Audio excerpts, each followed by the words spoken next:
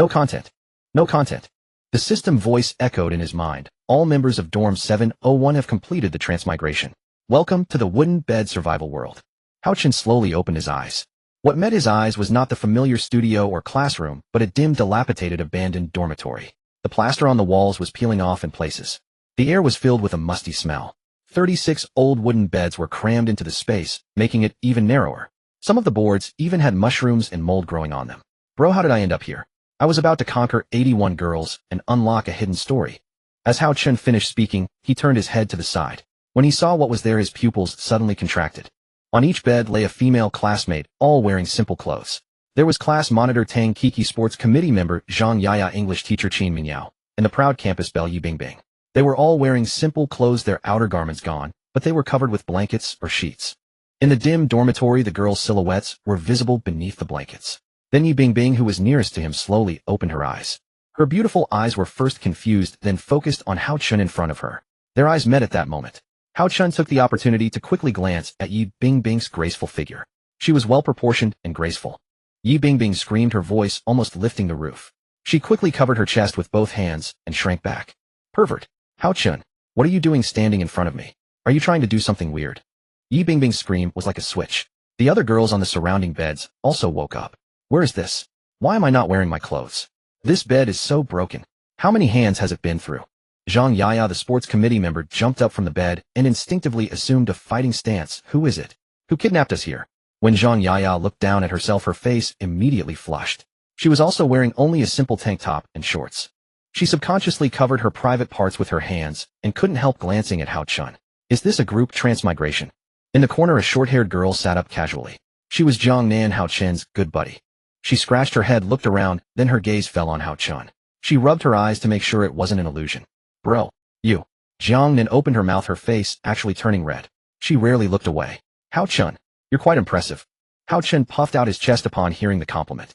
He pointed his thumb at his chest and said, of course, who do you think I am? Hao Chen then felt something was wrong. He had thought it was a bizarre wet dream, but now that so many people were awake, it clearly wasn't a dream. Hao Chen subconsciously wanted to find something to cover himself, but found that besides the broken boards there was nothing on his bed. At the same time, a serious voice called out. Everyone stop arguing. Be quiet. English teacher Qin Mingyao sat up from the bed, her purple hair falling over her shoulders. She forced herself not to look at Hao Chen, the only male student in the class. She took a deep breath. Calm down. Let's first figure out what's going on. Her ears were bright red, but she tried to stay rational. Yi Bingbing shrank at the head of the bed, covering herself with her hands, glaring at Hao Chen. It must be his fault. Why is he the only pervert? Pervert. Lewd. Hao Chen started to speak, but then at that moment a translucent light screen floated in front of everyone. All members of Dorm 701 are awake. Welcome to the wooden bed survival world. Here are the rules. 1. Daytime 06-0830 free activities can search for supplies. Dusk 1830 silence is coming. Please return to your bed during this period or you will be attacked by rule monsters. Night 210600 must stay in bed. Leaving the bed will lose protection value. Monsters can attack freely. 2. The wooden bed is your safe house. It can be upgraded with materials to increase protection value and defense capability. 3. Randomly select a survivor to be the dorm leader. Priority to acquire talent. 4. Newbie protection period of 3 days. Please collect supplies and upgrade your wooden bed during this time. After the system voice disappeared, the dormitory fell into silence. Everyone looked at each other in confusion. Selecting dorm leader. The code on the screen flickered rapidly, finally settling on 2 words. Dorm leader selection complete. Hao Chen. Seeing his name, Hao Chen's lips curled into a smile. Before he could be happy for himself, he heard a voice next to him. What? Yi Bingbing jumped up, ignoring her exposed state. Why should he be the dorm leader? He just looked at my whole body. Peeping Tom. Perv. Lewd. Teacher Qin Mingyao frowned, wanting to say something, but hesitated. In her impression, Hao Chen was indeed not a good student. He didn't do homework, didn't listen in class. But skipping school to go to the internet cafe was necessary. Would it be unwise to let such a student be the dorm leader? But this was chosen by the system, so it couldn't be argued. I knew it. Jiang Nan smiled at the corner, winking at Hao Chen. The man sitting in the back by the window is indeed not a nobody. At this moment, Hao Chen looked at his name on the light screen and took a deep breath. So they had transmigrated to a survival world, and he scanned the 36 pairs of eyes in the dormitory looking at him. There was panic, shame, caution, and curiosity all focused on him. I didn't expect to be the only male survivor here. Well, I have to accept it for now. Hao Chen cleared his throat, twice his voice calmer than expected. Everyone has seen the rules. This is not the time to argue. He then looked at Yi Bingbing coldly. You said I caused this. Look at this environment and the system. Could I, an ordinary person, have done this? Yi Bingbing opened her mouth, but then swallowed her words, realizing he was right. So it seems we have transmigrated into a survival game, and we have a 3-day newbie period to gather resources. Only by upgrading these broken beds can we survive. Hao Chen pointed at the old wooden bed beside him. Otherwise we will surely die. He then looked at English teacher Qin Mingyao. Teacher, you are the oldest in our class, and the most mature. Do you agree with what I said? Qin Mingyao took a deep breath, trying to suppress her inner agitation. Standing before her was a male student, and his towering figure was indeed somewhat overwhelming. But as a 26-year-old adult, she should stabilize the situation first. Hao Chen is right. She stood up and tried to stay calm. Our current task is to survive. We'll talk about everything else later. As soon as Qin Mingyao finished speaking, Hao Chen's system panel surfaced again. Dorm Leader Hao Chen, identity confirmed. Dorm Leader Hao Chen of Dorm 701, your talent has been drawn. Hao Chen did not rush to check. Instead, he looked up and met the 36 pairs of eyes. From now on, I'll be in charge. Any objections? The dormitory was silent. Yi Bingbing gritted her teeth and turned away without saying a word. Seeing this, Hao Chen nodded. Then let me see what talent I've obtained. It will determine how far we can go and how long we can survive. Hao Chen clicked on the system panel and checked his talent. Your talents are as follows, please receive them. When Hao Chen saw the 2 talents, a hint of excitement appeared on his face. Dormitory Leader Hao Chen. Talent skill, many children and good fortune. S-level daily word slip. S-level introduction, the more offspring the stronger the attribute bonuses, and the faster the wooden bed upgrades. Daily word slip, refresh random word slips. Every day 3 can be obtained each day, but only 1 can be kept permanently, while the other 2 can be used on the same day. After reading the talent skill introduction, Hao Chen nodded in satisfaction. Jiang Nan came over, slung her arm around Hao Chen's shoulder, having seen his talent. She was first surprised, then looked at Hao Chen's profile with a shy expression. Just then the other girls also came out one after another. The most eye-catching was the voluptuous figure of English teacher Qin Mingyao. She tightly covered her chest, and between her legs with both hands lowered her head, her stray hair covering half of her flushed face, and moved forward with awkward steps. Her full figure was even more accentuated by the covering, her plump chest slightly deformed by her arms. Seeing this, the other girls woke up as if from a dream and followed suit, and for a moment the dormitory was filled with shy rustling sounds. As the oldest person in the dormitory, Qin Mingyao took a deep breath, forcing herself to suppress her inner panic. Hao Chen. She bit her lower lip, lightly looked up at Hao Chen, her voice trembling slightly, but she tried to maintain the calm and aloofness of a teacher. System. What talent did you get? Tell everyone, since we just arrived in this strange place, we need to know your ability, so we can survive better. As she spoke, her hands tightened, nervously pressing her chest more obviously, though she was unaware. Hao Chen's gaze swept over the faces of the girls, covering their bodies, too shy to raise their eyes, and finally stopped on Qin Mingyao. He scratched his head, put on a harmless smile, and decided to tell the truth. I have 2 talents. One is many children and good fortune. Simply put, the more children, the stronger the attribute bonuses for both men and women, and the faster our wooden bed upgrades. So, he paused, seeing the girls' instantly wide eyes and flushed faces, and forced himself to finish. So, if I can have children with everyone, then we should be able to do whatever we want in this place. Before the words faded, the air seemed to freeze for 3 seconds. What do you mean by many children and good fortune? Suddenly a sharp rebuke rang out. Yi Bingbing suddenly raised her head, her originally shy and flushed face now red with anger, her slender finger pointing at Hao Chen's nose. Hao Chen, you're definitely using this as a pretext to do that kind of thing to us at night. You pervert. You scumbag. Mark my words, Yi Bingbing will get my revenge sooner or later. She was so angry that her chest heaved violently, completely forgetting that she was still naked. When she lowered her arms, her youthful curves were exposed without any cover. Su Wanqing, who was nearby, quickly pulled her. Yi Bingbing finally reacted, screamed, and drew back her hands to cover her chest, her face red as a ripe apple. She stared at Hao Chen with a mixture of shame and anger, looking like a spitting kitten. Though she was angry, it somehow felt a bit cute. We are all like this. He has seen everything. Yi Bingbing bit her lip, her eyes reddening. First, kick him out. Let's discuss a plan first. Yes, get out first. The other girls chimed in together. Hao Chen was not annoyed. He raised his hands in a stop gesture, smiled, and said, all right, I'll go myself. No need for you to trouble yourselves. With that, he turned and left his back, looking carefree, without any hesitation. After all, he didn't want to be labeled a peeping Tom before he even started building goodwill, even though he had indeed accidentally seen a lot. Bang! The wooden door slammed shut behind him. Inside, the girls looked at each other. After a moment of silence, someone let out a sigh of relief, and the atmosphere eased slightly. Everyone sat down on the abandoned beds in groups. Qin Mingyao was the first to speak, trying to make her voice sound as calm as in class. All right, classmates, let's calm down first. Everyone heard what the system said just now. During the day we can collect resources, but at night, we must stay on the bed, cannot move around, otherwise we will lose shelter points and be attacked by monsters. She paused, her gaze sweeping over each girl's face, her expression serious. So we must set rules. At night we absolutely cannot act alone, cannot lose temper. Safety first. The teacher will try her best to protect everyone. Teacher. In the corner a girl with a ponytail suddenly interrupted her, her voice carrying a hint of panic and hesitation. But right now only Hao Chun has a talent. What should we do? And his talent is too ridiculous. All those children. Isn't that? Doing that kind of thing. Which girl in the class would be willing? Anyway, raise your hand if you're willing. This is too absurd. As soon as she said that, the whole room fell silent. The girls looked at each other, the air thick with embarrassment and subtle tension. Some mumbled inwardly, some lowered their heads pretending to adjust their coverings, some secretly observed others' reactions. In the silence a slender hand slowly raised up. When they saw someone raise their hand, all eyes focused on her. The one who raised her hand was none other than Jiang Nan, who had just been slapping Hao Chun on the back like a brother. She lowered her head, her face red to the roots of her ears, even her neck tinged with pink. Her legs unconsciously pressed together and rubbed, her fingers intertwined nervously, her whole face, as if it were on fire.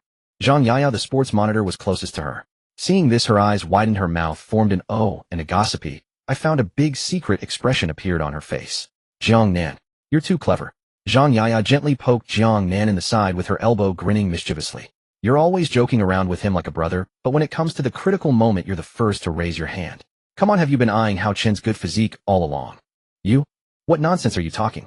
Jiang Nan was so embarrassed, she wished she could crawl into a hole, and she reached out to hit Zhang Yaya. But only she knew that the reason she raised her hand was never because of his good physique. It was because Hao Chun had always truly treated her as a girl.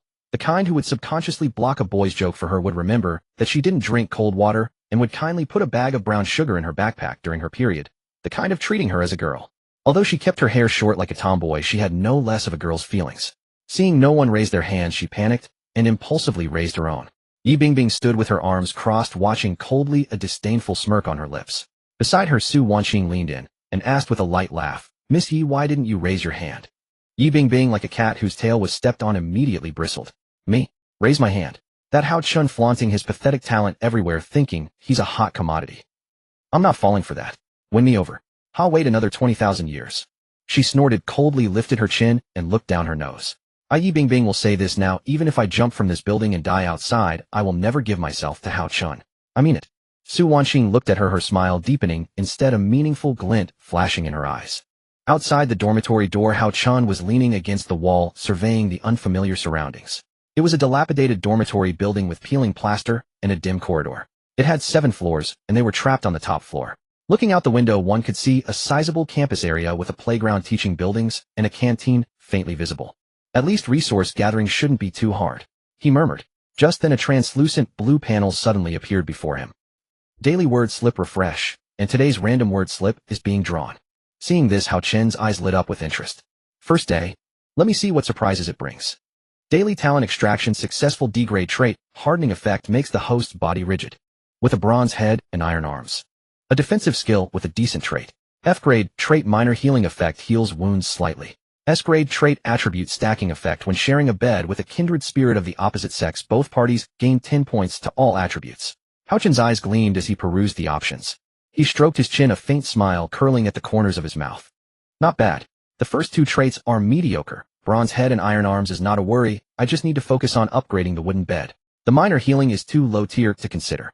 So the final choice is clear. Hao Chen fixed his gaze on the third option, which aligned perfectly with his talent for abundant progeny. Though it only works with a girl who shares a spiritual connection, later on with my charisma, I'll surely win over every girl in the class. When that day comes, each of the 36 girls will gain 10 points. Wouldn't I be as unstoppable as 360 security guard? The thought alone is maddening. Without a moment's hesitation, Hao Chen selected S-grade trait, attribute stacking. After handling that, he opened his system panel. As the dorm leader, he had to thoroughly understand his privileges. But another thought crossed his mind. The other girls had no talents. Only he did. How would things work out later? He couldn't possibly slave away like a beast of burden for them. At the thought, he waved his hands frantically. Impossible. Absolutely impossible. He glanced at the system panel and discovered the class member list. Each member's information was displayed with a line of gray text beneath their names. Talent, pending awakening. Pending awakening. So there's a chance to awaken, but I wonder how. Forget it, I'll set that aside for now. Hao Chen slowly raised his head to look outside. The sun was near the horizon, about to set. At that moment, the wooden dorm door creaked open. The English teacher Qin Mingyao spoke in a calm, dignified voice. Hao Chen, you may come in now. We've finished our discussion. As she spoke, she noticed the sun dipping toward the horizon. It's almost evening, we need to hurry. Hao Chen entered the dorm and surveyed the room full of fair-skinned girls. Some of the girls lowered their heads, covering their private parts with their hands. Others were too shy to lift their gaze. Only Yi Bingbing stared at Hao Chen as if he were an enemy. She, like the others, covered herself, but her fuller figure made the gesture more pronounced. Hao Chen's calm exterior belied the turmoil within. He couldn't suppress his physiological reaction. His chest puffed out invincible. Teacher Qin Mingyao approached, forcing composure as she averted her gaze filled with hidden thoughts. We've discussed your talent. Abundant progeny, she said, pausing to choose her words carefully. We understand this talent might be important for the class's future development. She met Hao Chen's eyes. But we cannot compromise. Qin Mingyao's tone grew resolute. These are your classmates, not marriage partners, and certainly not breeding machines. Exactly. Yi Bingbing jumped in. We are people with dignity, not your harem toys. Drop those twisted fantasies right now. She stepped forward as if to intimidate him. Encouraged, the other girls chimed in. That's right. Don't think you can do whatever you want just because you're the dorm leader. If you dare mess around, we'll cut it off and make you one of us. Better to go down fighting. Yeah, go down fighting. A few girls shook their little fists, feigning fierceness. But their voices were soft, more like coquettishness than threats. Hao Chen took a half-step back, hands raised in protest. Relax, relax. I'll never cross the line. I'm not that kind of scumbag, nor someone who abandons responsibility. Trust me, okay? His tone was sincere, his eyes clear, looking harmless. The girls exchanged glances, their tense shoulders gradually relaxing. Qin Mingyao nodded gently, her gaze softening. Good. So we've come up with a plan. She took a deep breath as if stealing her self-voluntary principle. Only those who are willing to be with you will participate in your talent. She paused, then added, we asked around. One person raised her hand. Hao Chen's eyes lit up. Here it comes. Someone actually likes me. I knew it. I may not be a top-tier handsome guy, but I'm decent looking and easygoing. Surely some girl would fancy me.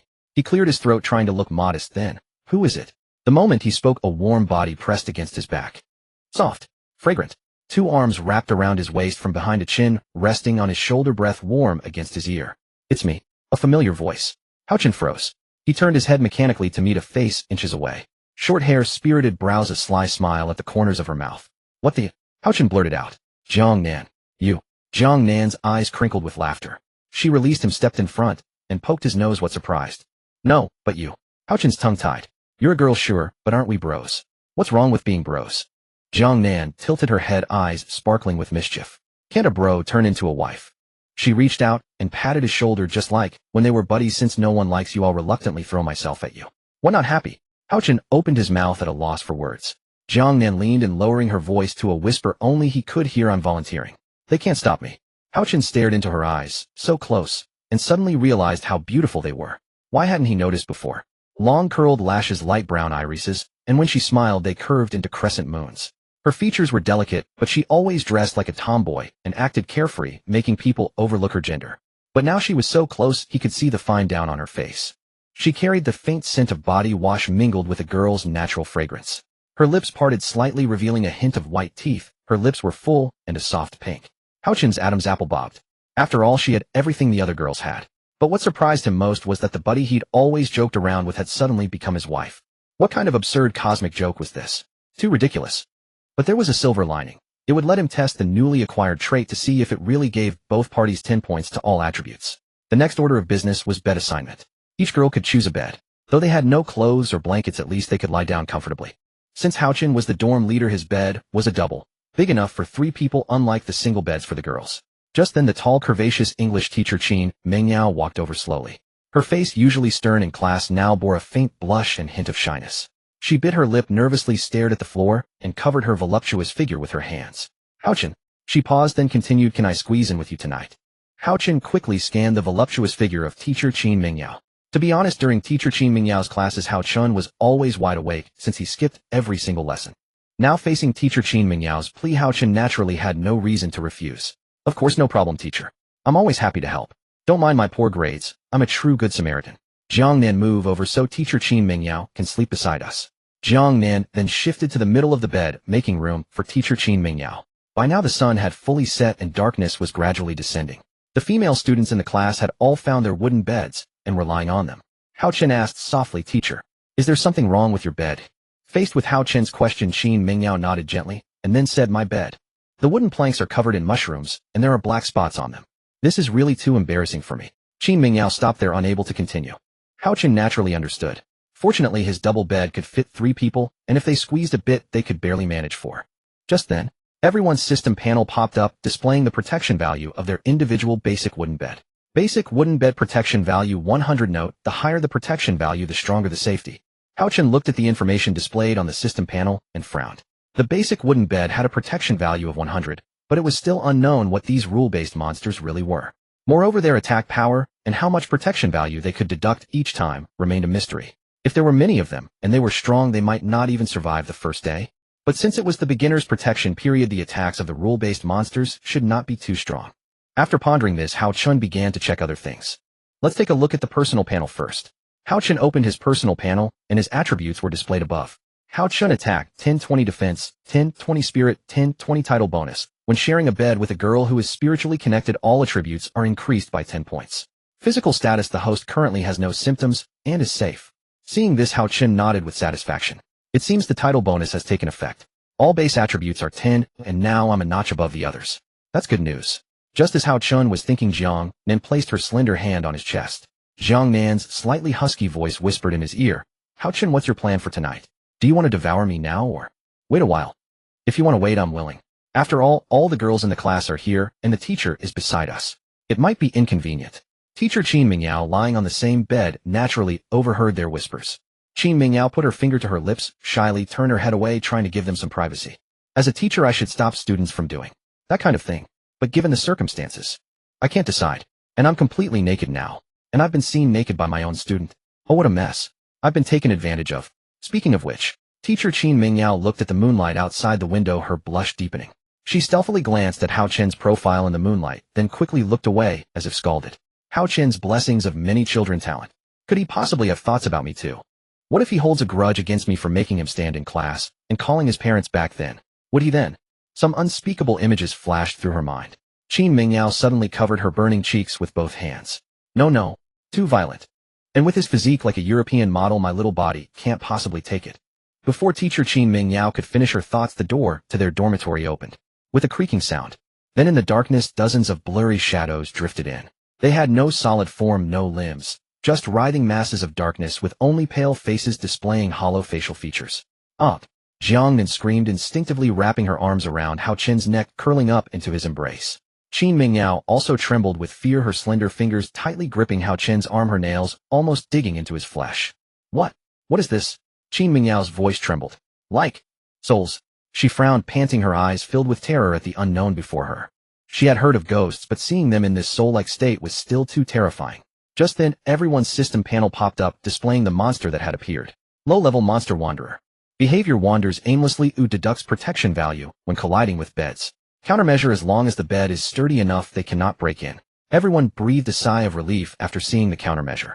Although their wooden beds had only 100 protection value, they were still sturdy enough.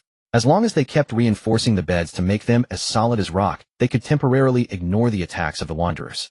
Dozens of wanderers drifted in from outside, as if searching for something. They floated around the dormitory, scanning the people on each bed as they passed.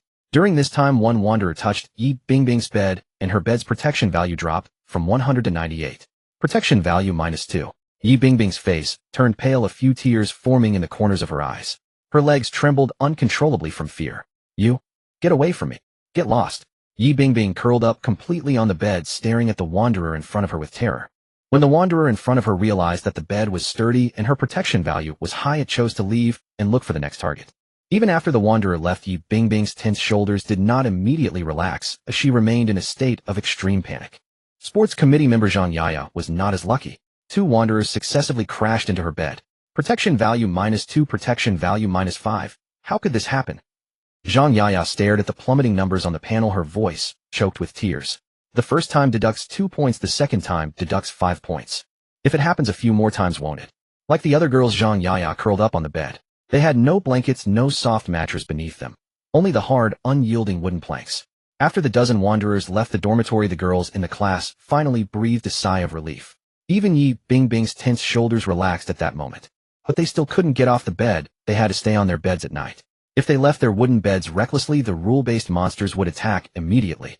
After more than an hour, the sound of even breathing came from the dormitory. After the wanderers left, the girls quickly fell asleep. Hao Chen, meanwhile, had his arms around Jiang Nan and Teacher Qin Mingyao. The two girls had already fallen asleep peacefully, allowing the night breeze to brush over them and the moonlight to bathe them.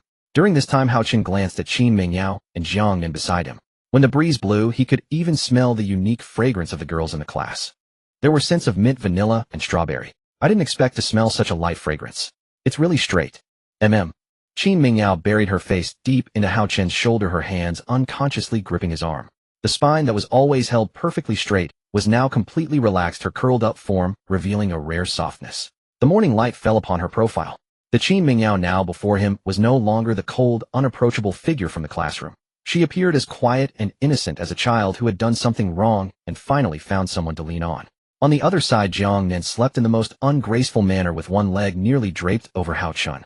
Her short hair stuck out in messy tufts, and she was mumbling something in her sleep, completely devoid of her usual bold spirit when she would slap the table and shout, "Let's go, bro."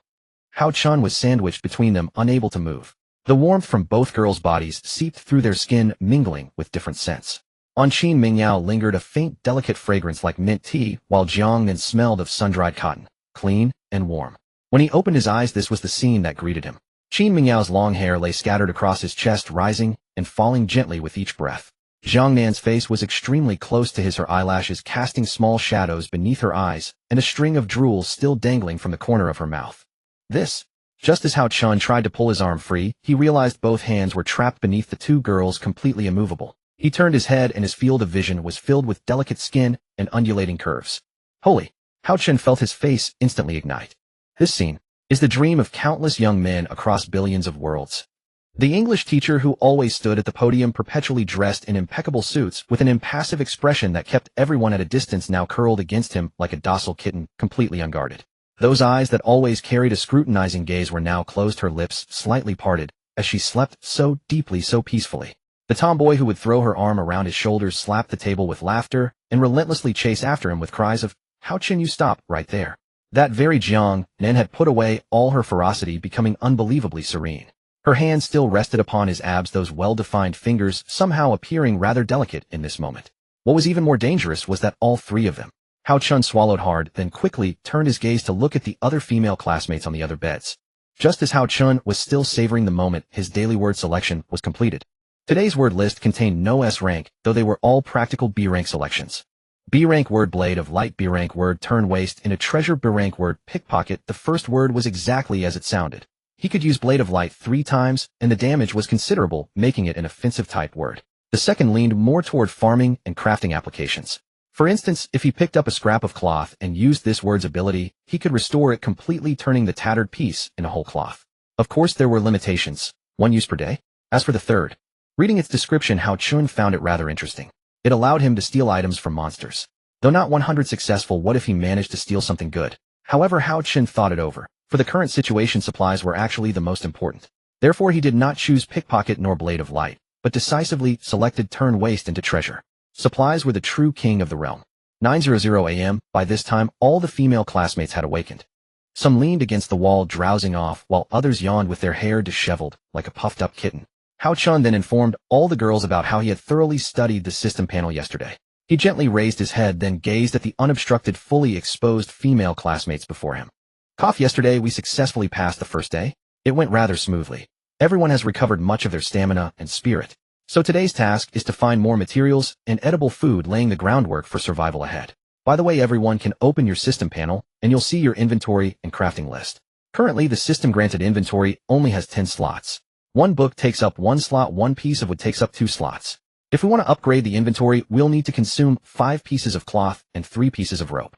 So during this time, whenever you see these resources, collect them all. Seek quantity over quality. Hao Chen paused, then turned his gaze toward the female classmates who were studying the system panel. Yi Bingbing, Su Wanqing, and Qin Yufei were all examining the system panel. Since they had arrived yesterday afternoon, coupled with the girls' group meeting and the nighttime monster patrols, they hadn't had much time to study the contents within the system panel. Upon seeing her system inventory and crafting list, Su Wanqing had a moment of realization. So it works like this. That's quite helpful. When we upgrade the system inventory, we'll be able to hold more things. Upon hearing her words, Hao Chen cut in. He shook his head and said softly, "How much we can carry depends on the weight capacity within the system. You can see there's a button in the top left corner of the inventory. Girls can carry a maximum of 30 gene. Any more, and they won't be able to move. Boys can carry up to 50 gene at most. So when we spot good items, we prioritize the valuable ones first. Hearing Hao Chen's reminder, the girls in the class nodded in agreement. Sitting behind Hao Chen, teacher Qin Mingyao's heart stirred with a hint of recognition as she observed his composed demeanor. After all, someone who could prioritize the bigger picture and analyze situations calmly at such a time was often the type who could go further. Helping the girls who didn't understand the system rules would give them more opportunities for survival. Seeing that everyone understood the rules on the system, Hao Chen stood up. His towering, magnificent form caused many of the girls' faces to flush crimson. After all, this was a rare sight indeed.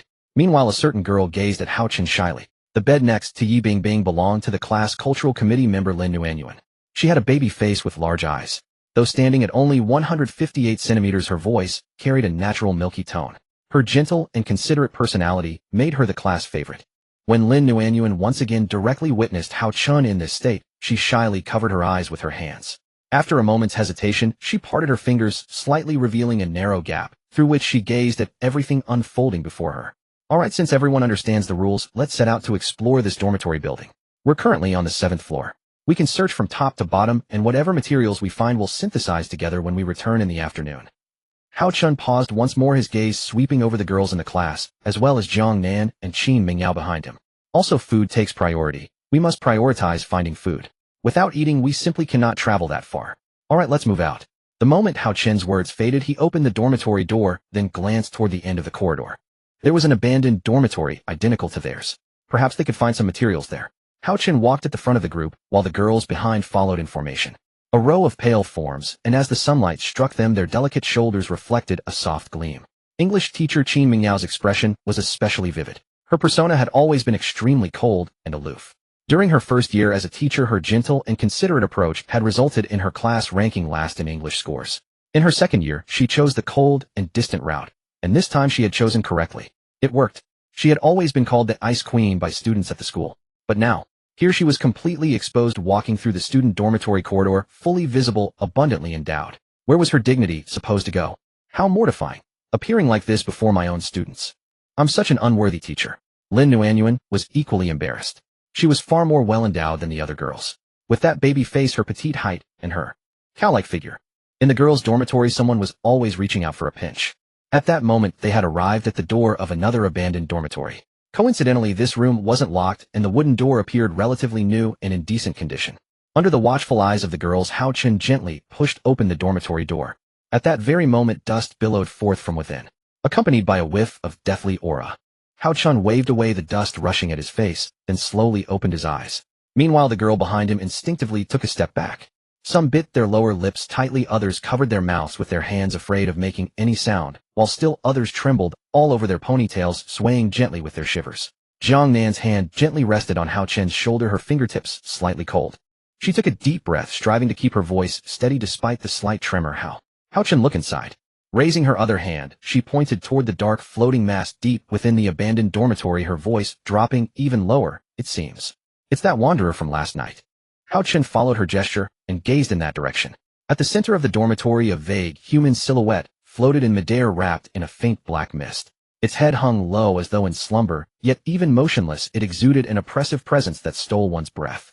Before he could react, a scream erupted from one of the girls behind him. She crouched down in terror, fearing the creature inside would devour her whole. Oh, there's that monster, let's run. Hurry back to our wooden beds.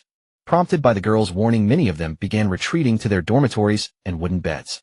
No longer covering themselves, they ran freely, their high ponytails and twin braids swinging with each stride. As Yi Bingbing returned to the dorm, she cast a glance back at Hao Chen, frozen in place, a smirk forming. As expected, a useless waste. Only pretending to be calm, yet paralyzed with fear when it matters most. He's truly not. Before she could finish, she noticed light blades flashing from Hao Chen's hand. Swift and intense, their radiance seeming to dispel the dark aura itself. What is this? Astonishment flickered across Yi Bingbing's face as her steps slowed. At this moment, Hao Chen activated today's B-rank attribute, Blade of Light. It was worth noting that of the 3 attributes he received daily, only one could be kept permanently, while the other 2 were available for use that same day. Confronting the wanderer in the abandoned dormitory, Hao Chen remained perfectly composed.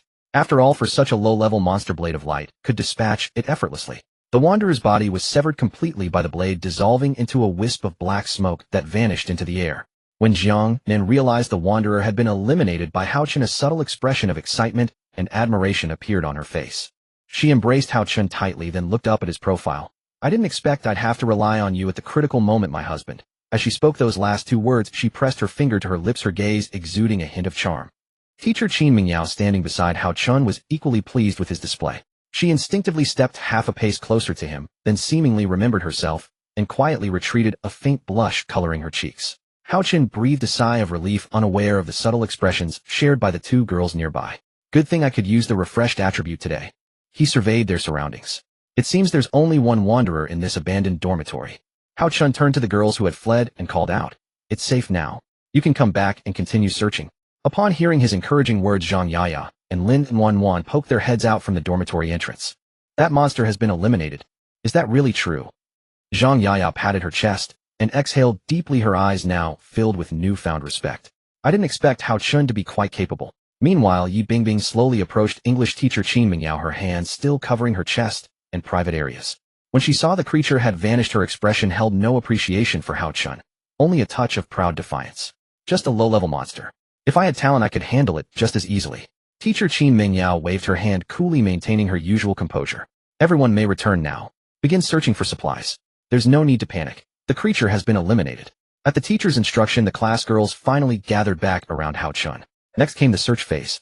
They entered the abandoned dormitory and began looking for usable supplies. Hao Chun headed straight for the dormitory window and tugged gently at the old curtain. According to the crafting table in his system, old curtains and torn clothes both classified as rags. After breaking them down, they could be crafted into bandages or used to seal the windows. This isn't bad. After using the turn waste into treasure, attribute, it can be transformed into a complete piece of cloth, allowing me to craft more bandages. Hao Chun nodded gently and began processing the rag. Meanwhile, Zhang Yaya, the sports committee member, conducted a thorough search alongside Lin Wanwan, Jiang Nan, and Su Wanqing.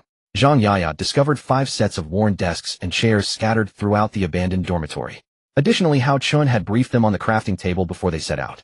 Obtaining ordinary wooden planks wasn't particularly difficult, but there was a requirement: 10 discarded desks and chairs were needed to extract a single quality plank.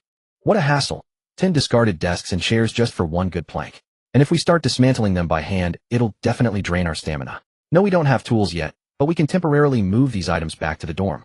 Once we have tools, we can deal with them, Zhang Yaya said to Lin Wanwan and the others beside her. I'll carry these back. You continue searching. Lin Wanwan, Jiang Nan, and Su Wanqing all nodded in agreement. Lin Wanwan made her way to the corner where she was particularly meticulous and often checked things others overlooked. In the corner of the abandoned dormitory were 2 boxes covered in thick dust. The labels on top had long been obscured by dust. Lin Wanwan gently wiped them clean with her small hands and soon made out the characters for mineral water. Mineral water. We have something to drink. Lin Wanwan eagerly opened the cardboard box, but her face fell with disappointment and grievance upon seeing what was inside. The mineral water bottles were neatly arranged, but each one was empty and dry, with not a single drop of water remaining. Lin Wanwan lowered her head, her shoulders sagging slightly, her voice tinged with grievance and disappointment. It's just empty bottles after all. I thought I could find water for everyone. Just then a hand gently rested on her shoulder. Lin Wanwan looked up and froze. It was Hao Chun standing right in front of her, gazing down. Her heart skipped a beat as her eyes drifted downward involuntarily, before snapping back away in haste. Her face flushed crimson instantly, as if burns spreading from her cheeks all the way to her ears. Hao Chun. Lin Wanwan hastily covered her burning face with both hands, revealing only a pair of watery eyes through her fingers. Why are you here? Even her speech became stuttering. Hao Chun smiled. Girls are searching in various areas, so I came to check this corner. I happened to see you squatting here looking so dejected. What's wrong? Lin Wanwan still covered her face, her voice muffled. I found 2 cases of mineral water, but the water inside is all dried up. Only empty bottles remain. Hearing this, Hao Chun's gaze fell upon the cardboard box. Mineral water, huh? Hao Chun mused thoughtfully. What we lack most right now is food and water. It seems the turn waste into treasure skill needs to be used more wisely. He looked at Lin Wanwan again and gently patted her shoulder. Good job. As the class favorite, you're remarkably detail-oriented. Don't be sad. I have a way to handle this. Lin Wanwan slowly lowered her hands and lifted her face, but accidentally met Hao Chun's gaze. Only then did she realize she was completely undressed and instinctively covered her chest again, her voice barely above a whisper. Hao Chun, don't stare at me. I'm shy. Hao Chun was startled and quickly averted his eyes, a flicker of embarrassment crossing his face. Ahem. Naturally. Of course. He cleared his throat twice and spoke seriously. Alright, let me try using the attribute I obtained today and see if it works. Hearing this, Lin Wanwan watched him curiously. Hao Chan extended his hand palm, facing the case of mineral water, and gently closed his eyes.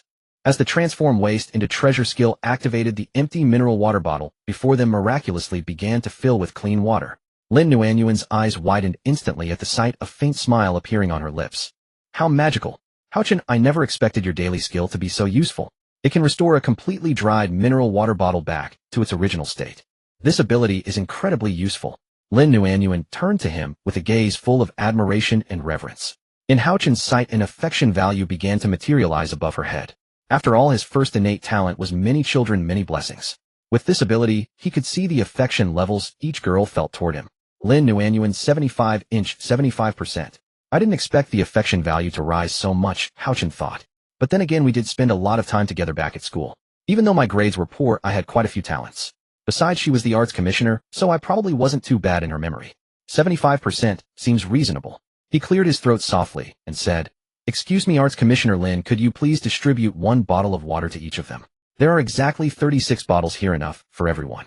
Lin Nuanyuan took the mineral water bottle from Hao Chan, who had helpfully unscrewed the cap for her. Gazing at the water inside, Lin Nuanyuan licked her dry lips. After all, they had arrived here yesterday with nothing to eat or drink. After receiving the water bottle, Lin Nuanyuan gave a gentle nod. Her doll-like face and large watery eyes made her look exceptionally adorable. The water moisturized Lin Nuanyuan's lips, no longer parched. She drank hastily, and a small droplet slipped down the curve of her neck, trailing into the soft hollow of her collarbone. Witnessing this scene, a faint blush quietly appeared on Hao Chan's face. They say Lin Nuanyuan is the group's darling. That's truly not exaggerated. At barely 5 feet tall, with those lowly-style twin tails. And on top of that, she's developed quite nicely. Having drunk nearly half the bottle, a blissful expression slowly spread across Lin Nuanyuan's face. Ah, so refreshing. I haven't had a single drink since yesterday. I never thought I'd get to taste such delicious mineral water today. It's so comforting. Lin Nuanyuan turned her gaze toward Hao Chan, who happened to be looking right at her. Flushing with shyness, she lowered her head, and then reached into the cardboard box for several more bottles. With a flushed face, she stammered, then Hao Chan. I'll go deliver water to the others first. Hao Chan gave a gentle nod upon hearing this. Watching her slowly rise to her feet, hands modestly covering herself. Her petite, lovely face combined with her well-proportioned figure made Hao Chan press his lips together and swallow hard. In a situation like this, Hao Chan certainly wouldn't let it pass. As the old saying went, a man who lacked even a touch of roguishness would never develop properly. Meanwhile, Lin Nuanyuan began distributing the water bottles to each of the female classmates. Zhang Yaya took the water bottle, and without a word twisted off the cap and downed a big gulp. The moment the cool liquid slid down her throat, her entire body relaxed. The fatigue from moving those broken tables and chairs earlier seemed to wash away by more than half. Thanks, sweet Nuanyuan, for the water. I was absolutely parched. She patted her chest hearty. Lin Nuanyuan shook her head with a smile. Don't thank me. You should thank Hao Chan. These bottles were originally empty. He made them useful again. If not for him, we wouldn't even have a sip of water. Scarcely had she finished speaking when the girls who had been resting individually all raised their heads. Their gazes involuntarily converged on the young man in the corner. Something was quietly transforming in their eyes. What had they feared before? They feared Hao Chan would abandon them, feared he would leave these helpless girls behind and run away on his own. But now, not only had he been the first to step forward and fight the monsters, but he had also used his ability to solve the most critical water shortage problem. This was a genuine, tangible contribution. Zhang Yaya spoke up first, her voice as loud and cheerful as ever. Way to go, Hao Chan. Fighting monsters and finding water. You're awesome. I'll accept this bottle of water. Thanks, brother. That's true. A girl with a ponytail beside her whispered in agreement. If Hao Chan hadn't taken care of that monster, how would we dare go out to find supplies, let alone get water? Exactly.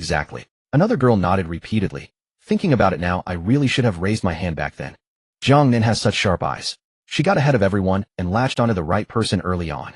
Hearing this, Jiang Nan tilted her chin up slightly and crossed her arms. Obviously. My bro is also my future husband. Would my judgment really be that bad? But then, she abruptly changed the subject, her gaze sweeping over the girls who had fled during the crisis. Some people sure ran fast just now, leaving Hao Chan all alone there. The girls in the class lowered their heads upon hearing this, awkward expressions on their faces. People can only be truly judged when facing real situations. Jiang Nan continued. But you should also feel fortunate that our dorm head is a magnanimous person. Jiang Nan. Hao Chan intervened at the right moment, his tone gentle yet firm. That's enough. Jiang Nan opened her mouth as if to respond, but ultimately closed it. Hao Chan rose to his feet, his gaze sweeping over everyone present. Fear is normal. Our entire class is made up of girls. None of you have seen that kind of creature before. Without talents or weapons, anyone would have an instinctive reaction. But, he paused, his voice resolute. As long as I'm here, nothing will happen to any of you. The girls all raised their heads. In their gazes directed at him, something was quietly sprouting. Hao-Chen saw the affection values climb a few more points. After all, he couldn't afford to let Jiang Nan's careless words ruin the groundwork he had laid for his later development. At this moment, Yi Bingbing stared at the mineral water bottle in her hand. Her lips were already dry and pale, yet she stubbornly held her chin up, a look of disdain on her face. TCH. Water given by Hao-Chen. I wouldn't drink that even if I jumped off this place and died of thirst. Though Yi Bingbing spoke those words, the bottle in her hand was gripped deathly tight. Her throat was practically smoking now. Since yesterday, not to mention water, she hadn't even touched a single drop of dew. Her stomach began to growl uncontrollably. She glanced around and, pretending nothing was wrong, stood up. I'm going to the restroom.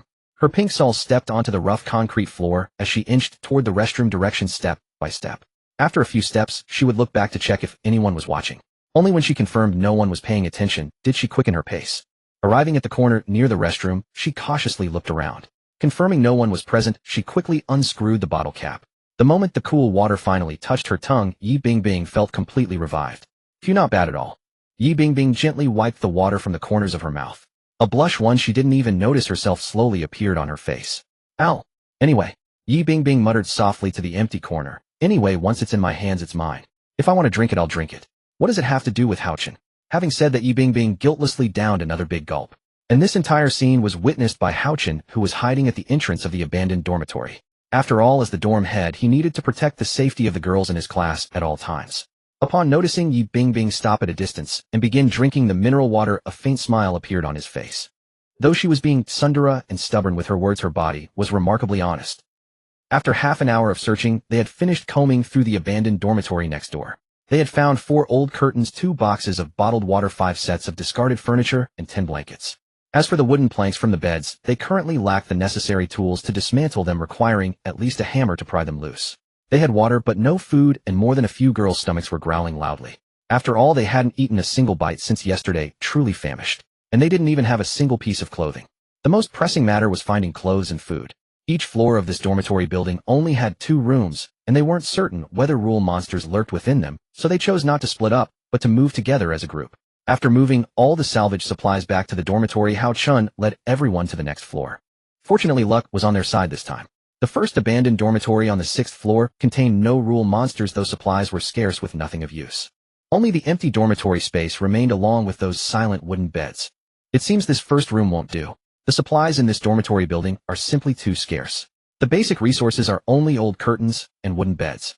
If we want to find more supplies, we'll have to head to the teaching building. But Hao-Chen reconsidered. If rule monsters existed even in the abandoned dormitories, wouldn't places like the teaching building, principal's office, and cafeteria harbor far more terrifying rule monsters?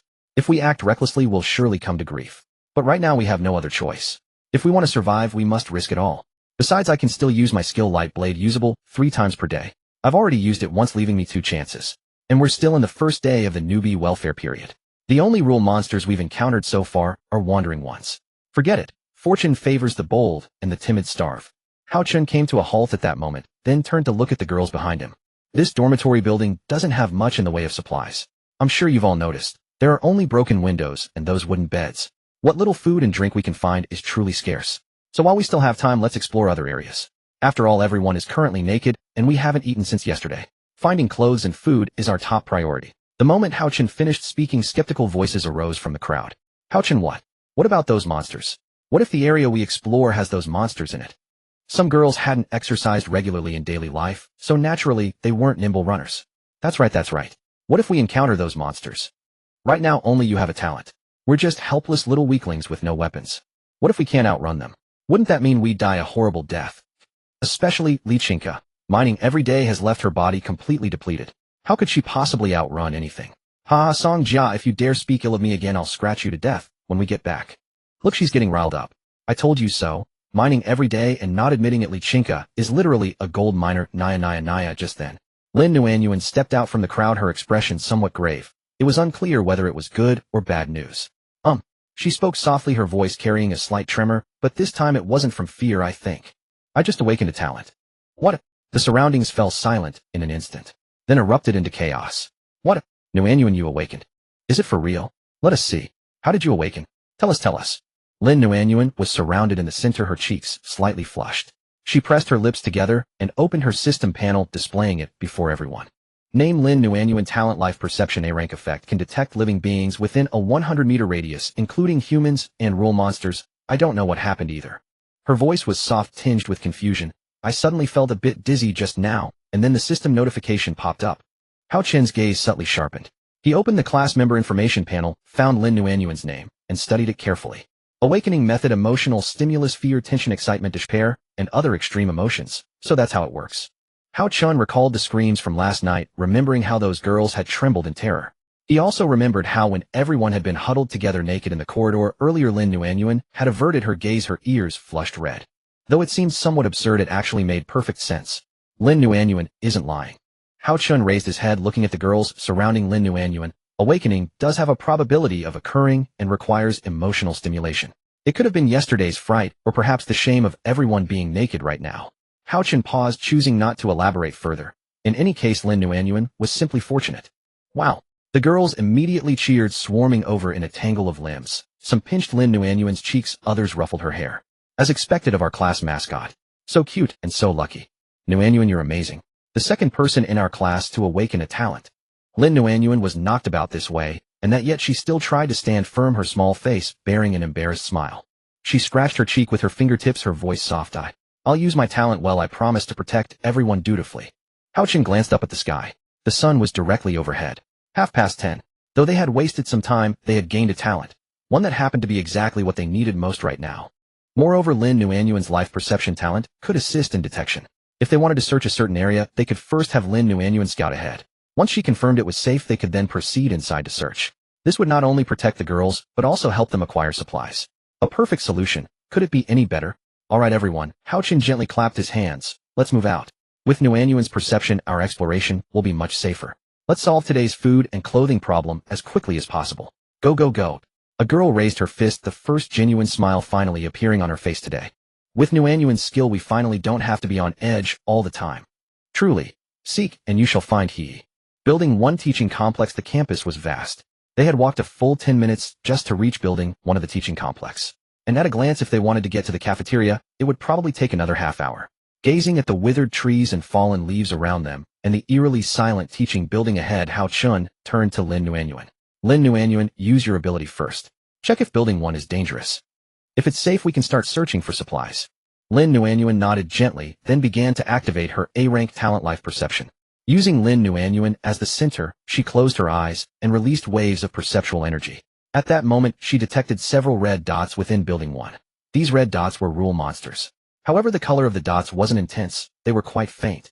This indicated that the rule monsters inside were only low-level wandering ones.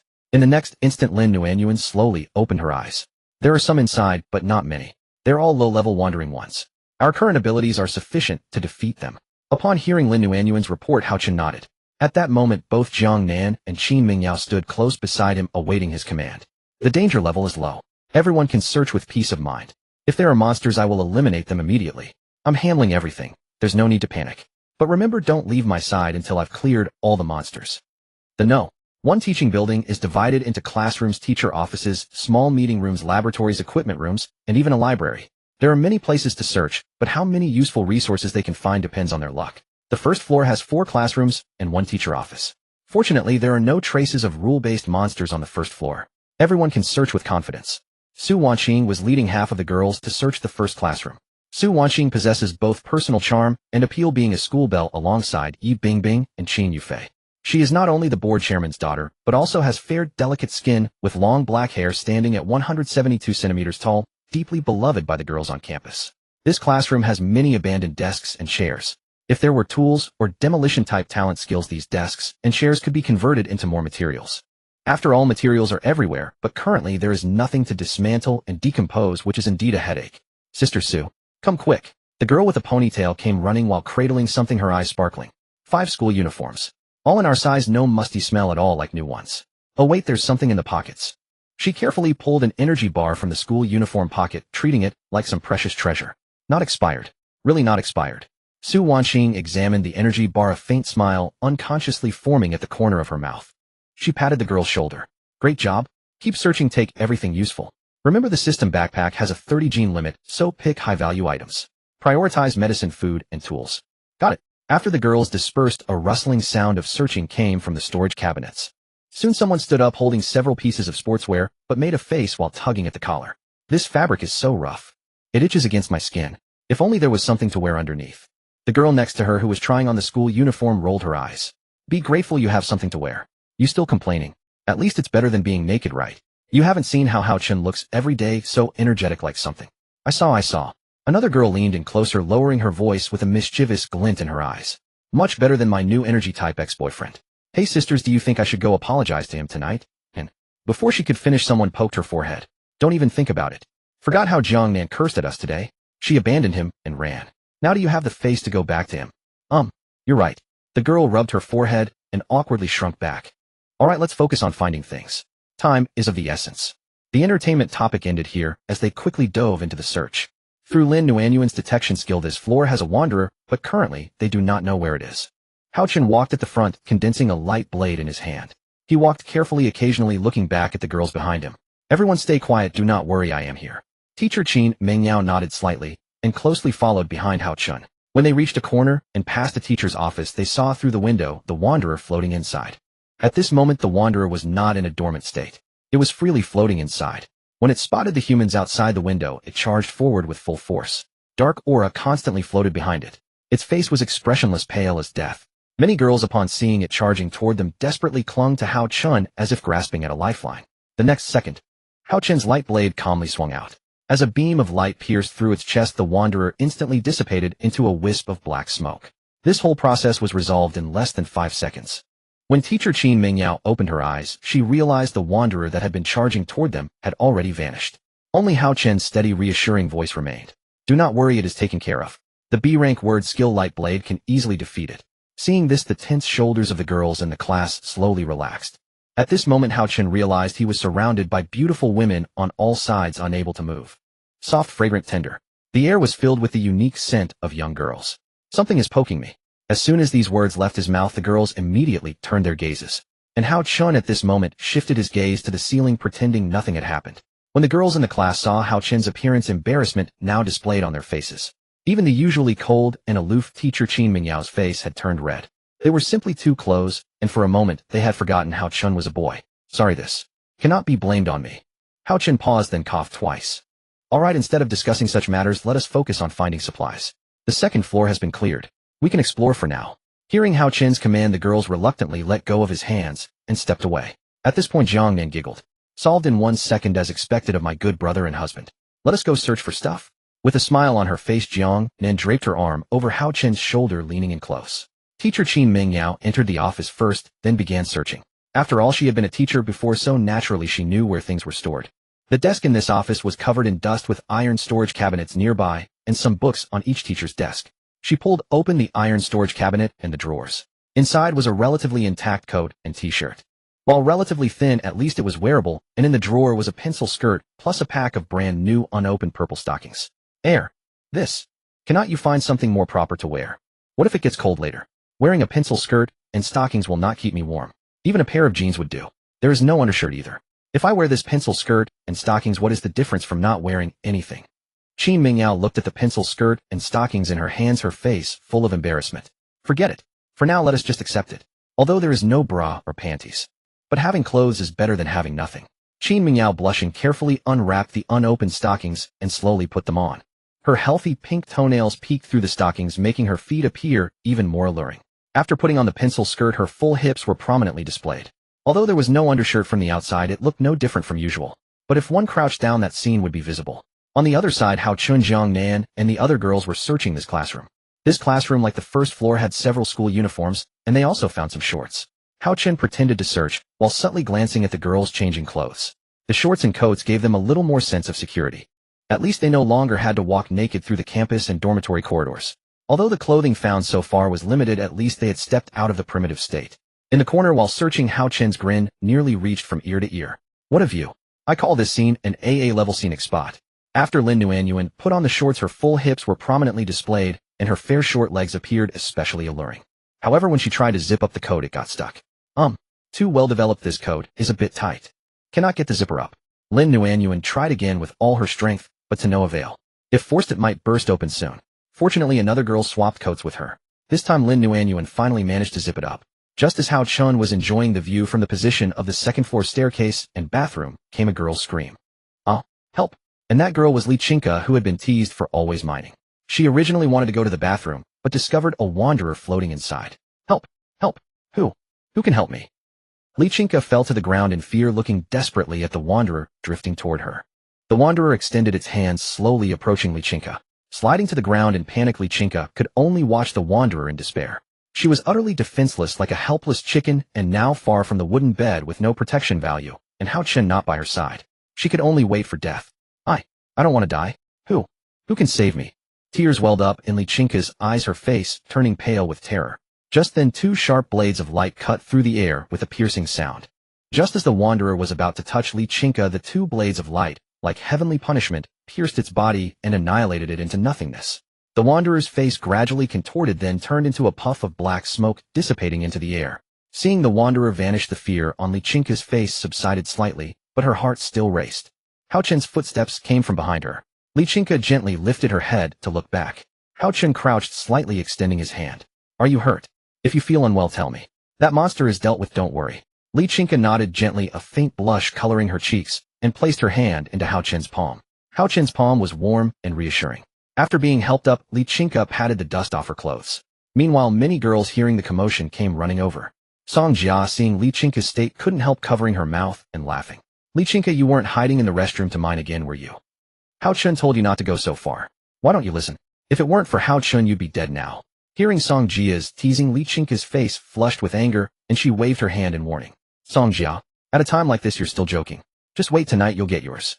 Song Jia, hearing the threat, simply stuck out her tongue and turned to search the adjacent classroom.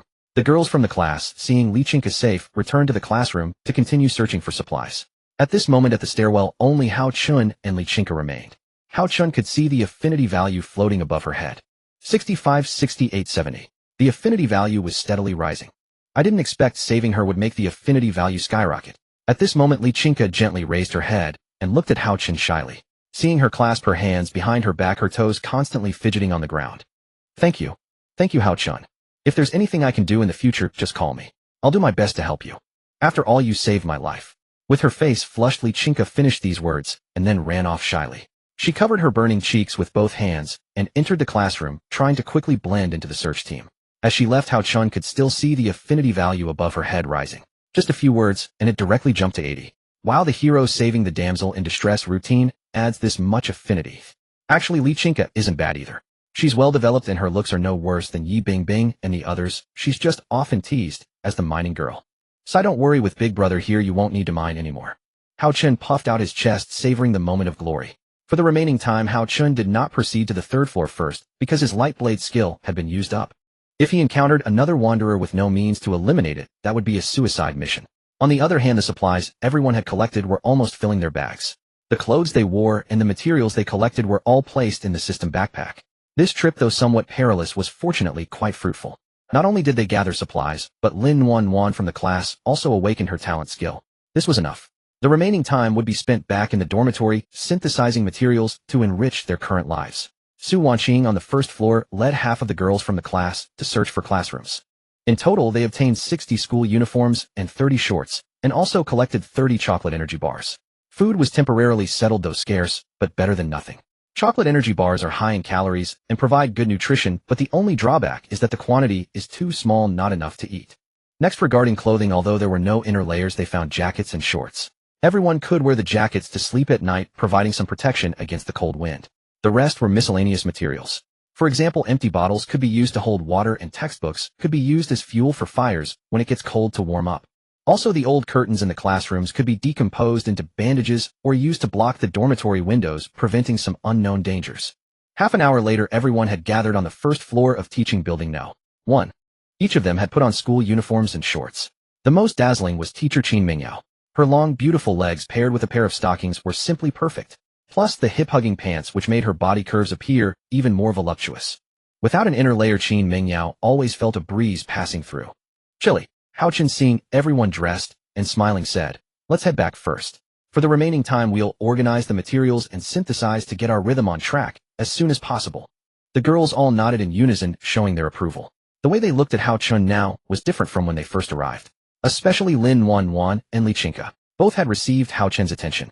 Hao Chen's gentle care dispelled Lin Wanwan's dejection, and his heroic rescue saved Li Chinka's life. Now both of their affinity values had reached 80. It wouldn't be long before Hao Chen's bed would be too crowded for people. Dormitory 701. Everyone now took out all the materials and placed them along the dormitory wall. Lin Wanwan acted as the reporter. Looking at the supplies on the floor, she carefully said, "This time we set out, we harvested 6 old curtains, 2 cases of mineral water, 30 energy bars, some scrapbooks, and paper, 6 discarded desks, and chairs, 10 blankets, 60 school uniforms, and 30 shorts. Also some branches and stones picked up along the way, 60 branches and 40 stones. That's all. Hao Chen, do you see anything else?" After listening to Lin Wanwan's report, Hao Chen nodded gently. "This harvest is pretty good. We found clothes and some food. To have developed this much on the second day is thanks to everyone." And Lin Wanwan awakened her talent, which is a good start, at least allowing us to go further. "So next we'll use the remaining time to synthesize and decompose materials." Hao Chen turned to look at everyone, then picked up an old window curtain. "Next I'll decompose and synthesize materials. Everyone can watch me." Hao Chen then placed the old curtain into his personal system backpack, then moved it to the system's built-in decomposition table. Decomposing large items takes a long time, but for items like old curtains, it only takes about 10 seconds to complete decomposition. After the old curtain decomposed into 5 pieces of cloth and 2 ropes, Hao Chen picked up the stones and sticks everyone had collected on the road. 1 stone plus 1 stick plus 2 ropes could synthesize a simple hammer. With a simple hammer they could break things. Due to its simplicity, its durability was only 15 uses, enough for the 15 discarded desks and chairs they had found today. But for their current progress, it was sufficient. Half a minute later, the simple hammer appeared in Hao Chen's hand. "With this thing we can break the discarded desks. Zhang Yaya, why don't you try out the new tool?" Zhang Yaya took the simple hammer. Hao Chen handed her a hint of excitement on her face. She rolled up her sleeves, and under the girl's gaze walked over to the discarded desk. "All right, let me see what this so-called simple hammer can do." Zhang Yaya forcefully struck the abandoned desk and chair before her with a simple hammer. The worn furniture gradually crumbled under the blows, though it took more than one strike to completely dismantle it. It took Zhang Yaya approximately 15 strikes before the first piece of abandoned furniture was completely destroyed. From it, she obtained an ordinary wooden board and 2 rusty nails. Looking at the materials scattered on the ground, Zhang Yaya couldn't help but purse her lips in disappointment. "To upgrade to a level 2 wooden bed, I need 5 wooden boards and 10 nails. With 36 people in the class, how long will this take?" Yet Zhang Yaya did not lose heart, pressing forward to dismantle the next piece of abandoned furniture. After all, she understood that materials in the early stages were all extremely precious. A wooden bed was like a sanctuary itself. Without sufficient materials, it simply could not be upgraded. So to survive, their most urgent task was to obtain more materials to upgrade the wooden bed and defend against the rule-based monsters' nightly assaults. While Zhang Yaya was demolishing the abandoned furniture, several girls who usually played and joked around with her appeared by her side. Song Jia, Li Chinka, and Jiang Nan each held a simple hammer in their hands, coming to help Zhang Yaya accelerate the decomposition of these materials. Meanwhile, on the other side, Hao Chen was distributing the materials collected today to each girl, allowing them to synthesize on their own. Mastering the technique of material synthesis and becoming familiar with the system rules were essential for survival. The girls in the class now began synthesizing the most basic weapon, the stone blade. It only required 1 stone and 1 wooden stick to craft. Its uses included cutting ropes and whittling wood. Though it only had 5 uses of durability, it could provide some basic attack power. They had no iron shards to craft an iron blade, so they had to make do with this for now. When the stone blades were crafted, the girls in the class couldn't help but exclaim, "Finally, we have a proper blade. At least we're not empty-handed anymore." Meanwhile, Qin Mingyao, the only teacher in the class, began assigning personnel. They divided into 3 groups of 6 girls each. The first group would decompose materials first, providing the materials needed for synthesizing tools afterward. The second group would synthesize weapons using the materials collected today, such as stone blades, stone axes, and so on. The third group would craft items, making more simple hammers to demolish the abandoned furniture for wooden boards and rusty nails. After 1 hour of work, they had demolished all the wooden beds in the neighboring dormitory. They obtained a total of 20 wooden boards and 36 rusty nails. Moreover, every girl in the class now had a stone blade, giving them some fighting capability. Then there was their system inventory. Since they had collected so many school uniforms and shorts this time, they could decompose some of them. Combined with the old curtains, they obtained small amounts of fabric and rope. Starting from Hao Chen, the inventory capacity of Jiang, Nanqin Mingyao, Su Wanqing, Zhang Yaya, and others increased by 5 slots. They upgraded the system's simple backpack to level 2. Though the storage space provided wasn't much, it was still decent for the early game. After completing all this, it was already 5 o'clock in the afternoon. Each girl sat on her own bed, taking small sips of the remaining mineral water. For every 2 people, they were allocated 1 chocolate energy bar. Though it was little, at least they had something to eat. A blanket was spread across Hao Chen's double bunk. This way they wouldn't have to sleep on the hard wooden planks tonight. Hao Chen was drinking the half-remaining mineral water when he turned his gaze to the girls in the class. Now everyone had put on clothes, and there was no longer such a scenic view to admire. Seeing this, a sense of regret still lingered in Hao Chen's heart. Truly some things, even after achieving them, one still regrets it. Especially when you can never see that scenery again. While Hao Chen was lamenting in his heart, he looked at the affection values appearing above everyone's heads. Lin Nuanyuan's current affection was at 82%. In her heart, she was probably already restless and eager. And when Hao Chen looked at her, Lin Nuanyuan's gaze kept darting away. Hao Chen could clearly see the faint blush blooming on her adorable little face. Her petite height of just over 1.5 meters combined with her twin-tail lowly hairstyle made her appear even more charming and adorable. Hao Chen suddenly thought of the scene when she couldn't zip up her jacket. Truly, there's always room for more. Next was Li Qingke. Since Hao Chen had saved her, Li Qingke's current affection was at 81%. It probably wouldn't be long before she would also come to his bed seeking comfort. Just then Hao Chen noticed an unexpected person. It was that Sundara school beauty Yi Bingbing. Her affection value was rising and falling in a tumultuous wave. 87-64. A few seconds later it became 84, then dropped to 42. What the heck? What is this Sundara school beauty Yi Bingbing thinking? Her affection rises then drops. Sigh, a woman's heart is truly unfathomable, especially this type. Offering water, and she refuses, yet still drinks it secretly outside. Hao Chen slowly shook his head, expressing his helplessness. Hao Chen, open your mouth. A voice sounded in his ear at this moment. When Hao Chen turned his head, he saw Jiang Nan. Jiang Nan had a chocolate bar in her mouth, and she cast him a flirtatious, languid gaze. Let's compete to see who can eat the shortest piece. Dare you? Looking at Jiang Nan's blushing expression, Hao Chen licked his dry lips. Hao Chen gently bit the other end of the chocolate bar, then continuously nibbled his way closer. On the other side, Jiang Nan was also putting an effort eating the chocolate bar while approaching Hao Chen. The distance between them grew closer and closer, and their eyes locked in a dazed gaze at this moment. Their behavior was naturally witnessed by the other girls in the class. Many girls blushed upon seeing this scene. Some teased, feeding each other right in broad daylight. You too. Knowing we're hungry, you spread another round of dog food, huh? At this moment, Qin Mengyao was also sitting on Hao Chen's bed watching her two students engage in such an intimate act, with a face full of blush. She approached blushing. Qin Mengyao touched her flushed cheek, then gently averted her gaze. Kissing and such. I've never even experienced it myself. What would that feeling be like? Every day is either teaching or on the way to teaching. Where would I find the mood to look for a boyfriend or seek stimulation and such? Qin Mengyao's gaze turned to Hao Chen and Jiang Nan again. The chocolate bar had been eaten down to just 5 centimeters. The distance between the two was already extremely close. They were about to kiss each other lips to lips, when only the last piece of chocolate bar remained. A subtle smile curved the corner of Jiang Nan's lips. She gently leaned forward, finishing the remaining chocolate bar and proactively meeting Hao Chen's kiss. When their warm, moist lips touched, the girls in the class let out a few surprised sounds. Behind them, their English teacher Qin Mengyao gazed at the two kissing with an entranced expression. Both of their faces showed intoxicated expressions, and one could also see Jiang Nan's shy face and her gesture of tucking her short hair behind her ear.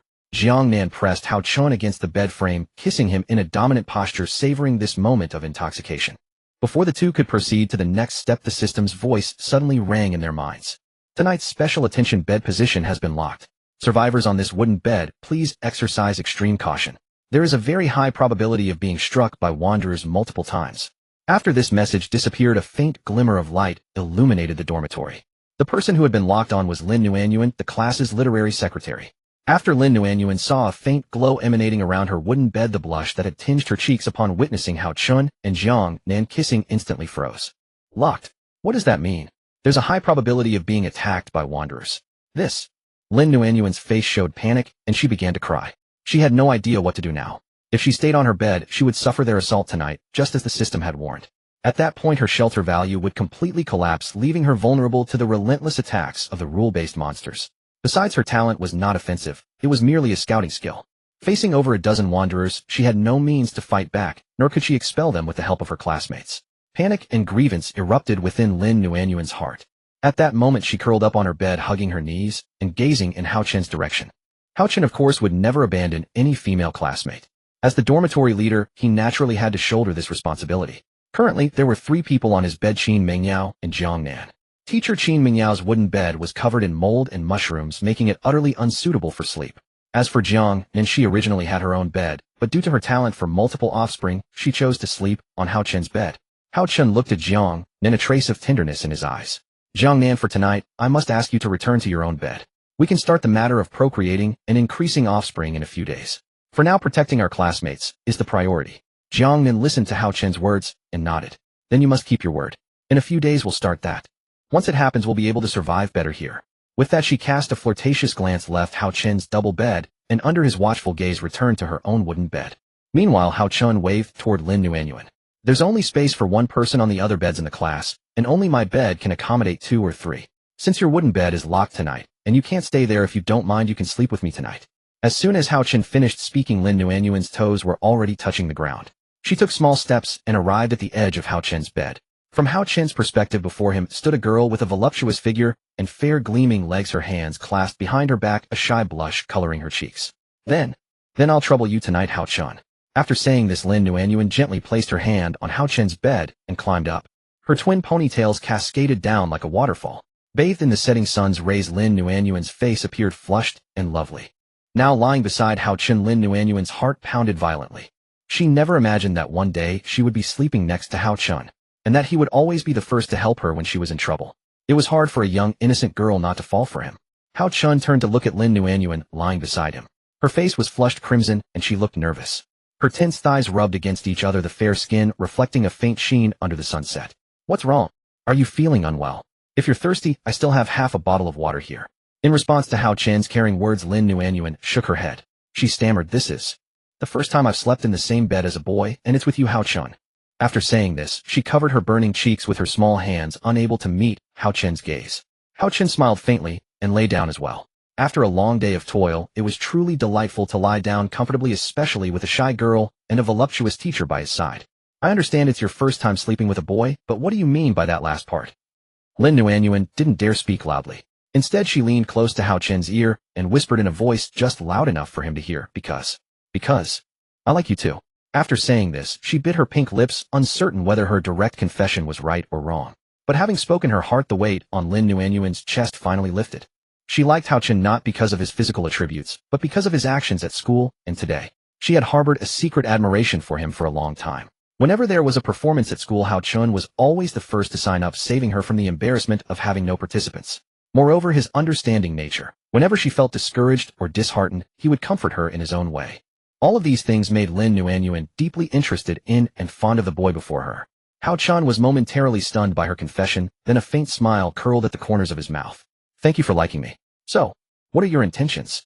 "I won't force you, but it's entirely up to you." Lin Nuanyuan replied shyly and hesitantly. "My answer is, I am willing to engage in that kind of thing with you. It's not just about the whole class, but also about our future development. I can't do it alone when it comes to having children. So, if it's possible, please cherish me." Her reply was clear. She had already decided to offer herself and submit to Hao Chen. When Hao Chen looked at Lin Nuanyuan again, her affection value had soared straight to 91. Just a while ago it was still in the 80s, and now it had reached 90. This little girl had indeed had a secret crush on him before, but was too shy to express it. Now, thanks to this incident, she had laid her cards on the table and made her stance clear. Hao Chen pretended to be calm and replied, "All right, I understand. I will not let you down." Nightfall descended slowly. Everyone lay on their beds, afraid to make a sound. The atmosphere at night was extremely terrifying, shrouded in almost complete darkness. The only visible thing was the shelter value emanating from the wooden beds. Lin Nuanyuan pressed tightly against Hao Chen, her gaze fixed on her own wooden bed not far away. Hao Chen could feel her anxiety. He gently stroked her head. "Don't worry, I'm here." Reassured by his words, Lin Nuanyuan relaxed, resting her head firmly against his shoulder. Soft and warm, it made Hao Chen feel as if he had reached the pinnacle of life.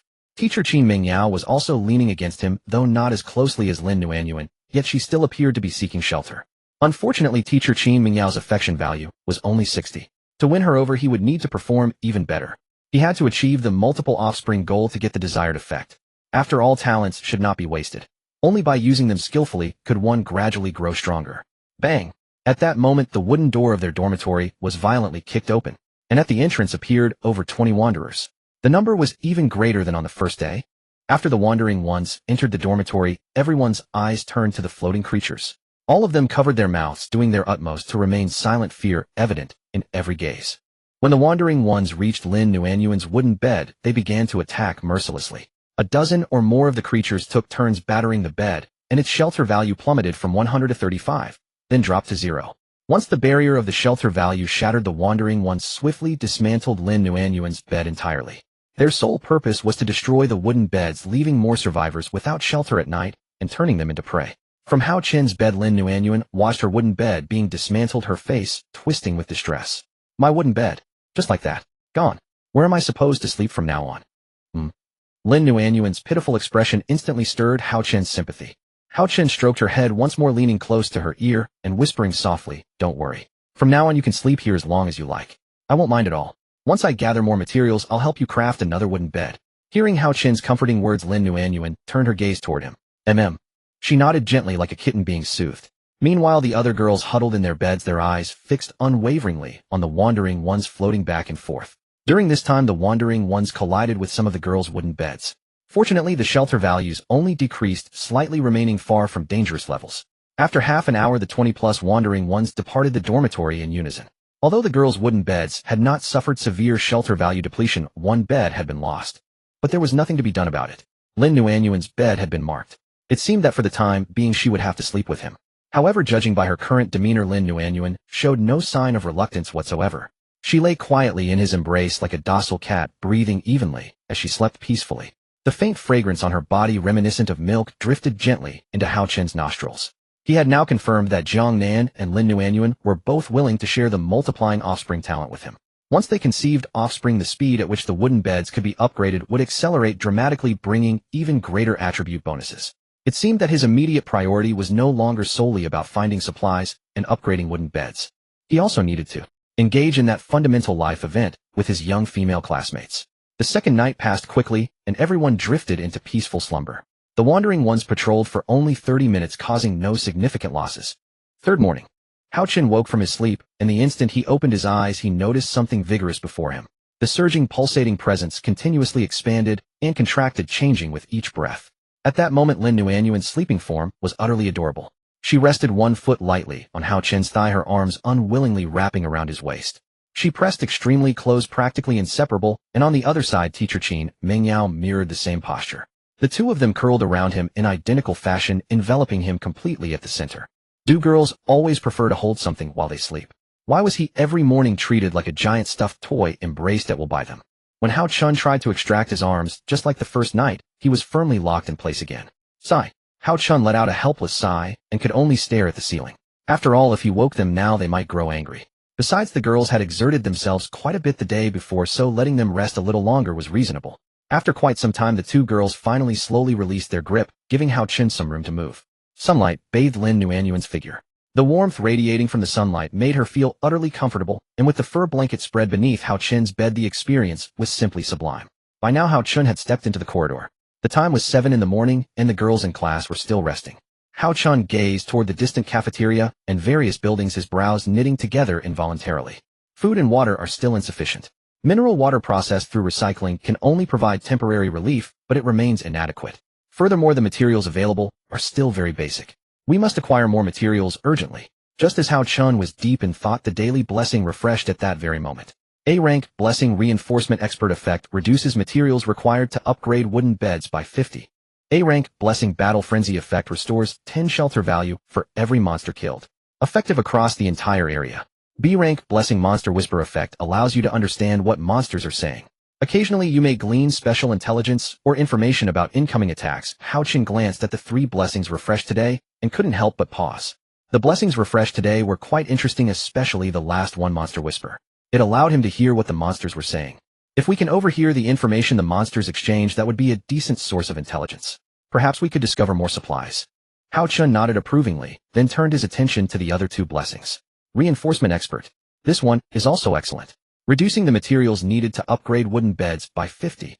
As long as there were sufficient materials combined with this blessing, upgrading all the girls' wooden beds would be entirely feasible. This is good. The other A-rank blessing was battle frenzy. Every monster killed restored 10 of the shelter value, and it was effective across the entire area. All 3 are excellent. But how should I choose? Hao Chen pondered. After all, he needed to consider the bigger picture. The blessings refreshed each day laid the groundwork for future success. In a place like this, he could not afford to be careless. Battle frenzy is certainly powerful, but we currently lack suitable weapons and cannot effectively eliminate the monsters. As for monster whisper, although it provides intelligence about what the monsters are discussing, but The primary mission in the early stage is to upgrade wooden beds and find supplies. That direction cannot and will not change. This concerned the safety of all the girls in the class. With this thought in mind, Hao Chen decisively chose reinforcement expert. Upgrading wooden beds and collecting resources was the priority at the moment, and also reproducing offspring. Just then a girl rubbed her sleepy eyes and emerged from the dormitory doorway. Freshly awakened, a slight flush and drowsy bliss graced her face. Hao Chen, why are you up so early? I thought you had disappeared. The speaker was Lin Nuanyuan, her voice sweet and tender. She approached Hao Chen from behind with small, delicate steps, and then wrapped her arms around him. Softness and sweetness instantly brushed against his back. Hao Chen, I also want. Experience the feeling of kissing. Although we can't start that kind of thing right now, if it's possible, I want to give you my first kiss. Let's share a morning kiss here, okay?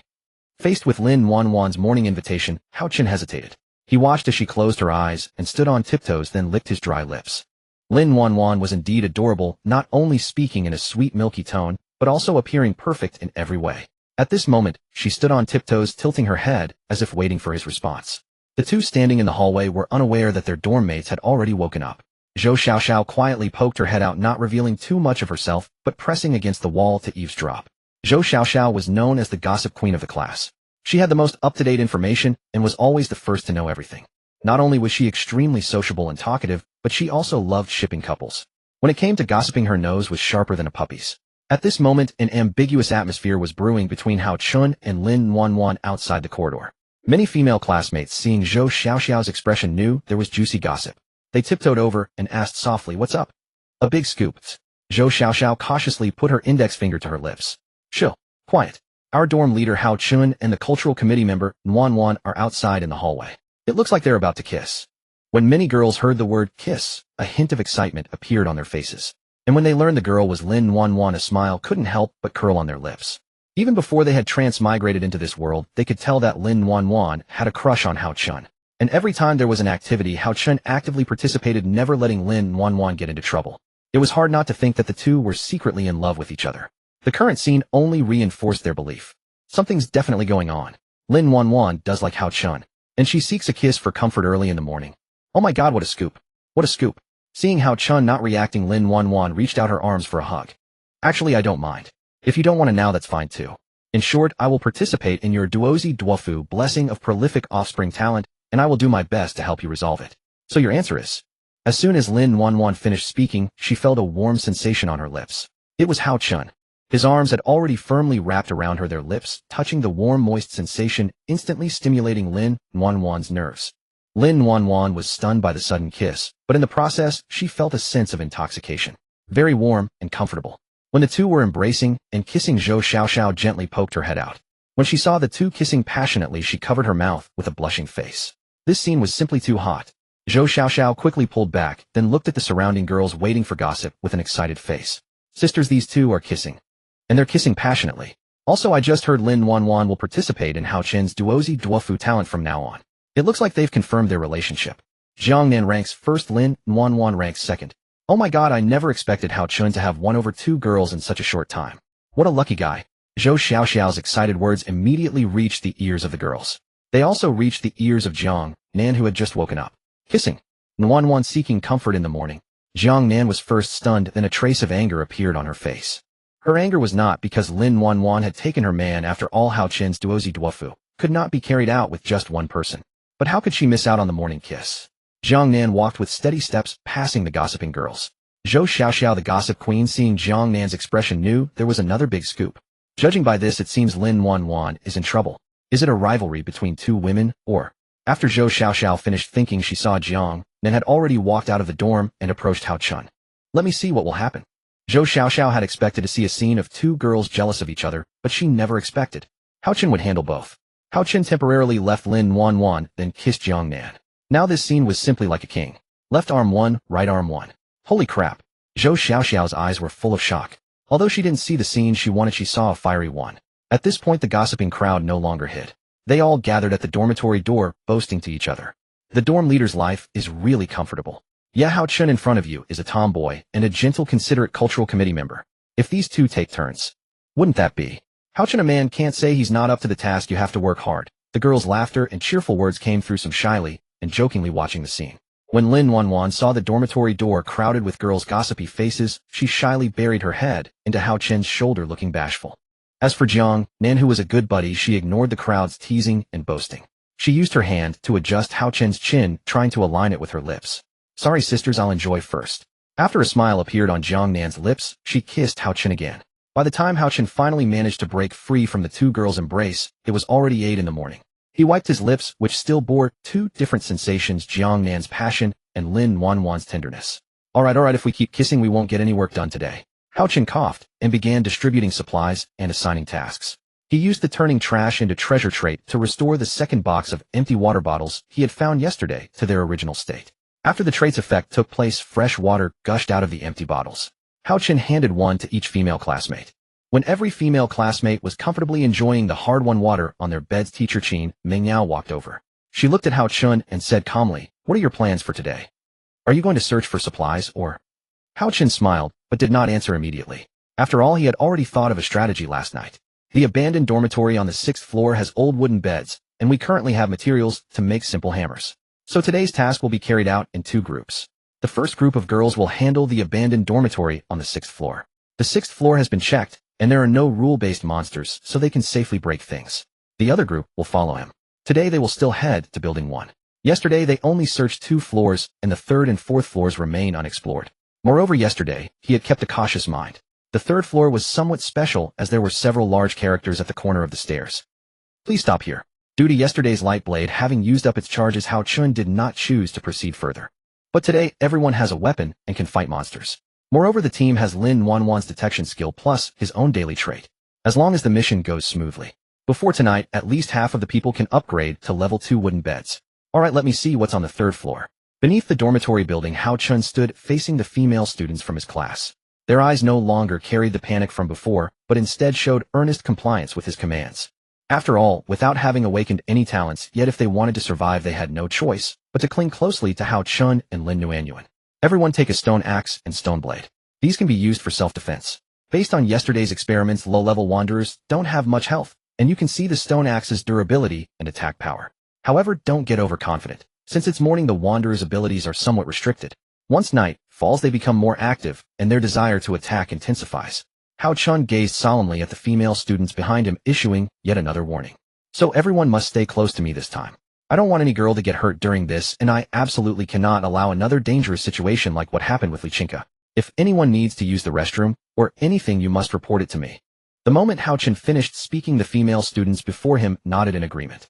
They gripped the stone axes tightly in their hands, and each of them also had a stone blade tucked away in their school uniform pockets. Seeing that everyone was fully prepared, Hao Chen nodded with satisfaction. He was leading 18 girls this time, while the other 18 were inside the dormitory building using makeshift hammers to smash abandoned wooden beds. Zhang Yaya, the PE representative, was leading this group in demolishing the beds. Each member held a simple hammer in her hands. Zhang Yaya stood with her hands on her hips, gazing at the abandoned dormitory room on the 6th floor. There were 20 abandoned wooden beds in this room, along with some old curtains that hadn't been cleared away yet. Zhang Yaya turned around with a smile and said, "Sisters, our goal today is to clear out this dormitory completely and achieve bed upgrade freedom as soon as possible. Let's work even harder. We can do this together." Jiang Nan was the first to raise her hand, her face filled with excitement. This time she had chosen not to accompany Hao Chen on the dormitory search, opting instead to join Zhang Yaya's group in smashing the abandoned wooden beds to gather more materials. Upgrading the wooden beds was the most urgent task at the moment, so Jiang Nan hoped to obtain more materials during this operation to help Hao Chen upgrade the beds. She even fantasized about how Hao Chen would shower her with affection in the future. The thought of her good friend eventually becoming her wife made this storyline feel quite intriguing. "Sisters, let's go." Zhang Yaya and Jiang Nan charged into the dormitory first, swinging their hammers with vigor. In no time the sound of hammering echoed throughout the abandoned dormitory room. At this moment, fine beads of sweat appeared on Zhang Yaya's forehead. She gently wiped them away, then struck the abandoned wooden bed before her with force. The moment the hammer fell, Zhang Yaya suddenly felt a wave of dizziness.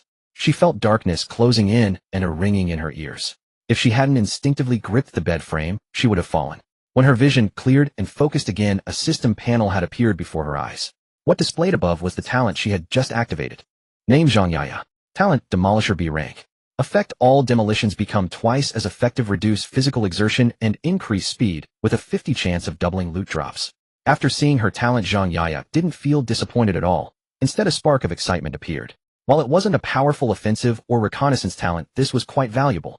Not only could it reduce physical exhaustion, but it also allowed for double loot drops. Besides upgrading the wooden beds was their primary mission, and this demolisher talent was extremely useful for gathering bed upgrade materials. Sisters, I've awakened a talent. Zhang Yaya's excited voice rang out. The PE representative awakened a talent. My goodness, another one has awakened. What talent is it? Let us see. I never expected the PE representative to be the third person in our class to awaken a talent. So envious. The girls stopped their work and gathered around Zhang Yaya. Zhang Yaya rubbed her head cheerfully and laughed. My talent is Demolisher. While it's not particularly powerful in offense or reconnaissance, I'm quite skilled at gathering bed materials and demolishing items. Hearing Zhang Yaya's description, excitement spread across the girls' faces. As expected of our class PE representative, physical work is right up your alley, and paired with this Demolisher talent, it's like adding wings to a tiger. Yes. It might not be long before our class beds can all be upgraded to level 2.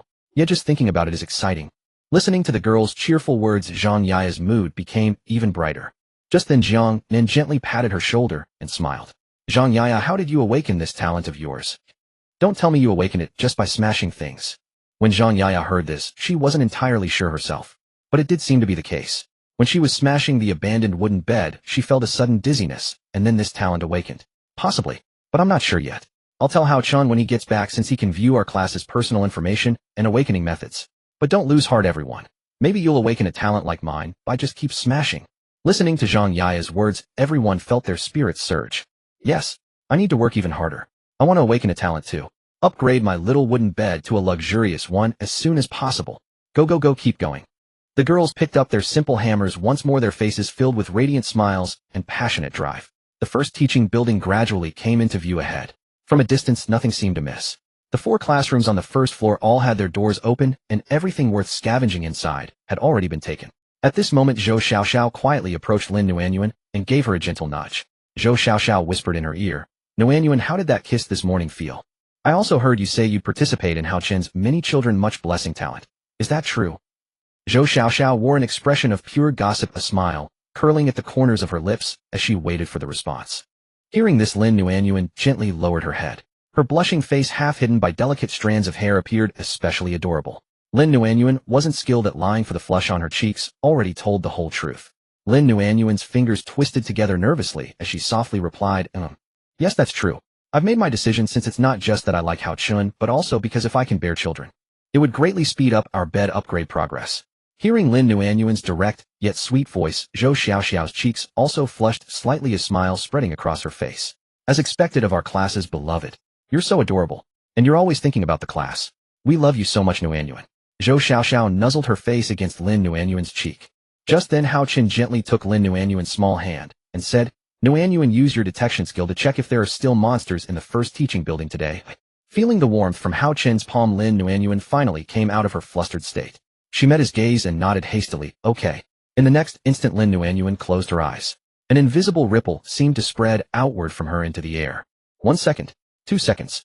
By the 3rd second, her face suddenly turned pale, because she discovered that the first floor was safe and no red dots appeared on the 2nd floor. But on the 3rd floor, red dots appeared, and they weren't faint. Their glow was stronger than that of wanderers. There are monsters on the 3rd floor, and they don't seem weak. Lin Nuanyuan's voice was soft, yet every word was clearly audible to everyone. At this moment, the group had stopped at the building's entrance with 18 pairs of eyes fixed on the deeply pensive Hao Chun. Should they go up or not? If they don't go up, where will the supplies come from? If they go up, everyone faces mortal danger, since only Hao Chun and Lin Nuanyuan have awakened talents. Everyone else is like lambs waiting to be slaughtered. After a moment of contemplation, Hao Chun finally made his decision. Watching the gaze of the girls, Hao Chun slowly said, Stay here first. I'll go check the situation. Lin Nuanyuan was immediately worried upon hearing that Hao Chun planned to go to the 3rd floor alone. She held Hao Chen's hand tightly, unwilling to let go, a trace of worry appearing on her face. You're going alone. It's too dangerous. Why don't I come with you? The other female classmates also cast worried glances. Exactly, Hao Chun going to the 3rd floor alone is too dangerous. Besides, Nuanyuan also mentioned that the monsters on the 3rd floor are stronger than the wanderers. You'll be at a disadvantage going alone. That's right, Hao Chun. We don't want to be a burden either. Please allow us to accompany you. After all, many hands make light work, and only by cooperating can we defeat the monsters. Hao Chun looked up at the eager faces of the girls. Although he wanted to lead everyone together, he refused out of concern for their safety. After all, he possessed the talent skill Monster Whisper. As long as he obtained useful information, he could not only escape quickly, but also devise strategies. But if he brought a group of girls along, the outcome would be entirely different. Someone might panic and reveal vulnerabilities at critical moments, making casualties inevitable. Don't worry, everyone. My daily skill can handle this. Just stay quiet here and wait for me to return. Oh, by the way, Hao Chen's words had barely finished when he glanced at the stone axes they were holding. You can look around for small trees nearby. The stone axes can chop down small trees to obtain firewood, which we can later process into wooden planks. So during this time I want to assign you all a task. Collect as many stones and branches as possible. These basic resources are essential and will be very useful later. If there's any danger, I'll retreat immediately, so don't worry. Hearing Hao Chen's comforting words, everyone finally relented. Especially Lin Nuanyuan, whose tight grip gradually relaxed. Then be careful. If there's any danger, leave quickly. This time I'll organize the resource gathering outside. Hao Chen nodded in agreement, then gently patted Lin Nuanyuan's head. At the back of the group, Yi Bingbing stood with her hands crossed over her chest, looking at Hao Chen with clear disdain. TCH, going alone is bound to be a disadvantage. If I weren't too lazy to do physical labor, I wouldn't have come out gathering supplies either. I didn't expect Hao Chen to be so bold, daring to go to the third floor solo. If something happens, don't blame us. Yi Bingbing turned her head away, no longer facing Hao Chen directly. After Hao Chen departed, Zhou Xiaoxiao gathered some of the gossiping girls around her. They looked at Lin Nuanyuan with excitement. After all, Hao Chen's talent was much offspring, much blessing, and if they could witness the live broadcast tonight, how explosive would that be? Hey Nuanyuan, when are you two starting? Just a heads up, our wooden beds don't have curtains. If you two are going to do that kind of thing, it'll be a live broadcast. Oh, and don't forget Jiangnan. Good heavens, I can't even imagine it. Another girl with twin tails chimed in. Exactly. Hao Chen is the only boy in our class. If he performs well tonight, no doubt quite a few girls will come to his door at the same time. Let's see if his frame can handle that. Hearing what everyone was saying, Lin Nuanyuan immediately covered her burning cheeks. Do that kind of thing. Live broadcast. And no curtains. Hao Chen has to face me and Jiangnan alone. This. Lin Nuanyuan's mind conjured unspeakable images. She shook her head rapidly to clear these troubling visions from her thoughts. Wait. What am I even thinking? I like Hao Chen not because he's well endowed. Seeing Nuanyuan's expression, Zhou Xiaoxiao's lips curled into a knowing smile.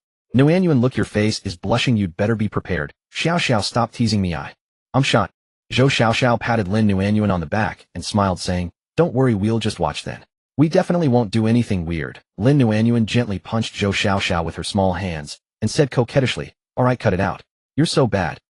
Teaching building no. One clear footfalls suddenly echoed in the stairwell. Hao Chen had already reached the second floor, doing his best to slow his pace and minimize his noise. It's time to use Monster Whisper. Let me see what you monsters are chatting about. When Hao Chen activated the Monster Whisper skill, his hearing range significantly enhanced. He could hear the whispers of monsters within a 50-meter radius. When Hao Chen reached the stair corner, he spotted the words he had noticed the day before. Please stop here. He took a deep breath and began ascending the stairs to the third floor. Halfway up, a deep and chilling voice rang in his ears. The third floor performed quite well. Every classroom is so quiet. Teacher dislikes noise the most. Now I can safely return to my office and get some proper rest. Tonight, I'll go check the dormitory building again, see who hasn't been obedient. Haha, the final laughter sent shivers down Hao Chen's spine. Only after the high heels gradually faded from the corridor did Hao Chen dare to peek out. When he tried to spot the monster that had just spoken, he found it had vanished without a trace. From her words, it's clear she's a teacher who dislikes noise. Since she's nowhere to be seen, she must have returned to her office. But she mentioned checking the dormitory building tonight. Hao Chen pondered and found some sense in her plan. After all, once tonight passed, tomorrow would be the fourth day and the novice protection period would completely end. Based on what she said, checking the dormitory building tonight wasn't impossible. It seems I must upgrade to a level 2 wooden bed as soon as possible today. Otherwise it won't just be wanderers. Other monsters will also visit. Hao Chen immediately scanned his surroundings, confirming safety and no monster whispers before stepping onto the third floor corridor. He first glanced at the nearest classroom. This classroom was no different from those on the first and second floors. The most worthwhile place to search was the lockers where students stored their belongings. Hao Chen stepped lightly into the classroom and began opening the lockers one by one. The first locker was completely empty. The second locker was more interesting, containing several bottles of mineral water and 2 bags of chips. He prioritized collecting the food and drinks, placing them in his system backpack before continuing to search. After opening over 30 lockers, Hao Chen had collected a total of 15 bottles of water, 5 bags of chips, 6 chocolate energy bars, and a pack of brown sugar. Looking at the food and water in his system backpack, a faint smile appeared on Hao Chen's lips. It wasn't much, but at least it was edible. Next was that pack of brown sugar. If the girls in class encountered their period, he could brew them some brown sugar water. When Hao Chen was about to head to another classroom to explore, he heard the crisp sound of high heels. And that bone-chilling whisper echoed through the hall. Seems I heard some small noise over here. Which little kid hasn't been obedient? Hao Chen's face turned pale at the sound. Shit. She's back. No, I need to find somewhere to hide. Hao Chen quickly scanned his surroundings and locked onto the classroom's back door. It was a blind spot. If he stayed quiet, he wouldn't be easily spotted. When the sound of high heels appeared at the back door, Hao Chen held his breath. He could only pray in his heart that this monster teacher wouldn't find him. And just as he wished, the sound of high heels gradually faded away and then disappeared completely. After confirming there was no movement, Hao Chen finally looked around the corridor. He wiped the cold sweat from his forehead, a relieved smile touching his lips. She even came back for a second look, truly befitting a teacher's cunning tactics. Luckily your bro Hao is a master of hide-and-seek. Phew. During the remaining time, Hao Chen also checked the other 3 classrooms. There were no rule-based monsters in these rooms, and the monster teacher who had spoken earlier had already vanished. Fortunately, with the help of the monster whisper skill, it not only served as reconnaissance, but also played a crucial role in gathering information.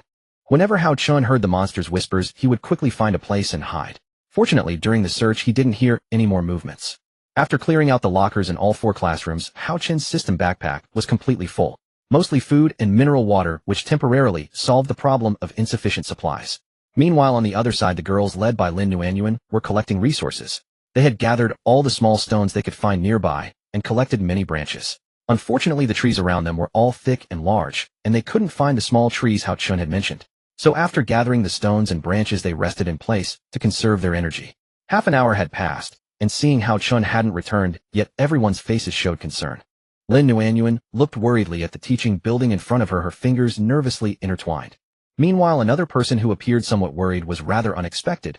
Her eyes occasionally glanced toward the teaching building, deliberately pretending to be impatient. Damn bastard, he's been gone for half an hour and still hasn't returned. This young miss is already hungry. Is this useless guy capable of anything? If he croaked over there, how am I supposed to get my revenge later? Just then, a figure emerged from the teaching building. It was Hao Chen, and at this moment a smile graced his lips. After all, this mission had found water and food, which was quite a good harvest. However, when he approached Lin Nuanyuan, he noticed the girls were looking at him strangely.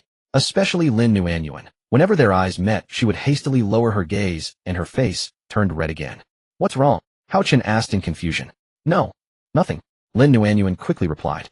Zhou Xiaoxiao, hiding nearby waiting for the right moment, held back her laughter. Nothing, we were just discussing tonight's live broadcast. Live broadcast. Hao Chen was taken aback at first, then turned his gaze to Zhou Xiaoxiao and the other female classmates behind Lin Nuanyuan. They were all covering their mouths with laughter, casting peculiar glances his way. That's right, Hao Chen. Doesn't your blessing of many children talent require conceiving offspring to enhance your attributes and speed up the wooden bed upgrade? Besides, look, our dorm's wooden beds have no curtains. Zhou Xiaoxiao approached Hao Chen, a hint of a smile curling at the corners of her mouth. You two were kissing quite passionately outside the corridor today. So tonight, won't you be doing that kind of thing? If you're going to do it, then you'll have to live stream it for everyone to see. The more Zhou Xiaoxiao spoke, the redder Lin Nuanyuan's cheeks became. One could clearly see Lin Nuanyuan's blush spreading to the tips of her ears, her face a rosy hue as adorable as a ripe apple. Xiaoxiao. Lin Nuanyuan tugged at Zhou Xiaoxiao's school uniform. Could you just say a little less? Okay. Lin Nuanyuan's voice was sweet and milky, she murmured softly. Just then Yi Bingbing's cold, mocking voice rang out. Can this guy Hao Chen really handle 2 girls? He's not going to last only 5 minutes, is he? Don't think that just because you have some talent in that area you're all that strong. Don't end up embarrassing yourself in front of everyone. Yi Bingbing's school uniform zipper wasn't fully pulled up, revealing her ample figure. After all, she was well developed, and forcing it closed would feel cramped. Listening to Yi Bingbing's teasing, Hao Chen didn't choose to retort immediately. Instead, he revealed an enigmatic smile. Hao Chen took Lin Nuanyuan's hand in front of everyone, then looked at Yi Bingbing. I don't know if I can handle 2, but if you want to find out the answer, you can join too. After all, I'm open to anyone. Hearing this, Yi Bingbing was instantly shy. You. She pointed her index finger at Hao Chen, a blush appearing on her face. She quickly turned her head away, biting her lip. She hadn't expected to be at a loss for words. She had only wanted to tease Hao Chen, but instead he had responded by suggesting she could get on the bed herself to find the answer. If she retorted now, wouldn't she be falling into his trap? You're such a pervert. Just you wait. Seeing Yi Bingbing's shy and angry expression, Hao Chen finally felt a sense of satisfaction. What surprised him the most was that the Tsundere school beauty's affection value instantly soared from 64 to 89. But then it dropped from 89 to 74. Her affection value kept fluctuating. Forget it, I'll ignore her. The lockers on the 3rd floor have been cleared out.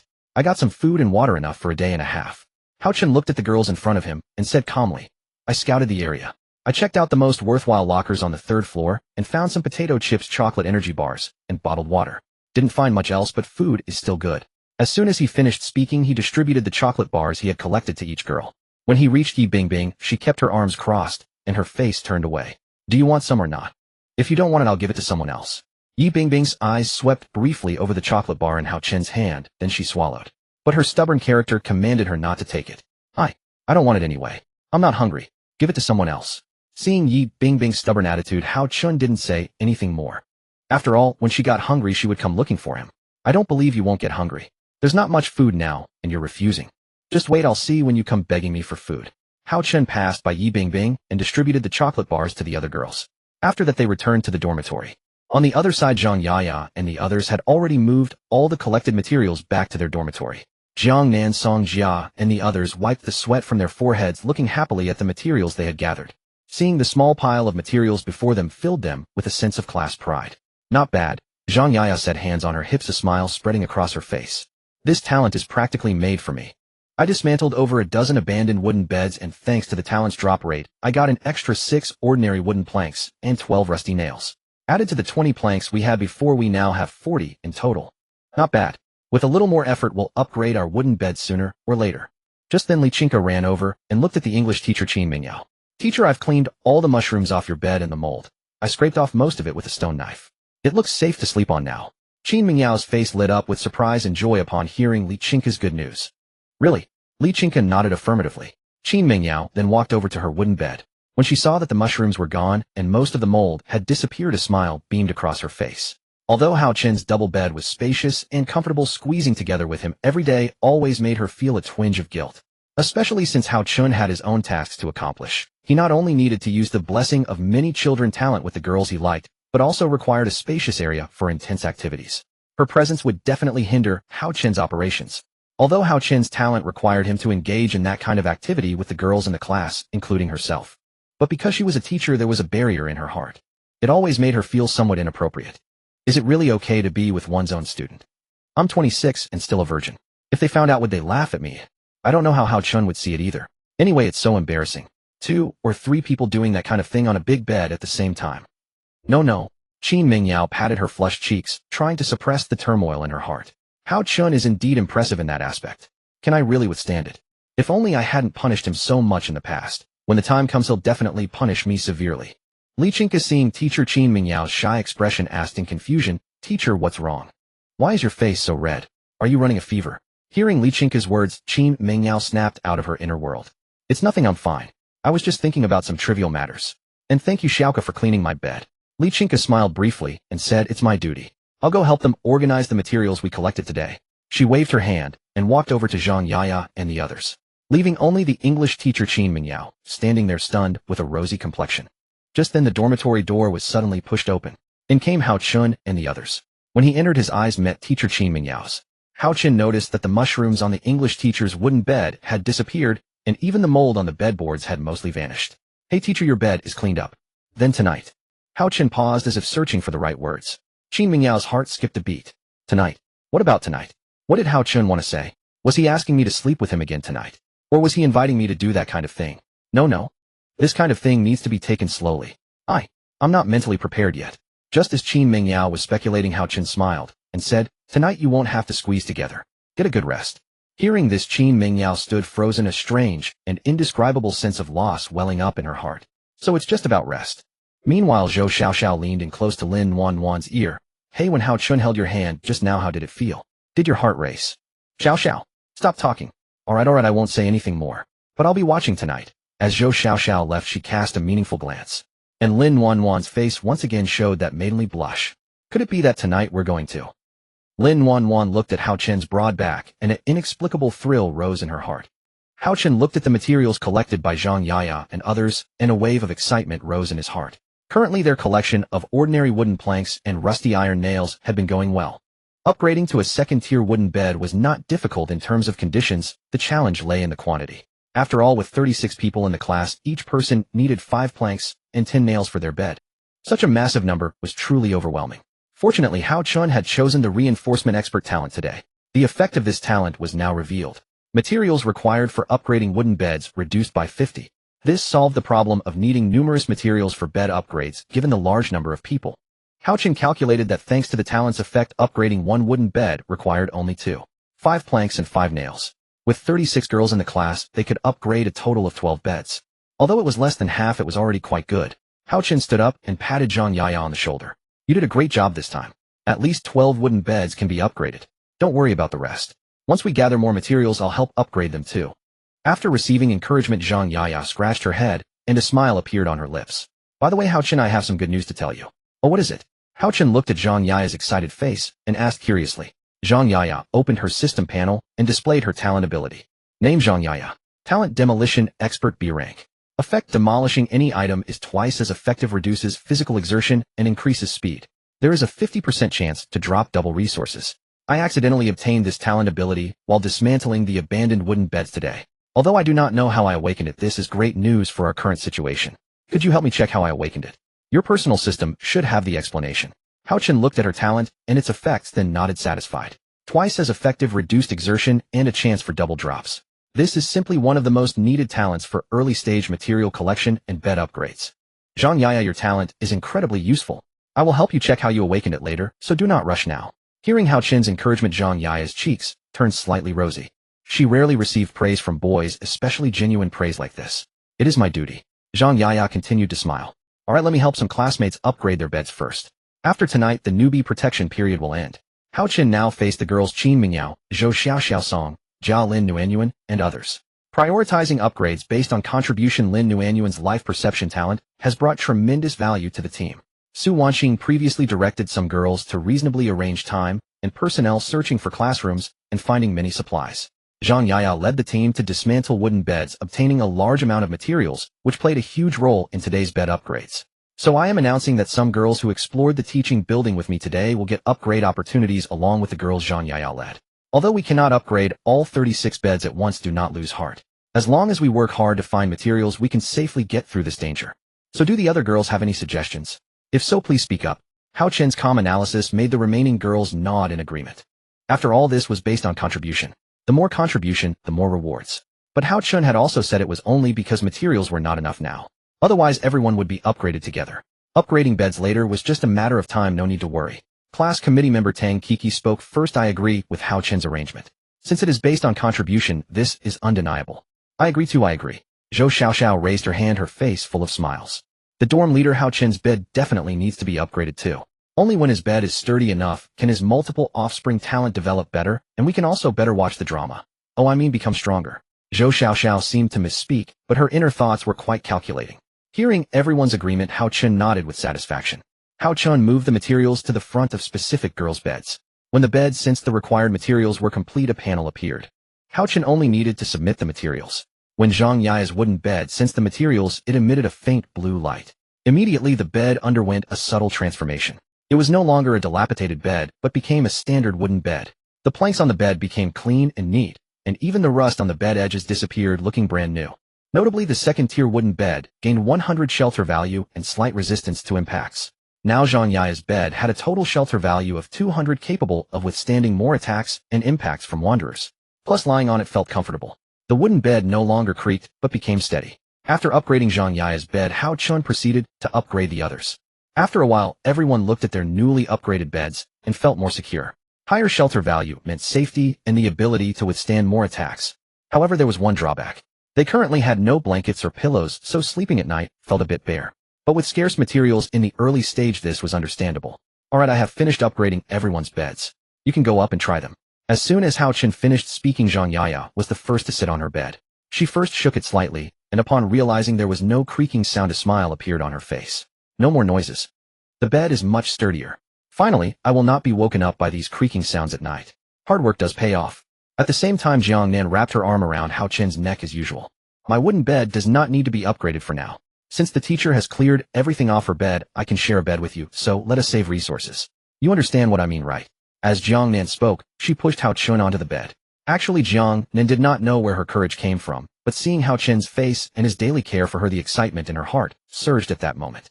You can do whatever you want. After all, only through your efforts to help us can we make the future better. If possible, let me repay you in action tonight for everything you have done for me.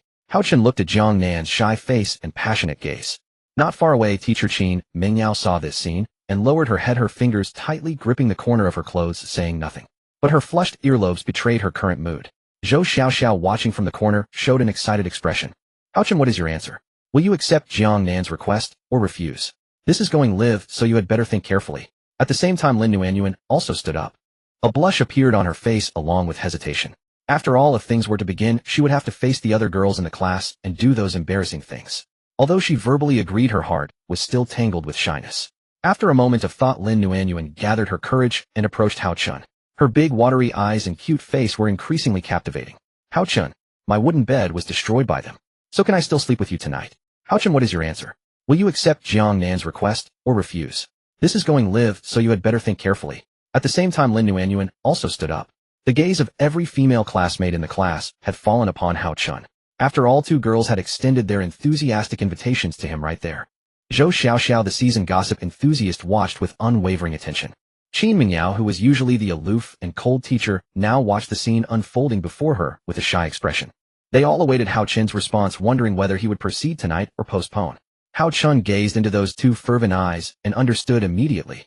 This was their invitation. However, tonight was different from the previous two nights. While searching the teaching building, he had overheard through his keyword skill that the monster female teacher would be visiting the dormitory building tonight. If things were to happen tonight, it might not be quite appropriate. Besides, no one said such activities had to take place at night. Daytime would work just as well, even safer in fact. He could simply find an excuse to send all the female classmates away, keeping only Lin Nuanyuan and Jiang Nan behind. The three of them could then enjoy their pleasant time together. Wouldn't that be wonderful? This would also effectively ease the lingering awkwardness in Lin Nuanyuan's heart. After considering these points, Hao Chen slowly spoke. Sleeping together is fine, but not tonight. I forgot to mention something important to everyone. While searching teaching building number 1 today, I overheard through my keyword skill that the monster female teacher will be visiting the dormitory tonight, and she seems to prefer quiet. If we were to do such activities tonight, making all that noise, my wooden bed's protection value would plummet. That would be extremely unstable, and moreover, with monsters incoming, who would be in the mood for such things? So tonight is out of the question. We'll find another opportunity later. By the way, Nuanyuan, since your bed was destroyed, you can continue sleeping with me tonight. I'll remake it when we get the materials. Until then, you can sleep with me on my bed. And Jiang Nan, you can come too. My wooden bed still has room for one more. Upon hearing Hao Chen's response, Lin Nuanyuan and Jiang Nan exchanged glances. Thinking it over, they suddenly realized Hao Chen was absolutely right. With monsters incoming, who would be in the mood for such activities at night? Furthermore, there was a new monster arriving at the dormitory. For safety's sake, it was better to be cautious. A flicker of disappointment crossed Jiang Nan's eyes, but she gracefully climbed onto Hao Chen's wooden bed and lay down. She placed her hands behind her head, striking a dashing pose. It's fine, I'll come whenever you want. I'm at your disposal. At the same time, Lin Nuanyuan climbed up as well. Her abundance and the fragrance mingling with a hint of body odor wafted into Hao Chen's nostrils. Hao Chen, then tonight I'll be in your care. A sweet smile blossomed across Lin Nuanyuan's face as she nestled beside Hao Chen. Watching this scene from afar, Zhou Xiaoxiao immediately pouted. She folded her arms across her chest, a hint of annoyance written all over her face. For the queen of gossip, being unable to get her fill of gossip was the most infuriating thing. Hao Chen is such a coward, daring to skip it just because there are monsters at night.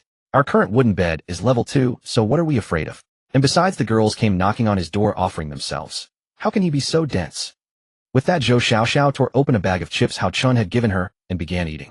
Since you're choosing to delay, I'll just watch and see when you finally do it. I will get the scoop. After stuffing the chips into her mouth, Zhou Xiaoxiao chewed away, her gaze fixed intently on Hao Chen's wooden bed. The time had already reached 6 p.m. in the afternoon. In another half hour, going outside would no longer be allowed. Qin Mingyao and the others were eating the food Hao Chen had scavenged today.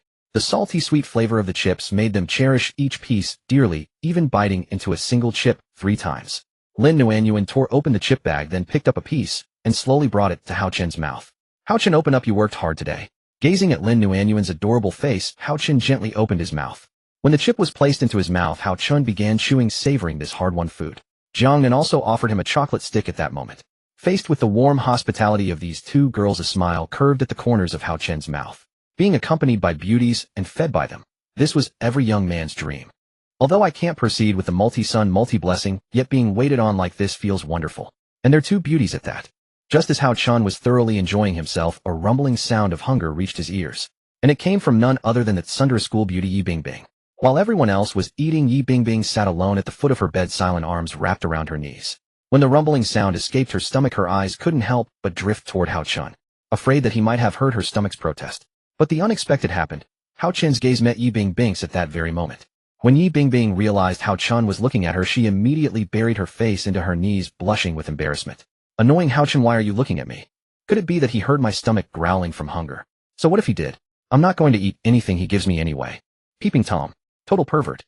But Yi Bingbing's gaze fell upon her own hunger-stricken belly. From the very first day they arrived here until now, she had only eaten a chocolate energy bar and drunk a bottle or two of water. This meager energy supply truly left her unable to satisfy her hunger. Just as Yi Bingbing buried her face in her knees, she felt something tap her shoulder. When Yi Bingbing looked up, she saw that Hao Chen was holding out an energy bar and a bag of chips for her. What are you doing? I said I won't eat it, so why are you giving it to me? Yi Bingbing maintained her tsundere and stubborn attitude. Aren't you hungry? I thought I heard your stomach growling just now. Time is short, and the mission is heavy. Conserving our energy is what's most important. It's alright, go ahead and eat. What is it? Don't tell me you're going to say you saved this specifically for me. I told you I'm not hungry. Didn't you hear me? Before Yi Bingbing could finish speaking, her stomach growled again. Her stomach was completely empty, holding nothing. Seeing the food before her, her body instinctively reacted. A smile tugged at the corners of Hao Chen's lips, his gaze no longer as cold as it had been in the teaching building. Still saying you're not hungry. Your stomach just growled again. I'm the dorm leader. It's my responsibility to protect every girl in the class. So I don't want any girl going hungry. Indeed, this is something I specifically saved for you. After all the food we scavenged today was distributed to everyone equally. I kept your share. Listening to his gentle and considerate words, a blush crept across Yi Bingbing's face once more. You? Yi Bingbing uttered a single word softly, but Hao Chen spoke first. What? Hao Chen stared directly into Yi Bingbing's eyes, never looking away. Yi Bingbing gently turned her head aside, putting on its tsundere, yet bashful appearance. This time is an exception. Next time I won't accept anything from you. Yi Bingbing extended her hand, hesitated for a moment, then snatched the chocolate bar and chips from Hao Chen. She didn't rush to tear open the packaging. Instead, she watched to see when Hao Chen's gaze would leave her. Seeing that Yi Bingbing had accepted the food, Hao Chen finally breathed a sigh of relief. He didn't want any of the girls in the class going hungry and becoming listless. Now even this tough nut had accepted the food. Only after Hao Chen's gaze shifted away did Yi Bingbing slowly tear open the packaging and begin eating. Idiot Hao Chen. This time I'm giving you face, but not next time. Someday. Yi Bingbing was chewing on her chips. Someday, I'll get my revenge. So good, these chips are really delicious. Just as everyone was savoring this moment of peace, a figure stood outside their dormitory building. The monster female teacher wore a pair of red high heels and held a record book in her hand. Let the teacher come see. Which little child is being naughty? Night fell. All the girls in the class lay on their beds. Having heard Hao Chen's reminder to keep as quiet as possible, they dared not even breathe heavily. Everyone held their breath, striving to make as little noise as possible. Meanwhile, the sound of high heels echoed from outside the dormitory corridor. The sound of high heels tapping against the concrete floor was light, yet crisp.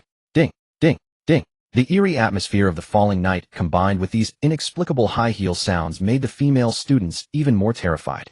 Lin Nuanyuan and Jiang Nan were clinging tightly to Hao Chen, their embrace growing ever firmer as the sound of high heels drew near. Lin Nuanyuan's large watery eyes were fixed intently on the dormitory door. Jiang Nan meanwhile pressed close against Hao Chen's chest, her face equally pale. Every night felt like wandering before the gates of the underworld, and the strength of the monsters remained an unknown. Even though they had upgraded to second-tier wooden beds, they had no idea whether they could withstand attacks from other monsters in the days to come. Just as everyone was holding their breath, a bewitching figure suddenly appeared at the dormitory window. She had jet black hair, her face both enchanting and possessed of the mature allure that only an adult woman could carry. Yet dark miasma swirled around her, and even her eyeballs glowed an ominous crimson. The monster female teacher held her record book and surveyed every member of dormitory 701. Upon seeing her crimson eyes and pallid face, Zhou Xiaoxiao immediately clamped her hands over her mouth. Her heartbeat quickened. Oh my god. Sister, what kind of monster are you? This is terrifying. Your face is as white as if you've smeared flour all over it. And your eyes are as red as a vampire's. Just as Zhou Xiaoxiao was venting her inner protest, the monster female teacher's gaze locked directly onto hers. Zhou Xiaoxiao desperately clamped her hands over her mouth, trying to keep the scream trapped inside her. The monster female teacher at the window merely smiled faintly at the corner of her lips, then took out a pen and began writing something in her notebook. Student in bed number 31, your bed has unclean trash underneath. 10 points deducted. As soon as the words left her lips, she added, you must wear your school uniform and trousers at night. 10 points deducted. You don't even wash your uniform and trousers. The dorm reeks of sweat, and you're not ashamed. Another 10 points deducted. Every member of this group loses 20 points. The moment the monster female teacher's pen touched paper, the protective barrier value of their wooden beds dropped by 20 instantly. Students who had upgraded to second-tier beds need not worry for now, but those still on first-tier beds, which only offered 100 protection value, began to tremble with anxiety. Zhou Xiaoxiao was one of them. She gazed at her wooden bed, which now had only 80 protection value remaining, and her dread surged to her throat. Deducting protection value through record-keeping? What kind of nonsense is that? Okay, I'll accept the deduction for snack wrappers under my bed. But do we not even have the right to sleep in our school uniforms and trousers? What twisted point deducting system is this? Do they want me to sleep naked? Zhou Xiaoxiao's heart swelled with both panic and fury, yet she dared not make a sound for fear of being penalized another 10 points for causing a commotion. Meanwhile, the monster female teacher began stepping into their dormitory. Enhanced by the high heels and black stockings, there was an unexpected charm about this monstrous teacher. The monster female teacher swiftly scanned the room, and her gaze settled upon Hao Chen's wooden bed. She approached slowly, but rather than coming closer, she stopped at the edge of the wooden bed. A flicker of satisfaction gleamed in her crimson eyes. A female student on your bed, you. 10 points deducted. This is a campus, not some place for idle chatter, and yet you find yourself with arms full, eh? The moment the words left her lips, she set her pen to paper. Immediately, Hao Chen's wooden bed protection value dropped by another 10 points. Fortunately, 170 remained. After dealing with Hao Chen, the monster female teacher moved deeper into the room. Trash under the bed has already been penalized. Sleeping in uniform and trousers has been penalized. A girl on your bed has been penalized. Mixed gender sleeping has been penalized. And there's one more. The monster female teacher's gaze swiftly locked onto the corner where they stored their materials. Items placed haphazardly and not arranged neatly, cluttered and filthy, the dorms stinking severely of sweat. These 3 offenses warrant another 30-point deduction. The moment everyone saw their protection values drop by 30, they collectively sucked in their breath. Zhou Xiaoxiao wanted to retort, but found herself speechless. How can you be so selfish? Have some conscience. Has your conscience been eaten by dogs? If we don't pile things there, where should we pile them? Besides, the dorm smells of sweat. What am I supposed to do about that? The restroom has no running water. Where am I supposed to find water? And you call this messy? Our stuff isn't arranged neatly enough. You haven't seen the world, have you? Go stuff your conscience up your. Zhou Xiaoxiao had lost her earlier terror and was instead glaring furiously at the monster female teacher. When the female teacher conducted another inspection and found nothing further to record, she prepared to leave. But upon seeing Zhou Xiaoxiao's furious expression, she picked up her pen once more. Daring to glare at your teacher. You. Another 10 points deducted. Upon hearing this penalty, Zhou Xiaoxiao froze entirely. This is injustice. I get penalized for just glancing at you. Only after her protection value dropped by another 10 points did Zhou Xiaoxiao finally keep quiet. Seeing the demeanor of the girl before her, the monster female teacher finally left the dormitory willingly. As she departed, many students turned their heads to watch her retreating figure. Countless complaints swirled in everyone's hearts. Sleeping in school uniform and trousers counts as a penalty. Trash under the bed also deducts points. How strict is this rule-obsessed monster? My grandmother never scolded me this harshly. There's no way to fix the sweat smell. We've been here 3 days and haven't even had a bath. What am I supposed to do? Lick myself clean like a cat or dog? You're insane. Then there was Jiangnan. After watching the monster female teacher return to the corridor, she couldn't help but complain inwardly. What's wrong with boys and girls sleeping together? This monster is probably just jealous. If you're envious, just say it. And they won't even allow us to sleep in our uniforms. Fine. I'll take them off. Is that what you want? While fuming inwardly, Jiangnan unzipped the front of her school uniform. When her fair skin and lush curves were once again revealed, Hao Chen was utterly stunned. A flush spread across Hao Chen's face, and he grasped her shoulders and gave her a gentle shake. He whispered softly, I know you really wanna, but now is not the time. Jiangnan replied in an equally hushed voice, this stupid, awful teacher actually said we can't sleep in our uniforms and trousers. Then I'll just take them off. Besides, it's warmer cuddling with you at night. It's not a problem. Watching Jiangnan skillfully remove her clothing, he had no way to stop her. The next instant, Hao Chen felt softness and warmth pressing against him through his clothes. Jiangnan's face before him curled into a smile, and she cast a bewitching glance his way. Meanwhile, on Hao Chen's other side, he also sensed softness and warmth. It was Lin Nuanyuan. She had made the same move and clung tightly to Hao Chen. Caught from both sides, it felt like being surrounded on all fronts. Though they could not pursue pleasure tonight, it was already worth it. After all, tomorrow, Hao Chen would execute his plan, a plan involving only the 3 of them. The morning sunlight immediately illuminated this dim dormitory. They had successfully survived the first 3 days, and within those 3 days they had also upgraded some of the wooden beds to level 2. This progress was quite remarkable, but the sole drawback was that too few classmates had awakened their talents. In the days to come, if they encountered more powerful rule-based monsters, there would be no way to resist or attack them. Moreover, last night, they had encountered a monster female teacher who could attack the shelter value of the wooden beds by recording deduction items. This was an existence with far more structured rules than the Wanderers. Fortunately, the wooden bed's shelter value was sufficient to sustain them, allowing them to survive the crisis last night. When the sunlight shone upon each person's face, they were awakened by this dazzling light. Zhang Yaya Yi, Bing Bing Qin Mingyao Su Wanqing, and others all sat up from their beds. The other female students did the same, some rubbing their drowsy eyes, others stretching lazily. They even let out crisp, tender moans upon waking in the morning. Hao Chen also awoke at this moment, the two beauties beside him rubbing their bleary eyes. When the sunlight fell upon Jiang Nan's body, it reflected a faint glow, while on the other side Lin Nuanyuan's skin seemed to radiate warmth. Two exquisite scenes unfolded before Hao Chen's eyes, nearly causing a bloodied nose to gush forth like a waterfall cascading 3,000 feet. Before Hao Chen could admire further, everyone's system panel automatically popped up as it had at the beginning. A cold system voice echoed in their ears, followed by questions appearing on the panel. Congratulations to all survivors for successfully surviving the novice protection period. The challenges ahead will become even more severe. You will encounter more rule-based monsters, no longer simple wanderers, but far more terrifying and direct existences. A friendly reminder: during this period you must strive to collect more resources and upgrade your wooden beds to make your life in this environment more comfortable and convenient. Here is a small gift from me, a reward for surviving 3 days. Rewards have been distributed. Please have the dormitory leader check the backpack. After the system's voice faded, Hao Chen opened his personal backpack. Talent Awakening Stone, X5, 2 boxes of water, 2 boxes of biscuits. This system is quite considerate, giving some daily necessities, and then there's these Talent Awakening Stones. By their name, they should be able to awaken talents. Hao Chen examined the introduction to the Talent Awakening Stone. Talent Awakening Stone. Description: survivors who have not awakened a talent can obtain a certain talent by using the Talent Awakening Stone. Talent level is random. Seeing this description, Hao Chen nodded. After all, currently only 3 people in the class had awakened talents, and their combat power was insufficient. Now with these 5 awakening stones they would have a bit more security. Hao Chen raised his head to see Qin Mingyao the teacher and the other female students gathering around. Anticipation was written across all their faces. Hao Chen, what did the system give you? Share with everyone. That's right, Hao Chen, what did the system give you? Hao Chen looked at their eager faces, then took out the 5 awakening stones. When the 5 stones emanating different glimmers appeared in the center of Hao Chen's palm, he said, "These are the Talent Awakening Stones given by the system. There are only 5 for now, which isn't enough for all the girls in our class to awaken, so we'll have to discuss who should receive them first. And then there are these 4 boxes of resources." As he spoke, Hao Chen brought out the 2 boxes of water and 2 boxes of biscuits the system had given. When everyone saw the water and food, their eyes instantly lit up, though most of their attention was still on the Talent Awakening Stones.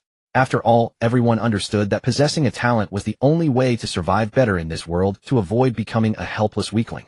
Hao Chen looked at everyone and said, "These 5 awakening stones will still be distributed based on contribution. I assume no one has objections, since the quantity is limited." Hearing Hao Chen's words, teacher Qin Mingyao was the first to nod. She felt this was the fairest approach. Not favoring anyone, not acting arbitrarily, distribution by merit was the most equitable. After 10 minutes of discussion, the 5 awakening stones were given to the following individuals: Su Wanqing, Jiang Nan, Qin Mingyao, Li Meng, Su Qing. It was worth mentioning that student Li Meng had made great contributions in searching for food previously. Most of the chocolate energy bars and mineral water in the class were collected by her, making her contribution to food matters significant. Additionally, student Su Qing had been diligently working in logistics. Crafting tools, stone axes, and stone blades were well stocked, providing a perfect solution to the current shortage of weapons and tools. So these 2 students earned the opportunity to awaken a talent. Teacher Qin Mingyao distributed the awakening stones into their hands, and once the distribution was complete, they proceeded with the awakening one by one. Under everyone's watchful gaze, the 5 of them stood in a line, gripping the awakening stones tightly. After a while, Su Wanqing was the first to open her eyes, then checked her system panel. Fantastic. It's an A-rank talent. Healing Aura. As long as you're near me, wound healing speed increases by 75. A flicker of disappointment crossed Li Meng's gaze, but when she looked at the talent effect, a look of acceptance appeared on her face. Mine isn't great, only C-rank, but it seems quite suited to me. C-rank talent, keen smell, I can sense where food is located. From now on, if we need to find food, this talent of mine seems quite useful. Su Qing also checked her system panel at this moment. It seems that since I've been crafting items and logistics every day, the talent I awakened is also related to logistics. My talent is B-rank handcraft master with a 45 chance of doubling the output when crafting items. At the same time, teacher Qin Mingyao's voice rang out. Mine is an S-rank talent. When the S-rank talent reached the female students' ears, their gazes immediately locked onto her. S-rank talent. Wow. Teacher, we didn't expect you to awaken an S-rank. Now in the class, besides Hao Chen, you're the second person to awaken an S-rank. By the way, teacher, what's your talent ability? Teacher Qin Mingyao briefly examined her talent effect. S-rank talent teacher's authority can briefly intimidate monsters. It seems quite decent too. At least I can intimidate monsters by time. It's not bad. After hearing the ranks and effects of their awakened talents, Hao Chen nodded. One healer, one food searcher, another with double crafting output, and the English teacher's authority that can intimidate monsters. Looks like these awakening stones were given to the right people. But it seems Jiang Nen hasn't announced her talent yet. When Hao Chen turned his gaze toward Jiang Nen, excitement was written all over her face. I have great news to announce. I'm the first among these 5 people to awaken an offensive type talent. Offensive type. Jiang Nen awakened an offensive talent. Quick, let us see what it is. Jiang Nan stroked her nose and said, a rank talent. Invisible assassin. When using my talent, I can temporarily become invisible, and backstabbing the target grants a 50 damage bonus. As long as I can get behind them, I'll have a great chance of winning. After speaking, Jiang Nan wiped his nose, putting on a bold air. Now all 5 girls had awakened their talents, and the results were not bad. Even Li Ming, who had the lowest C-rank talent, served a certain purpose. All in all, the talent awakening stone had been given to the right people. Hao Chen sat up from the bed, and then walked to the center of the crowd. The talents we've obtained this time are quite good, and will be useful in the future. For now, we've passed the safe period, but the coming challenges will be even more severe, so we must work even harder. By the way, actually awakening a talent doesn't require a talent awakening stone. Take Zhang Yaya for example. She gained the demolition worker talent by hitting an abandoned wooden bed. I checked the method she used, it was through practical action. So if you want to obtain a talent, everyone should put in more effort and hard work. Listening to Hao Chen's words, Zhou Xiaoxiao and the others nodded. A girl in the crowd picked up her stone axe and said, so we can acquire talents through practical action. Which sisters will come with me to cut down trees? If we obtain the lumberjack talent, our tree cutting efficiency will greatly increase, and we can get more planks. I noticed some tall, slender trees behind the dormitory that we can try. After this suggestion, most of the girls in the class who hadn't yet obtained a talent became eager to try. They raised their hands holding their stone axes. What are we waiting for? Let's go. It seems we can't be lazy if we want to gain talents. And we need to contribute more so we can get as many benefits as Lin Wan and the others. Let's go, sisters. Go, go, go. I can't wait. Most of the girls in the class went to cut down trees with their stone axes, trying to awaken the lumberjack talent through this method. As the only teacher in the class, Qin Mingyao also followed them, since if the students encountered danger, she could use her talent to drive it away. Then Su Wanqing, Su Qing, Li Ming, and others also followed the main group's footsteps and went outside. Su Wanqing had healing abilities, Su Qing wanted to collect more supplies, and then make tools, and Li Ming went out to look for edible wild vegetables or mushrooms since her talent was to find food. For a moment, almost no one was left in the dormitory except Hao Chun, Lin Wan, and Jiang Nan. The dormitory was so quiet that you could even hear the heartbeats of the 2 girls. Lin Wan slowly turned her gaze toward Hao Chun, her face flushed, and she lowered her head shyly. Jiang Nan, on the other hand, brushed her short hair and then walked toward Hao Chun. As she walked, Jiang Nan said, Hao Chun, it's daytime now, and most of the girls in the class have left. Only me, you, her. So what are you planning? Jiang Nan had already arrived in front of Hao Chun, the distance between them less than 2 centimeters. In this quiet and ambiguous atmosphere, Hao Chun naturally understood. What else could it be? There's no one in the dormitory, just Wan and you. Such opportunities are rare, so. Hao Chun gently pulled Jiang Nan's wrist, and Lin Wan tacitly moved closer beside him. He didn't say much more. This moment was one he had waited for a long time. Before, he was either collecting supplies or on his way to collect supplies. How could he have had the time to quietly spend moments like this with the female classmates he admired? Suddenly, 2 subtle feelings surged in his heart. They quietly spread in that instant. Lin Wan's face turned as red as a ripe apple, her eyes dazed, and she appeared soft and quiet. Jiang Nan was a bit stronger than her, but her breathing had also noticeably become gentle, and the corners of her eyes held a softness that was never there before. She looked at Hao Chun, a rare tenderness appearing in her eyes. Looking at you like this. You must have been very tired these past few days. Jiang Nan spoke in broken sentences because her breathing was unsteady. Lin Wan on the other side was naturally also washed with tenderness. Only faint sounds and barely audible whispers came from dormitory 701. About half an hour passed. Hao Chun was still immersed in the warm atmosphere, but his keen senses detected approaching footsteps. The 2 girls beside him naturally also heard the clear footsteps. It seems someone is coming back. Hao Chun stopped for a moment. The 3 people returning to the dormitory, Qin Mingyao, Zhou Xiaoxiao, and Yi Bingbing, had already reached the 6th floor. They had come back to get some water and food. On the girls' side, they were full of energy and had already worked together to cut down 2 small trees. Although not large, after processing they could obtain some useful materials. When they returned to the 7th floor, they saw 3 people standing in the dormitory corridor. All 3 had flushed faces, especially Lin Wan, whose face was as red as an apple, and a faint smile even appeared at the corners of her mouth, as if she was thinking about something. Hey, what are you 3 doing here? Zhou Xiaoxiao swaggered over and asked. When she noticed that Jiang Nan, Hao Chun, and Lin Wanwan all had flushed faces and slightly disheveled hair, certain suspicions inevitably arose in her mind. You three, sneaking around, not going to work together, hiding in the dormitory. What are you up to? Could it be? Zhou Xiaoxiao extended her index finger and leaned in as if trying to capture some answers from their micro-expressions. Lin Wanwan coughed lightly, trying to make her voice sound steady. And nothing. Just got thirsty halfway, and came back nothing really. Gag. Lin Wanwan dry heaved again, a few tears appearing at the corners of her eyes, but she still tried to maintain a smile. Jiang Nan, on the other hand, pretended to whistle. Although her face was flushed and her hair a bit messy, she still tried to maintain a composed appearance. I'm in the same situation as Wanwan. Got thirsty and came back, didn't do anything. Zhou Xiaoxiao looked around, but found no obvious clues, so she had to let it go. I thought you three were sneaking around doing something in the dorm. Well, seems like I didn't get any gossip. Let's go, teacher Yi Bingbing, let's get water. Zhou Xiaoxiao walked into the dormitory and headed toward the water dispenser. When teacher Qin Mingyao passed by Hao Chun, she glanced at his slightly reddened face from the corner of her eye.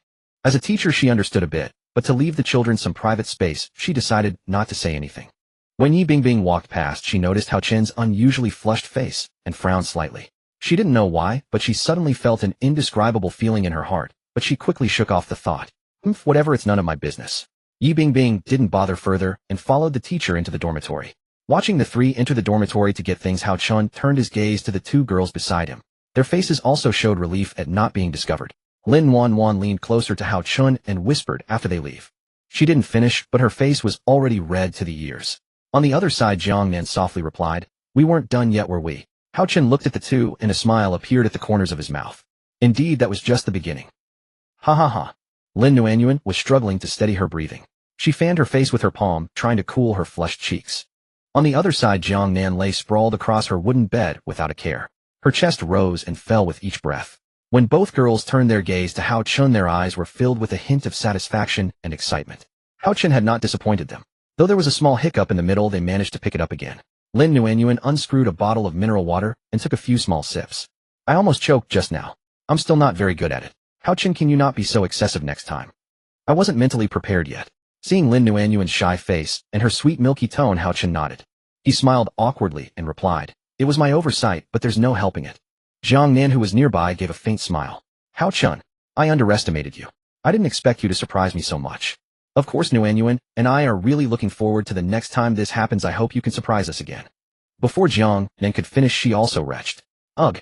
Jiang Nan wiped the tears from the corners of her eyes, then unscrewed her own bottle of mineral water and took a few big gulps. The three of them now lay on the bed to rest for a while, planning to check on the girls' progress later. Phew, this is really a physical job. Good thing your brother Hao exercises regularly. I could go another hour and a half without a problem. No way. Lin Nuanyuan, lying beside Hao Chun, patted his shoulder, her face showing a mix of anger and shyness. You're already strong enough. If you keep going like this, it's really not okay. Both Jiang Nan and I are exhausted. After saying that, Lin Nuanyuan buried her head in Hao Chun's shoulder, utterly embarrassed. Hao Chun then teased, this kind of thing still needs practice. We're rookies, so we practice more. Eventually we'll get the hang of it. It's fine, you two rest well. Let me check what trait I got today. Daily trait extraction complete, D rank, trait excessive force effect, attack 50, but hit rate minus 30. If only the hit rate were a bit higher. And, can this be used on people? Ahem. Let's check the next one. Hao Chun scrolled down to view the next trait. B rank trait, roar effect, let out a loud roar causing monsters within 5 meters to be stunned for 2 seconds. It also works wonders on people. Seeing this trait, Hao Chun felt a bit intrigued. Although roaring loudly is a bit awkward, it can stun monsters within 5 meters for 2 seconds. Those 2 seconds are enough to buy time to kill the monster, especially when paired with Jiang Nan's A-rank talent, Invisible Assassin. It's like a combo. Hao Chun nodded lightly, then looked at the next trait. A-rank talent, Warm Embrace effect. After the host uses this trait, embracing anyone sharing the same bed will increase their recovery speed by 200. Seeing the 200, Hao Chun was dumbfounded. Hugging each other can increase recovery speed, and it's 200. Isn't this much better than Su Wanqing's healing halo? Even stronger. Looking at the 3 traits before him, Hao Chun found himself in a dilemma. Both of the new traits today were very useful. More useful than before. One could stun monsters, and the other could increase recovery speed. How should he choose?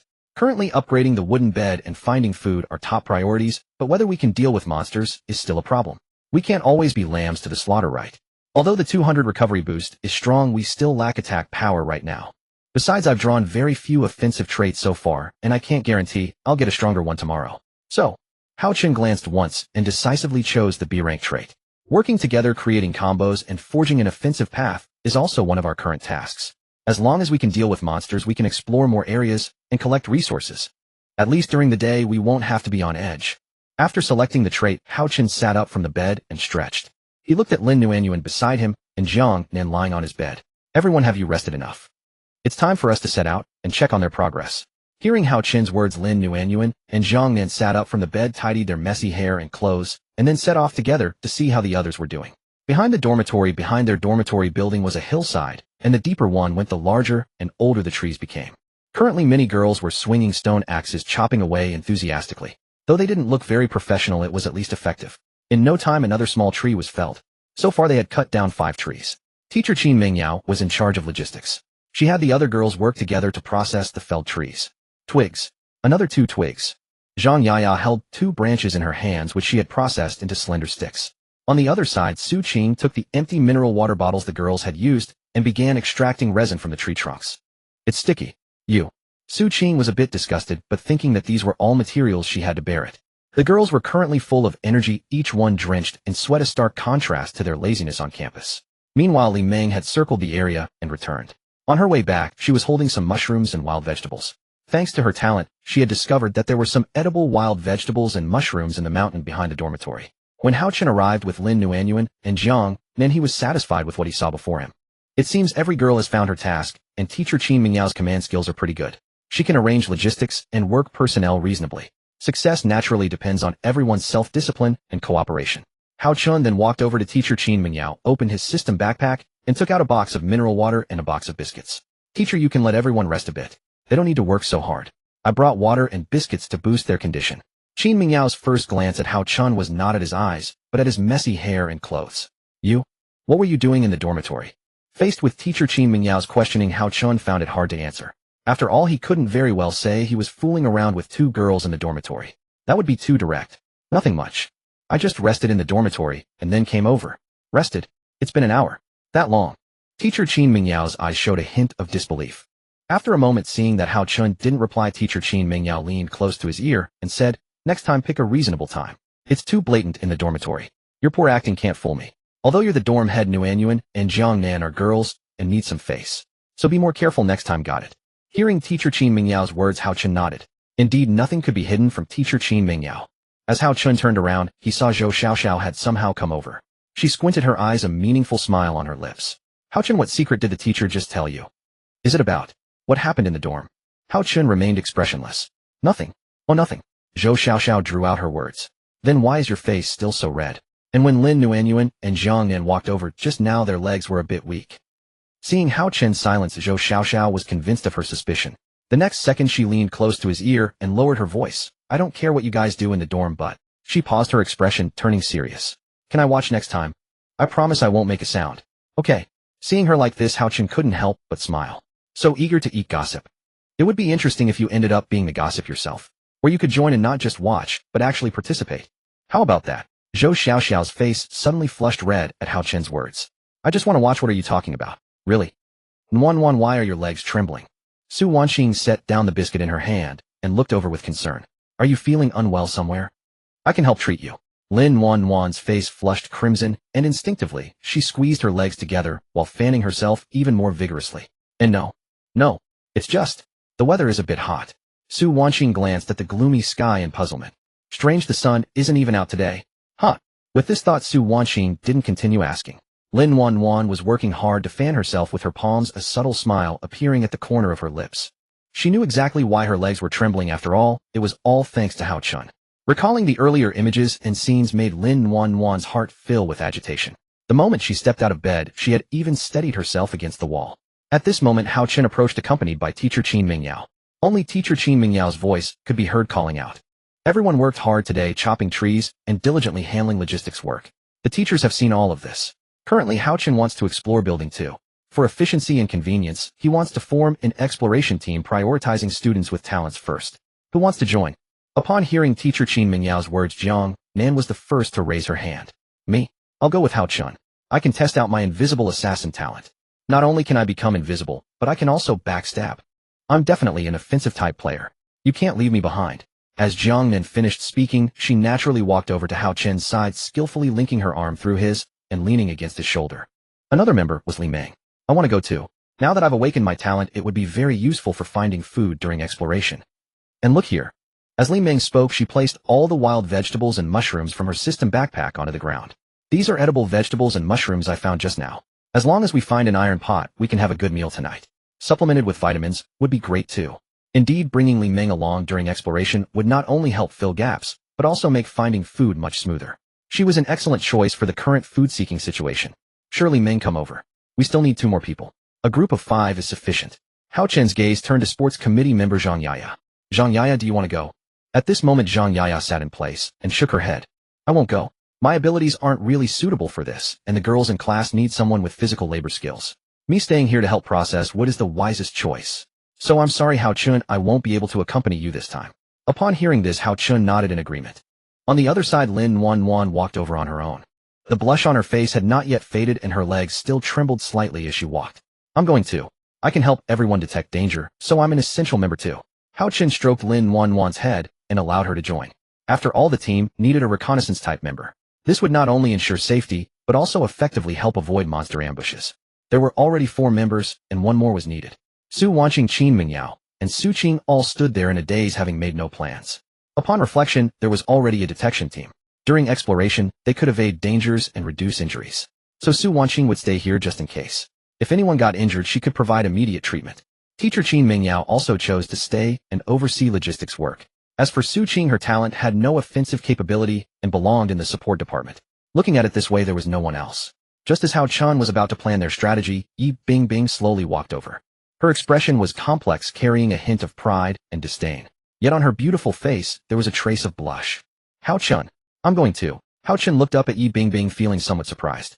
The usually proud and endlessly disdainful Yi Bingbing would actually take the initiative. This operation is slightly dangerous. Are you sure you want to follow us?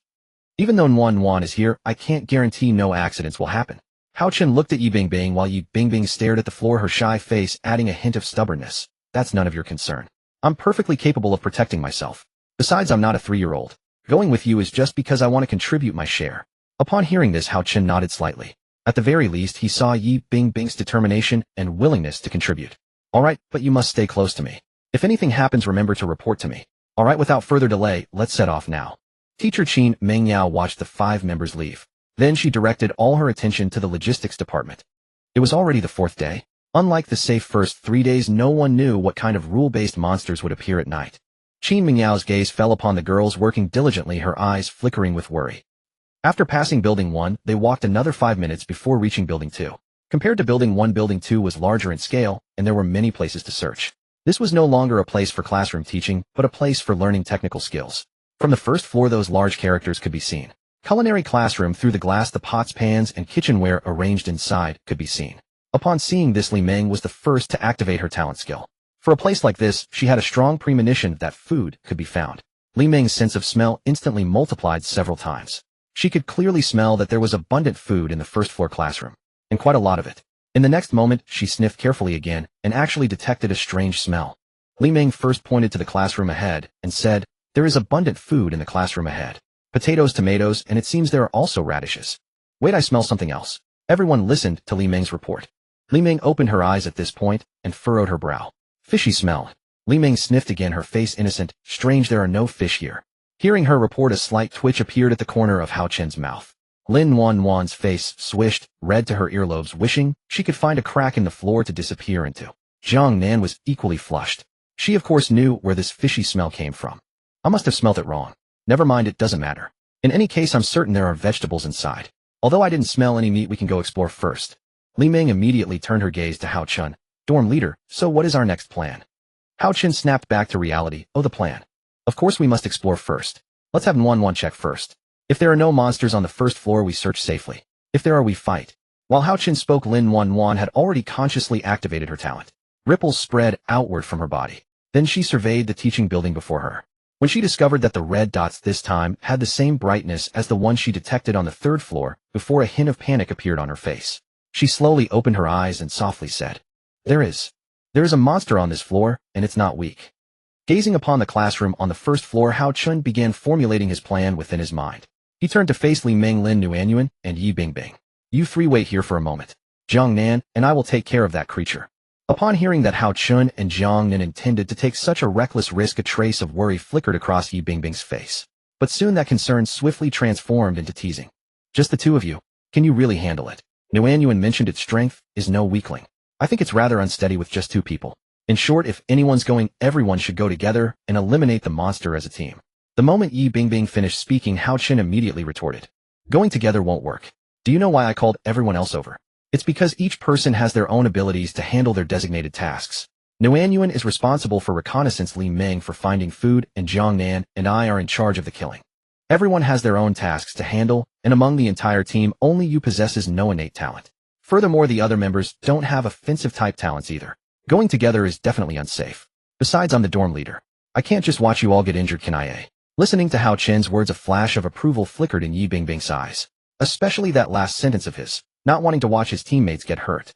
Yi Bingbing placed both hands upon her chest, gently turning her head to one side, as she mumbled hesitantly, whatever you say. Just, be careful you two. We'll wait here.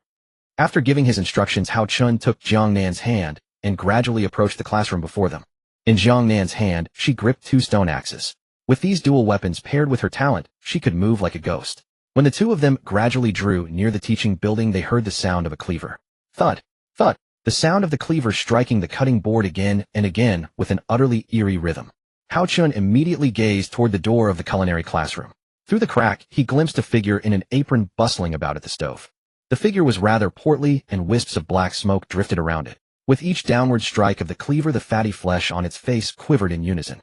Upon seeing this, a hint of exhilaration even gleamed in Jiang Nan's eyes. Watch me backstab it. Just as Jiang Nan charged forward, Hao Chun grabbed her hand and whispered, Wait, don't rush. Patience is key. Acting too hastily will only bring misfortune.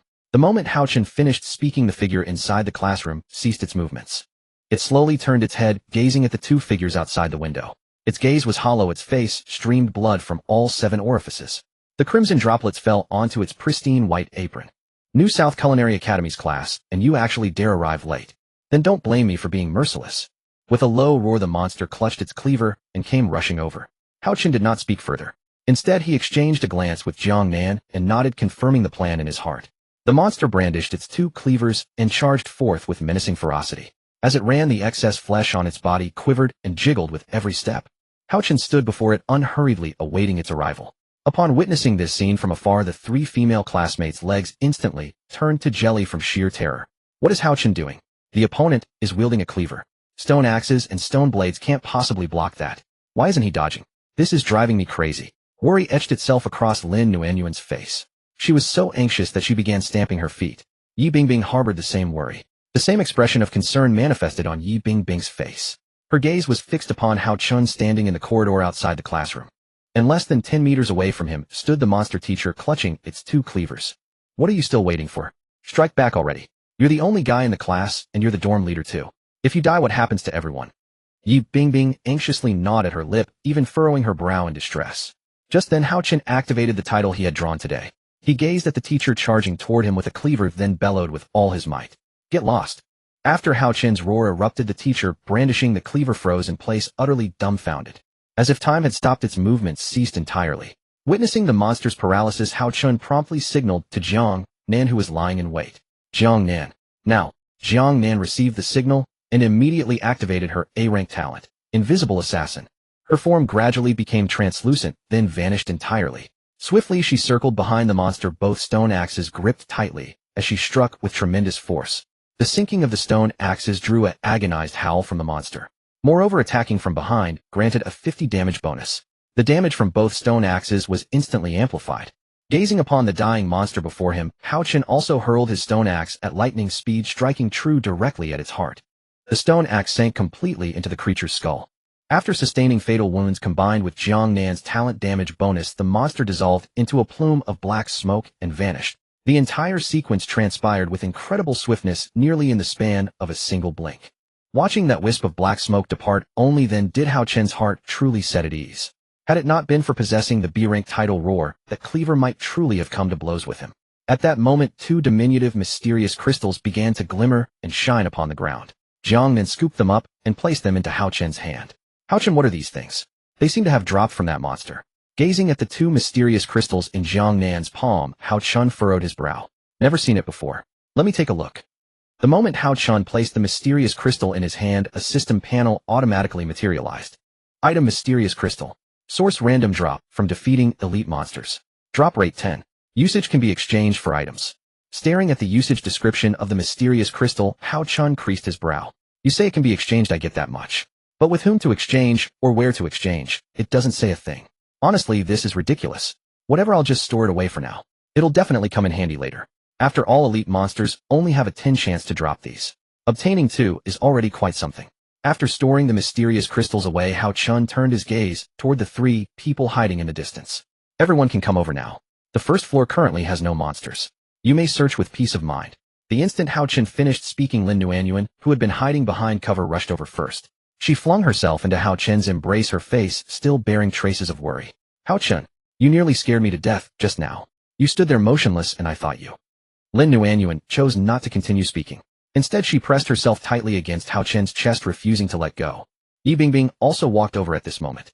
A hint of approval surfaced on her face. St still. Not bad, I suppose, but still insufficient. What you did just now was far too dangerous. Had that monster been even a fraction faster, you would have been done for. If you had listened to me, it would have been resolved much sooner, you idiot. You're still not good enough. But getting rid of the monster wasn't too shabby. Hao Chun glanced at Lin Nuanyuan and Yi Bingbing, then smiled and said, I had a method, all right. I never take reckless risks. After all, this title of mine and Jiang Nan's can execute a combo technique. All right, no time to waste. Let's search for food supplies. Hao Chun turned his gaze toward Li Ming and said, Li Ming, classmate, I'll have to trouble you. Li Ming nodded upon receiving the directive. Then follow me, everyone. I know where the food is and there's plenty of it. Following Li Ming's keen sense of smell, she led Hao Chun and the others to a corner. On the first floor, this corner housed a storage room. This was a place for storing ingredients. After all, to learn cooking skills, one would need ingredients for hands-on practice, so the food storage wasn't far away. However, there was a problem facing them now. The door of the storage room was closed. Without something to pry it open, or finding a key, forcing their way in would require quite a bit of effort. Seeing this airtight wooden door, a slight smile curved Hao Chun's lips. He took out a simple crowbar from his system backpack. This crowbar was crafted by the logistics department. The iron pipe came from dismounting a bed leg, and dismounting the bed leg required a simple hammer. The cleverness of cleverly utilizing props and coordination was evident here. Fortunately, I brought a crowbar. Get out of the way, let me pry this wooden door open. Hearing the command, Yi Bingbing and the others stepped back, maintaining a safe distance of about 1 meter from Hao Chun. Hao Chun inserted the crowbar and pried outward. In no time, the wooden door was pried open. Upon opening the wooden door, Hao Chun saw 4 refrigerators and baskets of vegetables stacked in the corner. Each basket contained vegetables. Potatoes, carrots, onions. These vegetables were preserved remarkably, while showing no signs of rot or decay. After all, in such a dark and enclosed space, the vegetables had excellent storage conditions. Li Ming walked inside and picked up a potato. Her face flushed with a rosy hue. I was right, after all, my talent is incredibly useful for finding food. These vegetables are all so fresh. Li Ming gazed at the vegetables in the 3 baskets before her, her face beaming with joy. After all, this meant they could have a good meal today, no longer just chocolate bars, but a nutritious vegetable medley. Lin Nuanyuan opened the first refrigerator. There wasn't much inside, only 2 boxes of eggs. Such a large refrigerator, and only 2 boxes of eggs. Alright, a bit disappointing. Hao Chun then opened the second refrigerator, and what was inside made his eyes light up. The second refrigerator held something more interesting: 3 plates of pre-sliced lean meat, probably for trainees to practice with. Yi Bingbing checked the third refrigerator. Upon opening the refrigerator door, what met her eyes were a bag of frozen chicken wings and 3 large bottles of cola with a label beside them reading "Cola Chicken Wing Practice Ingredients." The group briefly checked the smell and examined whether the meat had any quality issues. After inspection, this batch of food had not expired, nor had it spoiled. Everything was in edible condition. Looks like today brought both danger and reward. After defeating the head chef, we obtained this batch of food. Not bad at all. Fortunately, there's the backpack provided by the system. As long as food is stored inside, we don't need to worry about expiration or spoilage. Food will maintain its initial state, ready to be taken out whenever we want to eat. Hao Chun then turned his gaze toward Yi Bingbing, Lin Nuanyuan, and Li Ming. Everyone pack up your things. Then we'll head back. An elite monster appeared on the first floor. As we go higher, the monster's strength will increase. Let's be satisfied with what we've got and leave. After Lin Nuanyuan stored the 2 boxes of eggs in the system backpack, she replied gently, Alright, my food storage is complete. We can head back now. Li Ming also put the collected vegetables into her system backpack. This expedition filled her with a sense of harvest and accomplishment. After all, being able to contribute to the team made her happy. After Hao Chun finished packing up, he came to the doorway. He patted Jiang Nan's shoulder and said softly, "You've worked hard. We've finished packing. Let's go back." A smile curved Jiang Nan's lips as she placed her hand on Hao Chen's shoulder. "How was it? Was my performance today cool enough to impress you? If it was, you should favor me more from now on." Jiang Nan's face was pressed close to Hao Chen's, almost close enough to kiss. Hao Chen pounded his chest and said, "Does our coordination even need to be said? It was seamless, wasn't it? Great job this time, buddy. Let's keep up the good work." Hearing Hao Chen's encouragement, Jiang Nan's heart felt much lighter. "No problem," he. Standing behind the group, Yi Bingbing saw Hao Chen and Jiang Nan walking arm in arm, looking very intimate, and felt a slight discomfort. She couldn't explain why herself. In short, she just felt somewhat uncomfortable, as if someone had taken something that belonged to her. Why am I feeling like this? How strange. He's obviously a huge womanizer. He saw my entire body and even struck a bold pose right in front of me. Could it be that I've developed feelings for him? Impossible, absolutely not. There's no way I'd like someone like him. Yi Bingbing pursed her lips and turned her face away, trying to distract herself. Dormitory 701. Zhang Yaya neatly arranged the remaining wooden sticks and looked around. The female classmates who had been working had now returned to the dormitory to rest. They had been working all morning, and now it was already 1 p.m. Everyone was exhausted. The dormitory was filled with the unique fragrance of girls mixed with the smell of sweat. They hadn't bathed in 4 days, and their bodies felt sticky. Moreover, after returning from work, some felt quite hot. Many female classmates simply pulled their zippers very low, though not enough to expose too much. Everyone sat on their wooden beds waiting for Hao Chen's return. "All my body feels so sticky. When will we be able to take a bath? It's especially uncomfortable being all clammy, and today I sweated so much." Another girl with twin tails echoed, "That's right. Not only is it sticky, but it also smells a bit bad. I'm not a landlubber either. If I can't take a bath, I really can't stand it." Zhou Xiaoxiao stood up on her bed and said, "Then we need to think of a solution quickly, otherwise that teacher will come again to record deductions. Last time we got points deducted, our shelter value decreased, all because the dormitory smelled like sweat. Also," before Zhou Xiaoxiao could finish her sentence, she suddenly sniffed carefully. "Hey, which of you went fishing? Why do I smell something strange?" Zhou Xiaoxiao's words instantly drew the attention of the other female classmates. "Fishing? No way. Weren't we all working together? And where would we get a fishing rod? Are you smelling things wrong? Zhou Xiaoxiao, I think you're just craving grilled fish. What's in this dormitory besides the smell of sweat?" Hearing the doubts from everyone, Zhou Xiaoxiao scratched her head. "Then I must have been mistaken. I thought someone went fishing. That way we could eat fish tonight." Hearing what her classmates said, teacher Qin Mingyao, sitting on her own bed, held a mineral water bottle and looked at Hao Chen's bed with a flushed face. "The blanket on the bed is a bit messy. It does look like things got quite intense. Zhou Xiaoxiao, what you smelled wasn't wrong."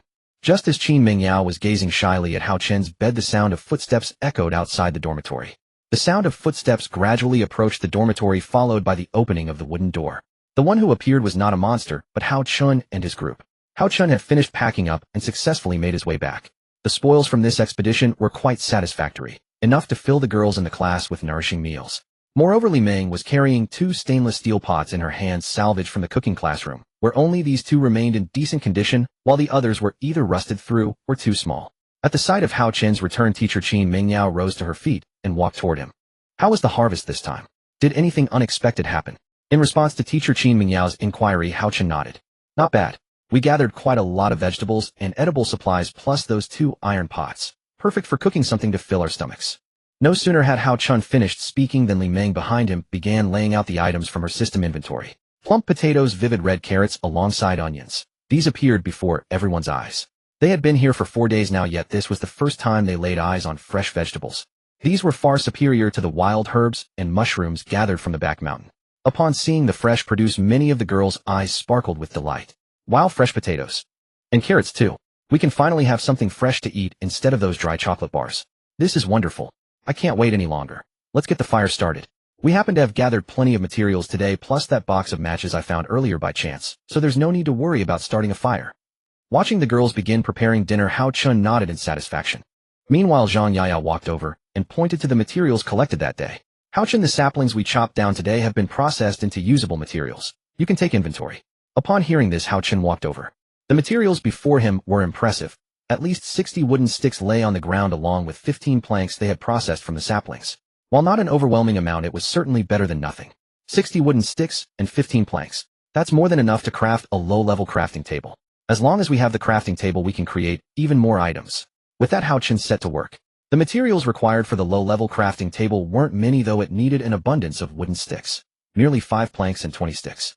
After 2 minutes, the crafting table was successfully assembled and entered Hao Chen's inventory. He then placed it in a relatively spacious area. The crafting table resembled a workbench. Whenever one wished to craft something they could approach it. It would automatically detect what materials a person carried and indicate which items could be synthesized. Just as Hao Chun was still studying the crafting table, he heard the girls preparing dinner, seemingly engaged in a rather intimate conversation.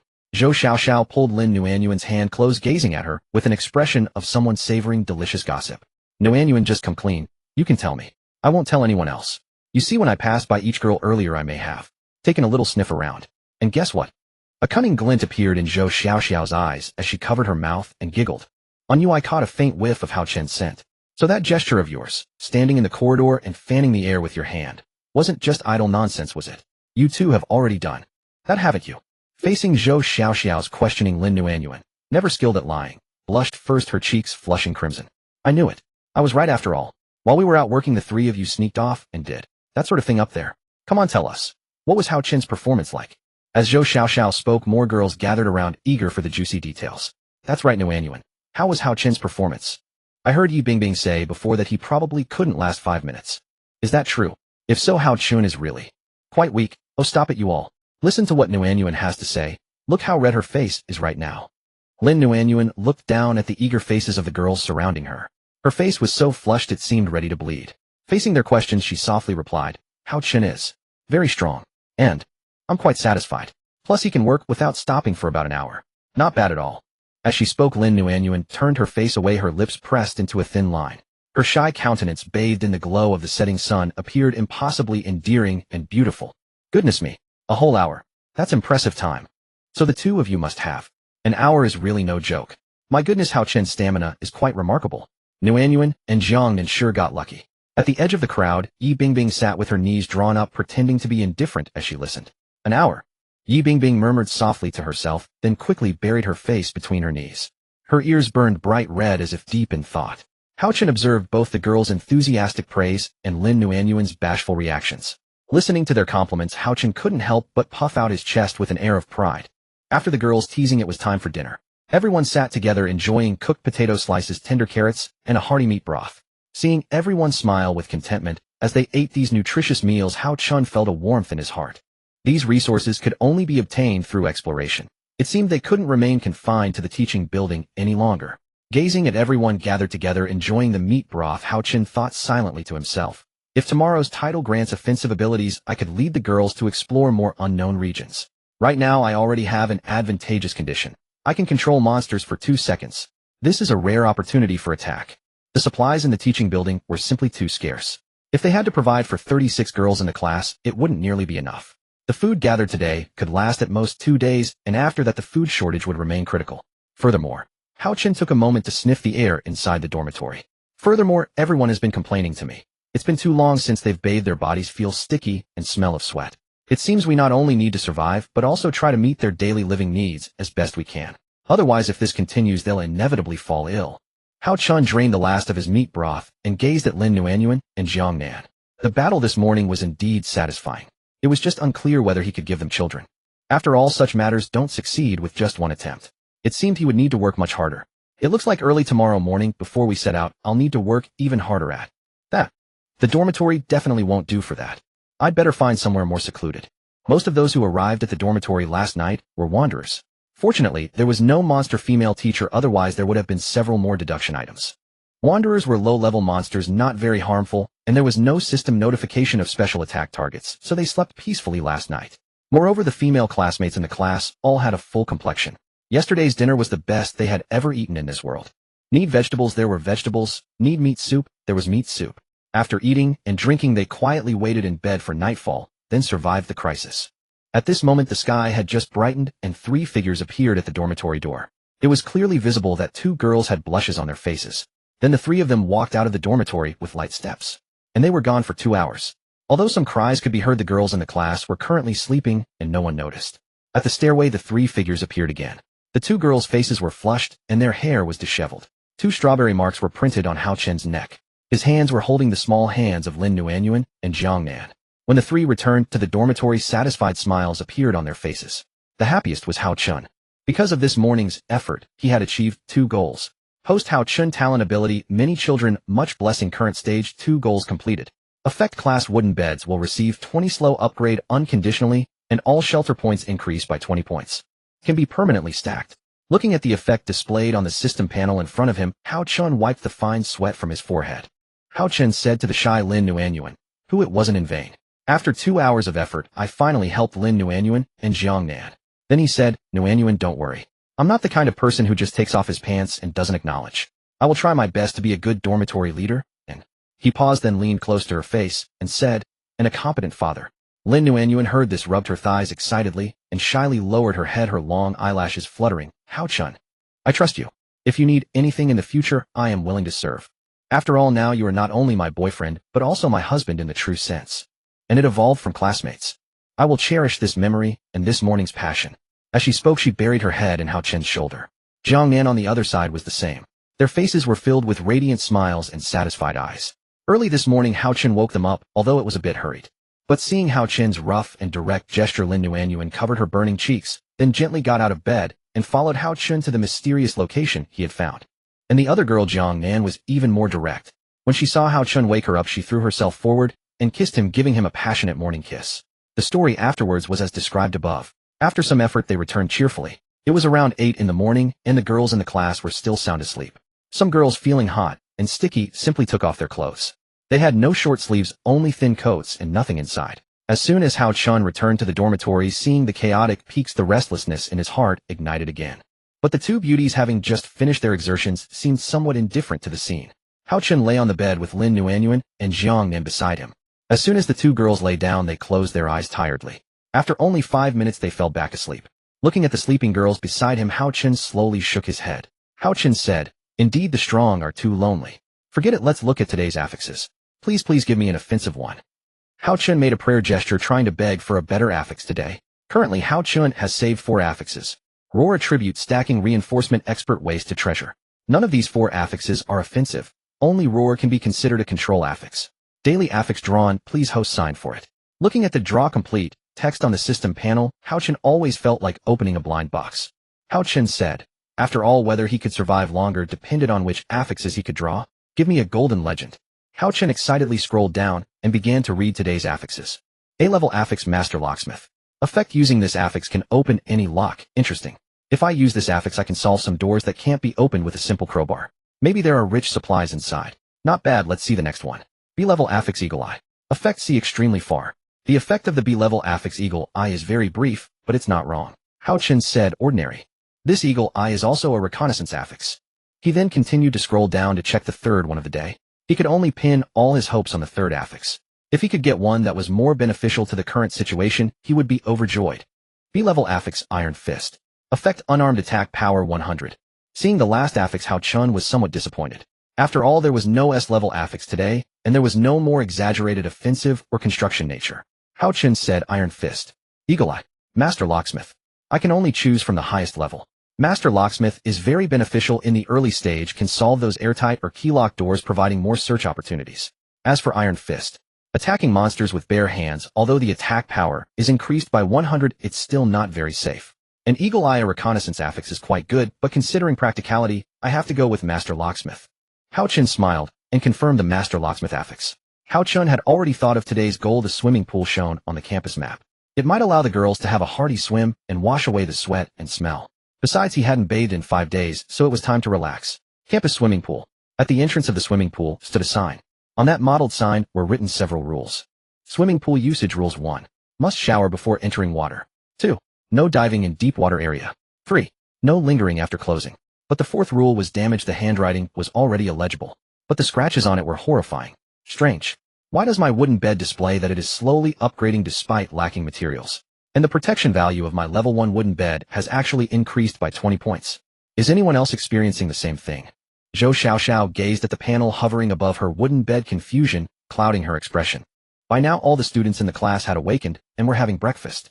Today's meal remained potato slices and leftover lean meat soup accompanied by chocolate bars.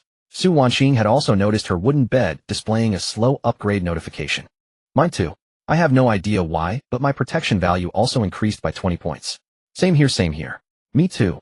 Seeing most of her classmates raise their hands, Zhou Xiaoxiao scratched her head in bewilderment. This is truly strange. Could there be a bug? Speaking of which, the wooden bed upgrade should only take effect after Hao Chen's offspring-rich blessing produces descendants, right? Now how come? Before Zhou Xiaoxiao could finish her sentence, she suddenly looked up, her gaze locking onto Hao Chun. The other girls also caught onto the implication from Zhou Xiaoxiao's words. Hao Chun, you don't mean? Zhou Xiaoxiao's cheeks flushed slightly. She quickly glanced at Lin Nuanyuan and Jiang Nan, who sat beside Hao Chun. The other girls reacted similarly, and teacher Qin Mingyao even paused her eating. Jiang Nan observed their shocked expressions before rising to her feet. Oh dear, don't all get so worked up. Alright then, I'll stop pretending. The truth is Hao Chun has worked hard and has already fathered children with both me and Lin Nuanyuan. So the slow upgrading of your wooden beds and the additional 20 points of protection value come from that. Everyone stay calm. Just remain peaceful and composed. Jiang Nan spoke in an even tone, yet her words sent shockwaves through everyone present. Zhou Xiaoxiao was the first to scream. She stood atop her bed and pointed directly at Hao Chun and Lin Nuanyuan. You three awful people. How could you keep something this thrilling to yourselves without inviting me? I've told you before, I only watch, I don't interfere. And for such a major event you should have given us advance notice. That's a life, a whole life. This isn't something to joke about. Zhou Xiaoxiao planted her hands on her hips, pouted, and fixed Hao Chun with a deeply serious look. The other female classmates immediately chimed in. Exactly. Next time you're doing something like this, give us a heads up. We're more than willing to make room. We completely understand. It's only natural. Wait, I remember now. Why was Hao Chun so late coming back yesterday? Could it be that he was busy with that sort of intimate activity with them? Upon hearing the mention of leg tremors and arriving late, Su Wanqing's eyes widened in sudden realization as she turned to Lin Nuanyuan. So that's what it was. Nuanyuan, your legs were shaking terribly yesterday. You could barely stand steadily. No wonder. It seems Hao Chen's passion is quite intense. Su Wanqing covered her cherry-like lips with her hand and smiled, then cast her gaze toward Hao Chun and Lin Nuanyuan. Hearing about the trembling legs and late, returned Zhou Xiaoxiao clapped her hands together. I get it now. Yesterday Hao Chun came back late, his face was flushed in the hallway, and there was a fishy smell. There's only one truth. Zhou Xiaoxiao pointed at Hao Chun. You three yesterday in the dorm. Before she could finish, Hao Chun gave a calm nod. Yes, that's exactly what happened. No way. I knew it. Jiang Nan, you selfish thing. You didn't even let me spectate. And Nuanyuan, your legs were shaking because of all that. Zhou Xiaoxiao turned her head aside and gave a thumbs up. Alright Hao Chun, you're something else. Their exchange instantly sent the entire female class into fits of laughter and hushed whispers, turning the morning dormitory into a chorus of merriment. However, as the excitement peaked, teacher Qin Mingyao rose to her feet, regaining her usual aloof composure. Enough. Let's settle down. Currently 2 students in our dorm have already produced offspring, and as everyone can see, the wooden beds are slowly upgrading even without materials. Combined with the additional 20 points of protection value, this is quite remarkable. So, teacher Qin Mingyao cleared her throat, a faint blush coloring her cheeks. As you've all witnessed, Hao Chen's blessing is truly effective. If any other students wish to participate in Hao Chen's blessing going forward, you are encouraged to volunteer. Of course, it remains entirely voluntary. No pressure, just fairness. Qin Mingyao immediately turned her gaze toward Hao Chun. Hao Chun. Yes. Upon hearing the teacher call his name, Hao Chun responded immediately. Teacher Qin Mingyao's gaze swept rapidly over Hao Chen's entire figure, then drifted to Lin Nuanyuan and Jiang Nan beside him. She spoke with a hint of bashfulness. Did you take them out this morning? Faced with the teacher's inquiry, Hao Chun nodded. Yes. I wanted to make the most of the limited time. The task ahead is substantial, and I cannot afford to neglect this offspring-rich blessing. Fortunately, it was successful on the first attempt. Qin Mingyao bit her lip upon hearing this. An impressive first attempt. You were out there for 2 full hours. Though your movements were quiet, I could still hear. I never expected this boy to possess such boundless energy. Qin Mingyao looked at Hao Chun with a shy expression. But the next moment, she snapped back to composure. Cough. Although I mentioned earlier that we should consider giving the girls some dignity, the morning air is chilly, and the outside world's dangers remain uncertain. The classmates here do not object to your activities. If you wish to continue, the dormitory works fine as well. Besides, you have proper facilities such as beds. Listening to teacher Qin Mingyao's words, Hao Chun nodded once more. Then I'll stay in the dorm next time and avoid traveling so far. I didn't want to disturb everyone so. Before Hao Chun could finish his sentence, Zhou Xiaoxiao leaned right up to him. Not disturbing at all, not in the slightest. We were all sleeping so soundly. Just slow things down and reduce the noise, and you'll be fine.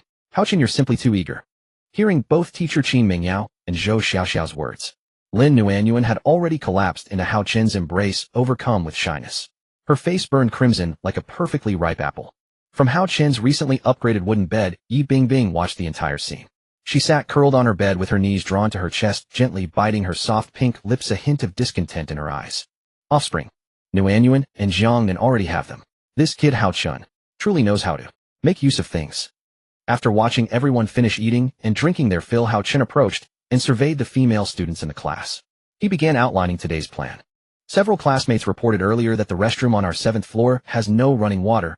We simply cannot bathe. Since arriving here, we've been drenched in sweat, our bodies sticky and uncomfortable. We must not only survive, but also maintain personal hygiene. Therefore, today's objective is to head to the campus swimming pool. Let everyone take a proper swim and have a good bath. Upon hearing Hao Chen's objective, the female students in the dormitory erupted in cheers. Zhang Yaya raised both hands, her face alight with excitement. Wonderful. We can finally swim and take a bath. We can finally get rid of this sweaty smell. Yay. Meanwhile, Su Wanqing snuffled her own armpit. I stink. At least there's a solution now. Too bad there's no body wash or shampoo, but just having access to water is enough for me. Watching the excited faces and restless energy of her classmates, Hao Chen slowly pushed open the dormitory door. Without further delay, let's move out to the campus swimming pool. On the way to the swimming pool, the female classmates in the class were almost all gathered around Lin Wan and Jiang Nan.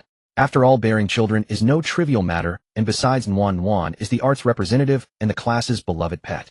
Wan, what will you do when the child is born? Right, Wan, you can't be exploring with a child at the same time, can you? That would be too troublesome. Hearing everyone's concerned words, Lin Wan shyly lowered her head and murmured, then I'll just stay in the dorm and take care of the child. As long as Hao Chen is always here, I'll be at ease, because he's very reliable. Hearing Wan's words, everyone also breathed a sigh of relief. On the other side, Jiang Nan appeared even more carefree. Facing the girl's concern, she said directly and clearly, this is the fruit of friendship and love between Hao Chen and me. And he is not that kind of jerk. If anyone wants to participate in his talent ability, just come, and I will guide you well. Sister Jiang Nan, I heard that Hao Chen lasts 2 hours at a time. Is that true? Jiang Nan heard the doubt, put her hands on her hips, and said confidently, it's true. I've experienced it myself. Is it too late for me to regret now, eh? So Hao Chen is quite capable, ha. Jiang Nan smiled and said, there's no such thing as too late. Hao Chen doesn't refuse anyone. After all, his talent for many children and many blessings cannot stop at me, and Wan also needs everyone's help. Hearing Jiang Nan's words, many girls' faces flushed. Their gazes all turned to Hao Chen, who was leading the way ahead. Hao Chen's reliability and thoughtfulness had been clearly demonstrated in these days. Many girls also began to feel a different kind of emotion in their hearts. Listening to the girls' passionate discussion, Yi Bingbing blushed and pouted. Previously, she had mocked Hao Chen, estimating that he couldn't even last 5 minutes, but now it turned out to be 2 hours. This not only slapped her own face, but also made her witness Hao Chen's terrifying ability. At that moment, Su Wanqing patted Yi Bingbing's shoulder and then leaned in and said, why is your face so red? What's wrong? Do you also want to participate in Hao Chen's many children and many blessings talent? You're talking nonsense. I don't. It's just that I've been walking for a while, and it's a bit hot. Someone like Hao Chen, I would never. Yi Bingbing paused, then cast her gaze at the back of Hao Chen, who was leading the way ahead. I would never. Like someone like him. Seeing Yi Bingbing's hesitant and flushed cheeks, Su Wanqing smiled knowingly. As both school beauties and longtime friends, how could Su Wanqing not know what Yi Bingbing was thinking? Just as everyone was laughing and chatting, they had unknowingly arrived outside the swimming pool.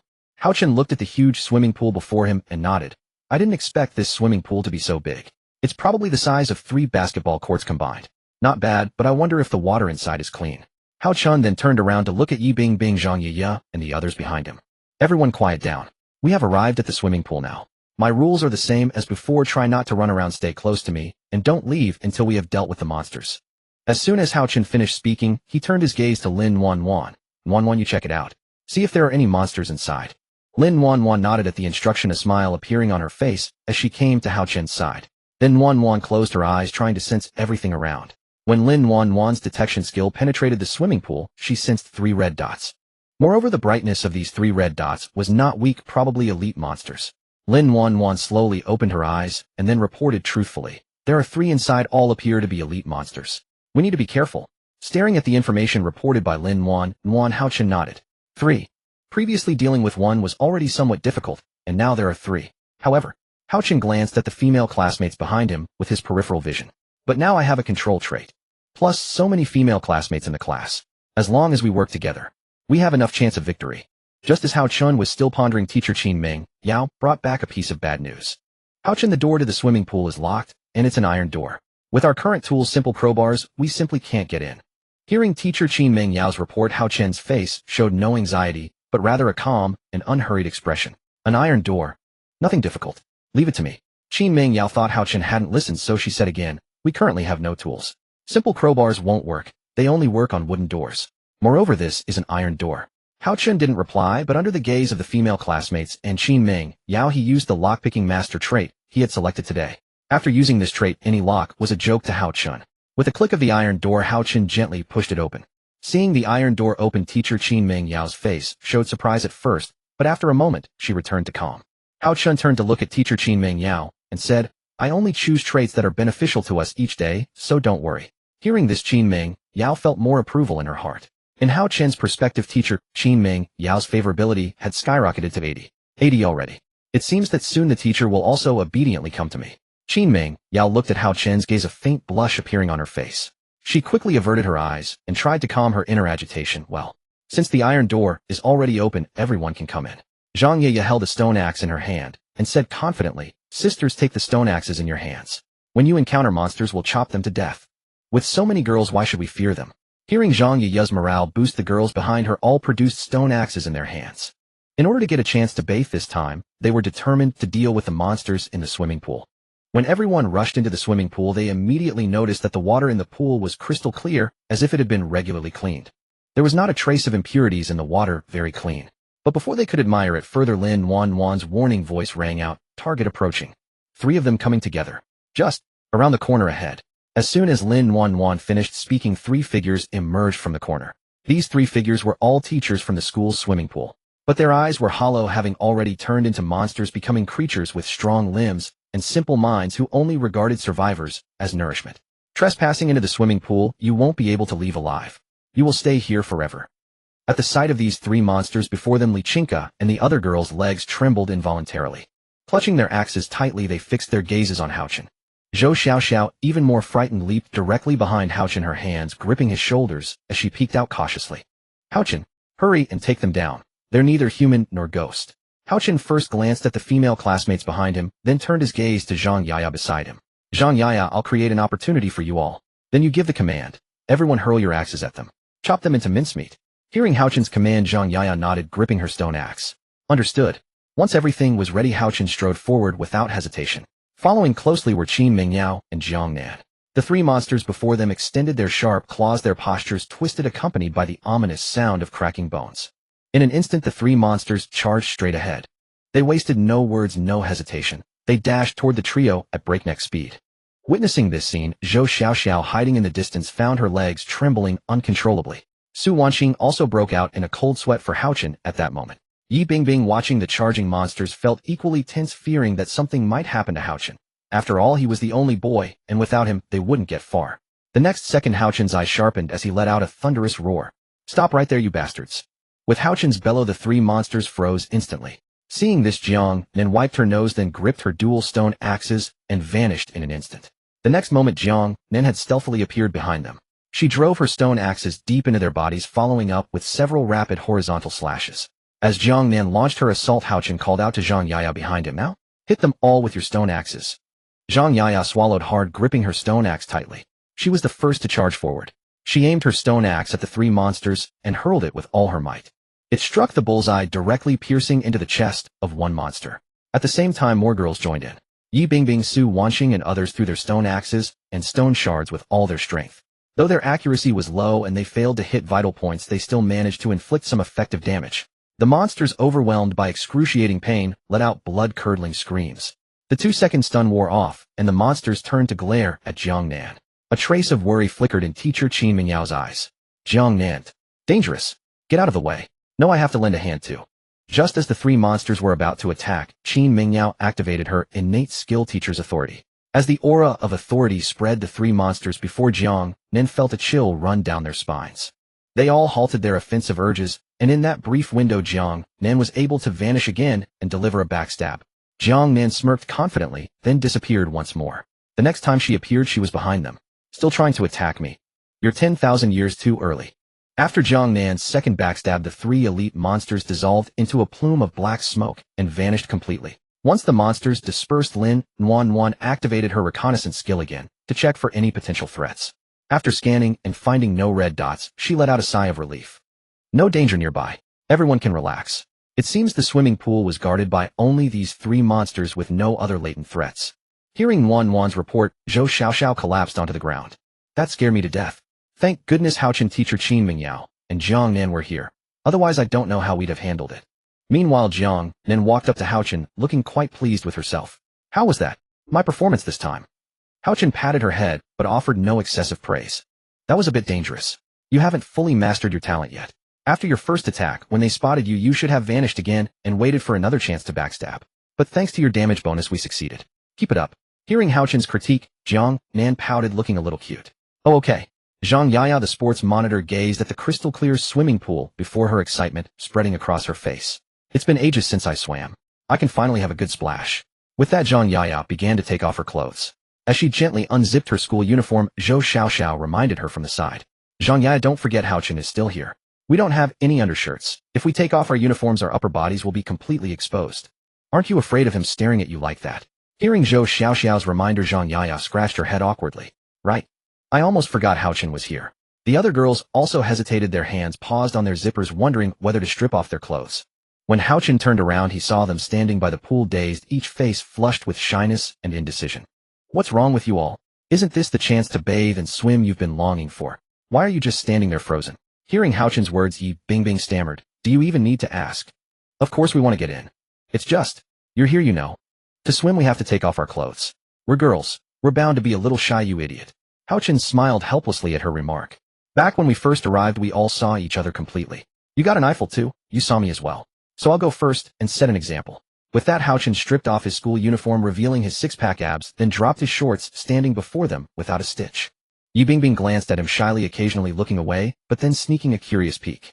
The other girls reacted similarly, with Zhou Xiaoxiao even covering her face with her hands, but spreading her fingers to peek through. Since you're all hesitating, I'll go for a swim first.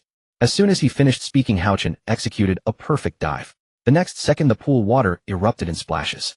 When Haochen surfaced, he wiped the water from his face and ran his fingers through his hair. The refreshing coolness of the pool instantly washed away the fatigue and stench from his body. Oh, this feels amazing. 5 days and finally a proper wash. Haochen turned his gaze back to the girls on the shore. Still hesitating. The water here is wonderful. Seeing the contentment on Haochen's face, many of the girls could no longer hold back.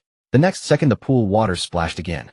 The second one to jump in was Lin Wanwan, who shyly covered her chest before swimming over to Haochen. Haochen, can you teach me how to swim? I'm still not very good at it. Looking at the blushing Lin Wanwan, Haochen tucked a strand of hair behind her ear. Of course, no problem. Come on, I'll help you practice. Seeing Lin Wanwan get into the pool completely bare, Zhang Yaya threw caution to the wind. Forget it. Haochen has already seen all of us anyway. What's there to be shy about? I'm coming too. Zhang Yaya shed her clothes decisively and plunged into the water. The cool sensation was indeed refreshing. Seeing the sports monitor Zhang Yaya in the pool, the other students abandoned all reservations. One by one, they shed their clothes, revealing their fair skin. Ripples spread across the surface of the pool, accompanied by the sounds of the girls' contented sighs. On the shore, Yi Bingbing slowly unzipped her uniform, her gaze fixed on Haochen, who was teaching Lin Wanwan. This idiot, stripping off his clothes so casually. He really has no shame. But come to think of it, I don't really know how to swim either. Relax your legs, swing them naturally like a fish's tail. Did I ask for your advice? You idiot. Yi Bingbing scolded verbally, but her hands clung tightly to Haochen's arm, afraid he might let go. Haochen looked down at his arm marked with red welts from her grip and suddenly laughed.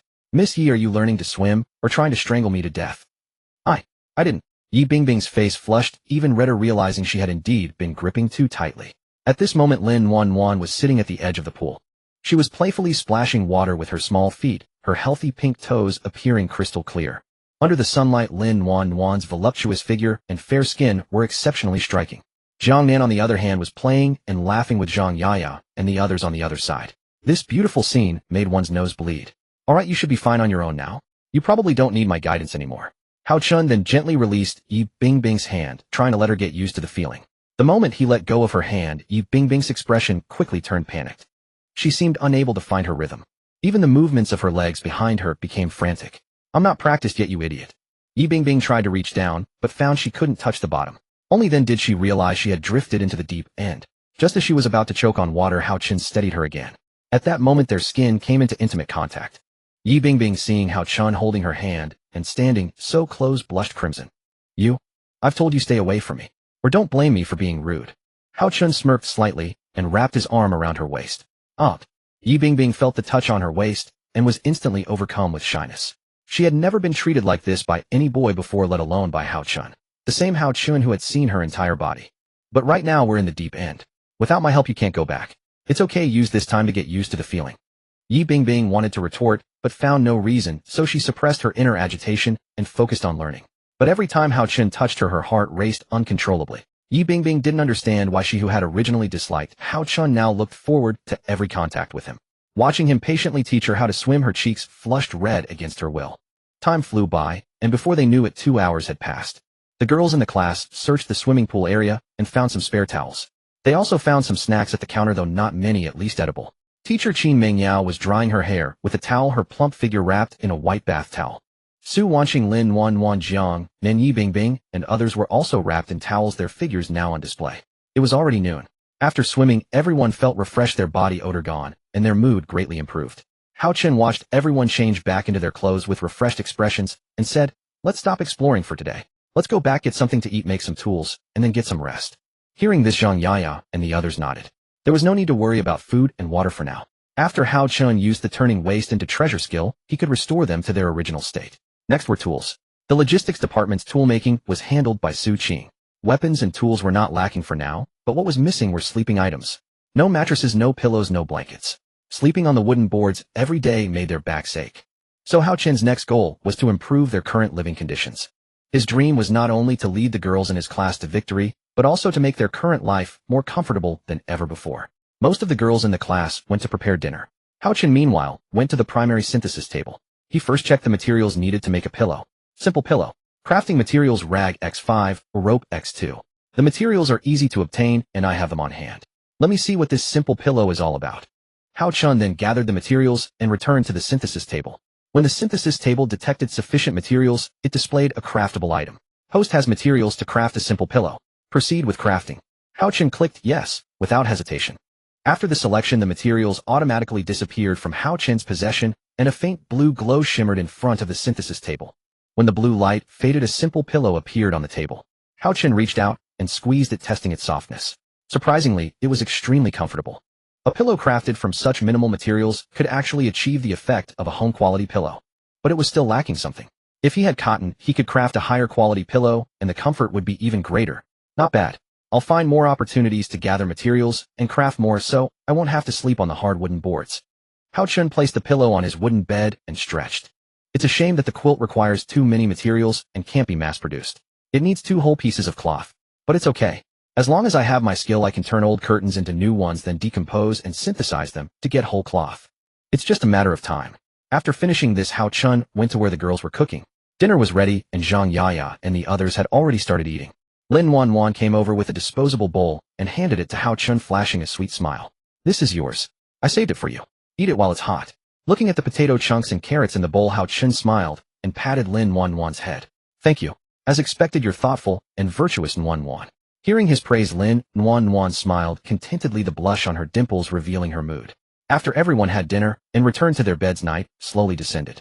Everyone was exhausted today. Not only had they swam for 2 hours, but the round trip had also drained some of the girls. But as night fell, the monsters became active.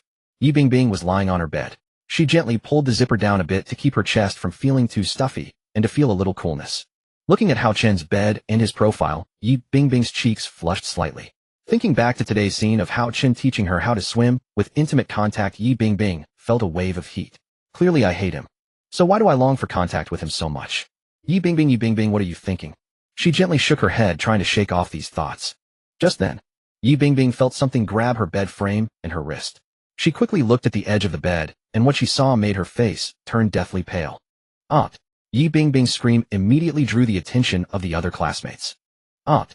Yi Bingbing's scream immediately drew the attention of the other classmates. Yi Bingbing's scream rang out like an alarm bell. Everyone's gaze instantly turned toward her. Hao Chun also rushed to ask what had happened. Looking at Yi Bingbing's ashen face, he asked, "What's wrong? What happened?" Yi Bingbing did not immediately respond, but pointed at the place she had just been grabbed. But when she looked at the edge of the bed again, the black hand had vanished. A black hand just grabbed the edge of my bed and even touched my arm. That was terrifying. Upon hearing this, Hao Chun looked down, but found nothing suspicious. A black hand, grabbing the bed's edge. Could it be tonight's rule-based monster? Just as Hao Chun was deep in thought, another scream echoed out. It really seems like there's something there." The speaker was the English teacher Qin Mengyao. She curled up at the head of the bed, gazing at the bed's edge in panic. That black hand grabbed my wrist just now, but I managed to break free. Qin Mingyao looked up at all the girls in the class and said, "Everyone don't extend your hands out or let your feet get close to the bed's edge. It was trying to pull me down hard just now. I think it wanted to grab any hands or feet that were outside the bed." Hearing the English teacher Qin Mingyao's warning, the girls in class huddled together in fear. Zhou Xiaoxiao hugged her knees watching the bed's edge in terror. Seeing this scene, Hao Chen said, "Based on the teacher's explanation, this rule-based monster might be trying to pull people off the bed. Be careful. Though it seems it can't destroy the shelter value, it can drag people down. So everyone must." Before Hao Chen could finish, 8 black hands appeared at the edge of Yi Bingbing's bed. They firmly gripped Yi Bingbing's wooden bed, seemingly waiting for someone to extend their hands or feet while sleeping. "Hao Chen, look, they're here again." Yi Bingbing's panicked voice immediately reached Hao Chen's ears, and he looked at her bed's edge right away. 8 black hands billowed with thick black smoke, truly hair-raising. No good. They seem to be waiting for an opportunity. "Yi Bingbing, I'll use my word skill in a moment. If they come out from under the bed and try to grab you, I can freeze them for 2 seconds, then you come to my bed as fast as possible." "Did you hear me?" Hearing Hao Chen's words, an unnoticeable blush suddenly appeared on Yi Bingbing's pale face. "Get lost. There's no way Yi Bingbing would go to your bed." Before Yi Bingbing could finish speaking, the 8 black hands suddenly began shaking her wooden bed. The shaking grew increasingly violent, almost throwing the unsuspecting Yi Bingbing off the bed. Seeing this scene, the surrounding female classmates were terrified. Zhou Xiaoxiao even bit down on her school uniform with her teeth. "My goodness, not only can it drag people down, but it even actively shakes the bed to make the survivors fall off. What kind of monster is this?" Zhou Xiaoxiao even began praying. "God bless me, may I have all the wealth in the world. God, please don't get involved in worldly struggles. Don't come harm me." On the other side, Hao Chen saw this scene and warned once more, "It looks like they won't stop. They've locked onto you. Now you only have 2 choices, either come to my bed or keep fighting your stubborn nature until the end." Yi Bingbing suddenly raised her head and looked at the serious-faced Hao Chen. She clenched her fists, then bit her pink lips, as if having made some kind of decision. "Just this once. I'll make an exception. Next time I won't go to your bed on my own." Yi Bingbing gritted her teeth and quickly got out of bed. At that very moment, the dragger lurking under the bed spotted its target. The 8 black hands instantly gripped Yi Bingbing's ankles, thighs, and calves tightly. The force was immense, as if determined to drag her under the bed. Seeing herself being grabbed, Yi Bingbing's face turned ashen once more. Just as the dragger was about to execute its plan, Hao Chen stepped forward sternly and shouted, "Let go of her." The roar word skill immediately took effect. The dragger's movements instantly froze, and even its tight grip on Yi Bingbing loosened considerably. "Hurry!" Following Hao Chen's prompt, Yi Bingbing quickly ran over and directly came to Hao Chen's bed. Her face panicked, eyes tightly shut, buried in Hao Chen's chest. Because of fear, her legs were still trembling lightly, and some tears even appeared at the corners of her eyes. When the 2 seconds ended, the dragger found its target had vanished and dissolved into a wisp of black smoke, only to reappear at another survivor's bed's edge. Fortunately, this time, they were scattered so dispersed that there wasn't another phenomenon like Yi Bingbing's, where 8 black hands simultaneously gripped the bed's edge. As long as they slept peacefully and didn't move around, they could avoid being dragged. At this moment, Yi Bingbing's body was still involuntarily trembling from fear. When that gentle large hand stroked her back, Yi Bingbing felt a trace of warmth and comfort. "It's okay, don't be afraid. My bed is level 2, and it's a double bed. They wouldn't dare act rashly. You can sleep here tonight, just to be safe." Yi Bingbing listened to Hao Chen's gentle voice and slowly looked up at his jawline. In the next second, Yi Bingbing's whole person was like a startled little rabbit. Her face couldn't help but turn red. Even the roots of her ears flushed. She gently pounded Hao Chen's chest, then pushed him away. I understand. And don't get so close to me. I'm warning you. Don't do anything improper to me. I'm not at that stage yet. Did you hear me? You idiot." Hao Chen listened to Yi Bingbing's words and noticed the affinity gauge above her. 928688. It fluctuated in that ups and downs manner again, but seemed to be controlled within 80. Contradictory. Her mouth is so hard, yet her body is so honest. It seems her stubborn nature doesn't allow her to be so dependent. Fine, I'll give her some more time. She should confess on her own by then. Hao Chen cleared his throat and said, "I'm not that kind of scoundrel. After all, I have Nuanyuan right beside me." "Right, Nuanyuan." Hao Chen immediately stroked Nuanyuan's hair and tucked it behind her ear. Lin Nuanyuan softly hummed in agreement, then buried herself in Hao Chen's warm chest. "That's right. Hao Chen, you can do whatever you want. I'm willing. After all, I've already recognized you as my husband from the bottom of my heart. Please love me more from now on." As soon as Lin Nuanyuan finished speaking, she gently gazed at Hao Chen, her eyes full of longing. She did not speak, only gently holding Hao Chen's hand, their fingers interlaced. Watching the intimate actions between the two from the side, Yi Bingbing's face flushed red with shame. She felt like an outsider. And when she saw Hao Chen intimately entangled with another girl, it was as if a knife had cut her heart. She felt extremely uncomfortable. "Damn you, Hao Chen. Just wait. When I awaken my talent, I'll make you pay. On the morning of the 6th day, just as dawn was breaking, Hao Chen slowly opened his eyes. The harrowing events of the previous night still seemed vivid before him. Fortunately, none of the girls had been attacked by the rule-based monsters. Even Yi Bingbing, who was lying beside him and embracing him, no longer wore the panic of yesterday. Instead, she was like a docile kitten snuggling close to him for comfort. Looking at the sleeping female classmates, Hao Chen knew that there were many urgent matters to attend to. Materials always come first, then upgrading the wooden beds and optimizing the current living environment. Although there are many things to do for everyone's sake, I'll take it step by step. There is no such thing as a free lunch, and no one can reach the top in one leap. After thinking this, Hao Chen sat up and stretched lazily. It's already the 6th day? I can't believe it's been almost a week. But at least everyone can sleep peacefully now, and there have been no casualties. Hao Chen turned his head to look at Yi Bingbing and Lin Nuanyuan lying on the bed. They were breathing evenly, their beautiful hair spread like a waterfall over the blanket. The two girls were wearing shorts, and their fair thighs were strikingly conspicuous at this moment. Every time he woke up, Hao Chen saw this scene, and it seemed to dispel the day's worries. He gently got out of bed and walked to the corridor outside. Looking at the faintly visible cafeteria building in the distance, Hao Chen began to plan his next move. There's no rush today. First, I can upgrade the other half of the girls' wooden beds to level 2. This dormitory building hasn't been fully cleared, yet we've only explored the 6th floor. The other floors were postponed due to previous plans, so I can send half the girls to explore. With teacher Zhang Nan and teacher Qin Mengyao there, it should be fine. Next, Hao Chen paused and opened the daily entry. Next, I'll check today's entry refresh. Hopefully I'll get what I want. Daily entry refreshed when a golden glow appeared before Hao Chen's eyes. He was completely stunned. G Golden Legend. Damn. S-rank entry love Saint effect, all female characters, initial affection 50. Co-sleeping talent, awakening probability 50. Initial affection 50 directly. Even more incredible, the co-sleeping talent, awakening probability, also 50. Damn this entry. It's a love saint, I tell you. Hao Chen was almost blinded by the golden entry. It had been several days since the last golden entry appeared. The first time was on the day they arrived, and now 5 days had passed. He never expected to see a golden entry again. Before Hao Chen could recover from his excitement, another golden glow flashed. Another one. What the hell? A double yoke. S-rank entry fatherly love like a mountain effect. Each child provides you with 5 all attribute bonus. Each child gives me 5. My god, in the future the attributes will just keep growing. Not bad for the second golden entry. The third entry, however, surprised Hao Chen. B-rank entry pickpocket effect, steal items from monsters. Seeing the repeated entry, Hao Chen frowned. It's this entry again. But today there are 2 S-rank entries, so I'll have to give up on this one.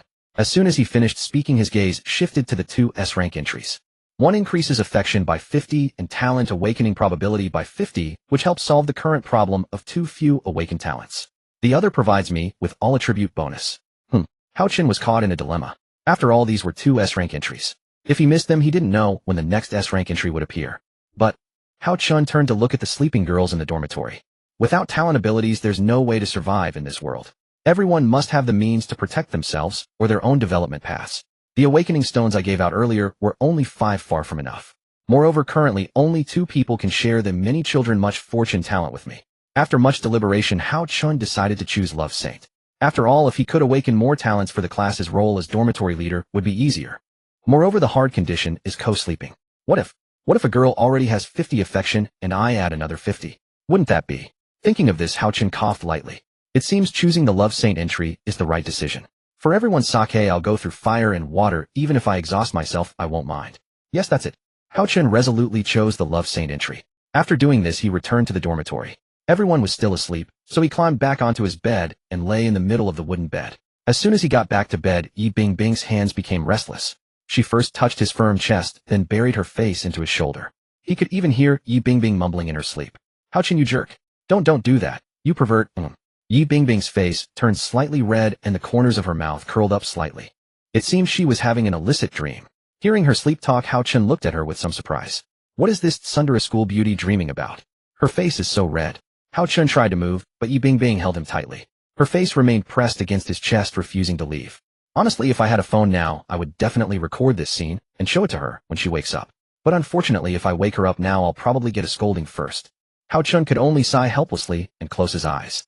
It was still early, so he could rest a bit, and also see if the entry he chose today had any effect. 9:00 a.m., Yi Bingbing rubbed her sleepy eyes. She felt a bit dizzy, but she hadn't done anything. Strange, what's going on? Why do I feel dizzy? Yi Bingbing opened her eyes and saw her system panel pop up. Name Yi Bingbing talent return S rank effect. If the target's ability has been exhausted for the day, you can use the return skill to enable them to use it once more. One use of return per day. Hard condition. After use, the host must give the target a reward. The size of the reward depends on the degree of return. During this time, the host cannot resist and must satisfy the target. Is this my talent? I awakened a talent, and it's S rank. Before Yi Bingbing could recover from her surprise, the prompt below the system panel stunned her.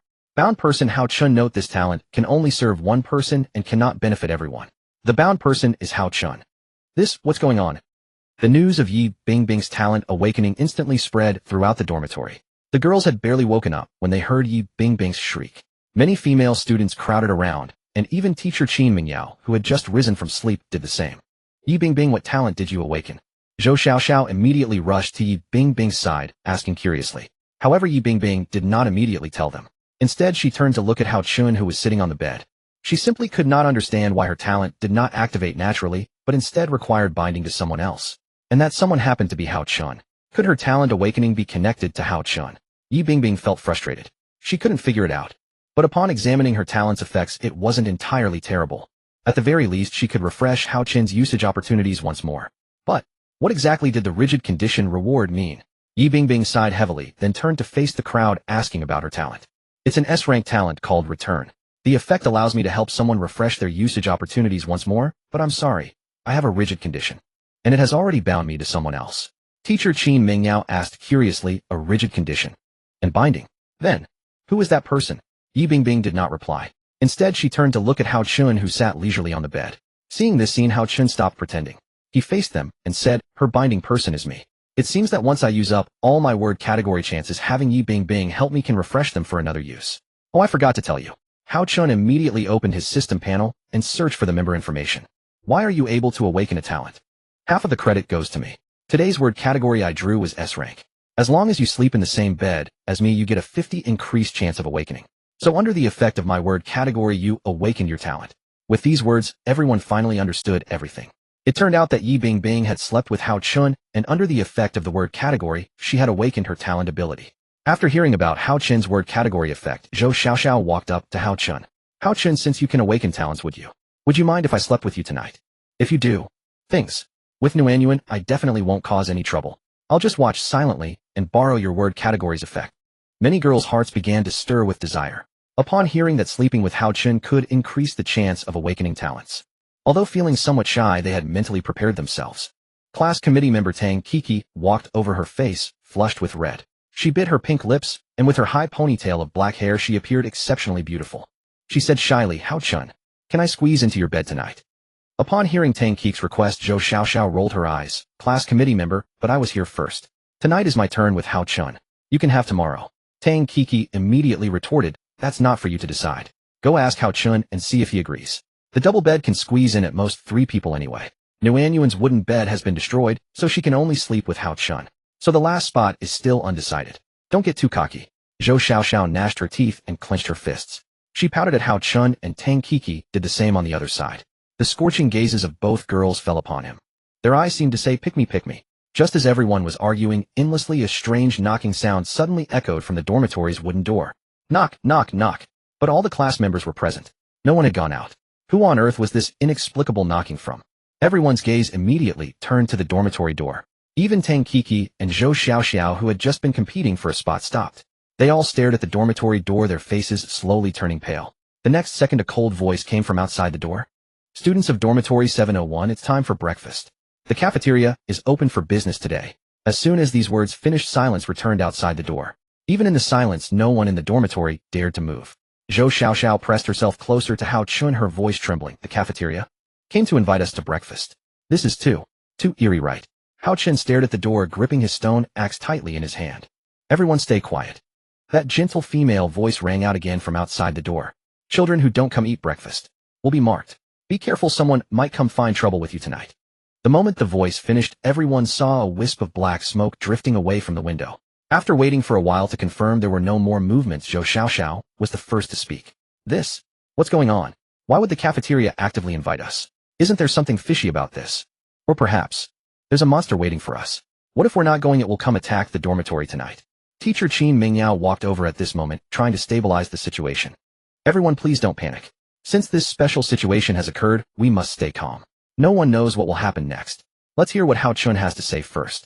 As soon as Qin Mingyao finished speaking, she looked at Hao Chun, who sat composedly on the bed. Everyone else's gaze also fell upon him. Even the usually proud Yi Bingbing no longer had that hint of anger in her eyes. Just as Hao Chun was about to speak, his system panel popped up, and the same appeared for everyone else. Event Cafeteria Invitation. Requirement: defeat the chef. Task completion: reward: abundant food to be announced after task completion.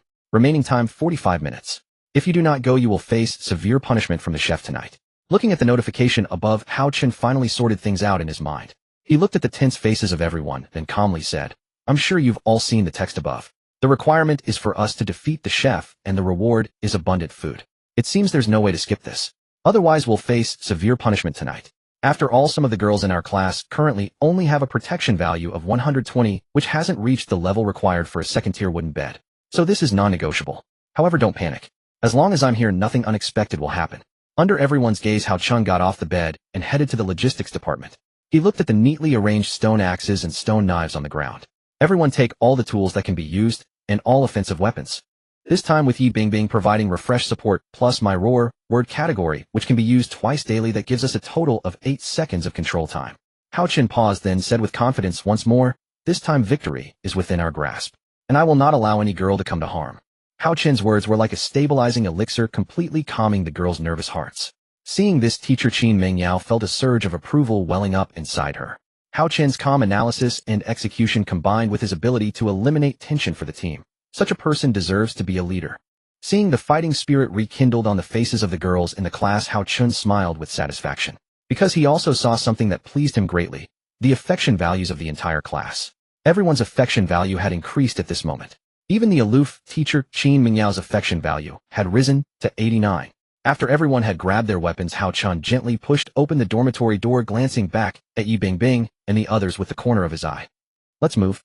Let us slay them all without mercy." A small gust of wind suddenly swept along the path to the cafeteria. It caused the remaining withered leaves on the dead trees to rustle. Zhou Xiaoxiao's face turned even paler, and she quickly hid behind Hao Chun, following slowly at his heels. The other female classmates held stone axes in their hands, watching their surroundings warily. Even with Nuanyuan present, they still had to guard against potential threats. Qin Mingyao walked beside Hao Chun and softly said, "Given this sudden situation, the cafeteria monster must be quite powerful. What should we do later? Do you have a clear plan?" Hao Chun nodded calmly, then said, "With Yi Bingbing here along with you, teacher Su Wanqing and Jiang, and not to mention that Yi Bingbing allows me to use her abilities again for a full 8 seconds of control time, that's enough for everyone to attack freely." However, Hao Chun paused, a hint of caution appearing in his eyes. "We still need to be careful. Who knows how many cooks are in the cafeteria? So these 8 seconds of control time are our last chance." Hearing Hao Chun's explanation, Qin Mingyao nodded in understanding. 8 seconds of control time was indeed considerable. As long as they seized the opportunity to land a killing blow, it might just be possible. Qin Mingyao gazed at Hao Chun's composed profile, and a sense of reliability involuntarily welled up within her heart. The current Hao Chun had genuinely become much more dependable, far better than during their school days. Moreover, lately, whenever she saw Hao Chun, there was an inexplicable restlessness stirring inside her, like a feeling of wanting to fall in love. Qin Mingyao's cheeks flushed slightly. She gently shook her head, then bit her tender pink lips. "Qin Mingyao, you dirty wolf, actually getting ideas about your own student. I really can't figure you out." Qin Mingyao immediately diverted her gaze, looking at the scenery around her. As the group advanced, the cafeteria building loomed into view in the distance.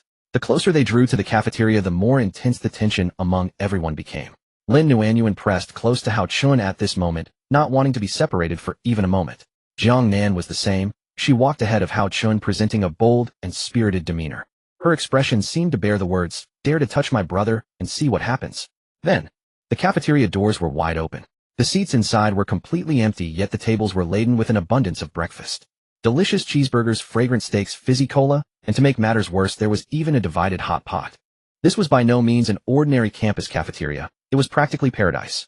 Zhang Yaya couldn't help but swallow a mouthful of saliva, and the other girls were no different.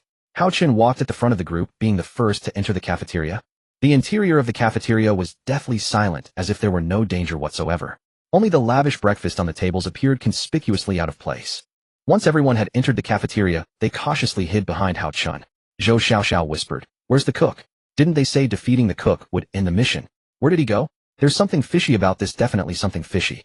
Zhou Xiaoxiao gripped her stone axe, trembling slightly. Just then a figure suddenly appeared in the center of the cafeteria hall. He wore white clothes, a chef's hat perched on his head, and a white apron hung at his waist, but the two sharp cleavers in his hands appeared extraordinarily menacing. It differed from the obese figure Hao Chun had encountered in the cooking classroom before. The one standing in the cafeteria's center exuded far more intimidation. It spoke coldly, "Welcome students to enjoy the culinary delights at the cafeteria. Before you lies the lavish breakfast I've prepared. Please take your time and savor it." As the chef spoke, its eyes grew increasingly crimson, and the veins on its hands bulged ominously. Hao Chun fixed his gaze on the chef before him, appearing to wait for some opportune moment. However, at this instant Zhang Yaya gently tugged at him. "Hao Chun, look at the food on the tables." Zhang Yaya's tone trembled, as if she had witnessed something terrifying. At her words, Hao Chun's gaze snapped to the food on the tables. His pupils contracted sharply. The food on the tables was no longer cheeseburgers, nor was it cola, nor a delicious divided hot pot. Instead, it had transformed into a heap of rotting, filthy sustenance. Calling it food would be generous. It resembled nothing more than decomposing rat carcasses. The bread buns had grown moldy, and the putrid minced meat sandwiched between them was absolutely nauseating. The cola had already turned into a cup of fresh blood. As for the divided hot pot, fragments of rat limbs floated within it. Thank goodness we didn't eat that stuff earlier. Otherwise we'd be vomiting right now. Hao Chun averted his gaze, no longer looking at the revolting spread on the tables, and instead focused on the chef standing in the cafeteria's center. "Enjoy your meal. Take a good look at what's on the tables. Is that even fit for human consumption?" The chef burst into laughter upon hearing Hao Chun's words. "Be grateful you have anything to eat at all, and yet you complain. You all have such tender, delicate skin." The chef licked the blood from its cleaver. "And those girls beside you. They look absolutely fresh and juicy." Lin Nuanyuan watched the chef's gaze fixated on her body, and her heart couldn't help but shudder. Before Hao Chun could speak, the chef continued, "The women beside and behind you make excellent ingredients. Thank you for keeping them so well maintained. Now the cafeteria will have fresh provisions." Ha ha. Upon hearing this, Hao Chun flew into a rage. "You mother for daring to make jokes about my women. Looks like you don't know how to write the character for death. Touch even a single hair on them, and I'll teach you what it means to be castrated." The chef's face instantly turned horrifyingly grotesque, its flesh and skin sloughing away to reveal bone. "Then I'll take them myself." Just as the chef rushed forward with a pair of cleavers in hand, Hao Chun bellowed forward, "Stop. You think you can just tell me to stop? Who do you think you are?" The moment Hao Chun's words left his mouth, the charging chef froze completely in place. The chef stared at its immovable body, utterly stunned. What's happening?" Before the chef could even react, it felt a sharp agony from behind. Axes embedded deeply and stone blades sliced through. Each strike carried a 50 backstab damage. Yet being an elite monster of the cafeteria, how could its health be as fragile as those low-level wanderers? It only dealt this much damage. This chef's health pool is really high. Jiang Nan, following Hao Chun's prior instructions, vanished back into stealth. When the furious chef spun around to look behind, it found no one there. "How dare you mock me? Looks like all of you will be staying here today, serving as fresh ingredients for the cafeteria." In the next instant, denser black smoke billowed forth from the chef's body. Its eyes blazed an even deeper crimson. In an instant, its speed multiplied several times over, leaving afterimages visible in the air. When the chef closed to just 5 meters from Hao Chun, he jammed his hands into his pockets and roared again. "I said, don't move." When the chef closed to just 5 meters from Hao Chun, he jammed his hands into his pockets and roared again. "I said, don't move." After Hao Chun finished roaring, the chef before him was frozen in place once more. "You trapped me again. Just you wait. I'll slice you into 1,000 pieces. And I'll cook all those women right before your eyes using them as ingredients." At the enemy's provocation, Hao Chun silently drew his stone axe, then turned to gaze at the girls behind him. "Everyone bring out your weapons, and strike hard. Destroy everything, don't hold back. Let it see our true strength." The moment his voice fell, Zhang Yaya took the lead. She hurled all 3 stone axes and 2 stone blade knives she carried. The girls behind her mimicked Zhang Yaya's movements. In an instant, everyone held stone axes in their hands with stone blade knives at their waists. "Aunt, die, die, die, you villain. How dare you treat this lady as ingredients? Get lost." Zhou Xiaoxiao, eyes shut tight, threw all her stone axes and stone blade knives. The weapons hurled by everyone struck the chef one after another. Though the damage was minimal, it still inflicted some effective wounds. The chef was beaten so badly it couldn't fight back, yet one could see it growing increasingly furious. "A disgrace. This is an absolute disgrace. Wait for me. I'll slaughter every single one of you." As the 2-second control from the roar talent was about to end, Hao Chun showed no panic. Instead, he turned to look at Yi Bingbing behind him. "Lady Yi, please refresh my skill for me, thank you." Yi Bingbing wanted to throw a tantrum, but seeing the situation, this was no time for jokes. She obediently followed Hao Chun's command to refresh his skill. "Use it once more." The moment Yi Bingbing's words fell, Hao Chun felt a gentle force flowing through his body. Talent skill usage count refreshed. can be used again. Hao Chun gazed at the prompt on the system panel, a faint smile curling at his lips. For more seconds plus backstab damage and the support of all those weapons behind me. How could you possibly defeat me? The chef had just regained mobility only to be frozen in place, once more, by Hao Chun's roar. Impossible. Absolutely impossible. How can you immobilize me consecutively? If you kill me, the principal will notice the missing person. You'll definitely die. He hasn't awakened yet, but the moment he does, you're finished. Dare to lay a hand on me, and you'll learn how severe the consequences will be. What gibberish are you babbling? Jiang Nan, strike it with a backstab. The moment Hao Chun's voice fell, Jiang Nan's figure materialized once more.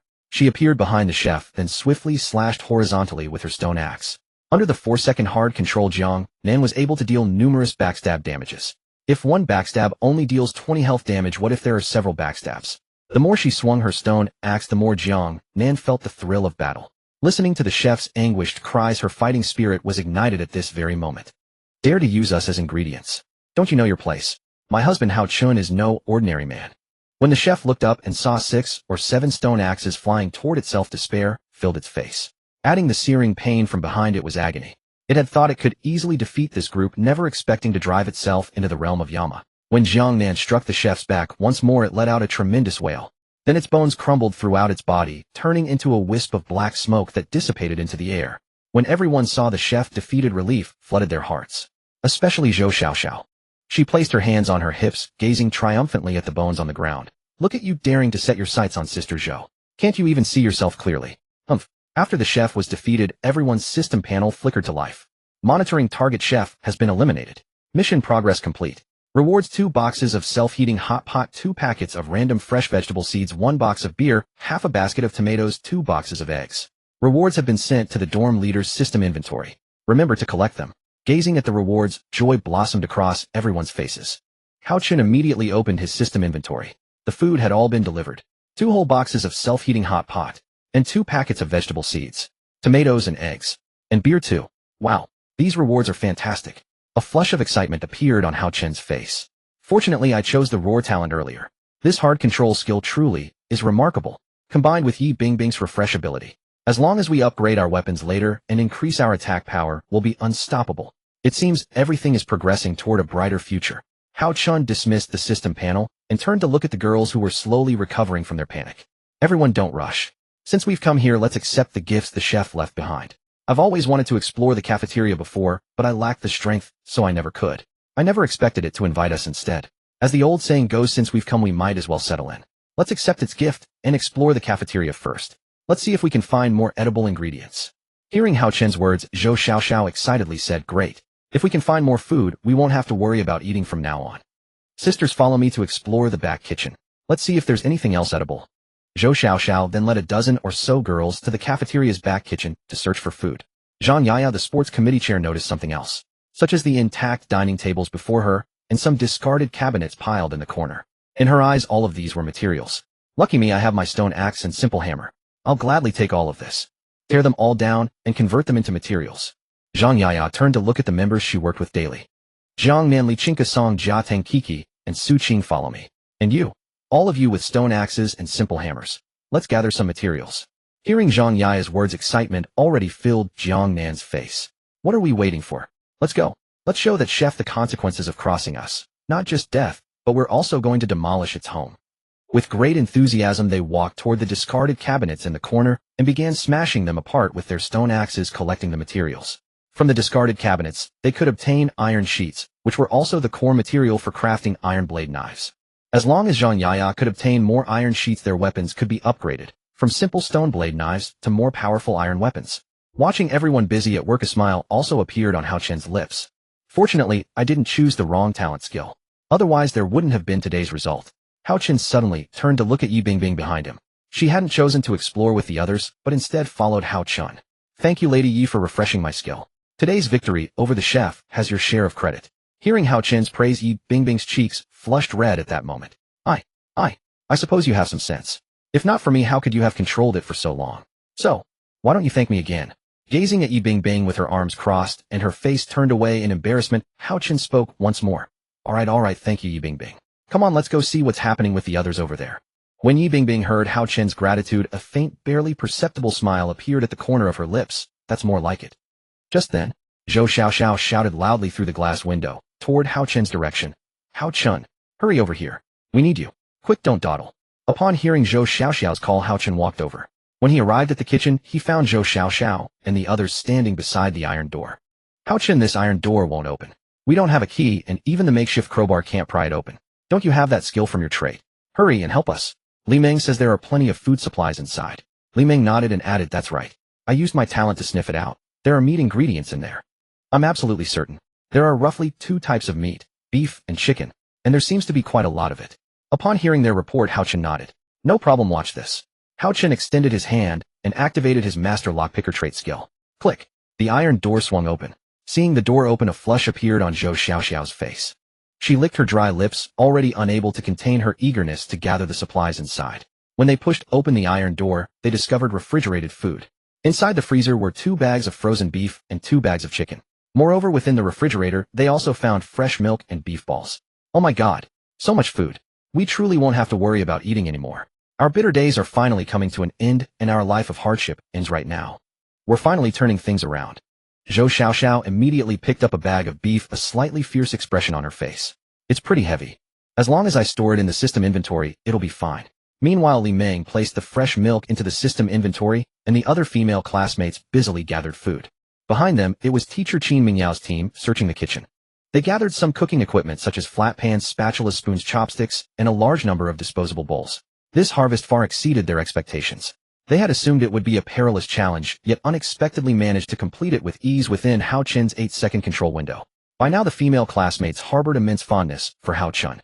Furthermore, his newly acquired trait ability granted a 50% chance of awakening a talent whenever they shared a bed. Many girls were already restless, eager to request sharing a bed with him. Take Zhou Xiaoxiao as an example. While collecting food, she casually brought up a topic. Hey, by the way, Hao Chen. As she spoke, her face gradually turned red. Hao Chen noticed her affection value at 91. Zhou Xiaoxiao was usually all about gossiping on the sidelines, her thick skin renowned throughout the class. Yet at this moment, she hesitated awkwardly. I wanted to ask. About my request this morning, I wonder what your response was. So if it's alright, could you let me sleep with you tonight? Don't worry.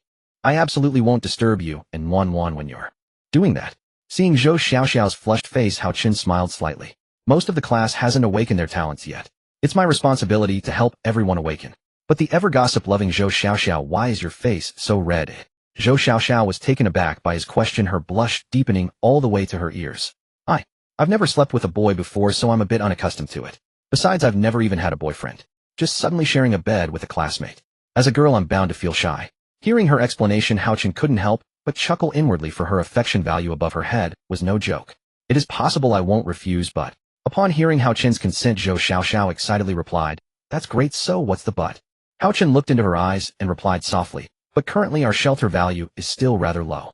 As the gossip queen of the class, wouldn't you be willing to make a contribution? Contribution? You mean? Zhou Xiaoxiao's cheeks turned even redder than before. It felt as though steam was rising from her head out of shyness. Hao Chen doesn't mean to let me participate in the much offspring, much blessings trait as well, does he? This? How could that be proper? He's far too formidable in that regard, and with my slender figure. Moreover, Wan mentioned it lasts at least 2 hours. Oh dear, could this gossip incident actually involve me? Zhou Xiaoxiao immediately covered her burning cheeks and hastily turned her body away. Seeing her reaction, Hao Chen casually remarked, what's wrong? Zhou Xiaoxiao merely gave a slight shake, her high ponytail swaying gently at that moment. Nothing. You go help the other girls first. We're fine for now. I'll give you my answer tonight, just give me a little time. Hao Chen smiled knowingly and left gracefully, knowing he shouldn't press too hard. Rather than actively pursuing the girls, Hao Chen preferred them to come to him willingly. After all, his strength was already evident. He simply needed to wait for the right moment, and matters would naturally mature. 3:00 p.m. Dormitory 701. At this time, every girl in the class had come to the table to receive a cup of chilled fresh milk. The sweetness and coolness of the fresh milk provided perfect comfort to their exhausted bodies. Hao Chen had already piled the system-rewarded food in the corner. Looking at the 2 boxes of self-heating hot pot in the corner, Hao Chen felt even more at ease. At least their food supply had been perfectly resolved. Once finished, he could use his turning waste into treasure trait skill to restore everything. If one use wasn't enough, he'd simply use it a second time. As long as Yi Bingbing was by his side, everything would be resolved. After drinking the refreshing milk, a long-awaited sense of bliss spread across Hao Chen's face. For days they had only been drinking mineral water, so this fresh milk was as precious as caviar. In this survival world, such luxury was truly rare. Now they could enjoy emperor-level treatment. It was indeed not easy. Just then Yi Bingbing suddenly approached. She came to Hao Chen's side, leaned close to his ear, and whispered softly, "Hao Chen, you, come with me for a moment. I have something to tell you." Seeing the blush on Yi Bingbing's face, Hao Chen frowned slightly. "What is it? We can just talk here." Yi Bingbing bit her lip and said seriously, "No. There are too many people here. Come with me." As she spoke, her body involuntarily took Hao Chen's hand. Faced with this suddenly proactive Sunday school beauty, Hao Chen was somewhat puzzled. When the two walked out of the dormitory, Yi Bingbing did not stop, but continued walking forward. Talking outside isn't enough either. Where are we going? Yi Bingbing's face flushed slightly, then she whispered softly, "My body feels uncontrollable. It seems like it wants to pull you to a more secluded place." A more secluded place? What for? Could this be the activation of the prerequisite condition for your ability repayment? Seeing Yi Bingbing nod, Hao Chen felt a sense of anticipation. He was eager to see what would happen next. It was the perfect opportunity to discover what the reward of Yi Bingbing's ability repayment would be. At this moment, Yi Bingbing pulled Hao Chen along in a small run, finally stopping at the door of a storage room at the far end of the 7th floor corridor. There shouldn't be anyone here. Yi Bingbing pushed the door open, pulled Hao Chen inside, and then closed the door. The storage room was dim, with only a little light filtering through the window. Yi Bingbing leaned against the door, head bowed, her face red even in the dimness. Before Hao Chen could even ask, Yi Bingbing spoke on her own. "About that. The reward is..." She raised her eyes to look at Hao Chen, her lips moving yet unable to utter the words. The next moment she rose onto her tiptoes. In the dimly lit room, Yi Bingbing stood on tiptoe, her face flushing with shyness. Her blushing cheeks and straight, delicate hair rendered her extraordinarily beautiful. Their warm, moist lips met in an intimate connection. Yi Bingbing gazed shyly at the unfolding scene, her eyes suddenly locking with Hao Chen's. "Yi Bingbing, what are you?" Hao Chen gently pushed her away, asking with confusion. But in the next instant, Yi Bingbing merely replied coolly, "You fool. This isn't what I wanted to do at all. This is a mandatory reward from your talent system. Don't misunderstand. Just stay quiet and let it complete the reward progress." Before Hao Chen could speak, Yi Bingbing silenced him with her lips. Warmth and softness carrying a sweet taste erupted through his mouth. Yi Bingbing had never kissed a boy before. Although this was happening through the reward mechanism, her body seemed to have no aversion to it. Not only did she not dislike it, but she gradually succumbed to it. Their eyes closed slowly, and in the dim room, when a sliver of light illuminated their faces, what appeared was an intensely passionate kissing scene. Yi Bingbing's hands couldn't help but embrace Hao Chen, pressing herself close to him. Hao Chen naturally felt the softness and warmth pressing against his chest. This was the first time he'd witnessed the proud school belle Yi Bingbing throw herself at him, and so passionately at that. So this is what the reward mechanism means. It first refreshed a skill for me, but then came the kiss. If I use up all my skills and let Yi Bingbing refresh them again, won't the reward mechanism become even more intense? Hao Chen gazed at Yi Bingbing, who was actively kissing him. She was the school belle recognized by everyone on campus. Countless people had tried to pursue her, but failed, what with her family's immense wealth and such exquisite beauty. And now she had pulled him into a dim room and kissed him first. Unthinkable. The two had been kissing for approximately 5 minutes before the reward mechanism finally concluded. The moment Yi Bingbing could move again, she pushed Hao Chen away. Her shy face looked especially beautiful in the sunset's glow. She wiped the corners of her mouth and zipped up her school uniform. She glanced at Hao Chen with a blushing face and said, "I'm warning you, Hao Chen. Don't tell anyone, or else I'll never forgive you. I'm not planning to get involved in your more children, more blessings talent anytime soon. Stop your lewd ideas, understand?" As Yi Bingbing spoke, she tidied her disheveled hair. Hao Chen could see that a trace of intoxication still lingered on her face, her eyes filled with a dazed, bewildered expression. Undoubtedly, she had been utterly lost in the kiss just moments ago. "Understood. This was your reward mechanism, something you couldn't resist. I can understand that." Only after hearing Hao Chen's words did Yi Bingbing relax. She walked out without looking back, simply murmuring a final reply. "You're not qualified to be my boyfriend yet, Hao Chen. To have me, you still have 10,000 years to go. This kiss took my first kiss. I will remember this grudge." Yi Bingbing bit her pink lips and walked back to her dormitory, leaving Hao Chen standing there in bewilderment. Upon returning to the dormitory, Hao Chen found Yi Bingbing sitting on the bed enjoying today's meal. The moment Yi Bingbing noticed him, her blushing cheeks began to spread. Zhou Xiaoxiao rushed over, gazing at Hao Chen with a gossipy expression, and asked, "Hao Chen, where did you two go just now? Could it be that you did something inappropriate?" Looking at the gossip-hungry Zhou Xiaoxiao, Hao Chen merely scratched his head and calmly said, "Nothing important, just talked for a bit." Zhou Xiaoxiao, upon hearing Hao Chen's reply, looked disappointed. "I thought I could dig up some shocking news again. What a letdown." Hao Chen smiled, then sat down on his bed. Beside him, Lin Nuanyuan served him beef balls and some vegetable soup. "Eat while it's hot." Lin Nuanyuan's sweet smile made Hao Chen's heart feel even more at ease. At least seeing that she hadn't lost weight and looked healthy, Hao Chen had nothing to worry about. "Thank you, Nuanyuan." Just as Hao Chen was about to taste tonight's dinner, Tang Kiki and Zhou Xiaoxiao walked over again. Their faces still carried that lingering flush. And this time it wasn't just the two of them. There were also some other girls from the class, like Zhao Linger, an otaku enthusiast in class, and the icy cold Wang Shui. Their faces too were flushed with embarrassment. Tang Qi's voice rang out, "Hao Chun, so can you give us your answer? Your talent skill has a 50 awakening rate." Tang Qi's words trailed off as she ducked her head in shame. Hao Chun gazed at the group of female classmates before him, his mouth twitching involuntarily. This was precisely what he had envisioned, yet the reality far exceeded his imagination. He knew that only 9 girls in class had awakened their talents so far, which meant Hao Chun would need to share a bed with at least 27 female classmates, and not just once, since there was only a 50 chance of success each time. Seems like what was meant to happen has arrived, but this is indeed what I hoped for. My duty is to protect them. Since I must share a bed with these vibrant, beautiful female classmates in their prime, I have no complaints. Ahem. Hao Chun turned his attention to Tang Qiqi and Zhou Xiaoxiao before him. Helping everyone is my duty, and I won't refuse anyone. But my bed can only accommodate one person. For might work, but it would be too crowded. I also need to look after Nuanyuan since she has a child to care for. To avoid arguments among you, let's rotate daily. Zhou Xiaoxiao today, Tang Qiqi tomorrow, Zhao Linger the day after, and so on. Everyone takes turns naturally. If your talent awakens, wonderful, if not, we'll repeat this cycle. Is that clear, everyone? Hao Chun's words were clear and unambiguous.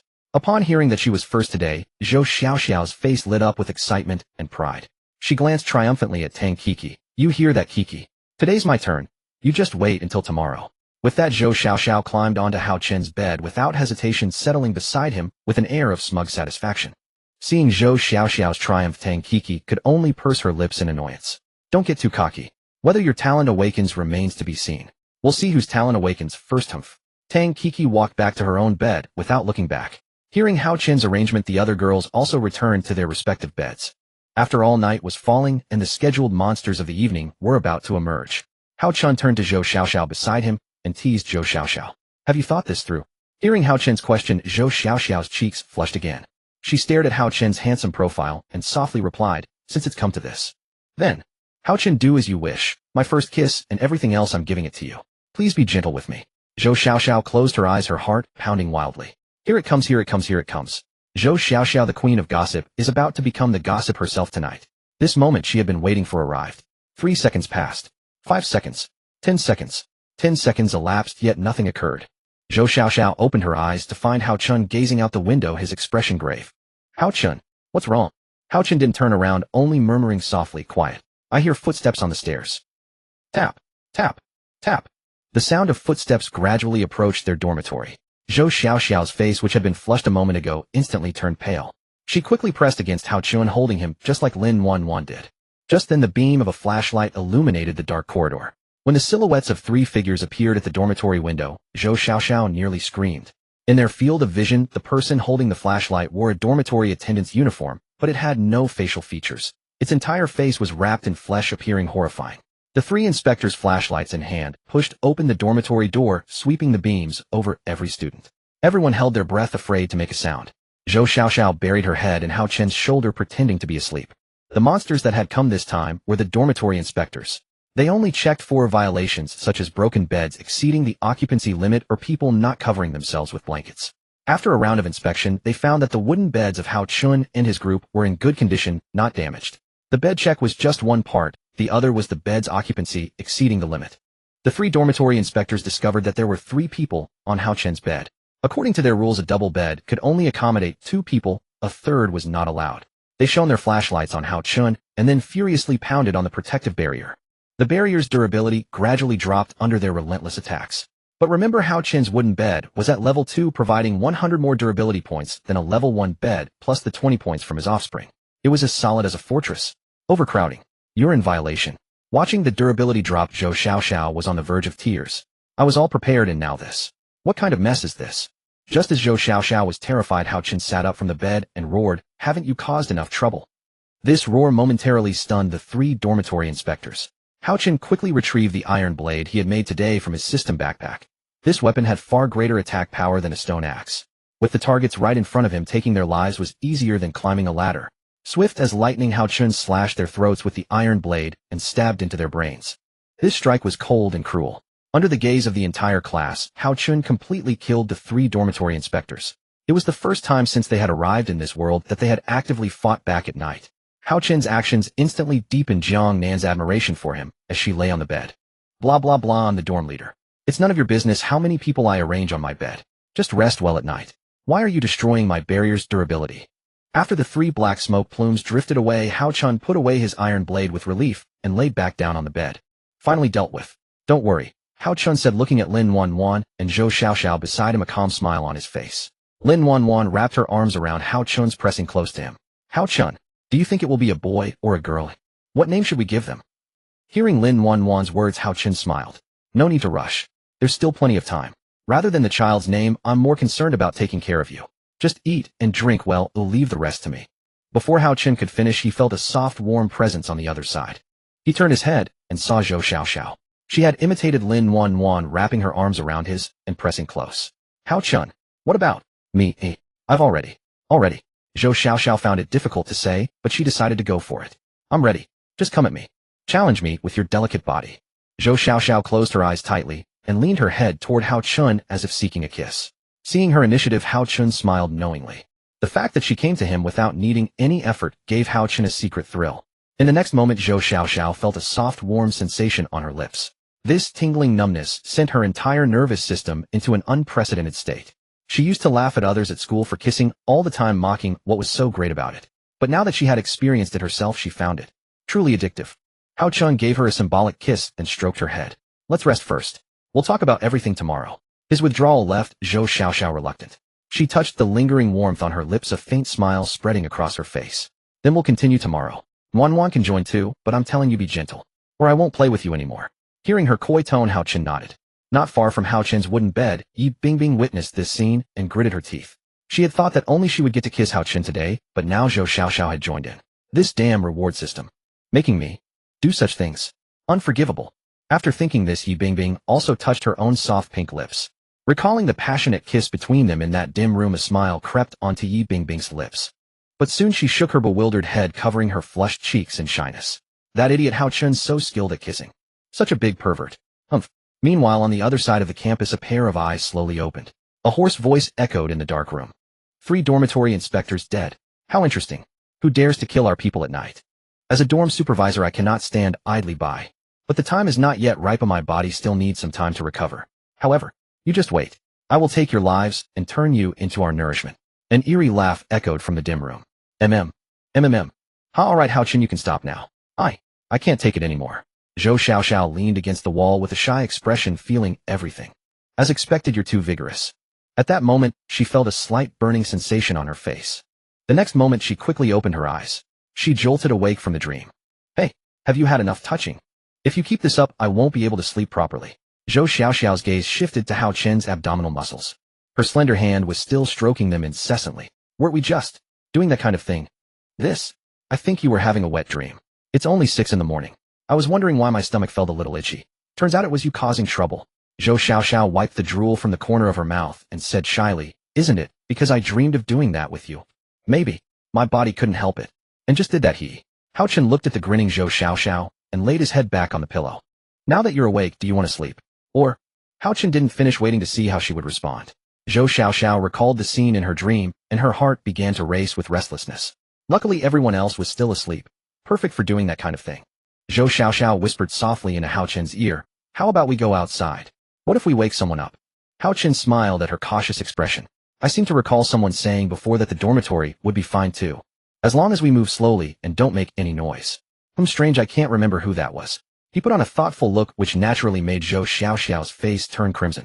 She felt like a bullet shot by a hunter long ago that had finally returned to her own head. I take back what I said. Let's go outside, okay? Zhou Xiaoxiao had completely shed her image as the gossip queen and turned into a blushing girl. Before Hao Chun could speak, she said again, if you go out without anyone noticing, then I'll do whatever you want. The moment she finished, she interlaced her fingers with his. Seeing her sincerity and flushed cheeks, Hao Chun scooped her up in his arms. Zhou Xiaoxiao was stunned by the sudden embrace. She instinctively wrapped her arms around his neck, trying not to make a sound. The next second, their figures appeared by the window of the corridor. With footsteps, they gradually disappeared from the dormitory area. In the dim room, Zhou Xiaoxiao leaned against the wall with a shy expression. Her chest rising and falling rapidly with her racing heartbeat looked exceptionally endearing. In the class, Zhou Xiaoxiao was considered quite attractive. Though she loved gossip and knew many secrets, no one wanted to make an enemy of her. In everyone's eyes, Zhou Xiaoxiao was a lively girl full of charm. Her D-cup chest said it all. As Hao Chen approached step by step, she obediently surrendered. Suddenly, she turned to face the wall, as if mimicking the movements from her dream. Hao Chen, remember, be gentle. I'm giving you everything. If you're not gentle, I'll go back and tell the girls, and then your scandal will spread. Hearing her lamb-like warning, Hao Chen smiled knowingly. You'll find out soon enough whether I'm a bull or a horse. Zhou Xiaoxiao's blush deepened. She bit her pink lips and gently closed her eyes. 8:30 a.m. Zhou Xiaoxiao walked slowly to the dormitory door, then lay down on Hao Chen's bed. She was panting heavily, her hand on her forehead. In the morning sunlight, it was evident that her hair was disheveled, and even her clothes were slightly untidy. As expected of the dormitory chief, Zhou Xiaoxiao felt her legs trembling slightly. At that moment, she finally understood how Lin Wanner and Jiang An felt. Hao Chen also returned to the dormitory with footsteps and let out a long sigh as he lay down. Meanwhile, Lin Wanner beside him opened her eyes. She looked softly at the somewhat exhausted Zhou Xiaoxiao, then at the relaxed Hao Chen. Hao Chen, where did you two go just now? Facing Wanner's question, Hao Chen gently stroked her head and replied, just want to find more playmates for our future children and for everyone's sake. Lin Wanner nodded lightly, then looked at the tired Zhou Xiaoxiao. Are you okay? Are you all right? Zhou Xiaoxiao was still catching her breath and replied in a flustered tone, I'm fine. Wanner, you were right. I underestimated Hao Chen. Lin Wanner covered her mouth and chuckled softly. Wanner never lies. Since Zhou Xiaoxiao has joined us, let's work harder from now on. I'm exhausted. If it had been another hour or two, I'd have to crawl back. Hao Chen, what's your kidney made of? How can you be so strong? Hao Chen didn't reply, just smiled silently. After all, as the bearer of the blessing of many offspring talent, his kidney was no joke. Otherwise, it wouldn't live up to the talent. Time passed quickly, and soon it was 10 o'clock. Today's breakfast was no longer potatoes and carrots, but beef, egg soup, and 10 boxes of self-heating hot pot. This amount was enough to fully satisfy all 36 people plus Hao Chen. The abundance of food brought smiles to everyone's faces and filled them with even more motivation. Today's tasks remained the same as before. Chopping trees in the back hill to try to gain talents through action, and then farming. After the previous challenge, they had obtained 2 packets of seeds.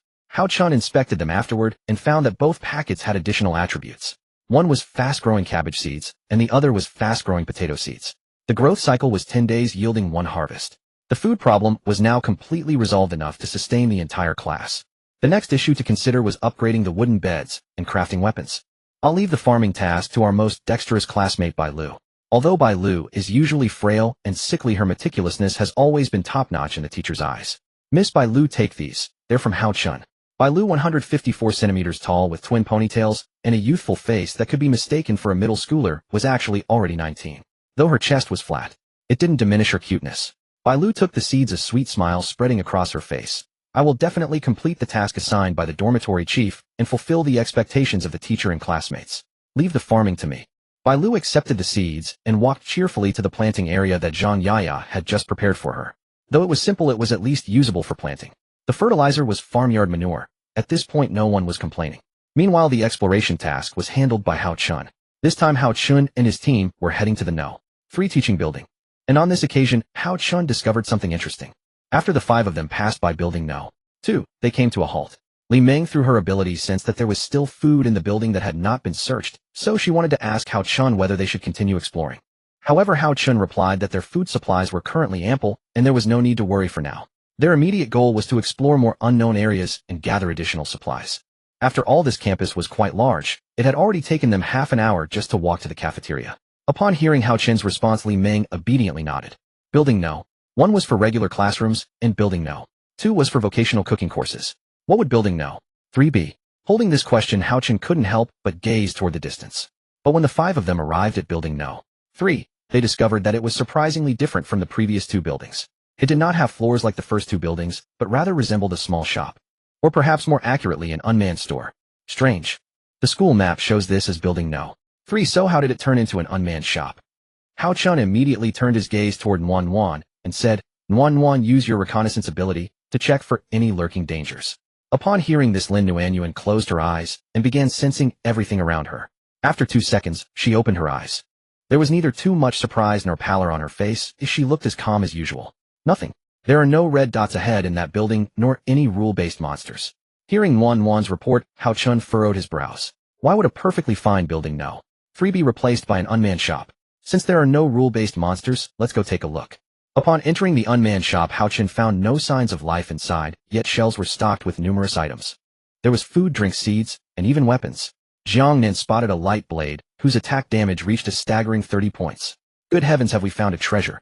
As Jiang Nan reached out to grasp the light blade, she discovered she was only touching an afterimage. Oh, why can't I pick it up? Jiang Nan tried several more times, but to no avail. Hao Chen's situation was the same. Every seed packet on the shelf was an afterimage. His hand could pass right through the items, but he simply couldn't take them away. It was at that moment. The broadcast of the unmanned shop suddenly blared to life. Welcome, survivors, to the unmanned shop. Here you can purchase virtually anything you desire, though the prices may not be cheap. Items are exchanged using mysterious crystals obtained by defeating rule-based monsters. Each item clearly displays the number of crystals required. Survivors may consult their reserves and select items to their liking only after the broadcast ended, did Hao Chun and the others realize. So this place is a shop within the wood-bed survival world. And the currency for exchanging items is mysterious crystals dropped from rule-based monsters. Speaking of which, Hao Chun immediately opened his system inventory and took out the 2 mysterious crystals he had obtained earlier by killing the head chef. The mysterious crystals emitted a faint red glow inside the unmanned shop, as if resonating with them. Lin Nuanyuan walked over and pointed to the price list on the shelf. Hao Chun, the items here are not cheap at all. From lowest to highest, I've organized them into 4 sections: weapons, armor, daily necessities, and agriculture. The lowest tier is bronze quality, starting at 2 mysterious crystals per item. With our current crystal count, we can probably only afford bronze quality goods. Hao Chun followed the direction Lin Nuanyuan was pointing. Lin Nuanyuan was indeed correct. Bronze quality items started at 2 crystals, while diamond quality ones required at least 100 crystals. Hao Chun gently stroked Lin Nuanyuan's head and comforted her. Although the drop rate is somewhat low, don't worry. We'll accumulate plenty over time. It's merely a matter of duration. Come, let's see what's available. Hearing Hao Chun's reassurance, a sweet smile graced Lin Nuanyuan's lips. With measured steps, Hao Chun first made his way to the daily necessities section. Most of the items sold here were food, water, and everyday repair tools. Bronze quality shelf: 1 box of instant noodles, 2 mysterious crystals, shampoo, body wash, 2 mysterious crystals, drain unblocking device, 2 mysterious crystals, 1 case of large bottle cola, 2 mysterious crystals. Gazing at the information on the daily necessities shelf, Hao Chun was not particularly interested since they already had food and drinks and no immediate concerns. But one item caught his eye: a drain unblocking device. Could this solve our toilet water problem? Hao Chun tapped the item and the system panel displayed its actual function. Drain unblocking device function: no water. Clogged pipes. Unable to flush. Worry no more. Whether it's due to long-term disrepair or mechanical damage, install this product and enjoy uninterrupted water flow. Review: the absolute best. A must-have for household water needs. Mom will never have to worry about running out of water again. Well, that's actually quite impressive. It could perfectly solve our daily bathing needs. And as long as the toilet flush works, boiling water makes it safe to drink, effectively addressing future water shortages. And it's only 2 crystals, quite a decent deal. After reviewing the daily necessities section, Hao Chun proceeded to the weapon area, which had drawn Jiang Nan's keen interest. The weapon section's pricing was far more extravagant than the daily necessities section, with diamond quality items reaching 500 mysterious crystals. At the lowest bronze tier level were iron knives that they could craft with their current capabilities. Hao Chun could plainly see the disappointment on Jiang Nan's face caused by her inability to afford weapons. He immediately came over to Jiang Nan and comforted her. Don't worry about weapons. I'll buy you diamond quality ones in the future. It's simply a matter of accumulating them over time. We lack the strength for now, but we'll get there. Looking at Hao Chun's reassuring tone and gaze, Jiang Nan rested her hand on his shoulder. You're a true brother and my husband. You'd better keep your word. If you dare lie to me, I'll make sure you can't sleep at night. Hao Chun patted his chest and pledged on his honor. Witnessing this scene, Jiang Nan smiled knowingly and kissed him on the cheek. Yi Bingbing, who had been observing from the seed section, saw their intimate moment and felt a tingle of longing. She could still vividly recall the kiss from the day before. She wasn't sure why, but her heart longed for the feeling of kissing Hao Chun once more. Could I be a hopeless flirt? I'm a wealthy young lady and the campus beauty. Why do I crave this feeling? It's all Hao Chun's fault. Yes, it must be him. Ugh. Yi Bingbing patted her flushed cheeks, attempting to calm her restless heart. Meanwhile, on the other side, Teacher Qin Mingyao was handling the logistics work with great efficiency. Other classmates were diligently chopping trees, while Bai Lu wiped the fine sweat from her forehead as she worked hard at planting seeds. Some students had organized a mining squad to extract surface rocks, and stone was also on the resource list. It was precisely during this operation that an unexpected surprise occurred. A voice rang out from among the crowd. Teacher, someone has awakened a talent. And it's 3 students. The exclamations from the crowd immediately caught Qin Mingyao's attention. 3 students awakened talents. This is the first time I've seen this. She saw Song Jia and Li Chinka sitting on the ground holding their dizzy heads. After a moment, the dizziness faded. But when the 2 saw their talents, a flush of color appeared on their faces. Song Jia put down her stone axe and said with surprise, I didn't expect I really awakened the lumberjack talent. Tree cutting speed 50. Axe durability minus 50. It seems to awaken a talent hard work really pays off. The other was Lichinka. She put down her stone pickaxe and looked at her talent saying, I awakened the miner talent. Mining speed 50, and I can sense ores within 10 meters. My god, we're rich now. Upon hearing that Lichinka had awakened the miner talent, Song Jia covered her mouth and laughed. Lichinka, you're a miner, and you really awakened the miner talent. Looks like your daily mining wasn't in vain. You've awakened your specialization today, ha. In response to Song Jia's mockery, Lichinka crossed her arms and said disdainfully, I'll keep mining, and tonight, I'll make you regret it, humph. Watching the awakening of the two female classmates, Qin Mingyao smiled knowingly. One lumberjack, one miner, things are heading in the right direction, and the other awakening talent. Qin Mingyao then turned her gaze toward Bai Lu, who was sitting in the shade of a tree. Bai Lu shook her somewhat dizzy head, and then her system panel appeared. Named Bai Lu, A-rank talent farming expert effect. Using this talent allows seeds to grow rapidly and doubles the harvest. Bai Lu looked at the information before her in confusion, then a blush spread across her face. An A-rank talent. Farming expert. I actually awakened a talent. Bai Lu looked at her hands and the seeds in the ground. She had just finished planting all the seeds when a wave of dizziness hit her, and unexpectedly, she had truly awakened a talent. Now 3 more classmates in the class had awakened talents. A streak of good luck. With the lumberjack talent, Song Jia picked up her stone axe and began chopping vigorously. She could clearly feel that her speed was much faster than before. In just 3 minutes, a relatively thick sapling was felled. On the other side, Lichinka also picked up her stone pickaxe to resume mining. The speed is indeed much faster, and I don't feel as tired as before. The fervent work of the 2 classmates inspired the other girls, who also wanted to gain talents through this effort. Just then Hao Chun and the others returned. Although they hadn't gained much from this trip, they had discovered an unmanned store. Moreover, Hao Chun was holding a small item in his hand. Seeing Hao Chun return, Qin Mingyao ran over first and reported the situation. Qin Mingyao's face was full of beaming smiles, no longer the image of the aloof teacher. Hao Chun, 3 girls in the class, just awakened talents. Lumbering, mining, and farming. They're not many, but for the time being they're more than enough. Hearing teacher Qin Mingyao's report, Hao Chun was momentarily stunned, then ecstatic joy spread across his face. 3 classmates awakened. That's right. They are Lichinka, Song Jia, and Bai Lu. These 3 students have gained talent abilities. Hao Chun nodded, his excitement clearly visible on his face, expressing how he felt at that moment. Since that's the case, let's take a good rest today. This item I have can perfectly solve the toilet water problem, so from now on everyone won't have to worry about not having water to bathe. Hao Chun stepped forward and announced loudly, everyone can rest now. Today we'll celebrate properly. Not only can we bathe, but we'll also have a feast. Hearing the word bathe, many girls stopped their work. Even the sports monitor Zhang Yaya paused. Behind her were arranged 20 planks of wood and 40 branches. Bathing. Hao Chun, you found a solution. Zhang Yaya wiped the sweat from her forehead and ran over.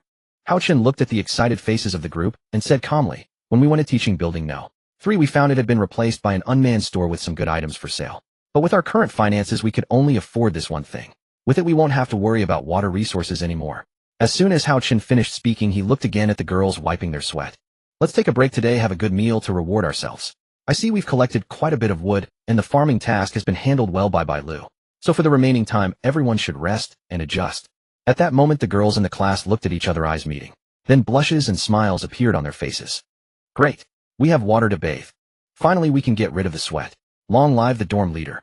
I want to bear you 100 little Hao Chuns. Don't talk nonsense. Hao Chun is a 2-hour man. You'd better keep a low profile. Watching the laughter and joy, a smile also appeared on Hao Chun's lips. Let's go grab the collected materials and head back. At once the girls in the class raised their hands and cheered. Dormitory 701 Lin Nuan took the lead in preparing tonight's dinner. As the class's arts and culture committee member, she certainly had some skill in cooking. The cola and chicken wings they had harvested earlier were perfect for making cola chicken wings.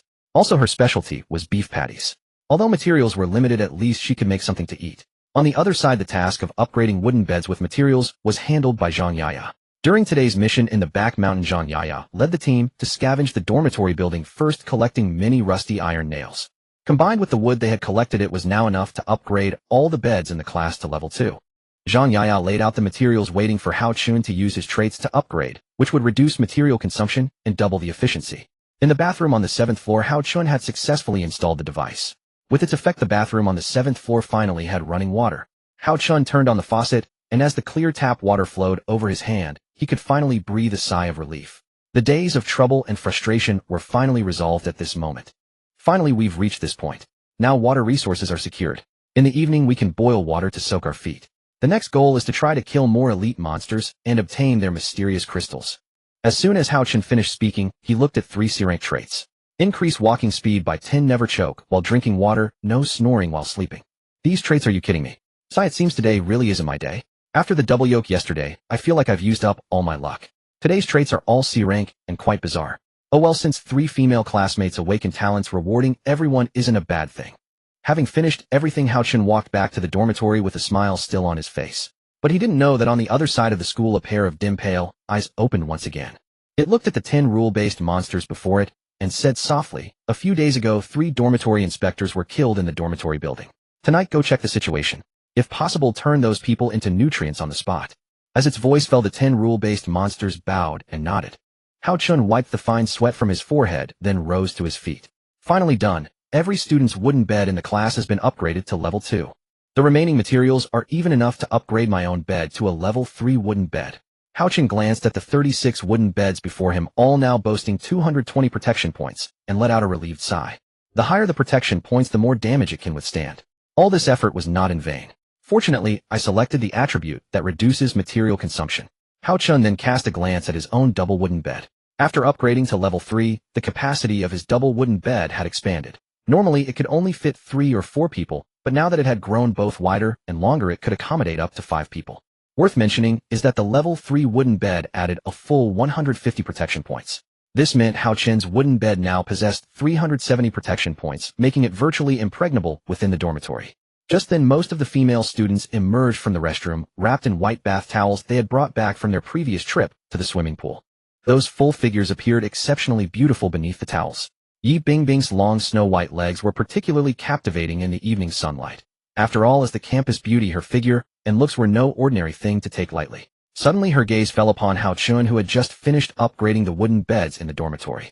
Her eyes carried a hint of disdain and sundera pride, yet beneath it all lay a trace of shyness. "You idiot, Hao Chen. Keep looking, and I'll gouge your eyes out someday, you creep." Yi Bingbing, flushing with embarrassment, turned her gaze toward the corridor outside. What appeared next were Zhang Yayaqin, Meng Yaoqin, Yufei Lin Nuanyuan, and others. What ambition, truly paradise on earth. Hao Chen swallowed hard, his peripheral vision inevitably drifting toward the purple stockings resting on the nearby wooden bed. This bed belonged to teacher Qin Mingyao, whose stockings lay neatly arranged before him. Phew, this is truly too comfortable. Water flowing in the toilet is simply the happiest thing in the world. I can finally shake off the sweaty stench. Zhang Yaya exhaled with relief, then used a towel to dry her damp hair. Absolutely. Thanks to Hao Chen for buying such useful things. He's pretty reliable, actually. Zhou Xiaoxiao stepped forward, leaning close to Hao Chen's face, then whispered gently into his ear, "If we get the chance, let's do it again. Though the result leaves us exhausted, I rather enjoyed the process.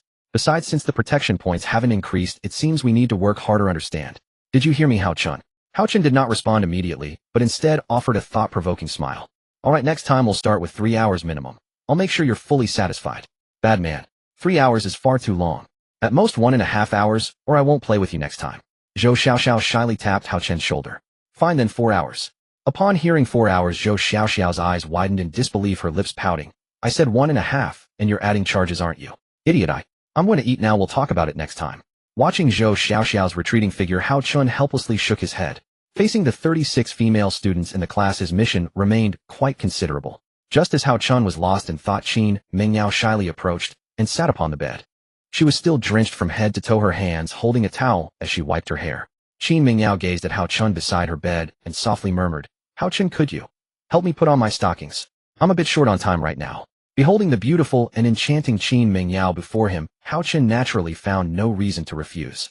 After all, her favorability value had already reached a staggering 90. Participation in the prolific fertility talent was just around the corner.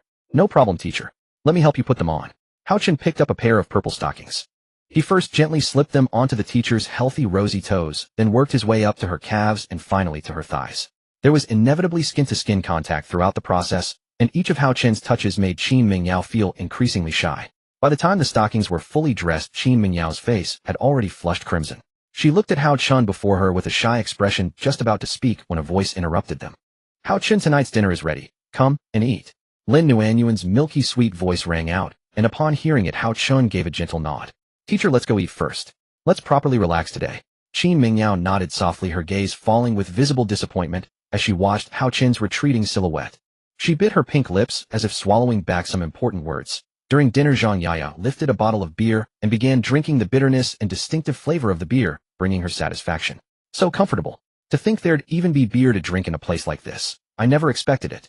The other girls also held bottles of beer, all seated upon their respective beds, while the prepared dinner was laid out in the center of the dormitory, ready for anyone to take when hungry. Upon Hao Chen's bed sat three beauties, Jiang, Nen Lin Nuanyuan, and Zhou Xiaoxiao.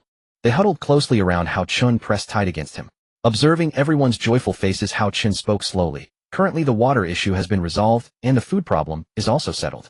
Our remaining goals are to continue upgrading the wooden beds and gathering supplies, followed by crafting weapons to improve our combat capabilities. Hearing Hao Chen's words, Zhang Yaya and the others nodded in agreement. Hao Chen then pointed to the wooden beds of those present, and the promise I made earlier has also been fulfilled.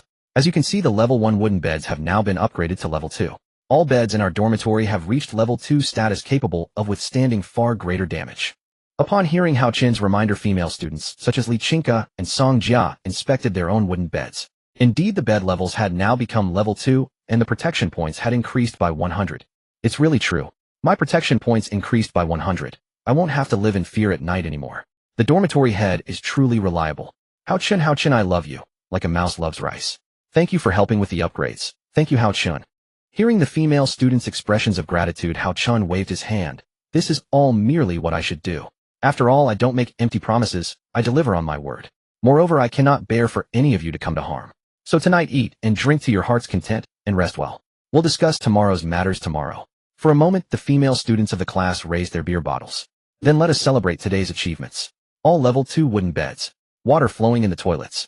3 additional awakenings. Cheers. The dormitory immediately echoed with cheerful laughter and chatter. Meanwhile, the sunset had already set and night began to gradually descend upon the world. Outside the dormitory building, a strange wind began to howl, and then 10 figures suddenly appeared in the open space. They possessed no facial features, yet bore a pair of eerie eyes from which deep crimson blood dripped. The night had fallen, and on Hao Chen's bed lay 4 beautiful women. Lin Nuanyuan lay close to Hao Chen, perhaps finding comfort in the closeness. Jiang then held his hands with both of hers and planted a final goodnight kiss. Meanwhile, Zhou Xiaoxiao rolled her eyes with her arms folded across her chest. Next time I'm definitely sleeping beside Hao Chen. Too bad I couldn't get a spot this time. Her gaze immediately shifted toward Tang Kiki, who was lying next to her. Her face flushed slightly as her eyes fixed on Hao Chen. Tang Kiki, what? You want to sleep next to Hao Chen too? Let me tell you, without giving yourself to him, there's no chance. Tang Kiki pouted at Zhou Xiaoxiao's teasing remark. TCH, do you really think you have that chance? Zhou Xiaoxiao's lips curled into a knowing smile. Of course I do. I'll let you in on a secret. I'm already Hao Chen's. I've given him everything. When I have time, I'll drag him into, well, you know, be envious all you want. Tang Kiki froze for a moment, then bit her lip in disbelief. Then why haven't I seen your protection points increase by 10%? You're just joking. Yeah, right. Like I'd believe that. Just as Zhou Xiaoxiao was about to retort, she felt eyes upon her. She glanced toward the window, and nearly had her soul scared out of her body.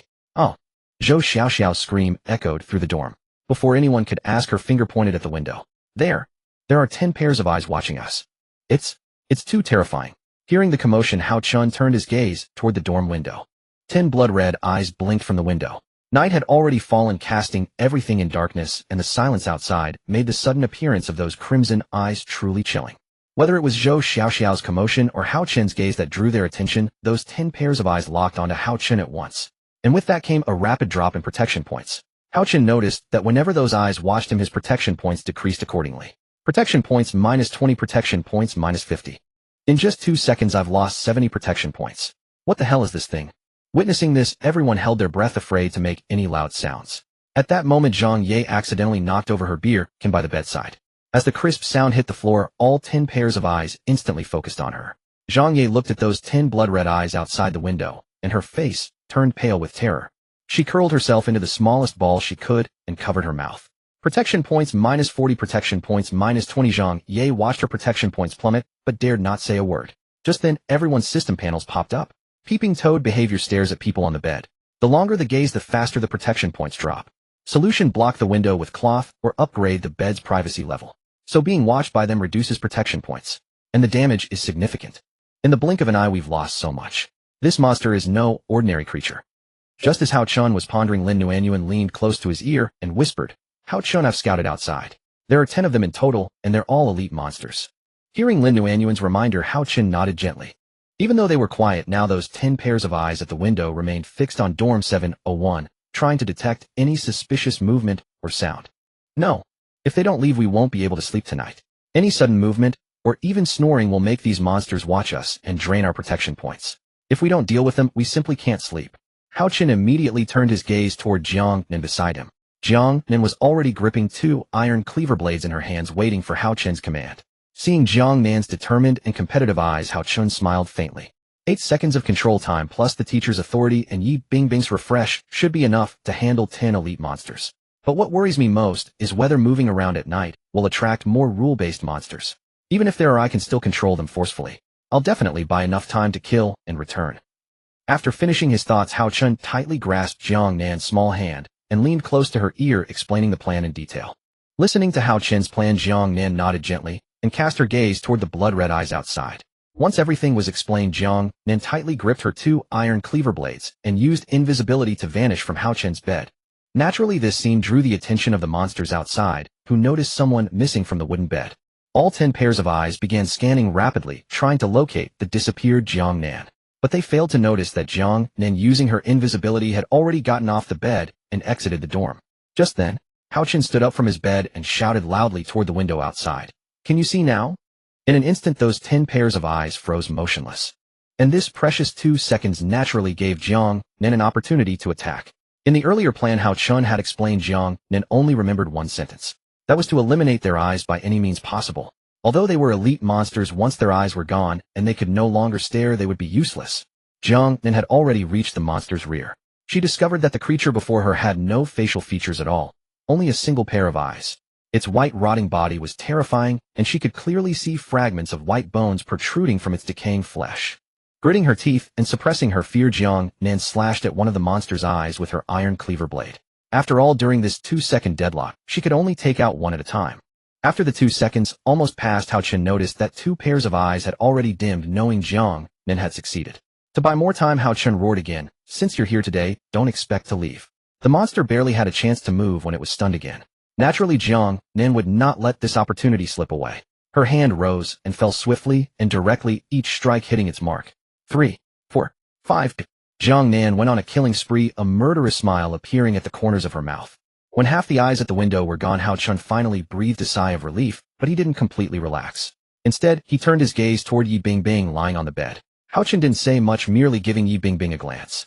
Upon seeing this, Yi Bing bit her pink lips. She knew exactly what price she would pay for refreshing Hao Chen's skills, but this was ultimately about the safety of the entire dorm. Yi Bingbing sighed, then extended both her hands toward Hao Chen. Use it one more time. With the blessing of the repay talent, Hao Chen's roar attribute could be used 2 more times. As the monster's eyeballs outside began to move, teacher Qin Mingyao also intervened to help at this moment. By the authority of a teacher, I command you. Silence. Teacher Qin Mingyao's talent ability manifested at this moment, and her oppressive aura instantly filled the monsters outside with dread.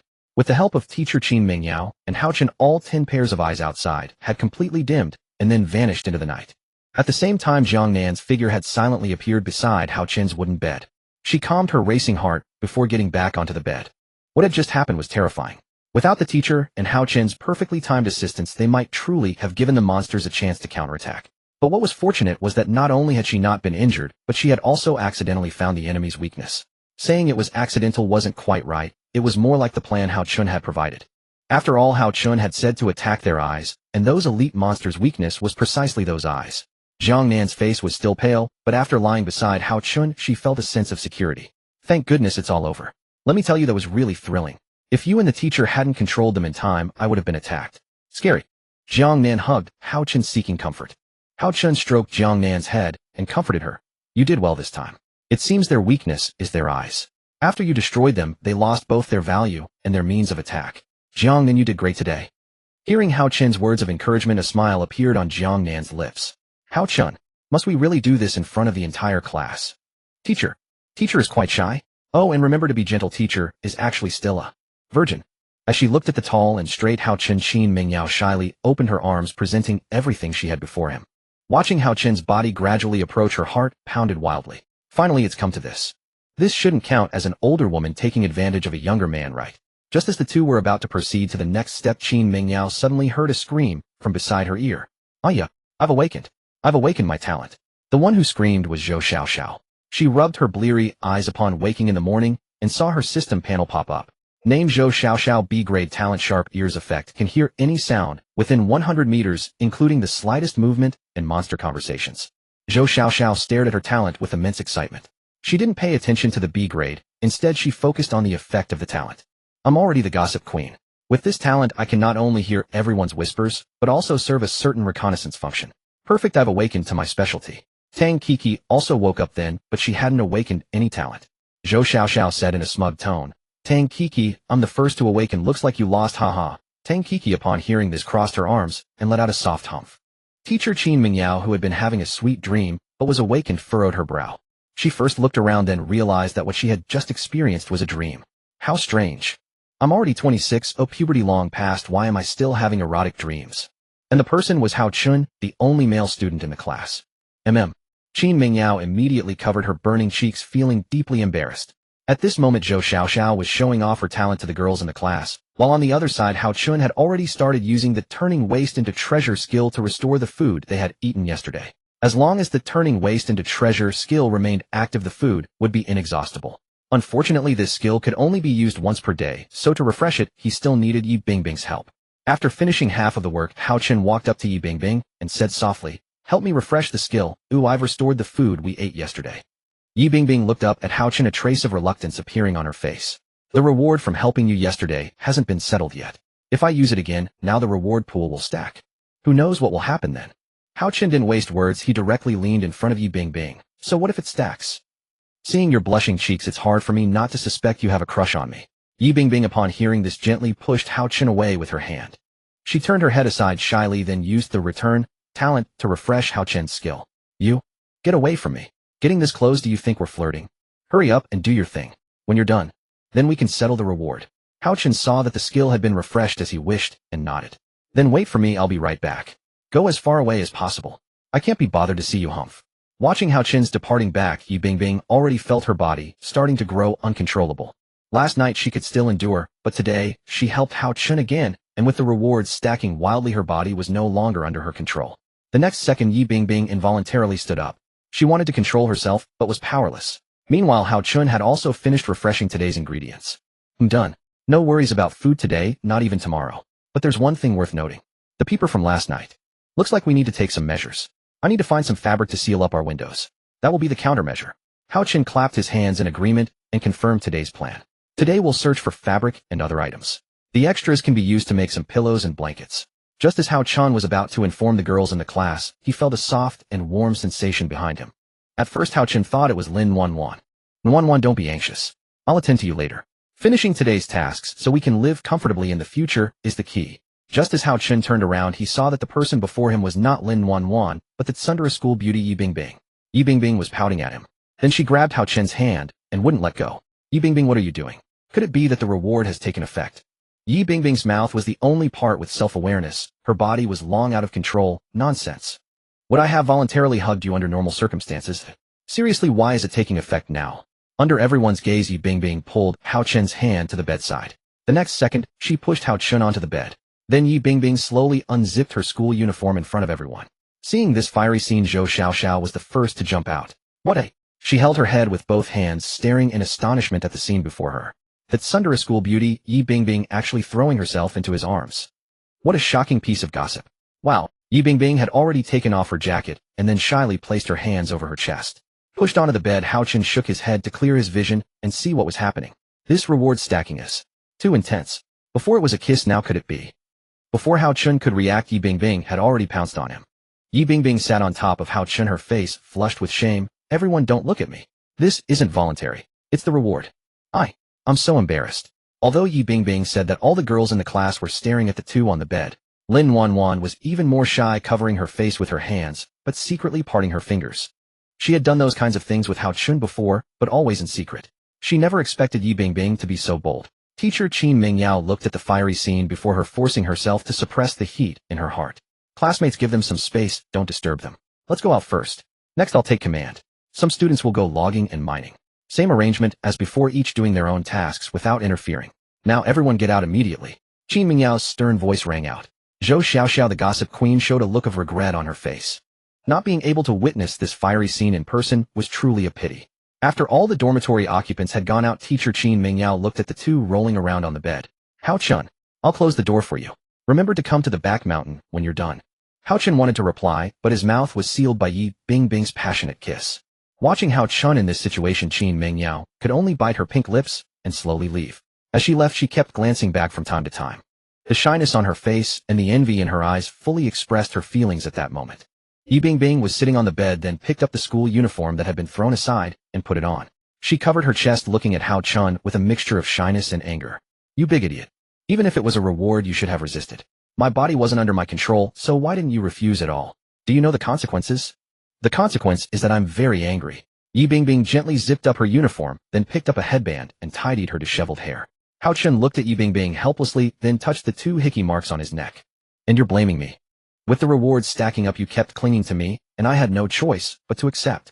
Besides, look at these 2 hickey marks. I'm not complaining at all. Yi Bingbing looked at where Hao Chun pointed, and her blush deepened. Due to the effect of the stacked rewards, her body had become more proactive and eager than before. Unknowingly, she had even left her own mark. This isn't my fault. You can blame the inherent conditions of the talent. Yi Bingbing abruptly stood up and walked toward the dormitory door without looking back. She turned her head slightly, looking at Hao Chun, who stood frozen in place. Hao Chun, I'm warning you, I've given you my first kiss, and that kind of thing, my first everything. Don't let me down. Do you hear me? Having said that, Yi Bingbing walked out of the dormitory. Once Hao Chun disappeared from her view, she couldn't help but touch her lips, then revealed a faint, serene smile. Not bad. This 2-hour ordeal. I don't seem to dislike this feeling. Recalling the scene where she had dominated and suppressed Hao Chun on the bed, Yi Bingbing felt a surge of delight. Humming a tune, she walked toward the stairwell. The collected materials had piled up into a small mountain. There were 40 wooden planks and 80 branches. Since acquiring the lumberjack talent, their efficiency had increased significantly. As for stones, they counted at least 120 pieces. Resources like wood and stone were no longer a concern for now. What was most noteworthy was their classmate Bai Lu. The planting area she tended had sprouted tender shoots. Her talent, little planting expert, accelerated plant growth, a nice buff. When Hao Chun and Yi Bingbing appeared, the class's gazes turned to them. Zhou Xiaoxiao immediately teased. Oh, my 2 hours have passed, and you're just showing up now. We're almost done with our work here. Hao Chun, you really spent 2 whole hours just to avoid working, didn't you? What a pervert, Hao Chun retorted. No, that's not it.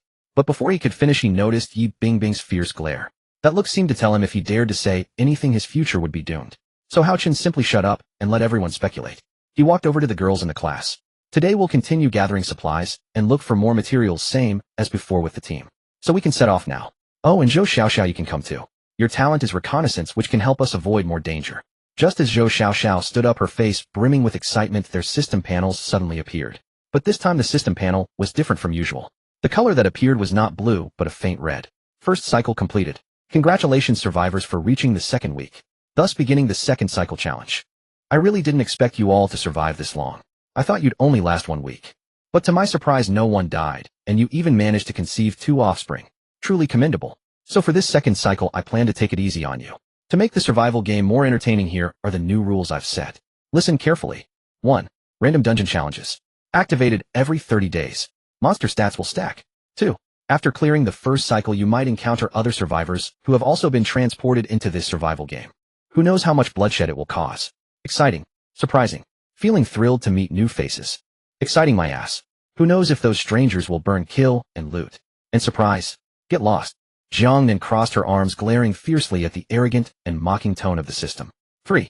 Considering the difficulty is too high, I've thoughtfully prepared a mysterious merchant for you, but the appearance time is random. However, you don't need to worry about the location. It will faithfully appear in your dormitory hallway. These are the most humane rules I've set for you. No need to thank me. These are all the rules for the 2nd cycle and beyond. Survivors, please strive to respond happily. As soon as the text on the system panel disappeared, the first random dungeon challenge arrived. Random Dungeon, Night of Blood Moon. Dungeon difficulty 3 stars. Dungeon challenge duration 3 days. Survival reward: each day survived randomly. Help 1 survivor who hasn't awakened their talent to awaken it. Total annihilation penalty none. Seeing the red dungeon text, the girls in the class erupted. Blood Moon. This came too suddenly. What the hell is this? We only survived 1 week, and now the 2nd week increases the difficulty. Are you insane? Zhou Xiaoxiao complained. Who knows how much the monster's attack power will increase under the Blood Moon? Even though we all have grade 2 wooden beds now, can we even withstand it? Everyone's eyes turned to the calm Hao Chun. He didn't show the same panic as the others, but instead calmly contemplated the problem. Based on this situation, the monster's attack power and health will increase. The numbers will definitely grow too. 3 days. This will be extremely severe. Hao Chen looked up at the worried girls and said calmly, everyone can stop what you're doing. From now on, our only goal is to survive. If we make it through these 3 days, it means 3 of you can awaken your talents. Hao Chen then looked at Zhang Yaya. Zhang Yaya, here, please give your orders. Zhang Yaya's expression was serious, lacking her usual spiritedness. Today's task: sweep through all the dormitory buildings around us. Take down old curtains, old clothes, broken wooden beds, everything. Turn them into materials. I'll try to upgrade some of the grade 2 wooden beds to grade 3 before tonight, and use the fabric to cover our windows to prevent prying eyes. And Su Qing from the logistics department, please use the materials we've collected to synthesize more iron blade knives. Tonight we won't just defend, we'll counterattack. Hearing Hao Chen's words, everyone exchanged glances and nodded to each other. Watching Hao Chen command everything from a distance, teacher Qin Mingyao felt a surge of admiration. After all, only a man who could take control of the overall situation and think calmly was what she desired. As long as we survive these 3 days without any casualties, then I will follow you forever. Qin Mingyao bit her pink lips, then looked at Hao Chen with a gaze that was both worried and appreciative. Sisters, grab your weapons. Zhang Yaya, holding a makeshift stone hammer, turned to look at the female classmates behind her. They had arrived at another dormitory building. After Nguyen Nguyen's inspection, the only rule-based monsters in this building were a few wanderers, all of which had been eliminated by Jiang Nan. Now they could safely focus on collecting supplies. Zhang Yaya immediately commanded, don't leave behind any old curtains or old clothes. The rest of you follow me to break apart the abandoned wooden beds. We must finish collecting everything in this dormitory building before dark. Now none of the girls in the class harbored any complaints. After all, tonight would mark the first night of the blood moon. The monster attacks and their numbers were unknown, and no one could guarantee survival. Therefore, everyone was now giving 100 of their focus to the task of collecting supplies. Meanwhile, Su Qing, as part of the logistics department, was striking while the iron was hot. She used the materials gathered earlier to synthesize iron blades, adding more combat power to the team. On the other side, Hao Chen was leaning against the corridor, deep in thought. He looked at the 3 traits he had drawn today and felt troubled. Offensive. All the traits today are offensive. I never thought that after all this time offensive traits would really come. But this is too hard to choose. Daily traits have been drawn. Please sign for them, host. A-grade trait, arc lightning blades. Effect: condense 2 lightning blades in hand imbued with the power of thunder. Can temporarily paralyze the opponent and generate electric current. Heart condition: usable once per day. Duration limited to 5 minutes. It can temporarily paralyze the opponent and generate electric current. This is a good offensive tool and gives me reaction time. And it's A-grade. I'll keep it for now. Hao Chen scrolled down to look at the next trait. A-grade trait, blood demon. Effect: every time the host kills a target, all attributes increase by 5 points. During this period, the host will enter a frenzied blood demon state. Battle desire greatly increases. Pain perception decreases. Heart condition twice per day. Duration of 5 minutes. After the duration ends, the accumulated effects will disappear. Seeing the blood demon trait, Hao Chen couldn't help but imagine what he would look like in that state. A being of madness and battle lust. Though it seemed rather ferocious, the reward was indeed remarkable. Every kill increased all attributes by 5 points. It truly grew stronger and fiercer with each battle, especially with pain reduced. It was a machine of slaughter. This one is also acceptable, at least it's the ultimate weapon on the battlefield. I'll keep this for now and check the next one. Hao Chen then looked at the next trait, but the third one was rather simple.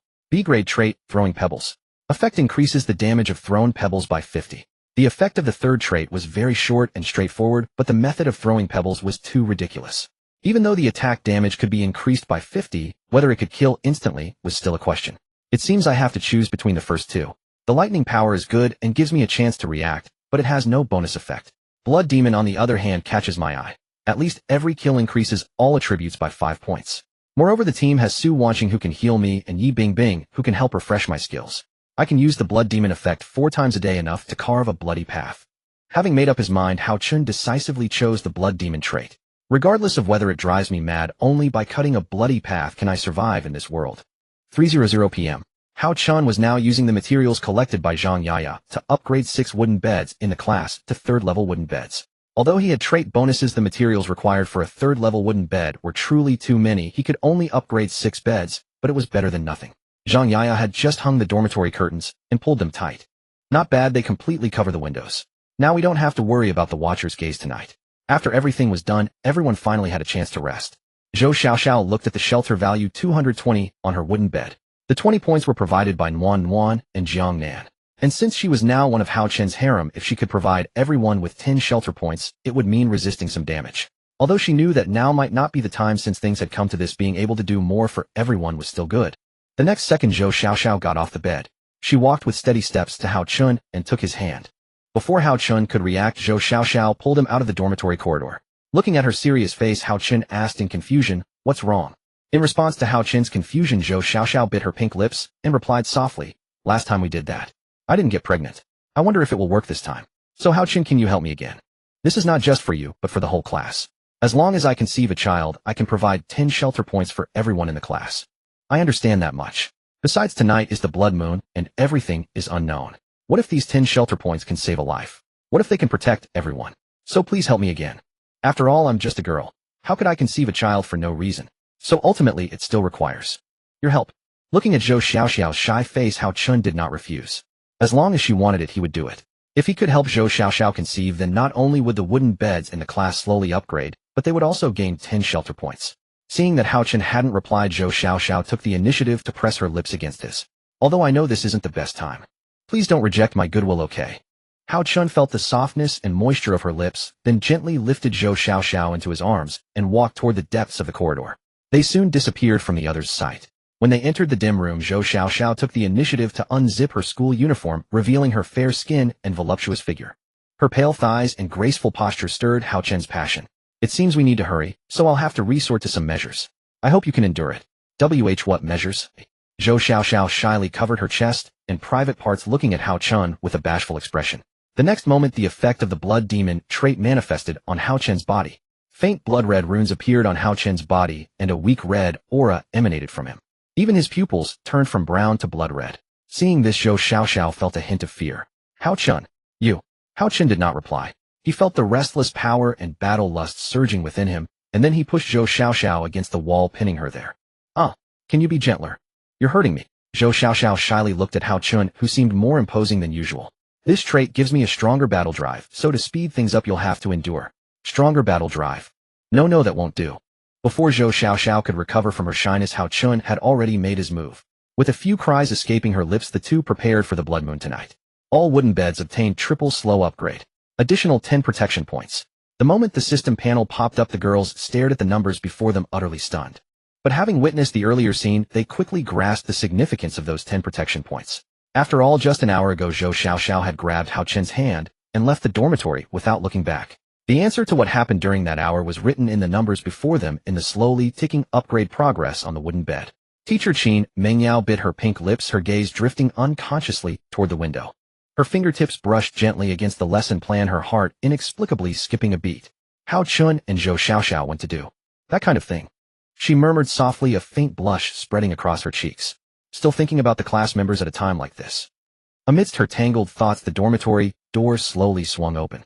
Zhou Xiaoxiao braced herself against the doorframe, looking as though she had just retreated from a battlefield. Her breath hadn't yet steadied, strands of hair clinging messily to her forehead, the wrinkles on her collar exposing everything. She tried to compose herself, but stumbled as she took a step. Every gaze in the dormitory turned toward her in unison. Some covered their mouths, giggling covertly, others turned away, suppressing their laughter. After all, Zhou Xiaoxiao had been the loudest one, shouting about wanting to eat Hao Chun's gossip. Who could have imagined that now she herself had become the peeled melon? Zhou Xiaoxiao lowered her head and hurried toward her wooden bed, lying down without hesitation. She lay on her side, a faint flushed glow still lingering on her face, her chest rising and falling beneath the thin fabric. Her lips seemed to carry an indescribable lingering flavor, her gaze dazed as she stared at the wall. When Hao Chun stepped into the dormitory, every gaze turned toward him in unison. Hao Chun walked directly to his bed. The system panel already displayed protection 10. At least this hour's effort wasn't in vain. Empowered by the blood demon title, he was like a tireless warhorse on the battlefield. Fortunately, Zhou Xiaoxiao had barely managed to withstand the onslaught, otherwise he would have had to carry her back. Two silhouettes were already waiting on the bed. Lin Nuanyuan and Jiang Nan, lying on either side, reached out their arms simultaneously to embrace him as he approached. "You worked hard."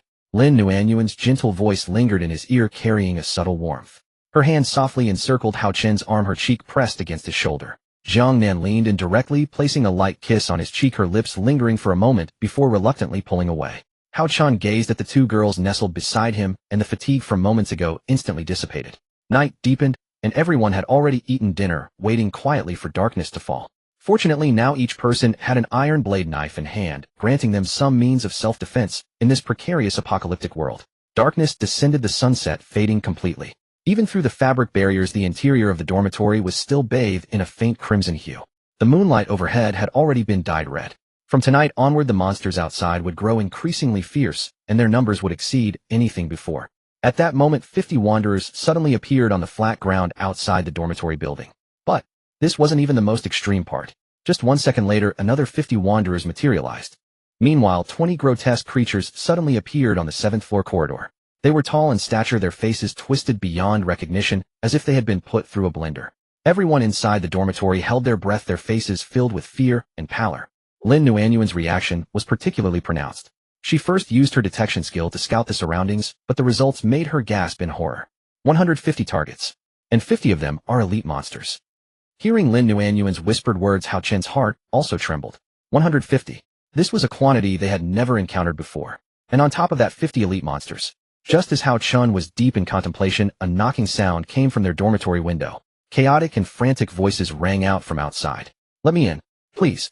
Let me in." Urgent and panicked cries came through the window, both male and female voices tinged with pleading. "There are so many monsters outside. Please, open the door and let me in." The people inside exchanged bewildered glances, but not a single person moved. In this place, if they couldn't even protect themselves, how could they possibly worry about others? Besides, during a blood moon night, how could there possibly be survivors wandering freely outside? This was clearly a monster's trap.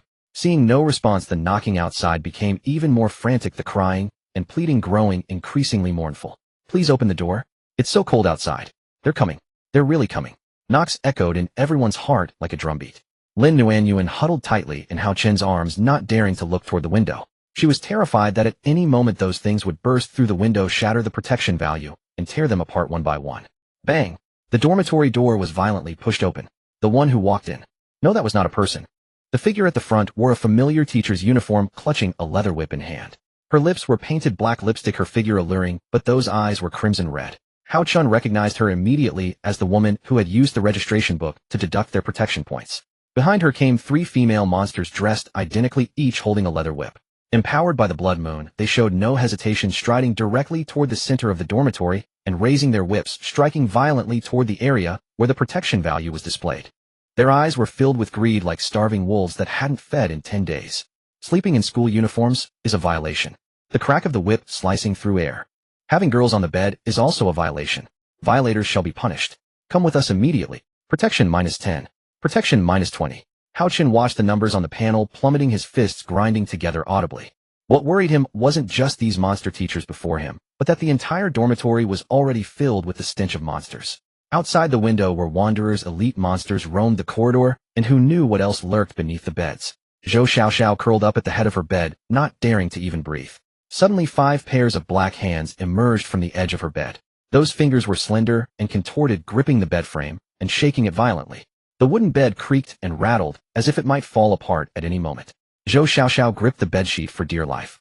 "Oh, Hao Chen, please save me." Her scream echoed through the dormitory, naturally reaching the ears of the monster teachers. A dozen pairs of scarlet eyes turned toward Zhou Xiaoxiao in unison.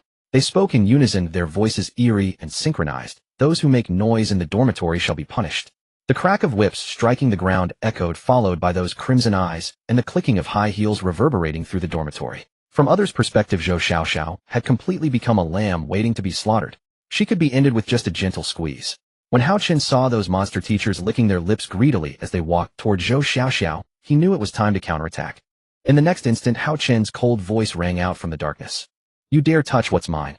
I might not sleep tonight, but can you monsters make it back alive?" The moment Hao Chen finished speaking, the blood demon title effect activated immediately. In an instant, faint blood-colored runes appeared on Hao Chen's body, and even his eyes turned red. 2 iron blade knives appeared in his hands instantly. Hao Chen's icy words echoed through the darkness. Just as the rule-bound creatures were about to take Zhou Xiaoxiao's life, Hao Chen decisively stepped out of bed. At the same moment, the heads of those monster female teachers turned toward Hao Chen instantly. The long whips in their hands grew increasingly red, seemingly harboring some kind of power. Sensing the presence of humans without any protective barrier, all the monsters' gazes immediately fixed on Hao Chen. Their eyes held no emotion whatsoever, only an insatiable hunger for nourishment. "A lamb delivered right to our door. How could we refuse such a gift? Then you shall serve as tonight's appetizer." Lin Nuanyuan and Jiang Nan watched Hao Chen descend from his bed, surrounded by the monstrous horde, closing in their palms, breaking into cold sweat. "Hao Chen, you fool. No, I have to help.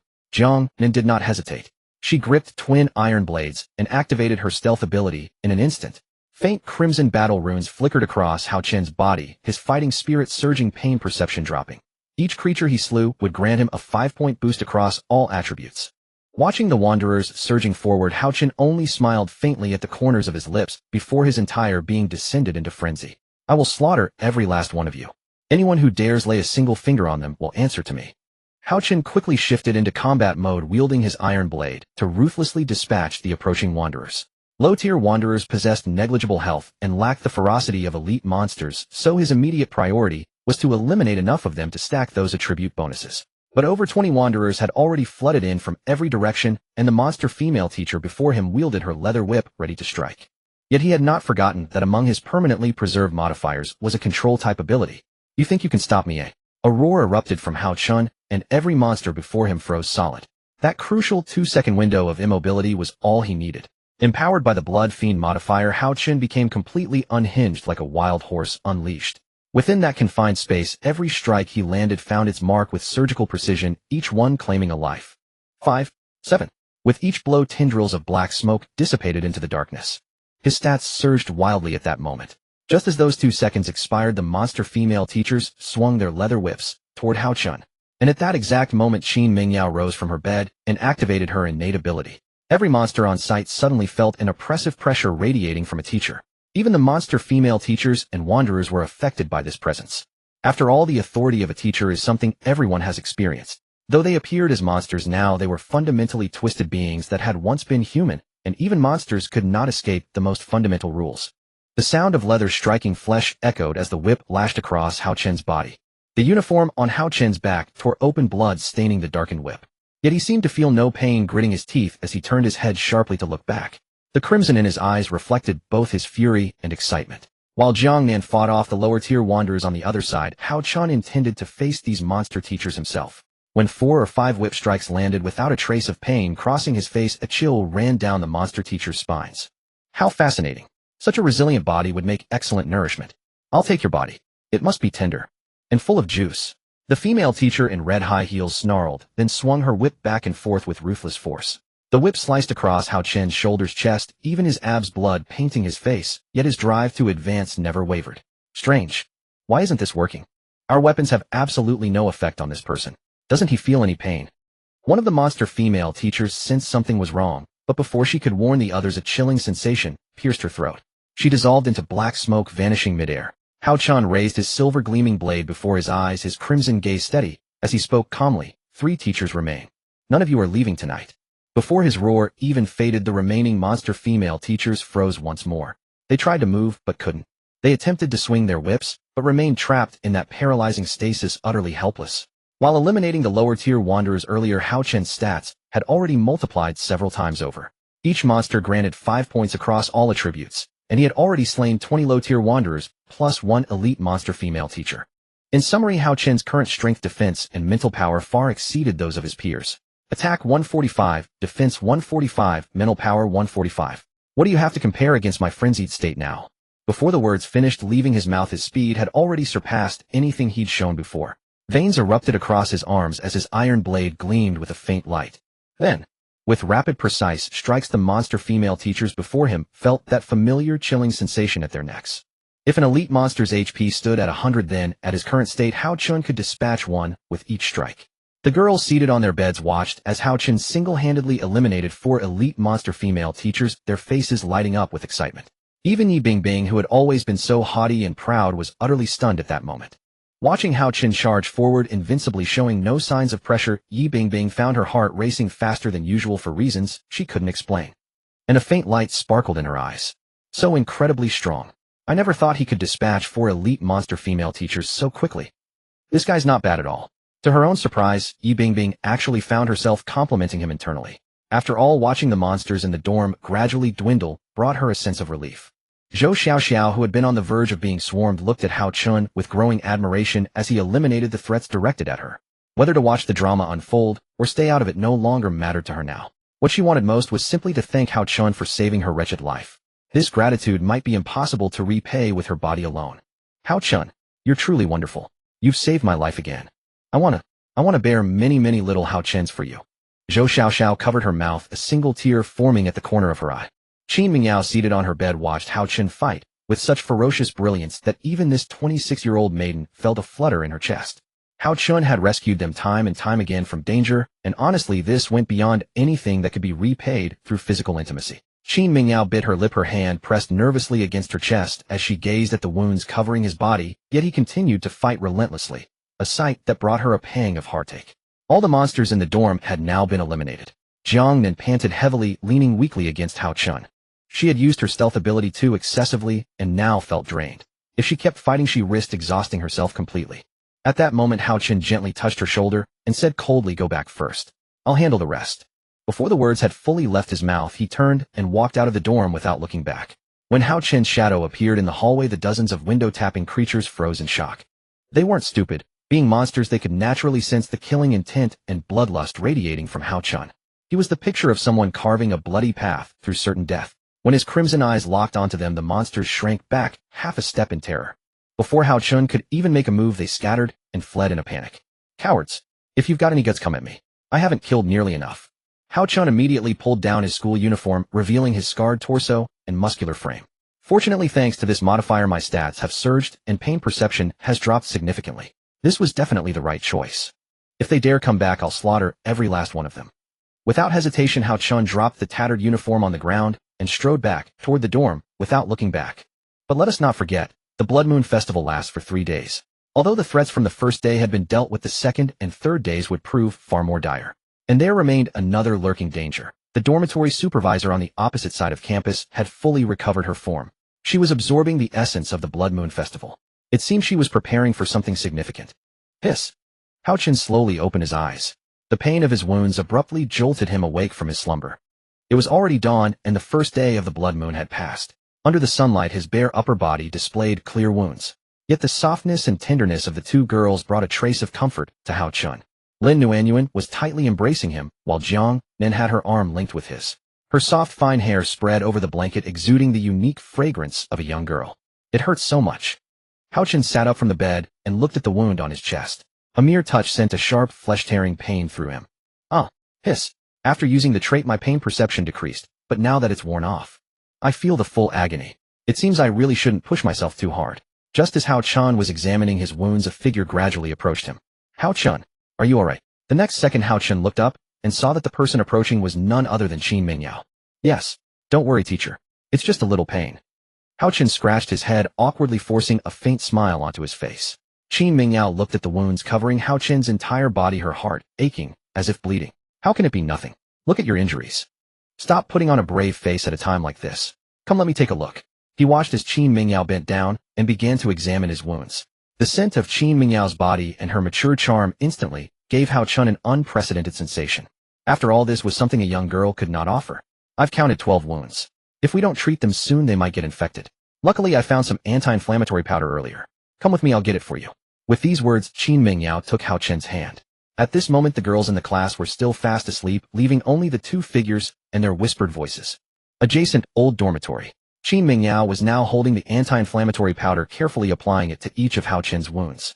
Hao Chen also felt the pain, his expression turning somewhat contorted. "Does it hurt a lot? Then let me blow on it." Who? Qin Mingyao's gentle tone formed a stark contrast with her usual cold demeanor in class. Hao Chen looked at the Qin Mingyao before him, who appeared exceptionally voluptuous in her school uniform, with her purple hair cascading like a waterfall over her shoulders. Moreover, the purple stockings on her thighs added to her allure. She was originally a beautiful teacher with an aloof style, yet at this moment, she had become so gentle. Hao Chen gazed at her. From this angle, he could clearly see her lowered eyelashes slightly trembling. He saw her lips gently pressed together in concentration, and the curves that became more pronounced as she bent over. Was this still the same teacher Qin who always wore an indifferent expression and distant tone on the podium? The female teacher, privately nicknamed the Ice Queen by her students, was now crouching before him, carefully applying medicinal powder to every wound, as if tending to a precious treasure. "Teacher," Hao Chen suddenly spoke. "Is there something you want to say?" The motion of applying medicine paused. Qin Mingyao looked up and met his gaze. At that moment, a complex array of emotions flickered in her eyes. Hesitation, nervousness, shyness, and a long-suppressed desire. She bit her lip, a small gesture that betrayed her inner struggle. "Actually, it's nothing." Qin Mingyao averted her gaze, her voice dropping. "It's just that seeing you like this makes my heart ache." As the dorm leader and the only male student in the class, if anything happened to you, not only me but the other girls would also be sad and worried. Hao Chen looked at the affection value above her head. 95. That was not the dependence of a student on a teacher, nor the concern between classmates. It was something else. Of course I know all that, Hao Chen said softly, his tone calm. But would a usually aloof female teacher come to apply medicine for me early in the morning? These words were like a feather gently tickling Qin Mingyao's heart. She turned her head away, and a faint blush appeared on her fair cheeks.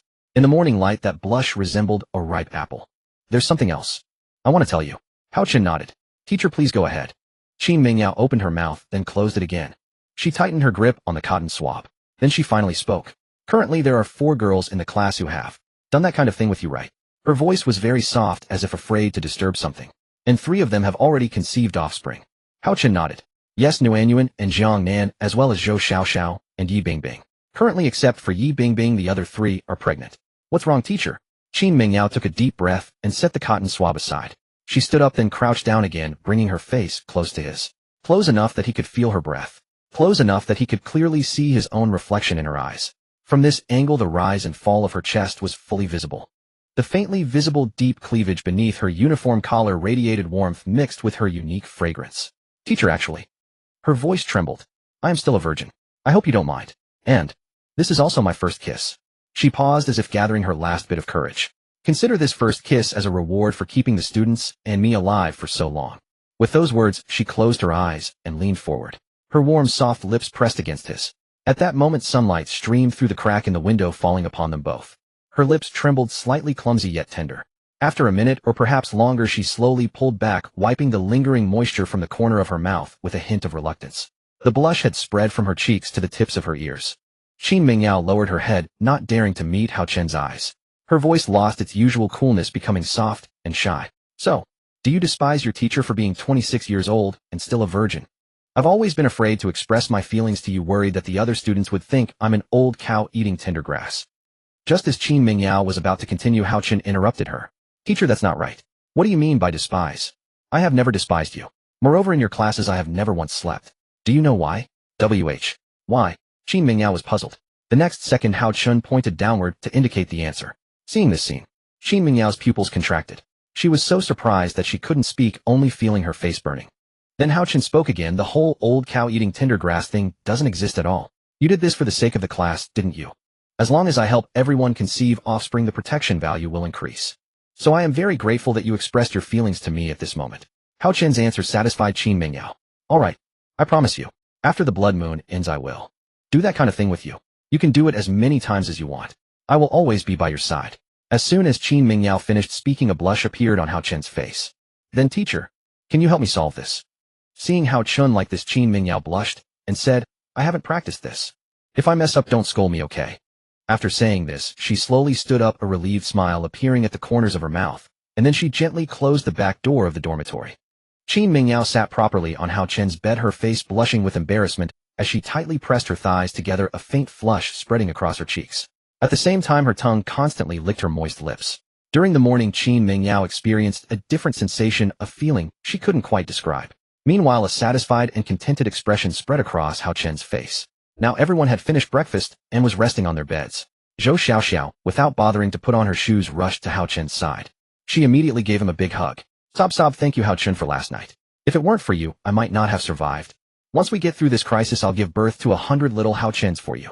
Whether they're boys or girls, I'll have them all for you. I'll raise a whole bunch of chubby babies for you. Zhou Xiaoxiao pressed her face close to Hao Chen, tears glistening at the corners of her eyes, her face twisted in theatrical sobbing. Lin Nuanyuan smiled gently at this moment. Xiaoxiao, don't worry. As long as Hao Chen is here, we'll all be safe. After all, he's the father of the child, the most capable person in our class. As Lin Nuanyuan finished speaking, she rested her head on Hao Chen's shoulder. That's right, Hao Chen isn't just my brother, he's a dutiful husband. He'll keep us safe, don't worry. After Jiang Nan said this, she planted a kiss on Hao Chen's cheek. Facing the enthusiasm of these 3 girls, a trace of helplessness appeared on Hao Chen's face. All right, everyone quiet down. We have tasks to do today as well. Last night we resisted the first night of the blood moon, and today is the second night. I'm not sure if the difficulty of this blood moon will increase, so we need to prepare thoroughly. Zhang Yaya, please continue leading some girls in dismantling some of the abandoned wooden beds, while teacher Qin Mingyao leads some girls to go collect supplies with stones, and so on.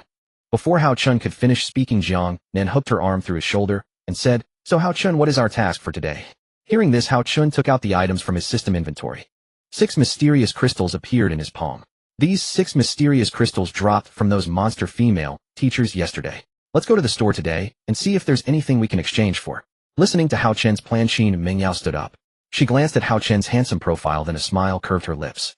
Then today we'll proceed according to Hao Chen's plan and see if we can upgrade some of the students' wooden beds to level 3. As for supplies, wood and stones, leave those to us, Hao Chun. You can rest assured.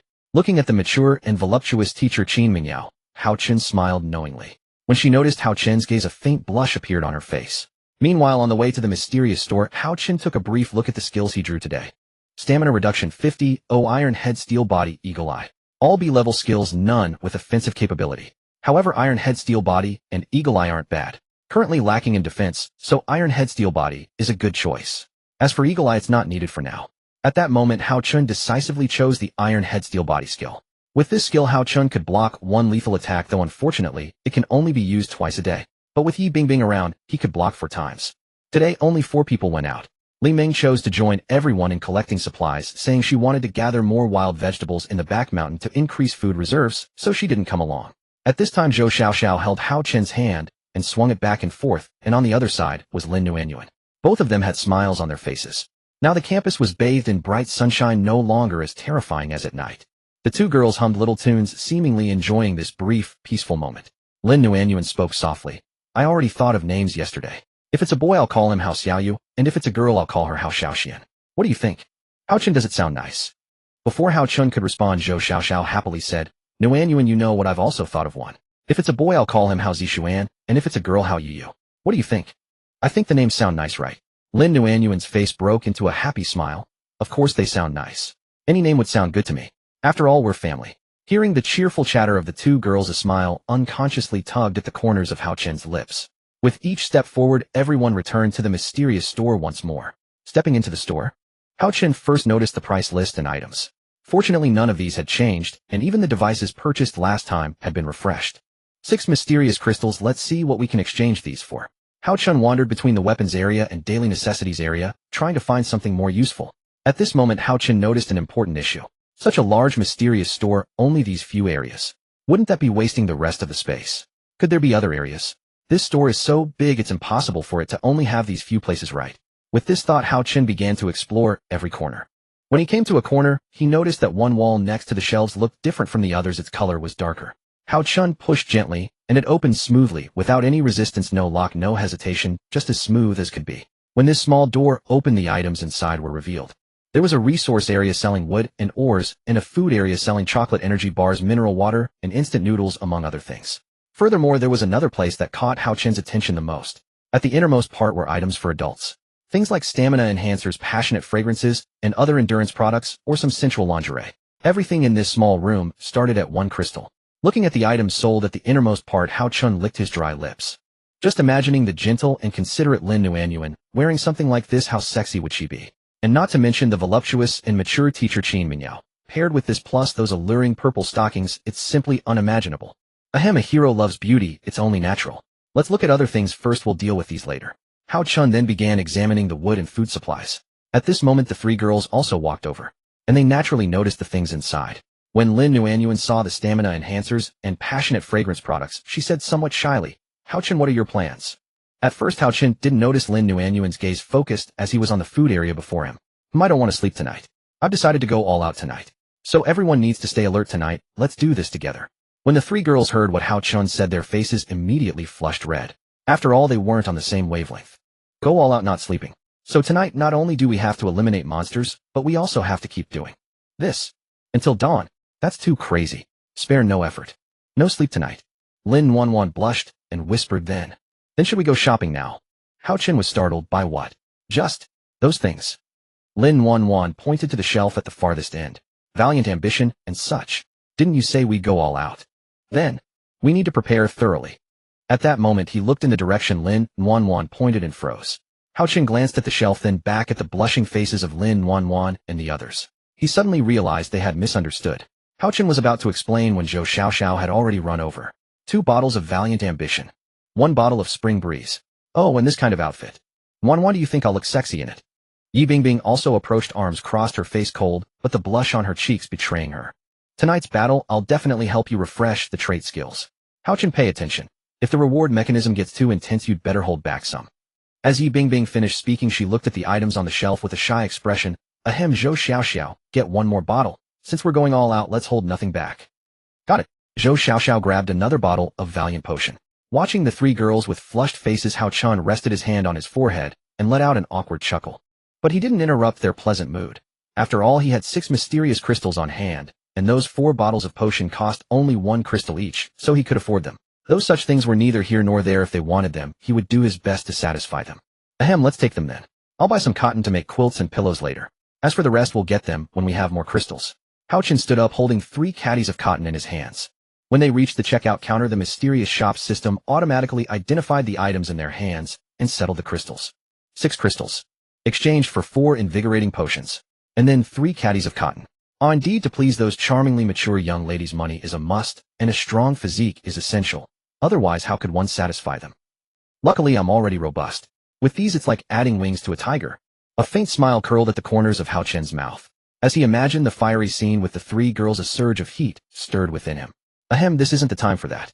I need to go back and take care of things first. Suppressing his restlessness, Hao Chen turned his gaze to the girls walking ahead, laughing and chatting. As the 4 walked away, a pair of eyes fixed on their backs.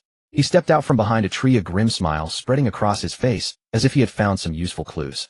Found survivors from this school. I can go back and report to the boss. Looks like there are women too. With those words, he licked his dry lips and flashed a lecherous grin. Those dozen brothers are starving. With women, we can finally treat ourselves. He wiped his mouth, then took a few steps back, and after confirming he hadn't been noticed, he quickly left. Behind the dormitory, everyone was no longer working. Instead, they were filled with anxiety and panic. Teacher Qin Mingyao pressed her hand to her forehead, frowning in distress. I just went to the restroom, and when I came back, one of the students was missing. Tell me slowly, piece it together. Don't panic. What happened? What's going on? Looking at the surrounding female students, Qin Mingyao desperately tried to calm them down. Just then, Bai Lu slowly walked over, wiping tears from her eyes, her voice choked. Teacher, it's all my fault. I shouldn't have asked Tang Kiki to fetch water for me. We needed it for the crops, so I asked the class monitor to help. Then I heard her scream. When we rushed over, there was an empty bucket on the ground, but she was gone. It's all my fault. Everything is my fault. Bai Lu crouched down, covering her face with her hands, her sobs filling the air. Qin Mingyao patted her head and comforted her. Don't worry, there's always a way. Just as she was about to continue, Hao Chen arrived. As he neared the dormitory building, Hao Chen heard Bai Lu's frantic sobbing, and he quickened his pace to reach them. What's going on? What happened? Qin Mingyao turned at the sound of his voice, her anxious expression revealing her current state of mind. Qin Mingyao looked at Hao Chen, speaking with urgency. Tang Kiki. She's gone. Hearing this, Hao Chen's expression froze. What? Tang Kiki is missing. Just as Hao Chen was bewildered, Bai Lu's sobs erupted again. It's all my fault. I'm to blame. I shouldn't have asked the class monitor to help me. Bai Lu wiped her tears and threw herself into Hao Chen's arms. Faced with the embrace of the legal lowly, Hao Chen didn't refuse, but said patiently, Tang Kiki hasn't awakened her talent yet and has no means of self-defense. According to Bai Lu, she disappeared while fetching water. Hao Chen pondered and came up with a plan. He looked down at the tearful Bai Lu. Bai Lu, take me to where she was fetching water. Bai Lu wiped her tears and nodded lightly. Following her steps, Hao Chen arrived at the place where Tang Kiki had vanished. There was no sign of anyone, only a discarded bucket. Bai Lu wiped her tears. It was here. The class monitor's voice stopped here, and when we rushed over, she was gone. Listening to her explanation, Hao Chen nodded and walked over to the scene. No footprints. First, rule out human involvement. Although the new Game Plus system mentioned that other survivors might enter, we haven't found any suspicious signs yet. That leaves only one possibility. Tang Kiki was most likely taken by a monster. At the mention of monsters, Bai Lu's face turned pale. Monster? Then the class monitor is in grave danger. Hao Chen, what should we do? Bai Lu tugged at Hao Chen's sleeve, her face full of worry. But Hao Chen showed no panic. Instead, he remained calm in the face of it all. Let me see what's really going on. As he spoke, a faint blue light flickered in his eyes. B-rank, trait clairvoyance. Let me see what dares to take my people. In a secluded, abandoned classroom, more than a dozen second-tier wooden beds were neatly arranged. A bald man scampered over eagerly. A lewd smile curled the corners of his mouth as he scurried toward the scarred man, trying to curry favor. He pounded his small fists against the scarred man's thigh. Boss, I found something. Discovered survivors in this school. It's quite large here. Far more worth scavenging than that abandoned hospital we were in before. All right. I spotted a fellow with 3 beautiful women. Those beauties looked stunning, oh so tender. As he spoke, he licked his lips, the corners of his eyes nearly curling with delight. Upon hearing this news, the men lying on the wooden beds wore ravenous wolfish expressions. Women. We need women. Hurry up. We want proper women.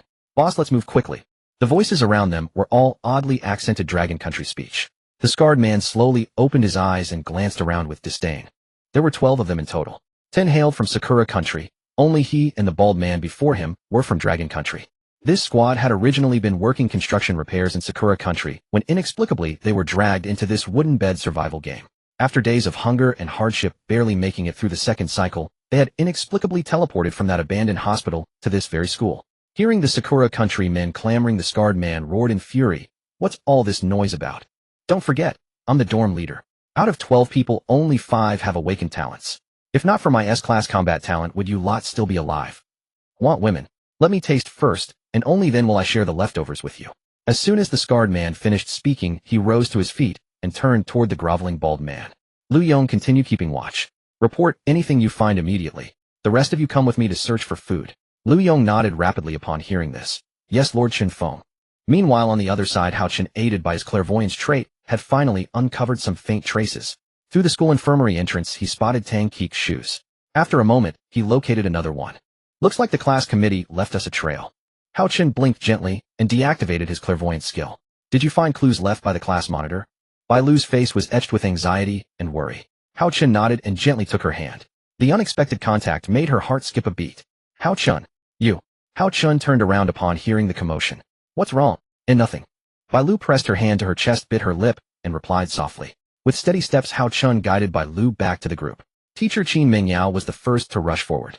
Well, any leads? Exactly, Hao Chen, did you find any usable clues? The class monitor is my best friend. We must save her.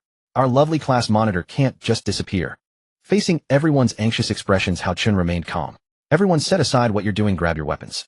I found where she is, and I know exactly what monster kidnapped her. Bold enough to lay hands on someone of mine. I think it's looking for trouble. Hao Chen added firmly. All hands gear up and follow me.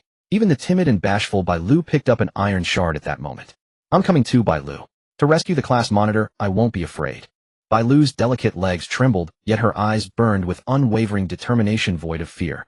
Everyone was moved by her spirit, and a flicker of courage ignited within them. Excellent. Sisters, grab your weapons. Let's leave none of them alive. Zhou Xiaoxiao placed her hands on her hips, staring ahead with unshakable confidence. Though she and Tang Kiki were usually rivals in this dire situation, she would never stand idle and watch someone perish. School infirmary, Tang Kiki was tightly bound to a hospital bed. Her captor was the monstrous doctor lurking within the infirmary. Tang Kiki struggled, desperately attempting to break free, but the creature's bindings were far too secure. Her struggles were in vain. The monster's eyes were milky and opaque, its entire being suffused with a palpable aura of death. It retrieved a sharp scalpel from a cabinet, its gaze fixed intently on the struggling Tang Kiki. Who would have thought I'd catch such a plump and succulent provision? If I devoured her now, what a waste. Every part of you shall be savored thoroughly. The monster doctor let out a spine-chilling laugh and took slow, deliberate steps toward Tang Kiki. Tang Kiki stared at the gleaming scalpel, cold sweat beading on her forehead. The harder she fought, the faster her stamina drained. Someone please come save me. Despair gradually swallowed her heart. She knew she had left clues behind, but could Hao Chun and the others truly discover them in time and arrive quickly enough? Gazing hopelessly at the ceiling, a single tear slipped from the corner of her eye. She wanted to cry out, but her mouth had long been sealed tight with tape. The monster doctor's approaching footsteps and the glint of the blade on its tip filled her with the scent of death. The creature removed its surgical mask and leisurely licked the razor-sharp edge of the scalpel. His face was ghastly pale, the lower half consisting of bare bone devoid of flesh, a living corpse. Let me see which part to savor first. Let's begin with your brain. Heads are useless to me, so I'll keep yours. Ha ha. Just as the monster doctor raised his blade, a ferocious roar erupted from the doorway. You dare kidnap someone of mine over a mere common mobster? I think you've lost your will to live. Hao Chen's thunderous shout paralyzed the monster doctor for 2 full seconds. Immediately afterward, the infirmary door was violently kicked open. Bang! The monster doctor could only watch Hao Chun from the corner of his eye, his body completely frozen, unable to move. Upon seeing Hao Chun, Tang Kiki wriggled her bound frame, her expression of despair shifting to one of sheer relief. In that moment, Hao Chun appeared before her like a savior. Holding an iron shard, he closed the distance in an instant and struck mercilessly. Before Tang Kiki's eyes, every slash from Hao Chun struck with pinpoint precision, piercing vital points and sending the creature into torment. In the very next moment, the monster doctor dissolved into a wisp of black smoke, dispersing entirely into the air. Seeing the threat neutralized, Hao Chun used his iron shard to cut the ropes binding Tang Qiqi's wrists and ankles, then peeled away the tape from her mouth. Only then did he allow himself a sigh of relief. Thankfully the trait clue helped. I found the trail you left. You're safe now, don't worry. The moment Tang Qiqi was freed, she tightly embraced Hao Chun. Tears streamed down her cheeks as well. I thought I was going to die. Thank you, Hao Chun. If not for you, I probably would have. Tang Qiqi trailed off, burying her face in Hao Chun's chest and weeping. Hao Chun glanced at the affection value above her head, 91. Unexpectedly, even the usually stern class monitor's affection for me has reached 91. It won't be long before I've won over both the teacher and the class monitor. Bai Lu embraced Tang Qiqi with tears streaming down her face, her small face nuzzling repeatedly against the other's chest. It's all my fault. If only I hadn't asked you to fetch water, you wouldn't have been taken by that monster. If something had happened to you, I could never forgive myself. Looking at the crying Bai Lu before her, Tang Qiqi patted her head consolingly. Don't worry, I'm fine now. Fortunately, Hao Chun was there. As Tang Qiqi finished speaking, her gaze fell upon Hao Chun standing nearby. Bai Lu wiped the tears from the corners of her eyes and nodded gently. Her gaze also turned to Hao Chun. To be honest, had it not been for Hao Chun's sacrifice, they might not have made it in time. Bai Lu slowly walked up to Hao Chun. In front of everyone in the class, she shyly planted a kiss on Hao Chun's cheek. Witnessing this, Yi Bingbing couldn't help but tease. Oh my, it seems our dorm leader doesn't seem to mind at all. Tell me, could our Hao Chun be a Lilicon? Oh, could our dorm leader Hao Chun be a Lilicon? Listening to Yi Bingbing's words, Hao Chun replied calmly. Little ones make choices between lowly and mature types. I want them all. Jealous that someone kissed me. Hao Chun pointed to his left cheek. Here, I've saved the other side for you. Seeing this, a blush crept across Yi Bingbing's face as she stomped her foot and turned her head away shyly. Idiot. After the kiss, Bai Lu placed her hands on her chest, looking at Hao Chun with gratitude. Thank you, Hao Chun. Thanks to you, no major disaster occurred. If there's anything you need help with, just ask me. I don't mind. As her words trailed off, her fingers intertwined nervously, and a faint blush adorned her fair cheeks. Hao Chun noticed her affection value surge from 80 to 89. Good heavens. Now not only has Bai Lu's affection reached above 80, but there's also class representative Tang Qiqi, our English teacher Qin Mingyao, and the mining girl Li Chinka. All four girls' affection values have already exceeded 80. Gazing at this flourishing scene, Hao Chun's lips curved into an irrepressible grin. If this were real life, juggling for relationships would surely get one hacked to pieces. Bai Lu turned her gaze to Yi Bingbing and said mischievously, even though Bai Lu looks like a child standing at just over 1.5 meters with the flattest chest in class. I'm not a loli. Loli refers to minors. I'm already 19 years old. If you insist on calling me a loli, then I'm a legal loli. Remember that. Bai Lu's adorable tone left Yi Bingbing speechless. After all, who could resist such sweet words from a girl with twin tails and a petite figure? After rescuing Tang Qiqi, Zhang Yaya and the others began preparing dinner. The setting sun cast its glow into their dormitory. While everyone was occupied, Hao Chun naturally didn't idle either. He first approached the basic crafting station and took out the 3 jean of cotton he had purchased that day. During the previous search, Zhang Yaya had led some girls to other floors to scavenge old curtains and some worn clothing. After decomposition, those materials were placed beside the crafting station. Fabric is temporarily sufficient, but it looks like we can only make 12 pillows and 1 quilt. Sai, with only these materials available, we'll take what we can get and not be picky. After some operations, 12 pillows and 1 quilt appeared. The cotton-filled pillows were much softer and more comfortable than the previous ones, and adding cotton to the quilt made it warmer too. At least this would keep them warmer during nighttime sleep. Besides, if Nguyen and Jiang Nen needed to do that kind of thing, they'd have a quilt to cover themselves. After making these, Hao Chun placed 3 pillows on his own bed, then distributed the remaining pillows according to everyone's contributions. As for that quilt, it naturally belonged to him. As long as they could safely survive the later stages and obtain more materials, they could mass-produce them. Hao Chun turned his gaze to the scenery outside. The sun had once again descended to the horizon, the afterglow of sunset illuminating his resolute gaze. It's the second day. Tonight is the second blood moon. Oh right. Hao Chun suddenly remembered something. Didn't they say that for every blood moon survived, one untalented survivor would awaken a talent? It's already afternoon now, yet there's been no news. With this question in mind, Hao Chun walked toward where everyone was cooking. Just then the person rushing toward him was Tang Qiqi. Her face was beaming with joy as if she had learned something wonderful. Since Tang Qiqi was practically running, she nearly crashed into Hao Chun's arms. When she recognized who it was, Tang Qiqi looked at Hao Chun's face excitedly and said, Hao Chun, I've awakened a talent. And it's A rank.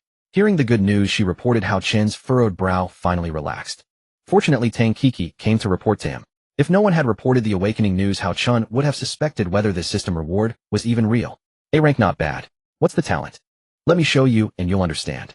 Come, you can attack me however you want, anywhere you like. But don't get any ideas my lower regions and chest are off limits, or I'll be mad. Tang Kiki pouted, looking at Hao Chun with the eyes one reserves for a wolf. Class representative, what are you saying? How could I possibly be that kind of wolf? Don't think so ill of me, please. Tang Kiki crossed her arms, looking at Hao Chun with a dismissive expression. Fine, I'll trust you for now. Come.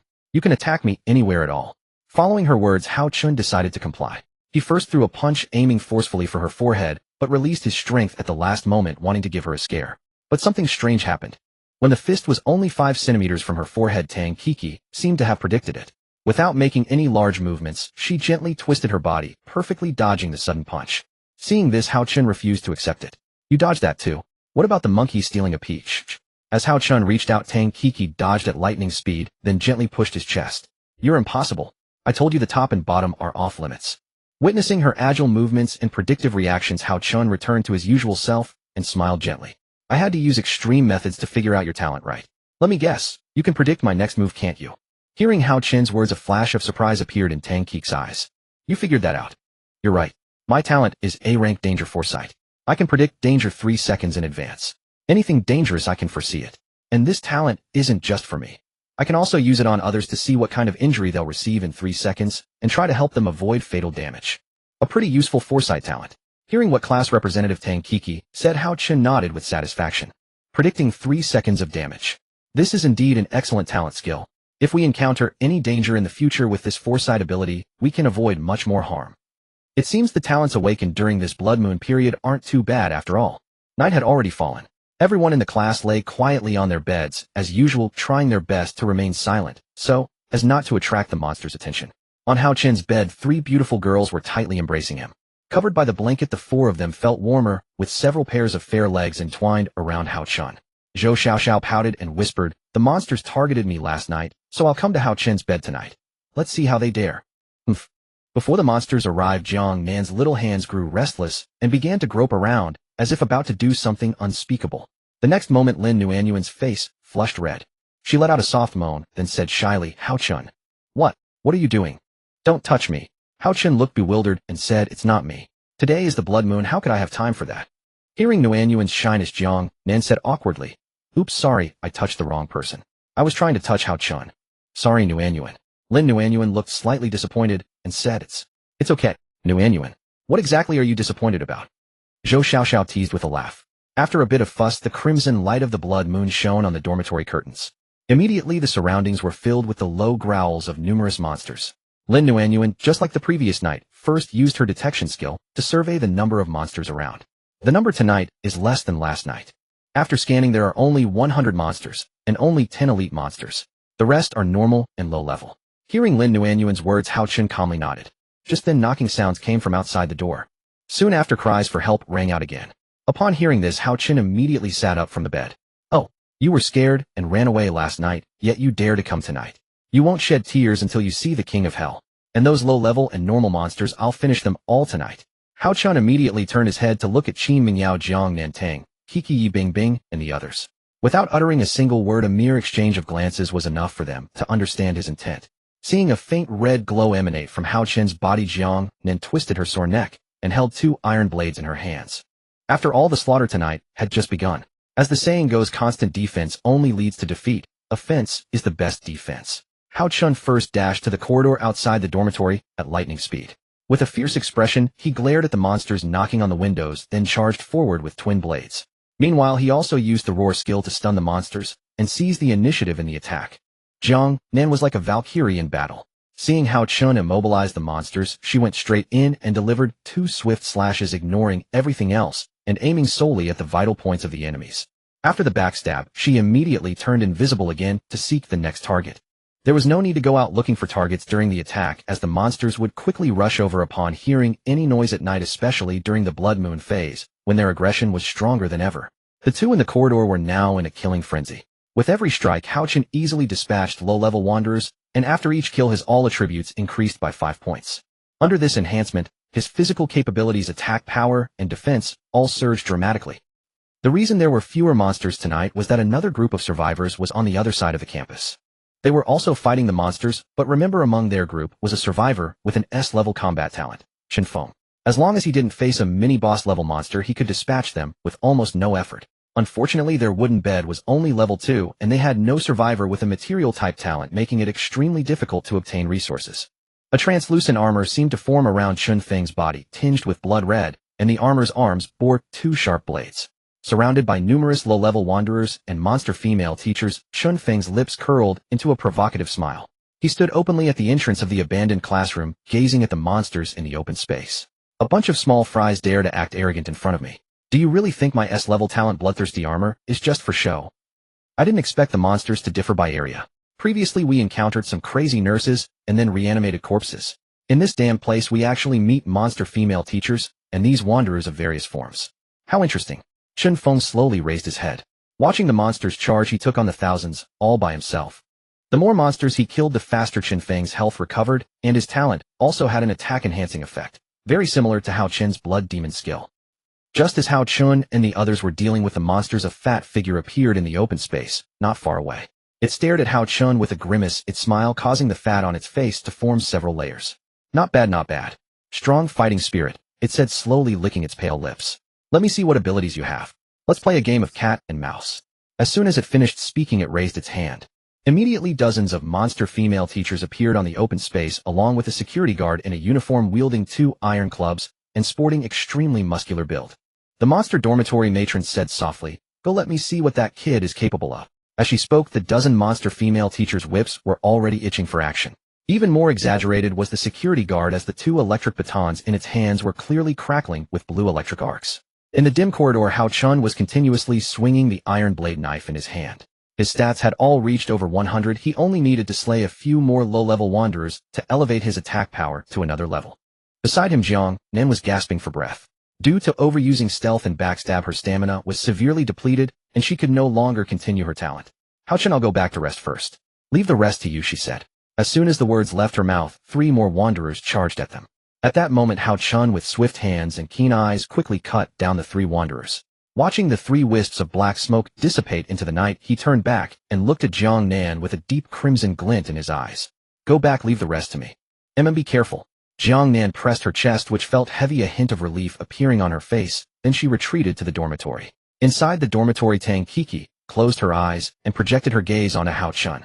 Now her field of vision was identical to Hao Chen's. If there were any ambush or accident within 3 seconds, she could notify Hao Chun immediately. Good, now it's all low-level and normal monsters. No anomalies detected for now. Looks like tonight is relatively safe. Tang Kiki let out a relieved sigh, her tense shoulders gradually relaxing. Lin Wanwan lay on the bed listening to the sounds of blades striking flesh outside and worried that Hao Chun might get hurt. It seems the monsters have been mostly cleared. Let me check once more for any potential threats. As soon as she finished speaking, Lin Wanwan used her detection skill again. But this time her face was paler than ever. Her whole body trembled involuntarily. The moment Lin Wanwan opened her eyes, they were bloodshot. She seemed to sense a powerful presence. Not only have they not decreased, but they've increased. There are 11 more elite monsters, and 1 at the boss level. No, Hao Chun is in danger. Ignoring the cold sweat on her forehead, Lin Wanwan immediately shouted outside. "Hao Chun, 11 elite monsters are charging at you." I also detected a very intense red dot through my detection skill with a strength at least above elite monsters. After Hao Chun had cleared the wanderers in the corridor, he heard Wanwan's warning. "Elite monsters? Again, and monsters above elite level. Sure enough, this night is not as simple as I thought." As soon as Hao Chun finished speaking, 10 monster female teachers appeared at the stairwell, along with a campus security guard holding an electric baton. Its muscles were even more developed and fierce than Hao Chen's. Holy cow, I could handle 4 monster female teachers before, but now there are 10 plus a tall and sturdy security guard. This is no joke. Moreover, the monster above elite level hasn't even shown its face yet. Hao Chun clenched his fists, his gaze firm as he looked ahead. The monster female teachers brandished their whips. Under the enhancement of the blood moon, their vitality and defense were stronger than ever. The monster female teacher said flatly, "Wandering outside the dormitory corridor in the middle of the night deserves punishment. Come with us obediently, or we'll show no mercy." The monster security guard also said, "After lights out, stay in the dormitory. Walking alone outside, are you trying to steal something? Come follow me to the principal's office." As soon as they finished speaking, they charged forward at lightning speed. Unfortunately, Hao Chen's blood demon form was about to dissipate. He had to brace himself and use it again to prolong the form. Suddenly, Tang Ki's alert voice suddenly came from the dormitory. "Hao Chun, in 3 seconds 10 whips and electric batons will strike you. Dodge quickly." Hearing Tang Ki's warning, Hao Chun did not immediately dodge, but chose to meet their attack. After all, he had a chance to counter. As Tang Kiki had said, within 3 seconds the 10 monsters instantly arrived beside Hao Chen, their hands gripping whips and electric batons tightly. Just as they were about to strike him, Hao Chen's body rapidly hardened. An indestructible iron skin and bronze body instantly enveloped him. Clang! When the whip struck, Hao Chen's sparks flew. When the electric baton hit him, the indestructible iron skin even flashed with electric light. After using bronze head and iron arm to withstand their damage, Hao Chen immediately let out a loud roar around him. In an instant, the 11 elite monsters were all immobilized.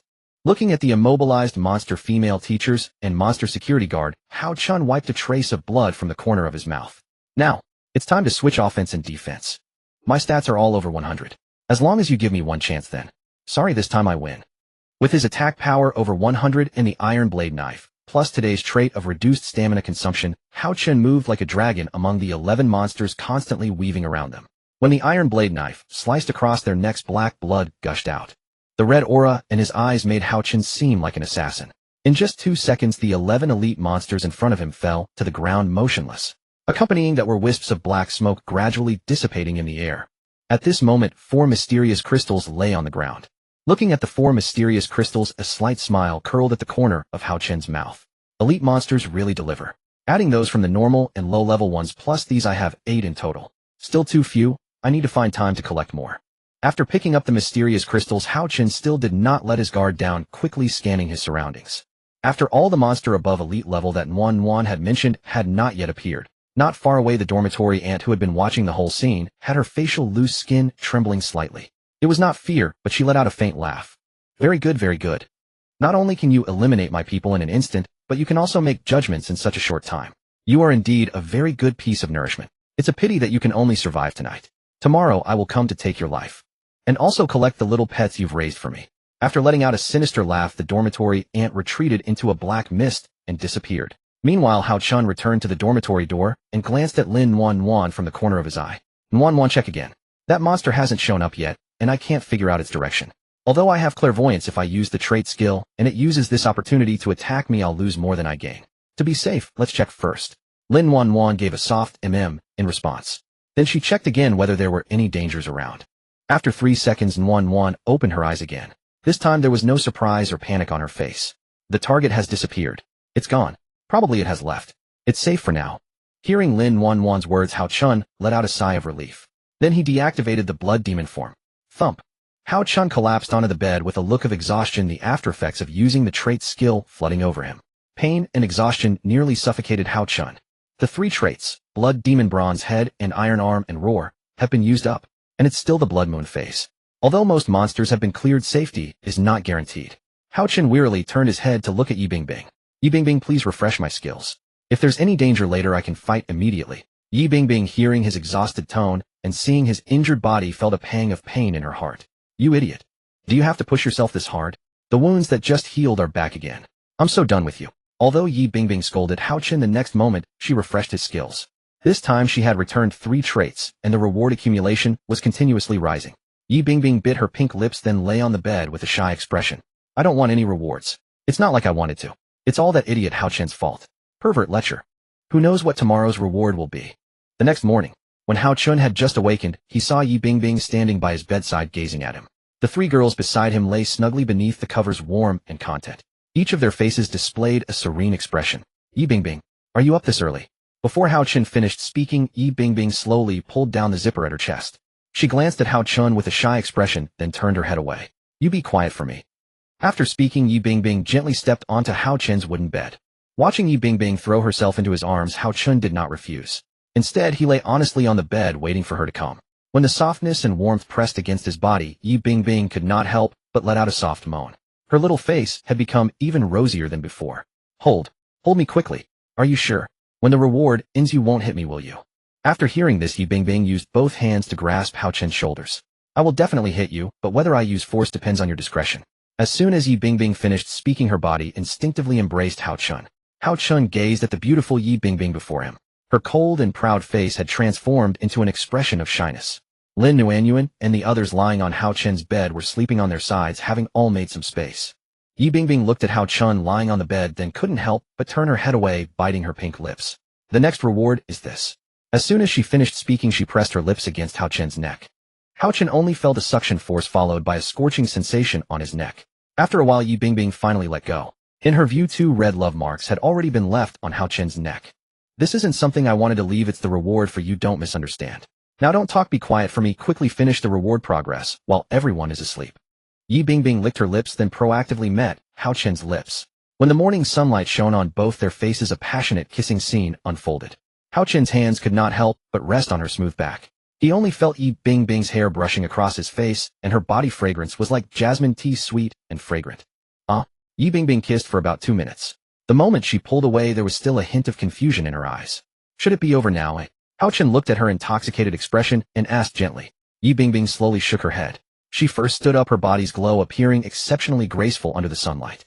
Yi Bingbing did not immediately pick up her school uniform to wear. Instead, she returned to her bed to get her bath towel, and also took Hao Chen's bath towel that was placed by the head of his bed.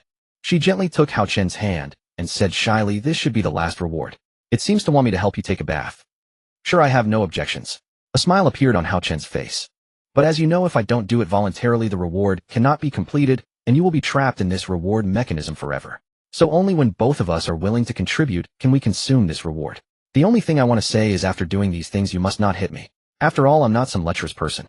Willing to cooperate with you is only because I felt heartache for seeing a girl trapped in a mechanism unable to free herself." A teasing expression appeared on Hao Chen's face. After seeing Yi Bingbing's shy gaze, he even began to enjoy this feeling. After all, teasing a school beauty who usually mocks and insults you is something that cannot be encountered easily, let alone how obedient she has become within the reward mechanism. After hearing what Hao Chen said, Yi Bingbing gritted her teeth. "I understand, you idiot. I don't want to say these words a second time. And don't tell others about these private matters of us finishing the reward progress together. Otherwise, in the next reward, you can forget about your kidneys." As soon as Yi Bingbing finished speaking, she turned her head away, grabbed Hao Chen's wrist, and hastily tried to pull him into the bathroom.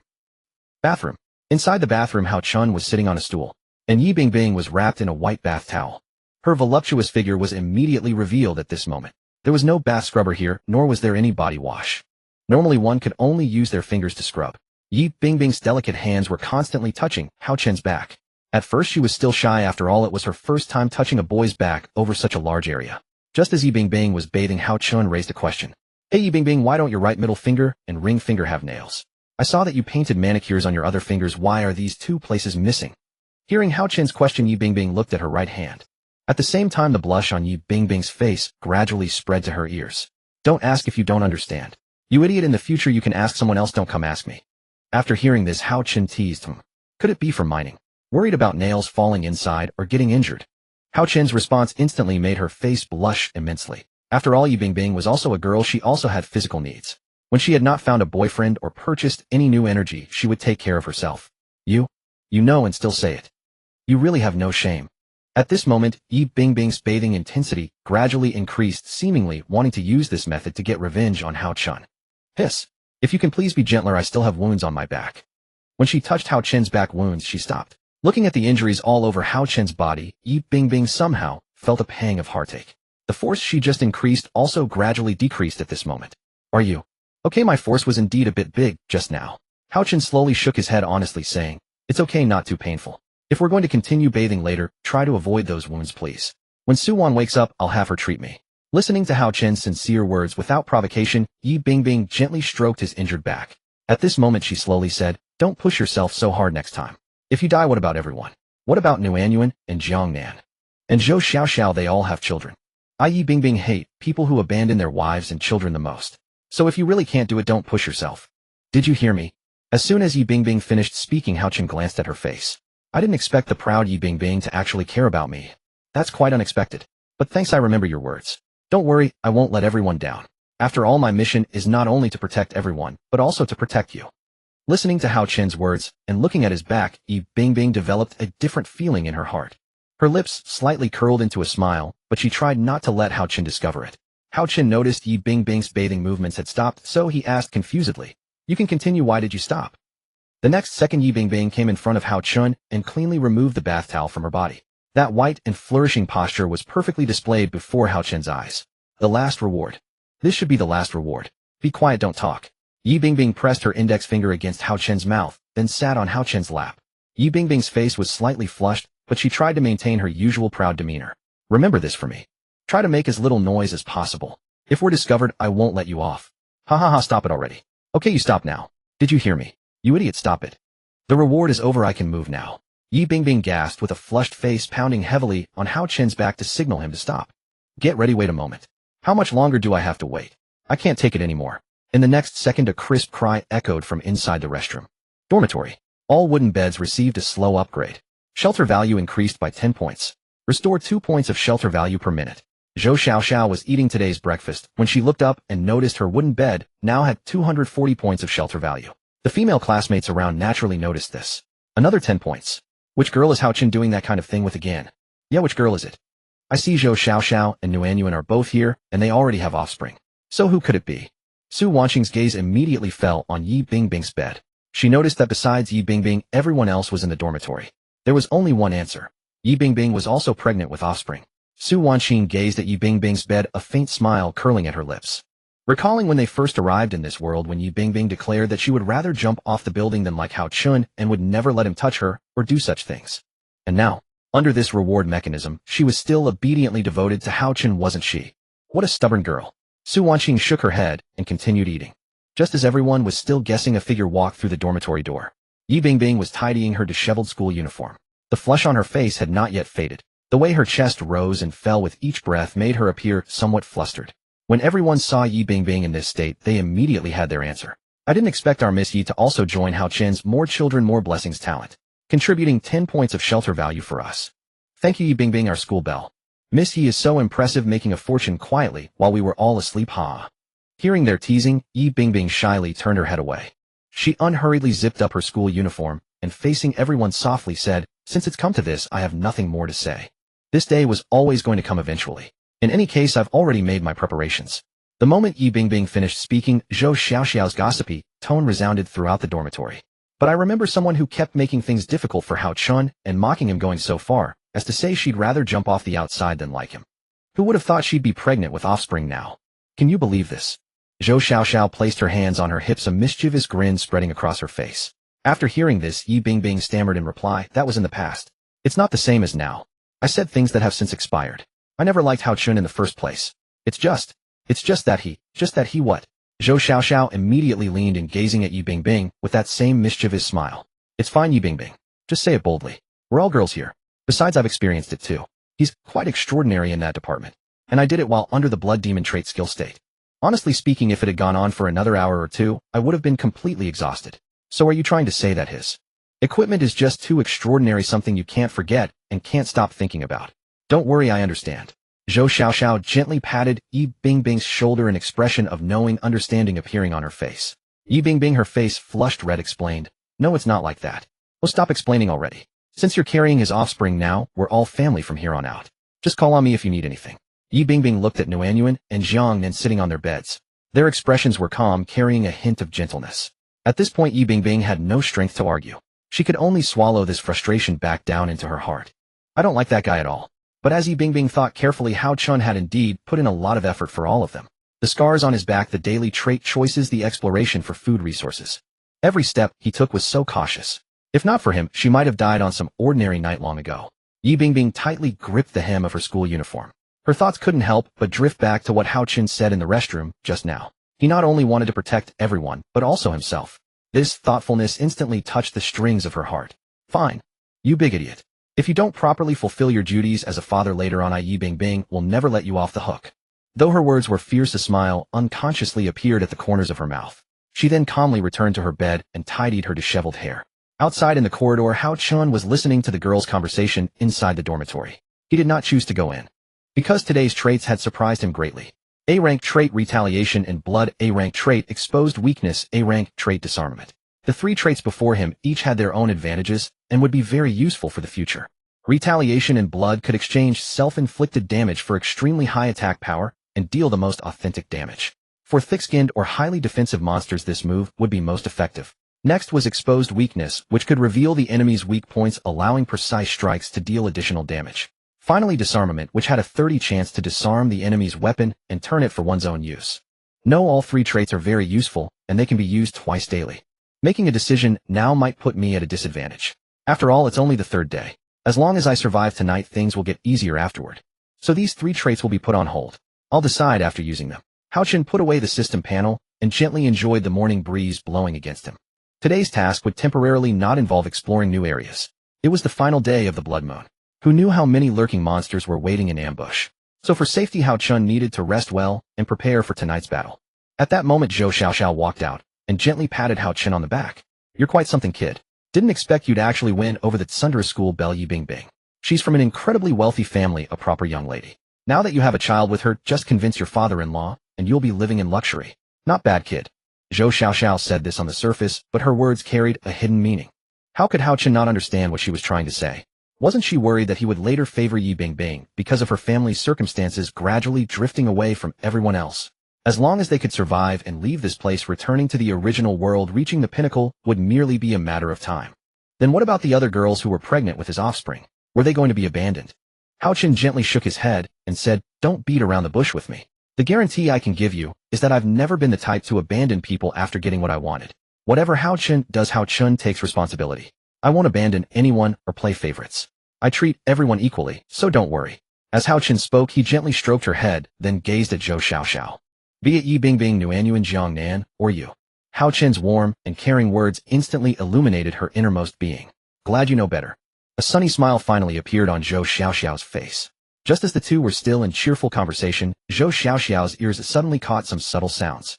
It seemed like footsteps and whispering voices. Something's not right. I hear movement. Zhou Xiaoxiao's gaze immediately turned toward the corner of the first floor ahead. Chill. All of you quiet down. Chun Feng turned and shot a glare at his underlings behind him, his eyes warning. The men from Sakura country instantly fell silent, but their gazes kept drifting forward, not with fear, but with a long-suppressed hunger. Chun Feng turned back and lowered his voice to ask Lu Yong beside him, are you sure this is the way? We've been walking for over 10 minutes and haven't seen a soul. Lu Yong hunched over and leaned in, his face plastered with a fawning grin. Boss, rest assured. Yesterday, following your orders, I kept tailing them and went down this very path. Guess what? He lowered his voice further, his eyes gleaming with a desire to curry favor. Found them. They're hiding in the dormitory building, but I didn't dare get too close. Only watch from afar. Today we're all out, we'll definitely bag them all. Chun Feng listened, a satisfied smirk curling at the corner of his mouth, and patted Lu Yong on the shoulder. You'd better not disappoint me. His voice suddenly turned cold. If this is a wild goose chase and we waste time, you know the consequences. When I get ruthless, I even kill my own men. As for the women at the back, he glanced toward the rear of the group. You won't get any either.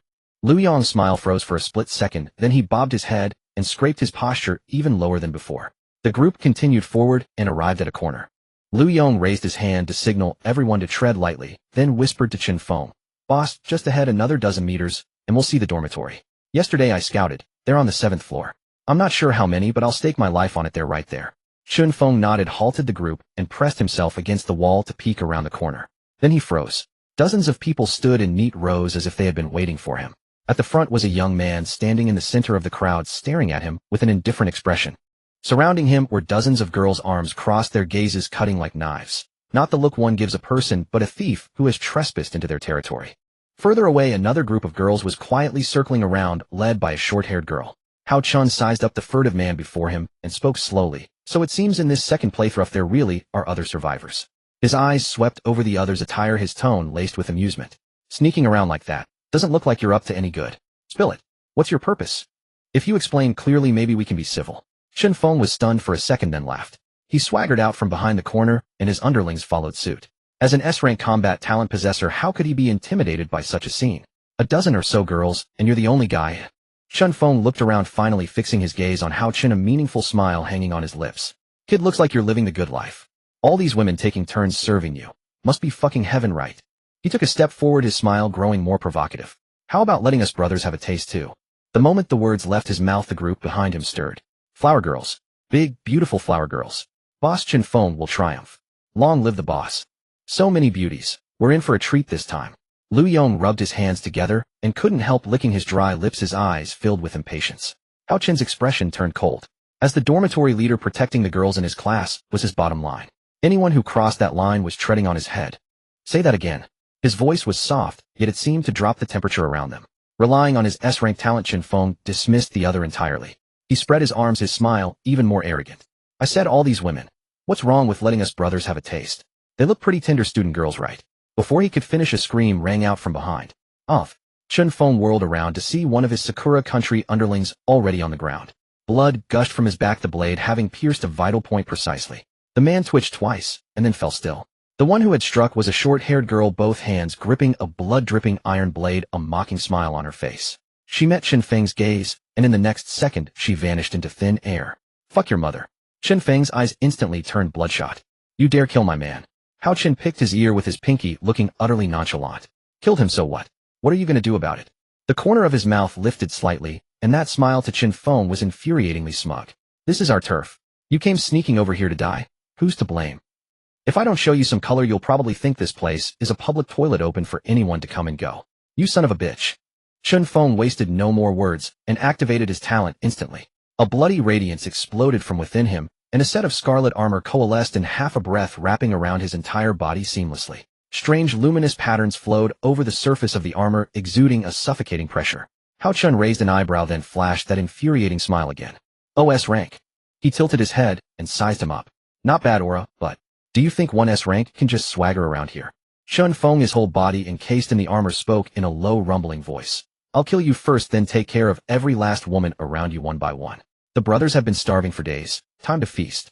Without looking back, he roared, Yamamoto, Jingtian, Kimura, Tianai, activate your talents. After this job, we'll have everything we want. Yes, sir. The 4 Sakura country men answered in unison, light flaring up on their bodies. One now held a cleaver, another brandished a baseball bat wrapped in barbed wire, and the other 2 raised shields, quickly taking their positions. 1 DPS, 2 tanks, and 2 finishers. Hao Chen swept his gaze over them and chuckled softly. With this setup, you dare to come and claim territory? He raised his hand and snapped his fingers lightly. Since you want to fight, let me show you exactly who you're dealing with.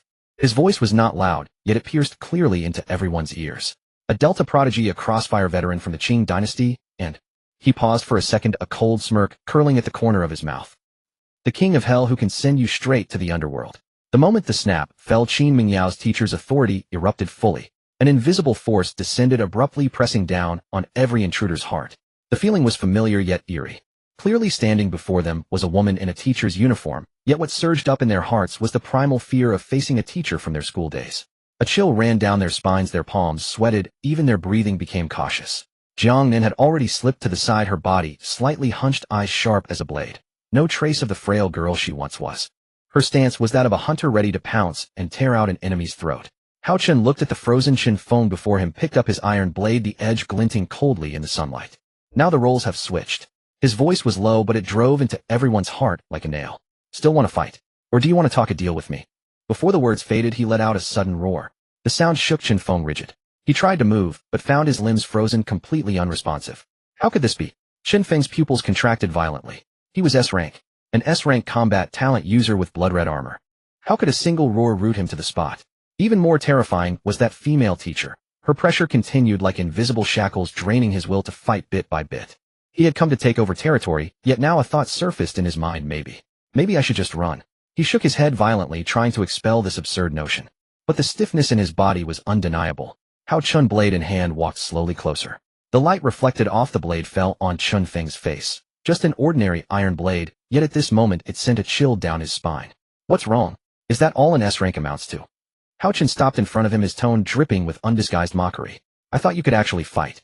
Chun Feng clenched his teeth desperately, pushing his talent to break free from the invisible restraint. The light on the blood-red armor flickered unsteadily, but he could not fully escape. The underlings behind him were even worse. The 2 with shields had already gone weak in the knees and squatted down. The one with the cleaver trembled like a leaf in the wind, and Lu Yong, who had been shouting flower girls just moments ago, now wished he could shrink into a ball and hide. Hao Chun looked around, then finally fixed his gaze on Chen Feng's face. Now I ask you. His voice suddenly turned cold. Do you want to fight, or do you want to make a deal with me? Chen Feng's throat bobbed, but he could not utter a single word. Chen Feng wanted to resist, but they were already surrounded by Hao Chun and his group. He tried to retreat, but Zhang Yaya blocked his path from behind. Zhang Yaya, Li Chinkasong Jia, and the others all held iron blades in their hands, glaring at them with fierce expressions. Chen Feng was no fool. Their numbers were already small, and he was the only capable fighter in the team. Going against all of them alone would likely end in disaster. At present, the only way out was to bide his time and preserve his strength. Where there is life, there is hope. Endure for a moment, and victory will come. Chen Feng then deactivated his innate ability, returning to his original appearance. Fine, tell me what deal. He tried to keep his voice steady. If I can help, I naturally won't refuse. But I have a condition. This is my territory. Hao Chen interrupted him, his voice not loud, even calm. But the calmness concealed something that sent a chill down Chun Feng's spine. You are in no position to negotiate.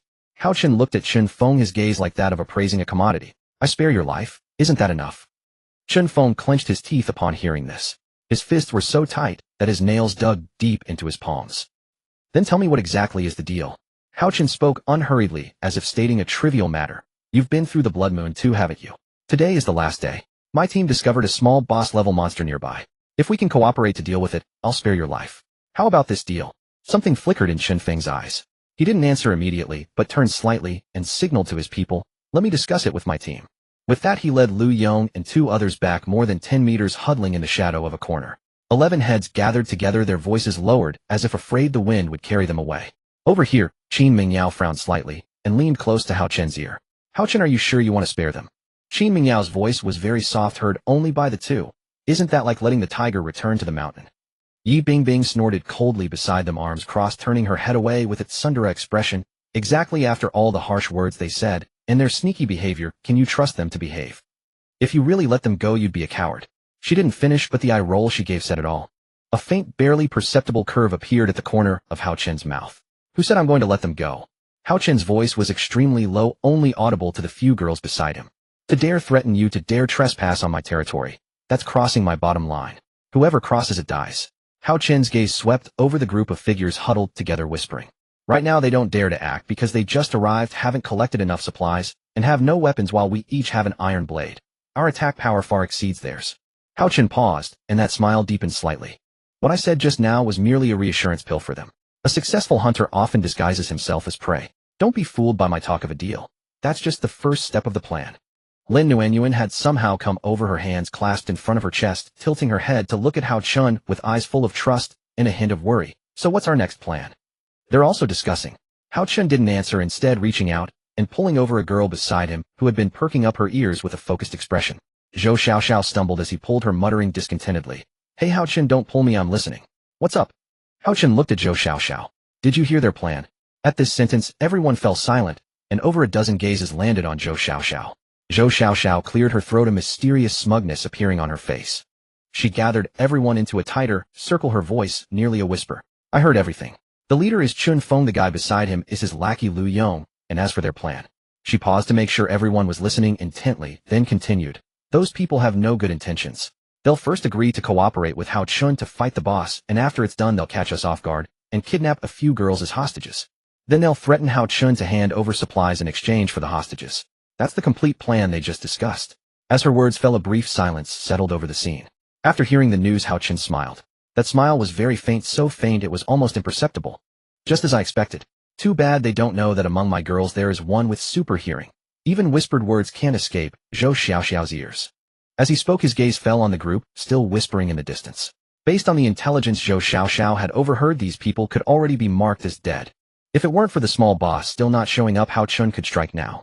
But since they had to fight the boss, it was better to make use of the waste. Let them serve as cannon fodder and settle the score after the monster was dealt with.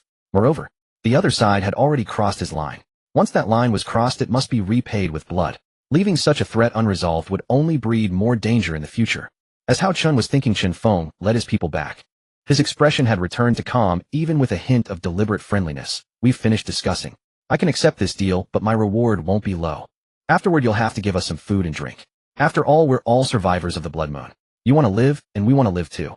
This is good for both sides, right? His tone was calm, his expression sincere. If not for Zhou Xiaoxiao's report, anyone would believe he genuinely wanted to cooperate. Hao Chen nodded, his expression equally calm. Alright, after it's done, I'll give you what you want. I, Hao Chen, always keep my word and never deceive. Chun Feng's lips curled up slightly, then quickly suppressed. Then I'll take my leave. If there's danger, we'll come. With that, he turned and led his people away. As they departed, Zhang Yaya and the other girls remained in a vigilant stance until the group completely disappeared from sight, then finally breathed a sigh of relief. Let's go head back to rest, conserve our strength, and wait for tonight. On the way back, Hao Chen calculated silently in his mind. The opponent possessed an S-class combat talent. A real fight would indeed be difficult. Today's success in forcing them back relied on numerical superiority and psychological pressure. But if Chun Feng was determined to fight to the death, breaking through by force wasn't impossible. Therefore, to completely control him, he must capture the ringleader. Thinking this, his gaze swept over the girls beside him, finally settling on the distant group that had become tiny black dots. Want to use my people as hostages? then you won't get your people either. Chen Feng and his group were on their way back to the abandoned classroom. Lu Yong's expression was worried. Boss, so we'll proceed with the plan we just discussed. First complete the deal with him, then kidnap his people to threaten him. Isn't that a bit risky? Chen Feng, already furious at the scene, became even more enraged after leaving. Just do it this way. After all, that kid doesn't know our plan. He must think we've already submitted. Little does he know I'll double-cross him. Teaming up to fight the boss is just a delaying tactic. After all, the mantis stalks the cicada unaware of the oriole behind. Lu Yong listened to his boss's confident words and applauded in praise. Great plan, boss. When the plan succeeds, don't forget to give us brothers a taste of the spoils. Chen Feng gradually lost himself in the flattery. Of course, don't forget I'm the owner of S-class combat talent. How dare that kid compete with me? Overestimating himself. Chen Feng was still laughing proudly, unaware that his plan had already reached Zhou Xiaoxiao's ears and spread throughout the entire class. In the dormitory, the three campus beauties, Yi Bingbing, Su Wanqing, and Qin Yufei, were gathered together engaged in a heated discussion. Su Wanqing unscrewed a bottle of mineral water and took a delicate sip, her movements as refined as if she were savoring fine tea. She set down the bottle and gazed at Yi Bingbing, her tone as serene as if they were discussing the weather. Yi Bingbing, regarding this child, what are your thoughts? Yi Bingbing hesitated for a moment, then turned her face away. Sunlight fell upon her profile, making the faint blush absolutely impossible to hide. Thoughts? I'll just have to raise it, won't I? What else could I possibly think? Her voice attempted to remain level, yet it failed to conceal that trace of bashfulness. Don't tell me you think I lack the capability to be a mother. My chest is a D cup after all. With my figure and my looks, any child I give birth to is sure to take after me. Besides, she paused, instinctively pushing out her chest before quickly pulling it back in. It's not like my chest is like Bailu's. Qin Yufei sat beside them, cupping her chin in her hands, watching the two with an amused smile. Her gaze wandered between Yi Bingbing and Su Wanqing like a little fox anticipating an entertaining show. Yi Bingbing is already pregnant. Qin Yufei tilted her head, her ponytail sliding to one side. When will you, Su Wanqing, throw yourself into Hao Chen's arms? I've noticed he's been coming to you for treatments these past few days. And those 8-pack abs of his aren't made of dough, they're solid muscle. The last word was drawn out deliberately, paired with a meaningful glance. Su Wanqing was taking her second sip of water and nearly choked at these words. She set down the bottle and a delicate flush spread across her pale cheeks. Such things. I could also. Su Wanqing's voice dropped lower. But these are critical times, not the moment for thinking about such things. Besides, as the class's healer, I must fulfill my duties at all times. What if I'm inconvenienced during the pregnancy? Would that not cause delays? You're just making excuses for yourself. Qin Yufei leaned closer, her finger tapping Su Wanqing's cheek. This blushing face of yours is like a red apple. Someday soon, under cover of night, you should sneak into Hao Chen's bed and do something unspeakable right. Su Wanqing gave her a gentle push, pouting. Setting that aside, among us three campus beauties, you're the only one without a talent yet. She laughed at her own words, covering the corner of her mouth with her hand. Perhaps you should find an opportunity to properly reward Hao Chen. Help him with certain physical needs. Perhaps with a better mood, he'd give you an awakening stone and you'd gain a talent. Qin Yufei's earlobes flushed crimson. The redness spread from the tips of her ears, quickly consuming her entire ear before crawling up to her cheeks. If you're going, then I'm going. Why should I have to go alone? Qin Yufei lifted her chin, crossing her arms over her chest, putting on a defiant expression. Moreover, I've never given my first kiss or anything like that to anyone. If you want me to go, you have to come too. You have to give him your first time too. Her tone was firm, but her crimson-red ears betrayed her. Just as Yi Bingbing and Su Wanqing smiled, Qin Yufei felt a wave of dizziness wash over her head. At that moment, her system panel materialized before her eyes. Name Qin Yufei. S-rank talent, Eye of Data. Effect: you can perceive the digitalized information of all things. Health points, attack power, defense skill, cooldowns, weaknesses, and even the probability of actions within the next 3 seconds. Active ability: you may select a modifiable target and alter one piece of data once per day. Examples: change a monster's defense 100 to defense 0. Change a monster's skill cooldown 10 seconds to skill cooldown 100 seconds. Example: change your own attack power 50 to attack power 150. Upon seeing her talent rank, Qin Yufei froze in shock. S-rank. I've awakened an S-rank talent. Qin Yufei's shriek of excitement echoed through the corner. Hearing the commotion, Hao Chun rushed over immediately. Just a moment ago, he had been in the corridor outside, but upon hearing about the talent awakening, he came hurrying without a moment's delay. The reward from the second night's blood moon has finally been granted, and it's an S-rank talent. When Hao Chen arrived, he saw Yi Bingbing gazing at him with a proud and Sundara-like expression. What's wrong, wife? Why are you looking at me like that? Hao Chen said, teasingly, reaching out to brush a strand of hair from Yi Bingbing's face. Upon hearing such an intimate form of address and feeling his intimate gesture, Yi Bingbing's body went rigid. Her mind went completely blank while a blush rapidly spread across her face. You? You idiot. Who's your wife? If you call me that again, I'll make sure you can't sleep at night and won't be able to get out of bed the next day. Yi Bingbing hastily slapped away Hao Chen's hand and quickly turned her face to the side. Yet her crimson cheeks and reddened ears fully betrayed her current state of mind. Hao Chen cleared his throat lightly and soon returned to his usual demeanor. By the way, who was it that just awakened a talent? Me, Hao Chen. Qin Yufei sprang to her feet excitedly, her chest heaving with each movement, her high ponytail swaying. I've awakened an S-rank talent, but I'm not quite sure about this effect. Though it provides examples, some parts are still unclear. Hao Chen gestured for her to open it, so he could take a look. Qin Yufei nodded gently, then opened her system panel for Hao Chen to view. When the talent effects were displayed before Hao Chen, he began to examine them closely. Digitalized, being able to see the opponent's health, defense, and so on. This is incredible. And you can even modify the opponent's data. After examining for approximately 15 seconds, Hao Chen completely grasped the nature of Qin Yufei's talent. Her talent could be considered the most useful in the entire class. Not only could she perceive an opponent's health, defense, and skill cooldowns, but she could also see the probability of events occurring within 3 seconds. But none of that compared to her ability to modify data. Now that was truly overpowered. If a minor boss had an attack power of 500, as long as Qin Yufei could modify it, she could reduce the opponent's attack power to 0. Even their defense could be set to 0. At the thought of this, the corners of Hao Chen's mouth nearly split to his ears. He clapped Qin Yufei on the shoulder, saying with a hearty laugh, "Your talent ranks in the top 3 of the entire class. As expected of a campus beauty.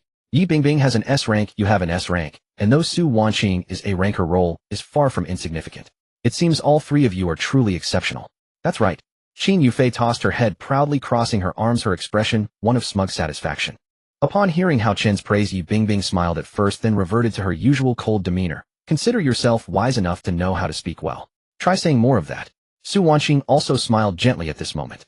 Such beauty combined with her figure made her appear exceptionally virtuous. By now the 3 campus beauties had all awakened their talents, and the ranks they achieved filled Hao Chen with tremendous surprise. Their abilities were incredibly powerful. However, one point required attention: to modify data, one must be able to select the target.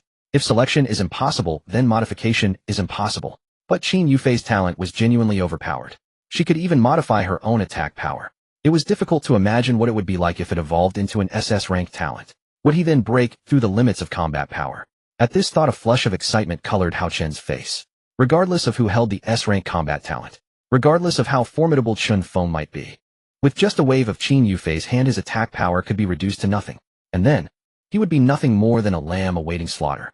Night approaches. The crimson light of the blood moon slowly rises at this very moment. On the other side of the school, that corpulent figure writhed within the darkness. It slowly opened its eyes, and those empty white pupils were now radiating a blood-red hue. The time has come. 3 days of absorbing the blood moon's essence, and every part of my body has been completely restored. My defense and attack power have all returned. The dorm supervisor monster let out an eerie cackle. With a violent wave of its hand, 100 elite monsters appeared on the vacant grounds of the abandoned dormitory. Though they wore pajamas and their builds were not robust, their own health points and defense both stood at 100. These 100 elite monsters before them were the monstrous students under the dorm supervisor's command. The dorm supervisor gazed upon its subordinates and revealed a terrifying smile. Tonight there will be a grand feast waiting for you all. I shall make them pay a devastating price. Those who killed my people shall descend to become my sustenance. With both arms spread wide, thick mist billowed forth from its body. The fog expanded at terrifying speed. Classrooms, the athletic field, even the mysterious shop, and the school pathways were all engulfed by this sinister mist. Chun Feng in the abandoned dormitory naturally noticed this sudden mist, but before he could react, a wave of dizziness surged through his head. The others were no exception. Before they could even mount a defense, the mist had already left them reeling and disoriented. A mere 3 seconds later, over a dozen people collapsed to the ground, as if their souls had been stolen. They were not the only ones experiencing this. Hao Chen on the 7th floor dormitory watched helplessly as the mist gradually seeped from the corridor into the dormitory rooms. It's nighttime, and there are no monsters around, yet this mist appears. This is f***ing eerie. Hao Chen cursed. He then cast his gaze toward the female classmates lying on the beds. Everyone grab your school uniforms, or anything that can cover your nose and mouth. This substance is probably harmful. The moment Hao Chen finished speaking, Zhang Yaya felt a sudden wave of dizziness wash over her. Hao Chen, there's something wrong with this stuff. The instant her words faded, Zhang Yaya collapsed unconsciously onto the bed.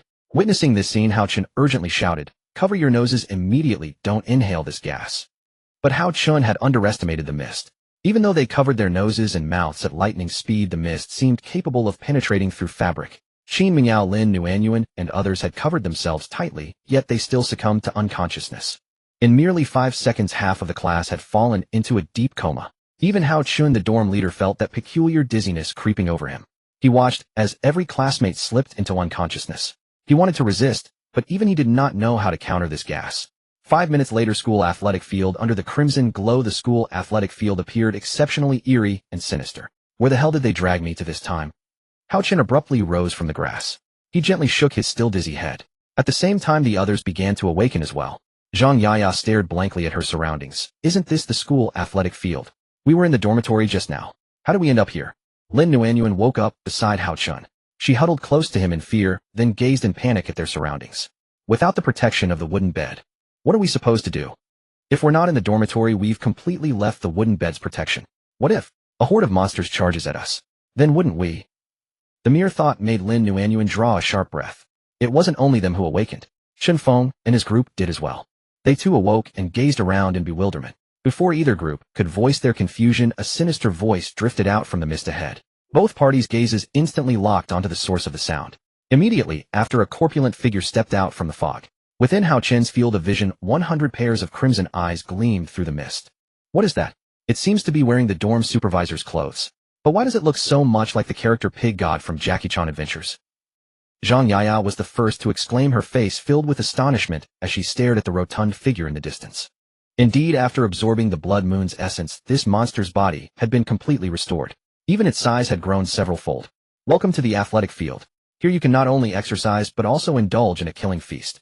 My 100 children behind me are famished. She paused briefly, then continued. Today is still long, and we have plenty of time to play. Why don't we start with some exercise? Let me show you what a true killing feast truly is.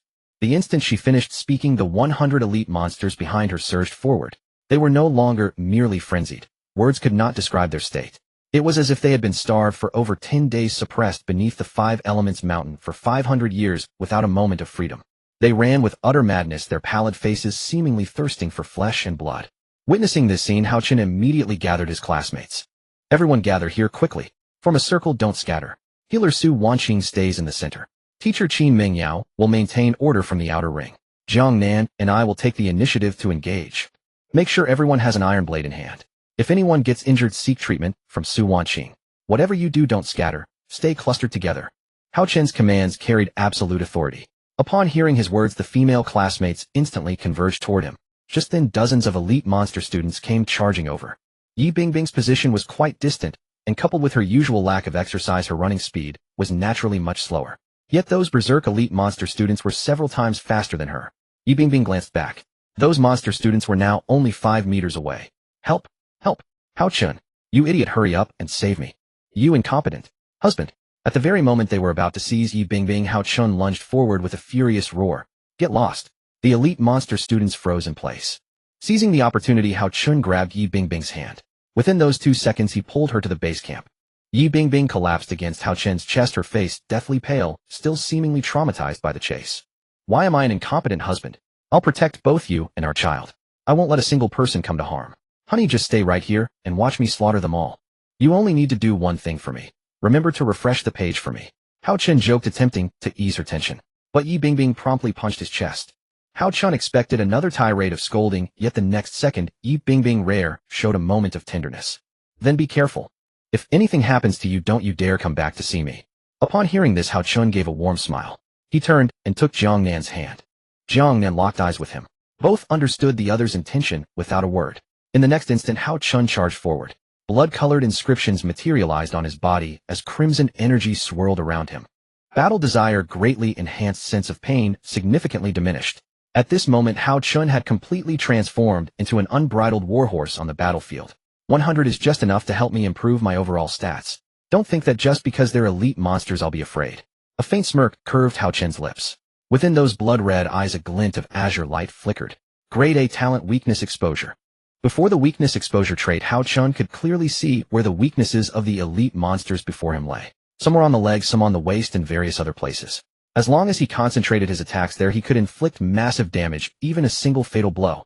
With their weaknesses exposed, the direction of attack became much easier. As for the main camp, Hao Chen confidently entrusted it to Qin Mingyao and Qin Yufei. Qin Yufei stood in the center, using her innate skill to see events within 3 seconds. Left. 3 elite monsters are coming soon. The weakness of those 3 elite monsters is the abdomen. Strike there. As soon as she finished speaking, she turned to the right. Teacher Qin Mingyao, 5 elite monsters will charge from that side soon. Remember to use your teacher's authority to suppress them, then by time for the attack. Hearing the information from Qin Yufei, Zhang Yaya began to prepare for the imminent surge of elite monsters.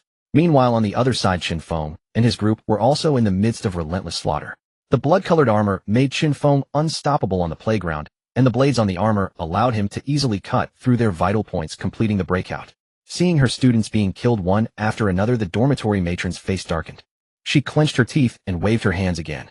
In an instant, low-level wanderers, monster female teachers, and school security guards appeared on the playground. Each type numbered up to 20. This was the largest number they had ever encountered. First 100 elite monster students, then 20 monster female teachers, and school security guards. Before they had the protection value to rely on, but now they had left the wooden bed. There was no longer such a thing as protection value. Seeing the new elite monsters, Hao Qin's expression also turned serious. Holy crap. He couldn't help but curse. Can this dormitory matron summon infinitely? If we don't take it down first, there will only be more monsters. But if we don't hold off these minions, they'll turn around and attack the class. Even as he pondered, the iron blade in his hand never stopped. 10 elite monsters and 5 wanderers had already fallen to his blade.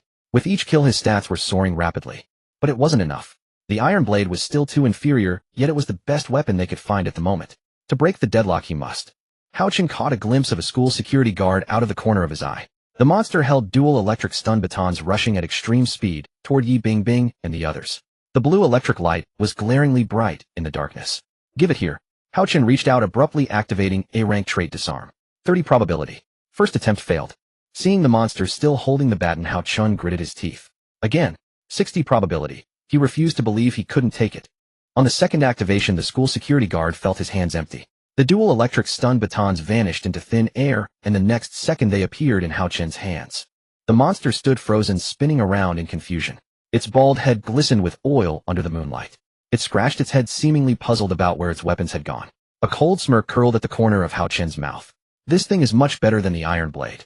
As the electric baton entered his hand, a jolt of current traveled up his arm, but it only caused a slight numbness. His physique was now far beyond that of an ordinary person. This bit of electricity not only did no harm, but actually excited him further. After all his attributes comprehensively broke through 100 points, low-level monsters were like slicing through melons and vegetables before him. Come on. Hao Qin laughed loudly. I'll kill you so badly your own mothers wouldn't recognize you. Seeing dozens of elite monster students charging toward him, Hao Qin's speed instantly increased. In an instant, he took down the 11 elite monster students before him. All that could be seen in the darkness was a streak of blood-red fluorescence sweeping across the battlefield. Whenever any of them tried to approach the class, Hao Qin would cut them down immediately. Next were the monster female teachers. Their weapons were whips, but when the whips struck him, they caused no damage at all. Currently, Hao Qin's defense value had increased several times over. The whips hitting him felt like tickling, and coupled with his reduced perception of pain, it was nothing. Under the cooperation of Hao Qin and Jiang Nen, all the monsters attempting to attack the class were slain. The speed was astonishing, almost unbelievable. On the other side, Qin Feng also finished off the monsters in his area. Breathing heavily, he looked ahead with a tired expression. Slaying so many elite monsters alone was still somewhat exhausting. Before 20 or 10 were manageable, but this wave of elite monsters was several times larger. In an instant, the playground returned to an eerie silence. Is that all you've got? Besides summoning monsters, what else can you do? Huh? Speak up. Hao Qin raised the electric baton in his hand, looking at the dormitory matron monster with disdain. Facing the provocation, the dormitory matron only clapped lightly, a strange smile on its face. I really didn't expect you to finish off my summoned forces so quickly, but I suppose I should thank you. Hao Qin wanted to taunt back, but the next second he froze. The dormitory matron stood up from the ground, opened its gaping maw, and seemed to try to absorb something. In an instant, the black smoke from the dead elite monsters was sucked into its body. At the same time, its body began to swell, becoming even more imposing and threatening than before. Beneath the skin, countless living things seemed to writhe and struggle. Distorted monster faces surfaced all over its body, silently wailing. In an instant, the dormitory matron's size and height underwent a shocking transformation. It had completely turned into a giant. Hao Qin was like an ant before it. When Qin Feng saw the monster, he gasped sharply. Dealing with some elite monsters was fine, but how could he possibly defeat this thing? What the hell is this thing? Qin Feng instinctively stepped back 2 paces, feeling a chill down his spine and cold sweat breaking out on his forehead. The dormitory matron slowly opened its eyes, exhaled a cloud of foul black smoke, and then glared at the survivors below with a ferocious expression. Are you ready to become nourishment? Its gaze fell on Hao Chun, then on Chen Feng and the others. The next second Lu Yong swallowed his saliva and frantically fled backward. I'm done. I'm not playing with you anymore. He turned and ran, his voice trembling with tears. What the hell is that thing? So huge. How can we fight that? Chen Feng snorted coldly, about to strike down the deserter. But just then Lu Yong suddenly froze in place. His body began to convulse, his skin shriveling at a visible rate, as if an invisible hand was draining all the moisture from within. The stream of blood essence flowed into the dormitory matron's nostrils. So delicious, truly a fine piece of nourishment. Seeing the dormitory matron's intoxicated expression, Hao Chun retreated to stand before the class. Qin Yufei, what was that skill it just used? You should be able to see the skill, right? Qin Yufei took a deep breath, trying to calm her fear. Its skill is called Devour. It can instantly drain a living person into a dry corpse, turning them into nourishment to replenish health and defense, but it has a cooldown of 2 minutes. I saw it clearly. Hearing Qin Yufei's report, Hao Chun nodded slightly. It can drain a person every 2 minutes. We have to kill it within those 2 minutes, or it will be us who get hurt. As soon as Hao Chun finished speaking, the killing intent in his eyes flared even brighter. The next second, Hao Chun raised his arm. Without any hesitation, he bit down on it immediately. Blood gushed out instantly. Yi Bingbing and Lin Nuanyuan, watching from the side, were stunned. Hao Chun, are you crazy? How could you? Yi Bingbing looked at him with concern. Hao Chun didn't explain, but said softly, a rank trait. Blood for blood. The blood flowed continuously. The killing intent and blood aura around Hao Chun grew even denser. Hao Chun then checked his personal panel. Name: Hao Chun, attack 160230, defense 160, spirit 160, trait bonus heart-linked, blood for blood effect, sleeping with the 4 heart-linked girls, all stats 40, effect blood for blood, activated self-inflict damage to gain 40 attack bonus, 230 attack, 160 defense. A cold smirk curled at the corner of Hao Chun's mouth. Not enough. He abruptly turned his head, his gaze landing on Qin Yufei. It's up to you. Qin Yufei nodded firmly, her slender fingers swiping rapidly across the system panel. When Hao Chun's attribute panel fully unfolded, she couldn't help but gasp. All over 100. Attack 230. The shock lasted only a second as she immediately got into the zone. I can add another 40 to attack.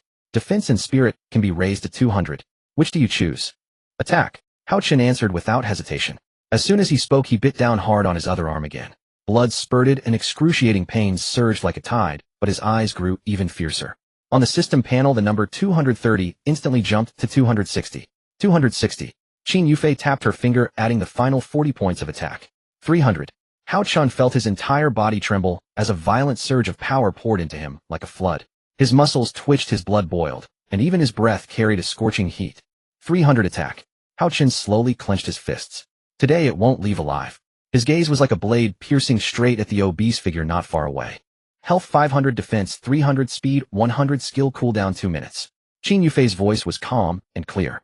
The weak point is the belly, Hao Chun and Qin Yufei said in unison. He turned to look at the people behind him. Bai Lu's legs were trembling slightly, but she grasped the iron blade tightly. Jiang Nan's eyes were sharp. Yi Bingbing bit her lower lip. Chen Feng and the others, though each harbored their own thoughts, were all waiting for his command. Attack the belly for extra damage. When I roar at it, everyone goes all out. The girls nodded firmly. Just then the dormitory matron slowly rose from the ground. Its mountainous fat-layered body exuded a foul black aura, and countless twisted human faces writhed and squirmed on its skin. My patience, it grinned viciously, has run out. Before the words faded, its massive body charged forward at an astonishing speed. The fat on its belly shook violently, and every face on its body opened its maw wide, as if to tear everything apart. Hao Chun moved first, letting out a thunderous roar. The roar froze the dormitory matron's enormous body instantly. Now, hit the belly. Hao Chun bellowed, shooting forward like an arrow from the string. Chen Feng gritted his teeth and followed, swinging his blade. Dozens of blood-colored blade chi tore through the air, slashing heavily into the mound of fat. The faces screamed in agony, and foul pus and blood splattered everywhere. Hao Chun closed in, plunging the electric baton deep into the belly with one hand, while the iron blade in his other hand churned wildly. The stench of scorched flesh mixed with the putrid odor rose into the air. With every slash, the true damage from blood for blood made the colossal body tremble violently. But 2 seconds passed in the blink of an eye, almost instantly. Died. The moment the dormitory matron regained its senses, its 2 thick arms crashed down like mountains. The force was hundreds of pounds. Hao Chun, Yi Bingbing cried out in worry. In that critical moment, a layer of metallic luster suddenly condensed around Hao Chun's body. Iron head and iron arms. Boom. The earth-shaking sound echoed, and dust flew everywhere. The dormitory matron's arm struck Hao Chun, but it felt like hitting a steel plate, making it let out a pig-like squeal of pain. Impossible. Its eyes widened in disbelief, staring at Hao Chun, who was completely unharmed and wore a mocking smile. Is that all? Before it could react, he slashed several more times, plunging the blade deep into the exposed belly. Jiang Nan took the opportunity to strike from the side, her twin iron blades carving two deep, bloody gashes into the fat. How dare you? The dormitory matron raged, raising its foot to stomp down. Jiang Nan looked up, her pupils contracting. Stealth had a delay, now it was too late. Just then a figure lunged fiercely, shielding her firmly beneath. Iron head and iron arms activate again. Bang! The giant foot stomped down, but the recoil force numbed the dormitory matron's entire leg. It staggered back, clutching its foot, and letting out a miserable shriek, its eyes full of disbelief. Impossible. How can you have so many skills? Attack, control, defense. What kind of monster are you? Hao Chun slowly rose.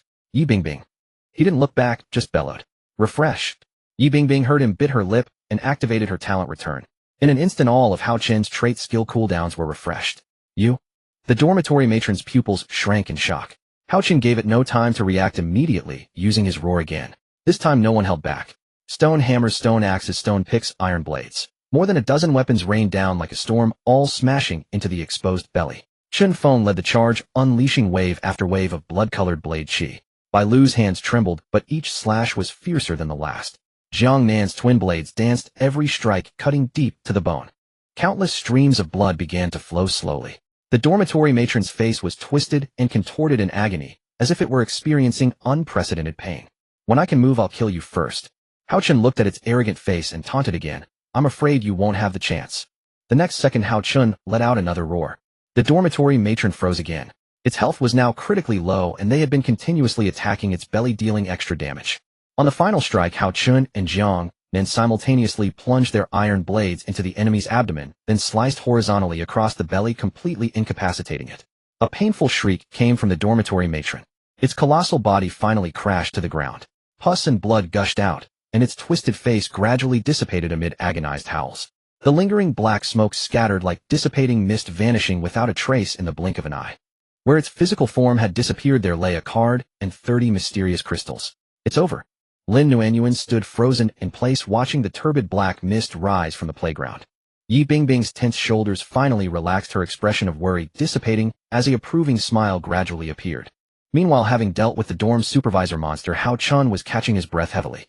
Jiang Nan gently placed a hand on his shoulder, her expression filled with concern and comfort as she said, Hao Chun, are you all right? Don't frighten me like that. Hao Chun waved his hand, signaling that he was unharmed. He slowly approached the card and crystal. At that moment, the system panel popped up. Item: Dormitory Universal Card. Function: can unlock password doors in campus dormitories. Perhaps there will be unexpected resource rewards. Not bad. If my master lockpicker trait skill can't be activated, I'll use this card instead. Secondly, these 30 crystals aren't bad at all. To summarize, this battle yielded 70 crystals. I'll be able to purchase more supplies then. Just as Hao Chun was storing the crystals and Dormitory Universal Card into his system backpack, Chen Feng approached, his face radiating cold ruthlessness. Hey kid, I also contributed to this battle. You need to share some crystals with me. Since you and I defeated this monster together, you can't go back on your word. Do you hear me? As Chen Feng spoke, he swung a blade of energy that crashed into the ground. Looking at Hao Chen's battered appearance, a triumphant smile formed on Chen Feng's lips. You must be exhausted from the earlier battle, right? Even though your skills are versatile and ever-changing, can you still defeat me while in such a wretched state? If you're wise, hand over the crystals immediately, and then... Chen Feng spat on the ground, his eyes growing even more arrogant. Then hand over that girl behind you for my pleasure. Food, resources, I want it all. I suggest you hurry up. Before Chen Feng could finish his sentence, Hao Chen's blood-red eyes fixed upon him. In the next instant, Hao Chen appeared before him at blinding speed. When their eyes met, Chen Feng couldn't help but swallow hard. Say those words again. Chen Feng attempted to repeat, but felt a chill spreading across his neck. When he looked down, he discovered his throat had been slashed. Without his awareness, blood slowly seeping from the wound. Being a veteran combatant doesn't mean I'm fatigued. I saw through your scheme long ago. I was merely using you as a tool, making you work for my benefit. You're nothing more than a pawn in my eyes. Understand? Chen Feng instinctively touched the blood on his neck. Before he could speak, bloodshot veins appeared in his eyes. A thick aura of death immediately surrounded him. The attack power granted by my blood-for-blood trait far surpasses your S-grade combat talent. Be more sensible in your next life. Chen Feng fell to the ground, his face drained of all color. Bang! Behind him, those Japanese nationals' legs trembled uncontrollably. They stared at Hao Chun in stunned silence, wanting to resist, but paralyzed by his overwhelming killing intent. Shall I kill you, or will you end your own lives? No words were needed. The Japanese nationals exchanged glances. With tears in their eyes, they picked up their knives and drove them into their own bellies. With their leader dead, the subordinates had no hope of survival. Rather than killing those Japanese nationals himself, Hao Chun preferred they take their own lives. After all, he didn't want to soil his hands. With everything settled, the 3-day Blood Moon dungeon concluded entirely. The blood moon in the sky dissipated, restoring its usual bright luminescence. Congratulations. Blood Moon Dungeon Challenge successful. The system will distribute rewards to the dormitory heads system backpack tomorrow. Please remember to claim them. No rule-based monsters will spawn today after completing the dungeon. Wishing all survivors a pleasant survival experience. As the system panel popped up with the information displayed, Hao Chun finally revealed a long-awaited smile. At least there are rewards to claim after clearing this, otherwise all the effort would have been wasted. But the very next moment the system panel flashed before Hao Chun's eyes again. Kill notification detected that the host has eliminated Chun Feng, whose identity is dormitory head. Result: the host may choose to search and dismantle their camp, converting their wooden beds for personal use. Their camp location has been marked and can be viewed at any time. Detected that Chun Feng possessed 20 mysterious crystals. All 20 mysterious crystals have been added to the host's system backpack. Upon receiving this information, Hao Chun opened his system backpack. As expected, earlier there were 70 mysterious crystals, and with Chun Feng's addition, the total now reached 90. A rather pleasant windfall. Tonight no rule-based monsters will spawn, giving everyone a chance to properly rest and recover their strength. Teacher Qin Mingyao led the class students over. Their situation was relatively favorable. Although some female students had sustained minor injuries, they had already fully recovered under Su Wanqing's healing. Joy at successfully completing the dungeon was evident on every female student's face, particularly on Yi Bingbing's. As she looked at Hao Chun's face, an imperceptible smile appeared, and her tone grew noticeably more subdued. You performed adequately this time, at minimum, saving everyone. As a husband, you're passable. After speaking, Yi Bingbing shyly turned her head away, as if pretending not to care. Hearing this, Hao Chun teased, "Oh, the proud and beautiful school flower Yi Bingbing acknowledges me as her husband. Then from now on I'll treat you well. Perhaps we'll have several healthy sons." Yi Bingbing's blush deepened upon hearing this. "Who wants to bear so many fat boys for you? With so many, how could I possibly manage?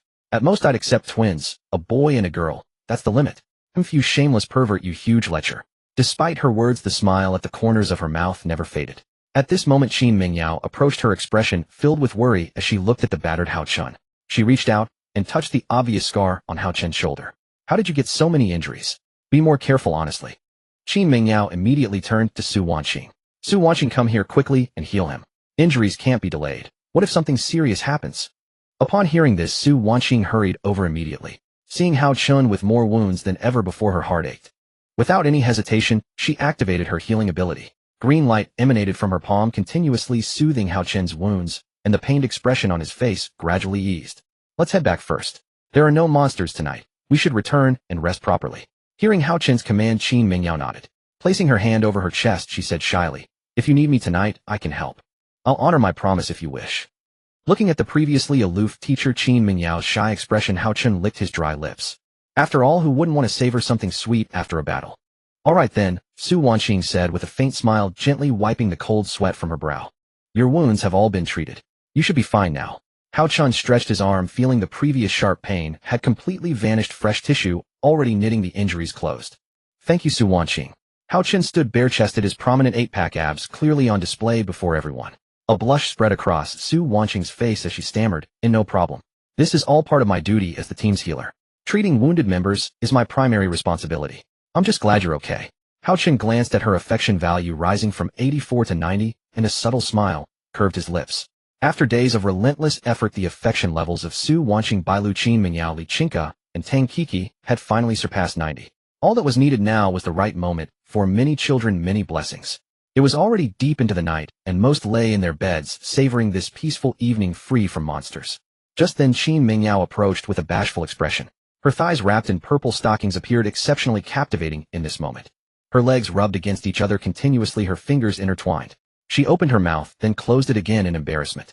In the next instant, Qin Mingyao's gaze fell upon the female classmates lying on the beds. The 3-day dungeon has passed. Tonight no rule-based monsters will appear, so everyone can rest well. However, teacher here wishes to ask everyone something. At these words from Qin Mingyao, every gaze in the classroom turned toward her. Bailu sat on the bed, and seeing the teacher's shy expression, an implicit answer formed in her heart. Previously on our first day we discussed who would volunteer for Hao Chun's many children, many blessings ability. Jiang Nan was the first to volunteer, and she was also the first to increase our class's protective barrier by 10 points. Then came Nuanyuan, followed by Zhou Xiaoxiao, and finally Yi Bingbing. Qin Mingyao found it difficult to continue under everyone's gaze, yet she pressed on. So tonight, are there any other classmates who wish to participate in Hao Chen's Many Children Many Blessings ability? If not, then, before Qin Mingyao could finish, a hand shot up from the corner of the dormitory. Hao Chen turned his gaze toward it. It was Bailu, the legally petite, flat-chested classmate. The moment she raised her hand, her blushing face resembled a ripened apple. Facing everyone's gazes, Bailu said shyly, I'm willing to do such things with Hao Chen. This would not only help Hao Chen, but everyone as well. So, Bailu paused here, then in the next moment gathered her courage, her eyes filled with determination. Bailu is willing to be with Hao Chen. I like Hao Chen. I want to give birth to many big bouncing baby boys for him. Hearing Bailu's bold declaration, Hao Chen was stunned momentarily, then a sense of secret satisfaction rose in his heart. Indeed, my debonair self. Lolitas, Jairus, and maidens alike have all fallen for me. How many tens of millions of young men could only dream of this? Hao Chen coughed, and said calmly, Bailu, since you have such resolve, you may come over. Since you've made such a determination, then we. Before Hao Chen could finish, another hand went up. This time it was Tang Kiki, who raised her hand. Similarly, her face was covered in a scarlet blush. That shyness from a maiden was proof enough of everything. I'm the same as Bailu. I'm willing to do such things with Hao Chen. Not only for everyone, but also for Hao Chen and myself. After all, Hao Chen, as our dorm leader, saved me more than once. It was the team he led that allowed us to survive until now. I'm just a girl who can't do physical labor, can't cook delicious food, can't handle various miscellaneous tasks. If I must do something for Hao Chen, then I'll use everything I have to. Tang Kiki paused, her shy eyes falling upon her graceful figure. In the next instant, she gently pulled down her school uniform zipper, that deep valley appearing exceptionally tempting. I'll use everything I have to do whatever I can for Hao Chen. Is that okay, Hao Chen? Are you willing to accept the usually strict me? I know you might have some reservations. After all, in class, every time you didn't hand in homework or skip class, I reported it to the teacher. You'd naturally have some unfavorable views of me in your heart. So I'm apologizing to you here, hoping to earn your forgiveness through everything I have. As Tang Kiki spoke, she pulled her zipper down further, gradually revealing that fair and pristine form. Witnessing the passionate declarations from these two beauties, Hao Chen swallowed hard. It seemed tonight he would not only have to battle, but also satisfy their desires. Though exhausting, it would be pleasurable. Well then, what are we waiting for? Let's just do it. I mean, I'm not one to refuse. After all, you're willing. It's not me forcing you. Rather than begging you, I hope you volunteer willingly. That way we're both comfortable. Upon hearing Hao Chen's permission, a smile appeared on Tang Kiki's face. Alright, shall we begin now? Or, we begin now, Hao Chen said decisively. Are we still sleeping tonight? It's already the middle of the night now. Hao Chen puffed out his chest, looking commanding and supreme. Sleep? Why would young people need sleep? We must strive to improve ourselves every day and work harder.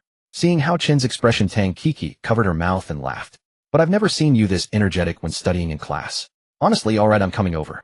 As Tang Kiki finished speaking, she walked toward Hao Chen with Bailu following beside her. Both girls wore satisfied smiles, ready to dedicate themselves to Hao Chen and everyone. Just then, Qin Mingyao also raised her hand. Without the hesitation of a maiden, she carried an air of maturity and charm. I promised Hao Chen that after surviving these 3 days of blood moon, I would dedicate everything. Now it's time to fulfill that promise. At this moment, 3 girls stood before Hao Chen. Qin Mingyao, Bailu, and Tang Kiki. All 3 girls wore those captivating blushes, all revealing their proud figures. Those exquisite collarbones and those slightly pink fragrant shoulders revealed themselves before Hao Chen's eyes. And this wasn't even counting the girls sitting on Hao Chen's bed. If we were to truly speak of the girls facing Hao Chen tonight, it would be far more than just Qin Mingyao and the others. There were also the passionate Jiang, and the gentle Nuanyuan, the Tsundere, and aloof Yi Bingbing, and the cheerful and straightforward Zhou Xiaoxiao. Their gazes all fixated upon Hao Chen's magnificent form. Their tongues traced across their dry lips. Yi Bingbing picked up a bottle of heroic vigor potion and a spring breeze potion from the bed. Fortunately, I prepared these in advance. Hao Chen, I advise you to drink this, otherwise you won't be able to handle it. My reward mechanism is about to begin settlement. I won't show any mercy. Take good care of your little fellow. Yi Bingbing's eyes seemed to emit pink hearts. Her face showed a hint of Yandere-like expression as her fingertips traced along her lips. Zhou Xiaoxiao was the first to open the potion, taking a small sip. After just one sip, she felt a wave of heat surge through her body and excitement that made her feel extraordinarily exhilarated. This potion is indeed well deserving of its reputation. Hao Chen, I feel I can endure for 2 hours tonight. Go all out, don't worry about me. Qin Mingyao also drank the potion. She only felt her body becoming even more restless and heated than before. In the next instant, an extraordinary expression flickered across her eyes. Although this teacher has never experienced such things, she's seen plenty. Let this teacher try your physique, which rivals European and American male models. Qin Mingyao pushed Hao Chen down as she spoke. Her moist and sweet lips immediately kissed the spot on his neck. From Hao Chen's perspective, he could see all 7 girls had dreamy glazed eyes. They had drunk the entire bottle of potion. Not a single drop remained. The next morning, several beautiful women could be seen lying on Hao Chen's bed, the delicate fragrance of their hair and bodies permeating the air. They lay in deep slumber, their breathing steady and even. Last night's activities had lasted approximately 4 hours, and with the effects of the potion adding another 2 hours, they had only fallen asleep at 6 in the morning. The commotion had been considerable indeed. Some of the girls who could not sleep had turned away, listening intently. It seemed as though some slow movements were being performed with right and left hands. As for what kind of movements, one would need to ask Li Chinka, the pioneer of mining. The time had already reached noon at 12 o'clock. Everyone in the dormitory was still sleeping. After all the blood moon these past 3 days had exhausted them terribly, and with an opportunity to rest, they certainly would not let it slip away. At this moment, Hao Chen sat up from his bed. His face did not show exhaustion, but rather a sense of satisfaction and contentment. Hao Chen reminisced about their combat performance from the previous night. Zhou Xiaoxiao had been the first to fall, while the last to remain standing was the most mature and elegant teacher, Qin Mingyao. Her combat prowess could be likened to a super scion, standing unyielding and enduring. She was precisely the one that troubled Hao Chen the most.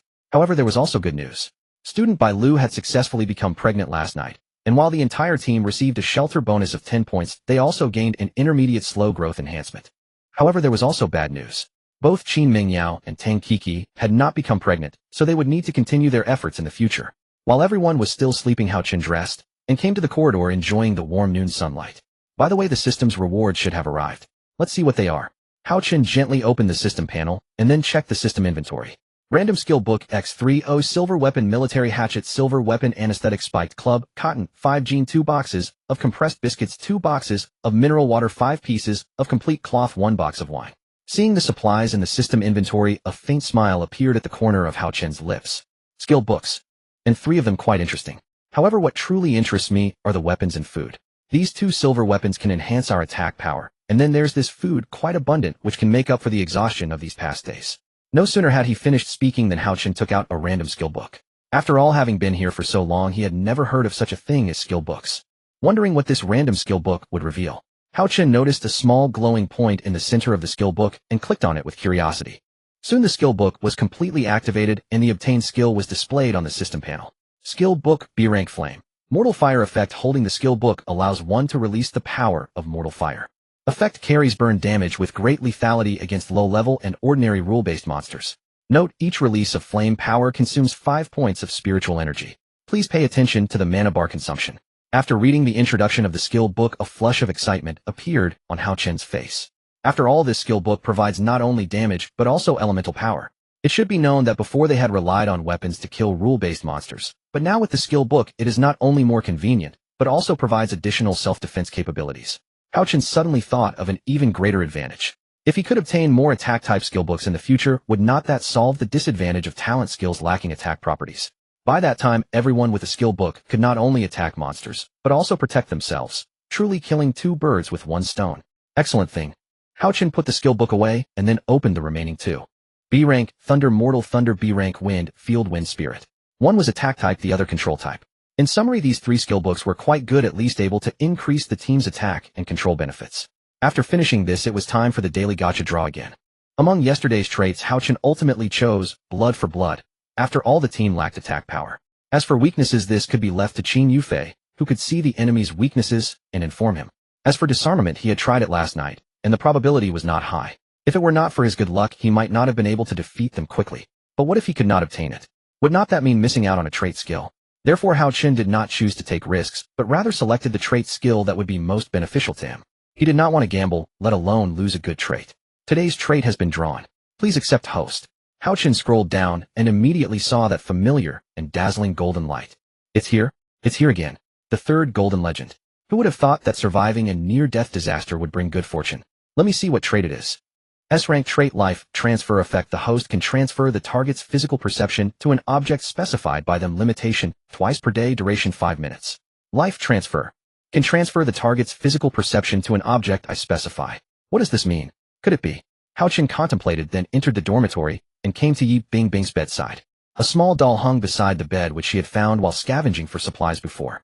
It served as a bit of psychological comfort for her, a small companion in this cruel environment. Hao Chen picked up the doll and activated the life transfer trait. He transferred Yi Bingbing's tactile perception to this doll. Looking at the sleeping Yi Bingbing, Hao Chen gently squeezed the doll's arm. Almost simultaneously, Yi Bingbing slightly frowned, her arm instinctively shrinking back, as if sensing something unusual. She murmured in her sleep, turned over, but did not wake up. Perception transfer. It works indeed, Hao Chen murmured to himself, a flash of excitement flickering in his eyes. If this ability were used in actual combat, it might have unexpected effects such as disturbing the enemy's judgment or creating openings. He gently placed the doll back in its original position, and Yi Bingbing's brow smoothed out, her breathing steadying once more. This life transfer is actually more interesting than I imagined. For the next, while he checked the remaining traits. Undoubtedly the other two traits were both C rank, such as reducing hunger by 70 for 1 day, without eating, and reducing pain consumption. These two useless traits were not as practical as life transfer. In the end, Hao Chen decisively chose the life transfer trait. After handling all this, the time had already reached 12:30. Some girls in the dormitory had already awakened from their sleep. As for today's plans, Hao Chen already had an idea. His gaze turned to the magnificent building in the distance. Several large characters were inscribed upon it. Library. It is 1 in the afternoon. Everyone has gathered together sharing today's lunch. Each face bears a flush of red and a smile. Especially teacher Qin Mingyao, Bai Lu, and Tang Kiki, who had gotten a taste of something sweet last night. The three of them sit right beside Hao Chen, their admiration and appreciation for him utterly undisguised. Currently, Hao Chen has achieved soul resonance with 7 girls. His all attributes have been permanently increased to 70 points, far ahead of everyone present. Of course, the strongest ones are still you watching from your screens. Hao Chen's gaze then turned to Yi Bingbing, who was sitting opposite him.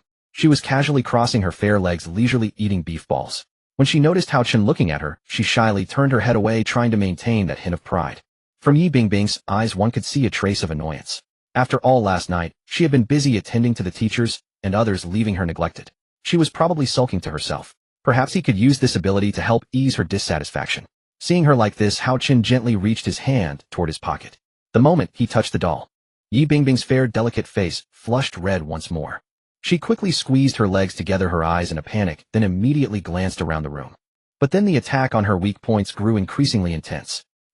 Yi Bingbing suddenly let out a cry, then quickly covered her mouth with it. What on earth is happening? It feels like someone is touching me. After Yi Bingbing thought this to herself, she squeezed her legs together even tighter. How could this? Such a strange place. What is going on? Could it be Hao Chen's doing? Yi Bingbing stubbornly raised her head, looking at Hao Chen with a flushed face. A little saliva glistened at the corner of her mouth as she kept exhaling hot breaths. Seeing her like this, Hao Chen finally took his hand away. He swallowed, a faint, barely perceptible smile curling at the corner of his lips. Hao Chen. Yi Bingbing bit her lip, gently looking at Hao Chen's smug face with shyness. It was indeed you doing this. You big perv. What's wrong? What happened? Zhou Xiaoxiao immediately rushed over, looking at this scene with curious eyes. Yi Bingbing simply sighed and turned her face away, unwilling to speak. It's nothing, I just felt a bit uncomfortable just now. Upon hearing Yi Bingbing's reply, disappointment appeared on Zhou Xiaoxiao's face. I thought something interesting was going on. After the playful teasing, Yi Bingbing continued to bury her head in eating the beef balls from her bowl, but her eyes kept glancing at Hao Chen's movements, afraid he would reach into his pocket again to do something indescribable. After half an hour of dining, all members grabbed their weapons, replenished their condition, and gathered downstairs. At this moment, only Hao Chen and Yi Bingbing remained in the dormitory. After the last person left, Yi Bingbing pursed her lips and walked up to Hao Chen. She looked up at his jaw, saying resentfully, "What did you do to me just now, eh? Why did you touch that weird place? With so many people around, I would get angry. How did you even manage to do that?" Facing her confusion, Hao Chen gently took the doll out of his pocket. He had originally wanted to put it back, but thinking about it, it might still be useful, so he simply kept it. Looking at the shy Yi Bingbing before him, Hao Chen told her the truth. "I didn't do anything. I just transferred all your sensory perceptions to the doll, so that's why you felt that sensation. Isn't this making it up to you? I didn't neglect you last night. I couldn't help it. The teacher was too strong, and under the effect of that medicine, she became very fierce." "You?" Yi Bingbing pointed at Hao Chen with her little finger, then snatched her doll back shyly. "You perv. Big perv. You absolute freak. How dare you use my doll for something like that?" Hao Chen smiled and said, "I was just testing the new skill I acquired today, floral transplant. The actual effect is quite good. So, do you hate it?" Hearing Hao Chen's words, Yi Bingbing gently lowered her head and murmured, "Well, I don't hate it. Then what's the problem?" Hao Chen spread out his hands, then gently held her little hand. "Alright, using your doll was my fault, but it was for testing purposes. Don't be angry, be good. I'll serve you more from now on." After saying this, Hao Chen gently stroked her head. Yi Bingbing felt a hint of joy, but her face still maintained that proud expression. I advise you to keep your promise. Then I'll forgive you for now. Seeing that barely perceptible curve at the corner of Yi Bingbing's lips, Hao Chun said no more and led her hand as they descended the stairs. On the way to the library, Hao Chun walked at the front of the group with teacher Qin Mingyao at his side. Looking at the grand characters of the library in the distance, teacher Qin Mingyao said with some worry, "Are we rushing to continue exploring right after finishing the Blood Moon dungeon? I think you should rest for a few more days than help me and Tang Kiki successfully become pregnant. That way we can give everyone an additional 20 shelter points." As soon as Qin Mingyao finished speaking, her expression grew even more vivid. The flush on her face combined with her licking her dry lips, one could see she seemed to miss the feeling from last night very much. As the saying goes, when young one doesn't understand matters, one mistakes a maiden for treasure. If we talk about experience and vitality, it has to be the 26-year-old English teacher Qin Mingyao. The more she watched, but unfortunately there was no chance to practice. Once one gets a taste of the sweetness, one cannot stop. Cough cough, don't worry teacher. I Hao Chun stand tall between heaven and earth, and I will certainly help you and the other classmates. But for now, let's explore other areas first. After all, survival and gathering supplies are our primary mission, and second is to help everyone have many children and blessings. After hearing this, Qin Mingyao vigorously shook her head, trying to shake those filthy thoughts out. You're right, I was too impatient, sorry. It's just that I'm still lingering on the feeling from last night. That's why I said that. After Qin Mingyao finished speaking, she shyly lowered her head. At this moment, Qin Mingyao was just like a shy young girl. Not a trace of that cold aura could be sensed. After advancing, they arrived at the library. Up close, the library was very grand with a vast area and a luxurious exterior. But what faced them was a problem. The library doors were locked. Seeing the lock, Hao Chun was not flustered at all. After all, when it came to picking locks, he was very skilled. Skill master lockpick. With a soft murmur from Hao Chun, the chains and rope before him immediately loosened. Click. Under Hao Chun's push, the library doors opened wide at this moment. The sunlight outside now illuminated this dim library interior. Each bookshelf was neatly arranged with books, and a circular corridor connected 7 floors. In the center of this library there was a throne. And seated on that throne was a cute girl with a half-frame glasses. Black aura swirled around her. Oh dear. The girl slowly opened her eyes, blood-red pupils gazing down at Hao Chun with contempt. A bunch of trash daring to enter here uninvited. What reckless little brats you are. Do you even know what the punishment is for unauthorized entry into the library? The girl had barely finished speaking when she smiled wickedly, gazing at Hao Chun with disdain. That is to become my nourishment. If I eat and digest you all, then I will become even stronger. After she finished speaking, she greedily licked her lips. Hao Chun noticed that this rule-based monster actually had some human color, and in terms of attire she was light and cute. At the same time, he noticed on the bookshelf behind her were several books emanating a faint glow. Skill books. The moment Hao Chun saw them, he recognized the books on the shelf. After all, only skill books would emit that faint glow. If he wanted to obtain them, he would have to deal with the girl before him. However, compared to fighting, Hao Chun actually thought of a way that could resolve this more effectively. He turned his head to look at the doll in Yi Bingbing's hand. He held his palm up, fingers curling beckoningly. A puzzling, mischievous grin spread across his lips. Did you hear me? What I said? That girl stood up from her throne. She appeared to be about 1.5 meters tall with twin tails, but her D-cup chest seemed unusually prominent. Could she be scared by me? What a bunch of pathetic trash, especially that lone boy who actually led so many girls here. How amusing. Still, I must thank you for bringing them to me, for my stomach has been growling to the point of fainting. In the next moment, several books materialized behind the girl. With pages swirling and red, blue, and purple auras erupting, several elemental forces manifested before their eyes. This entire library is under my control, and I have skill books of every kind here, but can you possibly take them? Amidst her banter, the girl let out another sinister laugh. And just at that moment, she suddenly felt a strange sensation. She sharply clamped her legs together, staring down at her lower body in disbelief. Wah! What's happening? Before she could react, the fabric beneath her clothes shifted strangely, as if someone was touching her. No. The girl went limp and collapsed back onto her throne. Her face flushed crimson with a few tears at the corners of her eyes. As confusion washed over her, her arms and legs suddenly splayed outward against her will. Someone was controlling her. I can't move. What's going on? What have you done to me? She tried to struggle, but after several attempts her efforts proved futile. Below, Hao Chun let out a smug chuckle, his fingers dancing inside his pocket, as if performing some kind of finger dance. Behind him, Yi Bingbing watched his manipulation, and the girl slumped on the throne, a faint blush coloring her cheeks. After all, she had experienced that sensation herself. What's wrong with her? Why isn't she moving, and why is she panting like that? Zhou Xiaoxiao scratched her head in confusion, then cautiously stepped forward and asked, Hey, what are you doing? I'm the one causing trouble. You're the ones who did this. How dare you touch such a sacred place? I won't forgive you. Before she could finish, another soft cry escaped her lips. Watching her like this, Hao Chun smirked, and said smugly, "So you were planning to eat us?" "Eat you? I'll devour every single one of you and build a house of bones from your remains. You pathetic trash actually dared to treat me this way. You'll pay for this." "Oh, pay for it." As soon as Hao Chen finished speaking, his fingers began moving again inside his pocket. No, please don't." Hearing her pleas, Hao Chen stepped forward once more and said, "How about it?" Still holding out. The girl slowly lifted her head, her flushed face like rosy clouds. "I will never fall to humans so easily." Hearing her stubbornness, Hao Chen sighed softly. He reached into his pocket and pulled out a plush doll, then struck its rear forcefully with his palm. The force was enough to indent the fabric of the plush. In the next instant, the girl let out a trembling cry. Hao Chen had expected her to beg for mercy after such pain, but instead her face showed not suffering, but pleasure. "Yes, just like that. Harder, harder." Hao Chen looked at the paralyzed girl on the throne in mild surprise. Well, a masochist. Then I should teach you a proper lesson." Hao Chen cleared his throat and said, "You want it? Then give me a skill book." At the mention of skill books, the girl shook her head vigorously and glared viciously at Hao Chen behind her. "Don't push your luck, human. Weika will definitely kill you." Hao Chen frowned and struck the plush harder. "Stop making noise." Feeling the pain, Weika's face flushed with that captivating red once more. The audience below watched in astonishment, their jaws dropping. They had expected a vicious rule-breaking monster, but instead saw her broken into this state by Hao Chen. What surprised them most was that she was a monster with masochistic tendencies.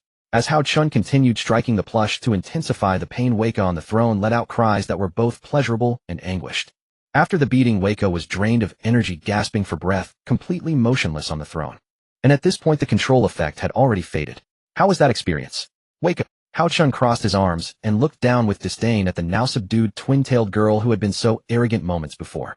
"It felt good. I actually enjoyed it. I didn't expect a filthy human to be this capable.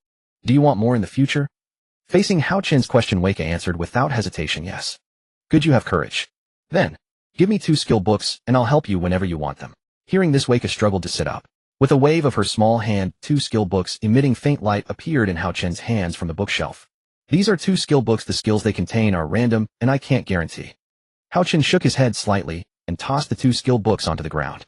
"I don't want random ones. Do you have any high-quality skill books here?" Weika paused, then mechanically turned her head away. "I do, but I can't give them to you." "Oh." Hao Chen frowned slightly and asked again, "Why? As the administrator of this library, don't you have the authority? Or do you want me to teach you another lesson?" Weika noticed the look of desire in his eyes as he manipulated his hands. "No, it's not like that. I do have the authority to give them to you, but if the principal finds out, I'll be punished." Principal, he hasn't fully awakened yet, and the advanced skill books here are his personal property. Hearing the word principal, Hao Chen suddenly remembered he had mentioned it when they dealt with the chef at the cafeteria earlier. Principal, the strongest person in this school, hasn't awakened yet. If he wakes up and discovers the chef has gone along with all the monsters we've killed, wouldn't he try to wipe us out? Hao Chen pondered for a moment, then looked at Weika. "I'll ask you a direct question. Do you want to be punished by the principal and destroyed, or do you want eternal pleasure and endless training?" Weika's eyes suddenly sharpened as she stood up to face Hao Chen. "So you're saying I should help you take down the principal?" Hao Chen didn't respond, but nodded instead. Weika immediately placed her hands on her chest and said somewhat dismissively, "And what's in it for me? My true purpose is to devour you all and absorb your life essence to forge a stronger self. If I take down the principal, doesn't that cut off my path? Then I'll give you 2 choices. The first is to be killed by my own hands. The second is to follow me. I'll take you to devour other humans, satisfying your physical needs, while also allowing you to enjoy my training along the way. Which one will you choose?" Hao Chen snapped his fingers. In an instant, the teacher's oppressive pressure was released, and the assassin's sharp blade aura appeared behind Weika. Qin Yufei modified Hao Chen's attack power at this moment. Hao Chen activated the blood demon and blood for blood traits. Under the overwhelming attack power and the group's assault, cold sweat dripped from Weika's forehead. Under the tremendous assault and relentless siege, a cold sweat beaded on Weika's forehead. She glanced at the faint shadowy blade behind her, then fixed her gaze upon the crimson-clad man before her. At last she lowered her head and whispered shyly, I choose the second option." Hao Chen raised an eyebrow. "What?" Weika looked up, her cheeks burning to the roots of her ears. "I said, I choose the second one. I'll follow you. Devour other humans. Enjoy your... She couldn't finish, burying her face deep into her knees. Hao Chen smiled, dismissed his inner face, and walked toward her. He reached out and gently stroked her head. "You have excellent judgment. Rest assured, I'll make sure you feast to your heart's content." Weika froze, feeling the warmth of his hand above her. This was the first time she had ever been treated so gently. As a rule-bound entity in this world, creatures like her were fundamentally destined to devour humanity and convert them into sustenance, thereby fortifying their own power.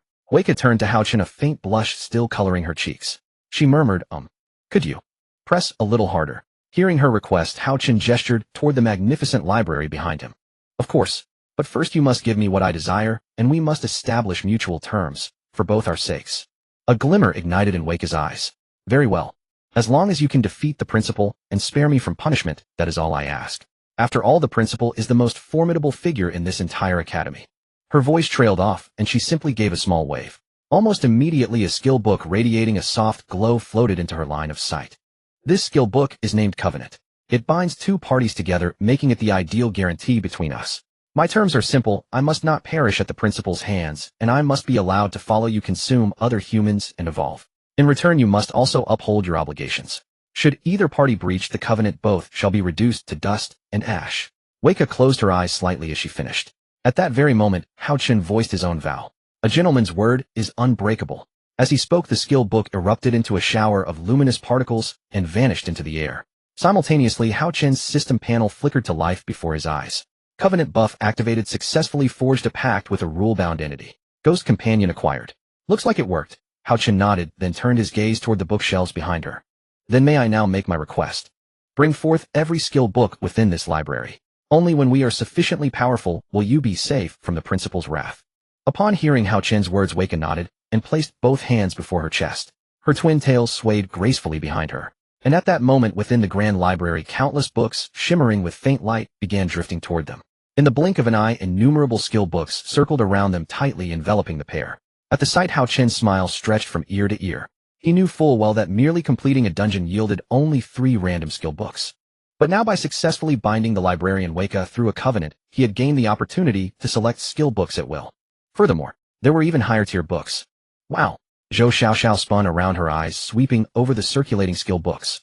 So many. This truly solves my problem of having a non-offensive talent. Not to mention, it can provide protective abilities for classmates who have not yet awakened their talents. The moment Zhou Xiaoxiao finished speaking, she clung to Hao Chen's arm.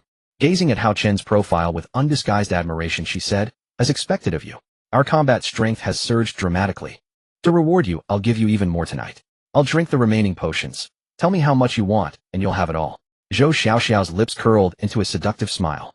Yi Bingbing approached, as well, her eyes darting between the dazzling array of skill books, utterly bewildered. Having skill books is wonderful, but choosing among them is still a dilemma. Meanwhile, Wei Ke spoke softly. "You need not worry. As the librarian, I shall resolve this. Right now, a random skill book has appeared before each of you. Its rank and ability are both randomized. It all depends on your fortune. Only one each." Zhou Xiaoxiao groaned. "And you're the librarian. That's all the skill books you have?" Hearing Zhou Xiaoxiao's complaint, Wei Ke's expression turned cold. The library's randomized pool contains exactly enough for 1 per person. If you do not wish to take it, you may pass it to someone else. "No, I'll take it. I can bend and bow when necessary." Spotting the warning, Zhou Xiaoxiao immediately capitulated, clutching the skill book materializing before her with a relieved grin. Once everyone held a skill book, they began drawing their abilities. Strangely, however, not a single book appeared before Hao Chen. "Little fish, follow me. The main hall holds mostly low-quality texts. You expressed a desire for high-quality books, but those simply would not appear there." Wei Ke's tone softened considerably in Hao Chen's presence, a faint tenderness gracing her features. Librarian's office. Wei Ke approached a wall and gently touched the stone surface before her. The wall shuddered and slid open automatically, revealing a concealed chamber behind it. Within stood a towering circular bookshelf, vast and imposing. The moment they stepped inside, the surrounding candle flames flickered to life, one by one. This is the principal's private sanctuary. Skill books are classified into 7 tiers, S, A, B, C, D, E, and F. The higher the tier, the greater the spiritual energy consumed. Since you seek advanced skill books, you must pay the price of far greater mental energy than an ordinary person. Wei Ke swept her hand, and 3 skill books blazing with intense radiance materialized before Hao Chen's eyes. All 3 are A rank. Take a look and see if any suit your needs. Hao Chen examined them briefly. A rank, Soulblade Sever. Effect: double damage against rule-bound entities, capable of instantly slaying elite monsters. Cost: 50 spiritual energy per swing. A rank, Thunderflame.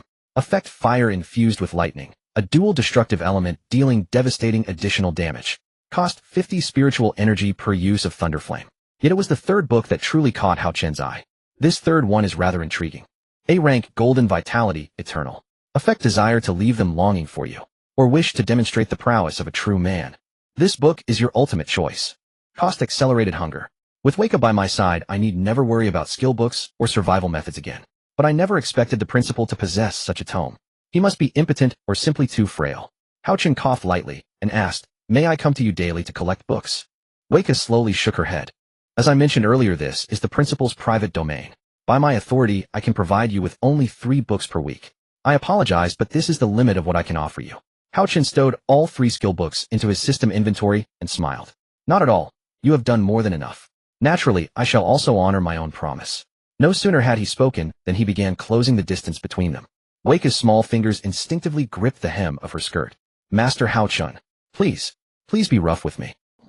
Hao Chen sat leisurely in the office chair, his expression so relaxed, as if he were not facing any crisis at all. Languidly sprawled on the sofa was Weka, the rule-based monster. Her face slightly flushed as if she were still reminiscing about the lesson just given. Hao Chen lifted his gaze to look at the clock on the office wall. The time had already reached 2 in the afternoon. What needed to be done today was not only to explore the library, but also to search for Chun Feng's wooden beds. After all, the mission to upgrade the wooden beds must not be halted. Even with skill books, one's spiritual power is not high and the number of uses is limited. Therefore, upgrading the wooden beds and focusing on having many children and blessings were the tasks at hand. By the way, I forgot to ask you something.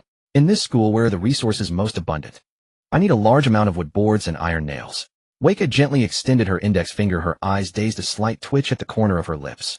Wood boards and rusty iron nails are mostly found in the dormitory buildings. There are 3 dormitory buildings in the school, boys, girls, and teachers.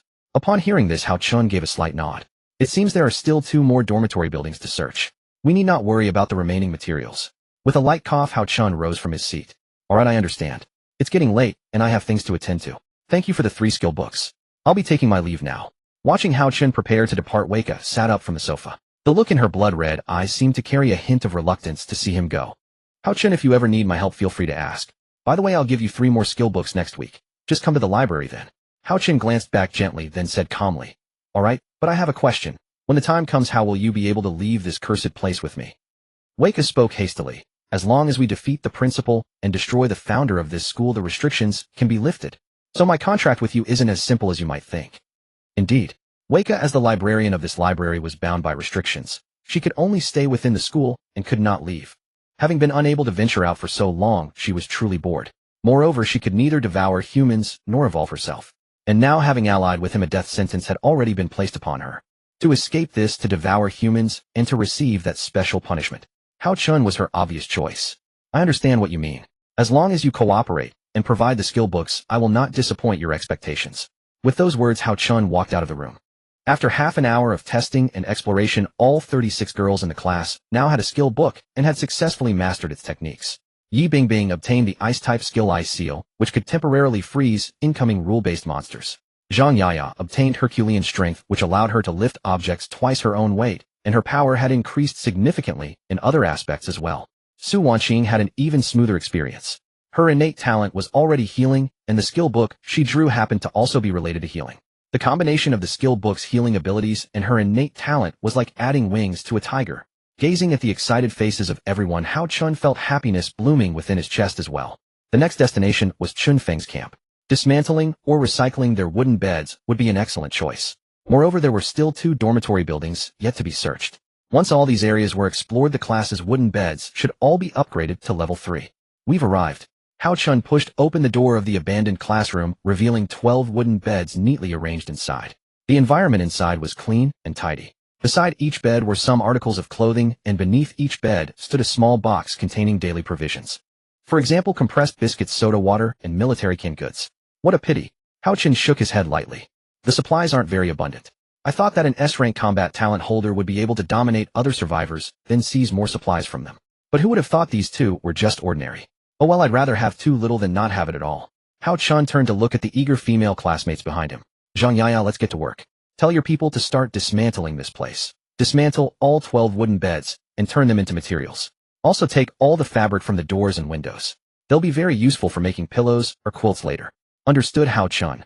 Zhang Yaya smiled lightly, then took out a simple stone hammer from her system inventory. She declared boldly, "Girls, let's get to work." In an instant, dozens of female classmates pulled out their stone hammers and began smashing those wooden beds. Lin Nuanyuan, the arts committee member, was not idle either. She, along with Zhang Nan and Zhou Xiaoxiao, began removing the curtains from the doors and windows. The defensive duties were handled by Qin Mingyao and Qin Yufei. They were responsible for keeping watch outside, guarding against potential dangers. For the current situation, Hao Chun felt at ease. Looking at the 90 crystals in his system inventory, he had the next idea in mind.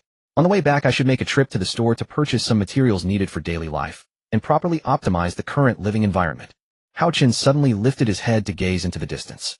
Food is taken care of. The water resource issue has also been resolved. What now needs to be done is improving the environment and focusing on having many children and blessings. Teacher Qin Mingyao and class committee member Tang Kiki still haven't been arranged for yet. Moreover, teacher Qin Mingyao's combat ability is truly formidable. I'm sure she's been itching for it by now. Hao Chun's gaze then fell upon teacher Qin Mingyao, standing in the corridor, and she was looking back at him. When their eyes met, an invisible electromagnetic wave seemed to spark between them. Qin Mingyao's face instantly flushed red, and she hastily turned her head away. Just as she was lost in wild thoughts, Hao Chun gently patted Qin Mingyao on the shoulder. Qin Mingyao's body trembled slightly. She turned her head to look at Hao Chun. What is it, Hao Chun? Hao Chun came close to her ear and whispered softly, "Teacher, let me help you tonight. To help you and the class committee member conceive as soon as possible, I plan to stay awake all night tonight." When Qin Mingyao heard Hao Chun's whispered words, her blush deepened to her very ears. Staying up all night. Wouldn't that mean going until dawn? Though it will be exhausting. But thinking about it seems quite wonderful. Qin Mingyao nodded immediately, her blushing cheeks as rosy as the evening glow. Gazing at the tall, voluptuous, and mature teacher Qin Mingyao before him, who had agreed, a sense of accomplishment welled up in Hao Chun's heart. Once no one thought I could amount to anything, but it turns out I was the one who truly strived. From a cold and aloof teacher to now being at my beck and call. What a remarkable transformation this has been. Administrative building. Meeting office. For silhouettes sat in the seats of the office. Deathly aura swirled around them. Just then one of the rule-based monsters opened its eyes. From its turbid eyeballs a flicker of killing intent leaked forth. The principal is about to awaken. I sensed the aura of survivors. They would serve perfectly to restore the principal's energy upon awakening. Room 701. Everything's been purchased. Everyone can use these when you bathe later. We bought 2 bottles each of body wash and shampoo along with some undergarments. You all picked your sizes earlier. Come claim your bras and panties. As Hao Chun finished speaking, he wiped the fine beads of sweat from his forehead. A swarm of girls rushed forward, gathering before Hao Chun to claim the undergarments they had carefully selected. Yi Bingbing picked up the blue bra and panties, the blue and white stripes on the panties radiating youthful vitality. Qin Mingyao took the purple undergarments with an elegant charm, unfolding them to compare against her figure. Not bad at all, the size is perfect. Finally, I have proper undergarments to wear. No more feeling cold down there. Lin Nuanyuan's were pink with a little white rabbit pattern printed on the panties. Everyone can go bathe now, then we'll prepare dinner. After we eat, we can rest.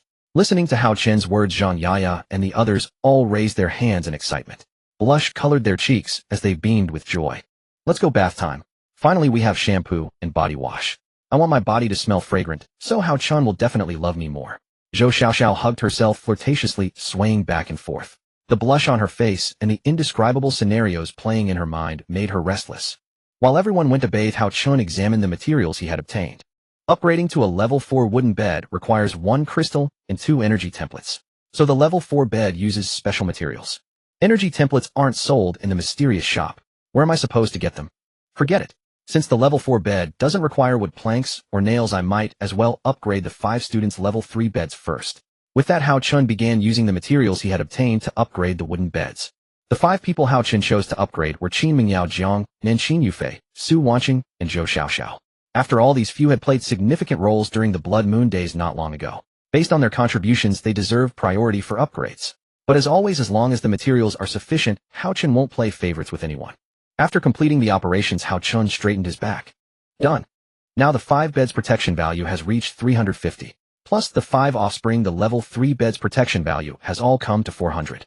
Not bad. Hao Chun placed his hands on his hips, admiring the sense of accomplishment he had built step by step. Just then a strange fragrance wafted into his nose. At the scent, Hao Chun's mouth nearly watered. So fragrant. Who's cooking? Following the aroma, Hao Chun arrived at the usual cooking area. When he saw who was cooking, he felt somewhat surprised. Zhang Jie. Upon hearing this, Zhang Jie turned to look at Hao Chun. When she heard him call her name, she was startled first, then her face began to turn slightly pink. She waved her hands gently, her voice as soft as a mosquito's. Zhang Jie was the shyest girl in the class, the type who was extremely socially anxious. She rarely spoke in daily life and had very low presence in class. Seeing her flustered appearance, Hao Chun smiled. What's wrong? There's nothing to be nervous about. I smelled something delicious and came to see who was cooking tonight. I didn't expect it to be you. Your culinary skills are quite impressive. When Hao Chun drew closer to sniff that refreshing fragrance made him feel completely relaxed. Just smelling the aroma of the food refreshed his entire body. Zheng Jie gently lowered her head, then displayed her system panel. Hao Chun. Zheng Jie's voice was very quiet, the crackling of the firewood nearly drowning out her words. Moi. What did you say? Zheng Jie slightly raised her head, her hands gripping tightly, as if gathering courage. I've awakened an A-rank cooking talent. Anyone who eats my cooking can have their side effects restored, and no matter how exhausted they are, they'll feel refreshed after just one bite. While everyone was bathing, I came to try it out.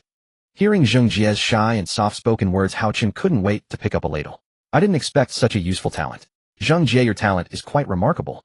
After hearing Hao Chun's praise, a smile appeared at the corner of Zheng Jie's mouth. When she saw Hao Chun scoop up a ladle of clear soup, she reached out to stop him. You can't drink it yet. I haven't added salt yet. The flavor probably isn't fully developed. Zheng Jie reached out to grab Hao Chun's arm, but the moment she touched his skin, she quickly pulled her hand back. I'm sorry. I didn't do it on purpose. I just wanted to remind you. As Zheng Jie spoke, the blush on her face was like a ripened apple. It's fine. Since it's a cooking talent, I assume you have the skills of a culinary master. Regardless of the seasoning, I'd like to taste it. The moment Hao Chun finished speaking, he brought that refreshing soup to his lips. As the soup lingered in his mouth, Hao Chun felt an unprecedented sense of refreshment. The sweetness of the soup instantly exploded across his taste receptors, stimulating every nerve center in his body. After the soup was completely swallowed, a light seemed to sparkle in Hao Chun's eyes. It's so delicious. I can feel all the fatigue from just now vanishing instantly. Hao Chun checked his system panel at that moment. Gourmet buff effect. Enjoying gourmet food grants 10 to all stats effect. Lasts 3 minutes. Side effects on the body are being gradually cleared. As expected. No wonder I felt so refreshed. This soup really does have the effect of eliminating side effects. This talent is a perfect pre-battle preparation.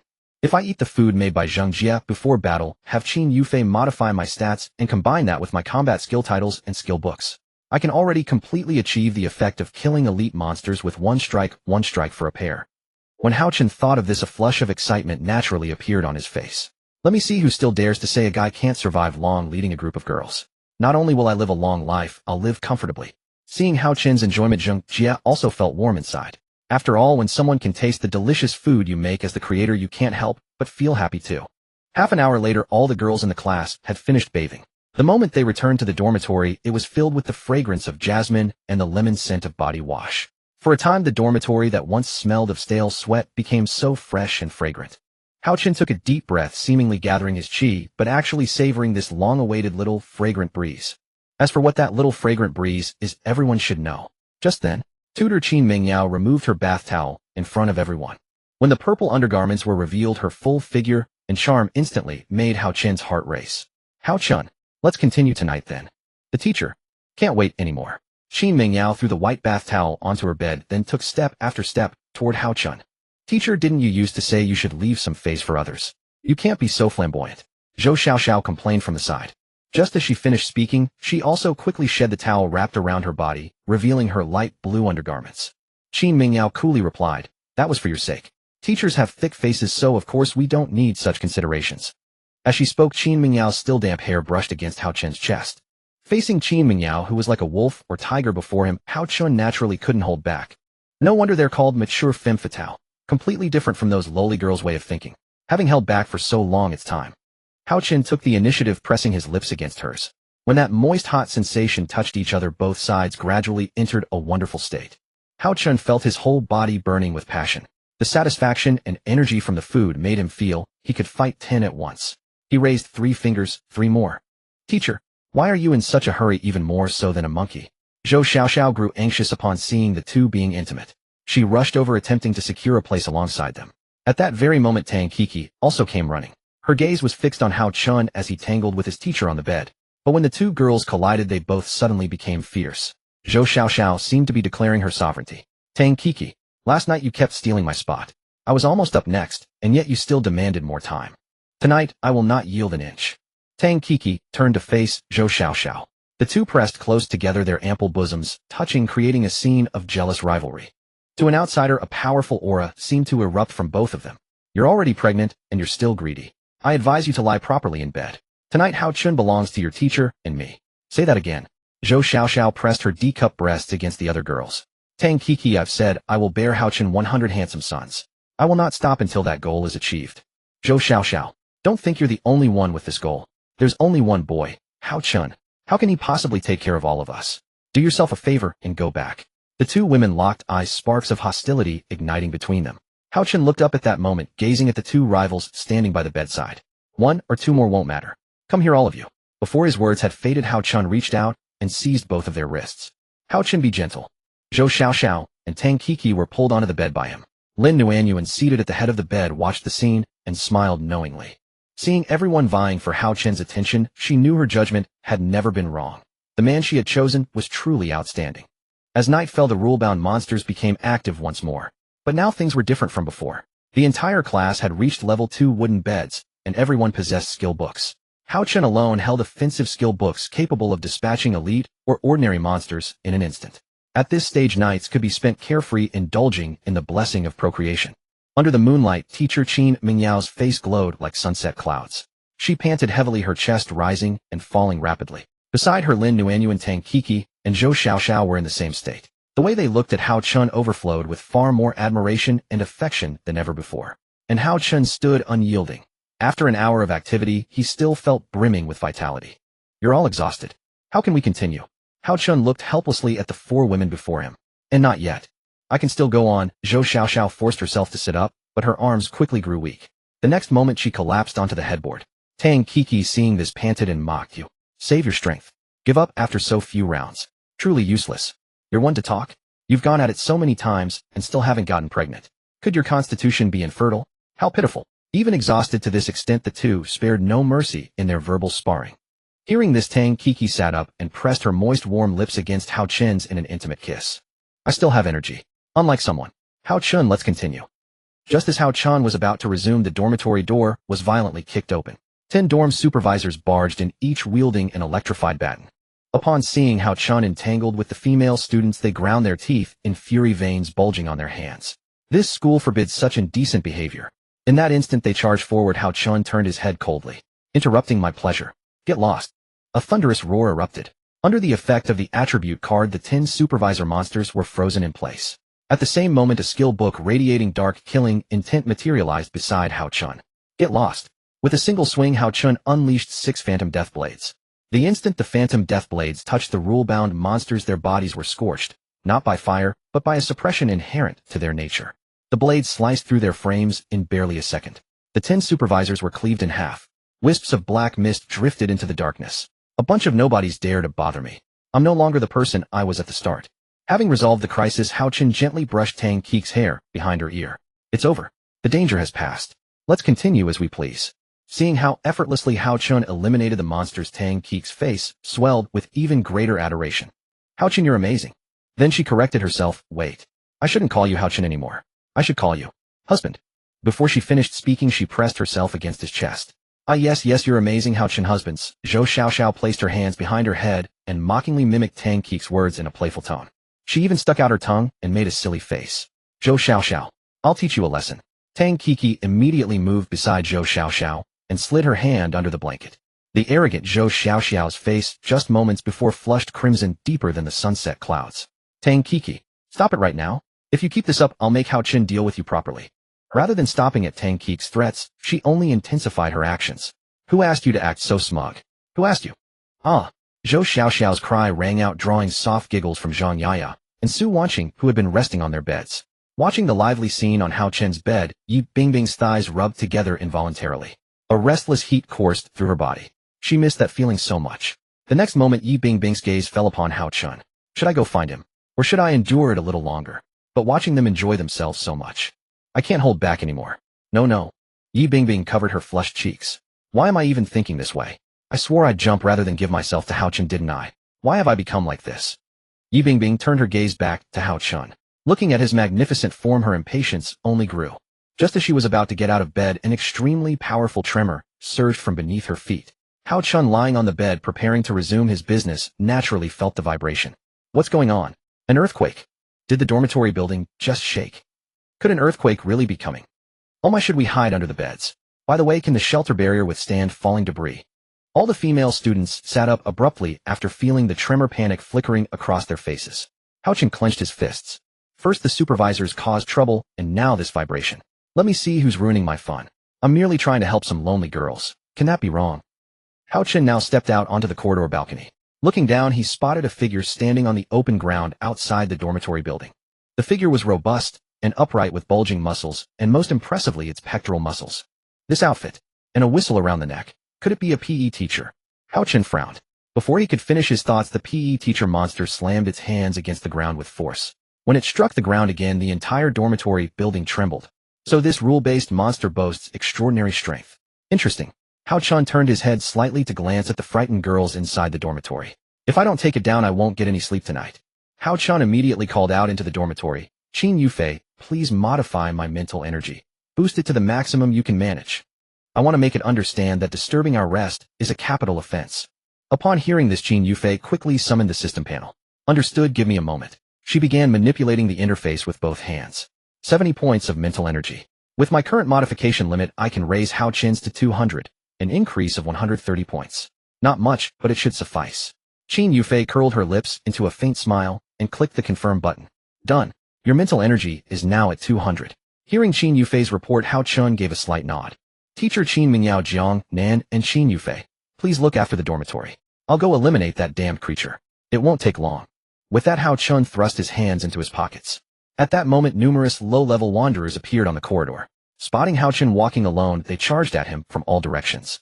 Meanwhile, Hao Chen snapped his fingers lightly. The two skill books, Soul Reaper Slash and Thunderfire, materialized beside him. Within a ball of fire wrapped in thunderous energy, the Soul Reaper Slash, the most lethal attack against rule-based monsters, coalesced in Hao Chen's hand. Witnessing this, the low-level wanderers fled in panic as if they had seen the Grim Reaper. They had thought they could easily devour the human before them, but they never expected that merely releasing his aura would be so terrifying. If they didn't flee far enough, they would surely become souls in his grasp. Watching the wanderers scatter, Hao Chen could barely suppress a grin.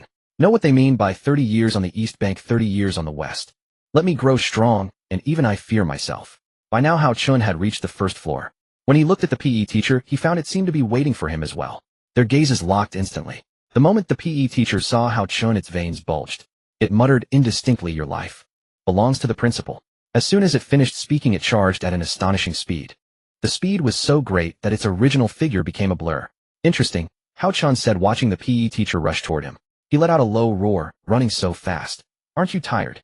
Under the effect of the roar skill, the PE teacher's limbs immediately stiffened. Daring to disturb my night's rest. Look at what trash you are. Hao Chen swung the Soul Reaper Slash. When the 6 slashing blades touched the PE teacher, they did not immediately disintegrate its body. Seeing this, Hao Chen raised an eyebrow. As expected of a PE teacher, thick-skinned and tough enough to withstand an A-rank skill book. With such physical resilience, it must be above an elite monster, but below a mini-boss. However, you picked the wrong opponent. As Hao Chen spoke, several Thunderfire orbs rapidly condensed around him. Having left the wooden bed, the rule-based monsters, catching Hao Chen's scent, converged on him. A guard monster clutching an electric baton tried to sneak up on Hao Chen from behind. But Hao Chen turned his head coldly, his gaze exuding a murderous aura that made the guard monster retreat. It was not a blood moon now, the monster's health and defense were not boosted. If they dared to disturb Hao Chen now, they would likely be annihilated. The surrounding rule-based monsters could only stand frozen in place. Though they craved to devour him, they were no match for Hao Chen. They could only hope the PE teacher would defeat him, so they could share the spoils. The roar skill's effect wore off, and just as the PE teacher could move again, several Thunderfire orbs came hurtling toward it. It raised its arms, attempting to withstand the assault. However, the elemental damage from the Thunderfire orbs still put it at a disadvantage. The paralyzing numbness of the thunderous power gradually numbed its hands while the flames relentlessly scorched its skin. Seeing the monster still on the defensive, Hao Chen unleashed the Soul Reaper Slash once more. In an instant, the dark slashing blades surged like a tidal wave. This time, the muscular PE teacher finally fell to its knees. Yet it did not die immediately. Still able to stand. This rule-based monster is quite something. Able to withstand 2 Soul Reaper Slashes and 1 Thunderfire. Its physical endurance is indeed formidable. But I have no intention of letting a tiger return to the mountain. Hao Chen immediately shouted toward the dormitory. Yi Bingbing, refresh. Yi Bingbing, who was lying in bed, heard Hao Chen's call and unhesitatingly activated her return talent skill. This time Yi Bingbing did not hesitate. She acted decisively, for they were still in the dormitory and unaware of Hao Chen's situation. If anything happened to Hao Chen, who would she turn to for joy in the future?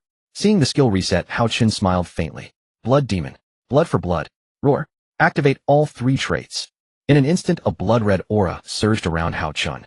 He bit his own arm to boost his attack. Then he turned to look at the rule-based monsters spectating behind him. Perfect timing. I was just looking for something to stack on. Not one of you will escape.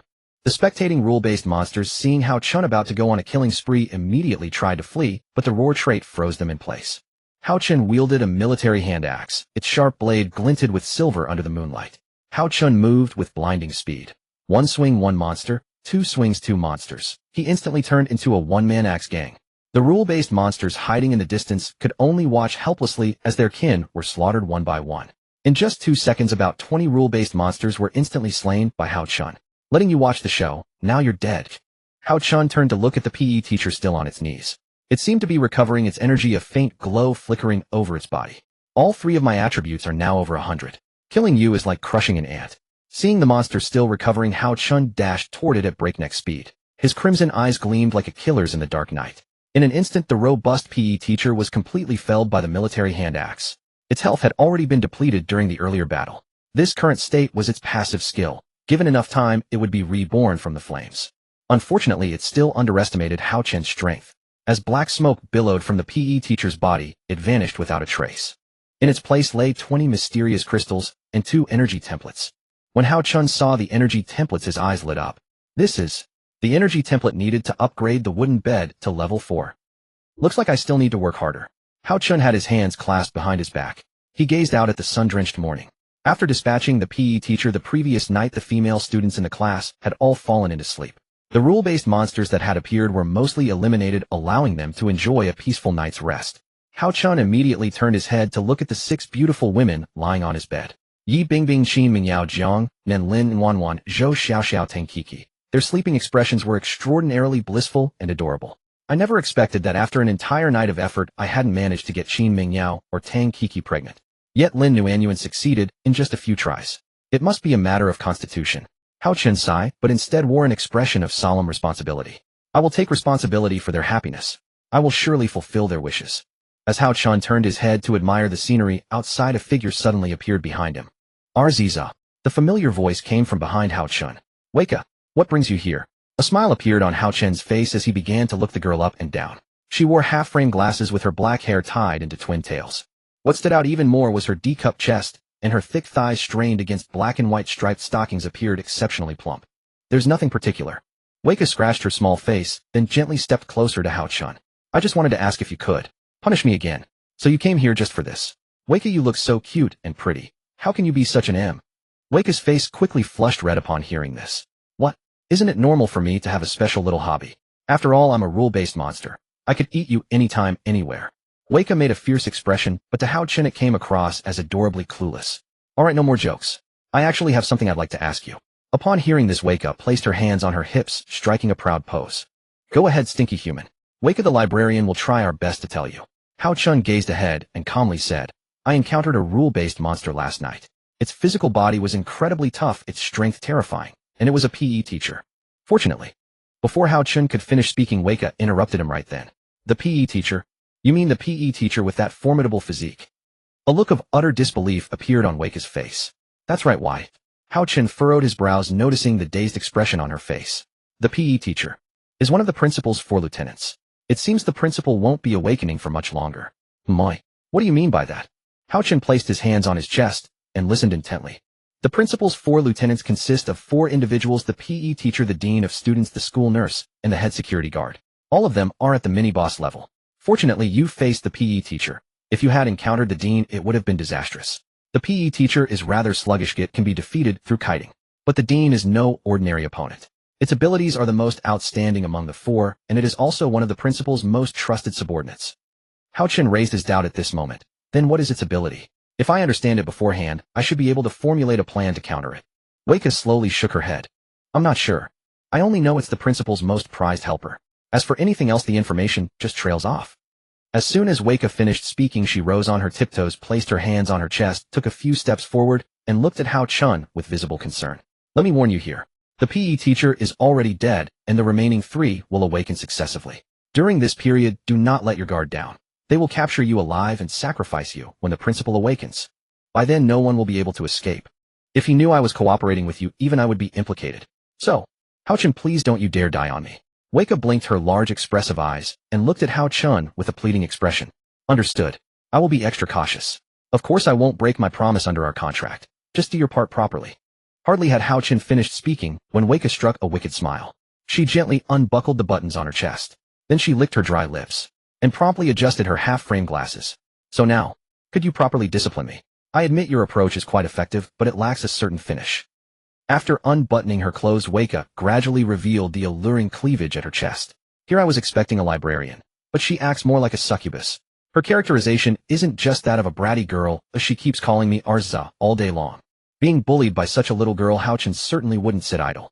He gently pointed toward the several beautiful women lying on his bed inside the dormitory. Do you want discipline or training? Given your lustful expression, you'd best be careful. As he spoke, Wei Ke noticed the change in Hao Chen's appearance. A certain positive change. She quickly covered her flushing cheeks, then glanced toward the dormitory where beautiful young women in the prime of youth lay on the bed, their figures lush and voluptuous. What have you done to them? Hao Chen smiled and said, what do you think? Try it yourself, and you'll find out. I was busy all night last night without sleep, yet I don't feel tired at all. In fact, I have quite a bit of energy left. Hearing Hao Chen's words, Wei Ke hastily covered her chest. You stinky Arziza with those eyes of yours. Could it be that you won't even spare monsters? Hao Chen pressed forward step by step, forcing Wei Ke to slowly back away. Seeing the magnificent sight before her, Wei Ke couldn't help but swallow hard. How had she ever seen anything so enormous? But only upon truly witnessing it did she realize how impressive it was. I want discipline, not training, you sperm-addled stinky human. What do you intend to do to the pure, cute, and voluptuous Wei Ke? Hao Chen had already reached the end of the corridor while Wei Ke bumped against the wall. Do what? Don't you already know? Know what? I don't have time to waste on those filthy things humans do. That thing about kissing and hugging leading to pregnancy. I wouldn't touch that with a 10-foot pole. Wei Ke's first kiss has never been given to anyone. Hearing this, Hao Chen wanted to laugh. Kissing and hugging can make you pregnant. Perhaps a librarian really wouldn't know. Hao Chen suddenly had a change of thought. Actually, this might be a good opportunity for training. Training an innocent yet fierce and adorably clueless rule-based monster who happens to be a librarian would be perfect. Just as Hao Chen was about to reach out, a cold snort came from behind him. Hao Chen, what are you doing? It was Yi Bingbing's voice. Hao Chen turned around to see Yi Bingbing standing at the dormitory doorway, arms crossed, wearing an expression of, I caught you cheating. Behind her, Qin Mingyao, Zhou Xiaoxiao, Lin Nuanyuan, Jiang Nan, and Tang Kiki emerged one after another. 6 people, 6 gazes, all fixed on Wei Ke. Wei Ke's face instantly flushed to her ears, and she instinctively covered her unbuttoned collar. I just came to deliver intel. Nothing happened. Yi Bingbing raised an eyebrow. Delivering intel requires unbuttoning your clothes. Wei Ke, I'm hot. Zhou Xiaoxiao stepped closer. Hot. It's only 20 degrees today, and besides, can rule-based monsters even get hot? I've never heard of such a thing. Wei Ke lowered her head shyly under those several piercing gazes, not knowing what to do. I just came seeking punishment. Didn't expect to be caught red-handed. Noon. Some of the classmates were eating lunch, and today's task was to head to other dormitory buildings to search for more supplies. After all, the universal dormitory card obtained from defeating the dormitory ant hadn't been used yet. If there were more supplies inside, wouldn't that be a stroke of luck? Hao Chen noticed that half of the female students in the class had disappeared, so he asked the teacher sitting beside him, Qin Mingyao, with a puzzled tone. Hey teacher, they ate so fast. Where did they go? Qin Mingyao felt a bit displeased when she heard Hao Chen still calling her teacher. She pouted, a hint of coquettishness appearing on her face. You call Yi Bingbing and Nuanyuan wife, but when it comes to me, it's teacher. How can you be like this, Hao Chen? Qin Mingyao clamped her mouth shut and buried her head, staring at her food. Hao Chen sighed helplessly at her words. As expected, girls love to be coquettish. Even the 26-year-old aloof English teacher is no exception. He coughed lightly. All right, wife, don't be angry. I'll reward you tonight. Now can you answer my question? Qin Mingyao, hearing the change in address, happily left a warm kiss on his cheek. I don't know what they're doing. They just headed to the next dormitory after eating. If you're curious, you can go take a look. Hearing Qin Mingyao's words, Hao Chen glanced around at those present. Zhou Xiaoxiao isn't here either. What are they up to? Hao Chen wolfed down his meal and then walked toward the next dormitory. Meanwhile, in the adjacent dormitory, over a dozen girls were sitting together as if holding a secret council. Zhou Xiaoxiao stood at the center. Zhou Xiaoxiao first speak gently and add a trailing tone like, Brother Hao Chen. Jiang Nan imitated, Brother Hao Chen. Hearing her tone, everyone present got goosebumps. Even Jiang Nan herself couldn't stand it. I can't do this. I'll just call him husband instead. After all, Hao Chen is already my husband, and he knows me well. There's no need for me to deliberately flatter him. Zhou Xiaoxiao nodded lightly at Jiang Nan's words. Second, you need to be coquettish like, I'm scared, Tang Ku. I'm scared. Everyone fell silent. Tang Ku. Am I just not cut out for being coquettish? It seems my strict image in the classroom is still etched in everyone's minds. Zhou Xiaoxiao shook her head. You're no good. Next, Lin Nuanyuan whispered, Brother Hao Chen, I'm scared. Hearing her shy tone, everyone present was enchanted. When it came to being sweet, Lin Nuanyuan was undoubtedly the real deal. Zhou Xiaoxiao felt a pang of jealousy. Nuan. You're gifted, no need to learn. Just then Qin Yufei pushed the door open. What are you guys doing? Zhou Xiaoxiao scratched her head awkwardly. Nothing. Qin Yufei glanced at them. Boring. According to my data analysis, Hao Chun likes natural interaction, not deliberate flattery. Learning this will only make him uncomfortable. Zhou Xiaoxiao put her hands on her hips and pouted. Men love this kind of thing. You don't understand. Qin Yufei, I may not understand, but I know probabilities. Well, farewell. We'll set off soon. Don't idle around, get ready. Her sudden intrusion disrupted the lesson on how to win Hao Chun's favor. As Qin Yufei left, she bumped into Hao Chun. How? Brother Hao Chun, why are you here? Weren't you still eating just now? Hearing Qin Yufei's deliberately stiff tone, Hao Chun frowned. Is your throat bothering you? Qin Yufei, caught off guard, flushed instantly. Damn, what kind of lesson is that? It's useless. You made me look foolish. She quickly waved her hands to indicate she was fine. Then covering her mouth, she brushed past Hao Chun. While Zhou Xiaoxiao was still imparting her wisdom inside, Hao Chun gently pushed the door open. You guys. Before Hao Chun could finish, Zhou Xiaoxiao scolded again. Qin Yufei, please don't disturb our class, okay? I'm sharing the precious experience I've gained from all the time I've spent with Hao Chun. These are invaluable lessons. So please leave and close the door behind you. When Zhou Xiaoxiao opened her eyes, she saw who it was. Her face instantly darkened, and the corner of her mouth twitched uncontrollably. Hao Chun. I didn't mean that. I didn't mean it like that. I wasn't trying to scold you. I thought it was Qin Yufei again. Looking at Zhou Xiaoxiao's hurried explanation, Hao Chun leaned against the doorframe with a slight smile. Teaching what? Do tell. Zhou Xiaoxiao found it hard to speak, but facing Hao Chun she decided to confess. It's teaching how to win your favor, so that you'll have more affection for the other girls, and then have many children. Hao Chun smiled helplessly. There's no need for deliberate flattery. I enjoy interacting with everyone naturally. After all, it's only if you're willing that I go along with having many children. I can't force it. That would make me a beast, wouldn't it? I'll say it again, as long as you're willing you can come to me anytime. I'm the only male in the class, so if you want to conceive you'll have to rely on my help. Enough chatter now. It's time to head to the other dormitory buildings to search for supplies. As Hao Chun spoke, Zhou Xiaoxiao ran over from the side. She grabbed Hao Chun's arm and looked up at him with a pitiful expression. I didn't mean to earlier. Can you forgive me? I'll help you with what you want tonight. Okay. Hearing her coquettish and pitiful tone, Hao Chun said cheerfully, then you'd better be prepared to have to lean against the wall to get out of bed. Zhou Xiaoxiao couldn't help but cross her legs tightly. Looks like tonight is going to be rough. 1:00 p.m. Everyone arrived at another part of the campus, the female dormitory area. Wei Ku walked at the front of the group and pointed with her little finger to a room on the first floor of the dormitory building. That's the password room of the female dormitory. There are 2 such rooms, one on the first floor and one on the top floor. As for what's inside, I have no idea. As she finished speaking, Wei Ku stretched. She turned to look at Hao Chun. Hao Chun, I'll head back now. It's not suitable for rule-based monsters to be active during the day, and I'm feeling a bit sleepy. Wei Ku yawned, then dissolved into a wisp of gray smoke. Watching her leave, Hao Chun took out the universal card from his system backpack. He approached the password room, but didn't use the universal card immediately. Instead, he first activated his word skill ability. After using the lock-picking master word skill, the password room remained unresponsive. It seems my word skill can't open this door.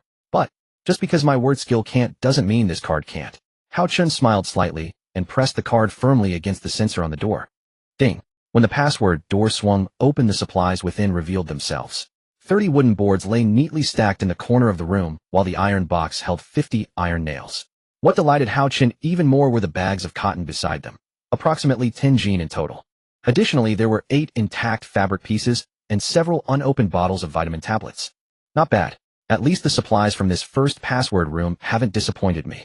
Hao Chun placed his hands on his hips, gazing at the supplies with a satisfied expression. With cotton, they could craft more pillows and quilts.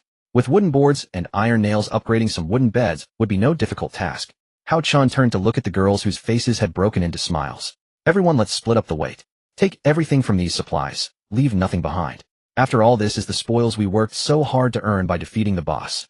Hearing Hao Chun's words, Qin Mingyao smiled and nodded. We'll follow your command. The 2 faint wine-red dimples on Qin Mingyao's face made her appear even more enchanting.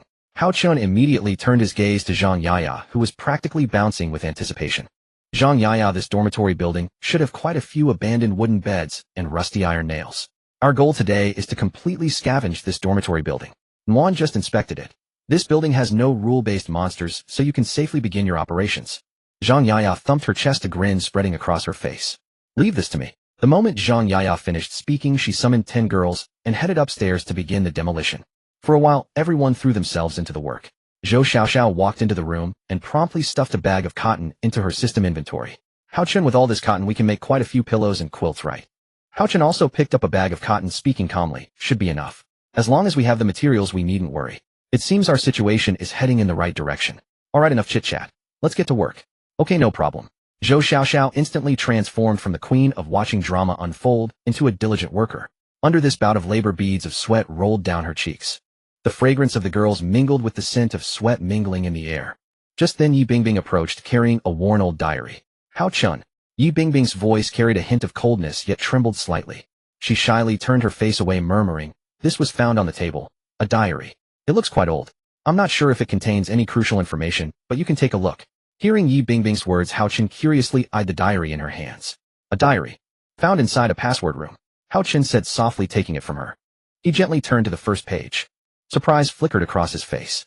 Seeing Hao Chun's expression, an uneasy feeling surged within Yi Bingbing. What's wrong? What does this diary say? Hao Chun didn't immediately respond, but quickly scanned through the information page after page. After 2 minutes, Hao Chun solemnly closed the diary with a grave expression. Say something. What does this diary say? An even deeper worry washed over Yi Bingbing's face. From Hao Chun's expression alone, she could tell something had startled him. And whatever could surprise Hao Chun was certainly not good news. This diary belonged to another survivor. It seems we aren't the first people to arrive at this school. Upon hearing this, Yi Bingbing drew a sharp breath. You're saying other survivors came here before us? I thought we were the first batch. Hao Chun shook his head. We're not the first batch. Do you remember what Weika said? Rule-based monsters evolve themselves and enhance their power by devouring humans. The dorm supervisor Annie we encountered earlier was boss level, so I don't need to elaborate. You should already know how she reached that rank. Listening to Hao Chun's words, Yi Bingbing suddenly realized. So that means the dorm supervisor Auntie devoured more than just 1 or 2 survivors. It was probably a whole group. And what about the elite monsters? Haven't they too devoured other survivors? Hao Chun nodded in agreement. That would be the logical conclusion. Furthermore, there's the headmaster's abilities. This batch of survivors was killed by the headmaster. The headmaster's abilities. Cold sweat trickled down Yi Bingbing's forehead. It seemed she'd just heard something crucial. With that, Hao Chun placed the diary into his system inventory. As for what the headmaster's abilities are, I'll inform everyone through a meeting tonight. The moment Hao Chun finished speaking, he noticed Yi Bingbing's face had gone rather pale. He gently brushed Yi Bingbing's hair aside, tucking it behind her ear. Don't worry. It's just one headmaster. I won't let any of you get hurt. Besides, I'm a man who intends to be a husband. How could I let my woman worry and fear at a time like this? You're right, aren't you, wife? Seeing Hao Chun flirt like this, the tension in Yi Bingbing's heart gradually dissipated. She gently patted Hao Chun's outstretched arm, though her strength was rather light. You'd better mean it. If you don't protect everyone properly, then when the child is born, I'll tell them their father is an absolute fool through and through. Humph. After Yi Bingbing finished speaking, she turned and walked toward the second floor, leaving only a proud aloof back for Hao Chun to watch. After leaving, a faint smile slowly curved Yi Bingbing's lips. After 3 hours of searching, the girls' dormitory building had been thoroughly scavenged. This haul had been quite bountiful: 50 pieces of torn cloth, 10 intact fabric pieces, 80 iron nails, and a staggering 70 wooden boards. But these were nothing compared to the silver treasure chest on the top floor, which had delighted Hao Chun the most. Though the chest contained no important materials, it held a key and a note. The note said this key could open a hidden room in the faculty dormitory building. As for what lay inside, they would have to explore to find out. Now all 36 students in the class had their system inventories completely filled. Gazing at the items in their system inventories, each person felt a deep sense of satisfaction welling up inside. With this abundance of materials, upgrading half the wooden beds in the class to tier 3 wooden beds would be more than sufficient. On the way back to the dormitory, Hao Chun gazed at the road ahead, thinking quietly to himself. The survivors who had come to this school were not only them. There were others. But none had successfully escaped this school, eventually becoming sustenance for the rule-based monsters. The dorm supervisor Auntie, the monster female teacher, the gate guard monster, and so on. All these rule-based monsters had already devoured countless survivors. And Weika the librarian surely had also consumed her share of survivors. Fortunately, he had now formed a contract with her, making Weika his ghost pet. This move was probably something none of the previous survivors had ever attempted. Most worth mentioning was that Hao Chun's team had survived the longest, and was the only one to have defeated the dorm supervisor Annie. 5 p.m. All the girls in the class sat on their beds, panting heavily. After hauling all those things back, they were somewhat exhausted. Moreover, their bodies felt rather flushed. Teacher Qin Mengyao pulled down the zipper of her school uniform. The jacket slipped from her shoulders. Those rounded curves glistened with a thin layer of light under the sun, her delicate collarbone sunken gracefully. As the uniform caught at her waistline, she gently twisted her body, and the fabric slid down compliantly. Beneath was a purple spaghetti strap undershirt. The thin fabric clung tightly to her body, stretched somewhat taut by the two bountiful mounds at her chest, a deep valley carved between them. A flush of red filled Qin Mingyao's face.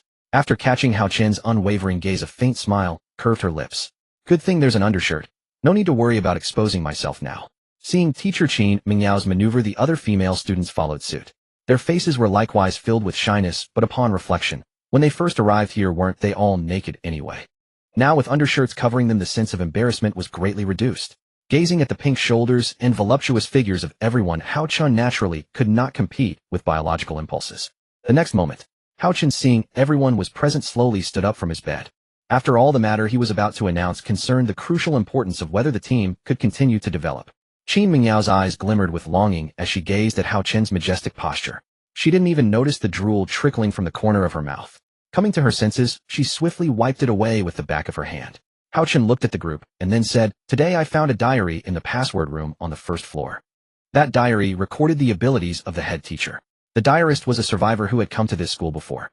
Unfortunately, they couldn't survive even 2 weeks before being killed by the head teacher and turned into nourishment for the rule-based monsters.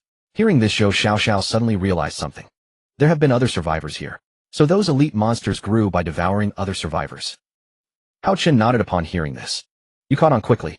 Good, that's essentially the case. So based on current progress, our group of survivors has lasted the longest, and we are the only ones who have survived in this school without a single casualty. Qin Mingyao then raised her own question. Then that explains why there are elite ghosts and mini-bosses. Oh, by the way, what is the head teacher's ability? Hao Chen coughed lightly, his eyes growing sharper and more serious. This is precisely why I called the meeting. The head teacher's ability is to copy anyone it sees. According to the diary, it can replicate all of that person's abilities, essentially fighting yourself. It's a stalemate and eventually leads to self-destruction. Copying itself. What kind of heaven-defying move is that? Is this the real and fake Monkey King? Zhang Yaya frowned. Who cares about real or fake? If he dares to lay a finger on Hao Chen, I'll kill him. Jiang Nan's domineering attitude was clearly written on her face. Seeing everyone's panicked expressions, Hao Chun tried to steady his emotions. Everyone, don't rush. Even though the head teacher can copy anyone it sees, that doesn't mean we have no chance. If it dares to mess with me, I guarantee it will regret it. As Hao Chen finished speaking, a calm smile appeared on his lips. All right, the meeting ends here. Everyone can go take a shower or prepare tonight's dinner. I'll help some classmates upgrade to 3-level wooden beds. Hearing this, Qin Mingyao stretched lazily, watching a drop of sweat trickle into her alluring cleavage. Hao Chun, she said, standing up. Her plump thighs were gradually tightened by the taut purple stockings. When I come back after my shower, you better be ready. It's been 2 days and I haven't gotten pregnant yet. Tonight. Qin Mingyao stood very close to Hao Chun, both feeling each other's breath. Seeing Hao Chen's fixed gaze, Qin Mingyao smiled and turned around. Her delicate back and proud hips were fully displayed before his eyes. Watching the once cold and aloof Qin Mingyao transform into this desirous state, Hao Chun felt a heavy burden on his shoulders. These people are always fighting for the mic without getting tired. Teacher Qin Mingyao is the best at grabbing the mic. The others can't even get a chance. Indeed, a teacher is too overpowered. Hao Chun gazed at the scenery outside the window. The sun would set completely in an hour or two, and night would descend. It's time to upgrade to a 4-level wooden bed first. Hao Chun took out energy templates from his system backpack. A 4-level wooden bed requires 1 mysterious crystal and 2 energy templates, and he had all the materials ready. When Hao Chun approached his wooden bed, he submitted the materials. The 3-level wooden bed sensed the materials and emitted a faint blue glow. In the next moment, the length and width of the wooden bed changed. The extension of the boards and the increase in width allowed the bed to accommodate more people. Moreover, the 4-level wooden bed had a shelter value of 500. With the 5 pregnant girls, the total shelter value of Hao Chen's wooden bed had reached a staggering 550 points. After the wooden bed was fully upgraded, an even harder barrier firmly guarded the surroundings. Hao Chen's system panel popped up at that moment. 4-level wooden bed energy barrier bed effect generates a layer of energy barrier that blocks 1 fatal damage, renews daily, consumes no resources. Basic shelter value 500,550 talent effect adds 50 shelter points. It can actually block 1 fatal damage. It seems this 4-level wooden bed is quite good. Just as Hao Chun was rejoicing, another surprise appeared. He saw the blanket on the bed suddenly lifted by something. That was the thickened mattress. As long as you upgraded to a 4-level wooden bed, you would get a thickened mattress, so you wouldn't have to sleep on the hard wooden boards anymore. Seeing the thickened mattress, Hao Chun sat down excitedly. The soft and elastic sensation instantly spread through him. I didn't expect unlocking the 4-level wooden bed would come with a thickened mattress. Finally, no more sleeping on that hard board. Hao Chun lay down swiftly, the soft touch almost making him surrender. While the shelter value increases, comfort is also improving. That's a good piece of news. Hao Chun immediately sat up and took out the materials he had prepared earlier. The remaining time will be used to upgrade half of the class's wooden beds to 3-level. Saying this, Hao Chun began to operate. Using the reinforcement expert trait, the 2-level wooden bed in front of him quickly turned into a 3-level one with the help of materials. After finishing these, there was still time left. Hao Chun took the rags collected today to the primary crafting table. Through the primary crafting table, he could synthesize them into complete cloth. This operation would save the usage count of the turn waste into treasure trait. With cotton cloth and ropes, 12 pillows and 2 quilts were produced. Looking at the pillows and quilts, Hao Chun felt a surge of joy from the harvest. From having nothing at the beginning to now having ample food and resources, only he knew the hardships along the way. Just as Hao Chun was marveling at his gains, a threat on the other side also awakened at this moment. Meeting office. In the dim meeting room, the black smoke of the physical education teacher was outlining its damaged body. It sat on a stool with its head bowed in a state of utter dismay. At that moment, the security captain sitting across from it slowly opened its eyes. The physical education teacher is dead. Interesting. It seems this batch of survivors has given me a surprise. The security captain's voice echoed in the empty meeting room, tinged with cold amusement. It slowly stood up, its form gradually solidifying in the darkness, its outline becoming clearer. To be able to eliminate the physical education teacher in such a short time, it seems there's a rather interesting character among these survivors. Night. In dormitory 701, each wooden bed was enveloped by an energy barrier. Everyone felt much more at ease seeing the energy barrier that surrounded them. This is a trait I drew today called Protector. It can provide everyone with an additional 50 shelter points.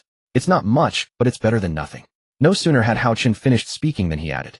Some of you may have noticed that there are pillows and blankets on the wooden beds made from materials collected today. Although we can't provide them for the whole class, yet as long as we keep working hard, we can gather all the materials and improve our current living environment. As Hao Chun spoke, Yi Bingbing gently hugged the pillow on her own bed. She buried her face into it, as if she could feel Hao Chun lying beside her. Qin Mingyao subtly shifted her body closer to Hao Chun, her thigh inadvertently pressing against his side, and even the softness of her chest lightly brushed against his arm. The fragrance of jasmine-scented shampoo drifted over in wisps, and her body warmth and softness transmitted through the thin fabric to Hao Chun's senses. Then let's continue tonight. Hao Chun. She gently placed her palm on his cheek and turned his face toward her. Teacher. In Qin Mingyao's eyes floated a certain allure that only a mature woman possessed. Not deliberate seduction, but a craving that seeped from the bones, a desire that could no longer be hidden after being satisfied. When their warm lips met, she sank entirely into the moment. Ever since she had tasted that first sweetness, she could no longer control herself. She knew better than anyone what it meant as the strictest teacher in the class to do such things with a male student. But now they were not in school, they were surviving. Moreover, Hao Chun was truly remarkable in that regard, and she liked it. Teacher, you're hogging Hao Chun all to yourself again. Zhou Xiaoxiao suddenly sat up from the bed, hands on her hips, her face full of defiance. She leaned down and forcibly snatched Hao Chun away from Qin Mingyao's mouth. Zhou Xiaoxiao, you've gone too far. Qin Mingyao gently wiped the corner of her mouth, her tone lacking any real reproach. What's too far? There's only one Hao Chun. How can I not fight for him? Just as Zhou Xiaoxiao was about to kiss him again, Tang Kiki seized the opportunity to squeeze in, her movements swift and decisive, as if she had been waiting for this moment. Tang Kiki, as a class committee member, how can you do this? Zhou Xiaoxiao's eyes reddened with anger. That's too much. After kissing, Tang Kiki stuck out her tongue and made a face. Who told you to waste time talking? If I don't seize the opportunity, when will I? You, Zhou Xiaoxiao was about to retort when she suddenly stopped. A cacophony of many footsteps came from outside the door. Chaotic, dense, surging like a tide. Wait. Zhou Xiaoxiao turned her head to look at the dormitory door, her brows furrowing involuntarily. There are so many footsteps outside, probably around 50 of them. Hearing Zhou Xiaoxiao's report, Lin Nuanyuan immediately activated her detection talent. Let me detect. She closed her eyes, carefully sensing everything around her. When the 50 red dots of elite monsters were perceived by the ripples, Lin Nuanyuan quickly opened her eyes. That's right, 50 elite monsters are heading our way, and there's also a mini-boss level monster. Hearing this news, Hao Chun sat up from the bed. There was no panic or surprise on his face, instead an expression of, as expected they came, appeared. In the next moment, Hao Chun snapped his fingers. With the appearance of the contract skill book, Wei Ku was summoned at that moment. Wei Ku jumped out from the contract book. Thump. Wei Ku touched her slightly sore little head. She opened her eyes and noticed that she was lying on a soft mattress. What's wrong? Hao Chun, why did you summon me now? Wei Ku looked up at Hao Chun and the beauties beside him. Qin Mingyao, Jiang, Nen Lin Nuanyuan, Tang Kiki, and Zhou Xiaoxiao were all dressed lightly, looking very fresh. Their smooth, slightly pink shoulders looked especially enchanting under the moonlight. Seeing this, Wei Ku's face flushed slightly. Calling me over suddenly, in the middle of the night. It's not because your beastly nature has taken over, is it? With so many girls to accompany you, isn't that enough? You really are a big pervert. Wei Ku immediately pouted, her expression tinged with shyness like a budding young girl. Although faint black smoke lingered around her, it still couldn't conceal her youthful innocence. No need to rush. I called you here for an important matter. As he spoke, Hao Chun got off the wooden bed. He put on his jacket without even zipping it up. His 8-pack abs were strikingly visible under the moonlight. Tonight there are elite monsters and a mini-boss. Let me see how strong you are. Also, I want to see your loyalty. Hearing Hao Chun's words, Wei Ku finally understood why he had summoned her. Oh, you stinky human, you can't beat them and want my help, is that it? Then this young lady will reluctantly help you. You want to see my strength? Fine, I'll show it to you. Wei Ku's words were straightforward, which made Hao Chun a bit puzzled. It seems we are both rule-type monsters. Do you have no sympathy for your own kind? Sympathy? Wei Ku smirked, hands on her hips, her fangs peeking out from her lips. In this place it's all about competition. I deal with them. You can think of it as eliminating competitors. After smiling, Wei Ku opened the dormitory door. Don't you want to see my strength? Then I'll show you. Let's go, you trash fish. As the two left, Qin Mingyao, Zhou Xiaoxiao, and the others in the dormitory showed expressions of disappointment and worry, afraid that something might happen to Hao Chun. But the one most worried was Yi Bingbing. Watching Hao Chun's departing back, her heart surged with even more concern. I guess I can't sleep so soon. What if that idiot uses up all his trait skills and there's no one to refresh them? What a troublesome person. After thinking this to herself, Yi Bingbing clamped the pillow between her thighs and hugged it with both arms, as if feeling the lingering scent of Hao Chun. Dormitory first floor. Hao Chun, hands in his pockets, stared at the 50 elites ahead. The elite monsters that appeared this time were all gatekeeper monsters, each holding a common electric baton. It seems tonight's monsters are gatekeepers. Quite interesting. Let me see your strength, Wei Ku. Hao Chun glanced sideways at Wei Ku. Then just watch. As soon as she finished speaking, she narrowed her eyes. In an instant, dozens of skill books surged out from around her. The skilled books glowed with different colors, each seemingly representing a different move. As a librarian, how could I be without some tricks? Sorry, but I don't want you to become my competitors. Wei Ku smirked. When all the skill books opened, a powerful elemental force burst forth from them. Just as she was about to launch an attack, a deep voice came from the darkness. Wei Ku, I never expected you to side with humans. If the principal finds out, you'll be punished with utter destruction. Upon hearing that deep voice, Vico was momentarily stunned. From the darkness, a robust figure emerged. Its muscles bulged, and the fabric of its clothes tore apart under the strain of its physique.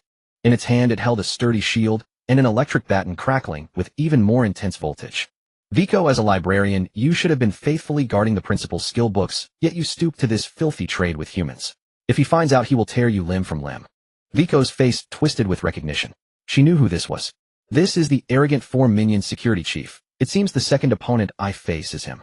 Hao Chun's eyes finally sharpened with vigilance at Vico's warning. So the second troublemaker is the security chief. No matter, I can toy with him. Enough talk, attack directly. The moment Hao Chun finished speaking, Vico held nothing back. The skill books behind her blazed with intense light. Under her command, the skill books unleashed a fierce gale and raging flames. In an instant, the entire dormitory area was illuminated as bright as day by a towering fire tornado. The wind was so fierce, the suction so strong that even the elite guard monsters were swept in before they could utter a sound. 2030. Within mere breaths, over half of the elite monsters had been drawn into the spinning inferno, their forms twisting and dissolving in the blaze, vanishing into wisps of black smoke. Vico gritted her teeth. She knew all too well. If she let the security chief escape today, he would report to the dean, the school doctor, and the unfathomable principal. Any one of them coming after her would mean her utter annihilation. At that thought, the dozen skill books behind her erupted in blinding radiance. Flames surged, thunder roared, parasitic vines burst forth from the void, and frost condensed into countless blades in the air.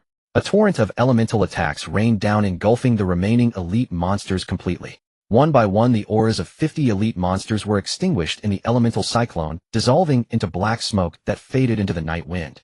Yet the cost was evident. Vico's breathing grew rapid and heavy, her body swaying slightly. Her strength lay between that of an elite monster and a minor boss, and controlling more than a dozen skill books simultaneously was already her limit. Now the power within the skill books was nearly drained, their pages dimmed, and they closed one by one, falling back to float motionlessly beside her. Rule-based monsters were not invincible. Once their energy was depleted, they needed time to recover. Vico, the security chief's voice burned with rage. Since you're so stubborn, don't blame me for being merciless. He stepped forward, slamming his shield heavily onto the ground with a thunderous crash. Humans are merely fodder for our evolution, and you betray your own kind. Prepare to die. Before the words faded, the security chief was already in motion. Despite his massive frame, his speed was astonishing. The heavy shield protected his front, while the electric baton in his other hand was raised high, with lightning gathering into a blinding sphere of ball lightning at its tip. Vico's pupils contracted. She turned to Hao Chen, forcing her voice to remain steady. I need time to recover. Please hold them off for me. She paused, biting her lower lip. I won't make you wait long. My true strength hasn't been unleashed yet. Hao Chen looked at Vico, exhausted yet stubbornly clinging to her pride, and a faint smile tugged at the corner of his mouth. Can you give me something? Something. Vico was taken aback. I came out lightly dressed today, or I brought nothing with me. Hao Chen's gaze swept over her quickly. Then give me your jacket. You must be wearing something underneath, right? Vico's face flushed crimson, the blush spreading from her cheeks to her ears, standing out vividly against the swirling black smoke. You. What are you trying to do? The security chief's footsteps grew closer, the ground trembling more violently. Just do as I say. Vico bit her lip. She had no time to hesitate. Her fingers quickly unbuttoned her jacket and handed it over. Beneath it, she wore a form-fitting tank top that clearly outlined her enviable figure. Her generously proportioned bust, tightly wrapped, was particularly striking in the moonlight. She instinctively covered herself with her free hand, turning her face away as the blush spread to her neck. Here you go. Hao Chen took the jacket and immediately activated the borrowed transfer trait, chatting while facing death. The security chief had already closed to within 10 meters, the lightning on his baton bleaching the entire dormitory building in a ghastly white. Both of you die. Hao Chen opened the Thunderfire skill book. A wisp of flame landed on the jacket's sleeve. The fabric instantly curled, charred, and billowed smoke. Bright flames climbed along the sleeve, burning a charred gap. The security chief's steps abruptly halted. He lowered his head to look at his shield, arm, disbelief flashing in his eyes for the first time. Wow, what is this? A searing heat came from his arm without warning. Not from the skin's surface, but from deep within the bone, from the flesh, as if something had ignited a fire inside his body. Before he could react, flames erupted silently from the inside of his arm, from shoulder to elbow, from elbow to wrist. And the speed of the burning was unbelievably fast. Oh. The security chief watched helplessly as his arm separated from the shoulder, the half-arm, and shield crashing heavily to the ground. No blood flowed from the severed area. Only flames quietly licked at the stump, turning muscles, bones, and sinews to ash inch by inch. He covered the stump with his remaining hand, staggering back a few steps, his eyes bloodshot. You. What have you done? His voice became hoarse. I'll kill you. Kill you. Roaring, the security chief charged again. Hao Chen calmly drew his iron blade and slashed it across the jacket. 1 slash. 2 slashes. 3 slashes. In a single second, the jacket had been cut 7 or 8 times, reduced from a complete garment to a handful of tattered rags hanging from his fingertips. Vico, standing behind him, felt her pupils contract. She recognized the technique. It was the same method Hao Chen had used against her earlier, transferring bodily sensations to an object. Any damage inflicted on the object would be mirrored onto the original. Now the scorch marks from the flames and the gashes from the blade were simultaneously transmitted to the security chief. This layered damage was already fatal. The security chief's charge halted again. He looked down and saw over a dozen inexplicable wounds appearing on his body. Some were on his chest, some on his abdomen, some on the side of his neck, each accurately cut at a vital point. Black, foul-smelling blood gushed from the wounds, soaking his already tattered uniform. Even one as strong as him was now helpless. Finally, the flames consumed the jacket entirely. Fine black ash drifted from Hao Chen's fingertips, scattering in the night wind. The security chief's body stiffened. He looked down at the massive gash running from his collarbone to his waist, the most lethal wound. Black blood poured out like a waterfall, saturating the ground beneath him. Thud. His massive frame crashed to the ground, quickly forming a pool of black blood. Hao Chen looked down at the still twitching corpse, a cold sneer curving his lips. For minions. To me, they're less than a hair.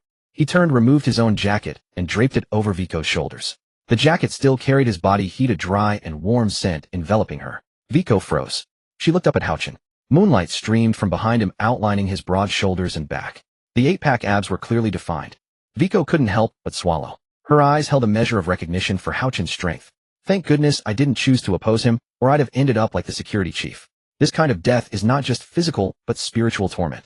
The burning of the jacket seemed to inflict nothing on him, yet under this mechanism his life was reduced to ashes like the garment.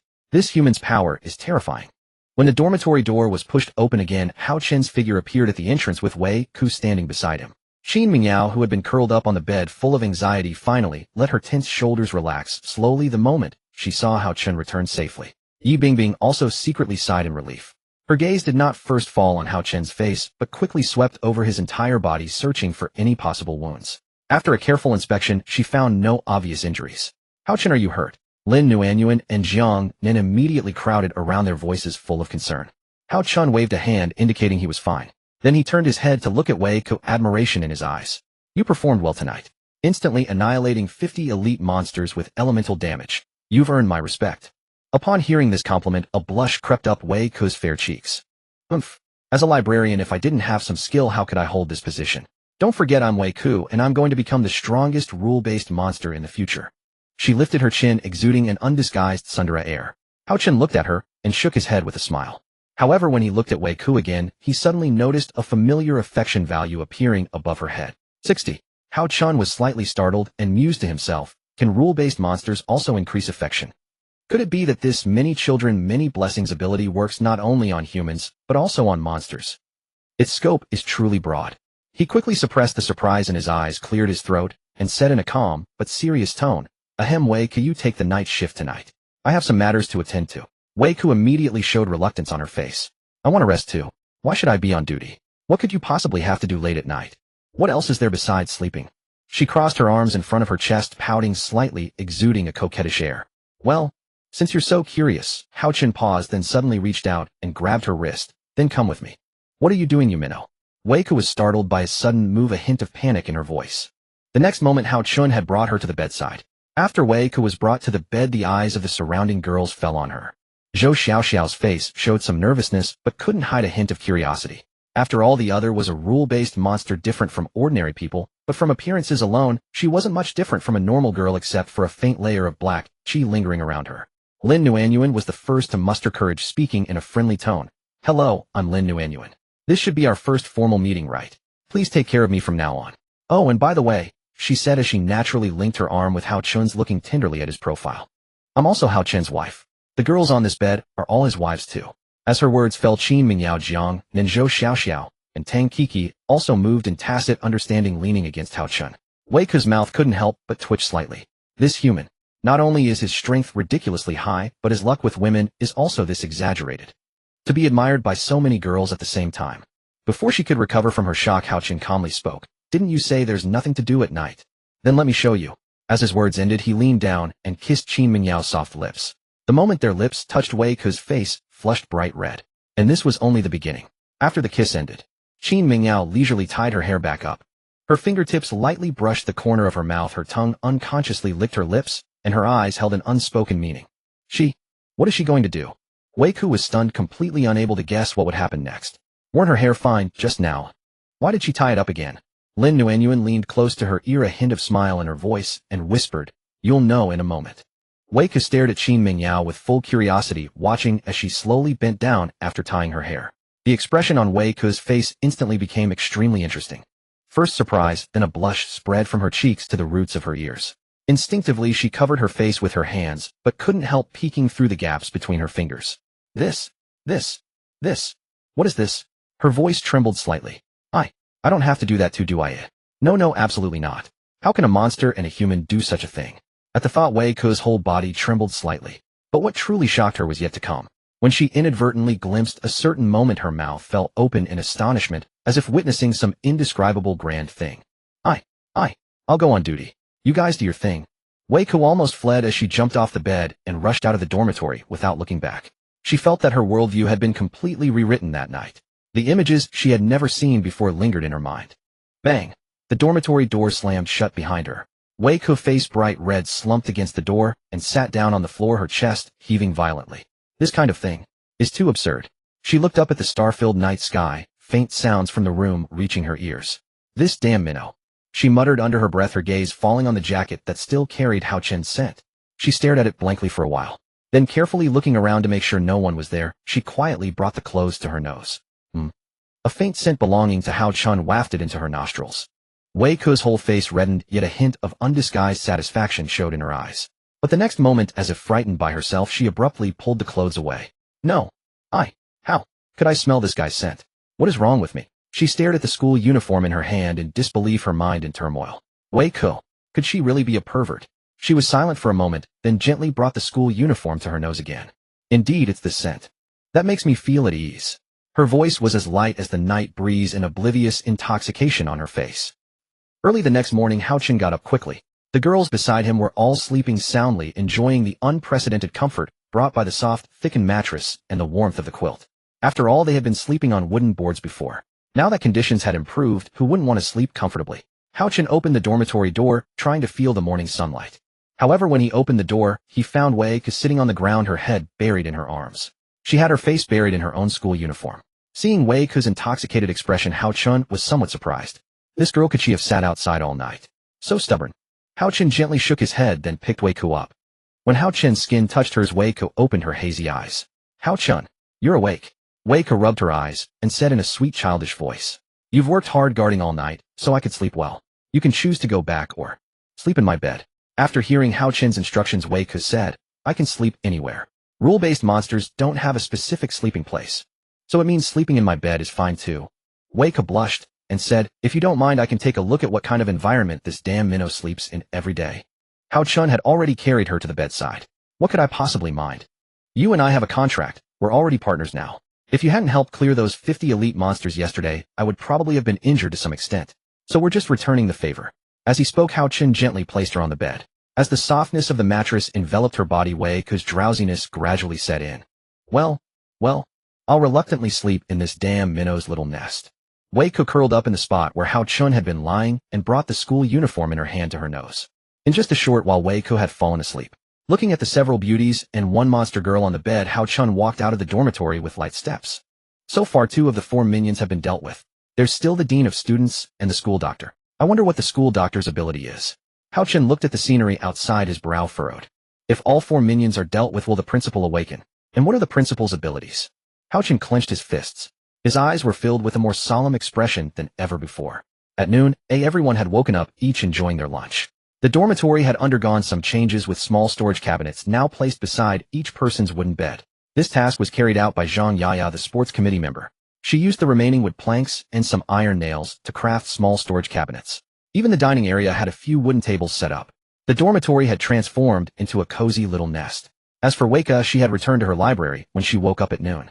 The current scene showed everyone busy with their own affairs, some washing clothes, others combing their hair. This brief moment of leisure finally gave them some space to breathe and be active. In the corridor, Hao Chun was looking at today's entries. What kind of ridiculous entry is this? Just lying flat, and you recover 5 points of health per second. Before Hao Chun could finish his complaint, he saw the next entry. And there's this D-rank entry called slacking off. When the host chooses to slack off, monsters will think you're not a threat at all and won't attack you. This might fool low-level and ordinary monsters, but if you encounter elite or boss-level creatures, do you really think they'd show you mercy? Hao Chun rubbed his temples. It seems I can only place my hopes on the last entry. He swiped with his hand, and when he saw today's final entry, his eyes instantly lit up. Oh, this one is actually interesting. Just as Hao Chun was about to learn more, Bailu's sweet, milky voice sounded beside him. Hao Chun, I want to expand the farmland today. Will you come with me? It's been a long time since we had some time alone together. Bailu's height of just over 1.5 meters and her twin-tail hairstyle made her appear incredibly cute to Hao Chun. Of course, no problem. It's not my style to let a girl do this hard labor. Besides, after we expand the farmland, we'll have more crops to harvest. By the way, how many more days until the crops we planted before are ready to be harvested? Bailu gestured with her fingers, then looked up and held up 3 fingers. 3 more days. I've been taking good care of them these days, and with my talent, they're growing very quickly. They should be ready for harvest in 3 days at most. Hearing Bailu's words, Hao Chun nodded. Although they could use the trash to treasure entry to restore consumed food, everyday real nutrition still couldn't do without vegetables. Therefore, food itself was king. Behind the dormitory, Bailu's small farmland. Bailu pointed to a piece of land beside them. We start from here. First, turn over the soil, then apply some farm manure. Today we can just nurture the soil and plant the seeds the next day. Bailu's obedient and well-planned manner earned her praise from Hao Chun. After all, who would have thought such a frail and timid girl would have so much experience in farming? Hao Chun picked up a stone hoe and began turning over the soil before him, allowing the nutrients to fully integrate into the earth. Beside him was Bailu, who was also working diligently. For a moment, the sight of their 2 hard-working silhouettes was displayed before all. But just then, as soon as Bailu finished her area, she felt a wave of nausea. Ugh! Bailu gently patted her chest, trying to suppress the feeling. But after a while, she felt nauseous again. Seeing this, Hao Chun put down his tools and rushed over in a hurry. What's wrong? Hao Chun's hands supported Bailu's delicate frame. I'm fine. I felt this way yesterday too. If I remember correctly, this should be morning sickness. But from what I learned before, this phenomenon should only appear after 5 weeks of pregnancy. It's been less than 2 weeks since I got pregnant. Seeing Bailu's expression change, Hao Chun quickly picked her up and brought her to a shaded area to rest. Perhaps it's related to my entry. Under the entry's effect, things might happen faster. But don't worry. I'm the type of man who takes responsibility for my own actions. I'll see this through to the end. Hearing Hao Chun's reassuring words, Bailu gently lay against his chest. Thank you, Hao Chun. The rest of the time, Hao Chun worked the entire farmland alone. Was it exhausting? Not really. After all his stats were at 70. With one swing of the hoe, the soil was turned up by his powerful strength. Then came the farm manure. In the process of handling it, Hao Chun was extremely careful. After all, this was a precious resource that could nourish the land, while also playing an important role in the future growth of the seeds. Having finished all this, the midday sun had reached its zenith. The gentle and thoughtful Bailu had returned to the dormitory during this time to get 2 bottles of refreshing mineral water. When Hao Chun finished his work, he saw Bailu dressed in her youthful and vibrant school uniform, standing in the shade waiting for him. And in her hands were 2 bottles of delicious mineral water. "You worked hard. Let's rest for a bit." Bailu personally twisted open the bottle cap for him, then with both hands holding the water bottle, gently lifted it up. Her smiling face made her appear especially adorable. Towards this legally speaking young girl, Hao Chun didn't dislike her at all. After all, who could possibly dislike Lolita's mature women and young maidens? Zheng Jia, didn't you get a cooking talent? Do you know how to cook some ingredients that help with pregnancy? Tang Kiki asked urgently. Beside her was Qin Mingyao. Despite receiving Hao Chun's care multiple times, these two still hadn't successfully become pregnant. Qin Mingyao had even started to wonder if she had a constitution that made it difficult to conceive, and Tang Kiki thought the same. "I do know some, but we don't have those ingredients right now. Among vegetables, spinach and broccoli are helpful. Then there are shrimp, pork, liver, and fish. But the problem is, we're lacking these items." After hearing this, Qin Mingyao turned her gaze to a girl inside the dormitory. "If you can cook them, don't worry about the food. If I remember correctly, we only explored the first floor of building now. 2. The second and third floors haven't been explored yet.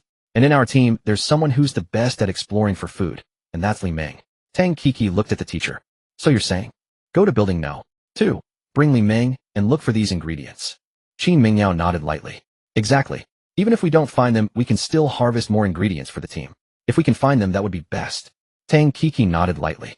"Then should we go tell Hao Chun?" Qin Mingyao waved her hand lightly. "Yes, we should tell Hao Chun. We can't let him worry. Let's go. Today's mission is to find these ingredients." At the school library, Weika paced anxiously through the library corridor, her expression worried as she constantly glanced around. The security captain, the PE teacher.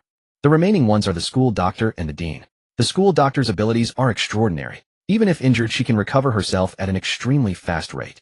How am I supposed to deal with this? If Hao Chun can't defeat them, and the principal discovers the number of skill books has decreased, he'll punish me. The more Weika thought about this, the deeper her worry grew. No, I have to provide Hao Chun with some effective strategies. Just as Weika was still racking her brains, she suddenly thought of a teacher. Right? How could I have forgotten about her? Weika's eyes lit up, and she immediately thought of a solution. In the dimly lit psychology classroom, a voluptuous and enchanting female teacher sat gracefully in her chair, her fingers rhythmically tapping a pencil against the desk, producing a steady, measured sound. "Oh, Vico the librarian, coming to see me today? What has you so worried?" Vico gazed at the composed psychology teacher before her and spoke. "I must have come to you for help. There must be something wrong. A new batch of survivors has arrived at the school, as you surely know, teacher Jianghe." Jianghe crossed her legs elegantly, her full thighs appearing even more voluptuous beneath the black stockings. "I've heard a thing or two about it. So what brings you to me?" Vico paused for a moment, then a tearful expression instantly washed over her face. With a soft thud, she threw herself onto Jianghe's lap. "Teacher Jianghe, you must stand up for me." Vico's acting worthy of a movie star, complete with tears trickling down her cheeks, immediately ignited fury in Jianghe's heart. "Get up first, and tell me what exactly did they do to you?" Vico rose from the floor and wiped the tear tracks at the corners of her eyes, speaking in a choking voice. "Those survivors. They stormed into the library, and then. Jianghe watched her weeping uncontrollably, gently reaching out to wipe away her tears. "Take your time, I'm here."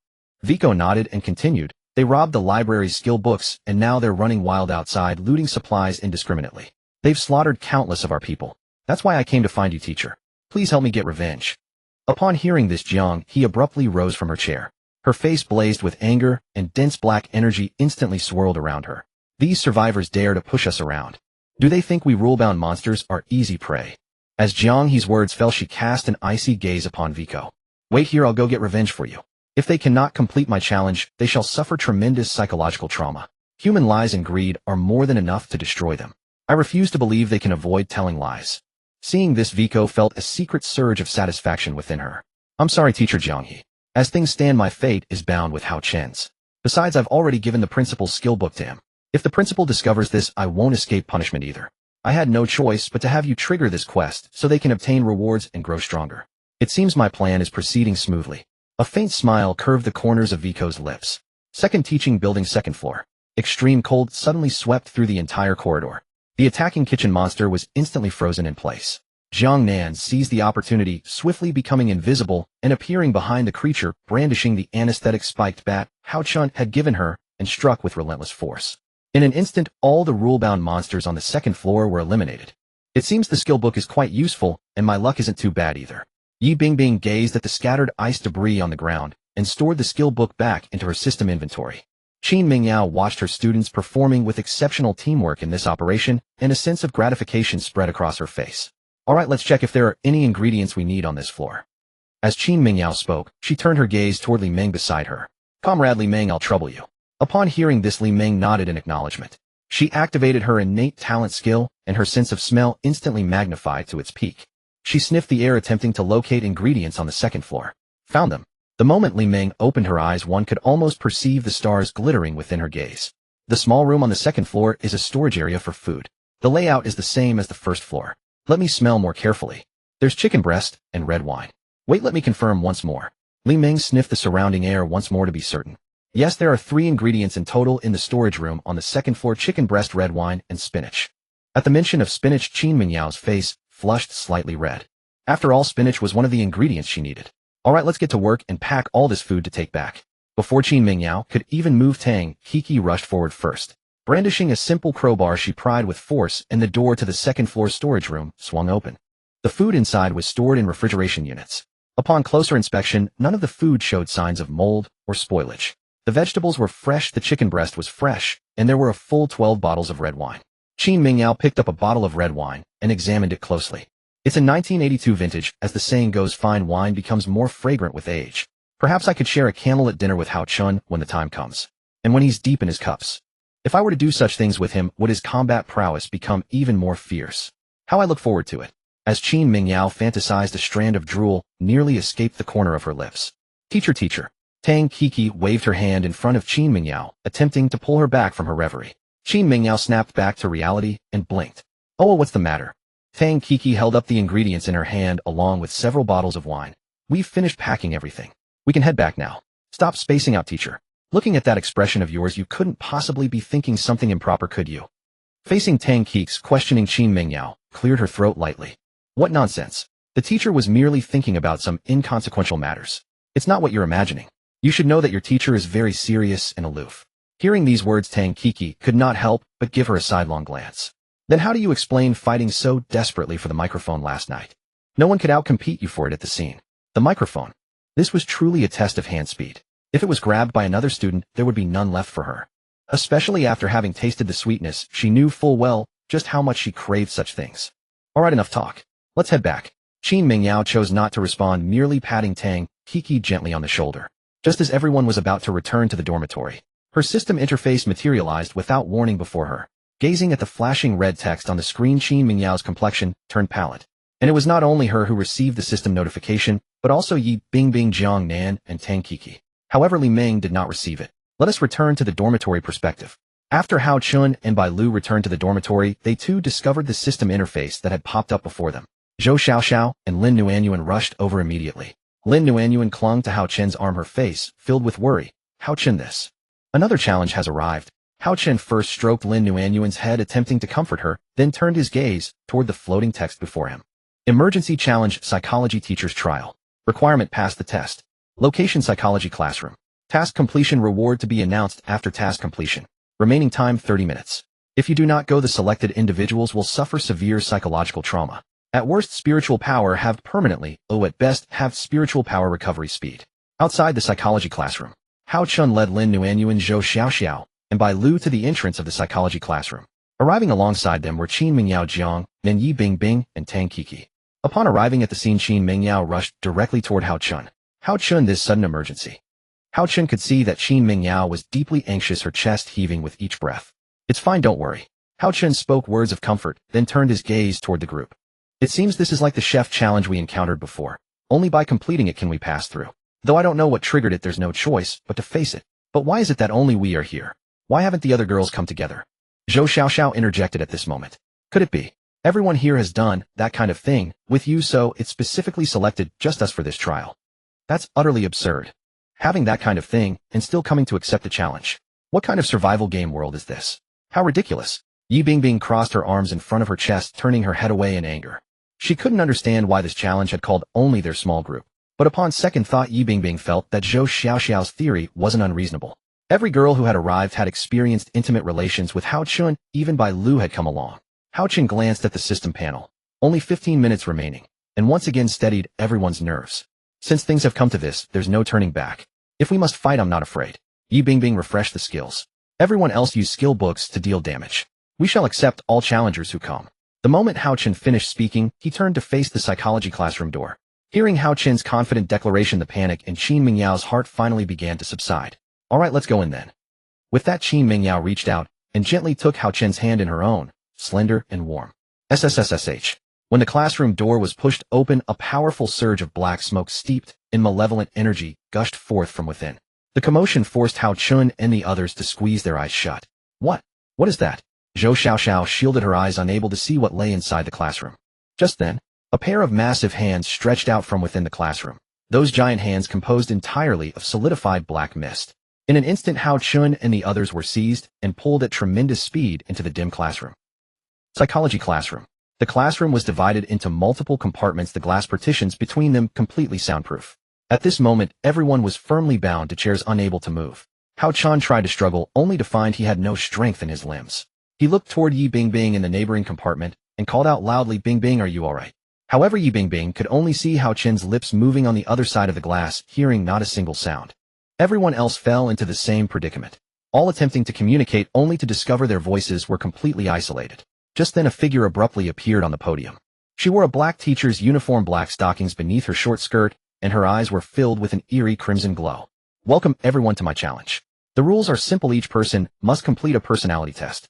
If you answer incorrectly, cheat, or quit midway, a random segment of your memories will be erased. Of course, there are additional punishments. If more than 2 people fail, everyone present will at best forget everything from the past day, and at worst forget the existence of a certain person. Are you all prepared? Psychology teacher Jiang, his voice rang clearly in each person's ears, yet between them not a single sound could be heard. Jiang, he kindly reminded them, save your breath. These compartments are completely soundproof. Don't waste your energy. Accept the challenge with composure. Now then, the first one. Let me take a look at this pure and adorable girl. Will she tell the truth? Seeing her stride toward Lin Nuanyuan, Hao Chun's gaze instantly turned vicious. If this so-called psychology teacher dared to harm Lin Nuanyuan, he would destroy her utterly, even if it cost him everything. But for now, the only thing he could do was answer truthfully, no lies allowed. Gazing upon Lin Nuanyuan's ashen complexion and dazed expression, Hao Chun couldn't help but break out in a cold sweat. Jiang, he walked up to Lin Nuanyuan, her smile carrying an uncanny and enchanting quality. You must answer one question of me. If you don't lie, you pass. She let out a soft hum and asked slowly, what I most want to know is, what do you fear losing most? Money, status, or beauty? Tell me your most authentic answer. Faced with the psychology teacher's piercing gaze, Lin Nuanyuan instinctively glanced sideways toward Hao Chun. Hao Chun watched her lips part, slightly uttering a few words before falling silent. After hearing Lin Nuanyuan's answer, Jiang, his expression immediately darkened him. Isn't losing money or beauty what you fear most? This man, is this truly your most authentic answer? Lin Nuanyuan offered no response, only giving a slight nod. The glass orb in Jiang He's hand shifted from red to green, and her expression instantly turned grave. Correct. This must be coincidence. She cast a cold glance at Lin Nuanyuan and turned to face the second person. Standing before Zhou Xiaoxiao, Jiang He curled her lips into a smile. If you must sacrifice one person to save everyone, whom would you choose? Life is precious. Occasionally letting someone else be the scapegoat isn't a bad choice. If you tell a little lie, I'll let you live. How about it? Zhou Xiaoxiao stared into the woman's eyes and answered without hesitation, myself. Jiang He froze. Clearly she hadn't anticipated that anyone would be foolish enough to willingly sacrifice themselves for others.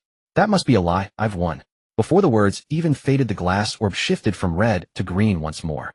Passed again. Jiang He furrowed her brow. Could these humans be different from what she had imagined? So deeply devoted to others.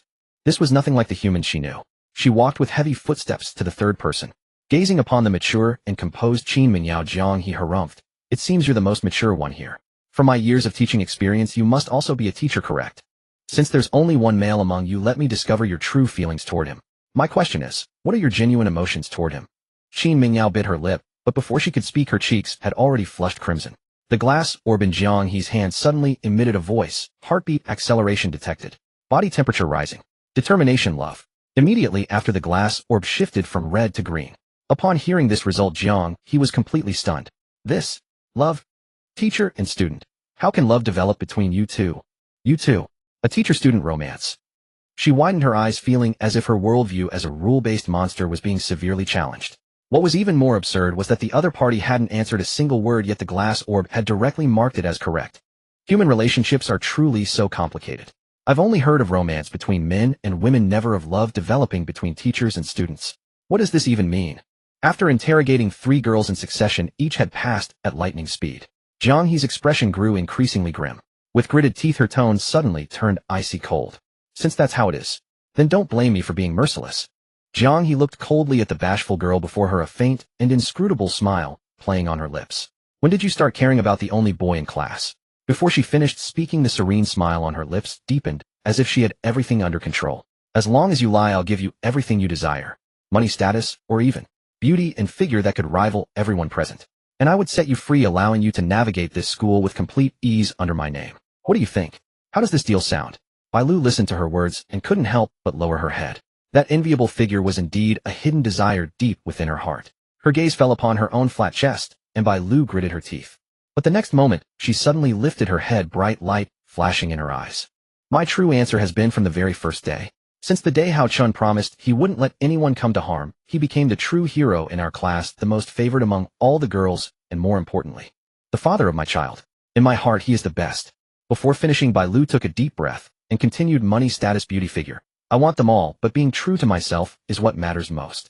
Compared to those superficial things, I'd rather have Hao Chun by my side forever. That's my answer. The firmness and stubbornness in her tone made Jiang He's expression darken instantly. Are there really no humans who want to lie? What good does telling the truth bring you? The benefits I can offer far exceed what everyone else here can. Why won't you just listen to me? After Jiang He's angry outburst, her gaze fell on the glass sphere in her hand. The sphere turned from red to green, that pure and bright green, clearly revealing the truth of the answer. Seeing this, Jiang He forced herself to swallow the anger in her heart. She gritted her teeth, a trace of unwillingness flashing in her eyes. I don't believe no one will lie. There are absolutely no such honest people in this world. As long as I hit humanity's weak spots and satisfy their vanity, someone will definitely fall into my hands. Jiang He approached the next girl with a gloomy expression.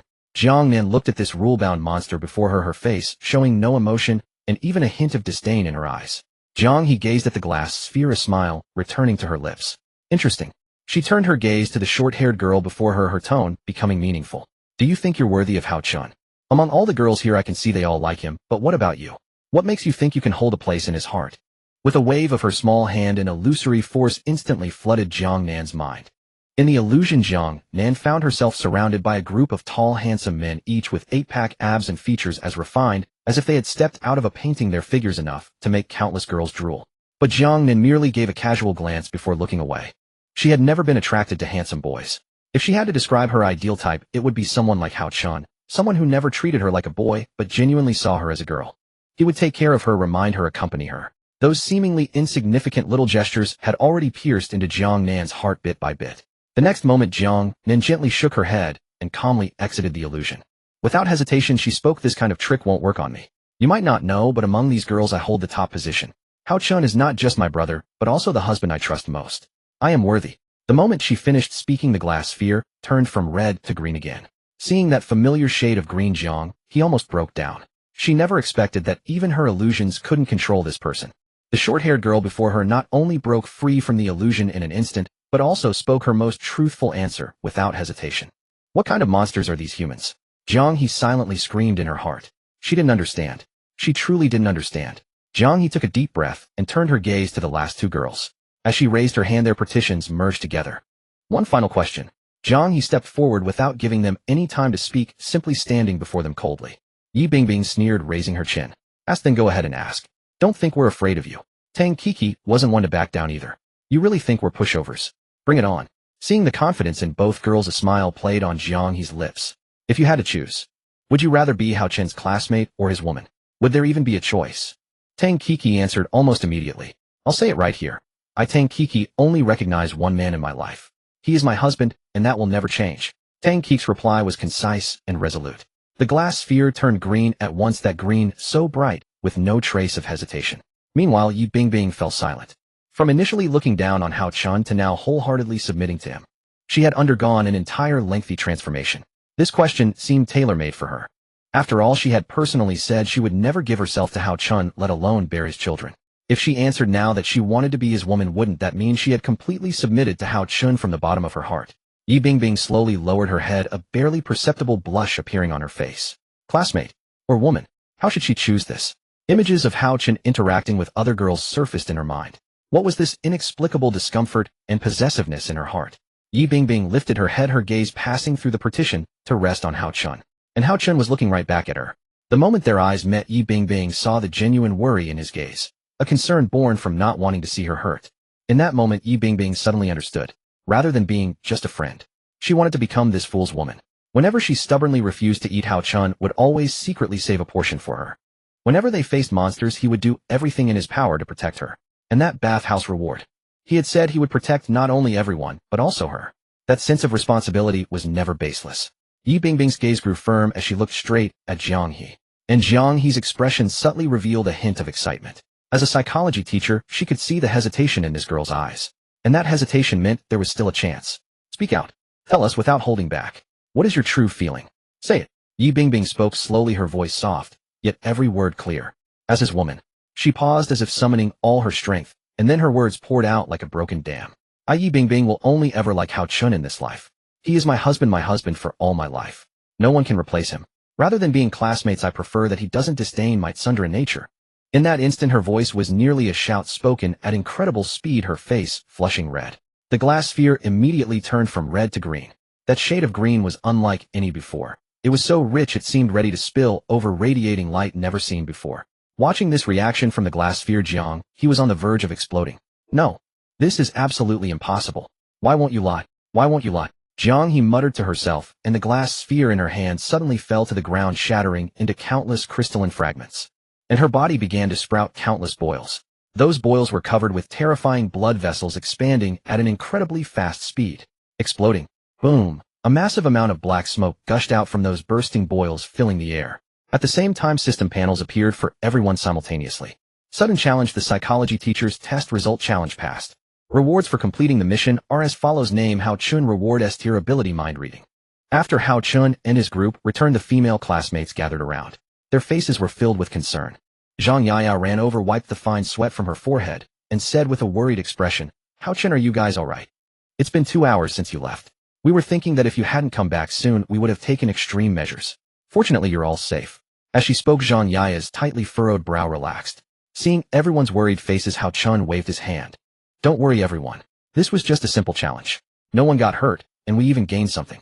Hao Chun said, then took out the mysterious crystals given to him by Qin Mingyao and the others. A total of 50 mysterious crystals. Not bad. We can buy more useful things. Now, if anyone wants anything, let me know, and I'll make a unified purchase to enrich everyone's daily life. Hearing that Hao Chun had returned with a full load and no casualties, many of the girls raised their hands, their faces flushed with smiles. Hao Chun is amazing. He's practically my husband.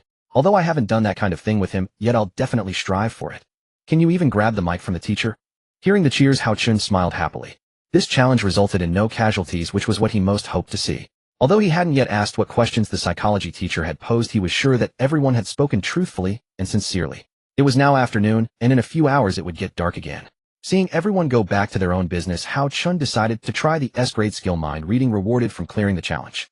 This mind reading could only be used once a day for 10 minutes, and he could choose any 5 people to eavesdrop on their thoughts.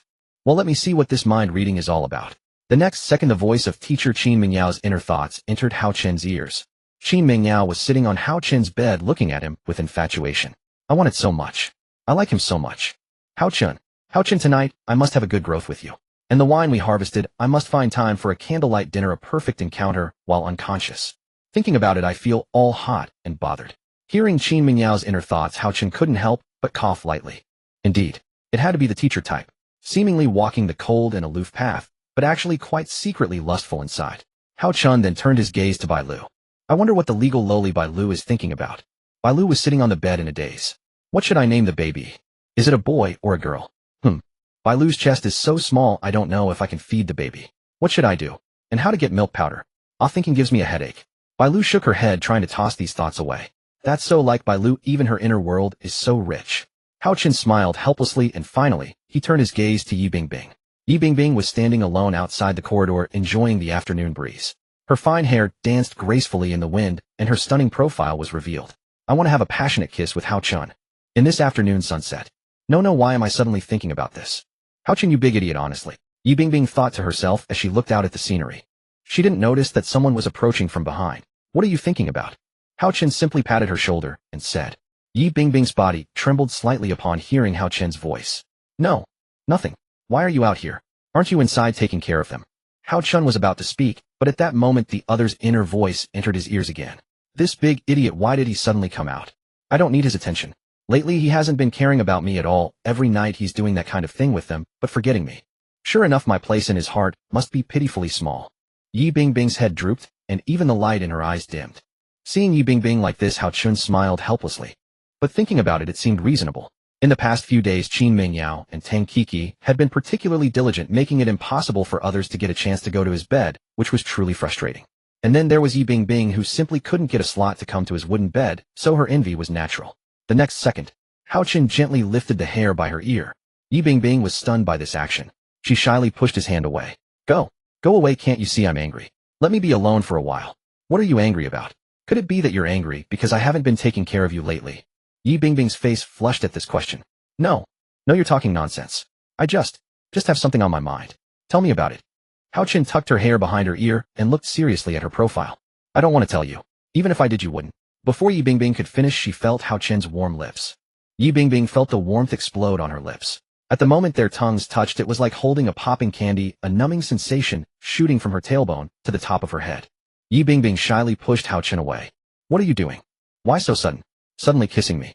Yi Bingbing shyly wiped the saliva from the corner of her mouth and looked at Hao Chun with a bashful expression. Hao Chun said softly, It's indeed my fault for not taking care of you lately, but I have important responsibilities. Qin Mingyao and Tang Kiki both need my help. However, if you want to come, you can, because I won't refuse. You know you are also my wife. You idiot. Yi Bingbing still didn't finish her sentence, and Hao Chun kissed her again. This time Yi Bingbing didn't choose to push him away but immersed herself in the experience. These days had been really frustrating for her. Watching Hao Chun do that kind of thing with other girls, she was already restless and hot, and with Qin Mingyao and Tang Kiki fighting for the chance, she had no opportunity to take her turn. While Hao Chun kissed skillfully, he eavesdropped on her inner thoughts. That's it. More. Give me a little more attention. I love Hao Chun the most. I love kissing him and doing that thing with him the most. Kissing him feels so good. Hearing her inner thoughts, Hao Chun deliberately broke the kiss. After the kiss was interrupted, Yi Bingbing's eyes clearly showed a hint of reluctance. Want more? Hao Chun said meaningfully. Yi Bingbing didn't choose to reply, but instead forced a kiss on him. She chose to answer Hao Chun's question with action. At this moment, Yi Bingbing finally fulfilled her wish to kiss Hao Chun under the setting sun. The awakening. The hunt begins. In the dimly lit conference room, the dean and the school doctor simultaneously opened their eyes. As they gazed at the phantom figures composed of black smoke beside them, faint smiles curled at the corners of their lips. It seems among this round of survivors there are some who have caught our interest. They managed to take down the P.E. teacher and the security captain, which means their strength cannot be underestimated. The dean rose from his seat. He wore a white suit, his face rather handsome. Let us go, the dean murmured softly, then turned his gaze toward the school doctor seated nearby. Let us check on when the principal will awaken. Upon hearing these words, the school doctor's serpentine tongue flicked out to taste the surgical blade. On the floor housing the principal's office, even the lowest level wanderers were of elite caliber, with over 50 monster female teachers stationed here. Their strength had already reached a level between the elite and boss ranks. There was a reason behind stationing so many rule-bound monsters here. Their sole purpose was to protect the principal, ensuring his peaceful awakening. The dean gently pushed open the door to the principal's office. Seated within was a middle-aged man. Upon seeing the door open, the principal slowly raised his head. His body was in the process of recovery, and before long, it would be fully restored. Then came the dean's enthusiastic applause. Congratulations on successfully awakening, Mr. Principal. Your physical restoration is merely a matter of time. A new group of survivors recently arrived at the school, and they have already taken out the security captain and P.E. teacher. However, rest assured, under my control none of them would survive 3 seconds. The school doctor added beside him, that's right. With the dean and I working together, they're nothing but sheep in a pen. Looking at his proud subordinates before him, the principal slowly closed his eyes. A raspy voice emerged from his lips. I hope you won't disappoint me. My body still requires recovery. Dealing with the survivors is a minor matter that I entrust to you both, and I feel at ease leaving it to you. But do not let your guard down. Otherwise you will not be granted the chance to resurrect. Hearing the principal's words, the dean offered a slight bow. May I inquire what reward you intend to bestow upon us after eliminating them? The principal kept his eyes closed, softly uttering several words. Monster crystals, one for each of you. You should both understand their properties correct. Those are substances capable of purifying one's marrow, making your strength greater than ever before. In this place only I can possess them. Upon hearing the words, monster crystals, the dean and school doctor exchanged glances. How could they not yearn to possess monster crystals? This was crucial to them, an essential item for enhancing one's power, far more practical than absorbing human life essence. Your subordinate will certainly complete your mission. Please rest and recuperate here, awaiting our triumphant return. As soon as the dean finished speaking, he politely withdrew from the office. Once the two left the principal's office, a figure drifted through the corridor and vanished within the building. On the rooftop of the dormitory, Hao Chun was leisurely cleaning dust, seemingly with ulterior motives behind his actions. Gazing at the now clean rooftop, a faint smile curled Hao Chun's lips. Finally finished cleaning. I'll arrange a few more things when the time comes. It was already noon, 12 o'clock. Every girl had her own tasks to attend to. Song Jia, possessing the woodcutter talent, was leading some of the girls to the back mountain to chop down trees. Li Chinka, who also held the gatherer talent, was in the back mountain with the other girls collecting ore. Through her talent, she had discovered exposed iron ore deposits scattered throughout the back mountain. Once she obtained the means to craft furnaces, smelting iron weapons would be well within her capabilities. Meanwhile, Bai Lu, with her planting talent, tended to her cherished small farmland. The soil had already been tilled, organic fertilizer incorporated, and seeds had been safely sown and were beginning to grow. Witnessing everything proceed smoothly and methodically, Hao Chun wiped the bead of sweat from his forehead. I wonder when exactly the principal will awaken. Never mind, let's just hope we can survive peacefully. It's a shame all the cards drawn today are D-grade, nothing particularly useful. Hao Chun muttered to himself, his gaze drifting into the distance. Just then a voice came from behind him. How much longer does he need to wake up? He's already awake, just needs time to recover. Oh no, he woke up faster than I anticipated. Upon hearing the commotion, Hao Chun turned around to look. Weika, what did you just say? Weika paced back and forth behind Hao Chun, her hands scratching at her head, brows tightly furrowed. What I'm saying is the principal has already awakened, though his body still needs time to recover. And the dean and the school doctor have awakened simultaneously as well. I expect they'll come for you tonight. Hearing these words, a grim expression crossed Hao Chun's face. Both henchmen attacking simultaneously. And now the principal is awake too. It seems the difficulty is ramping up, he said. Weika watched his contemplative expression, her worry deepening. What frightened her wasn't that Hao Chun might lose, but rather the possibility that if he fell, the enemy's possession of the principal's skill book would drag her into the conflict as well. At that point, she would undoubtedly suffer unbearable torment. Hao Chun, tell me, do you truly have what it takes? Weika had stopped pacing and now stood before him, her face etched with concern. Upon hearing his question, Hao Chun glanced at his system panel and the abilities he currently held. Active traits: empathy, alchemy, blood for blood, roar, lockpicker, reinforcement, expert, blood, demon, iron, body swap, fate, charmer, guardian, mind reader, use others as weapons. Hao Chun's gaze settled on the final entry in the list, the one he had chosen the day before, his secret weapon among the rest. Use others as weapons allowed him to designate two separate targets to attack each other for 5 minutes, applicable to both humans and monsters. As for certainty, that trait wasn't a guaranteed kill. More importantly, the dean possessed the power to copy anyone he had encountered. If he managed to copy Hao Chun's abilities and accumulated skills, even the girls in the class would struggle against him. Watching Hao Chun remain silent, Weika's expression gradually darkened. She had hoped her gamble would pay off. But the moment she realized Hao Chun would face two henchmen attacking in coordination, while also dealing with the principal, the challenge was nothing short of hellish. Hao Chun, Weika spoke in a flat tone. She lifted her gaze to meet his uncertain face. I hope my bet was right. Among all the survivors in this school, you're the strongest I've encountered. No one has ever defeated both the dorm supervisor and 2 of the 4 fiend claws. You were the first. So this might be my last time helping you. As she finished speaking, Weika extended her hand to the side. In the next instant, a crack appeared where her hand had reached. Weika's face contorted in excruciating pain, a suffering she had never experienced before, as if her arm were being torn from her body. At that moment, she pulled her hand back, revealing a skill book radiating intense light, clutched in her palm. Once the rift sealed shut, Weika pressed the skill book against her chest. Her voice barely above a whisper, she explained, "This was a privilege I activated by sacrificing most of my cultivation to forcibly unlock the principal's skill book. My power has now fallen below elite monster rank. This book is the only thing I can offer you." Her hands trembling, Weika extended the skill book toward Hao Chun. As the information from the skill book appeared on the system interface, a look of astonishment crossed Hao Chun's face. An S-rank skill book. Hao Chun's breath quickened as he read the description of the S-rank skill book before him. S-rank skill book resurrection. Effect: the host can be resurrected once upon death. This skill book is a one-time item. The book perishes when the host lives. The description was concise but conveyed its intended meaning. The principal actually hid such an incredible item. It even comes with a revival armor. Hao Chun raised his head to look at Wei Ku, who was wearing a pained expression. Wei Ku actually surrendered her own cultivation to forcibly steal the other's skill book just to survive. Watching Wei Ku, a faint smile appeared on Hao Chun's lips.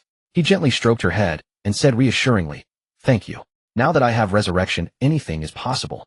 Upon hearing the word possible, a glimmer of hope returned to Wei Ku's expression. "So you have a plan. You figured something out." Hao Chun nodded and then voiced his thoughts. "I have a trait called blood for blood. Its effect is to inflict damage on myself in exchange for attack power. When I dealt with the dormitory Annie earlier, I was still too conservative. But after that experiment, the attack boost was indeed considerable. What do you think?" Hao Chun glanced sideways at Wei Ku, who was listening intently. "What do you think? If I became a suicide bomber combined with the resurrection book and the blood for blood trait, what kind of chemical reaction would occur?" Listening to his words, Wei Ku's mind worked furiously. Inflicting damage on oneself yields attack power. If one becomes a suicide bomber, that would mean destroying one's own body. All the bones and flesh would be obliterated, but now with the resurrection book paired with the blood for blood trait, the attack power would skyrocket in an unimaginable and terrifying direction. At the thought, a hint of color returned to Wei Ku's face. But the next second, she shook her head. "No, it's too dangerous. Even if you become a suicide bomber, if the attack boost isn't enough to kill the principal, wouldn't that waste the resurrection opportunity? You have to understand, this book only has one chance. Every step must be taken cautiously. This idea is too risky." Wei Ku's face grew worried again. She personally didn't want Hao Chun to resort to such an extreme method since everything was uncertain. "I understand your concern, but do you see a better alternative right now, eh?" Hearing Hao Chun's words, Wei Ku was stunned. After thinking it over, she realized there indeed seemed to be none. As a librarian, she had already given them skill books, but in the face of the two minions, the power of those skills was no longer sufficient. They could only delay for a moment, not forever. Moreover, only Hao Chun himself truly understood his own capabilities. Currently, the optimal solution was to become a suicide bomber, then use the resurrection book to revive himself, combined with the boost from the trait. "It seems this is the only way." Hao Chun took Wei Ku's hand. "Don't worry, everything is within my calculations. You'd better keep your word." Wei Ku's small hand held by Hao Chun, a blush crept onto her face. Dormitory 701. A group of girls had gathered around. Their faces were filled with worry. "So tonight the Dean of Discipline and the school doctor, those two minions, will come at the same time?"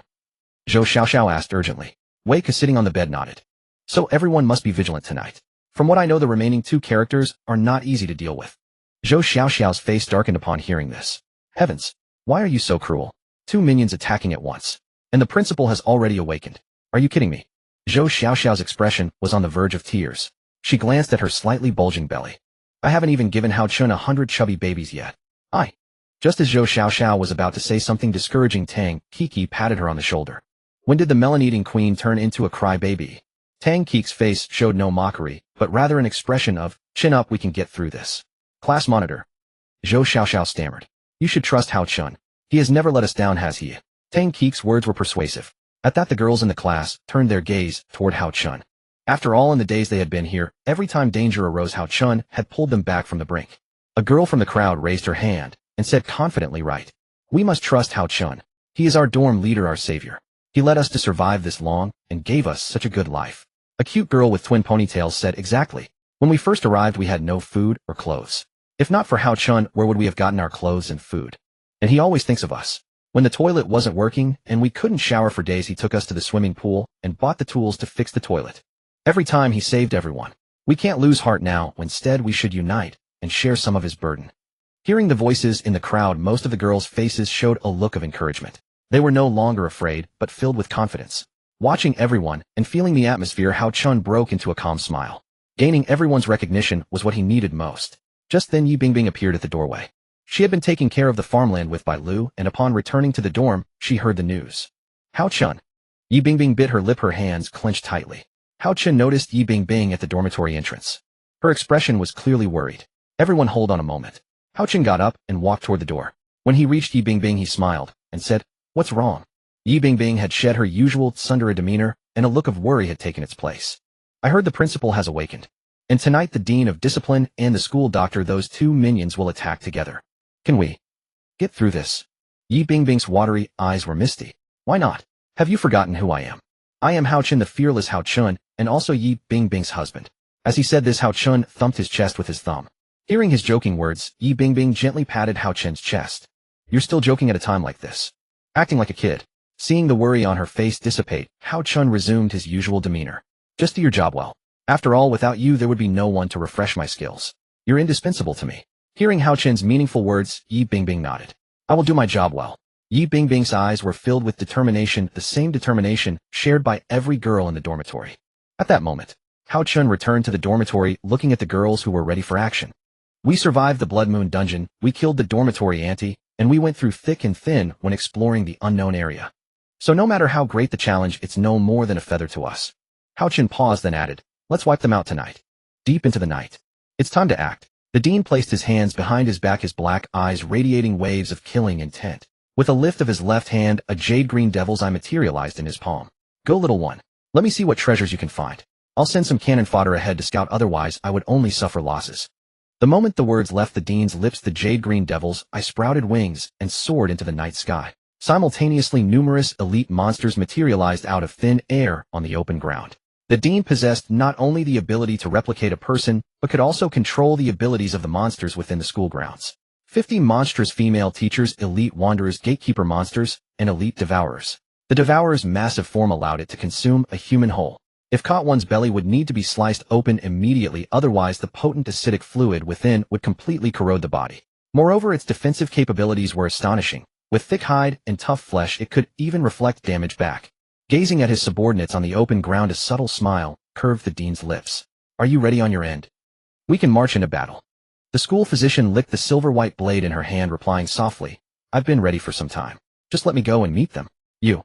Wait a moment. Dormitory 701. As night fell, Qin Mingyao and the others embraced Hao Chun on the bed. They felt each other's warmth, savoring this hard-won comfort. After all, they had a tough battle ahead tonight. Hao Chun, I believe in you. It's just a pity I didn't leave you seeds of hope. This is my fault. If we survive this, I'll bear you 100 robust sons. The moment Qin Mingyao's words fell, Lin Nuanyuan planted a kiss on Hao Chen's cheek. Though my skills aren't particularly useful, I will do everything in my power to help you. Lin Nuanyuan's sweet tone caressed everyone present. Gazing at the moonlit sky outside, Hao Chun then earnestly looked at each young woman seated on the bed. Everyone, remember to use your skill books well. Those with supportive skill books should assist the students with offensive abilities. Su Wanqing, as our team's healer, you must fulfill your primary duties. With your skill book providing double healing, you'll be like a tiger with wings. Upon hearing this, Su Wanqing nodded, the healing type skill book materializing in her hands. I will spare no effort. Seeing her resolute and determined response, Hao Chun nodded in satisfaction. Just as he was about to remind everyone about coordinating with the skill book's elemental properties, Lin Nuanyuan gazed at Hao Chun's profile with a face full of alarm. Hao Chun, they've arrived. According to my detection, there are over 100 elite monsters. And there's even a boss-level creature. Only one boss. If I guess correctly, it must be the school physician. It seems the dean is far more intelligent than I anticipated. Hao Chun rose from the wooden bed, his gaze firm as he looked at each young woman seated on the bed. Then we shall fight. Without hesitation, Hao Chun activated the blood demon title. In an instant, waves of blood energy surged forth from his body. A powerful battle intent and heart of slaughter exploded from deep within his heart. Hao Chun's brown eyes had now turned blood red. Those who challenge my bottom line shall not leave this place alive. At his words, every young woman on the bed descended from it in unison. None of them harbored fear of death. Determined expressions filled their faces. In Yi Bingbing's hands, a blue eye-sealing skill book glowed with power. If any monster dares to pounce, I will freeze them instantly, and then we strike together. Hearing Yi Bingbing's words, Zhang Yaya and the others nodded. In an instant, they swiftly descended to the first floor. On the open ground beneath the dormitory building, the army of rule-based monsters was steadily advancing. The 50 monstrous female teachers licked their lips greedily upon spotting the living human specimens. They brandished whips in their hands, which seemed imbued with traces of dark power. Streams of dark light leaked from within the lashes. Humans. Living humans. We're going to devour you. Devour you all. Then we'll grow even stronger. Ha ha ha. In an instant, numerous rule-based monsters charged toward their position. However, having faced so many battles, everyone no longer cowered like they did at the beginning. Gone was the fear that once drove them back to the dormitory when encountering wanderers. They chose to face the rule-based monsters for a decisive battle. Come taste my strike. Zhou Xiaoxiao unleashed a wind field at this moment, and the massive gust immediately swept the approaching rule-based monsters into its vortex. Seeing the opportunity, Yi Bingbing acted with insight. Those with elemental skill books attack first. Within this wind field, we can amplify the elemental effects. The moment Yi Bingbing's voice fell, waves of ice crystals shot forth from her skill book. As the ice power surged into the wind field, ice crystals rapidly formed on the monsters' bodies, their coordination instantly becoming sluggish. I'll join too. Bai Lu's legs trembled slightly, yet she still activated the abilities within her skill book. A green light burst forth and powerful natural plant life energy exploded outward. Long green thorns bristling with poisonous thorns grew parasitic spores. When the parasitic spores were swept into the wind field, they attached themselves to the rule-based monsters. In mere moments, the toxins immediately corroded their bodies. Those possessing Wind Force skill books weren't limited to Zhou Xiaoxiao alone. Li Ming and Su Qing in the class also held Wind Force skill books. Through their seamless coordination, the approaching rule-based monsters were swiftly eliminated. While Hao Chun cleared the rule-based monsters not caught in the wind field behind, he observed the scene of their mutual cooperation. I was just about to tell them about elemental coordination, yet they grasped it so quickly. A smile curved Hao Chun's lips as he plunged into the midst of battle. Under the effects of the Blood Demon title, all his attributes continued rising. The attribute bonuses from his spiritual connection with the 7 young women allowed Hao Chun's attack power to swiftly exceed 100. If I hadn't chosen the spiritual connection skill, reaching over 100 so quickly would have been impossible. I only needed to slay a few elite monsters to break through smoothly. Currently, all the elite monsters here have 100 life points, yet my single strike's attack value has already reached 120, effortlessly slaying one with each blow. The moment Hao Chun's words fell, he swung his military axe. The current Hao Chun was already an unbridled wild horse on the battlefield. With continuous weapon strikes, his numerical values kept rising, his attacks growing ever stronger. As for the situation on the girl's side, Hao Chun naturally felt at ease. After all, his women were no ordinary individuals.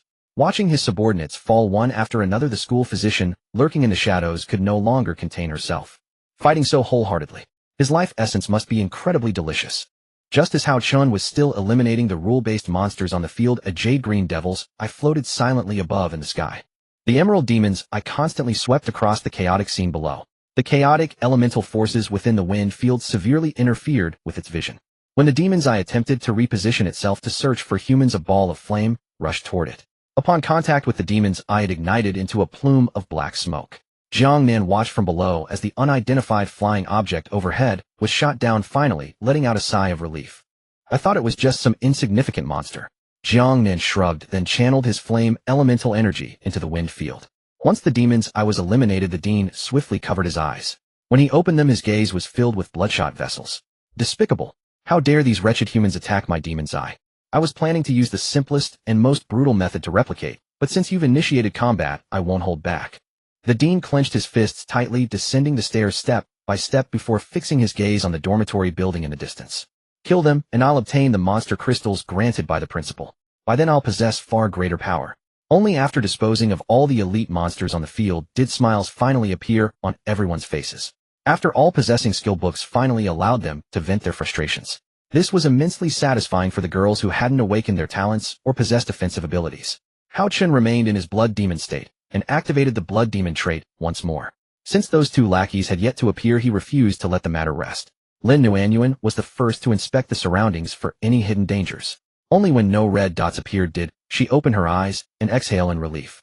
There's no danger for now, that boss-level creature has vanished, but don't let your guard down, stay cautious.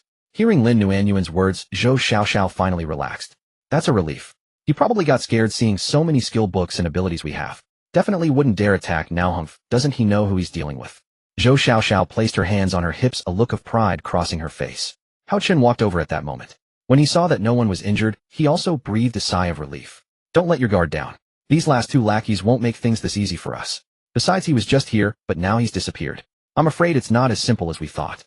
Just as everyone was celebrating this brief moment of respite, two figures walked toward them from the distance.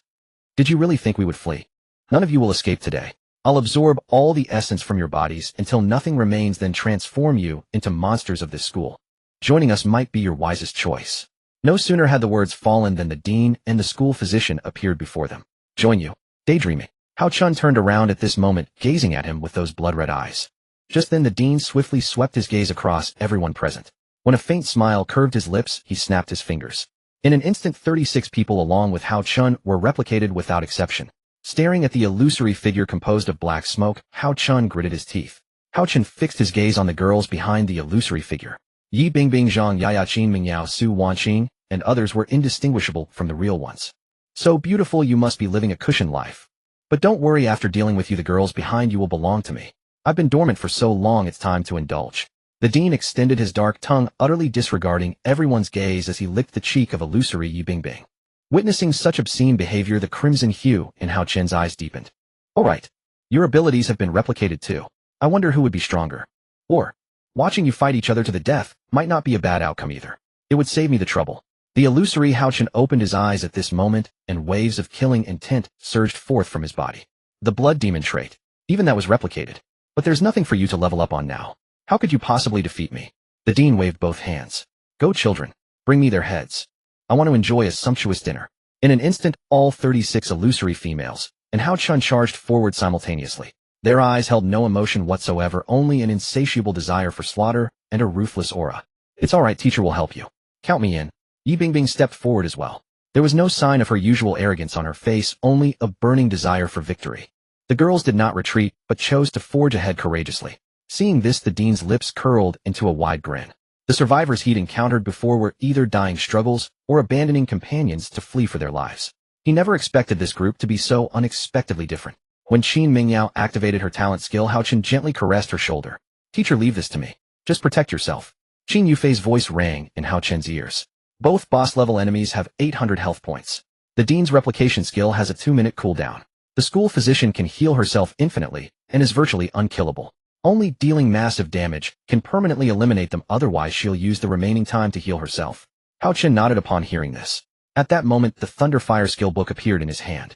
He first activated the Roar trait to freeze all the approaching monsters in place. All of you get back. The illusory Hao Chen's lips curved into a slight smile. On what grounds? You're me, and I'm also you. You cannot possibly defeat me. Hao Chen's gaze was cold and indifferent. He deliberately drew the flames toward his own body. The word defeat has never existed in my dictionary. The flames burning instantly reduced Hao Chen's school uniform and pants to ashes. Witnessing this, Qin Mingyao's pupils contracted sharply. Hao Chen, what are you doing? Not only was Qin Mingyao worried, but Yi Bingbing's heart also trembled. Without hesitation, she removed her school uniform, revealing her fair and immaculate form. The only thing she wanted to do now was use her clothing to extinguish the flames on Hao Chen's body. Seeing Hao Chen's self-immolation, the dean and school physician burst into hearty laughter. What a reckless fool choosing this method. He's essentially signed his own death warrant. Ha ha ha, what a bargain. Lin Nuanyuan and Jiang Nan rushed up at this moment. They too removed their school uniforms. When they tried to extinguish the flames on Hao Chen, he turned to look at them. Hao Chen had not told them about his plan to become a human bomb. Firstly, it would cause them to worry. Secondly, it would distract them during battle. Thirdly, it would affect their mood. Although he possessed a resurrection skill book, Hao Chen thought their reaction would probably be like Wei Ku's. Don't worry. I will make them understand the consequences of crossing my bottom line. Flames devoured Hao Chen's body. Seeing this, the dean's laughter echoed across the battlefield. But in the next instant, his smile froze. Within the flames, Hao Chen's figure did not fall. Although his skin was burning, his eyes stared fixedly at the dean. Just then, a skill book radiating brilliant light appeared in Hao Chen's hand. Host is near death. Resurrection skill book has been activated. Seeing that skill book emanating powerful radiance, the dean's brow furrowed involuntarily. This aura. Wait, isn't this the principal's exclusive skill book? How do you have it? How did you obtain it? The flames then exploded violently outward, and a sea of fire surged forth from all directions. The Hao Chen, who had been reduced to ashes, was slowly emerging from the raging flames. Golden light shimmered across his body as white strands of light wove together to reconstruct his physical form. He gazed at the dean, his voice calm. How did I obtain it? You can find the answer yourself after you die. So now it's my turn. Watching Hao Chen rise from the ashes like a phoenix, the discipline master couldn't help but smile.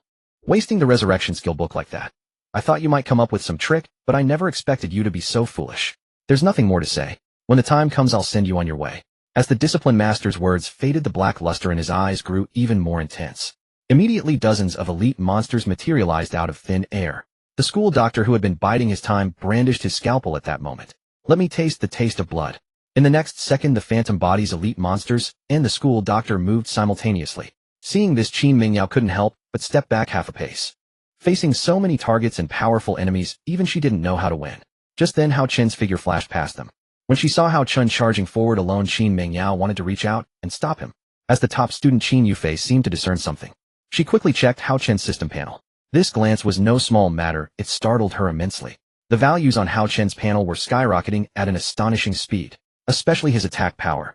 685, 753, 899. 1000-inch. Qin Yufei's voice trembled as she couldn't believe what she was seeing. Hao Chen's attack power has surged to 1000. Did he use that method when he burned himself with fire? After pondering for a moment, Qin Yufei arrived at the answer. The blood for blood trait plus the attack power gained from self-inflicted damage in the resurrection skill book. Following this path indeed, he can obtain a massive amount of attack power. Although he sacrificed the precious resurrection skill book, it was more than enough to annihilate the monsters before him with his own strength. As the phantom bodies rushed toward him, Hao Chun lightly swung his military hand axe. His expression was relaxed as if he felt no fear of the danger before him. The moment the phantom bodies touched the hand axe, they were destroyed by its overwhelming power. Come on, let me show you what you so-called elite monsters are made of. Hao Chun swung his iron axe like a swimming dragon. Every phantom body that touched it dissipated into black smoke in midair. They were eliminated by Hao Chun before they could even unleash their abilities. Even the phantom body of Hao Chun himself could not escape this devastating blow. Iron skull and iron arms. Slashed without mercy. In an instant the phantom Hao Chun was cut down. Not to mention the horde of elite monsters rushing toward him. In Hao Chun's eyes they were nothing. At the same time the school doctor charged at incredible speed, brandishing his scalpel with a ferocious expression. I think we need to have a heart-to-heart talk. Looking at the school doctor less than 5 meters away, Hao Chun simply raised his iron axe. Heart to heart. Fine, but it will be you who loses your heart. The moment their weapons clashed, a crisp sound of breaking was heard. It was the school doctor's scalpel that broke. What? While the school doctor was still in shock, Hao Chun's hand axe had already struck his head. When the axe sank into the enemy's body, it was cleaved in two by Hao Chun's terrifying attack power. This strike went from head to toe without any hesitation. Although the school doctor could regenerate under such immense attack power, he had lost all means and strength. Seeing Hao Chun's unstoppable prowess cutting down enemies one after another, Yi Bingbing's face showed excitement. She was not the only one excited, the girls watching behind were also thrilled. Qin Mingyao placed her hands over her chest, and a rare smile appeared on her lips in the deep night. Zhou Xiaoxiao waved her hands, her face full of excitement, as she watched Hao Chun's invincible display. Great job, Hao Chun. Defeat them, yes, like that. Well done. The moment the school doctor was taken down, the discipline master became unsettled. One-hit kill. When did your attack power become so high? Hao Chun pulled his hand axe out of the school doctor's body and turned to look at the discipline master. When? Do you really need to know that? Hao Chun's eyes gleamed with a blood-red light, his hand axe in hand. As he gradually approached, the discipline master for some reason slowly retreated a few steps. He didn't even know why he felt this fear. You can't kill me. If you dare to kill me, the principal will annihilate you all. When that time comes, you won't fare well either. Can't kill you. Let's see if you can last even 1 second against me. As soon as Hao Chun's words fell, his body moved at an incredible speed. In the span of a single breath, Hao Chun appeared before him. Your ability is merely to copy others, but it has a serious flaw. As long as I am strong enough, even the copies will die at my hands. And you? What special skill do you have? The discipline master tried to summon more elite monsters to block the attack, but Hao Chun's axe had already reached his neck. That overwhelming force immediately filled the discipline master's eyes with bloodshot. If you kill me, you will face the consequences. I am an indispensable figure in this school. You will pay a heavy price. When the time comes, I will take your life. Hearing his desperate tone, Hao Chun slashed without hesitation. In an instant, the discipline master's body was cleaved in two, just like the school doctor's. When the thick black smoke dissipated in midair, the bodies of the discipline master and the school doctor vanished. What remained was the calm night sky and the bright moonlight. The surrounding rule-based monsters had long fled far away. After all, they weren't foolish enough to face an enemy they couldn't defeat. Seeing the disappearance of the monster army, the discipline master and the school doctor, Hao Chun breathed a sigh of relief. If it weren't for the skill book, dealing with them wouldn't have been so easy, especially facing another me with the same traits. Fortunately, under this 1000 attack power, they have all turned to nothing. This battle is my victory. As Hao Chun spoke, he noticed two glowing crystals where the discipline master's body had vanished. Just as he was about to pick them up, the contract skill book emerged on its own. At the same time, Weika poked her head out of the skill book. After confirming that everything was safe, she climbed out. All solved. Hao Chun nodded and said, yes, with the help of the suicide bombers, my attack power reached 1000. Dealing with them was just a wave of the hand. By the way, what are these two glowing crystals? Hao Chun pointed at the crystals on the ground, asking curiously. Weika looked in the direction he pointed. When her eyes fell upon the two glowing crystals, a sparkle seemed to twinkle in her eyes. Monster crystals? Monster crystals that can enhance oneself. They shouldn't be useful to me, right? Weika didn't reply immediately. Instead, she picked up the monster crystals. Nonsense, these monster crystals can only be used on monsters. My current cultivation has fallen to elite level. By absorbing these two crystals, I can break through to the mini-boss level. Looks like a blessing in disguise. As soon as Weika finished speaking, she cleared her throat. Stinky fish, I admit your plan was indeed useful. I underestimated you. But these monster crystals are useless to you, so I'll reluctantly take them. Oh, by the way, come to the library in 2 days. I'll give you a new skill book. We need to provide you with more means before the principal recovers. As Weika finished speaking, she looked at Hao Chun with a burning gaze. Wait. While I absorb these two monster crystals, if you have nothing to do, could you guard me? In front of Viku, two monster crystal cores floated in the air. The energy within the crystals was gradually transferring into her body. Hao Chen sat on a chair nearby watching her. The current crisis had already been resolved. The dean of students and the school nurse had both fallen to his hands. Yet one threat remained the principal. Hao Chen rubbed his brow and let out a soft sigh. His reason for sighing was not exhaustion, but concern. After all, the only S-rank skill book they had was now depleted, and he could not be certain whether another would appear. Looks like I'll have to wait and see what level of skill books Viku can obtain through her permissions. Just as Hao Chen finished his thoughts, a flush began to rise on Viku's face as she absorbed the monster crystals. She felt her body growing restless and hot.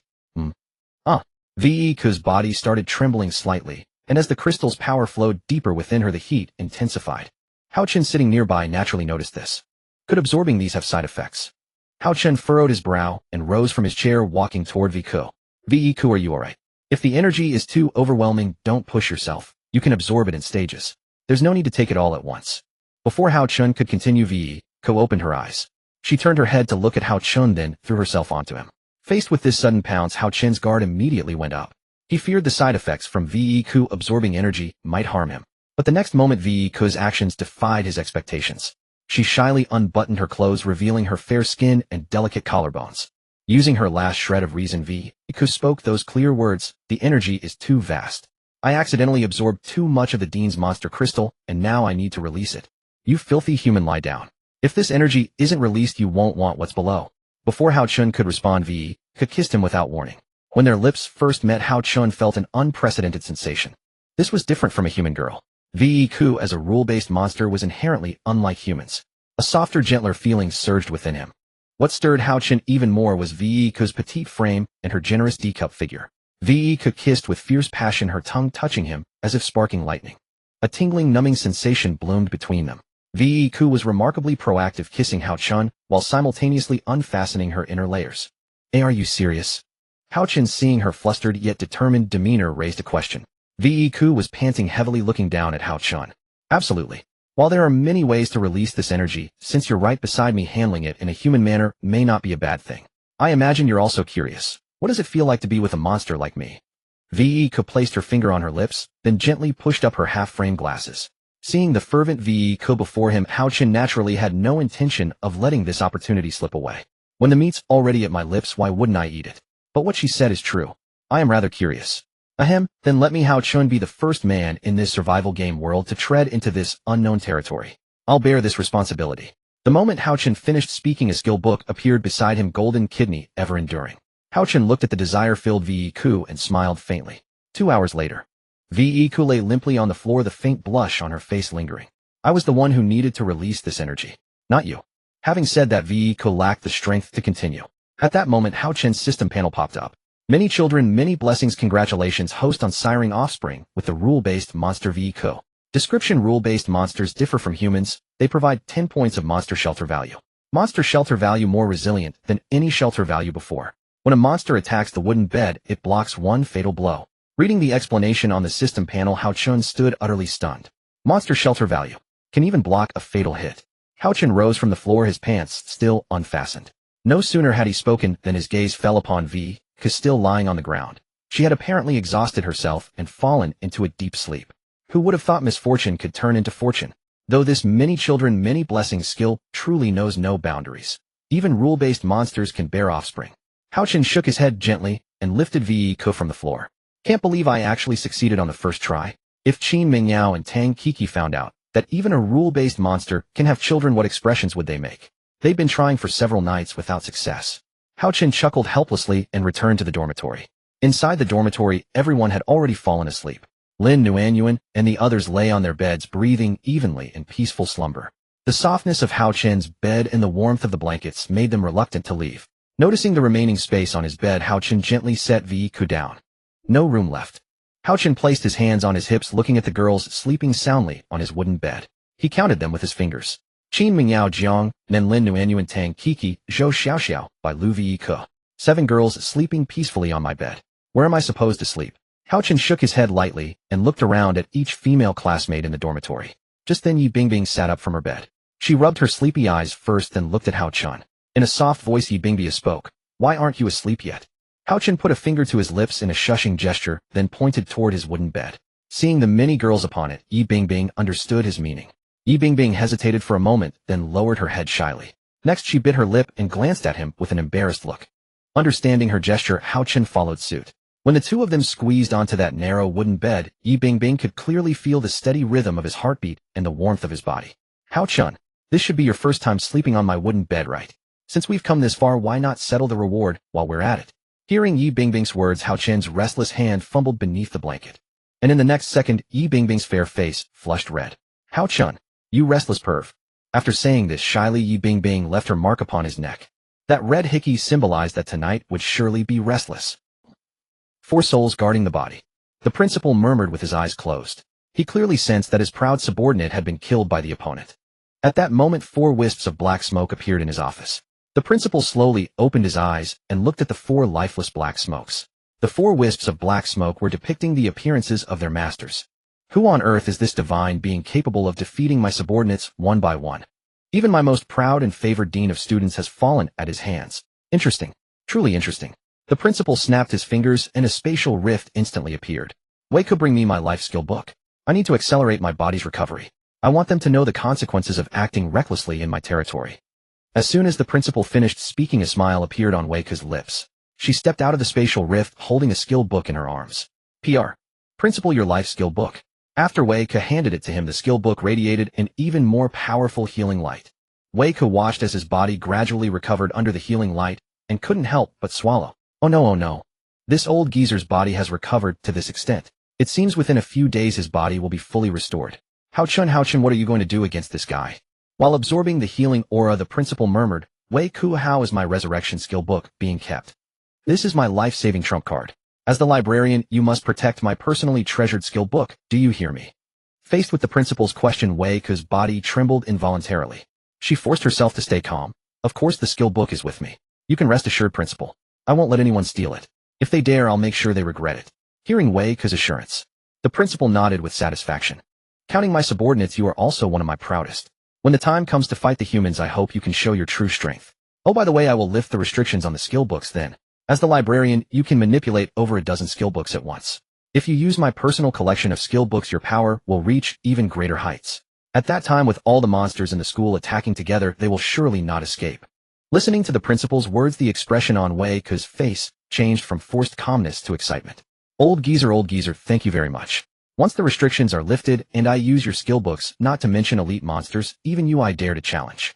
Oh, by the way, your resurrection book has been stolen by me long ago, hee, and it's already used. Still a life-saving trump card. It's already gone. Wei Ke let out a wicked laugh in her heart. 701 dormitory. Hao Chen was holding the warm Yi Bingbing in his arms. He only felt a warm and slippery sensation erupting in his mouth. That softness, he couldn't quite describe it. Yi Bingbing, who had woken up a few minutes earlier, looked at Hao Chen's handsome profile and couldn't help but have mischievous thoughts. She looked around and found that everyone else was still asleep. So she gently kissed Hao Chen's lips. At first, that sneaky feeling made her somewhat uncomfortable. After all, this was the first time she had been so proactive in needing Hao Chen, so proactive in seeking his warm lips. When they kissed, Yi Bingbing unconsciously got lost in the moment. She closed her eyes, enjoying everything before her, unaware that Hao Chen had already awakened under this fierce assault. Seeing Yi Bingbing's blushing face, Hao Chen did not choose to interrupt, but instead went along with her kiss. Huh. Yi Bingbing slowly pulled away, then wiped the moisture from the corner of her mouth. When her eyes met Hao Chen's, their gazes locked at that moment. Hao Chen, you're awake. When did you wake up?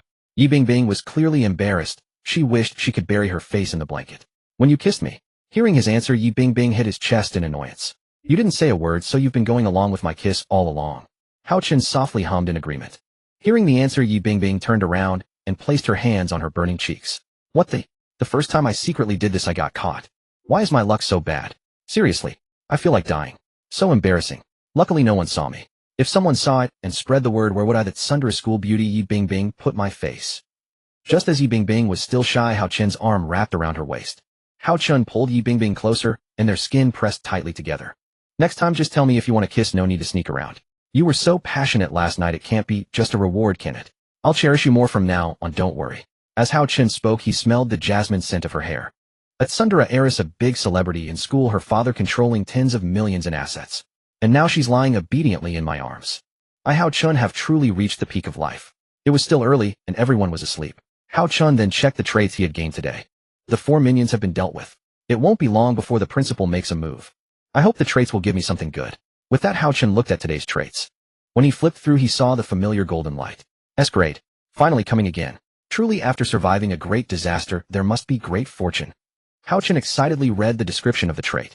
S-grade trait twin birth description. After using this trait, the host can split into 2 clones, each with a different personality.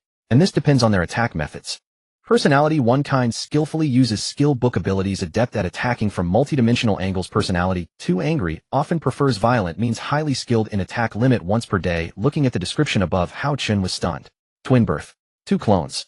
And with different personalities. This is a low-end version of the tiger talisman, right? Hao Chun's mouth twitched slightly, and he decided to keep it for now and look at the next trait. When he scrolled down, he found that aside from the S-grade, the rest of today's traits were all C-grade. For example, searching materials speed increased by 50, wearing clothes provides 25 protection value. These 2 traits were completely optional, so considering the highest grade, Hao Chun decisively chose the S-grade trait. However, what exactly is this twin birth about? Just as Hao Chun was about to test it, thick smoke billowed in the corridor outside the dormitory, and they could clearly hear crisp footsteps. When crisp footsteps echoed in the hallway, the female students in the dormitory sat up one by one. They were so alert not only because of the footsteps, but also because of the visitors' unmistakable background music. Would a poisonous snake die from its own venom? Would a bee be killed by its own honey? A powerful electronic beat suddenly flooded in from the corridor. Zhou Xiaoxiao was jolted awake by the earworm melody. One moment she was lying flat, and the next she bounced straight up from the bed. What the heck? Where is this music coming from? Zhou Xiaoxiao looked around in bewilderment, and the other girls exchanged equally confused glances. The music continued to assault everyone's eardrums. Just as confusion peaked, the dormitory door gently swung open.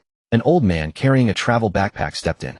He wore a portable speaker on his waist, a cyberpunk-style jacket, and a pair of white headphones hanging around his neck. His overall impression was that of a trendy old soul who loved to sing and dance. My children, do you have anything you'd like to trade with me? I am the wandering merchant, loved by all, happy to meet you. He swayed rhythmically as he spoke, moving to the beat. Zhou Xiaoxiao's head throbbed from the bizarre music. She couldn't help but complain. Could you please turn that music off? It's too loud. What kind of weird song is this? Full of snakes, bees, and cows. Hearing her feedback, the wandering merchant cheerfully turned off the speaker. Oh, you really don't appreciate good music. Such exquisite taste, and you call it noise. Forget it, I can't reason with a child like you. The wandering merchant cleared his throat twice and straightened his expression. Allow me to introduce myself properly. I am the wandering merchant, traveling far and wide to trade with survivors. I've been to the Death Desert, glaciers, snowfields, giant trees, jungles, and islands. Everywhere, and I've dealt with many survivors. Surely I can find something you want here. With that, he placed his travel pack on the ground. As the pack touched the floor, a huge display screen materialized before everyone, listing an array of items and prices. A basket of potatoes, 2 mysterious crystals, low-grade mental recovery potion, X2, 3 mysterious crystals, jungle machete, 20 mysterious crystals. The rest of the items were dazzling and numerous. Hao Chun glanced over it briefly and saw a full 99 pages of tradable goods. How can such a small backpack hold so many things? It's like Doraemon's pocket, someone muttered. Noticing their astonished looks, the wandering merchant grinned.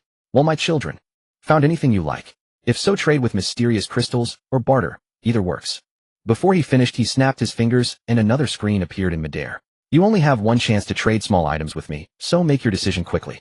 My time is limited. I've got to get to the next location. The wandering merchant dug out his ear and flicked the wax away. Watching this flashy character, Zhou Xiaoxiao couldn't help but feel he was unreliable. As a wandering merchant showing up so ostentatiously, was that really okay? Hao Chun opened his system backpack and checked his mysterious crystal count. From last night's battle with the dean and the school nurse, he had earned 50, bringing his total to 120. He could trade for some useful items like a mid-grade mental recovery potion. When his mental energy ran out, one bottle would restore 70 points directly. Food was also a good choice. You could never have too much, and the wandering merchant's prices were reasonable. A basket of potatoes for only 2 mysterious crystals. What should I exchange? As Hao Chun pondered, the wandering merchant's gaze began to sweep the room. He looked over each girl sitting on the wooden beds. Perfect features, curvaceous figures. Yi Bingbing's eyes were full of disdain and haughtiness, stirring something in his heart. Then he saw Qin Mingyao's mature and alluring demeanor, and he nearly drooled. Oh my, this is incredible. Have I stumbled into a kingdom of women? So many beauties. The wandering merchant secretly wiped the corner of his mouth, his gaze locking onto the purple stockings resting on Qin Mingyao's bedside. This is a sacred relic. The old man completely lost control and rushed straight over. Qin Mingyao's face twisted with disgust at his lecherous expression. What are you doing? You shameless old man. Put down my stockings. Qin Mingyao rose from Hao Chen's bed as she spoke. Before she could react, the wandering merchant had already picked up her stockings. Beautiful lady, want to trade your stockings for some small items. I promise you won't be disappointed. Can we? His eyes were filled with sincerity, almost pleading. But to Qin Mingyao this scene was utterly repulsive. A perfectly decent wandering merchant, and now you've turned into a lecherous old man. I'm not giving you my stockings. No matter what you say, I won't trade with you. These stockings are only for Hao Chen to see. Hearing her refusal, disappointment flickered in the merchant's eyes. I see. If you traded with me, I would give you an unexpectedly wonderful item. Too bad you're not seizing this opportunity. He gently set down the stockings and slowly turned around. Just then Hao Chen spoke softly. If you reveal what the gift item is, perhaps I could agree. Hearing hope, the merchant's lips curled into a smile. I can't tell you what the item is. Otherwise, how would it be a surprise? But I guarantee it will satisfy you. I, the wandering merchant, take responsibility for my actions. I never deceive a mature and alluring lady. As he spoke, he unconsciously rubbed his hands together, staring longingly at Qin Mingyao. Qin Mingyao furrowed her brows and stepped back half a step, her disgust almost overflowing. Disgusting. All right, let's exchange. Hao Chen tossed 2 mysterious crystals toward the display screen. A flash of light later, a brand new, unopened pair of purple stockings appeared in his hand. Just buy a new pair, Hao Chen said, handing the newly acquired stockings to Qin Mingyao. She took the sealed package, puzzled. You sell them yourself, why take mine to trade? The wandering merchant carefully tucked the stockings into his pocket, explaining, Oh, what do you know? It's about collectible value. In my line of work, I know what's valuable. You're still young, you wouldn't understand. With that, he tossed a delicate box into the air. Hao Chen caught it swiftly. Here's your exchange item. Remember, open it after I leave, or the surprise will be gone. So anything else you want to buy? I'm happy to serve. Hao Chen placed all his mysterious crystals on the ground. He turned to the female classmates. Everyone can pick one item. It's not just me. We've all contributed these days. So each of you can choose anything: food, clothing, drink, or daily necessities. We have enough resources, so don't worry. Zhou Xiaoxiao eagerly grabbed 2 mysterious crystals. I'll buy some ingredients for soup. More nutritious food, good for health. I want a box of chips. I'll take care of body wash and shampoo. Then I'll buy fabric for quilts so everyone can have blankets and pillows soon. Watching everyone pick up mysterious crystals and choose items, a faint smile appeared on Hao Chen's lips. This was what he wanted, everyone actively contributing to the group. That mindset determined how far they could go. Meanwhile, the wandering merchant wore a sly grin, muttering under his breath, I never expected to get such a valuable item. Mature lady stockings. My God, the collectible value. Qin Mingyao heard him and shot him a contemptuous glare. I advise you not to use them for anything shady. If you do something weird next time I meet you, I'll make sure you regret it. Her eyes blazed with fury as she tried to look fierce. Startled by her glare, the wandering merchant broke out in a cold sweat. Miss, you misunderstand. I may be lecherous, but I'm not that depraved. I just think your stockings have collectible value, that's all. Don't get the wrong idea. I'm a lone wolf, a man who sticks to his principles. I won't do anything strange, I promise. Hearing his earnest promise, Qin Mingyao's anger subsided slightly. You'd better be. The transaction is complete, children. This old monk will take his leave now. May we meet again in the future. The wandering merchant shouldered his travel bag once more and turned on the music player again. The restless music instantly filled the entire dormitory. The wandering merchant snapped his fingers lightly, and a mist appeared at the entrance of the dorm. As he stepped into the mist, his entire figure vanished without a trace. When the smoke dissipated, the wandering merchant was already gone. Hao Chen glanced at the total number of mysterious crystals. There were still 70 mysterious crystals left.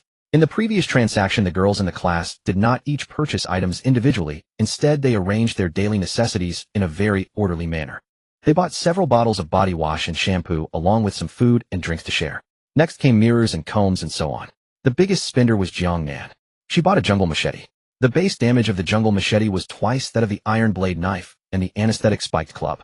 To enhance their combat power, the classmates did not object or oppose. Instead, they approved of Jiang Nan purchasing this weapon. Qin Mingyao walked over at this moment, looking at the exquisite small box in Hao Chen's hands. Hao Chen, so what is the item that the merchant gave? As soon as these words were spoken, the female classmates gathered around. Zhou Xiaoxiao, even more curious, came behind Hao Chen, placed her hands on his shoulders, and peered over. The softness and warmth of her chest immediately pressed against Hao Chen's back. Yeah, what is it? Why so mysterious? And that old pervert even asked for teacher stockings. Anyway, I can't figure out what it is. Maybe it's a man-eating monster. Tang Ke pulled a funny face, spread her arms, and looked at Zhou Xiaoxiao with a wicked grin. Zhou Xiaoxiao was startled by this. Nonsense. How could such a small box possibly hold a monster? Su Qing nudged Li Qingke with her elbow. Maybe inside the box is your beloved new energy boyfriend. Even if you can't get a spot, having a new energy boyfriend could ease some pressure, don't you think, Li Qingke? Hearing Song Jia's teasing, Li Chinka crossed her arms over her chest. Just you wait tonight. I'll scratch your eyes out. The girls were now enthusiastically discussing what could be inside the box. Some guessed food, some guessed tools, others guessed mysterious crystals. A variety of answers emerged. Listening to the commotion, a serious expression appeared on Qin Mingyao's face. Everyone quiet down. Qin Mingyao's tone was cold and stern, even exuding the authority of a teacher. In an instant the dormitory fell silent. When Qin Mingyao looked at Hao Chen, a hint of fondness appeared in her eyes. All right, now it's quiet. Shall we see what's inside? Qin Mingyao leaned close to Hao Chen, her eyes full of admiration for him. Seeing everyone's expectant gaze, Hao Chen opened the mysterious gift from the wandering merchant. When the box opened, Hao Chen saw a crystal glowing with 7 colors lying in the center. Mysterious crystal, eh? He picked up the crystal and examined it carefully. No, this isn't a mysterious crystal. Just as Hao Chen was pondering, the system panel popped up. Item: limited time breakthrough crystal effect allows the owner to raise their talent level by 1 grade e.g. from S rank to SS rank. Limitation: this breakthrough crystal is a restricted crystal, not a complete form, and can only be used for 5 minutes. Reading the description, Hao Chen's breathing became rapid. A breakthrough crystal. Can temporarily raise talent level. This. Hao Chen was stunned, then recalled the calm smile of the mysterious merchant. Good thing that wandering merchant wasn't lying, or we'd have been cheated. Seeing Hao Chen's excited face, Qin Mingyao said with some concern. So this thing is called a breakthrough crystal. It can temporarily raise talent level by 1 grade. But it's only for 5 minutes. That's so short. Yeah, only 5 minutes. How can we fight with that? 5 minutes is so short, isn't it, Hao Chen? Zhou Xiaoxiao gently scratched Hao Chen's cheek with her index finger, a hint of something else in the smile at the corner of her mouth. Don't underestimate these 5 minutes, Hao Chen said calmly. He walked over to his bed, sat down, and began to explain carefully. Take Yi Bingbing's S-rank retribution skill for example. Currently, she can only refresh it once a day. If she uses the breakthrough crystal, she might be able to refresh it twice, 3 times, or even 4 times a day. Or take teacher Qin Mingyao, whose ability can hard control rule-based monsters and make them feel fear. If teacher uses it, wouldn't her ability be more than just hard control and fear? Although the time is short, it's very useful for all of us. Jiang Nan came over to Hao Chen. Then, what about you, Hao Chen? What would happen if you used this breakthrough crystal on your talent? Oh right, you have 2 talents. One is blessing of many children, and the other is daily entry. Zhou Xiaoxiao said disdainfully. No, don't use this crystal on blessing of many children. 5 minutes is already too short for me. Don't you all think so? At that, Qin Mingyao, Jiang, Nan, Yi Bingbing, Lin Nuanyuan, Bai Lu, and Tang Ku unanimously nodded. Then that settles it. This thing can only be used on daily entry, but I don't know what Hao Chen's entry talent will become after using it. Zhou Xiaoxiao crossed her arms and furrowed her brow, imagining what it might become. So who do you all think this breakthrough crystal is most suitable for? As soon as Hao Chen said this, the female classmates exchanged glances. Zhang Yaya was the first to withdraw. My talent is not combat-oriented, and I can't play much of a role on the battlefield, so I'll pass. As Zhang Yaya finished speaking, Song Jia and Li Chinka also withdrew. Li Chinka and I both have gathering-type talents not very useful on the battlefield. We'll pass too. Watching the 3 withdraw, Hao Chen turned his gaze to Qin Mingyao and Jiang Nan. After all, these 2 could play important roles on the battlefield. Jiang Nan shook her head. I'll pass. I think I'm fine as I am, and even if I upgrade, I'd only reach S rank. Not as cost-effective as your SS rank, Hao Chen. Qin Mingyao, same here. My responsibility is to protect the others in the rear and handle emergencies, so I think you should have it. Qin Yufei and Su Wanqing nodded in agreement. Seeing everyone's consensus, Hao Chen stood up. Very well, then I'll use this breakthrough crystal when the time comes. I hope it helps us defeat the principal. Principal's office. The principal's body was rapidly repairing itself. His eyes were filled with a more malevolent aura than ever before. In the center of the office, a massive black mist was coalescing. This black mist was composed of the rule-based monsters that Hao Chen and his team had defeated. Much gratitude to the survivors. By absorbing these, my body will be fully restored.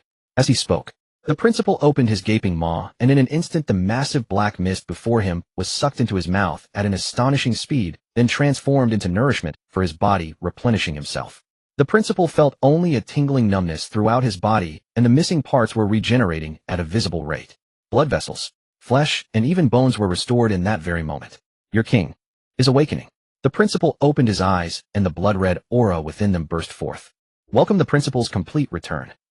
Countless monsters roared in unison, their voices reverberating through the conference hall and causing the chandeliers on the ceiling to tremble faintly.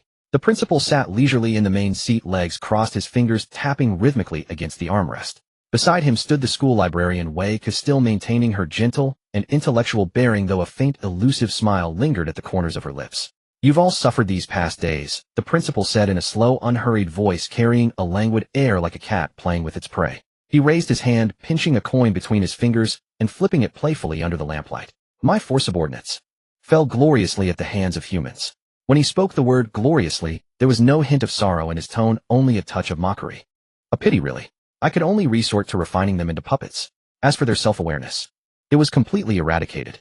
The coin flipped into the air, tracing an arc before landing on a pair of polished leather shoes with a crisp sound. On the other side of the principal stood four rule-based monsters in a row: the head of security, the school doctor, the dean of students, and the physical education teacher. They stood at rigid attention, their postures as precise as soldiers, but their eyes were hollow and empty, with a sinister dark red gleam shimmering deep within their pupils. No expression marred their faces. Their former temper, cunning, and ferocity had all been drained away, leaving nothing but empty shells. However, the principal suddenly rose to his feet, shoved his hands into his pockets, and strolled slowly toward the floor-to-ceiling windows at the far end of the conference hall. Beyond the windows lay the school playground, bathed in sunlight, showing no sign of anything amiss. Puppets have their advantages. They obey, they never question, they never betray. And they certainly never flee from battle. Hearing this, a chill ran down Wei Ke's spine. Does he know? What does he mean by that? Wei Ke couldn't help but swallow hard, though she did her best to maintain her composure. The principal turned around, a gentle smile gracing his face. Warm and grandfatherly. But look closely, and you would see the warmth never reached his eyes. Deep within his pupils lurked some dark, malevolent presence. During the days I was in slumber, those youngsters were quite active, weren't they? The principal's voice remained steady and unhurried. But they were rather amusing, I must say. It has been a very, very long time since I encountered someone so entertaining. Returning to his chair, the principal crossed his legs once more and began tapping his fingers rhythmically on the armrest, the sound resembling some kind of countdown. But the smile instantly vanished from his face. The temperature in the entire conference hall seemed to plummet to freezing in an instant. Those who cause trouble in my territory will pay the price. The principal slowly scanned all the monsters present, his voice icy, every word seeming to be squeezed through clenched teeth. Today, upon my awakening, I will make them understand what happens to those who dare defy me in my own domain.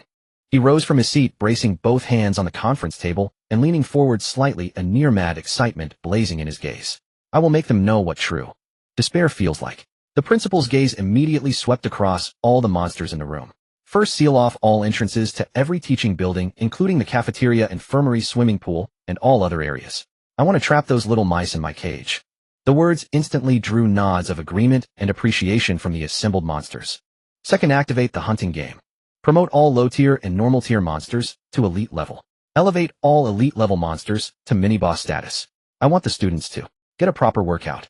Third, the principal paused, a wicked smile curling at the corners of his mouth.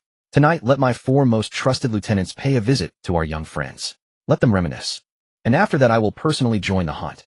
He walked over to the head of security and patted his shoulder as one might pat a loyal dog. Oh, by the way, Wei Ke. Yes, sir. Wei Ke's body trembled involuntarily, though she forced herself to keep smiling. Leave that boy named Hao Chen to me. I want to meet him myself. The principal's fingers resumed their tapping on the armrest. To have my four subordinates fall at his hands. He must make an interesting toy. His smile gradually widened, revealing his gleaming white teeth. You see, toys are most enjoyable when played with slowly. How dreadful it would be to break them too quickly. He closed his eyes and leaned back in his chair, that smile never fading from his lips. The conference hall fell utterly silent, every monster bowing their heads, daring not even to breathe. After a long while, the principal finally spoke again, his voice laced with an almost morbid delight. Very well, everyone go and make your preparations. Let our young friends enjoy their final moments of tranquility. It was already afternoon, and everyone was resting and conserving their energy. But in the next instant, a system panel materialized before each of them. The red text above only heightened their fears. Challenge the principal's ultimate game. Restriction: entry to any searchable building is prohibited except for the dormitory building. Challenge success requirement: defeat the principal and survive to the end. Rewards will be granted based on combat evaluation upon challenge completion. What the heck? The principal has revived it. Zhou Xiaoxiao was the first to leap up, nearly punching through the bedboard of the upper bunk. Didn't they say it would take several days, eh? This old man must have gotten an adrenaline shot. Calm down. Calm down. Although Lin Nuanyuan kept telling herself to stay composed, her voice was clearly trembling. Her hands unconsciously clutched at the corner of Hao Chen's clothing, her watery eyes filled with, "What do we do? What do we do? What do we do?" Hao Chen gazed at the red text on the panel, his brow slightly furrowing. Entry to any searchable building is prohibited. This was equivalent to cutting off all their channels for obtaining resources. They couldn't go to the cafeteria, the clinic, the swimming hall, or even enter the teaching building. The only place they could stay was the dormitory building. And inside the dormitory building, what did they have? just the food and materials they had accumulated over these days along with daily necessities. Moreover, the supplies in the dormitory building had already been completely scavenged. He wants to trap us and let us die a slow death. Hao Chen spoke in a heavy tone. Qin Mingyao said with worry, this isn't a siege. This is clearly a hunting game. A hunting game. A faint smile played at the corner of Hao Chen's mouth, entirely out of place with the current scene. He gazed at the breakthrough crystal in his hand. In fact, we are the true hunters. If he wants to come, let him bring it on. After all, we turn away no one. We fight until the final chapter. Night descended and a crimson glow rose. Gazing at the blood-colored sky beyond the window, Hao Chen couldn't help but furrow his brow. It seems this fellow is getting serious. He can even manipulate blood-colored weather, boosting the monster's combat power and all their stats. It wasn't just Hao Chen who noticed the unusual weather phenomenon, but also the girls from their class. Even though they had gathered their courage, seeing such a sight still caused their spirits to falter. Just then, columns of light rose up from the campus outside the dormitory. Those light columns marked the searchable areas. When they rose, it signaled a complete lockdown. At the same time, massive numbers of rule-based monsters appeared throughout the school grounds. They rose from death, their bodies in the process of reconstruction. Even the dormitory ant that Hao Chen had defeated earlier awakened at this moment. Under this blood moon, the principal's control made the dead monsters appear reborn. At this moment, all the monsters had gathered at the foot of the administrative building. They stood like subjects welcoming a new emperor, chests puffed out reverently toward the principal. Good children, today's game officially begins. Let us go meet the little ones who have come to this school. As the principal opened his eyes, an even more brilliant crimson light burst forth than ever before. He bared his sharp fangs, the dominating aura emanating from his body shook the surrounding heavens and earth. On my turf, you follow my rules. Now, the game begins. The principal snapped his fingers, and all monsters' levels rose comprehensively. A denser, more potent dark energy surged from their bodies. Feeling their power increase, the gathered monsters let out excited cries. The principal snapped his fingers once more. The moment that sound finished, the protective shield for everyone in Hao Chen's dormitory immediately decreased by 200 points. This is far from the end. A slight smile curled at the corner of the principal's mouth as he snapped his fingers again. You cannot go anywhere. Here you shall obey my words. In the next instant, all the monsters present along with the principal were teleported to the school playground.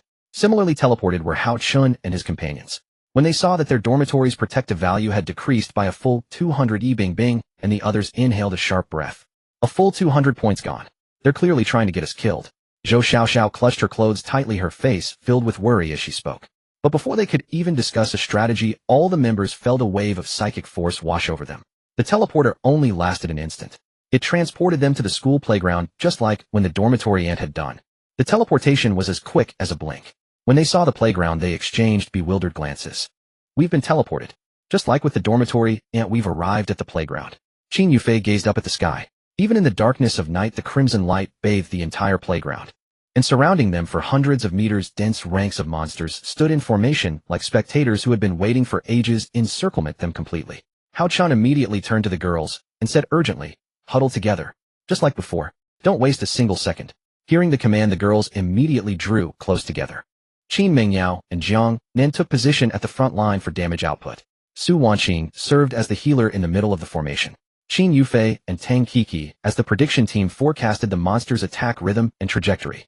As for the remaining girls without special talents, each held weapons and skill books in their hands. They were no longer what they used to be. In the past, they could only rely on weapons, but now they could depend on skill books as well. Do you know what? The principal suddenly spoke up. He walked down from the podium at a leisurely pace, each step unhurried. His leather shoes tapped rhythmically against the plastic track of the playground. He stopped precisely 20 paces from the group, hands clasped behind his back, tilting his head slightly as he examined Hao Chen and his companions. This school has stood for many years. I've met far too many children like you. Some clever, some brave, some who thought they could break the rules. The principal paused, his smile deepening. And the result? They all stayed behind. Some became paintings on the walls of the teaching building, some became trees in the garden, and some became members of my monster army. The principal stretched out 5 fingers, examining his slender digits with great care. That dormitory ant. Do you know who she is? The principal's voice suddenly became gentle. She was also a student here 10 years ago. Just as clever as you, just as brave, just as foolishly overconfident.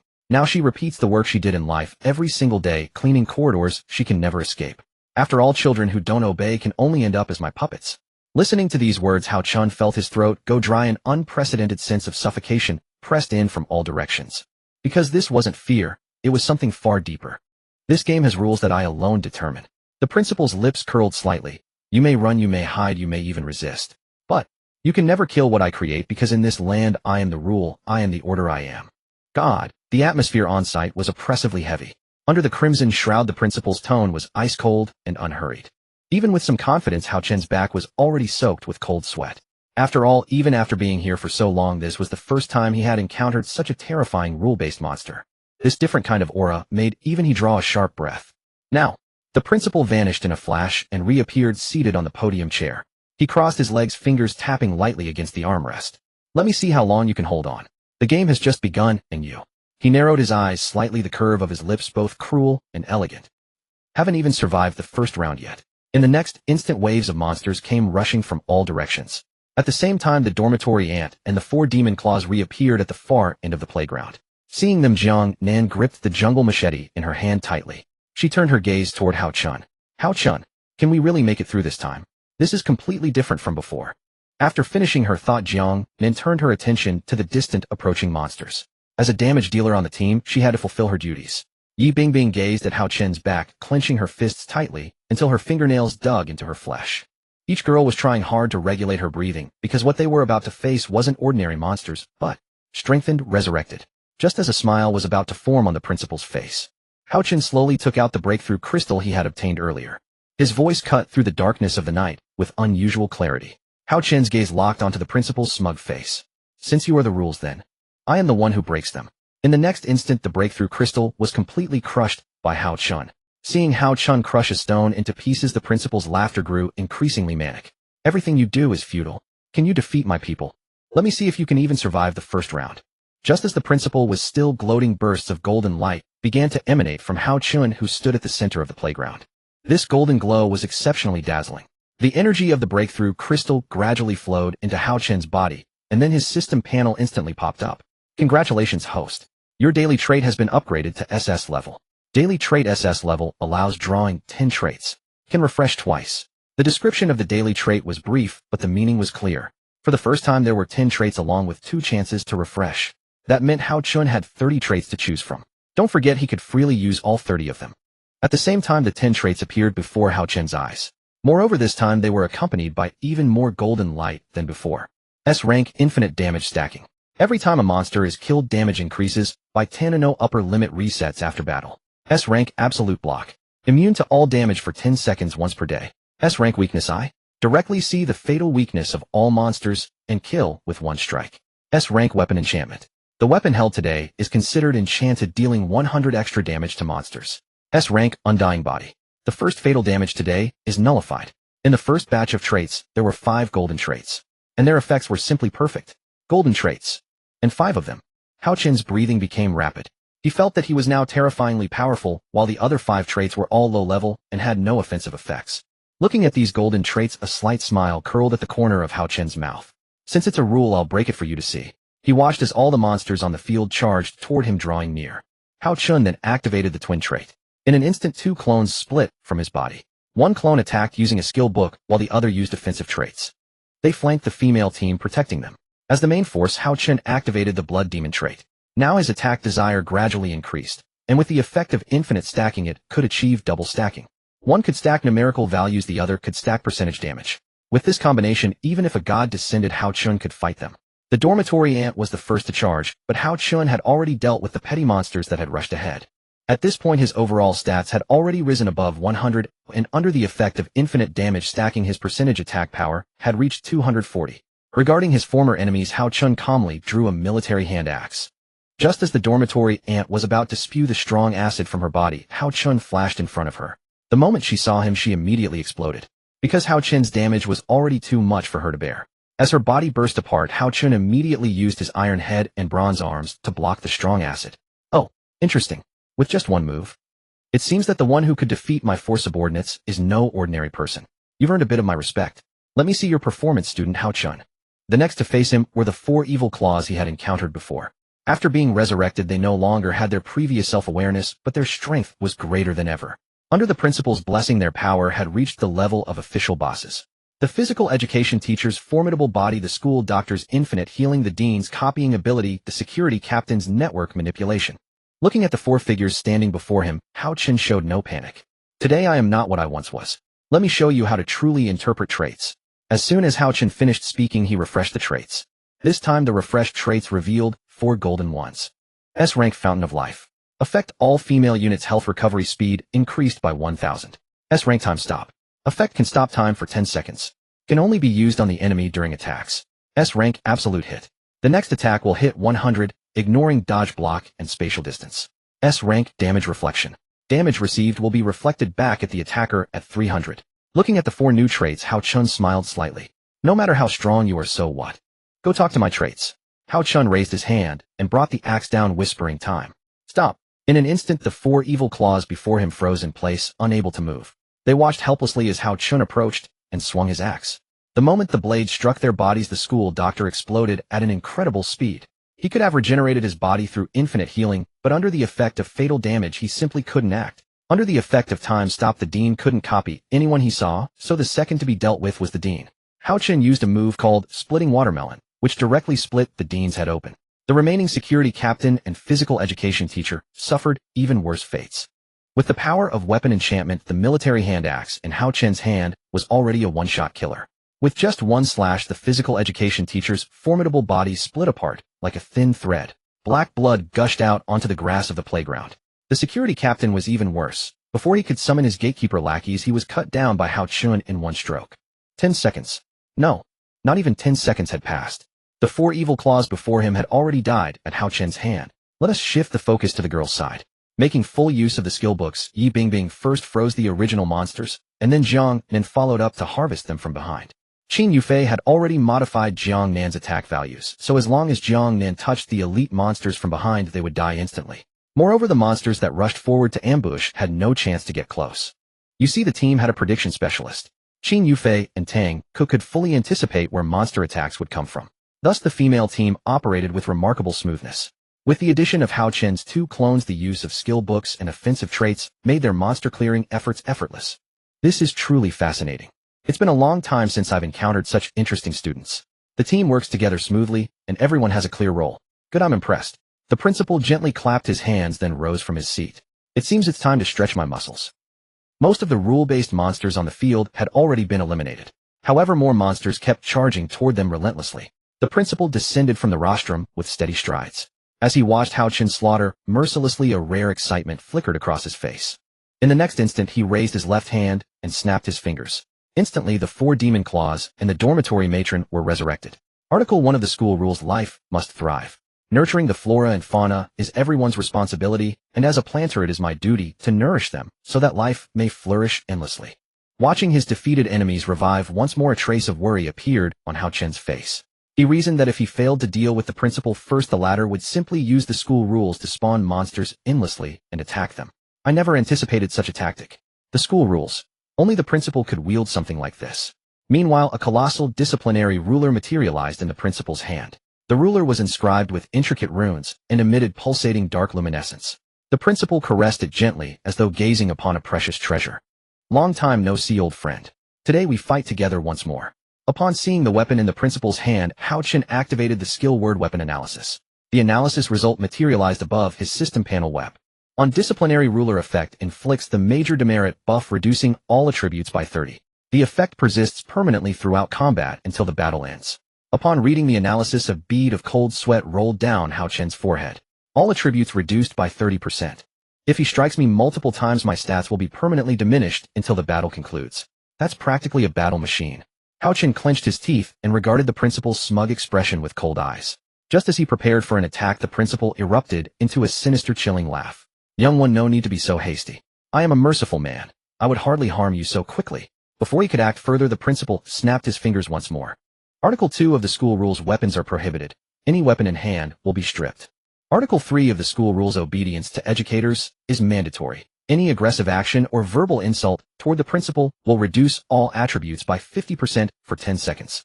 Upon finishing his declaration, each girl's system panel illuminated. Beneath their attribute panels, negative buffs appeared.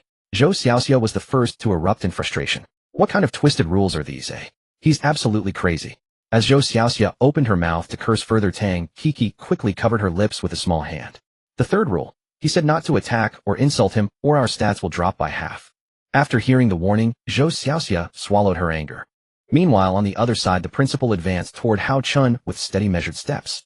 He stroked the disciplinary ruler, murmuring to himself, "Other students have come here before, but none ever caught my attention. Yet you interest me. Those girls behind you, your classmates, I presume." Crimson light flared fiercely within Hao Chen's eyes. "What are you planning?" His tone was as cold as ice. He would never permit anyone to lay a hand on those under his protection, especially the girls in his class. "Take your time, young man. I only admire you. Your courage and sense of responsibility in leading them here without a single casualty is truly impressive." Unfortunately, the principal paused, raising his gaze to meet Hao Chen's furious eyes. "Unfortunately, you've come to the wrong place. After all, here I am a god." The moment the words left his lips, the principal surged forward at blinding speed. The sound of splitting air echoed through the battlefield. But let us not forget, today's Hao Chun was no longer the same as before. With slow deliberation, he raised his right hand, which gripped the tattered cloth. "Since you seek to make an example of me, then I have nothing more to say to you." No sooner had Hao Chun spoken than the Thunderfire skill book appeared beside him. In an instant, flames engulfed the tattered cloth. Flower transfer. Just as the principal charged forward, he felt a searing burn ravage his body. "Oh, how amusing." Watching the fabric burn, the principal's lips curled into a knowing smile. "It's futile." He halted his advance, turning his head to call out toward the sky, "Vicky, bring forth all my skill books, including my resurrection tome." Vicky, long hidden away, emerged from a rift upon hearing the command. She was surrounded by 20 skill books, each radiating with extraordinary brilliance. Thanks to the flower transfer mechanic, the principal naturally felt the full brunt of that excruciating pain. As the cloth burned to ashes, his own soul began to dissipate at that very moment. "So what if you kill me? I possess the power of resurrection. You cannot defeat me. Vicky, bring the resurrection skill book. I grant you full authority now. Buy me some time. Once my body is restored, I will crush them all." The principal beckoned with his finger, signaling her to produce the resurrection tome. But just then, a dramatic turn of events unfolded. Vicky drifted directly toward Hao Chun and positioned herself beside him. Witnessing this, the principal froze momentarily. "Vicky, what do you think you're doing? Where are my skill books? Why aren't you obeying me?" Hearing this, Vicky's lips curved into a faint smile. A look of unprecedented excitement filled her face. "What a sorry excuse for a principal, just a bottom feeder. Did you really think I'd serve you? Actually, I already belong to this human. Oh, by the way, your resurrection tome. Regrettably, it has already been used. Care to guess how the 4 demon claws were defeated? That was thanks to my assistance." Upon seeing his smug expression, the principal did not grow angry. Instead, he revealed a knowing, enigmatic smile. So be it." In the next instant, the principal crushed the disciplinary ruler in his hand to shards. The numerous runes upon the ruler scattered into the air at that very moment. Just as the principal's body was on the verge of dissipation, the runes adhered to him at blinding speed. In an instant, his physique expanded monstrously. The effect of the flower transfer skill word had already been exhausted, but these bizarre runes pulled the principal back from the brink of death. The principal could control and strengthen the monsters within the school and restrict survivors through the school rules, but he had never anticipated that his own subordinate would abandon him, nor had he foreseen that Hao Chun possessed such a countermeasure. His soul resurrection tome was one of his trump cards, but it had already been spent. The other means lay within the disciplinary ruler in his hand. The runes granted him temporary enhancement and the ability to evade death. At this moment, his body loomed grotesquely large beneath the blood moon. His visage resembled that of a tumor monstrosity, horrifying and grotesque. "Turning against me. That was your gravest mistake. Abandon darkness for the light." The principal's voice no longer emanated from his throat, but from every eye on those tumorous growths, simultaneously sounding like countless people whispering in unison. "Wei Ke, how many years have you been with me?" Hearing the principal's question, Wei Ke remained silent. 3 years, 5 years, or even longer. The principal tilted his massive head, and the eyes on those tumorous growths all turned toward Wei Ke. "I gave you power, gave you status, allowed you to toy at will with those students I eliminated. Is this how you repay me?" His tone was not angry, even tinged with a hint of amusement. Yet it was this very calmness that sent a bone-chilling coldness through everyone present. "Do you think that by following that brat you can defeat me, eh?" The principal slowly raised a giant hand, its fingers covered in runes that writhed beneath the skin like living creatures. "Do you think I am just an old relic scraping by on skill books and resurrection scrolls?" He suddenly clenched his fist. Boom. All the monsters on the playground fell to their knees simultaneously, the black aura on their bodies surging wildly toward the principal, like rivers converging into the sea, like 10,000 swords returning to their master.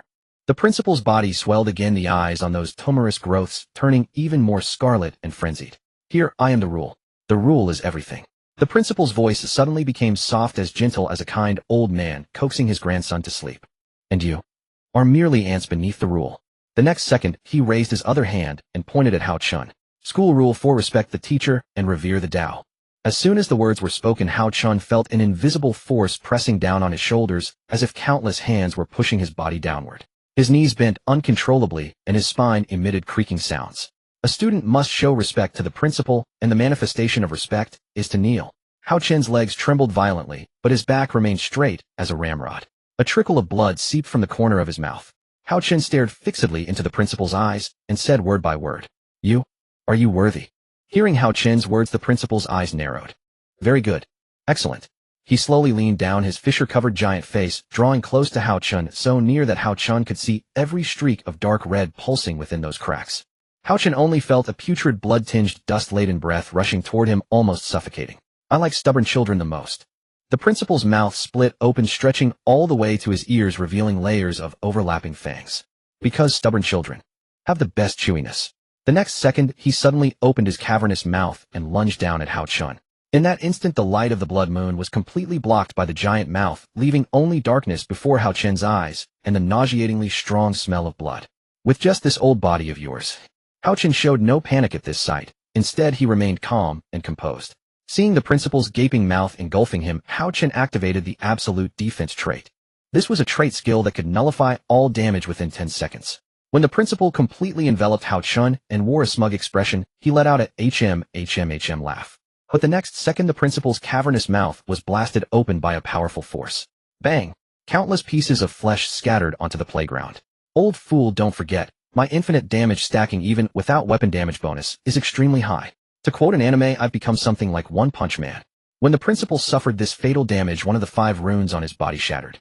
Seeing this, Hao Chun formulated his next plan. 4 runes left. What if I destroy them all? As soon as he finished speaking, Hao Chun turned his head and said rapidly, all skill books attack the principal. Wei Ku. Before his words faded, Hao Chun looked at Wei Ku. It's time to use your advanced skill book. A hint of tsundere expression appeared on Wei Ku's face as she said calmly, do I need you to tell me that? Trash watched this young lady smash his filthy body to pieces. In an instant, countless skills rained down from the sky. Heavenly thunder, wind, field, parasitism, flames. This ultimate elemental force immediately enveloped the entire principal. Seeing this, the principal was still unconvinced. A bunch of rabble. The tumors on his body opened their blood-red eyes and streams of black laser shot toward Hao Chun's body. But what the principal did not expect was that his own attack would be reflected back to him with greater force. Damage reflection. When those black light streams struck Hao Chun's body, the damage received was reflected back at 300 to the attacker. The tumors on the principal's body burst one after another, and 2 runes exploded instantly. Ayah! The principal let out an agonized howl, falling into a state of madness. But he still didn't give up. I am the god of this campus, I am the rule here. You will never defeat me. Since only 1 life-saving rune is left, then no one can leave this place. As soon as the principal finished speaking, numerous cracks appeared on his body. In the center of the crack, streaks of red laser appeared. Self-detonation. Hao Chun. He's choosing to self-destruct. With his power, destroying the entire campus is no trouble at all.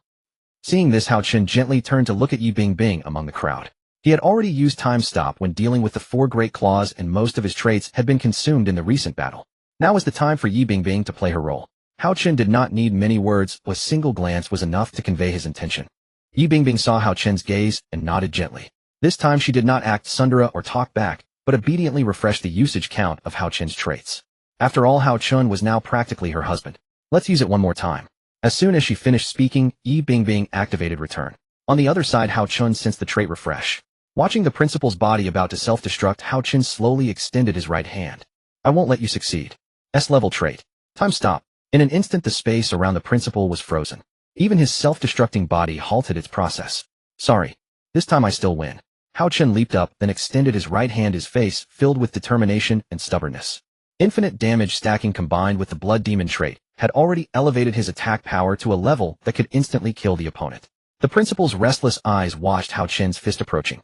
At the moment of contact, the principal's lips curled into a faint smile, as if waiting for this moment.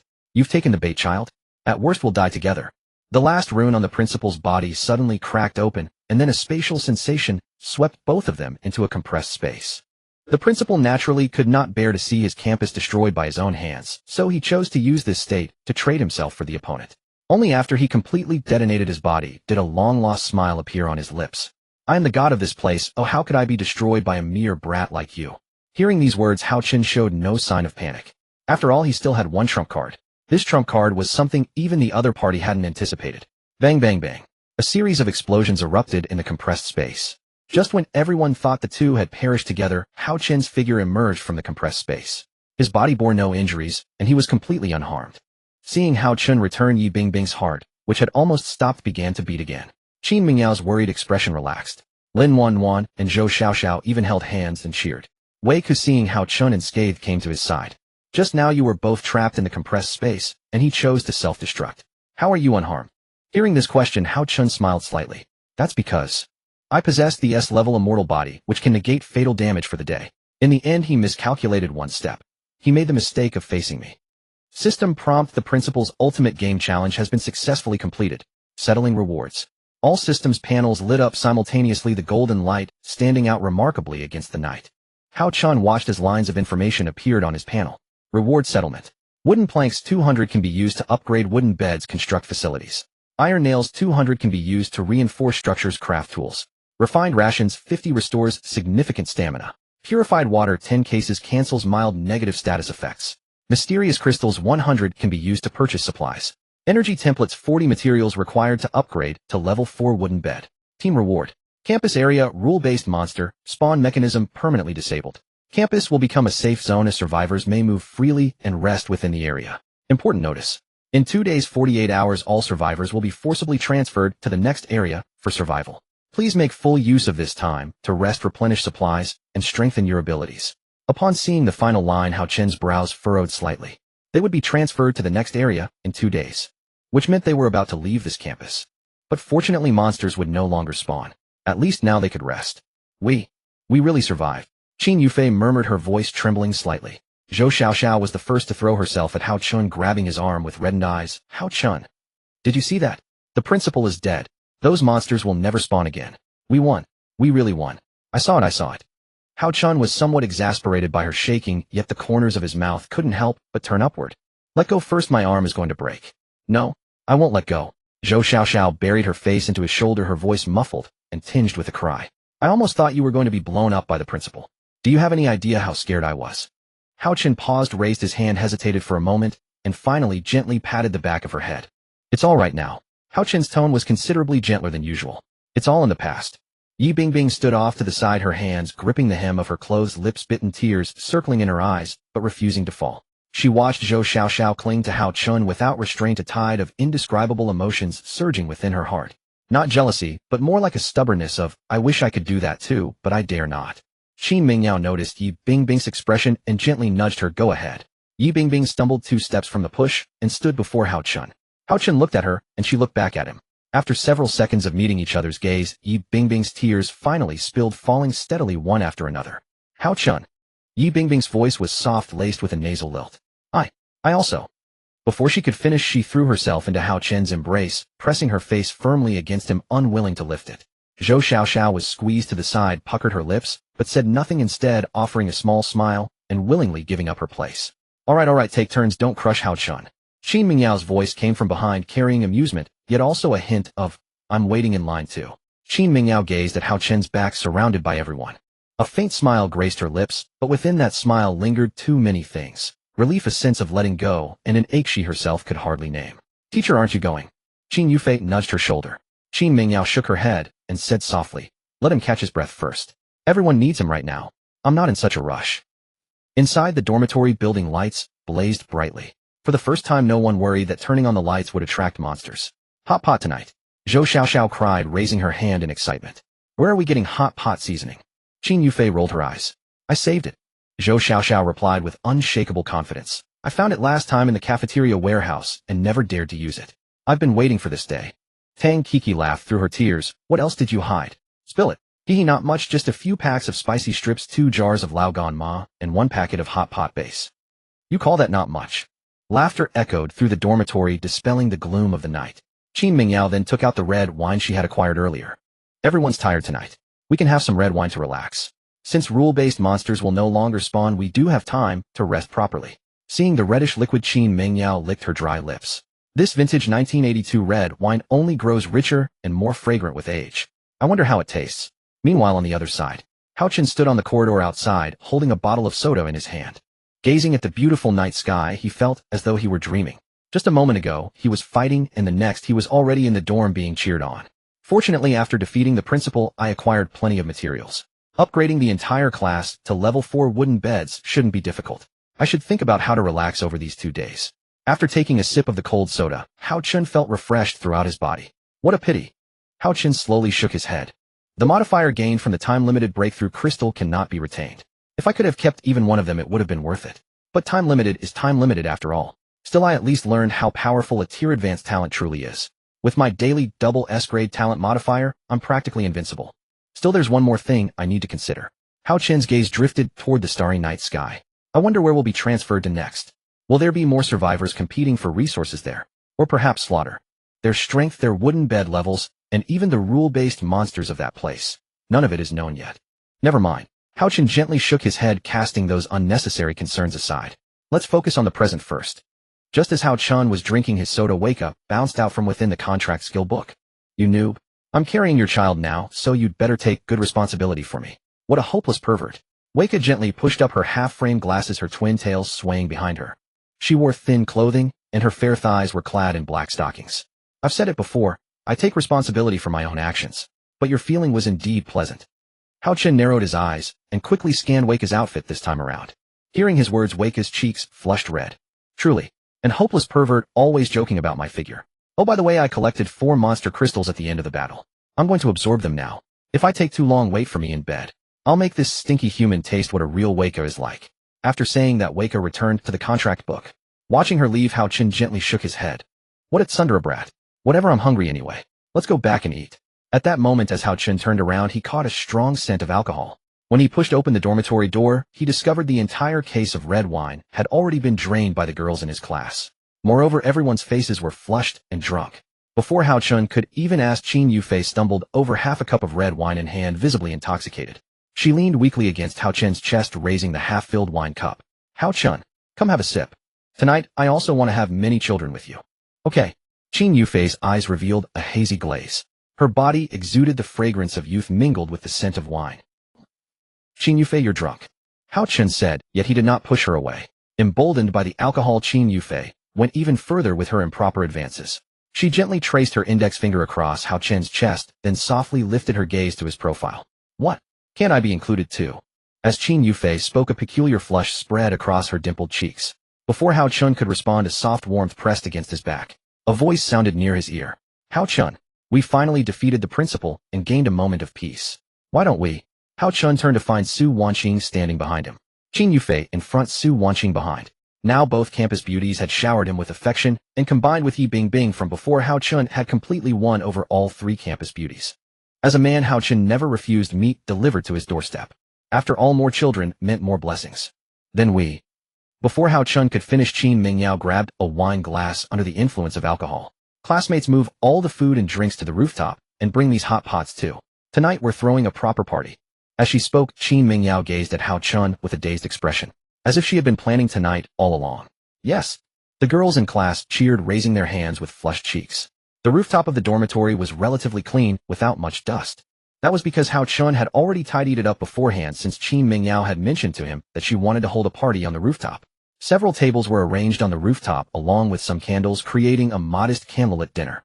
The starlit sky reflected an unusually peaceful and beautiful scene. This was the first time everyone could truly gaze upon the night sky of the campus. Previously, it had been either a blood moon or hiding in the dormitory, never truly appreciating this beautiful night sky. Hao Chun, come here. Qin Mingyao grabbed Hao Chun's hand and led him to a corner of the rooftop. Once they arrived, Qin Mingyao embraced Hao Chun without a word, pressing her warm, moist lips against his. Faced with the teacher's aggressive advance, Hao Chun did not refuse. Qin Mingyao reeked of alcohol, yet her body was soft, exuding the natural fragrance of a mature seductress.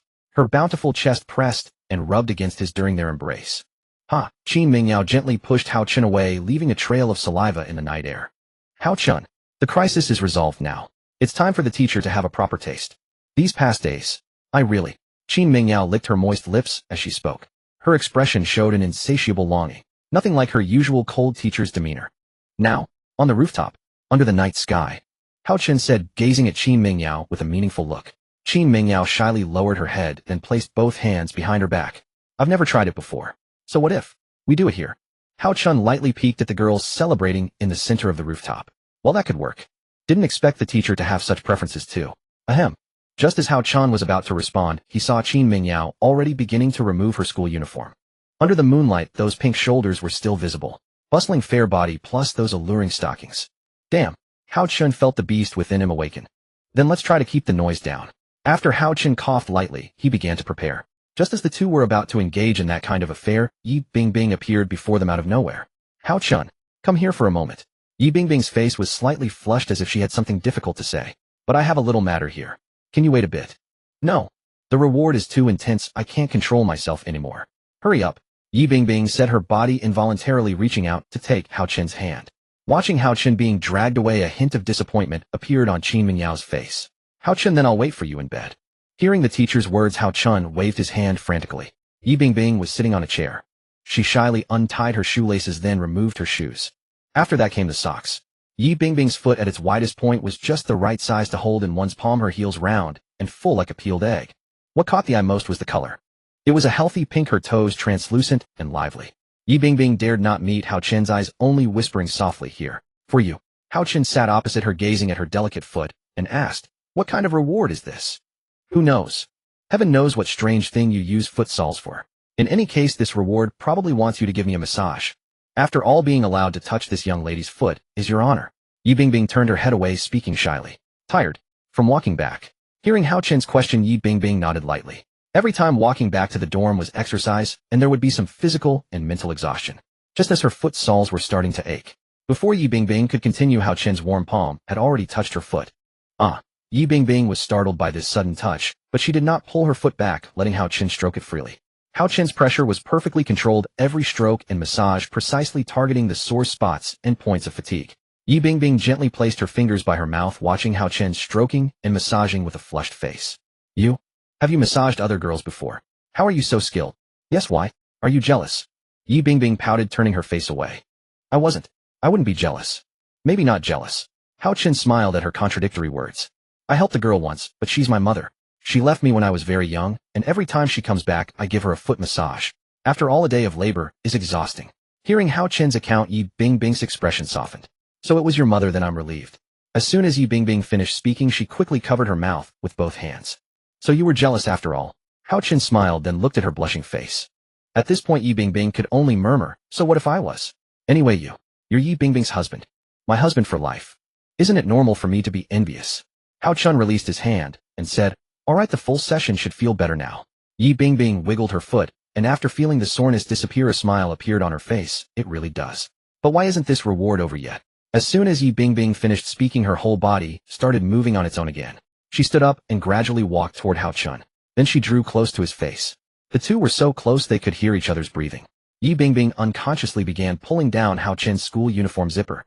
Then she herself also unconsciously shed her school uniform. Since it's like this, remember to be gentle. I can't handle rough treatment. Hao Chun. Yi Bingbing's hands were gripping Hao Chun's back. The scratches on Hao Chun's sturdy back were clearly visible. A rapturous expression spread across Yi Bingbing's face. She was no longer that Sundara school beauty, no longer that cold Yi Bingbing. She belonged to Hao Chun now. She was Hao Chun's wife, and Hao Chun was her Yi Bingbing's only husband. I love you the most, Hao Chun. I love you so much. Yi Bingbing nestled her head against his shoulder, closed her eyes, and savored every moment. Dormitory 701. Qin Mingyao lay on the bed, somewhat anxious as she gazed outside the dormitory. On the rooftop, students were cheering, but the dormitory was completely empty. She felt like a solitary elderly person alone on that wooden bed. Maybe I should relieve myself. Qin Mingyao stared at her own palm, somewhat dazed, somewhat shy. Just as she curled back into the blanket, Hao Chun returned to the dormitory, hand in hand with Yi Bingbing. Yi Bingbing's cheeks were flushed, her hair disheveled, and not yet combed, her school uniform zipper not even properly done up, half undone. The two held hands tightly, as if having formed some kind of special bond. And at that very moment, all the wooden beds in the dormitory suddenly displayed a notification. All wooden beds gain 10 protection value, medium tier enhancement unlocked. Dormitory leader Hao Chun's wooden bed protection value 550-560. Other wooden beds protection value increased from 350 to 360. Seeing that the protection value had increased by another 10 points, Hao Chun turned his gaze toward Yi Bingbing. Could this mean you're pregnant again? Hearing Hao Chun's words, Yi Bingbing looked down at her own lower abdomen. It seems so. You're the father of 2 children now. Don't let me down, okay? After smiling, Yi Bingbing kissed Hao Chun on the cheek. She was very satisfied with Hao Chun's performance, not just in that aspect, but also with everything he had done for everyone. Teacher, sorry to keep you waiting. As he spoke, Hao Chun turned his gaze toward Qin Mingyao on the bed, who appeared burning with desire. Qin Mingyao bit her lip, gently averting her gaze, as if she had something difficult to say. Just as Hao Chun released Yi Bingbing's hand, she retied her hair, and said, I'll go eat something first. I'm a bit hungry after that exercise just now. After Hao Chun nodded, Yi Bingbing left. What followed was the private moment between Hao Chun and teacher Qin Mingyao. Hearing Yi Bingbing's footsteps fade away, Qin Mingyao slowly spoke. Bingbing. She's already had 2 children, hasn't she? As Qin Mingyao spoke, a glimmer of tears flickered in her eyes. Seeing this, Hao Chun lay down on the bed, enjoying the comfort of the soft mattress. He comforted her, saying, I know what you're worried about. You've been trying so hard, yet haven't succeeded in getting pregnant. This has been troubling you constantly, hasn't it? Hearing this, Qin Mingyao's heart couldn't help but tremble. Yes. The teacher also wants to make contributions for everyone, like adding 10 points to the protection value, but it just never works out. I'm worried that you'll think I'm a burden, a lecherous burden. But the teacher doesn't want to be this way either. As Qin Mingyao spoke, she couldn't help but lower her head. Just the next second, Hao Chun did something she never expected. She watched as Hao Chun pressed his warm lips to hers. The moment their lips touched, Qin Mingyao immediately fell completely under his spell. Burden. I don't think the teacher is a burden. When we first arrived at this place, you worked hard to maintain order, held meetings to make plans. You were also the most mature and charming person in the class. Besides, I felt your resolve. And also, before Hao Chun could finish speaking, Qin Mingyao kissed him back with even greater intensity. Thank you. No sooner had Qin Mingyao said this than she pushed Hao Chun down onto the bed. I will spend my entire life repaying you. Hao Chun, the teacher was wrong to call your parents to school and make you stand in the corner. From now on, the teacher is yours to command. But please be a little gentler with me. As Qin Mingyao spoke under the moonlight, she began to remove her school uniform. Just as the two were about to begin their intimate encounter, a drunken voice came from outside the door. Teacher, I want to join too. Qin Yufei's face was slightly flushed as she looked at the two of them, a smile hanging on her face. Beside Qin Yufei was Su Wanqing. The two of them had gotten far too drunk and couldn't drink anymore, so they decided to return to the dormitory to rest. When they saw that teacher Qin Mingyao was about to do that kind of thing with Hao Chun, they felt a wave of restlessness surge through their hearts.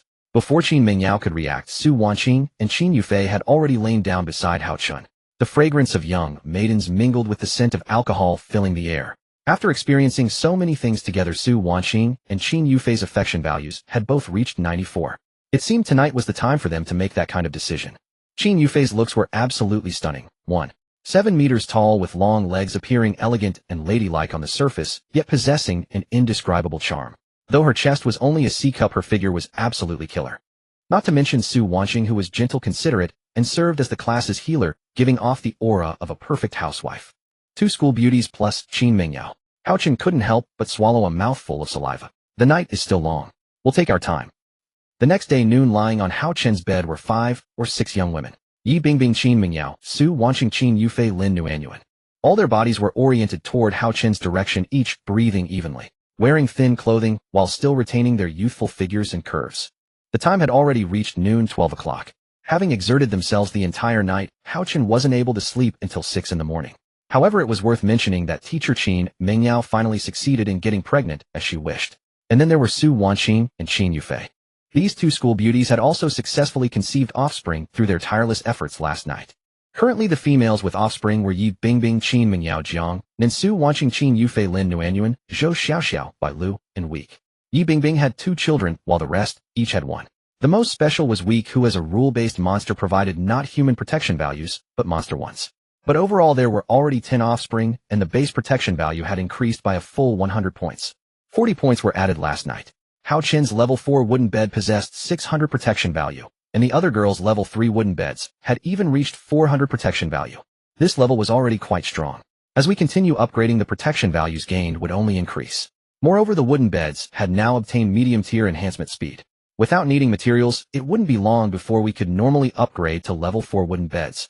Hao Chun opened his eyes, a smile hanging at the corner of his lips. The life of an emperor is really that simple. Saying this, Hao Chun sat up from the bed. There's still one task today. It's time to go claim it. Library. Hey, small fry, you're here. A familiar voice came from above.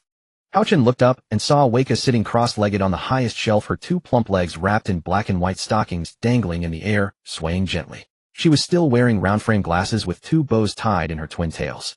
Her D-cup chest was pressed tightly by a form-fitting black sweater almost bursting out. How did you climb so high? Hao Chun kept his hands in his pockets and looked up at her. This administrator feels like it. Weka leaped lightly from the shelf, landing steadily in front of him, then rose on her tiptoes and leaned close to his face. What, missing me? Worried about me? A hint of teasing appeared on Houchin's face. How could I not? After all, you do feel quite nice. Weka pouted, hands on her hips. Of course you should know that standing before you is the gentle, kind, and considerate Weka. All right, follow me. As soon as Weka finished speaking, she seemed to remember something. She paused mid-step, turned around, her glasses reflecting the light, her expression unreadable. Her tone suddenly turned serious. There's some bad news. Don't cry when you hear it. Houchin raised an eyebrow. Spill it. Weka led him through rows of empty bookshelves to a secret room at the deepest part of the library. On the door of the secret room was carved a massive ceiling array, now dim and lifeless, as if it had been violently broken. That old bastard of a principal. Weka pushed open the door, a hint of grit in her voice. After you defeated him, he used his last strength to blow up his private library. Houchin stepped into the secret room and saw a mess. Bookshelves were toppled over, scorched pages scattered on the floor. The air was thick with a burnt smell, as if the library had just gone through a fire. On the display stand at the far end, 3 skill books, emitting a faint glow, sat alone, like 3 abandoned children. Only these 3 left. Houchin frowned. Only these 3. Weka shrugged, then added, I risked my life to save these from the sea of fire, otherwise not even ashes would remain. How are you going to thank me? Houchin glanced at her, a slight smile curling at the corner of his mouth. Come to the dormitory tonight, and I'll properly thank you. But these 3 are indeed a bit few, though at least they're all S rank. There seemed to be a double meaning in Houchin's words, and Weka could tell he was subtly complaining that she hadn't saved more skill books. I couldn't help it. By the time I rushed back to the library, I found this situation. It was already too late to salvage. It's not like I didn't want to save more. Besides, this is the library, my workplace, my home. No one is more reluctant to see this place go than me. But I did my best. She grew more agitated as she spoke, her chest heaving violently. Houchin stifled a laugh and reached out to pat her head. Got it, thanks. Weka froze for a moment, her face flushing even redder, but this time not from anger. She turned her head away awkwardly and muttered under her breath, Go check out those 3 books now. If you don't, I'll burn them all. Houchin walked to the display stand and carefully examined the 3 skill books. The first one had an ice blue cover with a snowflake and a lightning bolt drawn on it, and the title read Ice and Thunder Dual Supremacy. This one is decent, Weka said, leaning in and pointing at the book on tiptoe. S rank, dual attributes of ice and thunder, tremendous power, but high consumption. With your current mental energy, you can only use it once at most. Houchin nodded and looked at the second one. The second book had a dark purple cover with a blurry human figure and concentric ripples drawn on it, and the title read Mirror Image Clone. This one is also S rank, Weka said with a slightly proud tone. It can create 3 clones with the same strength as the original, lasting 10 minutes. But the clone's intelligence? About the same as wild animals. They only know how to charge recklessly. Houchin nodded lightly. After all, this skill book was somewhat similar to his own trait. Both could create clones, but using it to confuse opponents and create opportunities was a decent tactic. And then the third one. Projection. It can see from the target's perspective for 5 minutes. Well, that's acceptable too. It's a reconnaissance skill book, and using it once consumes 50 points of mental energy. Quite reasonable. After pocketing the 3 skill books, Houchin looked at Weka. I'm probably going to the next area tomorrow. Will you feel regret leaving this place? Weka listened to his words and looked back at the dilapidated environment. No regret. I've been in this place for too long. If you hadn't defeated the principal, I would probably be dead by now. So now my only wish is to follow you, gradually become stronger. And then, enjoy being punished by you, you idiot. A blush had crept onto Weka's face.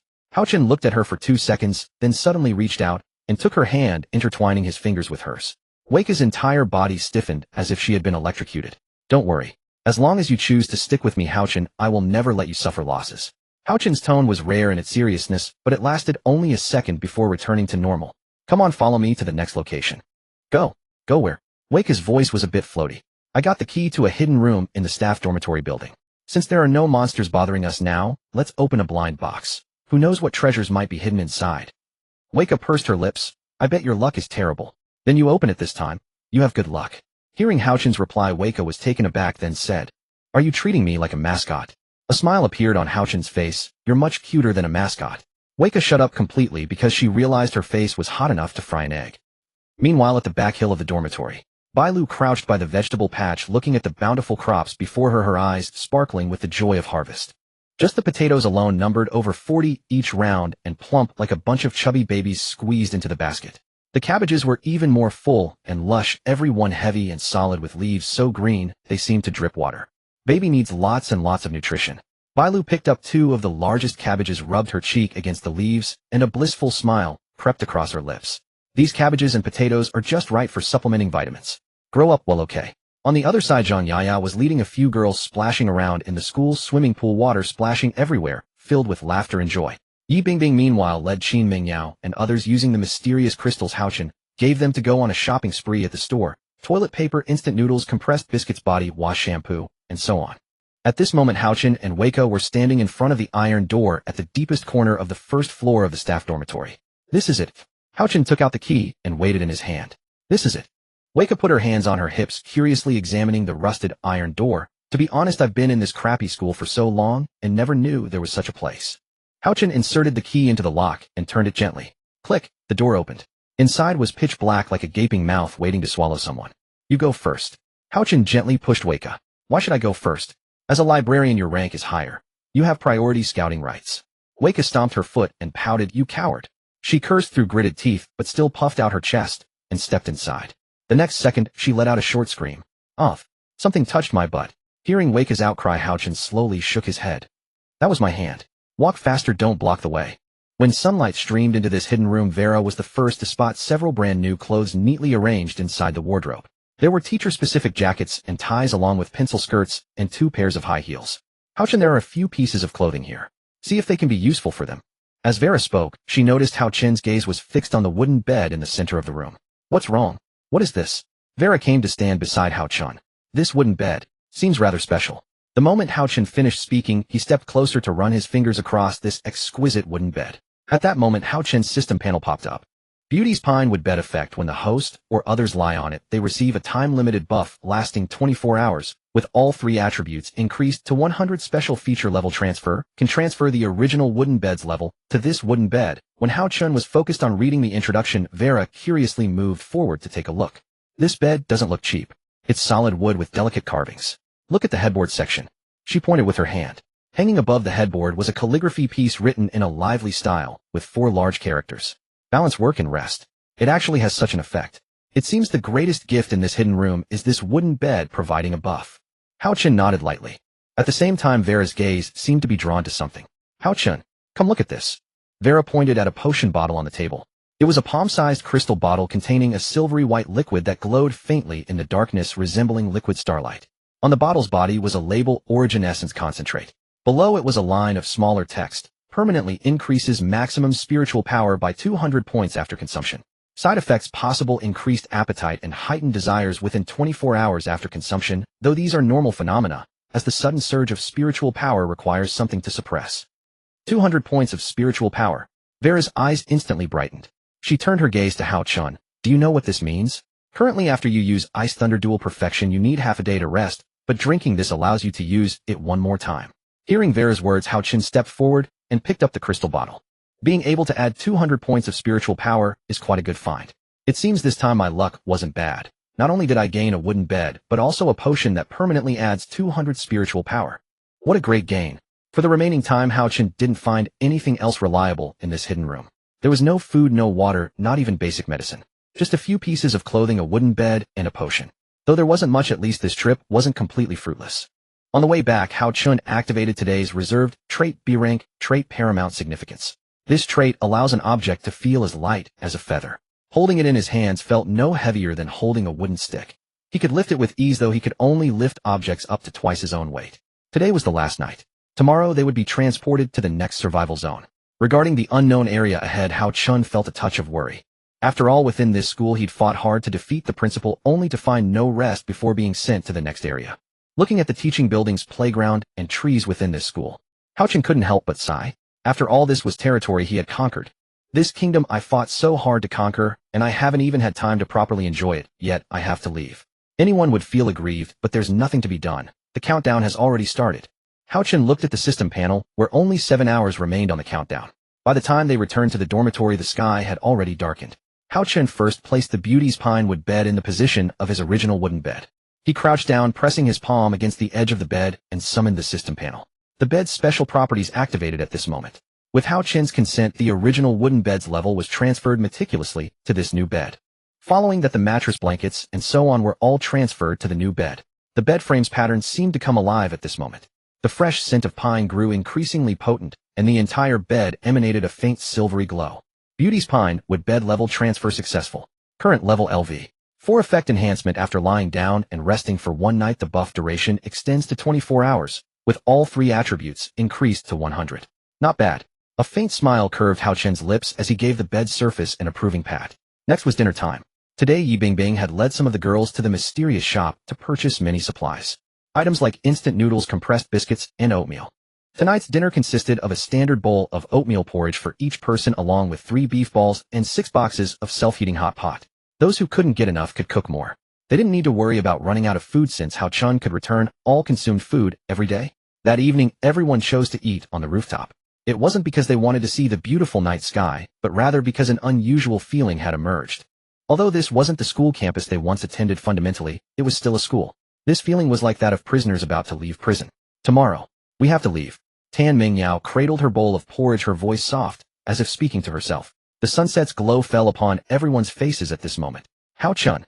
Yi Bingbing came to Hao Chen's side, taking his broad palm in her hand. I believe in you. Hao Chun turned his head to look at Yi Bingbing, who had once been so proud and aloof. Now she was like a docile little rabbit gazing up at him. I believe you can lead our classmates to keep surviving. Even though we don't know where we're going, I will always believe in you. As Yi Bingbing spoke, her fingers intertwined with Hao Chun's, clasping tightly. Just then Tan Mingyao, Su Wanqing Jiang, then Lin Nuanyuan, Zhou Xiaoxiao, and others walked over.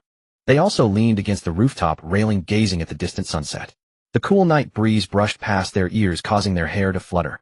Yi Bingbing is right. I couldn't agree more. Jiang Nin spoke, fixing Hao Chun with an adoring gaze. My good brother and husband has never let me down. Without you we wouldn't have made it this far, let alone have food, drink, and an upgraded bed. Lin Nuanyuan nodded, gently resting her head on Hao Chen's shoulder. That's right. We all believe in you. Even when we go to unknown areas, we will keep surviving. Not just for the baby in our belly, but for the sake of survival itself. Hao Chun remained silent for a moment. He stood by the rooftop railing, his left hand held by Yi Bingbing, his right shoulder leaned against by Lin Nuanyuan. The evening breeze blew in from the direction of the playground, carrying the distinctive chill of early autumn, scattering the hair of several girls. The sunset had already sunk behind the teaching building, leaving only a streak of orange-red afterglow clinging to the horizon. He glanced at the countdown on the system panel. 054175 hours and more. You people saying all this? Hao Chun finally spoke, his voice not loud, yet everyone on the rooftop fell silent to listen to him, making it sound like some parting in death. Yi Bingbing's fingers tightened slightly within his palm. She raised her head, and those eyes in the twilight glowed with an almost excessive intensity. It's literally a matter of life and death. Tomorrow when we open our eyes, who knows what kind of place we'll fall into. So what? So you all came to pledge your loyalty to me? A faint smile played at the corners of Hao Chen's mouth, seemingly looking forward to Yi Bingbing's response. Yi Bingbing felt somewhat shy. What do you mean pledge loyalty? We're not. Pledging our whole lives. Su Wanqing interjected from the side, her face wearing an ambiguous half-smile expression.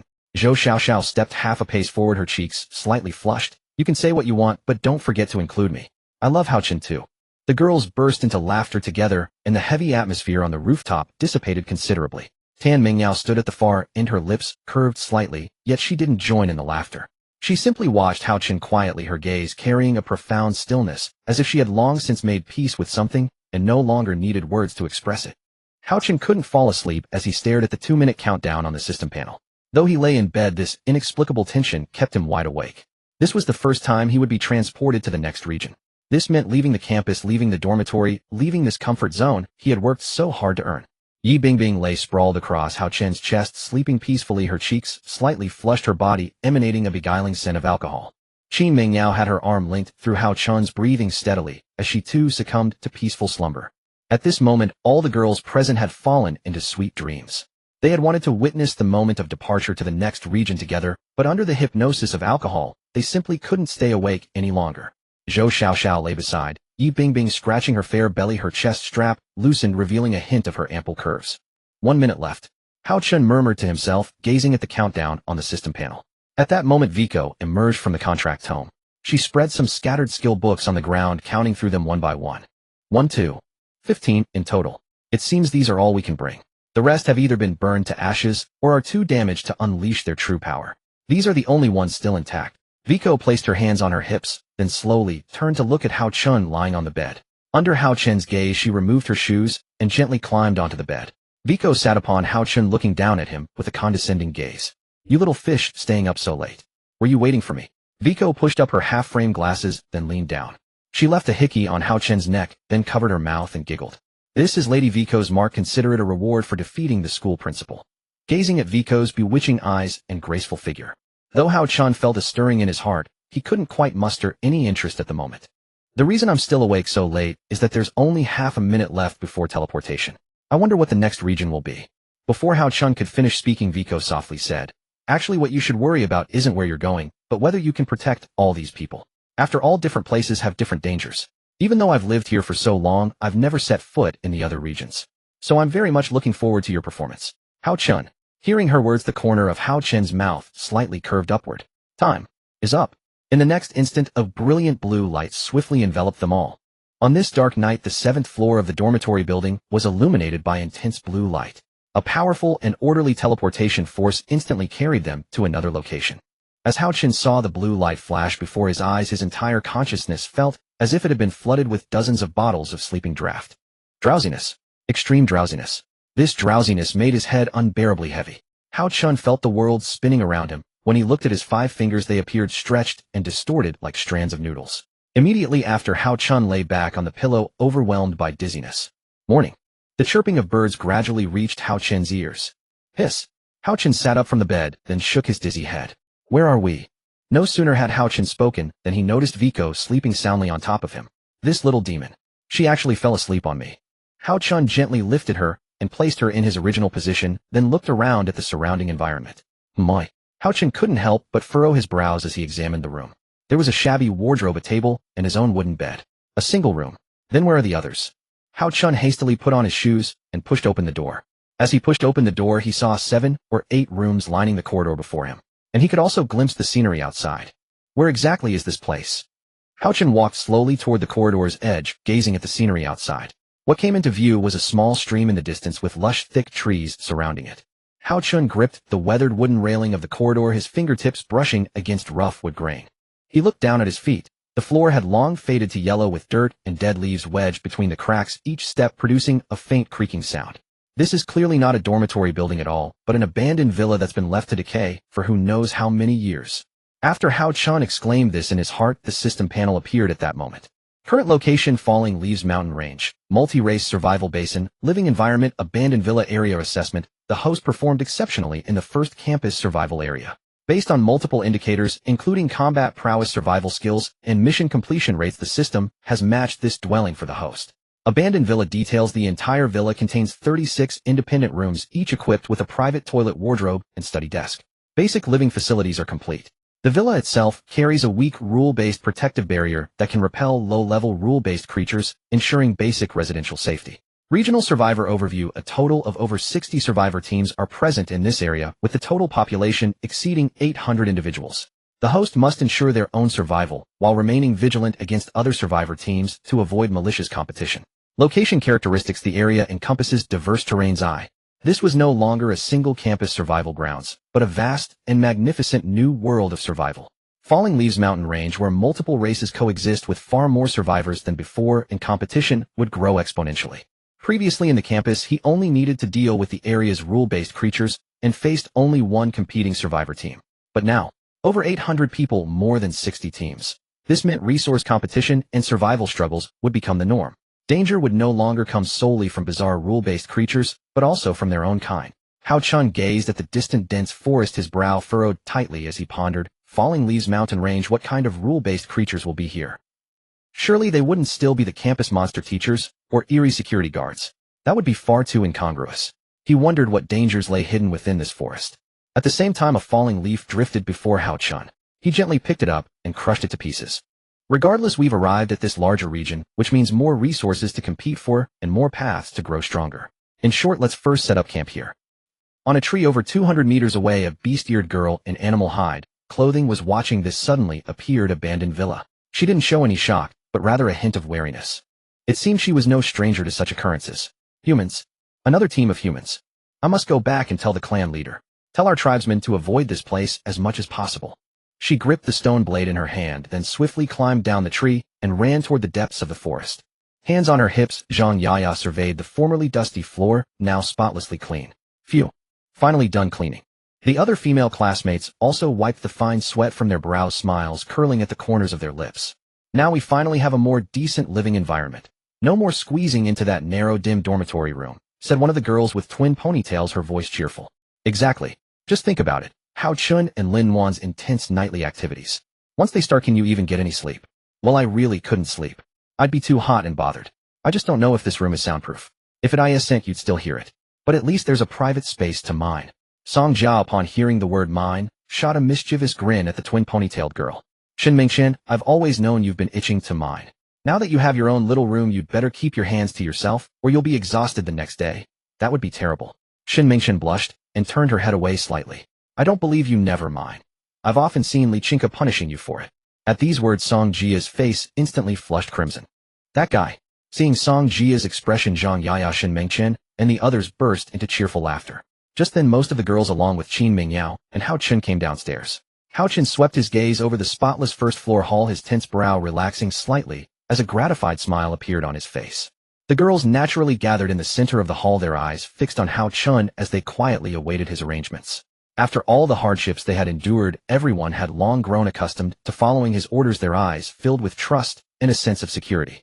Looking at the girls before him, now full of energy and free from their previous panic, Hao Chun's voice was gentle yet clear. We've officially arrived at the new survival zone. Everyone can open the system panel to see the regional notice. It lists the local terrain type, resource distribution, and most importantly, the number of survivors and teams. This area has a large population, so competition for survival resources will only be fiercer than before. He paused, his gaze sweeping over the others as they studied their panels. Qin Mingyao, Zhou Xiaoxiao, and the others stared at the virtual interface, their expressions shifting. There are over 800 survivors. With so many people, resource competition is bound to become intense. Zhou Xiaoxiao couldn't help but speak, a hint of surprise in her voice. Tang Keqing patted her shoulder, gently reassuring her with confidence. With Hao Chun here, we don't need to fear any number of enemies. Just relax. I'm not worried. Zhou Xiaoxiao straightened her back instantly, putting on a tough facade, her brows carrying a determined edge. More people is fine. If they dare to mess with us, we'll just fight back hard. I'm not about to be bullied. As a teacher, Qin Mingyao's mind was more composed and farsighted. After quickly sorting through the panel information, a glint of clarity appeared in her eyes. The terrain here is complex and diverse, much more suitable for long-term settlement than the school. As long as we develop steadily and hold this base, Hao Chun can keep unlocking stronger traits. When Yi Bingbing's ability refreshes later, we'll have enough confidence to stand firm, or even dominate, in this region. Once everyone had a basic understanding of the area, Hao Chun pointed to a side room and began explaining the living arrangements. Behind this door is the storage room, dark and dry, an ideal place for food storage. Anyone can go grab some ready-to-eat supplies when hungry. The kitchen is to the left. With that, Hao Chun walked toward the kitchen, and the others followed closely. What greeted their eyes was not modern kitchenware. No gas stove, no range hood, but an old-fashioned earthen stove with a boiler room. The stove had a cave-like kiln for firewood, and above it sat a thick iron cauldron. On the counter were seasonings collected from the school's culinary teaching building: peanut oil, salt light, soy sauce, dark soy sauce, and more. Hao Chun had neatly arranged them by category, clear at a glance. For cooking, Zheng Jia, who awakened the culinary talent, will be in charge. If she gets too busy, everyone else must lend a hand. With so many of us, we can't rely on her alone for 3 meals a day. Hao Chun's arrangements were thorough and reliable. The girls nodded in agreement, their hearts full of expectation for a stable life. Now that the living environment was clear, it was time to explore the outdoors. Hao Chun opened the door, and the scent of nature, flowers, and humid air rushed in. At school, they had never seen such scenery. So when everyone caught sight of it, they looked around with curious eyes. Wow, this living environment is pretty nice. Mountains, water, and a house. If I didn't know better, I'd think we were on vacation, said Lin Wan, her arm linked with Hao Chun's. Hao Chun gently patted her head. This place is perfect for raising a family. Just live well, and don't stir up trouble. If we mind our own business, we'll probably be fine. After all, my talent is blessings of abundant offspring. Only by having you bear children can we grow stronger together. So our current task isn't to declare war on others. But, Hao Chun paused. It seemed he sensed something. The next second, he fixed his gaze into the distance, his eyes freezing cold. But if anyone dares to cross us, Hao Chun will hunt them down no matter how far. Hearing the change in Hao Chun's tone, Lin Wan immediately activated her reconnaissance. When several red dots appeared in the distance, she opened her eyes. There are people. At Lin Wan's words, Hao Chun released her hand. Under everyone's watchful eyes, he walked to the creek and spoke softly toward the opposite forest. How long are you going to keep watching? Hao Chun's intimidating tone immediately made several young men emerge from the bushes. 3 men stood across the creek. Each had sparse hair, coarse features, stood barely 1.6 meters tall, and was thin and stunted like a dwarf gourd. Their clothes were faded, torn, and stained, clearly worn for a long time. In their hands they clutched crude iron knives, their eyes shifty and malicious. The leader named Zhang Wei was instantly intimidated by Hao Chen's powerful aura. He quickly put on a fawning smile and waved his hands frantically. Boss, it's a misunderstanding, all a misunderstanding. We were just exploring this area for supplies when we stumbled upon this abandoned villa. We were about to check it out when you came out. We have no ill intentions. As Zhang Wei spoke, his lips twitched uncontrollably, and he subconsciously stepped back while glancing sideways. He shot a meaningful look at the two lackeys behind him, his eyebrows twitching, clearly signaling some secret plan. Watching their subtle movements, Hao Chun raised his index finger, his expression stern, but his tone dripping with arrogance. Don't whisper. I advise you to behave yourselves, or none of you will leave alive. I just arrived here and need a long-term survivor to give me some information. You look like a good candidate. The menace in Hao Chen's words instantly infected the three men. This guy. Why does he give me such an unusual feeling, as if he can see right through me? As Zhang Wei was still thinking to himself, Hao Chen's lips curled into a slight smile. Thanks for the compliment. That unusual feeling you have is probably because I've been through more than you.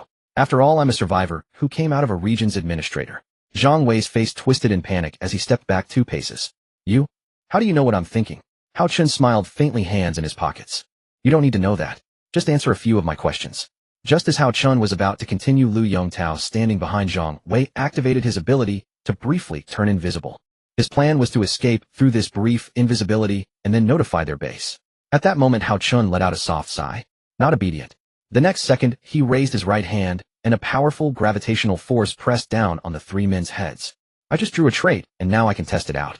Today's trait is A-rank Gravity Crush. Lu Yongtao, who had just turned invisible, was forced back into visibility by the crushing gravity. Zhang Wei, watching Hao Chen approach step by step, wet his pants in fear. A strange odor emanated from him. Hao Chen quickly took out a rope and tied them up, confiscating their weapons. Looking at the now subdued trio, Hao Chen cast a cold, sidelong glance at them. Now answer my questions honestly. Hao Chen sat on a stone, legs crossed, eyeing them. How long have you been in this area? Zhang Wei stammered. We just arrived. Oh. Hao Chen then stood up, walked over to him, and stared directly into Zhang Wei's eyes. To be honest, those little tricks of yours can't fool me. Zhang Wei could see the murderous intent in the man's eyes. If he didn't reveal everything, he probably wouldn't make it back to the base camp alive. 3 weeks. This is the truth.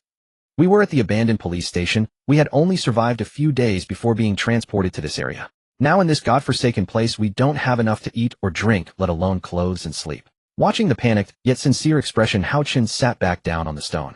If you answer my questions honestly, I'll let you go, Hao Chen said. Brother, go ahead. Zhang Wei crawled forward on his knees a few steps. First, what is the distribution of supplies in this area? Second, what are the important targets around my territory? Second, what is the wooden bed level of your base camp's leader? And his ability. I need you to tell me truthfully, or you won't leave alive. A faint smile curled at the corner of Hao Chen's mouth. And the third question. Is there a mysterious shop in this place where one can purchase supplies? Also, rule monsters. These are the things I most need to know about right now. Hearing Hao Chen's questions, Zhang Wei quickly blurted out. Brother, you are currently in a basin.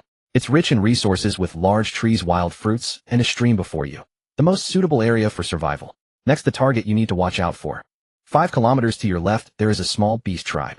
But so far no survivor team has been able to defeat them because... Zhang Wei stopped here and couldn't help swallowing. Continue. Looking into Hao Chen's cold-blooded eyes, Zhang Wei continued. Because they can use the power of plants, control water energy, and cultivate large medicinal fields. Also, their archers are extremely powerful. Hearing this, Hao Chen nodded. Beast tribe. I see. Then the second question. Before Hao Chen could ask, Zhang Wei said, our base camp has 20 people in total. Our leader is named Chen Gao. Everyone's wooden bed level is level 2, only he has a level 3 wooden bed. As for his ability, it's A-grade rock manipulation. He can control soil, a kind of elemental talent. Hao Chen listened and stroked his chin. Everyone level 2 beds, at most level 3 ability, A-grade talent. Rock manipulation. Interesting. Doesn't seem very strong. Then my third question. Zhang Wei licked his dry lips and said in panic. As for the mysterious shop you mentioned, it's probably in the central area of this region. There is a modern convenience store there where you can purchase supplies. But as far as I know, teams often ambush there. Anyone who tries to secretly exchange goods is killed, and then they take the mysterious crystals for themselves. That's all the clues I have. I have nothing more to give you except this. With that, Zhang Wei took out a parchment scroll from his system backpack. This parchment scroll is a map of the area. When you hold it, it will show your current location. I have nothing else. This time I came out to find supplies, mainly to solve the food shortage problem. After all, it's hard to have no guarantee of next meal. Zhang Wei handed the scroll to Hao Chen and then obediently knelt back to his original spot. His gaze was fixed on Hao Chen's thoughtful face, then he gently turned his head to look at the 2 followers behind him. This time he did not think secret words in his mind, but used facial expressions to signal. Because in the previous probing he found that the man before him seemed to be able to eavesdrop on their thoughts, so to be cautious, he could only signal with facial expressions. The girls inside the abandoned villa were watching through the glass. Teacher, could these three be up to something? How could they be so kind? And they even gave things to Hao Chun. Qin Yufei was leaning against Qin Mingyao. Qin Mingyao placed her hands on her chest, cupping her ample bosom. Her expression was serious, as if on alert. We cannot take any outsider lightly. Who knows what they might do? Do you remember Qin Feng from before? He used cooperation as an excuse, but later tried to betray us. In this place we can only trust our own people. I believe Hao Chun will do the same. Just then Qin Mingyao saw Hao Chun swiftly kill the three men, without any intention of leaving them alive. Blood splattered on the grass, steaming visibly. Seeing this scene, many girls still felt their hearts race. But they were almost used to it, having faced real monsters and Qin Feng before. Well killed. One of them even tried to turn invisible and escape, probably to inform others. If we let the tiger back to the mountain, it would bring more trouble. No matter what Hao Chun does, I will always support him. Zhou Xiaoxiao looked at Hao Chun with admiration. After disposing of the three bodies, Hao Chun returned to the villa. The moment he pushed open the door, he noticed the girl's eyes held a hint of approval and admiration. Qin Mingyao walked over and asked, what exactly did those three want to do? That you killed them all. Hearing this, Hao Chun silently placed the parchment scroll on the table and unfolded it. They wanted to inform others. I also managed to extract some information. Their base camp is less than 2 kilometers from us. So close. Yi Bingbing's face showed worry. Hao Chun nodded slightly. Indeed close, but don't worry. Their strength is below mine, even their leader is below me. As for their lives. Hao Chun looked at the bloodstains under his fingernails, a faint smile curling at his lips. Of course I won't let them go back. Who knows if their camp has allied with other camps. So eliminating the threat in advance is the wisest move now. Does anyone object? My action. Who dares to object? Jiang Nen stepped forward first. As Hao Chun's first wife, she naturally took on the role of the leader of the combat-type girls. Better to eliminate them now than to let the tiger return to the mountain. Kill these people, or we'll be in danger. In this place, the only ones I can trust with my back are you and Hao Chun. I don't believe anyone else. Jiang Nan's words were sharp and direct. Everyone nodded in agreement. Seeing their reaction, Jiang Nan relaxed, and she turned back with a gentle smile, looking at Hao Chun. In that case, everyone go prepare breakfast. I'll study this map carefully and then make the next move. Chen Gao's camp. Their camp was located in a cave. Unlike Hao Chun's independent villa, it was a crude cave. There were 20 wooden beds inside with bedding made of rough grass. A lackey came stumbling over in a panic. He looked panicked. Seeing his man so flustered, Chen Gao shoved aside the tied-up, beast-eared girl and said calmly, Xiao Mao, what's the matter? The thin, scrawny guy with only a few strands of hair hurriedly said, Boss. Zhang Wei, Lu Yongtao, and Tian Ming. They're all dead. My population sensing talent detected that their life signs have completely disappeared. Hearing this, veins bulged on Chen Gao's forehead. Who? Hao Chun looked at the location on the parchment map and nodded repeatedly. This spot is indeed not bad. Hao Chun took a bite of the chocolate bar in his hand as he finished speaking. The surroundings are forested. The further right you go, the closer you get to the highland snow mountains, and the far left is a sea. This place seems quite large and resources must be abundant. After studying the map, Hao Chun looked at the word entries he had drawn today. A-level gravity, crush B-level, danger perception, C-level basic healing, art. Just now outside, Hao Chun was able to detect Zhang Wei at the first moment because he used the B-level entry danger perception. Hao Chun turned to look at the backyard. Zhang Yaya was leading 3 or 5 girls to clear the weeds in the backyard. Once the weeds were removed, a large space would be freed up where they could place some supply resources such as wooden plank, stones, or tools. On the other side, Lin Wan and Zhou Xiaoxiao served as inspectors. Lin Wan used her reconnaissance talent and Zhou Xiaoxiao used her auditory talent. Their goal was to check for any threats in the surroundings. After a round of reconnaissance, no suspicious targets were found. From Hao Chun's perspective, he could clearly see many girls washing their clothes in the river. The foam from the lemon-scented laundry detergent was bathing their school uniforms. Yi Bingbing, Qin Mingyao, Su Wanqing, Qin Yufei, and others were holding hands, continuously stamping with their healthy, rosy feet. In the small stream outside, the girls' laughter and cheerful voices could be heard clearly. They hadn't been able to relax like this for a long time.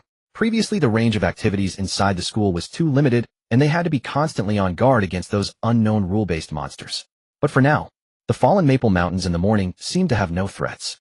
At the same time, Song Jia was holding an axe, leading a few girls to a nearby forest. Seeing a tree thicker than herself, Song Jia's face lit up with excitement. She gently patted the sturdy tree with her hand. This tree is really big. After cutting it down, we can get at least 100 branches and 50 wooden planks. That's quite a profit. Song Jia nodded lightly, then turned to look at the girls following her. Sisters, let's roll up our sleeves and work hard. The sound of axes chopping wood rang out at that moment. Meanwhile, Lichinka, who had the mining talent naturally, did not stay idle. Her talent allowed her to detect the presence of mineable or veins in the vicinity. After walking downstream along the river for a short, while Lichinka sensed a type of or vein. Everyone stopped. Lichinka raised her hand to signal a halt. Jiang Nan, who was in charge of escorting this time, saw her stop and also halted. Found it? Jiang Nan asked curiously, a hint of excitement on her face. Lichinka nodded, then pointed to the small dirt pit beside her foot. Dig down from here about 2 meters, and we'll find the vein. According to my talent's perception, it tells me this is a combustible or vein. Maybe it's coal. As long as we have coal, even if there's extreme cold later, we won't have to worry. Lichinka's excitement immediately infected the girls who came with her. Let's get started right away to save time. Shin Mingchen said excitedly, holding a stone pickaxe. Let's work. In an instant they began to work. Although they had just arrived, they did not choose to rest. Instead, they fully utilized their opportunities to find usable supplies and increase their chances of survival. Upgrading the wooden bed level was the primary goal, but searching for supplies was still their most urgent task. Even Bai Lu, the class's legally recognized lowly, did not idle. After Zhang Yaya finished cleaning the backyard, she began to help her dig farmland. Bai Lu planned to plant some edible crops in the backyard. After all, the backyard area was decent, not too small, and it was convenient for fertilizing and watering without having to run back and forth. Hao Chen stood up stretched and walked to the door to watch the girls who were washing clothes. Yi Bingbing's voluptuous chest heaved and swayed with each movement, while Qin Mingyao's graceful figure and fair legs kept moving. Hao Chen glanced down slightly, then cleared his throat twice. What's got you so excited in the middle of the day, eh? Hao Chen shook his head, helplessly savoring the hard-won sunlight. Yi Bingbing, who was outside, noticed Hao Chen standing at the door. After noticing the change in his body, her face instantly flushed, and she turned to look at Qin Mingyao. Teacher, I'm going to the restroom. Could you please wash these clothes for me? All right, go ahead. Qin Mingyao nodded. Yi Bingbing, wearing only an inner garment, her whole body fair and white, walked back to the villa. Watching her approach, Hao Chen stepped aside to let her in. But in the next second, Yi Bingbing suddenly grabbed Hao Chen's hand, and before he could react, she pulled him to the staircase. Yi Bingbing's full chest rose and fell slightly with her rapid breathing. The outline beneath the fabric was faintly visible. You just now. Her voice was low with a barely perceptible tremor. What were you looking at? Hao Chen was stunned for a moment, instinctively wanting to look away, but found Yi Bingbing's body blocking his view, leaving his gaze nowhere to escape. I wasn't looking at anything. Liar. Yi Bingbing's face was slightly red. She gently bit her pink lips, which were moist from washing clothes, giving them a watery sheen. In the next moment, she moved half a step forward. If you want to look, just look, but don't lie. Since you want to, I'll accompany you. After all, I'm your wife. Teacher Qin Mingyao is washing clothes. Jiang Nan is with Lichinka mining. Lin Wan is also washing clothes. The only one with free time is me. As she spoke, she stood on tiptoe. Her hands climbed onto Hao Chen's shoulders, her fingers tightening, gripping the fabric of his t-shirt. She leaned forward, slightly pressing her softness through the thin fabric against Hao Chen's chest. A sensation of extreme softness instantly clung to his chest. The once tsundere young lady was now so gentle and considerate. What a great transformation. When their lips met again, a shy blush appeared on Yi Bingbing's face.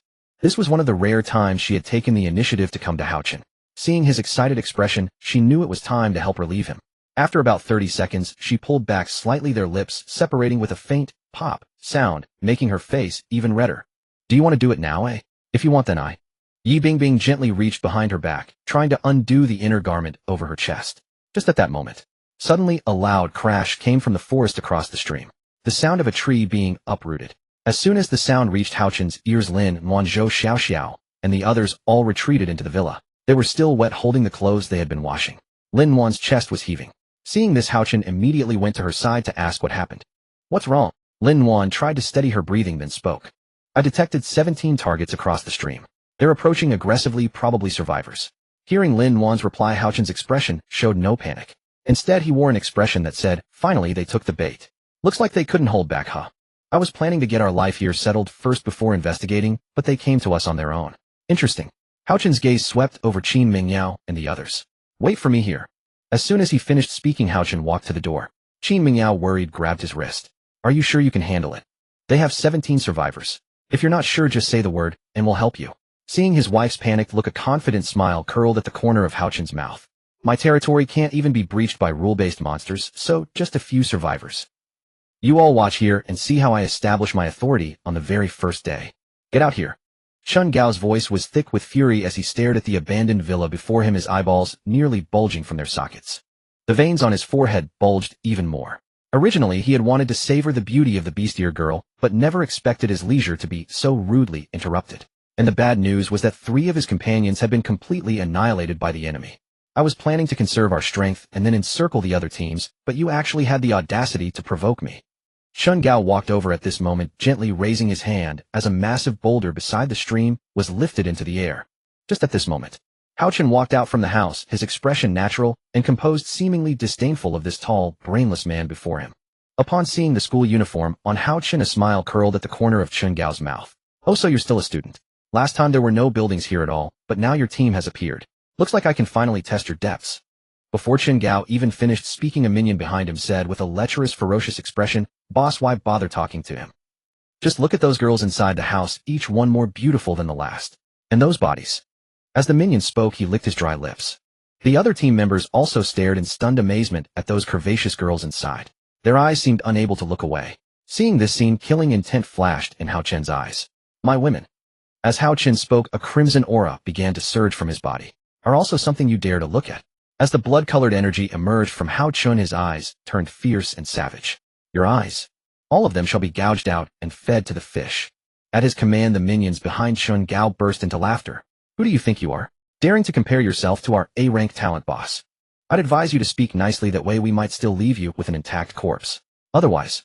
Before the minion could finish, rumbling thunder echoed through the sky. A skill book filled with thundering lightning appeared beside Hao Chen. "An intact corpse. Who do you think you are?" Hao Chen's tone was cold and vicious. In an instant, snow and ice began to fall from the sky. Unlike ordinary snow, peals of thunder accompanied it. Seeing this strange phenomenon, Chun Gao couldn't help but take 2 steps back. Skill book. Chun Gao recognized immediately that what Hao Chen held was a skill book. Having survived here for several weeks, he knew exactly what a skill book represented. One more skill book meant one more buff capable of producing different effects. But obtaining skill books in this cursed place was extremely difficult. Either defeat powerful rule-based monsters, or search for ancient ruins and treasures, or venture into the treacherous trading shop. "You actually possess a skill book." Chun Gao's voice trembled. Leading his team for a month, he hadn't obtained even a single skill book, yet the one in Hao Chen's hand seemed quite powerful.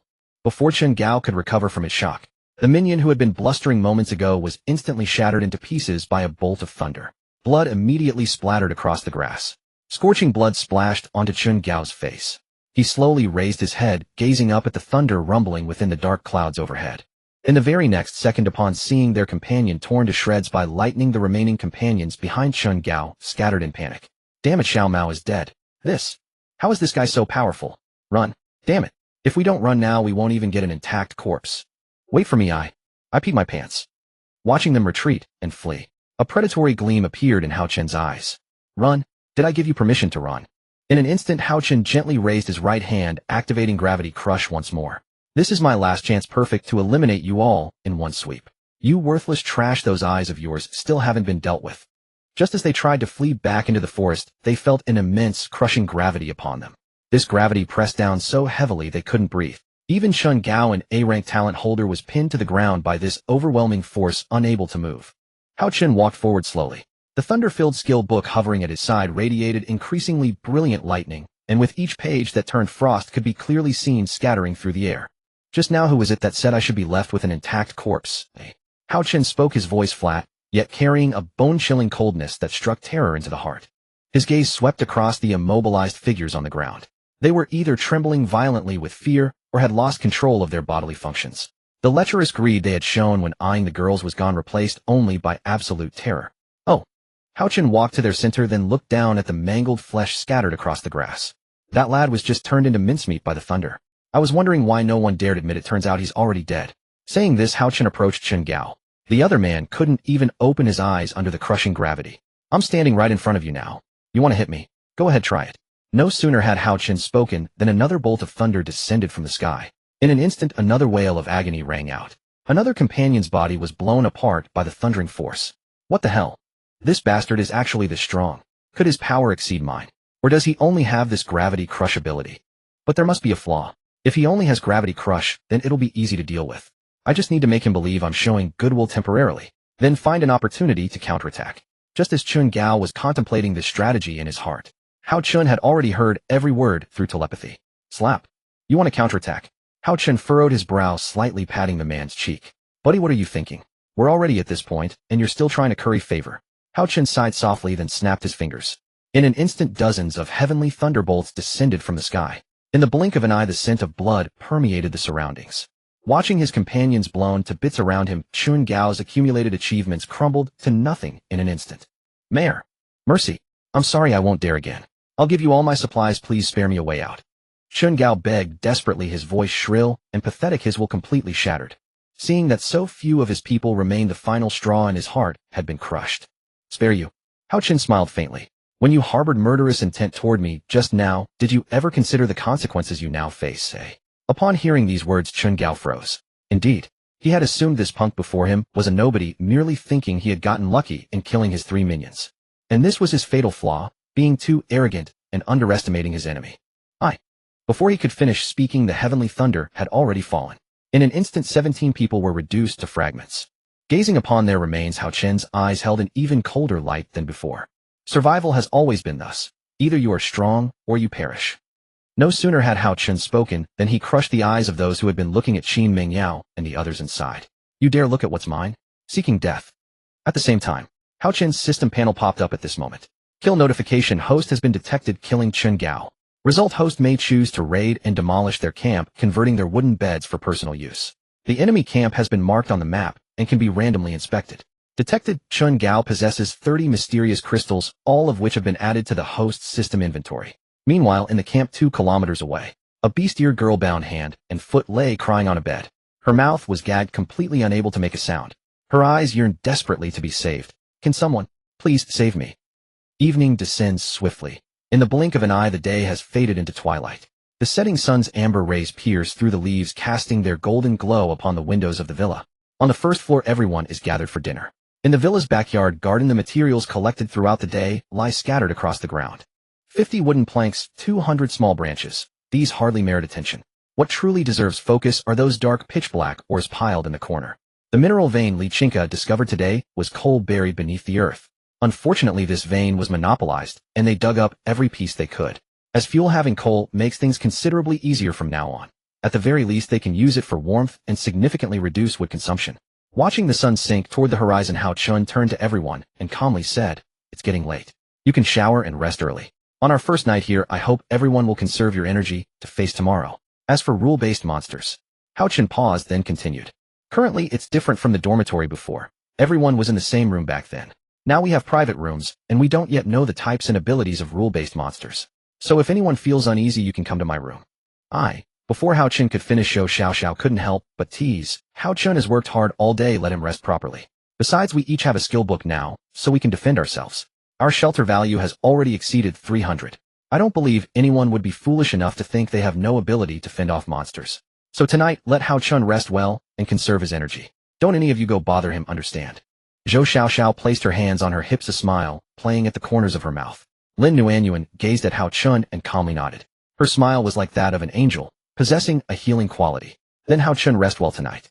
We won't disturb you. We can defend ourselves, so don't worry. After all, it's only our first day here. Your pressure must be tremendous, right? So we won't burden you. Lin Nuanyuan was extremely considerate. As the class's cultural committee member, she was both thoughtful and lovely. Tang Kiki, a class committee member sitting in the corner, also agreed with Zhou Xiaoxiao's words. I agree. Hao Chun took down an entire team today, so he must be physically and mentally exhausted. Don't bother him. Just go back to your own rooms and sleep well. Hearing Zhou Xiaoxiao and Tang Kiki's words, Qin Mingyao couldn't help but bite her lip. She desperately wanted to sleep with Hao Chun, not because his bed was warm or soft, but because Hao Chun was exceptionally skilled in that regard, and it satisfied her greatly. All right, Hao Chun, rest well. We'll head back to our rooms first. With that, Qin Mingyao gathered her dishes and placed them in the kitchen. Following their teacher's lead, the other students did the same. They followed Qin Mingyao's footsteps and returned to their own rooms. At present, the first floor was empty, leaving only Hao Chun. Something feels a bit off. Hao Chun recalled Zhou Xiaoxiao and Tang Kiki's words and couldn't help but furrow his brow. Originally, I was thinking about having many children for prosperity, but seeing their attitude, I might as well let them rest properly. After all, everyone's been tired. Hao Chun stood up and gazed at the materials in the backyard. Wood, stone, small branches, and coal. Indeed, resources here are much richer than at school. Those trees at school were so short and small. They couldn't possibly provide this much material, let alone a coal mine. Thinking of the coal mine, certain ideas flooded into Hao Chun's mind. Perhaps it's time to upgrade the workbench and build a furnace. At 1820, as everyone knows, the twilight period from 1830 to 2100 is the silence period. From 2100 to 600 the next day, one must stay in bed. If one gets out of bed during this time, monsters will catch your scent and attack you. So during this golden window at 1820, a figure quietly appeared at Hao Chen's door. Zhou Xiaoxiao stuck out her pink tongue, licking her dry lips, her eyes gleaming with excitement. Now there's no one to compete with me for Hao Chen. Ha! I'm truly brilliant. She rubbed her hands together, looking just like a miser who had spotted treasure. Everything must be seized for yourself. Only those who are prepared will find opportunities. A girl like me, intelligent and courageous with ears that catch everything, will win the ultimate victory. She took a deep breath and placed her hand on the door handle. Just as she was about to turn it, Zhou Xiaoxiao, a voice grinding its teeth, came from the stairway. Zhou Xiaoxiao froze, turning her head mechanically. Tang Kiki stood at the stairway, arms crossed, wearing an expression that clearly said, "I saw through you long ago. Didn't you promise to let Hao Chun rest properly?" Tang Kiki approached step by step, her tone like interrogating a prisoner. "Why did you go back on your word?" Zhou Xiaoxiao's eyes darted around. She quickly pulled her hand back from the door handle, hiding it behind her, pretending to admire the scenery outside. "I was just passing by. I wasn't trying to go in." "Why are you shouting? Just passing by?" Tang Kiki raised an eyebrow. "Then explain this. The way you were lustfully staring at Hao Chen's wooden door and the motion of your hand on the handle. What does that mean?" I'm checking the door lock," Zhou Xiaoxiao said confidently. "What if the door is broken? What if Hao Chen isn't safe at night? The door lock is on the outside of the door handle." Zhou Xiaoxiao fell silent for 2 seconds, then threw caution to the wind. She placed her hands on her hips and lifted her chin. Fine, I give up. I just wanted to sleep with Hao Chen, so what?" She pointed at Tang Kiki's nose in reverse. "What about you? It's this late, and you're not lying in your wooden bed. What are you doing at Hao Chen's place? Don't tell me you also want to go in. How dare you lecture me? Tang Kiki, you're really scheming." Tang Kiki's face flushed red. I wasn't. If you weren't, why is your face red?" Zhou Xiaoxiao leaned in, staring at her face. "Look at you. Your ears are completely red. You look like a cooked shrimp." I was angry. I can't tell the difference between an angry blush and a shy blush. I've been eating gossip for so many years. What kind of scene haven't I seen? The two were quarreling furiously when the wooden door behind them suddenly creaked open. Hao Chen appeared at the doorway. He was bare-chested, his face flushed with a light blush, his gaze somewhat hazy. The two's gazes passed over him simultaneously, landing on a bottle sitting on the table inside. A small amount of an unidentified liquid remained at the bottom. That bottle was something Hao Chun had obtained from the faculty's hidden room. Looking at this situation, could it be that his desires had already exploded? Hao Chen's gaze fell upon Zhou Xiaoxiao and Tang Kiki. His voice was low, carrying a hint of hoarseness. "You two, come here." He reached out his hand, grabbing one wrist of each of them. Zhou Xiaoxiao and Tang Kiki both froze. In the next moment, the door slammed shut with a boom. Tang Kiki stood shyly to the side, watching Hao Chun and Zhou Xiaoxiao. Zhou Xiaoxiao's soft voice gently escaped her lips. It's too intense, even more overwhelming than before." Tang Kiki patted her burning cheeks, then shyly turned her face away. She found that the more she watched the scene unfold, the more restless she grew. Just as Tang Kiki swallowed hard, Hao Chen's solid figure appeared before her. Zhou Xiaoxiao lay on the wooden bed, her expression intoxicated and dazed, as if she had long since lost all strength and composure. Hao Chen." Tang Kiki felt her heartbeat gradually quicken, seeing Hao Chen's prowess, her fingers nervously intertwined. "Next is your turn." Tang Kiki gently nodded, then eagerly threw herself into his embrace. The once strict class monitor had now become a docile kitten. When she nestled into Hao Chen's arms, a satisfied smile curled at the corners of her mouth. Just as the two were immersed in their passion in the adjacent room, Shin Mingchen lay on her bed with her ear pressed tightly against the wall. Shin Mingchen was the class's dance specialist, talented in many areas and having won numerous awards. With a slender figure, she also possessed a stunningly beautiful silhouette. At this moment, she pressed herself against the wall, eavesdropping. Listening to the sounds from next door, Shin Mingchen's face flushed as she swallowed her saliva. Hao Chen's combat power is incredibly fierce. I was right, this wall really doesn't provide much soundproofing. Shin Mingchen noticed her body beginning to grow warm. She extended her 5 fingers, gazing at them with a shy expression. If only I hadn't mocked Hao Chen so often back at school. Otherwise, I'd be sharing this moment with him instead of being alone in this room. Before transmigrating to this world, whenever Shin Mingchen saw teacher Qin Mingyao punish Hao Chun, she would mock him from the sidelines. So when she transmigrated to this world, she didn't seek out Hao Chen quickly. Instead, she tested the waters through various events. Shin Mingchen, oh Shin Mingchen, why are you so foolish? Daring to mock a guy who looks like a European-American model. Who else would you have to ridicule? Of all people, it had to be him. Shin Mingchen helplessly reached beneath the covers. As a deep blush spread across her face, she slowly closed her eyes. Night had fallen. The rule monsters were patrolling their territory at this moment. A thick fog suddenly rose outside the villa. It quickly enveloped the area where they were located. Within the fog, only a blue energy barrier rising outside the abandoned villa could be seen. And just then, figures suddenly appeared within the mist. They were numerous, not moving as isolated individuals. Their bodies appeared as gray-white translucent human forms, featureless, barely visible through the fog. And this was far from over. Surviving in this area was far more dire than back at school. In the forest, dead trees bore twisted human faces growing from their trunks. Not only eerie, but capable of putting people to death. The translucent figures in the fog had now arrived at Hao Chen's territory. They did not use bare hands, but rather manipulated the fog to transform their hands into blades. Their only purpose was to devour humans, digest them, and evolve themselves. The sound of blades sliced through the air, reaching Hao Chen's ears. Tang Kiki before him was still moving with fervent effort. But upon hearing the commotion, she also ceased her rhythm. Hao Chen, there's something happening. I heard it. Hao Chen dressed himself and then rose to his feet. Tang Kiki and Zhou Xiaoxiao on the bed were covering themselves, watching him with concerned expressions. We don't yet know the information about the rule monsters in the new area. You need to be careful. Zhou Xiaoxiao and Tang Kiki said in unison. Don't worry, leave it to me. If you're tired, rest first, and we'll continue when I return. A slight smile graced Hao Chen's lips, his eyes revealing extraordinary confidence. Since obtaining attack and control-related traits, he had been able to fight back against rule monsters at night. So even in a new area, Hao Chen remained unfazed. Disturbing my enjoyment, and now I get to test these new rule monsters. Hao Chen gently pushed open the door and stepped into the corridor, glancing outward. Upon seeing the featureless, entirely translucent rule monsters, Hao Chen furrowed his brows slightly. He first surveyed the surrounding environment. Fog has actually appeared. Could it be that these monsters only manifest in foggy conditions? Moreover, they aren't surrounded by black chi, but rather white mist-like vapor. However, Hao Chen continued to observe them. However, with their current strength, they cannot breach the barrier. At that moment, Hao Chen's system panel illuminated. Monster Codex Low-Tier Mist Concealed Predator. Spawn area, entire basin region guaranteed spawn during heavy fog weather. Appearance gray-white, translucent, humanoid, faceless, nearly invisible. In fog rule, on foggy days, anyone who acts alone or separates from the group by over 100 meters will be silently dragged into the fog and vanish. Reading the information above, Hao Chen gently nodded. As expected, they only appear in fog. And they're low tier. The abandoned villa's protective barrier should hold. Just as Hao Chen felt relieved, more translucent figures emerged from the fog. Sensing human presence, their gazes immediately locked onto Hao Chen standing in the corridor. Under Hao Chen's watchful eyes, their hands transformed into white blades, relentlessly striking the barrier before them. Overwhelmed by sheer numbers and coordinated attacks, the abandoned villa's built-in mini-protective barrier began to gradually collapse. Seeing the cracks form in the barrier, the corner of Hao Chen's mouth twitched involuntarily. Damn it! This is a scam. Hao Chen cursed upon seeing the fractures. Wasn't it supposed to withstand attacks from low-tier rule monsters? This abandoned villa, pulling this on me. The barrier enveloping the abandoned villa completely shattered at that moment. The translucent monsters outside surged forward in a swarm at blistering speed. Witnessing this scene, Hao Chen gently rubbed between his brows. Sigh, then I suppose a massacre it is.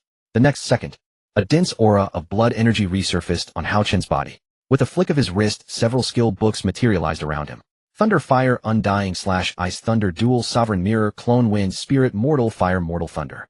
To deal with you scum, I won't waste much effort. I'll use skill books to eliminate targets, first accumulate power, and then wipe you all out in one sweep. Releasing Ice, Thunder, Dual, Sovereign once consumes 90 mental points. My current mental power has already reached 400. The mind link from the 9 girls combined with the original 10 mental points provided has given me a base of 100 permanent mental points. On top of that, I just consumed a potion that boosts mental power by 200 plus the temporary buff from the wooden bed. Hao Chen gently raised his hand and thunderous rumbling instantly echoed in the air. Releasing it 2 or 3 times is no problem. Hurricane, Ice, Snow, Heavenly Thunder. In an instant, the translucent figures charging at him were swept up by a devastating gale. Simultaneously, thunder rained from the sky, intermixed with ice and snow. The mist-concealed predator's body structure was composed of fog, so theoretically, they should be able to reform after being severed. But under the violent distortion of powerful winds, they could not maintain their form, let alone withstand ice, snow, and thunder combined. A triple strike. Their bodies were utterly annihilated in an instant. Just as Hao Chen finished dispatching the mist-concealed predators, the wooden door behind him was thrown open. The figure that emerged was Shun Mingchen. But her eyes held no color whatsoever, as though she were being controlled by some unseen force. Shin Mingchen. What's wrong with you? Shin Mingchen. Hao Chen waved his hand in front of her, but she showed no response at all. Only a mutter could be heard escaping her lips. What? Wanna? Hao Chen frowned slightly. What? Hao Chen's. Over there. Hao Chen. Wait, that's sudden. In Hao Chen's impression, Shin Mingchen was someone who mocked him daily at school and often hung out with Yi Bingbing. Though not the campus belle, she was quite popular among her peers. Meanwhile, Shin Mingchen's steps began to auto-navigate. She walked straight ahead, and when she passed the steps, those healthy rosy feet were the first to step onto the cobblestone path. Normally such torment would send an ordinary person into a fit, yet she remained expressionless as if shock absorbers were installed beneath her soles, steadily marching deeper into the darkness. Something's wrong. Hao Chun grabbed her hand, but this girl's legs seemed to have an perpetual motion machine installed. She dragged him along as she continued forward. Her gaze was locked dead on the opposite side of the stream, her mouth looping the same phrase, want. Hao Chun's lip twitched. What kind of curse is this? He snapped his fingers, and the contract scroll materialized from thin air. In the next instant, Wei Ku's shy figure flashed into existence, hands on her hips, her expression dripping with displeasure. What do you want at this hour? I was still furnishing my room on the top floor. Do you have any idea how painful moving is? Wei Ku's gaze drifted toward the small attic room in the abandoned villa, the mansion Hao Chun had given her. Hao Chun ignored her and fixed his stare on Shin Mingchen. Her eyes won't stop staring at the opposite side of the stream. Go check what's brainwashing her. You're a rule monster anyway. Your kind usually doesn't fight each other. If they try to attack, you just tear them apart. Wei Ku pouted, hands on her hips, twisting her entire body like a pretzel. Making me work for free again. Without any reward, you'd best not expect this librarian lord to obey obediently. Looking at her shamelessly coquettish expression, Hao Chun calmly nodded toward the ground. Look, what's that on the floor? Wei Ku followed his gaze. On a wooden chair sat neatly stacked bundles of thorny vines. Thorny vines. Wei Ku's eyes instantly lit up, as if some strange switch had been flipped within her. This could actually work. A blissful, almost addicted expression bloomed across her face, one only a seasoned enthusiast could truly understand, as she began unconsciously swaying her body. Ahem. Wei Ku composed herself in a flash. Stay right here. I'll be right back. The next moment, she launched into the air, streaking toward the opposite bank of the stream at incredible speed. Mid-flight, Wei Ku quickly locked onto a cluster of deadwood. While everything around was thriving and green, this patch looked as though it had been scorched to oblivion. The vibe is off. She canceled her flight and landed gracefully, stepping closer to the dead tree. The deadwood bore a grotesque human face. Not merely bark that happened to resemble a visage, but a genuinely chilling one that made one's skin crawl. It was making sounds as if calling out someone's name. Shin Mingchen. Shin Mingchen. Wei Ku raised an eyebrow. Oh, calling roll. Are rule monsters this competitive now? Personalized targeting. She circled the deadwood once and reached a professional conclusion. It can call out names, but that alone shouldn't control someone that thoroughly. Never mind, I'll report back to Hao Chun. His IQ is more than enough to piece it together. The next moment, Wei Ku extended her slender arm, and dozens of skill books fanned out behind her like a military parade. Fire, but a smirk curled her lips and the books erupted with blazing flame. The intense heat turned the deadwood into a torch, its grotesque face twisting madly in the fire, crying, wailing, cursing, every expression cycling through like a face-changing performance. The burning would spat out curses. You traitor, betraying the rule monsters. May you suffer a horrible death. So noisy. Wei Ku rolled her eyes and intensified the flames. Burn already, but spare me the commentary track. Half a minute later, the deadwood dissolved into nothingness, even its ashes swept away by the wind. Meanwhile, Shin Mingchen had already reached the stream's edge. Pulling wouldn't work, binding wouldn't hold. This girl's escape methods were endlessly creative, nearly resorting to biting. Out of options, Hao Chun simply picked her up in a princess carry. Those smooth, plump thighs pressed against his palm, warm and fragrant, sending a rush straight to his temples. Pear-shaped figure. This was Hao Chun's first time appreciating such a silhouette up close. Though both Yi Bingbing and Qin Mingyao shared the same shape, compared to Shin Mingchen, they were little more than mere cores.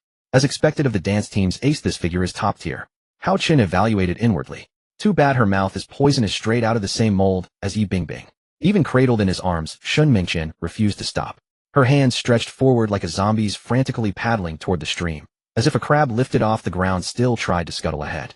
The moment the deadwood was incinerated, Shin Mingchen's gaze finally sharpened.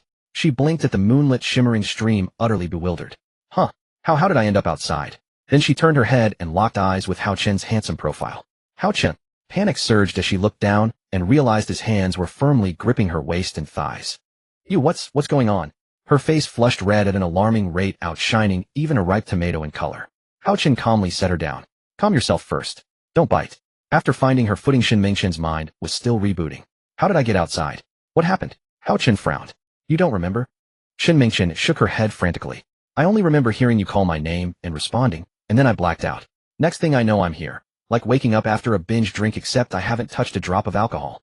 Hao Chun nodded. Got it. Probably a rule monster trick. You fell for it, but you're fine now. Looks like Wei Ku already dealt with it physically. As soon as he spoke, Hao Chun suddenly leaned close, studying her flushed face, a slight smile curving his lips. By the way, you said earlier you wanted my over there. Where exactly is over there? Care to give me coordinates? Shin Mingchen, She instinctively stepped back 3 paces. Her face, already crimson, now spread its blush down her neck as well. Hao Chen sighed helplessly and glanced down at his lower body. Figure it out. Shin Mingchen's brain short-circuited on the spot. When I was back in the room doing my own thing, I heard Hao Chen calling my name and thought you were coming to pull me for procreation, but it was actually that rule monster pulling tricks. And now, she was too embarrassed to face anyone, her words tumbling out in stutters. I mean this. Hao Chen tilted his head, wearing an amused smile. So the dance queen who loves turning me into schoolyard jokes also wants to rehearse with me, eh? Shin Mingchen paused, then subtly turned her face away.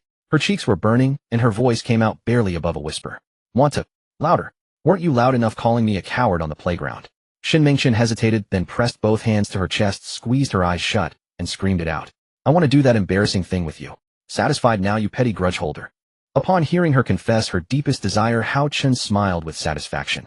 Now that's more like it. Come on, let's head back and talk more. The ground's cold. Oh, look who's here. Zhou Xiaoxiao lay on the bed, gazing at the girl who had just entered. Shin Mingchen, I often hear you mocking Hao Chen in class. What brings you here today? Are you ready to? Hearing Zhou Xiaoxiao's teasing, Shin Mingchen quickly turned her head away, her cheeks flushing with an unmistakable shyness that fully revealed her inner feelings. Zhou Xiaoxiao, say less, or I'll have to step on the gas later. At Hao Chen's words, Zhou Xiaoxiao cupped her face in her hands, a look of infatuation spreading across it. Then bring it on, I'm not afraid. Ahem. Hao Chen cleared his throat calmly, then turned his gaze to Shin Mingchen beside him. Then tonight. Let's begin. As she spoke, Shin Mingchen unzipped her school uniform of her own accord. Shin Mingchen wore a pink and white striped inner layer. The moment she took off her coat, her perfectly proportioned pear-shaped figure was revealed before Hao Chen's eyes, leaving even Tang Kiki and Zhou Xiaoxiao, who were lying on the bed, envious. Shin Mingchen's movements were slow. After all, this was her first time doing such a thing with a boy. She had always wanted to save her first kiss and first time for the boy she truly loved. Over time, she realized she had unknowingly fallen for the boy she used to mock every day, not only because of his extraordinary abilities in that area, but also because of his dedication to the class. Moreover, Hao Chen never held a grudge over her taunts, so in some way Shin Mingchen had completely surrendered. Shin Mingchen affection value 95. Seeing the affection value above her head rise by another 2, Hao Chen's smile was harder to suppress than an AK-47. Mocking me every day at school. Now it's my turn to give you a tutorial. A torrent of images flashed through Hao Chen's mind. In PE class, she laughed at him for being slow. In the cafeteria, she complained about his simple meals. Even when he picked up something for a classmate, she would throw out a sarcastic remark. This girl whose sharp tongue could make anyone want to throw themselves into the trash was now blushing and saying, I want it. Fine. Fine. Since you want it so badly, I'll give you a proper lesson tonight. Shin Mingchen was now covering her burning cheeks, lying on the bed with a shy expression. Like Zhou Xiaoxiao and Tang Kiki, she obediently gazed at Hao Chen as if waiting for his signal. She looked at the expressions of the 2 girls beside her. Flushed, excited, intoxicated. They must have already gone through a round of pre-class review. I've heard that Hao Chen can keep going for an hour or 2 without stopping, but judging by the looks of it, the 2 classmates beside me have already taken some of the load. I should be able to take it easy. Right. Before Shin Mingchen could finish, she saw a skill book materialize beside Hao Chen. I choose you. Golden kidneys, everlasting vigor. A surge of vibrant life force instantly flooded into Hao Chen's body. Seeing this sight, Shin Mingchen was utterly stunned. This is the intensity of Western-style education. All that could be heard was the ceaseless chirping of crickets outside the window, interspersed with some rhythmic, subtle sounds. Of course, the walls between rooms were not soundproof. On the 3rd floor, Qin Mingyao, upon hearing the commotion, also had a flushed, enraptured look on her face. Her blanket rose and fell as she tossed and turned. That Hao Chen, he's putting in so much effort. I'll scold him tomorrow for sure. We agreed to rest. How dare he go behind my back to give other girls extra lessons? I won't stand for it. In the room next to Qin Mingyao, Yi Bingbing was covering her mouth, her face full of shyness. She too was tossing and turning, unable to sleep, just like Qin Mingyao. Hao Chen, you big jerk. How dare you lie to me? Lie to the school bell. I won't let you off. Is my passion not enough? Giving extra lessons to other girls. You pervert, you lecher. Yi Bingbing's body couldn't help but shudder, then she let out a sigh of relief. Morning. As soon as dawn broke, Hao Chen was already up. Looking at the 3 girls lying in bed, Hao Chen gently covered them with the blanket, letting them sleep soundly. Shin Mingchen had performed quite well last night. As expected of a dancer, her body's flexibility and coordination were extraordinary. Time to get down to business. In the dead of night, Wei Ku had come looking for him, but he was busy with important matters at the time, so he put it off until morning. So just as the sky was beginning to lighten, Hao Chen grabbed several bundles of thorny vines and went to find her. As he stepped onto the 3rd floor landing, Hao Chen saw the rooms of Qin Mingyao and Yi Bingbing. Each student had their name posted on their door, so it was easy to tell whose room it was. Didn't even close the door properly. Aren't you afraid of mosquitoes? The teacher too, all grown up, and still doesn't know how to take care of herself. Hao Chen stepped forward to close the door, but caught a glimpse of a blush-inducing scene through the crack. Qin Mingyao was only covered by a thin blanket, her inner clothes, all placed on the table. Her face was tired yet tinged with a faint flush. Could it be that she stayed up late, studying by herself last night? Hao Chen quietly entered the room, picked up the blanket that had been kicked aside, and covered her again. Don't catch a cold. After whispering softly, he backed out of the room and gently closed the door. Walking further, Hao Chen reached a small compartment on the 4th floor, the attic of the abandoned villa. As he pushed open the door, he saw books placed around, and some simple bookshelves. Wei Ke was sitting on the sofa looking at Hao Chen. So, this is the setup the young miss arranged. Too bad the skill book for storing items can only hold this much. I brought some bookshelves, a few sofas, some blankets, and the storybooks I read when I'm bored. Before Wei Ke could finish, she stood up. Pushing up her half-rimmed glasses, she looked at Hao Chen with a seductive expression. You little fish, you went back on your word last night, and tricked me. Today you have to compensate me double. Wei Ke stepped forward and pressed herself tightly against Hao Chen's chest. Softness and warmth instantly flowed into Hao Chen's body. Seeing the thorny vines in his hand, the haze in Wei Ke's eyes grew even denser. Now then, come punish me. As soon as the words left her mouth, Wei Ke took the initiative to bind herself with a bundle of thorny vines. The prickling pain didn't bring her suffering, but a hint of pleasure. You little brat, a masochistic little brat, take this. With that, Hao Chen swung the vines in his hand and lightly struck her. As a rule, Monster Wei Ke had previously absorbed several monster crystals. Her current physical strength and level had already reached the level of a formal boss, so the damage from the thorny vines was negligible. But it wasn't the damage she cared about, it was the sensation during the process. That was what she truly needed. While disciplining, Wei Ke, Hao Chen glanced out the window. Looking across the small stream, he had already decided on his next plan. Let's see what useful items I can collect today. I need to dismantle more wooden beds for materials, then build up my strength. You little fish, your strength is so weak. Don't tell me you can't do it. Wei Ke's face was slightly flushed as she looked at Hao Chen, even taunting him. Hearing her mockery, Hao Chen tightened his grip on the vines a little. Damn, you dare to mock me. Looks like you want to upgrade this discipline into indoctrination. The aroma of breakfast permeated the entire first-floor hall. Zheng Jie had clearly put effort into it. The dumplings were frozen, but she cooked them to perfection. Translucent wrappers with plump meat filling visible within. The milk was also heated, a steaming cup placed in front of everyone. She had also specially prepared a small dish of pickled vegetables found earlier in the storage room of the cooking building. Their sour crunchiness paired perfectly with the dumplings, cutting through the richness. Zhou Xiaoxiao was the first to pick up her chopsticks. She grabbed a dumpling, too eager to wait for it to cool, and took a bite. The meat juice burst in her mouth, fragrant and savory. Her eyes lit up instantly, cheeks puffed out like a hamster. Mumbling through the full mouthful, she praised, Zheng Jie, you're incredibly skilled. These dumplings are even better than my mom's. Zheng Jie, flustered by the praise, wiped her hands and smiled. I'm glad you like it. There's another batch in the kitchen if you need more. That's enough, that's enough. Zhou Xiaoxiao's mouth was still stuffed, words barely coherent, but her chopsticks were already reaching for a second dumpling. The others gradually took their seats. Lin Nuanyuan sipped her dumpling soup slowly, while Qin Mingyao sat beside her, chewing delicately, occasionally glancing out the window at the sky. Su Wanqing and Qin Yufei sat close together, whispering and giggling as they ate. Yi Bingbing meanwhile sat across from Hao Chen. Her uniform zipper was not fully closed, and as she bent to serve herself, the fair skin below her collarbone was fleetingly visible. Yi Bingbing noticed Hao Chen's gaze, looked up and glared at him, but there was a hint of lingering resentment in her eyes. After all, what had happened last night was still on her mind. You said you'd rest, yet you went off to find other girls behind my back. Humph. After grabbing her dumplings, Yi Bingbing ate in sullen silence. Hao Chen, do you have any plans for today? Bai Lu sat to Hao Chen's right, petite, and holding her milk cup, looking up at him with wide eyes.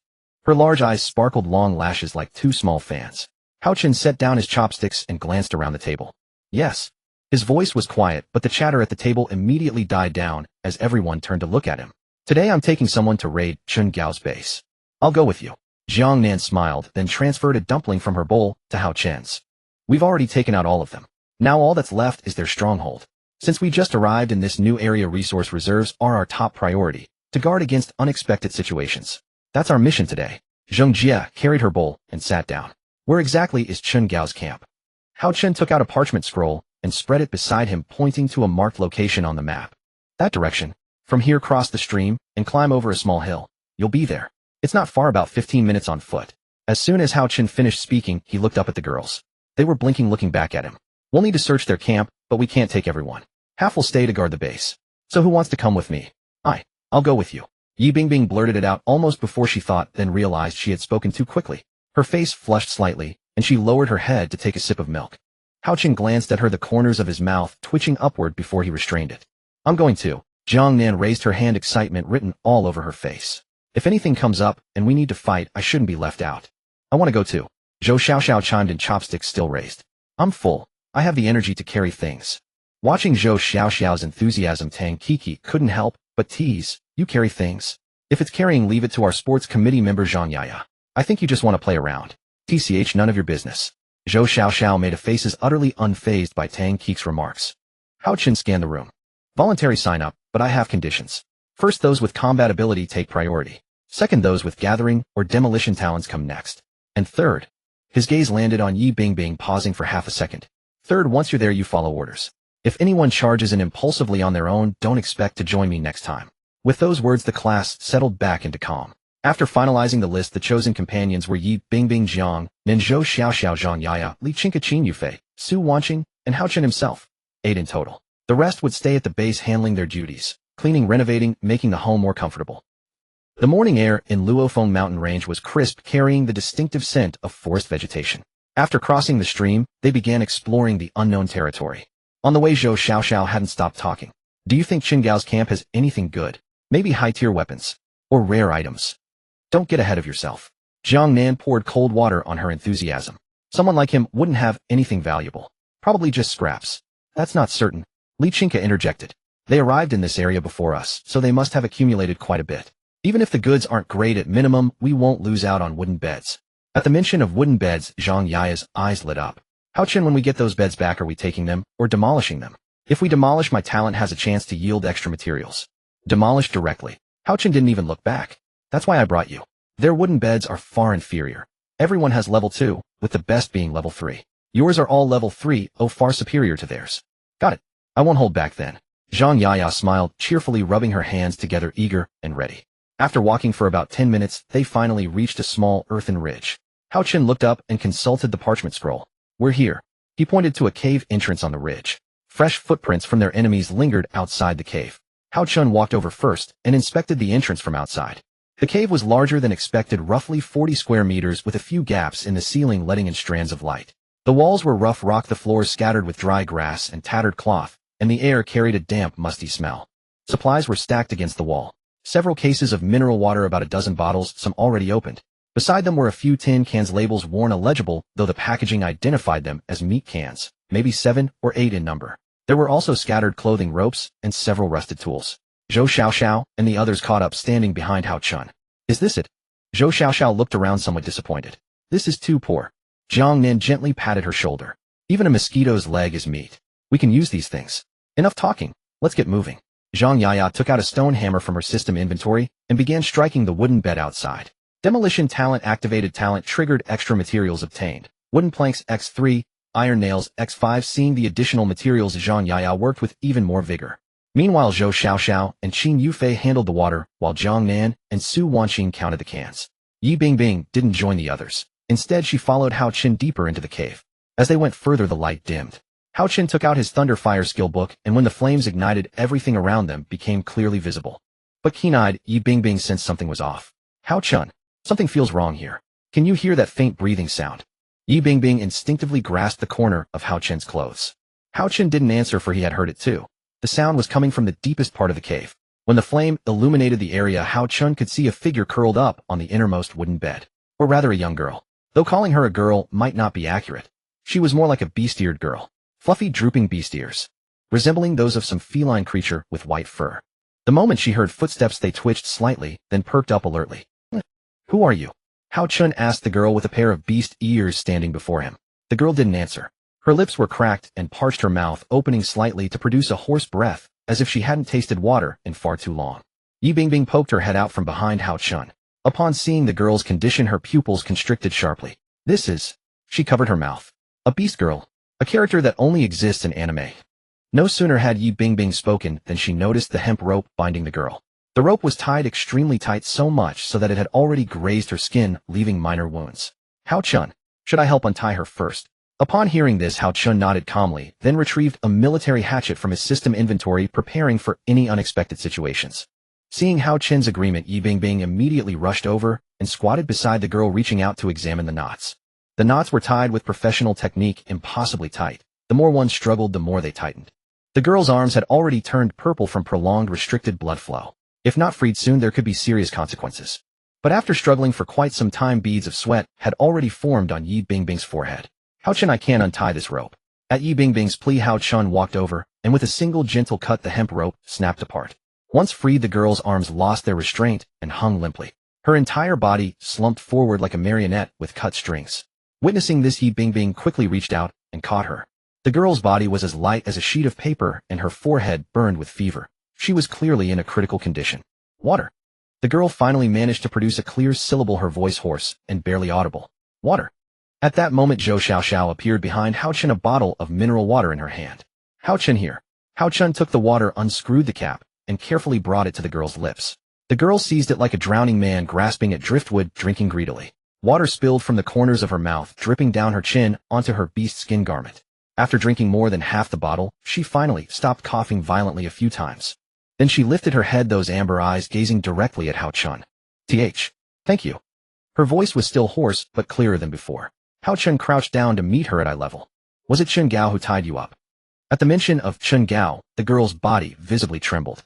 Those two beast ears flattened tightly against her hair, as if she had encountered something utterly terrifying. She bit her lip and nodded. Yes. I was patrolling the surrounding area when I never expected them to catch me. They even imprisoned me for several days. Yesterday he almost was about to do that kind of procreative act to me.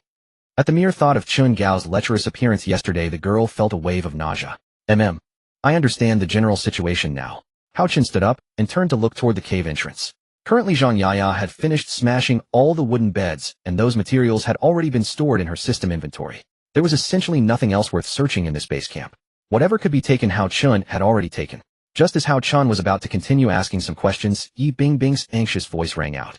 Hao Chun, she's fainted and her forehead is burning. She's probably had a fever for a day or two. What do we do? Should we just leave her here? Or... Looking at the beast girl on the ground, Hao Chun felt a pang of compassion. Let's take her back. If we leave her here, she won't survive another 2 days. Besides, we need a local to guide us. At Hao Chun's words, a smile appeared at the corner of Yi Bingbing's mouth. According to Hao Chun's usual way of doing things, he would only trust people from their class, never outsiders. Yet now he actually agreed to save a beast girl. Those two contrasting faces, kind to classmates, ruthless to enemies, truly made Yi Bingbing feel even more admiration for Hao Chun, not to mention the fact that he was now going to save a young woman. Afternoon. Hao Chun had by now upgraded the intermediate crafting station to an advanced crafting station. The materials needed for the upgrade totaled 5 mystery crystals, 50 planks, and 30 iron nails. Additionally, the advanced crafting station's recipe list included a highly efficient furnace. On average, it could refine a full 500 gene of, or completely within a single day. Moreover, within the advanced crafting station, weapons, armor, and potions could all be crafted. As long as one had the corresponding materials, these items could be obtained with effortless ease. For example, fire axes, iron pickaxes, katana, military bayonets, and so on. Gazing at the recipe list displayed on the advanced crafting station, Hao Chun rubbed his chin thoughtfully. Currently, most of our class's weapons are iron blade knives. It seems it's time to find some time to upgrade them. No sooner had he spoken than the girl on the wooden bed stirred. She slowly opened her eyes, and those graceful, elongated brows quivered at that moment. What a comfortable feeling. Meow. Where is this? She sat up from the bed and rubbed her drowsy eyes. The first thing she saw was Hao Chun sitting not far away. Then she shifted her gaze to herself. The prickling sensation from the beast's skin covering her body had vanished, which surprised her somewhat. This is... She pulled at the school uniform on her chest, revealing exquisite collarbones and a generous amount of cleavage. You're awake. You had a fever back in the cave, so we brought you here. After my teammate treated you, your fever has broken. Your lips are so dry. Here, have some water first. Hao Chun walked over, picked up the bottle on the table, and handed it to her. Misu accepted the water bottle with a hint of wariness. Those amber vertical pupils fixed on Hao Chun for 2 full seconds before she lowered her head to look at the bottle in her hands. She carefully brought the water to her lips. By the way, what's your name? Hao Chun asked. Misu's ears twitched. That was a genuine twitch, like a cat sensing movement, those rapid vibrations that were almost unfairly adorable. Hi, my name is Misu. I'm 18 this year. An adult female cat person. She said female rather than woman, clearly still retaining the linguistic habits of the beast tribe. Her voice grew softer and softer, and by the last few words it was almost like a mosquito's buzz. Hao Chun barely managed to hold back his laughter. Here, drink. Only then did Misu relax. She drank hastily, like someone who had trekked through a desert for 3 days and 3 nights, gulping down an entire bottle in a few big swallows. After drinking, she even licked her lips with her tongue, a pronounced expression of bliss appearing on her face. Thank you, humans. Meow. That final meow was drawn out long, the tone rising at the end, as if she were coquettishly begging for something. Who could possibly resist this? If it weren't for her beast ears, someone who didn't know better might think it was just cosplay. And Misu really is quite cute. Hao Chen glanced at her subtly. Her figure and features would easily rank in the top 10 of their class. Before Hao Chen could recover from her meow, Misu did something that made him even more unable to withstand. The next moment she crawled forward, not standing and walking. Truly like a cat on all fours, crawling from the center of the bed to the edge, then lifting her head to look up at Hao Chen.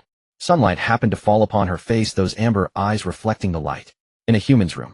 There's a springtime scent, a scent of female and male. Hearing these words, Hao Chen shyly scratched his cheek. He certainly knew where that scent came from.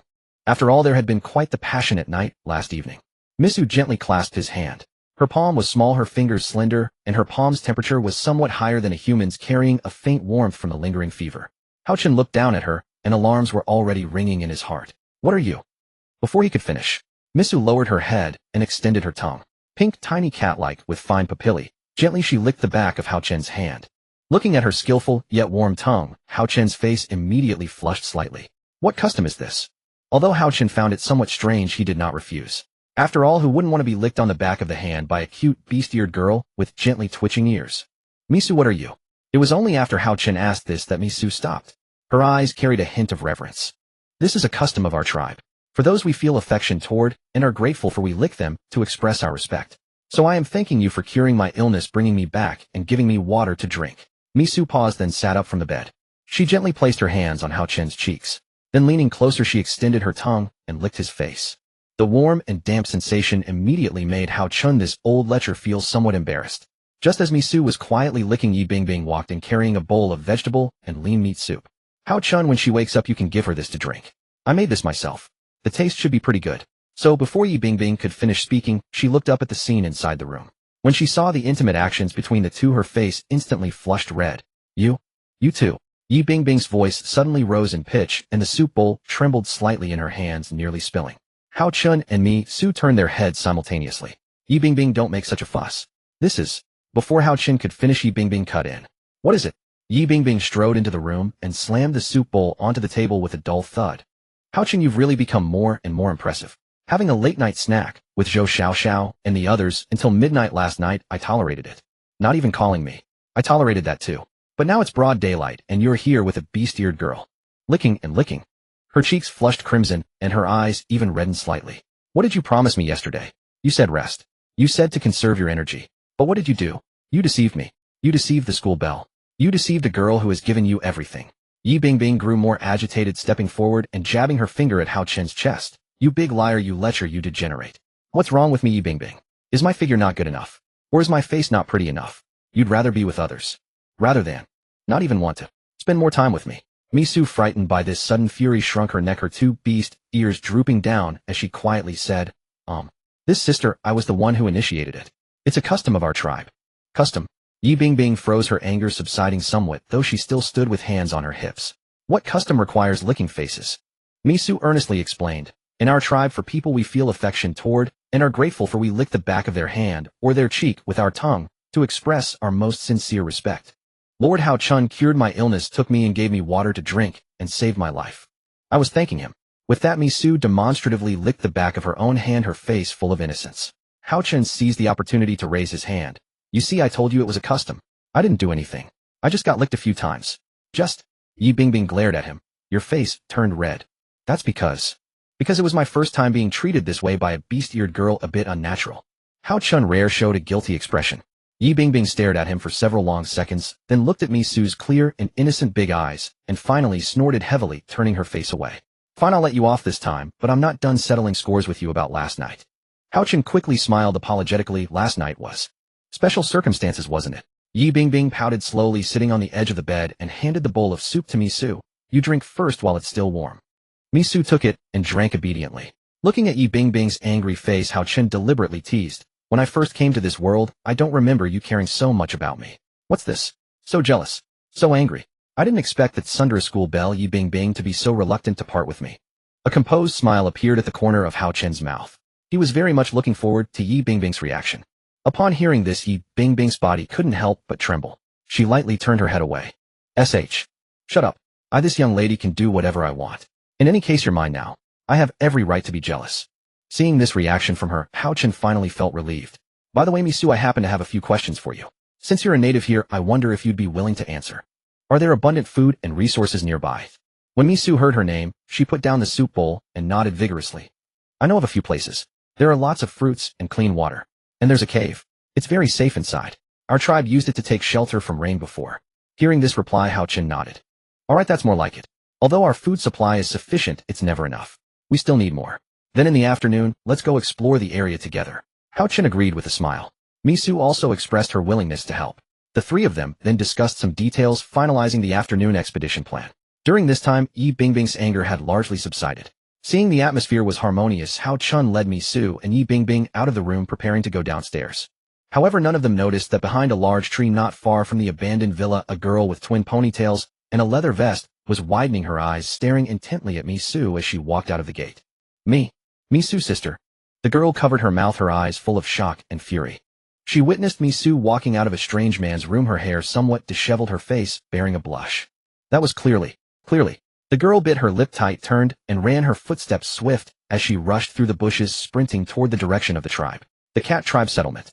About a quarter of an hour later, the girl burst into the tribe's camp. She arrived at a relatively large thatched cottage at great speed. Then she shouted, "Father! Something bad happened. Misu's sister was locked up by an outsider. I saw her. The way she looked. She must have been violated." Before she could finish, the surrounding tribespeople were already in an uproar.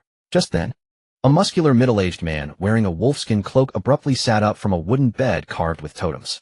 His face was extremely ashen. 3 days missing. Finally, there's a clue. Milan, lead the way.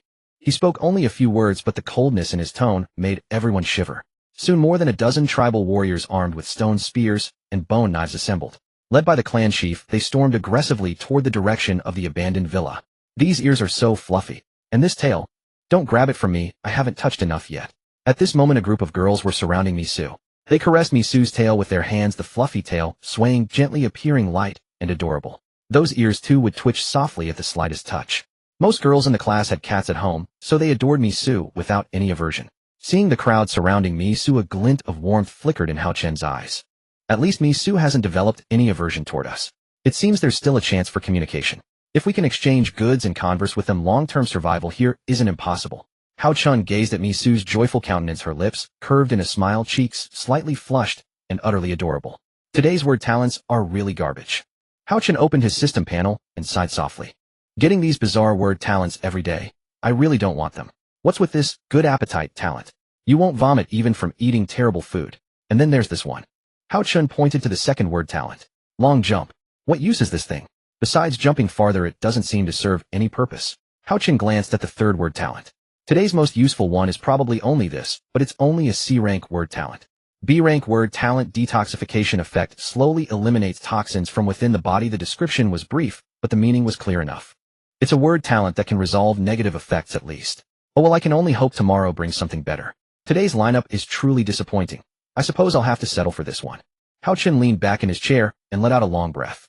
Just as everyone was resting and preparing to set out, a horn's sound echoed from outside the villa. Yi Bingbing, seated beside Hao Chen, was the first to look up toward the outside. The horn. Yi Bingbing wasn't the only one to hear the sound. Most of the girls in the group and Qin Mingyao did too.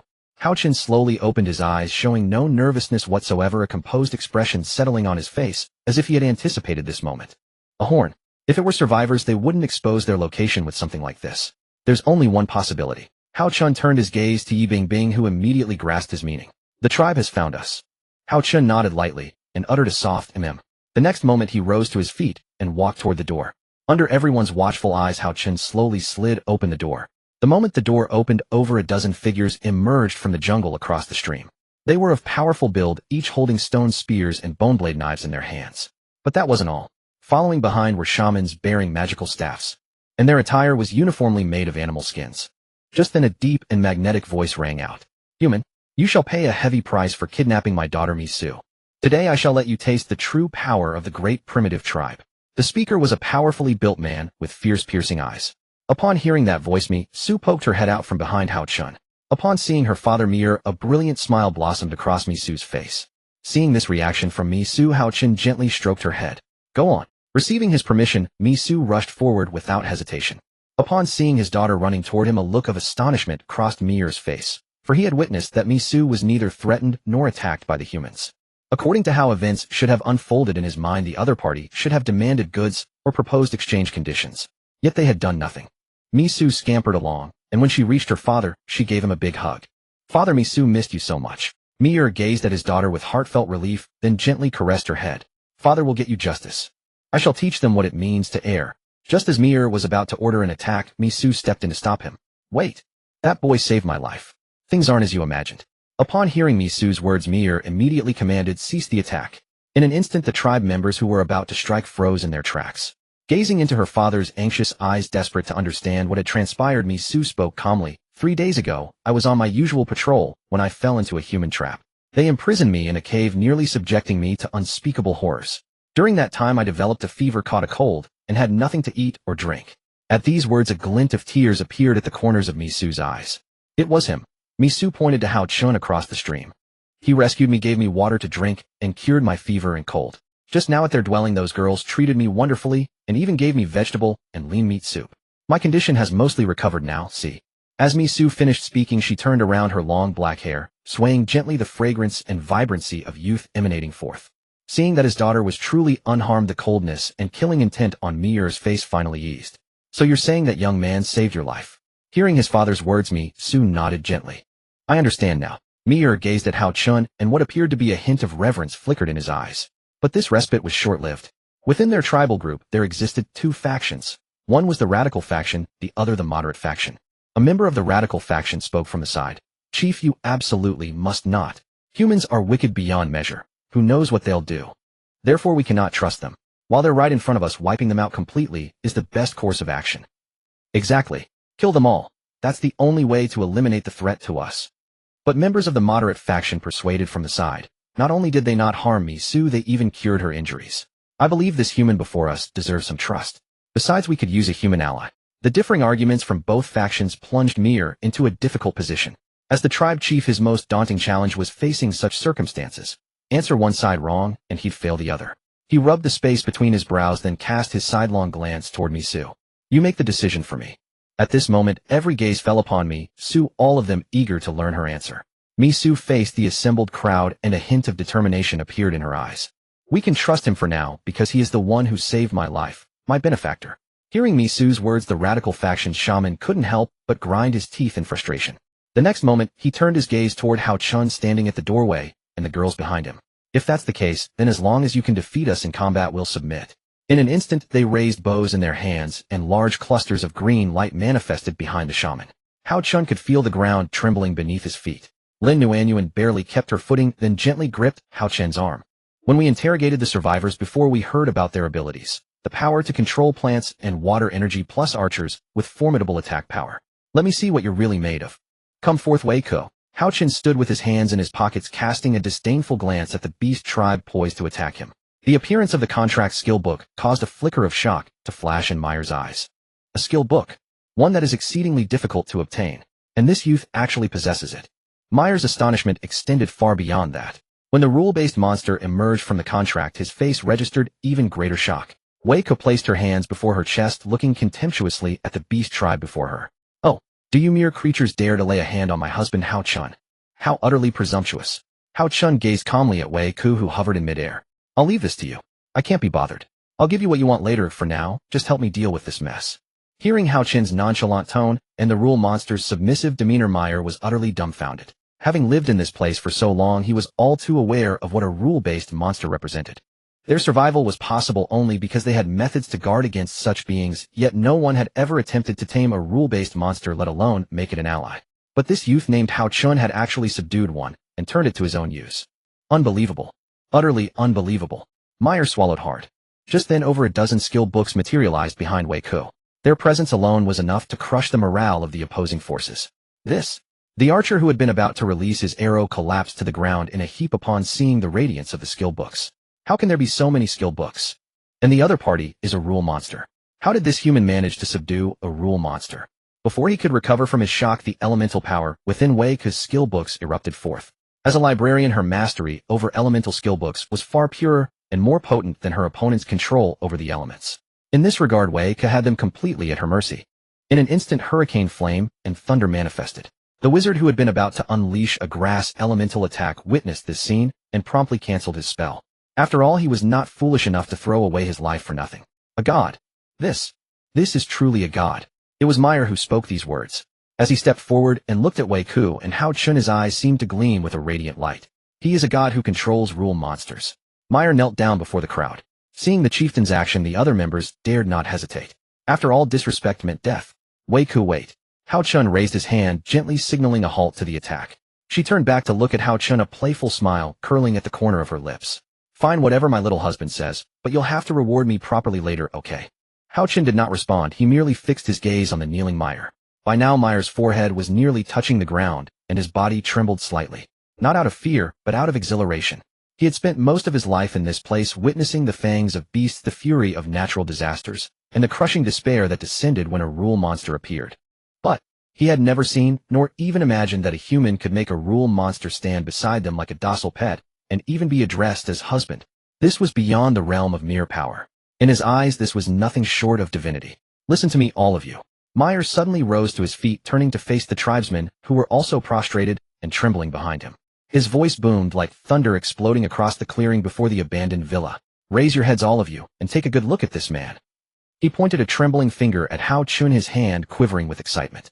This man from today onward is the most honored guest of our tribe. No, not just a guest.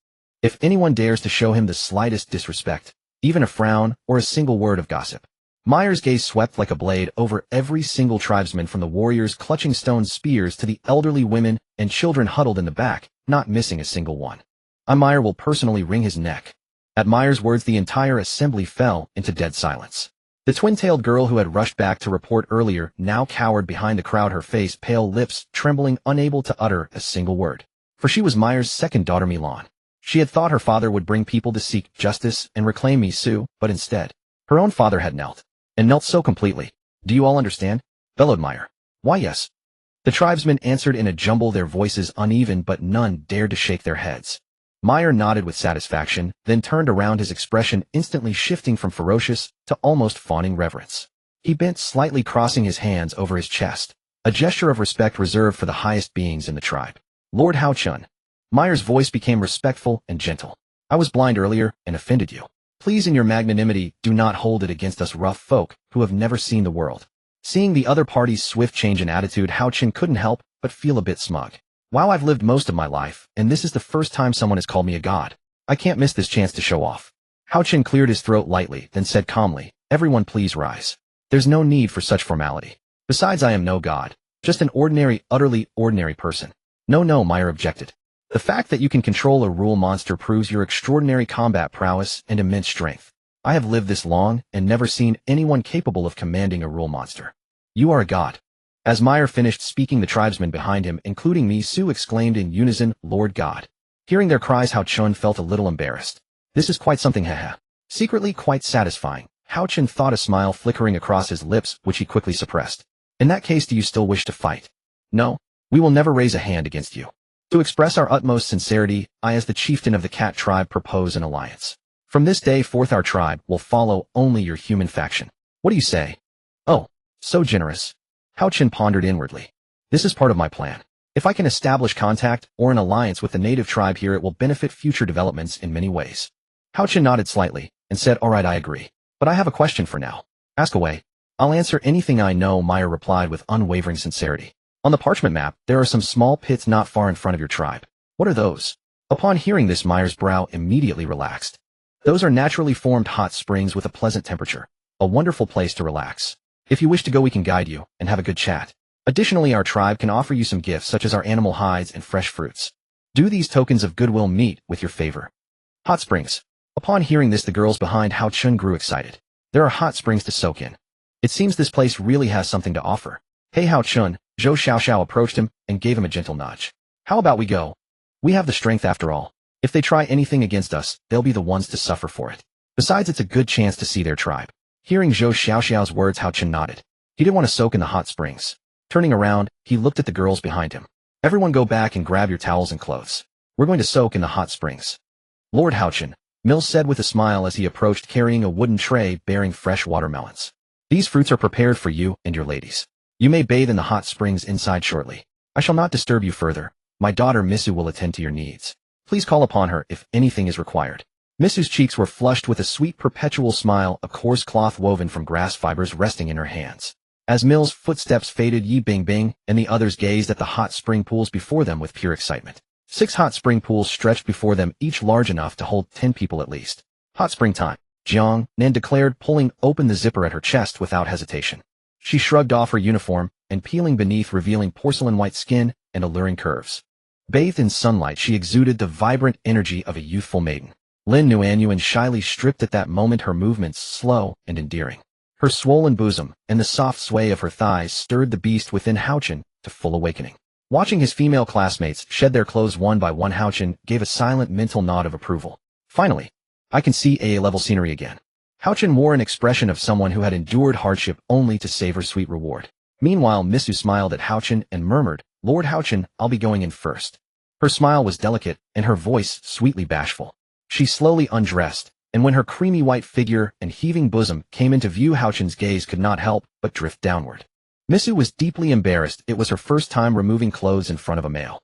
Ordinarily, she bathed only with other women, but today was an exception. "Lord Haochen," she whispered shyly, sensing his eyes upon her. "Mrs. Figure has not disappointed you, has it?" Haochen swallowed hard and nodded. "Of course it has, you fool." She was practically a treasure of the world. As a beastkin, she patrolled the territory and hunted animals daily, and through those vigorous activities her body retained a beautiful, well-developed line. Especially her tail and ears made one wish to touch them endlessly.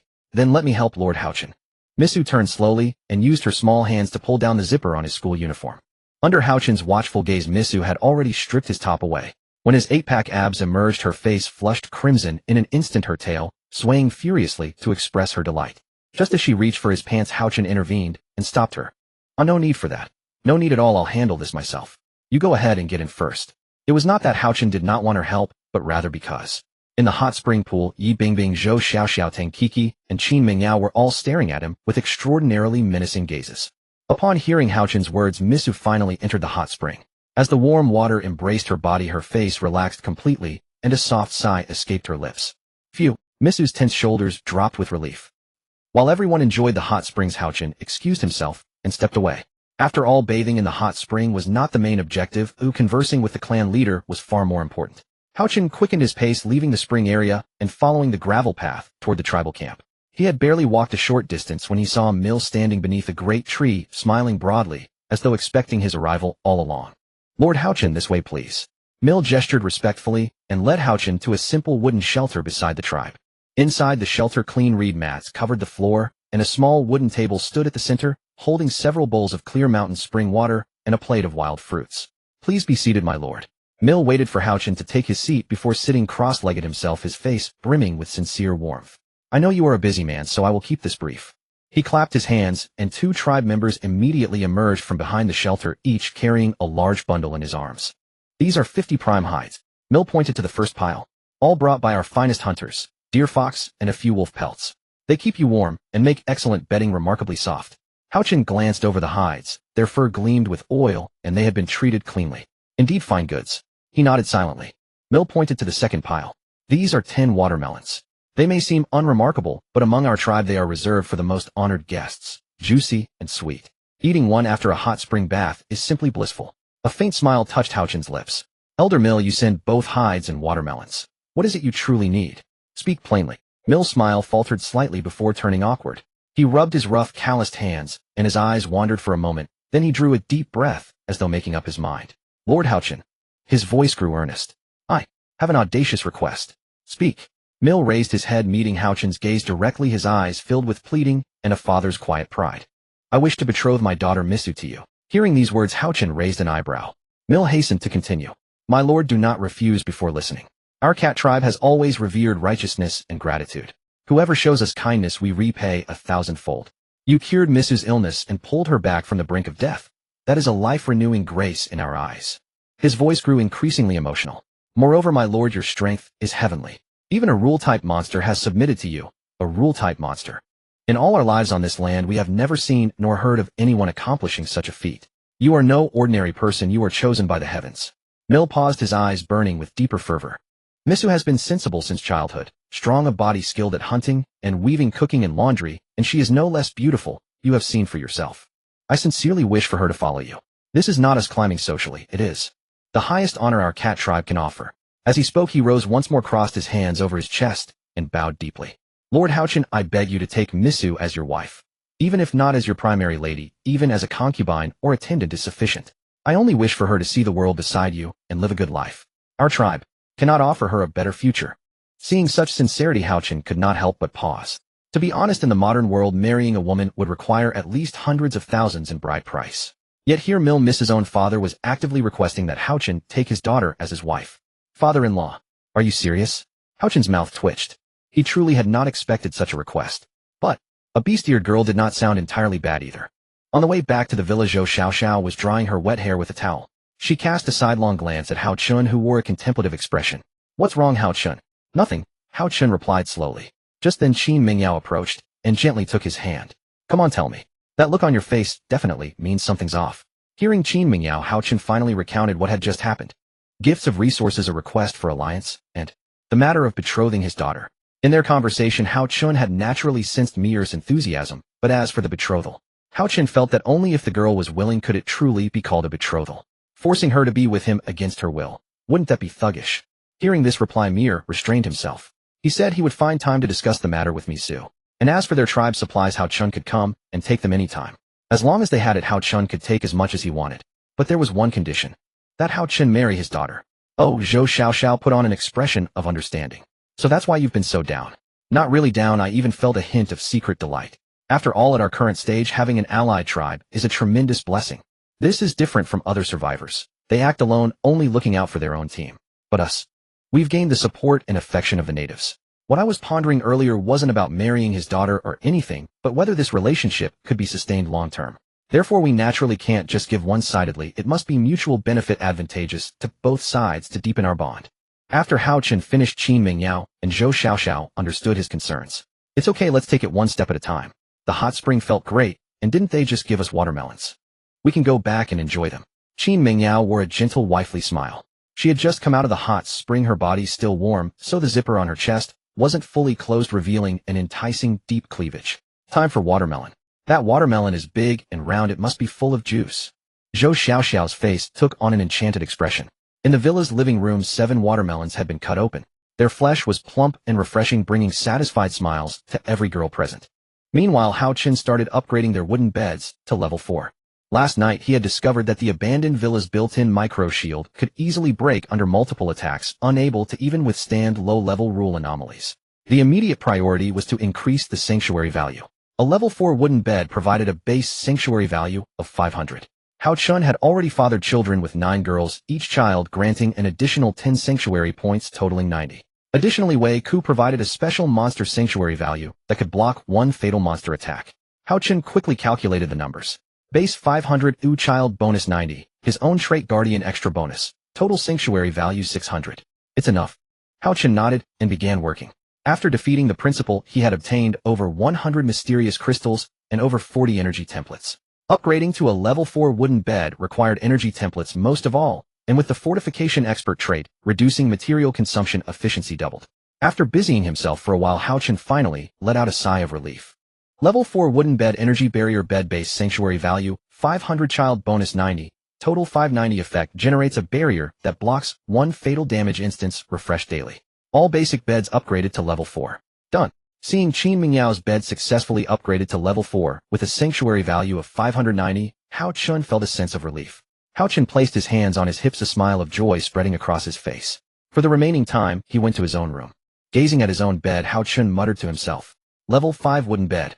Looking at the required materials, he felt no pressure, but rather more confidence. At level 5, we start using new materials. Level 5 wooden bed, steel fortress, wood 250, steel 40, bolts 50, springs 20. Effect recovery speed increased. Recovers 20 sanctuary points per second. Total sanctuary value base 500, base 800. That's a full 300 sanctuary points added. Level 5 is just the threshold. There's still a long way to go. As for materials, Hao Chun looked at the 3 other materials. Steel bolt springs. We don't have these yet, but that doesn't mean the store doesn't. He turned and closed the door, then gazed out at the stream outside. When I've drawn enough powerful traits, I'll set out immediately. Hao Chen currently possessed over a dozen traits, but he still lacked the confidence to venture into that dangerous place. After all, that place was densely populated, and the strength of the teams there was still unknown.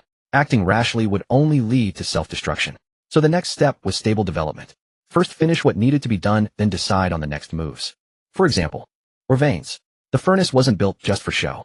If they could find an iron vein mine and refine it, then process it through the advanced synthesis table, they could produce the materials they needed without visiting the store. The idea was good, but execution was difficult. Lichinka had searched the surroundings thoroughly, only finding some fragmented veins, mostly coal. To find iron, they would have to travel far. While Hao Chun was still pondering, Lin Nuanyuan, standing downstairs and looking up at him, said with a smile, "What are you thinking about, you big dummy? Come down and eat some watermelon. I saved several slices for you." She raised the watermelon in her hand and gave it a little shake, as if to tempt him. "Coming," Hao Chun replied with a smile and headed downstairs. Little did he know 30 kilometers from the abandoned villa, a group of human survivors was heading their way. They had no fixed camp or habitat. Since arriving in this place, they had grown accustomed to wandering. But they didn't wander aimlessly. They wandered with purpose. Their group was called the Black Sail Raiding Party, a band of young thugs organized into a raiding force. Their favorite pastime was attacking primitive tribes, capturing beast-eared girls or males, and then selling them to other survivors. Their goal was not only to earn crystals, but also to taste the exotic pleasures of foreign lands. Afternoon dusk. After dinner, everyone gathered around the table. Qin Mingyao sat beside Hao Chun and whispered, "Today is our second day here. We've made great gains, formed an alliance, and most importantly, Hao Chen upgraded everyone's wooden bed to level 4, significantly increasing the shelter value. Therefore, the next task returns to the main point." Qin Mingyao paused, then turned her gaze to Hao Chun. "You should all remember that Hao Chun has a trait talent, right?" I know. Zhou Xiaoxiao was the first to raise her hand. "Hao Chun has a trait called romantic hero. It was thanks to his trait that I awakened my talent." "Very smart." Qin Mingyao snapped her fingers and continued. "So today we'll return to the main topic, awakening talents. Since we've arrived in a new area, we must accelerate the process of awakening more talents. In the previous school, we were busy and faced many dangers, leaving little time for consideration. Now we have ample time to develop, which means we can't afford to slack off. Therefore, I'll be assigning the order today." With that, Qin Mingyao shifted her gaze to the excited female classmates. They yearned to awaken talents, to have a place where they could be useful. Last time, due to certain circumstances, Shun Mingchen shared a bed with Hao Chun, but unfortunately, she didn't awaken her talent. So today she'll try again. The second candidate is Wang Shui. Qin Mingyao's eyes fell on Wang Shui, who was sitting in the corner. Wang Shui was a girl with a very low presence in the class. She always sat in the last row in the same column as Hao Chun. Yet her grades were not poor, as she ranked among the top of the class. She just didn't talk much and had a blank expression. Wang Shui could be described as a mature beauty, tall with full thighs and straight black hair that made her appear exceptionally cool and aloof. When Wang Shui heard her name, she didn't say a word, but simply nodded lightly. There was no blush on her face. Hao Chen glanced at Wang Shui, and upon seeing the favorability value above her head, couldn't help but frown. 92. Even Wang Shui's favorability has reached this level. But her demeanor doesn't seem shy at all. She looks completely indifferent. Truly the class's cold beauty. Qin Mingyao cleared her throat and continued. And the third candidate is our classmate, Zhao Ling. As soon as Qin Mingyao finished speaking, everyone's gaze turned to Zhao Linger, who was sitting beside Wang Shui. Zhao Linger was sucking on a lollipop, which she had exchanged at the mysterious store, while following Yi Bingbing and the others. Zhao Linger was a passionate anime enthusiast, but also a transparent figure in the class. It was worth noting that Zhao Linger and Wang Shui were not lacking in appearance. They simply rarely spoke. Today's candidates are decided. 3 in total, and I'll join tonight as well. After all, Hao Chen owes me an explanation. Qin Mingyao's eyes flickered with a barely perceptible anger after she finished speaking. She seemed to resent Hao Chen for going back on his word and enjoying himself with other girls deceiving her. Seeing the sun touch the horizon, Qin Mingyao stood up. "All right, everyone can go back now. The wooden beds have been upgraded. The shelter value is higher, giving us more self-protection ability. So rest well and don't get any bad ideas." Qin Mingyao shot a warning glance at Zhou Xiaoxiao. Hao Chen's room. Zhao Linger was the first to enter. She still had that lollipop in her mouth. After scanning the room, her gaze locked onto the wide level 4 wooden bed. Without a word, Zhao Linger took off her shoes and climbed onto the bed, naturally claiming the spot against the wall. Once on the bed, she pulled out the storybook she had accidentally picked up in the library earlier from her system backpack. The second to enter was Shun Mingchen. Her expression was much more natural than yesterday, but a faint, barely noticeable pink still tinged her earlobes. Shun Mingchen's eyes briefly met Hao Chun's, then quickly darted away. Silently, she walked to the bed and lay down beside Zhao Ling. Finally, in came Wang Shui. She walked with long legs, her straight black hair swaying gently with her steps. Her cold, beautiful face bore no extra expression. Wang Shui approached the bed, glanced at the two who were already lying down, then calmly lay down on the outermost side. Seeing the three beauties on the wooden bed, Hao Chun felt a bit at a loss. In class, he didn't have a very deep impression of Zhao Linger. Although they were in the same class, they seldom interacted. Except for Wang Shui, because she also sat in the last row right next to him. Hao Chun had a very vivid memory. Once Wang Shui had a stomachache due to her period. It was an emergency situation during class, and Wang Shui was socially anxious, afraid to speak, so she could only pin her hopes on Hao Chun. Seeing her distress, Hao Chun used his own living expenses to go to the supermarket and buy her sanitary napkins. That experience was damn unforgettable. A grown man buying sanitary napkins at a supermarket. After helping Wang Shui, she wanted to compensate him with her own living expenses, but Hao Chun refused, saying it was just a good deed. And now, she was lying on his wooden bed. Just then, Qin Mingyao leaned against the doorframe, arms crossed, her gaze sweeping over them. Her eyes finally rested on Hao Chun, the corners of her mouth lifting slightly, but her eyes held an indescribable meaning. Hao Chun, the explanation you owe me. We'll talk after this is over. With that, Qin Mingyao turned and walked out of the room, gently closing the door behind her. Then under their watchful eyes, she slowly unbuttoned the front of her shirt. When her fair skin and full voluptuous figure were revealed, Wang Shui and Xin Mingchen, who were lying on the bed, blushed slightly. Zhao Linger merely glanced briefly before returning her attention to her storybook. The explanation you owe me. You'll repay tonight. Qin Mingyao advanced step by step toward Hao Chun, then pushed him onto the bed. A strange primal feeling seemed to emanate from Qin Mingyao's eyes. A sense of awakening beast. Seeing this, Wang Shui shyly pulled down the zipper on her chest. When her school uniform fell away, Wang Shui's figure was revealed before Hao Chun. Her inner layer was black, the black of a cool, aloof beauty. Watching Wang Shui's ears quietly turn red, Hao Chun couldn't help but swallow. Just then Qin Mingyao pounced before Hao Chun, her purple hair falling onto his cheeks as she licked her dry lips. Tonight. You won't escape. I can't continue anymore. Me neither. I'm completely exhausted.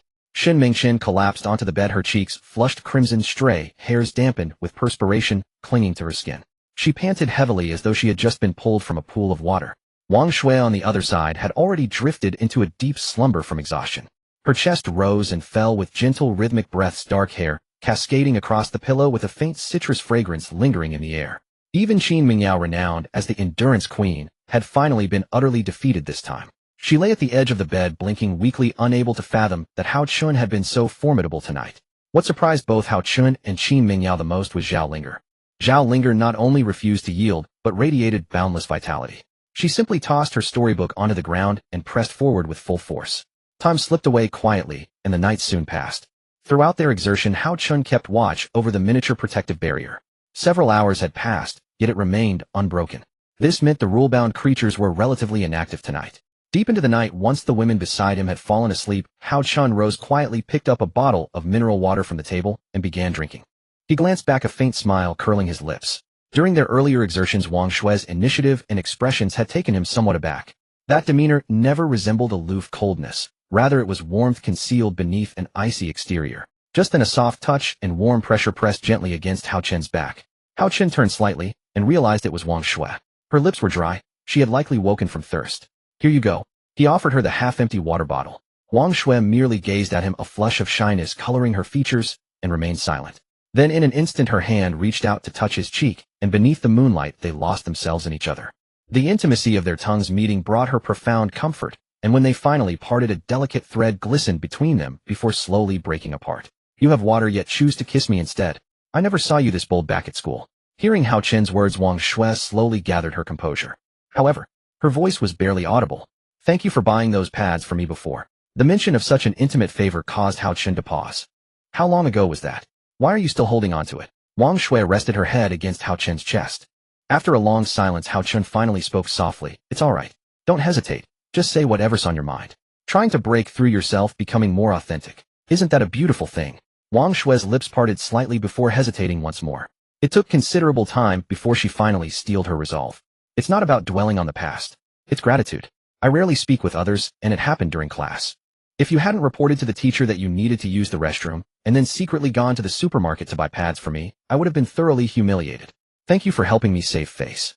Hearing her words, Hao Chun smiled. That's nothing worth mentioning. Isn't it natural to help others? Besides, we're in the same class and you sit right beside me. Though we don't talk much, we still know each other. The moment Hao Chun finished speaking, his gaze shifted toward the window.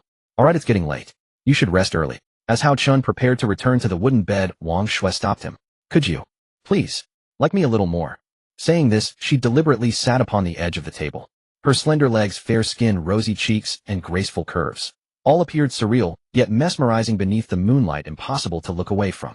I'm sorry this gratitude has taken so long to express, but I want to spend every day from now on repaying you.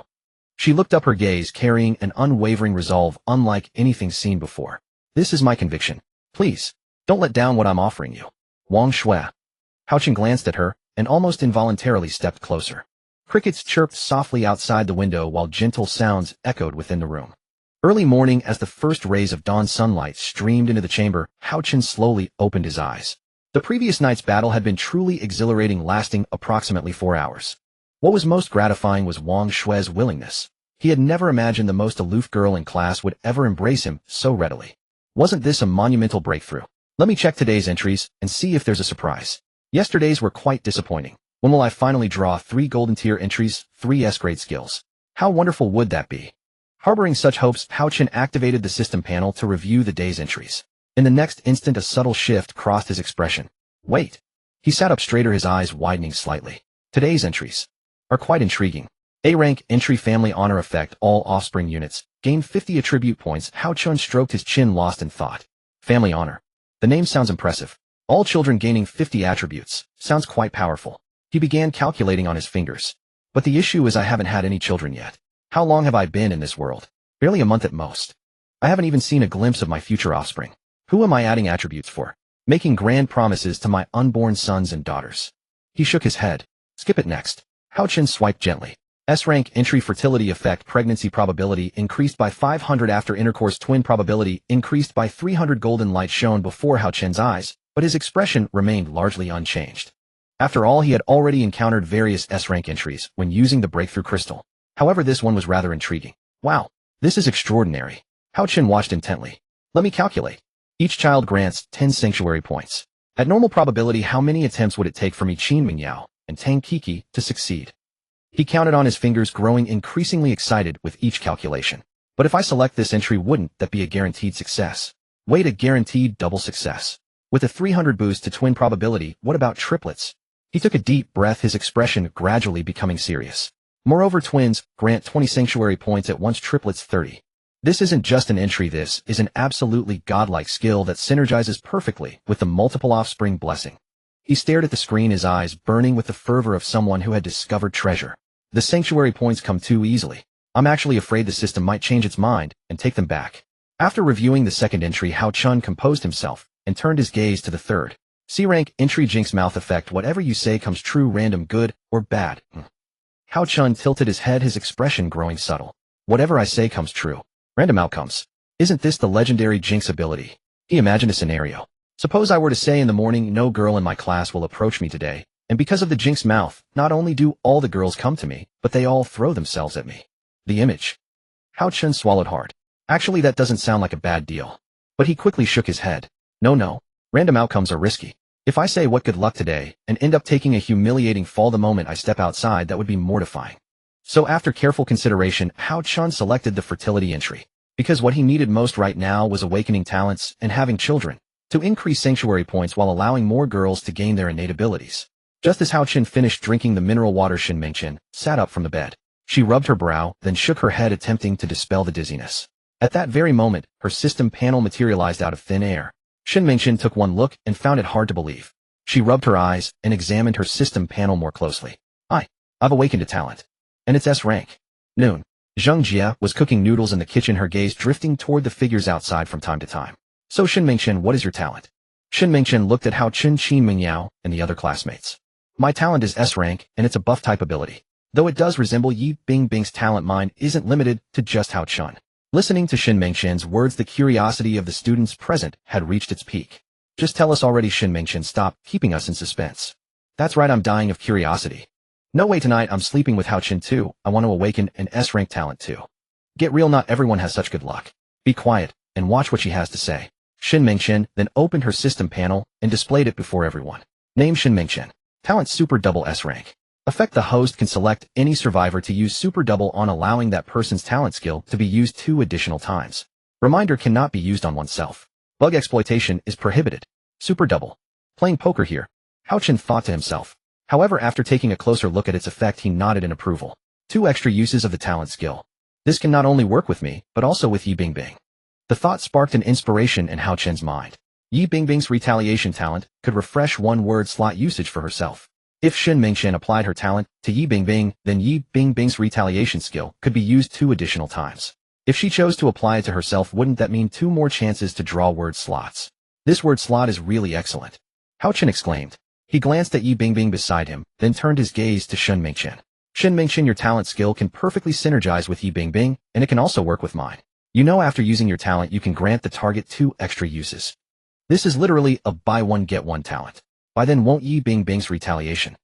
Before Hao Chen could finish his sentence, Yi Bingbing already understood his meaning. I get it now. By then my retaliation skill can help you refresh your word slot usage 2 extra times. Exactly. Hao Chen nodded excitedly. Based on my current total number of word slots, usage count is a major pain point. But with you and Shen Mingchen, this weakness can be perfectly solved. Looks like we have much more confidence now. The group nodded at Hao Chen's speech, and even teacher Qin Mingyao expressed her agreement. Just as Hao Chen was still reveling in joy, hurried footsteps echoed from outside the door. The urgency sounded like someone running. Soon after, the sound of someone falling followed. Knock, knock, knock. Is anyone in there? The voice outside belonged to a girl. When Hao Chen heard this, his expression immediately became grave. My. Hao Chen took a military axe from his system inventory. He signaled with his eyes to the girls behind him. Jiang Nin also held her weapon at the ready. The entire group instantly entered combat stance. As the door slowly opened, the furrow in Hao Chen's brow finally relaxed. What appeared before him was not a survivor, but a cat person from the original tribe. Moreover, this girl was someone Hao Chen had met before. She was Misu's younger sister Milan, but her current condition seemed dire. From Hao Chen's vantage point, he could clearly see that her clothes were torn in several places, revealing bruised and purpled injuries underneath. The most shocking was her leg. There was a long gash on her left calf, blood still trickling down, dyeing the skin below her ankle a dark red. Milan, what happened to you? What's with this wound? Hao Chen didn't have time to think further. He quickly turned to call Su Wanqing. Su Wanqing, come heal her. Milan seems to have encountered some trouble. Upon hearing Hao Chen's call, Su Wanqing rushed to Milan's side. She spread her hands open and a green aura immediately emanated from them. The wound on Milan's calf gradually healed at a visible rate. Fresh granulation tissue wrapped around the wound, stitching it together. In less than a minute, her wound was completely healed. Milan didn't immediately marvel at her healed wound. Instead, she stared at Hao Chen. Hao Chen, sir. Milton's voice trembled with a sob. Her eyes were bloodshot, tears swirling endlessly within them before finally overflowing. Help! Help! Take your time. What happened? Hao Chen crouched down, bringing his eyes level with hers, his voice soft and unhurried, as if afraid to startle her. Milan sucked in a hard breath through her nose, roughly wiping her face with her sleeve, smearing the dirt and tears even more across her cheeks. There are bad people. She spoke haltingly, her voice trembling intensely. They barged into the tribe suddenly. So many people. So many. With knives and iron swords. And they were really strong. What about clan leader Meyer? Hao Chen asked. He was captured. Milton's tears welled up again. My father. He was knocked unconscious protecting everyone. Misu's sister was also captured. So many tribe members were captured. As she spoke, she raised her hand, pointing at the wound on her leg. I crawled out through a hole in the back fence. They didn't notice me. I ran for so long. Seeing her like this, Hao Chen's heart couldn't help but tighten. In her injured state, running all the way from the tribe to here, she had to know that the tribe was 5 kilometers away. This girl. Who is their leader? Hao Chen spoke in a comforting tone, trying to help her calm down. Milan thought for a moment, a flash of fear crossing her eyes on his face. There's a very long scar. From his forehead to his chin. His smile is especially terrifying. Still the classic scarred face type. Hao Chen silently noted this characteristic in his mind. Did they say anything? Like why they were capturing people? Milan bit her lip, recalling. They said something like, this batch of goods is of good quality, can be sold for a good price. And something about the boss saying bestier girls are very popular over there. Upon hearing Milton's words, Hao Chen could already imagine what the enemy was doing. It seems the other party has a special fondness for bestier girls. And from what Milan said, it seems the other party has premeditated plans or objectives. They're definitely not acting to eliminate a threat before them. With that, Hao Chen stood up. Are they still at the tribe? Hao Chen asked, glancing at Milan sitting on the ground with the corner of his eye. Milan shook her head. By the time I ran out, they had already started leading the people south. I don't know if they're still there now. Hearing her words, Hao Chen nodded. I never expected they'd dare mess with us. Though there's not much personal connection, they regard me as a deity. I can't just stand by and do nothing. Besides, we're in an alliance. I can't just leave. Hao Chen looked at the tearful Milan. I can't let this child become homeless, can I? Hao Chun then turned his gaze to the room. Everyone's expression was grave, not a hint of fear. They all seemed prepared, just waiting for Hao Chun to speak. Get ready. We're setting out. They've messed with the wrong people. They've kicked the iron plate this time. Deep in the jungle inside the cave. Boss, these female cat tribe members could fetch quite a good price. Why don't we have some fun first? It's been days since we last had a taste. A gaunt young man with a sharp face and sunken cheeks rubbed his hands together, gazing at his leader with unmistakable longing. That eager are you? I haven't even had a turn yet, and you want to go before me. There's no rush. Based on our previous exchange experiences, other survivors prefer the untouched ones. Could it be you're trying to ruin the price? No offense, boss, it's just that the brothers have been exhausted these past few days. We were thinking of rewarding ourselves a little. Before the words even finished, a heavy fist came crashing down onto his head. You bug-brained fools, all of you stay put. Don't let them escape. We'll set up camp now and deal with everything else after today. The leader's words carried an air of domination, and the restless underlings immediately went about their tasks. Some started fires to cook, while others arranged wooden beds. Their system inventory had been upgraded to an advanced version capable of storing wooden beds within it. This was also their capital for long-term wandering. Deep within the cave, all members of the cat tribe were bound with ropes. Their weapons had been confiscated, leaving them barehanded with no means of resistance. Tears welled in Misu's eyes as she gazed at her father. With a gag in her mouth, she couldn't make a sound. Mier's expression was grim.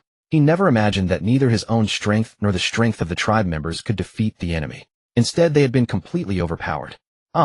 Mier gently lowered his head, then cast his gaze around at his surroundings. He began counting the tribe members one by one. After completing the count, something seemed off. Where's Milan? Mier furrowed his brow. Milan isn't here. A faint glimmer of hope flickered in Mier's heart. He could only pray that his second daughter Milan had gone to send word of what happened to inform Hao Chun so he could come to their rescue. But this was merely one possibility. What if Milan had been locked up somewhere else? Mier's despair-filled gaze turned toward the cave entrance, toward that sliver of weak light. Lord Hao Chun, please come save us. Afternoon. The Black Sail Raiders had set up camp at this location. Flames licked and boiled the water in the iron pot. One could clearly see the group gathered around it, laughing and chatting. As the leader of this band, Yang Wei's strength was certainly not lacking. Within this team, he was the only one with an S-rank talent. But his S-rank talent was different from other survivors. It was precisely this talent that made him invincible and undefeated. Moreover, every member of this team was equipped with tactical combat knives. Their food was also lavish, standard military rations. They had teleported here from an abandoned military zone where they had scavenged plenty of supplies, not only weapons, but more importantly food. So after arriving at this new region, they found a commercial route. That was capturing and selling. Meanwhile, on the other side, Milan was running at the very front. The keen senses granted by her cat tribe bloodline were playing out to the fullest extent in this moment. Now she crouched to sniff the subtle scents in the air. Now she stopped to discern the direction, those vertical pupils flickering with anxiety and determination. This way. Milan abruptly changed direction and charged into the depths of the dense forest. I can smell my father's scent, and also the smell of those people. It's very strong, like a mix of sweat and gunpowder. Pick up the pace. Hao Chun said in a low voice, his tone carrying a suppressed fury. Milan, take the lead. Zhou Xiaoxiao, report any movement ahead at all times. Zhou Xiaoxiao nodded. As the scout position in the team, she naturally had to take on this responsibility. The members of this rescue mission to save Mier and the others were respectively Yi Bingbing, Su Wanqing, Qin Yufei, Zhou Xiaoxiao, Shin Mengchen, and Jiang Nan. Yi Bingbing was responsible for refreshing the number of uses for keywords. Su Wanqing handled healing the wounded. Qin Yufei modified Hao Chen's attributes at critical moments and provided effective predictions. Shin Mengchen was linked and coordinated with Yi Bingbing, while Jiang Nan would become invisible at necessary moments to deal backstab damage. A perfectly systematic team was formed at this moment. Milan's heart raced faster and faster. Her sister Misu's face kept appearing in her mind. She dared not imagine what those people might do to the tribe members. She only wished they could move faster. When the group passed through a patch of low shrubbery, the outline of the cave finally appeared before them. Slow down. Hao Chun raised his hand to signal everyone to halt, lowering his body into the thick grass. Outside, the cave firelight illuminated half the sky. Several members of the Black Sail Raiders had gathered in a circle, their shrill laughter piercing the air. Hao Chun's gaze swept across the scene. Upon seeing what he saw, his temper flared instantly. Misu was surrounded by several men, her ropes half unbound. Though her clothes were still more or less intact, they had been torn into disarray. Those hands wandered over her body, and she could only struggle desperately to evade her tears glistening starkly in the firelight.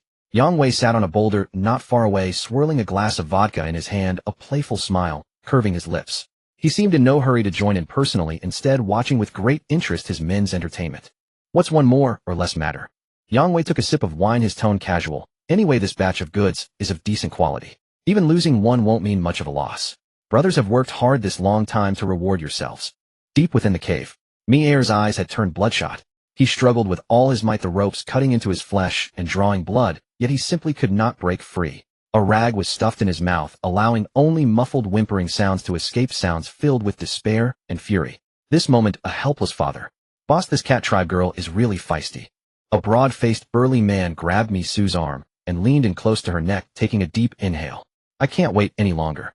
This kind of woman is what I call truly. Saying this, he licked his dry lips. Seeing this scene, Misu couldn't help but recall the lascivious face of Chun Gao from a few days prior. You beasts.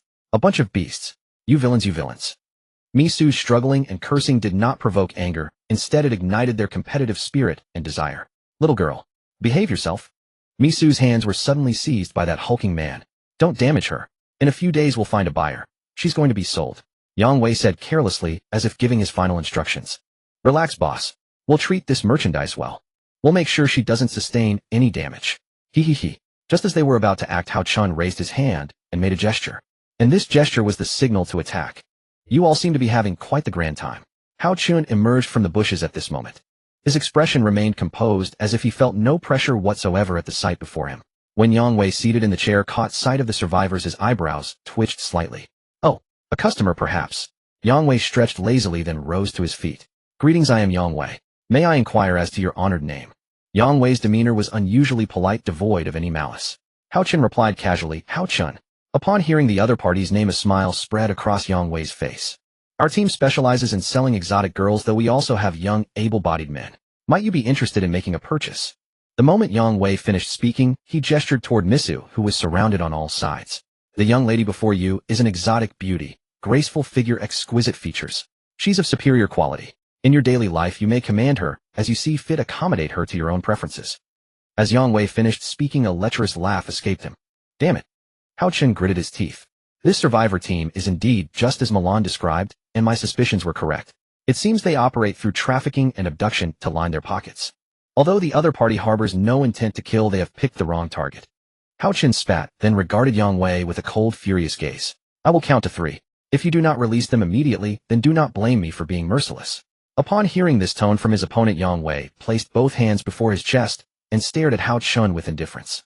He calmly sat back down in his chair and picked up a bottle of vodka placed beside him. Did you think those of us in this line of work would venture into it without any trump cards? Acting so brazen and unconstrained. Yang Wei glanced at Hao Chun from the corner of his eye, then curved his lips into a smile. Hao Chun had no interest in listening to his drivel. In the next instant, a vast amount of crimson energy surged forth from his body. Empowered by the blood demon, his fighting desire amplified, while his pain perception diminished. Whoa. Yang Wei raised his index finger, attempting to pacify Hao Chun. There are all girls behind you, you know. You'd better think this through. After you fail, what fates await them? Yang Wei licked his lips, then continued. I will tear their clothes off right before your eyes.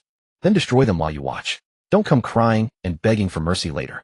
After Yang Wei finished speaking, Jiang Nan narrowed her eyes dangerously. You scoundrel. In the next instant, Jiang Nan vanished into thin air before everyone's eyes. Witnessing this scene, Yang Wei sighed, then brought his palms together. Since you've come, there's no leaving now. Domain expansion. The moment he finished speaking, an enormous barrier spread outward from Yang Wei as its center. His talent was called Prohibition. It could generate a domain spanning 100 meters within which no survivor's talent could be utilized. In other words, within this zone, only close-quarters combat remained possible.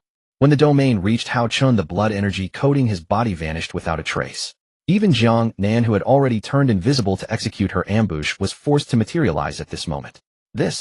Jiang Nan found this difficult to comprehend, then swiftly retreated to Hao Chun's side. Our talents have been completely nullified. Jiang Nan gazed at Hao Chun, astonishment flickering in her eyes. Damn it.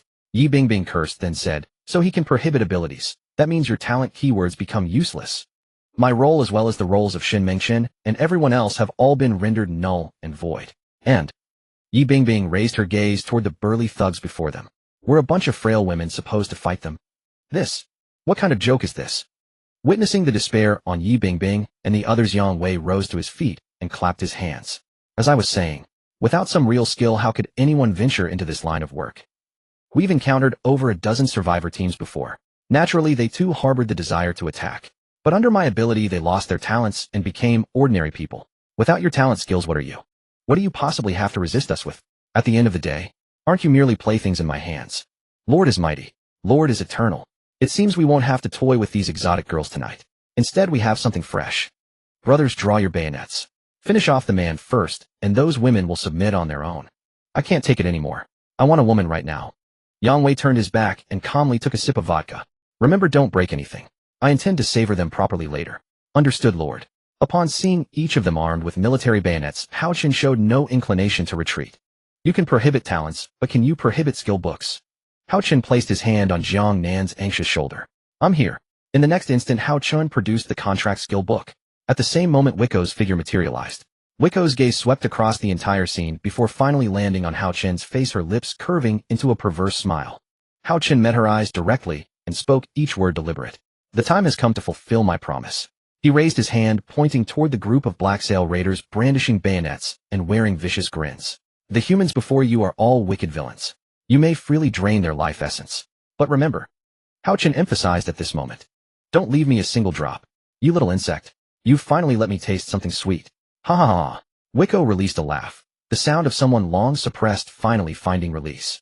That laughter was like a famished beast catching the scent of blood, like parched earth of 3 years finally receiving torrential rain. She extended her tongue to lick across her lips, her voice hoarse yet delighted. Then I shan't stand on ceremony. I'm going to drain every last one of you dry. The moment her words fell, Wiko charged forward at incredible speed. The unsuspecting Black Sail raiders even had the audacity to hurl mockery. Huh, what's a woman going to do against us? Before the frontmost thug could even finish his sentence, his voice caught in his throat. Wiko's palm pressed against his chest, light as a lover's caress. Yet the thug's skin withered visibly before everyone's eyes, muscles atrophying, eye sockets hollowing out. His robust frame transformed into a shriveled corpse within 3 seconds. But this was far from the end. After Wiko inhaled that crimson energy, a morbid smile spread across her face. What exquisite flavor! She cradled her cheek with her hand, savoring the sweetness. But it seems there are still some scurrying about over there. The moment Wiko spoke, a skill book radiating emerald light materialized behind her. In the next instant, several thorny vines erupted from the ground. The thorny vines ensnared those members attempting to flee in all directions. Now they had become nothing more than Wiko's toys and sustenance. Yang Wei sensed something amiss as he spun around abruptly. Upon witnessing the scene before him, the vodka bottle slipped from his grasp and shattered into pieces. This is a rule exception. How did you manage to? After Yang Wei watched Wiko drain each of his men into desiccated corpses, his entire body trembled with fear. His legs gave out beneath him, and he collapsed back into his chair. And Hao Chen? He stood in place, not having moved a single step from beginning to end. Hands thrust into his pockets, his expression impassive as he coldly observed this one-sided massacre, a hint of mockery even curling at the corner of his lips. Yang Wei. Hao Chen's voice was not loud, yet it carried a tone of derision. Did you really think that nullifying talents would make you invincible in this world? It seems this time you truly lived up to your name. How mighty you are. Big brother. Father. Daddy. Grandpa. Yang Wei tumbled off the stool, scrambling backward, while babbling desperate pleas for mercy. Upon hearing this, Hao Chen's lips curved into a faint smile. So you'd even call out daddy just to beg for mercy. You really are something, Haji Yang. We can negotiate the price, or I can give you everything for free. I'm not having an easy time either. This is the only way I can survive. Listening to the other party's words, Hao Chen smiled coldly. Do you even know why I killed your men? Yang Wei shook his head violently, gazing at Hao Chen with utter despair. Hao Chen pointed toward the inside of the cave, and then at Misu, cursing loudly. Those were all my people in there. The Beast Clan in there, even the girl you just humiliated. All of them belong to me.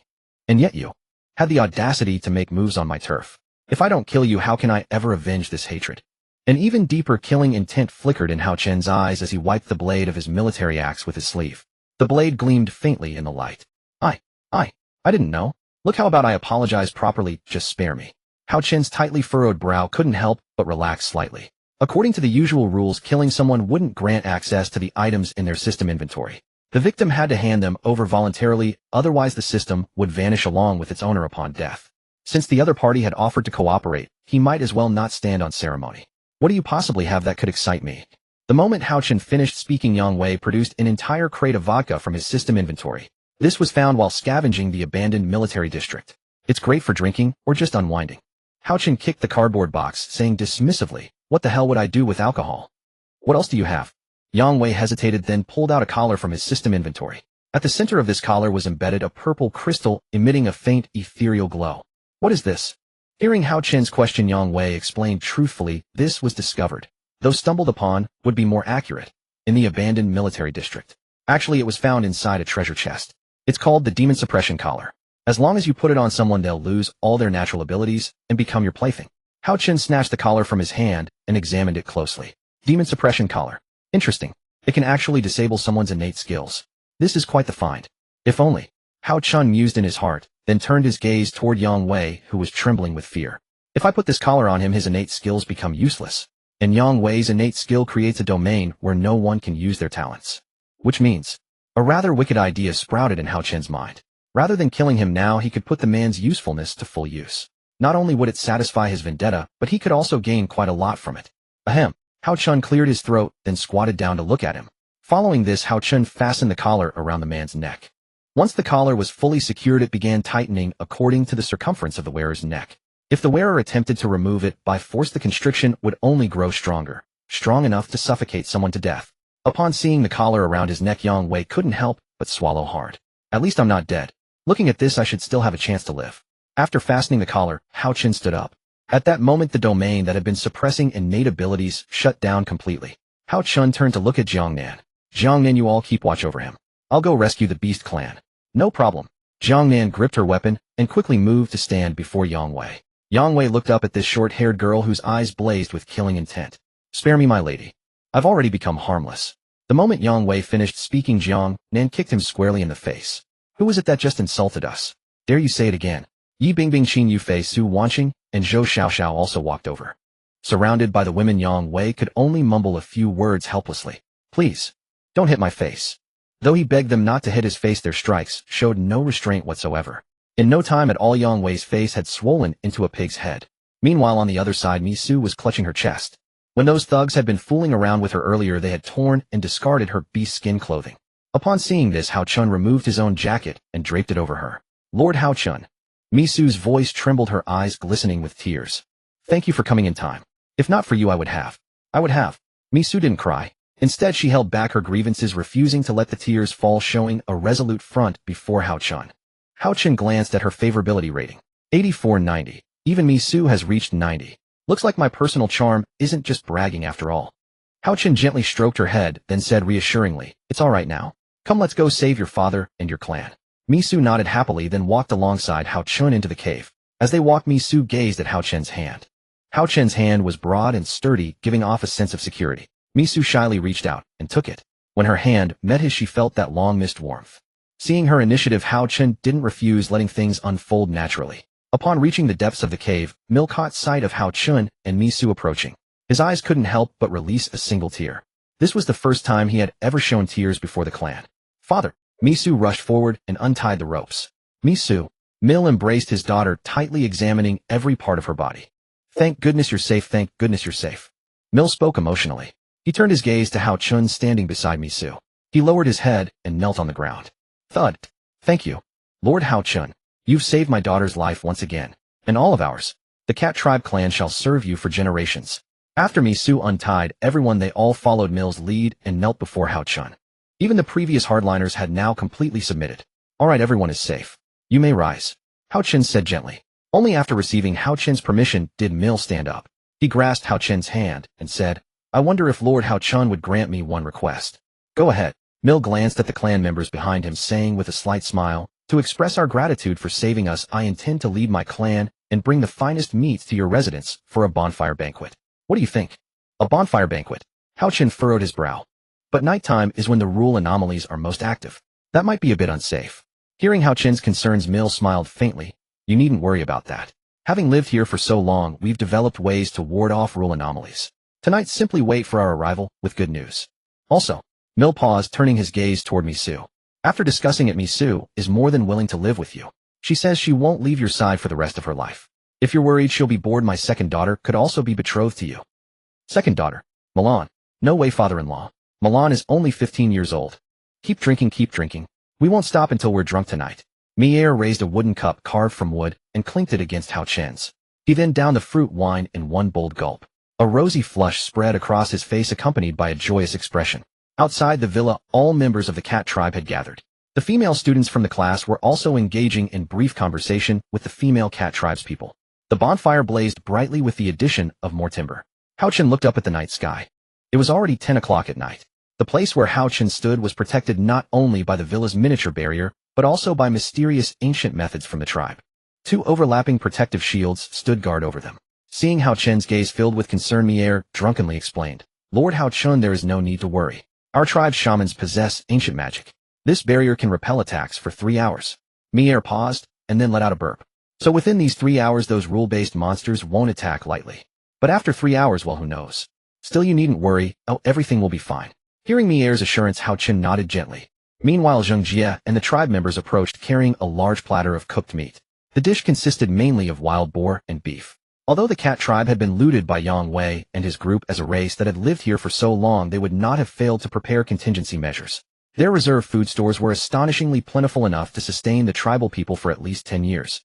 So contributing some meat was no problem. "Lord Hao Chen." Mier tore off a piece of beef with his left hand and placed it in his mouth. "Regarding Miss Mi Su, have you made your decision? Will you marry her?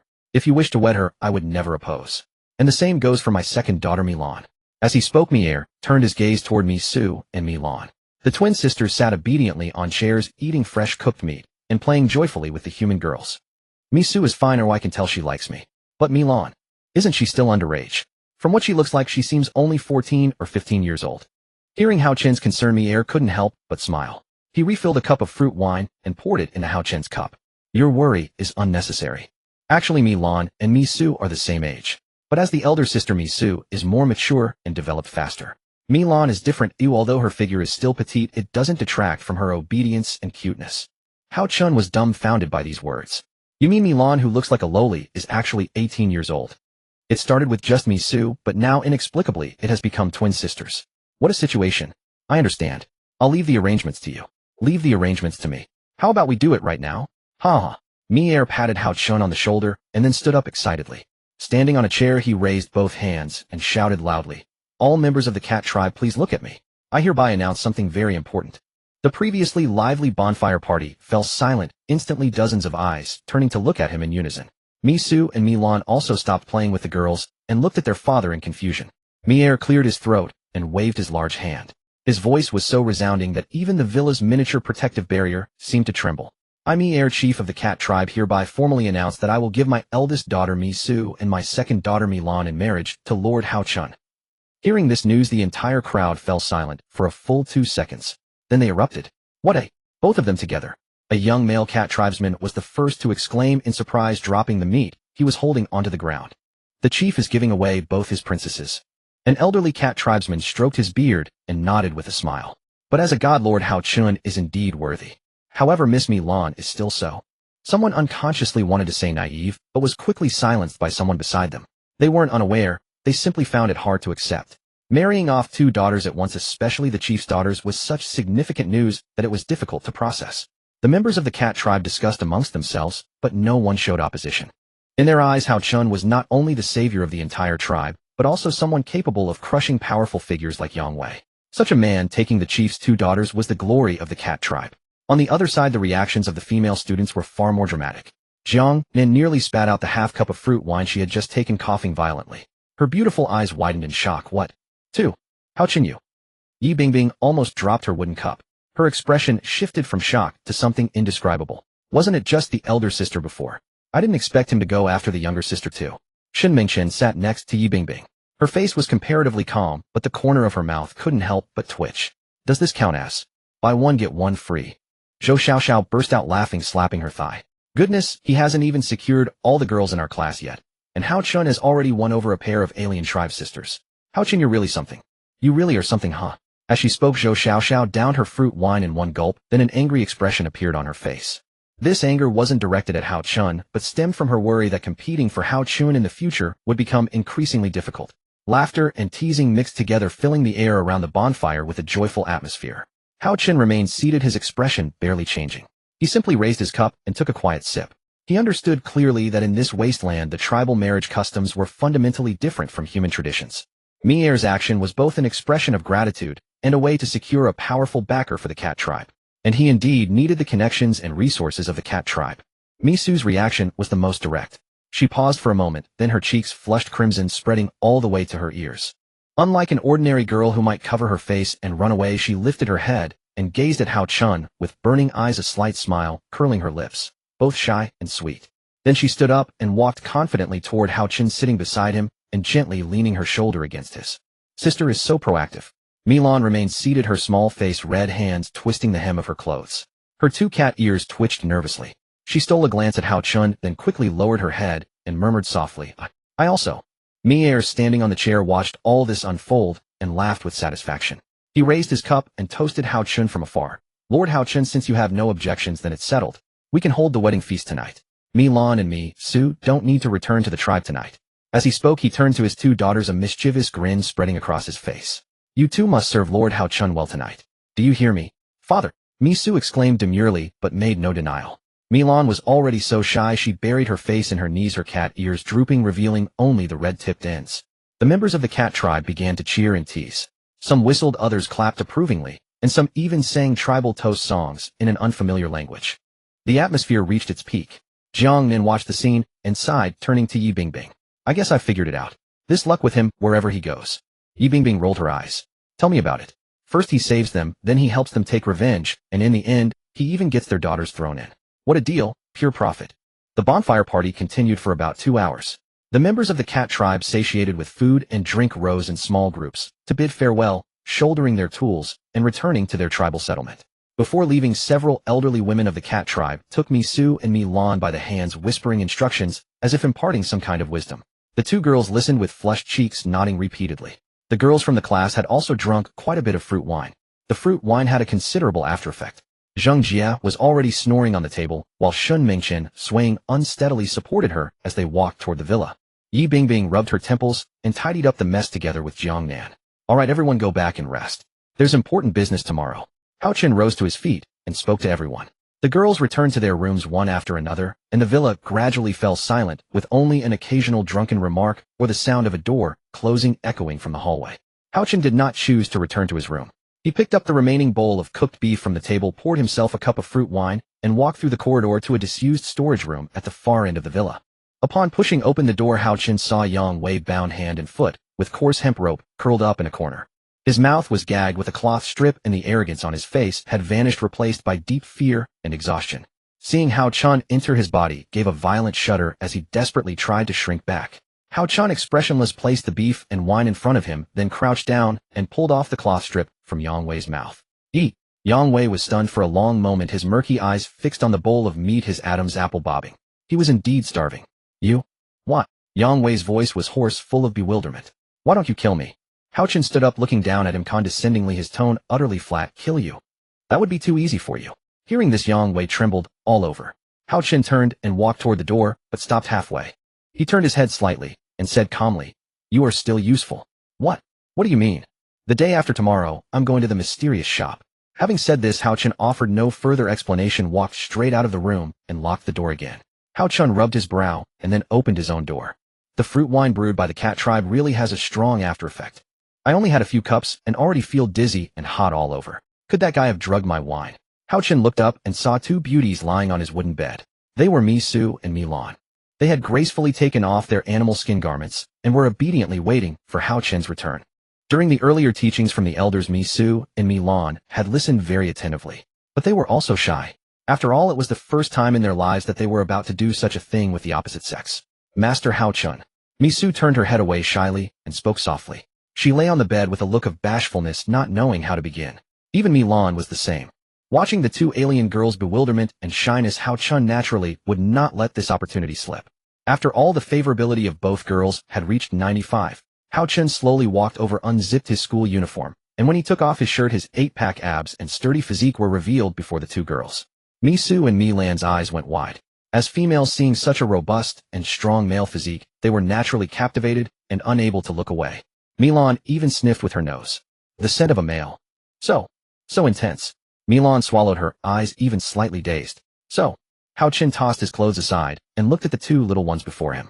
Have you made up your minds? Hearing Hao Chen's words, Misu and Milan nodded to each other.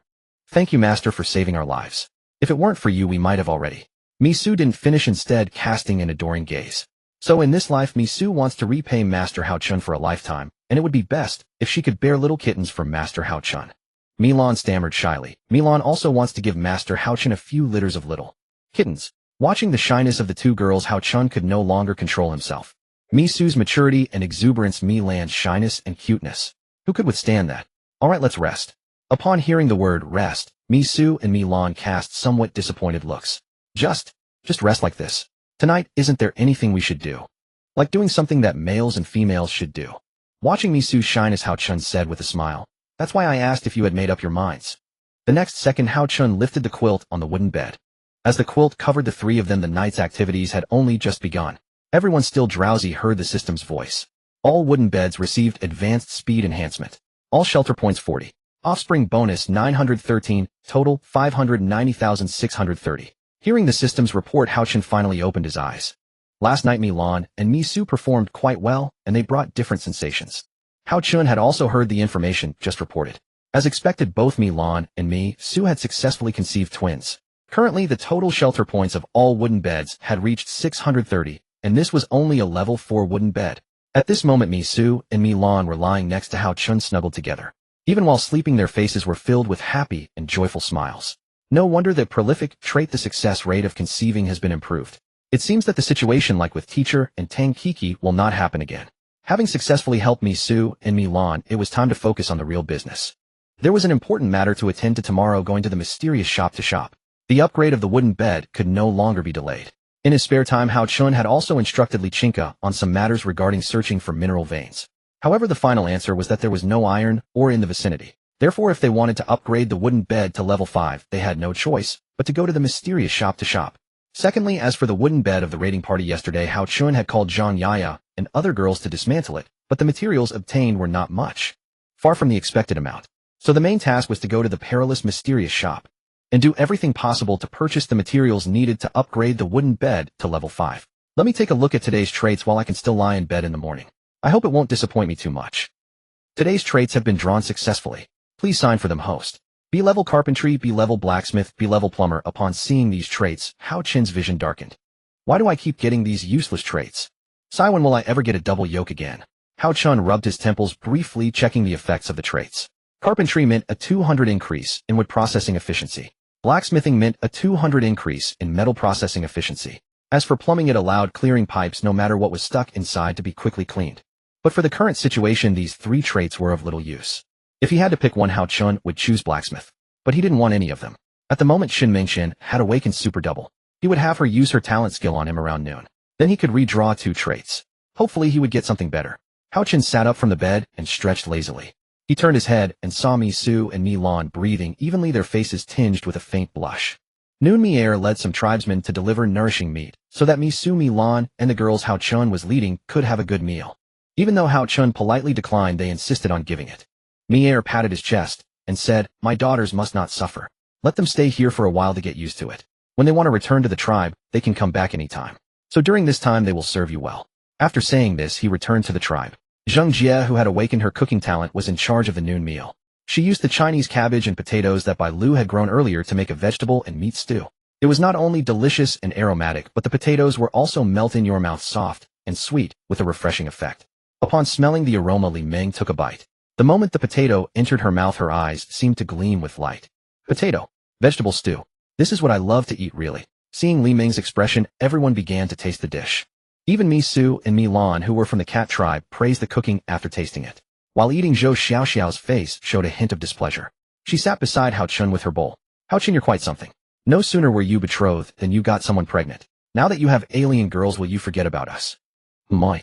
Zhou Xiaoxiao bit her chopsticks, looking at him with dissatisfaction. "Silly girl." Hao Chun patted her head. "You are all mine. Why would I forget? If you want, come to my room. Now eat up. I have something to announce after we finish." Hearing Hao Chun's reply, Zhou Xiaoxiao felt somewhat relieved. "Then I'll come to you tonight. Make sure you save a spot." With that, Zhou Xiaoxiao buried herself in eating. Meanwhile, Bai Lu sat across from Hao Chun holding her bowl. Watching Hao Chun eat the vegetable she had grown, Bai Lu's heart swelled with joy. "How is it? Does it taste good?" Bai Lu rested her chin on her hand, her eyes full of affection. Very good. The potatoes are plump and have a nice texture. As expected of Bai Lu, what you grow is delicious." Hearing Hao Chun's praise, Bai Lu couldn't be happier. As long as the person she liked could eat the food she grew and be happy, that was the most joyful thing for her. An hour later, everyone had eaten their fill. Satisfied smiles were on everyone's faces. Hao Chun put down his chopsticks, looked around, and seeing that all had finished, cleared his throat. "Alright, since everyone is done, I have something to say." Everyone's eyes turned to him. "Tomorrow I'm going to the mysterious shop. As soon as he spoke, the atmosphere at the table instantly changed. Jiang Nan, who had been leaning back on her chair after eating, sat up straight, her brows slightly furrowed.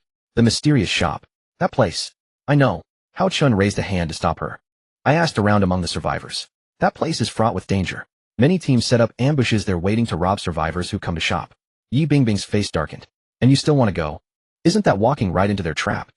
Exactly, Hao Chun, it's too dangerous. Bai Lu chimed in, her small face full of worry. Zhou Xiaoxiao said nothing, just turned her head to look at Hao Chun, waiting for him to continue. She knew Hao Chun never did anything without a plan. Sure enough, the corners of Hao Chun's mouth lifted slightly. Zhang Yaya. Here. Zhang Yaya stood up and headed toward the abandoned room. A moment later, she escorted a man in. That man was Yang Wei. His hands were tied behind his back and a thick rope was looped around his neck, the other end held by Zhang Yaya. He hung his head like a submissive beaten dog, staggering to the front of the crowd. Kneel, Zhang Yaya said coldly. Yang Wei trembled, his legs gave way, and he fell to his knees with a thud. Hao Chun stood up, walked over to Yang Wei, and patted his shoulder. Everyone, this is Yang Wei, the leader of the raiders. And his talent ability, I'm sure you've all seen it. Jiang Nan's eyes glinted with chill. Forbidden zone. Exactly, Hao Chun nodded. Within a 100-meter radius, all survivors' talent skills are disabled. Only close combat is possible. He paused, looked down at Yang Wei trembling on the ground, and his smile deepened. So here's the question: if someone wants to ambush us near the mysterious shop, when they rush and I'll push Yang Wei forward, activate his domain. He didn't finish, but everyone understood. Yi Bingbing's eyes lit up. They lose their talent skills and can only fight hand to hand. And we have. Wake up. Shin Mingchen took over, a smile curling at the corners of her mouth. Hao Chun added. Weika is a contracted creature relying on boss-level physical strength with nothing to do with talent skills. So, he looked down at Yang Wei, his smile deepening. That's where his value lies. He insulted me, kidnapped me, Su, and the tribe's people. I certainly won't let him die so easily. The coldness in Hao Chun's eyes made Yang Wei tremble. At that moment, a cold mechanical voice rang in everyone's mind simultaneously. Ding. System announcement: a new challenge has begun. All survivor squads, please check your notifications. Hao Chun turned his gaze to the crimson system screen. Challenge: Night Parade of 100 Ghosts. Challenge description: this challenge will test whether each survivor squad's wooden bed shelter value meets the standard. Those with insufficient shelter value will be unable to withstand the attacks of the rule monsters. Challenge rules: starting from 9 p.m. tomorrow, a large number of rule monsters will invade each squad's stronghold. Rule monsters will flood in en masse. The full stats of rule monsters will be comprehensively enhanced. Conventional attacks will deal reduced damage. Your task is to increase the shelter value.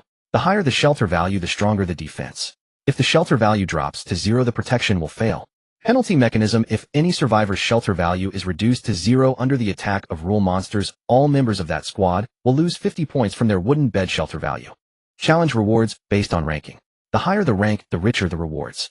Another challenge from the system.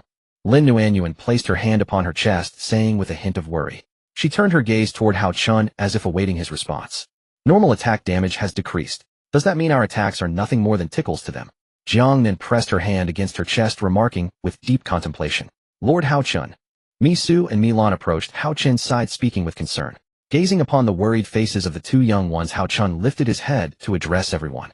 He spoke calmly. Do not panic, everyone. Since the challenge has now descended, the time left for us is dwindling. At 9 o'clock tomorrow evening, the challenge will commence. Therefore, we must acquire the materials to upgrade the wooden bed before then.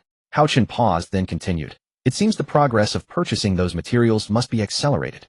His gaze then fell upon Yang Wei, who sat slumped upon the ground. Cat Tribe Settlement. From the parchment, the distance from the villa to the mysterious shop spans 50 kilometers, a journey that could not possibly be completed within a single day. Moreover, a round trip would amount to at least 100 kilometers. And there was no guarantee that enemies would not lie in ambush or launch attacks along the way. Therefore, following Mi Su and Mi Lan's suggestion, Hao Chun led 6 members to venture toward the Cat Tribe Settlement together. Within the Cat Tribe Settlement, there existed a mode of transportation, an ancient creature inhabiting these lands known as the Rockhorn Camel Beast. Each camel beast could carry 3 passengers, possessing not only remarkable speed, but also a certain degree of aggressiveness. Thus, for long journeys, the Rockhorn Camel Beast was the perfect choice. The Rockhorn Camel Beast's body resembled a small truck, its entire form covered in rock-like scales. 3 massive horns protruded from its head and nostrils, exhaling plumes of white vapor, and a pair of copperbell-sized eyes glared at onlookers, sending chills down their spines. Mill gently stroked the camel beast's fur, then turned to Hao Chun, saying, Since you must embark on a long journey, this is indeed the perfect choice.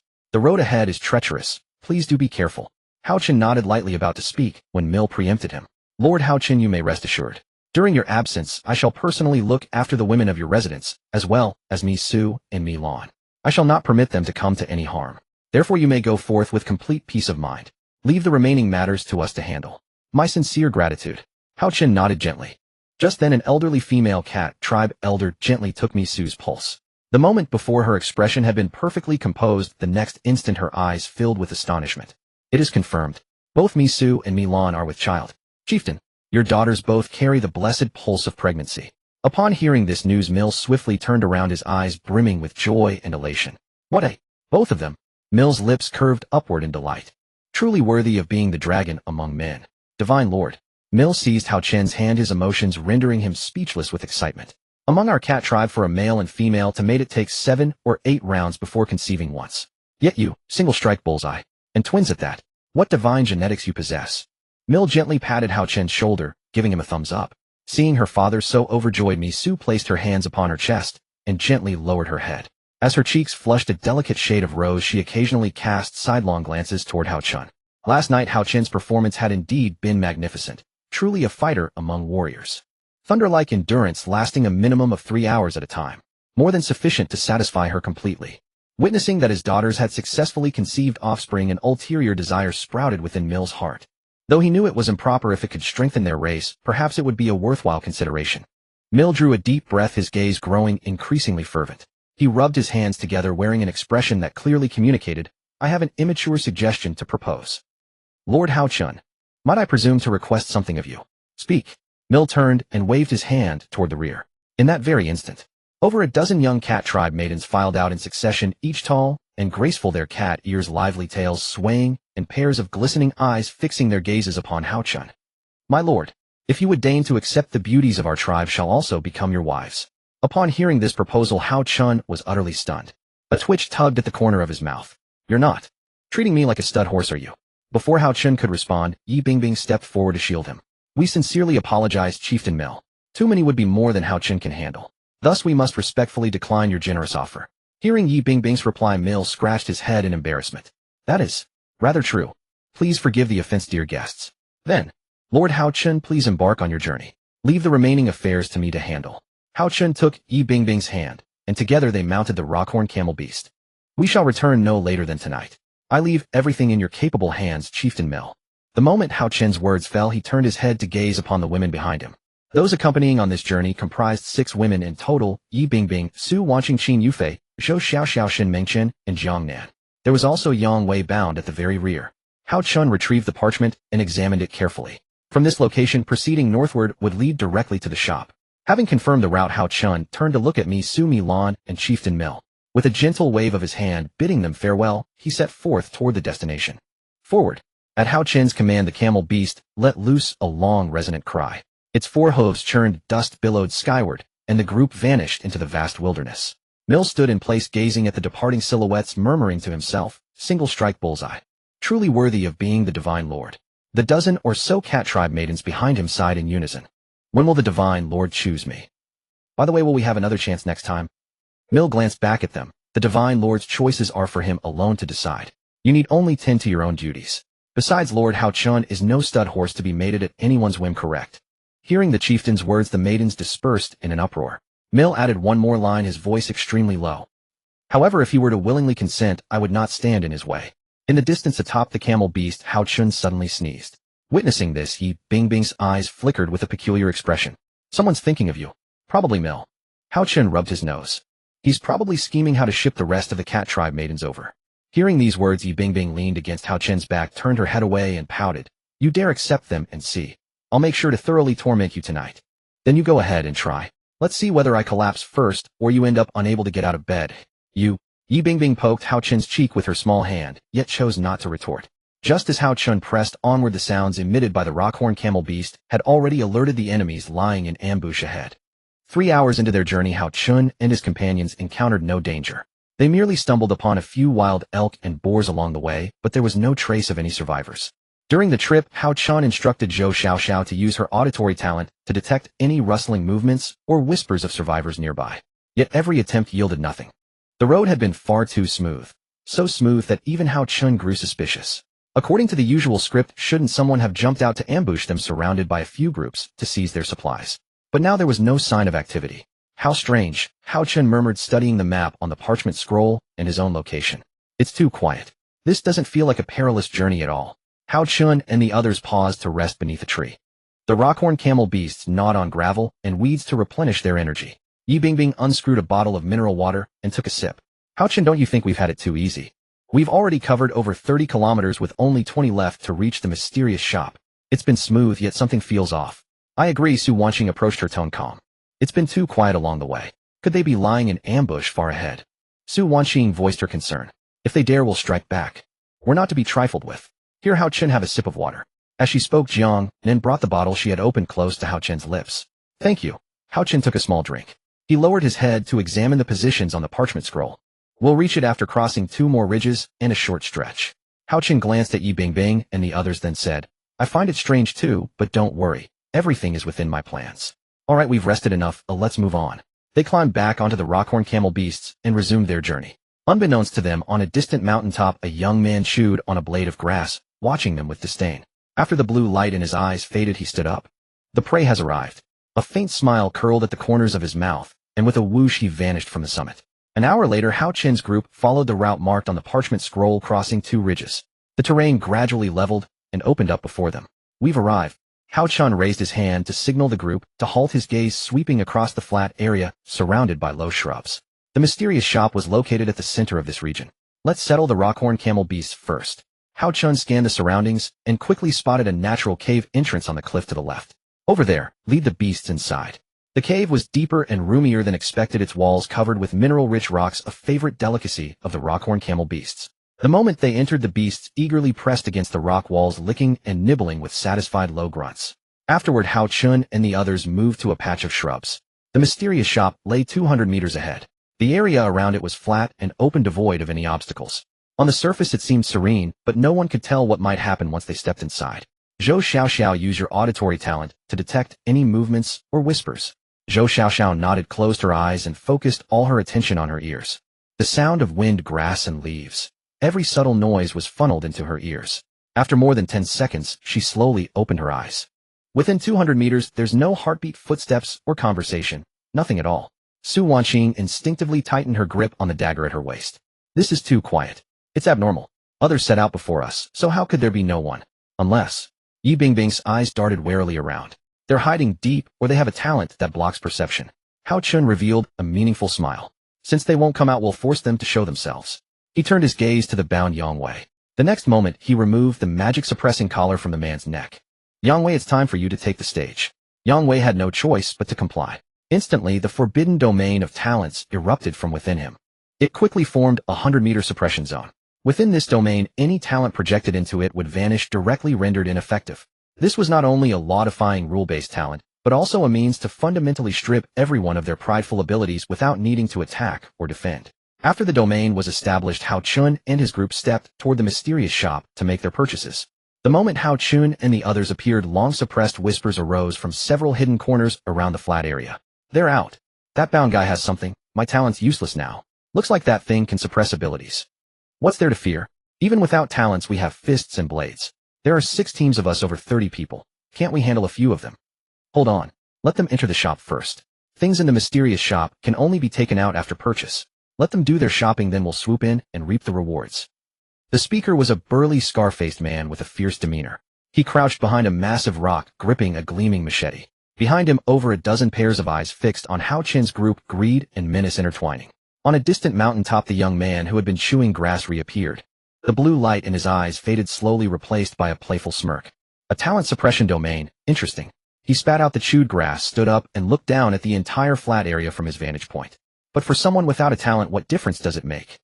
He stretched his joints, cracking softly. I'll wait until they're done fighting, then go down and pick up the spoils. Saves time and effort. Perfect. With that, he sat back down, pulled a piece of dried meat from his pocket, and began chewing slowly. Mysterious shop. Upon entering the mysterious shop, Hao Chun's gaze quickly locked onto the materials area. In front of him was the section selling upgraded wooden beds and various materials. According to his current assets, Hao Chun already possessed hundreds of mysterious crystals from earlier killing the rule monsters summoned by the principal at school, as well as the principal himself, the 4 claws, and even the psychological teacher's test. Together that amounted to over 300 crystals. But this was far from over. Haochen then turned his gaze to Yang Wei. Hand them over. Haochen said coldly without any excess emotion. Yang Wei's lips trembled in fear. How many do you want? All of them. Haochen reached out his hand and gestured for him to hand them over. Yang Wei's face darkened upon hearing this, but at this moment he had no choice but to comply. His life was in Haochen's hands. The next second, he took out 300 mysterious crystals from his system backpack. These were all assets he had obtained through trading and selling.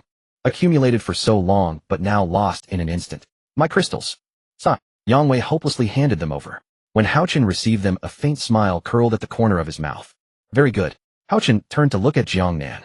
Jiangnan, I'll leave this guy in your custody. I'll go buy some materials needed to upgrade the wooden bed to level 5, as well as some iron ore. Jiangnan nodded repeatedly upon hearing this, then placed the weapon in his hand against the other's neck. You behave yourself, you hear me? Yang Wei was scared shitless by this display. He didn't even have a chance to take a deep breath. After obtaining Yang Wei's mysterious crystals, Haochen now had over 600 mysterious crystals in total. Such assets were enough for him to buy a large batch of materials. One piece of steel costs 5 mysterious crystals, one bolt costs 2 mysterious crystals, one spring costs 5 mysterious crystals. Haochen roughly calculated. 40 pieces of steel, 50 bolts, 20 springs. If he bought all 3 materials, it would cost a total of 400 mysterious crystals. Now with 600 crystals in hand, he could fully upgrade his own wooden bed to level 5. But if he wanted to upgrade everyone's beds, that would probably require a considerable expense. However, Haochen already had a way to obtain the remaining mysterious crystals. Exchange all. With a wave of his hand, 400 mysterious crystals were instantly invested into the corresponding materials. In just a moment, several packages appeared out of thin air on the ground. The 3 packages contained the corresponding materials. Haochen opened them to confirm, then nodded with satisfaction. Use the remaining crystals to buy all or materials, but there's no rush. Haochen slowly stood up, then glanced at Zhou Xiaoxiao out of the corner of his eye. Detect. Hearing this, Zhou Xiaoxiao activated her auditory talent. She could clearly hear whispers within 200 meters, as well as slowly approaching footsteps. Someone is coming. Zhou Xiaoxiao opened her eyes and looked at Haochen. As the saying goes, the mantis stalks the cicada unaware of the oriole behind. We are the orioles. Using ourselves as bait to lure others into attacking. This is the effect I wanted. Haochen did not choose to continue buying supplies, but instead he walked out of the mysterious shop with his hands in his pockets. The moment he came out, he saw more than a dozen survivors approaching not far ahead. Not only in front, but also from the left and right they slowly poured in. Visually estimating there were about 30 survivors. They were not in conflict with each other, but were purposefully approaching the mysterious shop, intending to surround Haochen and his group. Seeing this, Haochen calmly said, You have been waiting for a long time, haven't you? Haochen's words, like a pebble thrown into a calm lake, stirred an indescribable ripple in the hearts of everyone present. The 30-plus survivors halted their steps. The few leaders looked at each other, then burst into laughter. Waited a long time. Ha ha, kid, are you scared, stupid? The speaker was a burly man holding a blood-stained fire axe with a fierce tiger tattooed on his shoulder. He strode forward, looking down at Haochen with contempt in his eyes. Just you 6. Each one skinnier than the last, and even a woman. Are you sure you're not joking? The surrounding crowd instantly burst into laughter. Brother, who that talent prohibition domain is indeed something, but didn't you see? His teammate is already sweating profusely, can't hold it much longer. That's right. Once the domain's effect wears off, all 30 of us will activate our talents. What can you 6 do? If you know what's good for you, hand over the mysterious crystals and supplies. If we're in a good mood, we might spare your lives. Laughter, mockery, and threats rose and fell. A tall, thin man in a floral shirt squeezed out of the crowd. He wore gold-rimmed glasses, appearing refined, but his words were extremely caustic. I think you guys escaped from some shabby district, right? Never seen the world, and yet you think you're so tough. 30-something people challenging you. You? Worthy. Immediately someone behind him chimed in, Worthy my ass. He's just a clown. Haochen stood quietly at the entrance of the mysterious shop, hands in his pockets, with no anger or tension on his face. On the contrary, a faint smile curled at the corner of his mouth, carrying an indescribable mockery. As if standing before him were not 30-plus fully armed survivors, but a flock of lambs to be slaughtered. Finished. Haochen spoke. Although his voice was not loud, it was enough for everyone present to hear clearly. The next second, Haochen took out a whole case of vodka from his system backpack along with dried meat he had stored in his backpack. When the food and vodka were placed on the ground, Haochen could clearly feel more than 30 greedy gazes fixed on him. In this place, there was no ready-made food or water. Everything had to be found and searched for oneself. And Haochen's items were precisely the most precious resources.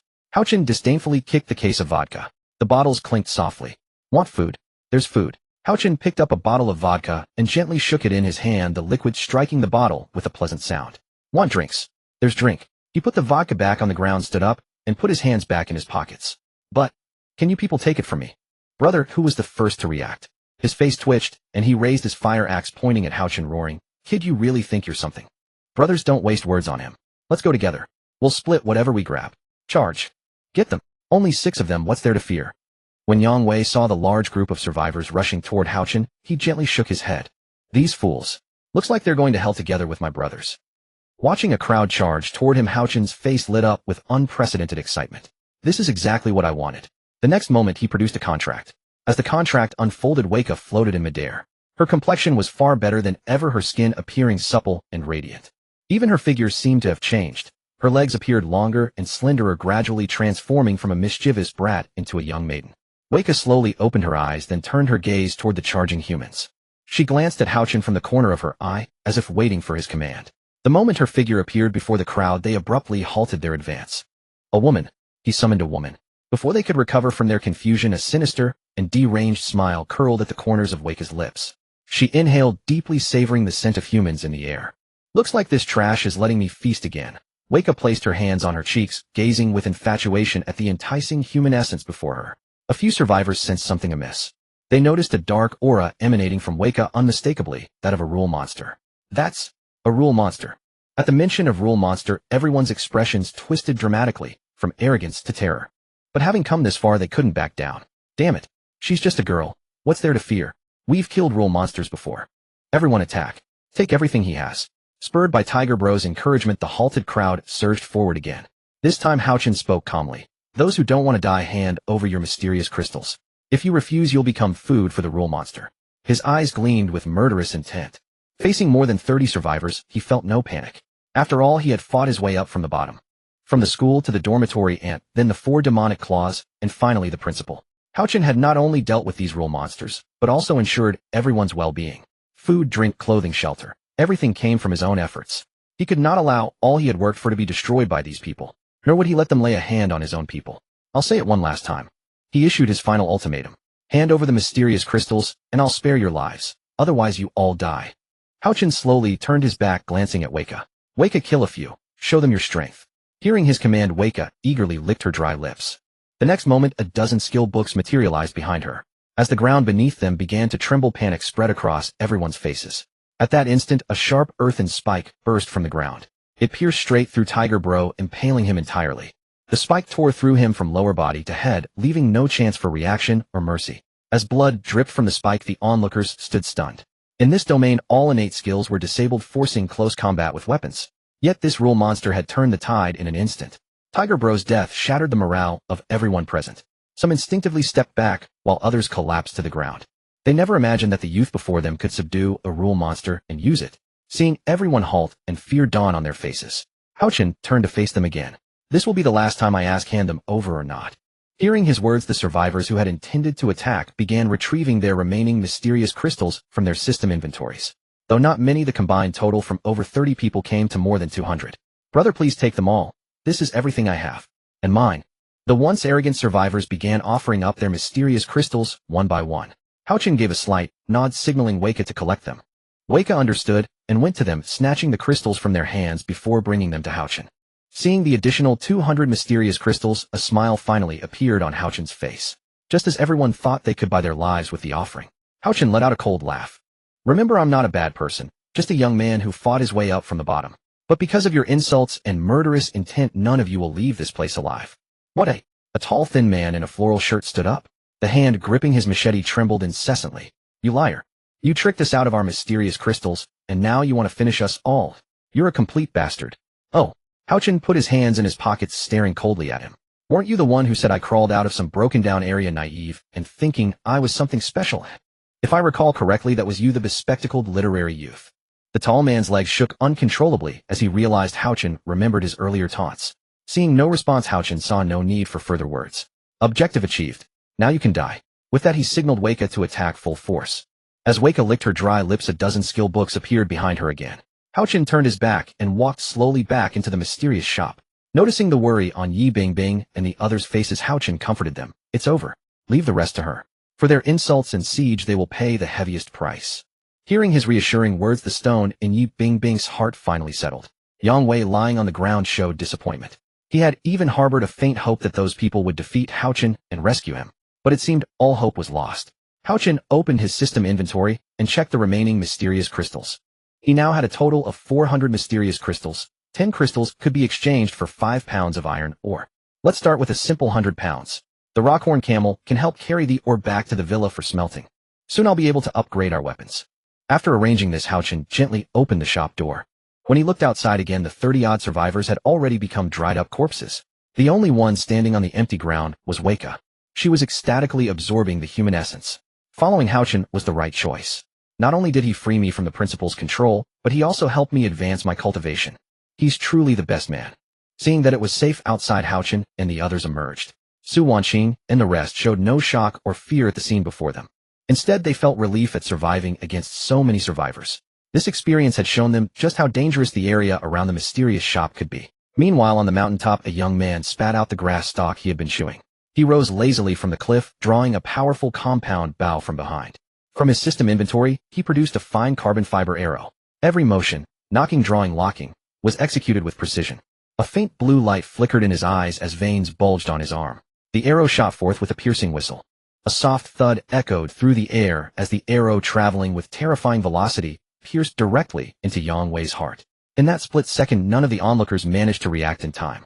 Yang Wei watched helplessly as the arrow transfixed his heart, causing massive hemorrhaging.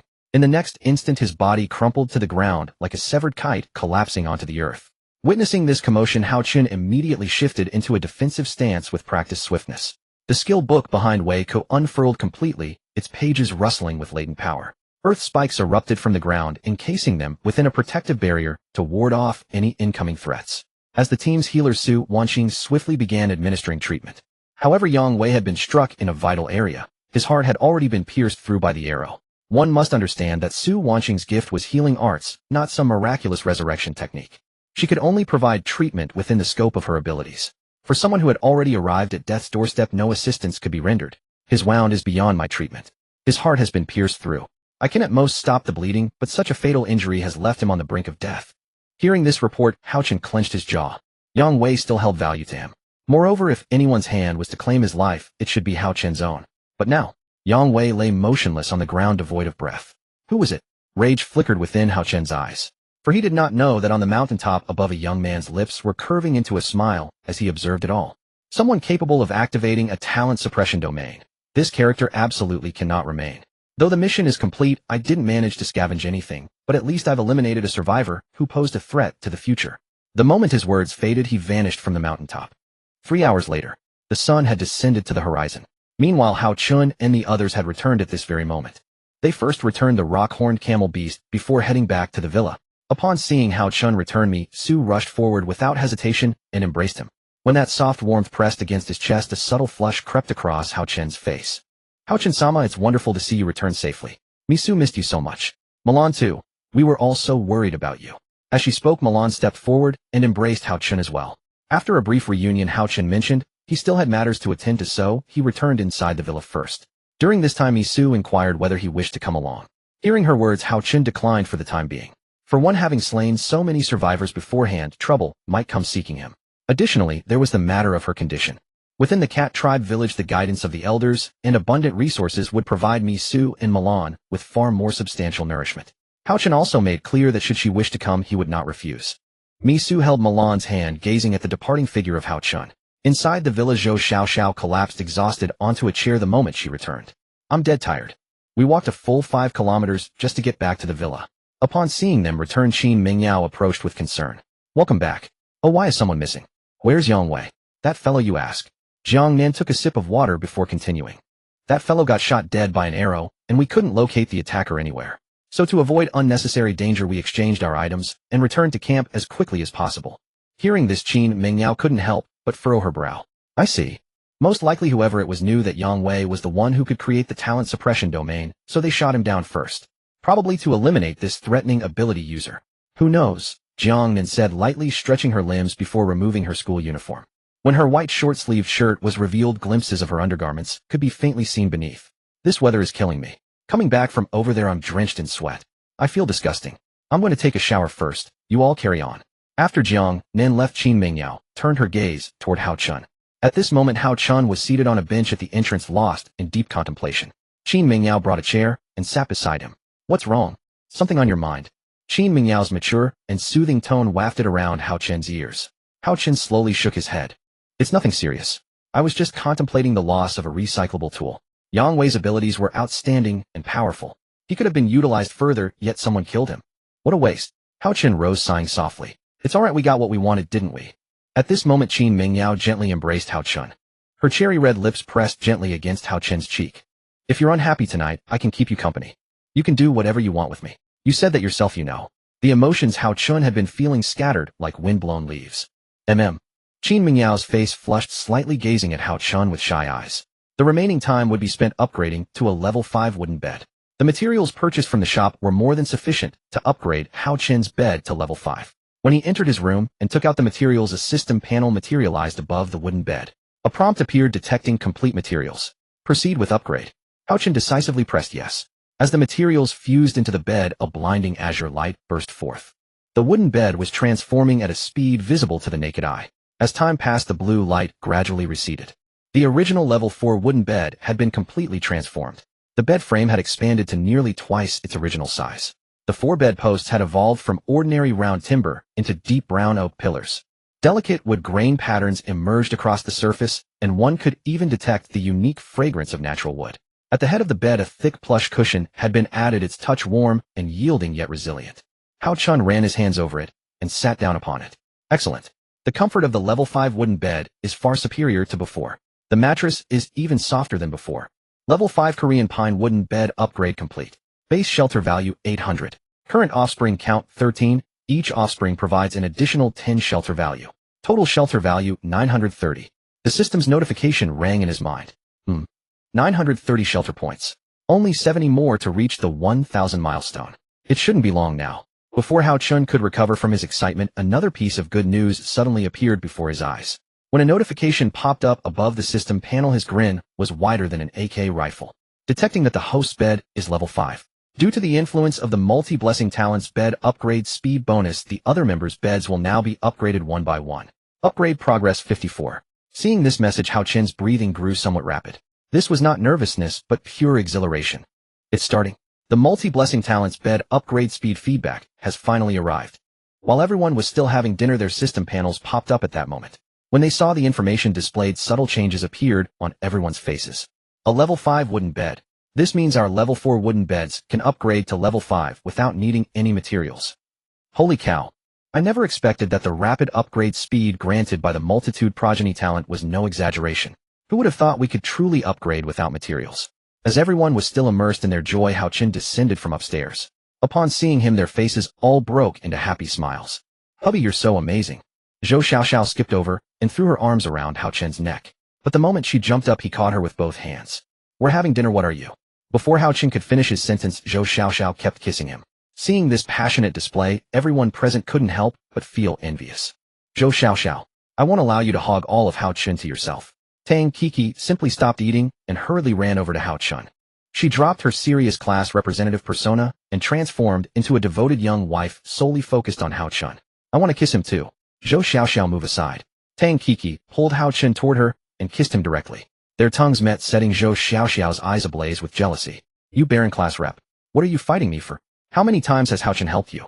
At least 10, right? And you still haven't gotten pregnant once. So lame. Zhou Xiaoxiao rolled her eyes, her face full of disdain. You. Tang Kiki pointed at Zhou Xiaoxiao's face, then angrily unzipped her school uniform. Fine, let me show you my power right now. Tang Kiki shed her uniform and quickly removed her white short-sleeved top, revealing her fair skin and curvaceous figure. When her ample bosom came into full view, Zhou Xiaoxiao refused to be outdone. Don't think you're the only one who can. She also revealed her fair body and impressive bust. Watching her students' absurd behavior, Qin Mingyao said sternly, have you two had enough of this nonsense? Instead of eating properly during mealtime, you're squabbling over this.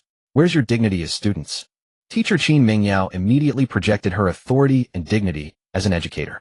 This intimidating presence made both Zhou Xiaoxiao and Tang Kiki back down temporarily. Just you wait. I'll get pregnant with twins tomorrow. As soon as Tang Kiki finished speaking, she left a hickey on Hao Chen's neck. Only then did she return to her seat satisfied and begin her dinner. Zhou Xiaoxiao watched her return to her seat with an air of satisfaction, and resentment bubbled within her. I'm kissing him too. Zhou Xiaoxiao also left a hickey on Hao Chen's neck. The farce came to an end under teacher Qin Mingyao's commanding presence. Hao Chen rubbed his neck warmed by their kisses and helplessly shook his head at the two pouting women retaking their seats. Teacher Qin Mingyao's authority proved effective. The dining room fell silent again save for the sound of utensils clinking. He glanced at the system notification about the 5th grade wooden bed, feeling surprisingly calm about it. Things brought by talent should just be enjoyed. There's no need to jump up and down so excitedly. Zhou Xiaoxiao really has boundless energy. Hao Chen smiled and said, "You all continue eating slowly. I'll go do some finishing work." As soon as he finished speaking, he turned and walked toward the backyard. In the yard, the furnace stood quietly in the corner. Hao Chen took out the iron ore he bought today from the mysterious shop. The ore was of excellent quality, with visible crystalline structures. The weight of it pressed heavily in his hands. He stacked the ore pieces into the furnace chamber. After filling it with over 50 jin, he began preparing the fuel. The coal deposits that Li Chinka had dug up earlier proved crucial at this moment. Coal is the ideal fuel-ting iron ore. It reaches high temperatures and burns for extended periods. Hao Chen filled the furnace's fuel trough with coal and ignited it using the Thunderfire skill book. As flames licked the coal, they spread quickly. Orange-red fire danced within the furnace, crackling loudly. Meanwhile, the furnace's system panel appeared before Hao Chen's eyes. Furnace status: fuel coal premium. Burn time 10 hours. Raw material iron or 50 jin. Estimated completion 8 hours. Output iron ingots approximately 40 to 45 jin. Purity depends on temperature control. Recommendation: maintain adequate fuel supply, avoid temperature fluctuations affecting product quality. 8 hours. Not bad. Should be able to harvest tomorrow morning. Once I have the smelted iron ingots, I can craft them into weapons to upgrade everyone's gear. After finishing this, Hao Chen felt satisfied. On his way back to the room, he took out the parchment scroll and glanced at it. The coordinates marking the location where the survivors were defeated today were marked at the top. What would the centralized camp of over 30 survivors look like? Unknown whether their supplies would be plentiful, but unfortunately, he had bought 100 jin of ore today with no room to collect more. Next time he visited the mysterious shop, he should check it out. And there was another matter. The challenge that would begin at 9 o'clock tonight. Now Hao Chen's wooden bed had reached level 5 and his shelter value had hit 960 points. Based on the current progress, half the class had already successfully upgraded their wooden beds to level 5. This wasn't just good news, it was truly exciting. If he could find time to concentrate on the multiple offspring, blessing breaking through 1,000 shelter points was just around the corner. Hao Chen gently pushed open the back door and looked toward the kitchen. Teacher Qin Mingyao, wrapped in an apron, was washing the dishes from dinner alone. The setting sun cast its golden light on half her face, her purple strands of hair cascading down. Her full bosom swayed gently at that moment. What was even more intoxicating was that as Hao Chen approached from behind, he could clearly see her slender figure and plump thighs. At this moment, the teacher was no longer the stern figure from the classroom, but rather a real housewife, a woman brimming with mature charm. Hao Chen scanned the surroundings. Everyone had returned to their rooms, leaving the first-floor living room completely empty except for himself and the teacher. Qin Mingyao seemed to sense someone watching her and turned her head to look back. When she saw Hao Chen staring at her figure, a seductive smile played on her lips. "What? Is my body got you mesmerized?" As soon as Qin Mingyao finished speaking, she deliberately stopped what she was doing and gently unfastened the apron from her chest. "After all, teacher, you're my woman. I can look however I want, can I? Besides, if we're talking about who's the most mature in the class, it would definitely be you." Qin Mingyao walked over at this moment and gently pushed Hao Chen. Hao Chen simply sat down in the chair. "You kid. Your mouth is quite sweet. Since it's not silence time, yet why not let teacher comfort you in the living room?" Qin Mingyao sat on Hao Chen's lap, then unfastened the buttons on her chest. When her purple innerwear and abundant curves were revealed before him, Hao Chen swallowed hard. The ancient passionate bloodline within his body was also activated at this moment. Qin Mingyao seemed to sense something, her body trembling involuntarily, and she softly said, "You really can't wait." Late night. When the system screen displayed 4 prominent characters, a flicker of caution emerged in Hao Chen's eyes. The challenge has begun. Simultaneously, a cold, detached voice resounded within the minds of every individual present. 100 Ghosts Night March Challenge officially commences. Rule 1: should survivors proactively attack the rule-based monsters, they shall face their collective assault. Rule 2: this challenge shall last for 3 hours. During these 3 hours, the monsters will attack intermittently. Whether you survive depends entirely on your shelter values. Above are all the rules for this challenge. May you all fare well. Good luck, my foot.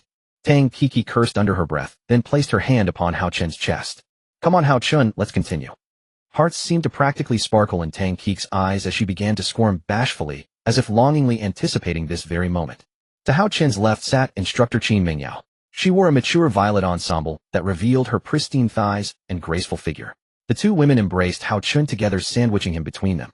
Just then, The abandoned villa where Hao Chun and the others resided instantly crumbled away. In an instant, all 36 individuals appeared upon the open ground. The place they found themselves was none other than the foundation of the abandoned villa.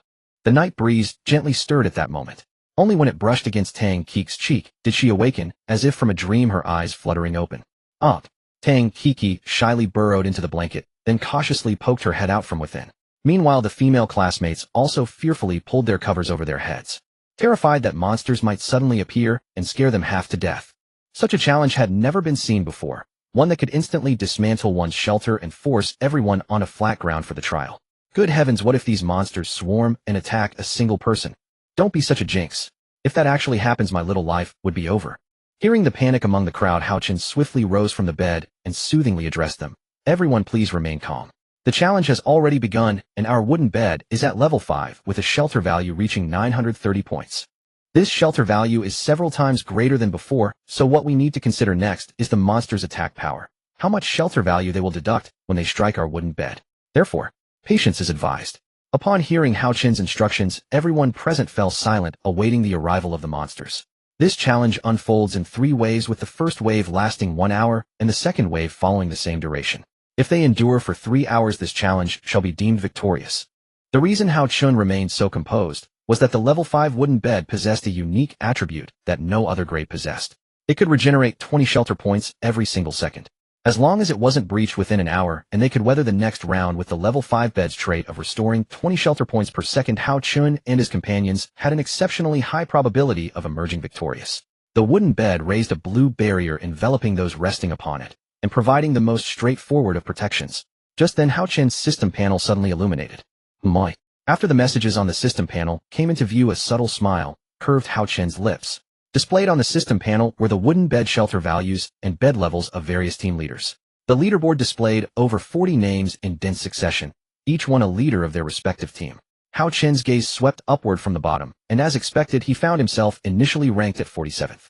Being a newcomer, the system had assigned him a rather low initial ranking by default, but the changes came swiftly. Yi Bingbing's astonished voice rang out at this moment. Hao Chun, your ranking is climbing. Hearing Yi Bingbing's exclamation, the other classmates also turned their gazes toward their own system panels. Their system panels were also displaying Hao Chun's ranking. Leader Hao Chun, wooden bed level to be revealed, shelter value to be revealed. But why do both Hao Chun's bed level and shelter value show to be revealed? Jiang Nin raised this question at this moment. Qin Yufei, the academically gifted school beauty, proposed a hypothesis. Could it be that the corresponding levels and values will only be displayed after the rankings are finalized? With this speculation in mind, they continued watching. Hao Chun surged from the 40s straight up into the 20s. This wasn't merely a trivial piece of news. It was proof of their strength in this place. 22, 21, 19, 14, continuously rising higher. Even the composed instructor Qin Mingyao, upon seeing Hao Chun's name steadily climb, couldn't contain her excitement any longer. However, on the other side, those survivors caught sight of Hao Chun's name and stood frozen in bewilderment.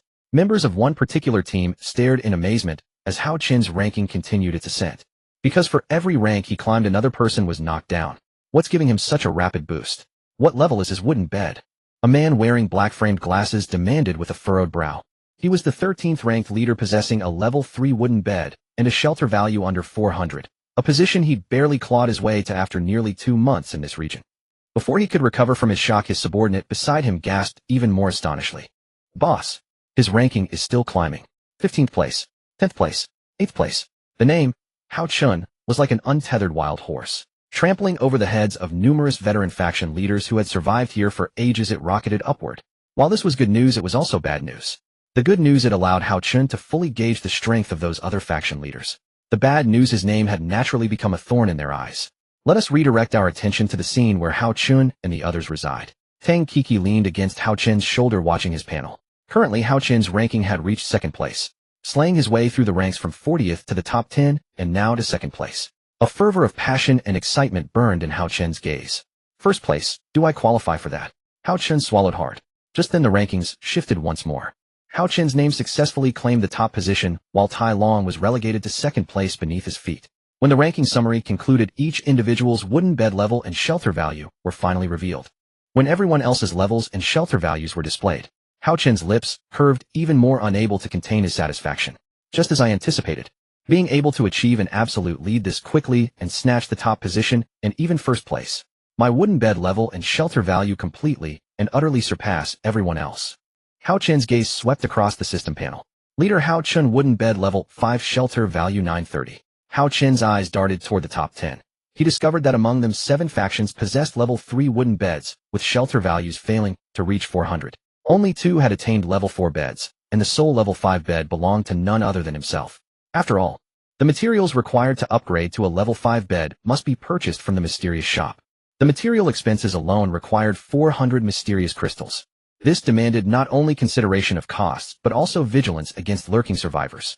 When the other survivors witnessed Hao Chun occupying the first position, their eyes blazed with various shades of greed. Just then, moonlight beamed down upon them from above. A wolf's howl suddenly echoed through the forest. Following the wolf's howl came the thunderous sound of warhorses galloping. The sound of hooves drew ever closer. As the figures of the rule monsters emerged from the jungle, Zhou Xiaoxiao's entire body trembled involuntarily. Before everyone stood more than a dozen black knights astride skeletal horses completely headless. Moreover, black gas akin to Wei Kuz erupted from their bodies. Each clutched a rusted bronze sword. This was far from over. Behind them emerged dozens of colossal wolf-like creatures. Known as stone skulls, they were encased in stony carapaces with eyes blazing blood red. Once they sensed the presence of humans, they charged forward at breathtaking speed. The skeletal cavalry brandished their bronze swords, slashing relentlessly toward Hao Chen's wooden bed. The shelter value provided by the wooden bed absorbed the blow. Shelter value -25 on the other side. The wolf-like creatures swung their razor-sharp claws, targeting the wooden beds of Yi Bingbing, Zhang Yuejiang, Ninsu Wanqing, and others respectively. Fortunately, each of these creatures' attacks deducted only 25 shelter points. The level 5 wooden bed restored 20 points per second, meaning each attack dealt merely 5 effective damage points. The shelter value auto-recovered the very next second. With this realization, Hao Chen's tense expression instantly relaxed. He extended his arms, resting his hands on Tang Kiki and Qin Mingyao's shoulders. These rule-based monsters pose little threat to our wooden beds. Each attack deals only 5 effective damage points while we regenerate 20 points per second. We can easily endure this challenge. Upon hearing this, Tang Kiki's earlier fear dissolved. Does that mean? In the next instant, Tang Kiki threw off the quilt and sat beside Hao Chun. She gently placed her hand on Hao Chen's chest, her eyes radiating tenderness. Since these monsters aren't much of a threat to us, why don't we get some proper rest? Hao Chun lightly kissed Qin Mingyao's lips, then nodded with understanding. Seeing Hao Chen's acquiescence, Tang Kiki snuggled close. Moonlight spilled across the wooden bed, rendering the atmosphere warm and intoxicating. Meanwhile, the other survivors were not so fortunate. Their wooden beds lacked the properties of level 5 beds. After being attacked, they could only beg fellow companions to help share the burden. Otherwise, with their shelter values under 400, they could withstand merely a dozen strikes at most. Meanwhile, Hao Chen showed no concern whatsoever. In fact, he was utterly at ease. Under the moonlight, he whispered softly with the 2 girls, keeping each other company. Where was any tension that should have accompanied such a challenge? When Tang Kiki grew weary, Qin Mingyao would take her place snuggling against Hao Chun.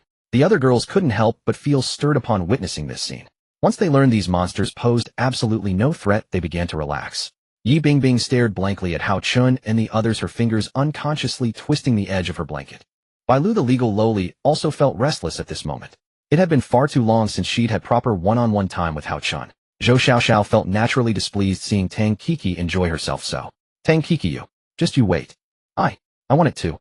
Before Zhou Xiaoxiao could finish her shout, a wolf-like creature appeared before her. It swiped its sharp claws bearing its fangs, but when the fangs came down to bite Zhou Xiaoxiao, they were blocked by the wooden bed's shelter value. Shelter value -15, shelter value -25. Neither of those 2 attacks even reduced it by 100. You're pathetic. Come on then, attack me if you dare. I'm not someone you can just push around. Nearly 930 of these shelter points are due to my contribution.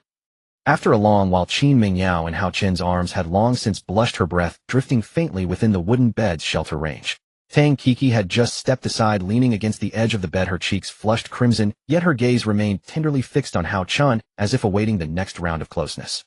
Meanwhile, beyond the wooden bed, those headless knights and stone skull wolves continued their tireless assault. Shelter value -25, shelter value 20, shelter value -25, shelter value 20. The numbers kept dancing across Hao Chen's field of vision. The properties of the level 5 wooden bed were on full display at this moment. The automatic regeneration of 20 points per second had completely neutralized the onslaught of these rule monsters, reducing their attacks to mere tickles. This feeling is truly splendid. Hao Chen's lips curved upward slightly, an indescribable sense of superiority surging within him. While engaging in quiet conversation with Qin Mingyao, he also diverted his attention to the system panel. First round rule impact in progress. Remaining surviving teams 4260. Current ranking first place shelter value 960960. Hao Chun scrolled further down from 43rd place to 49th. Neatly arranged, all displaying grayed out eliminated markings, not a single survivor. What did this mean? It meant that in this survival world, shelter value and level were everything. Those teams that failed to crack the top 30 couldn't even survive the first round of rule impacts.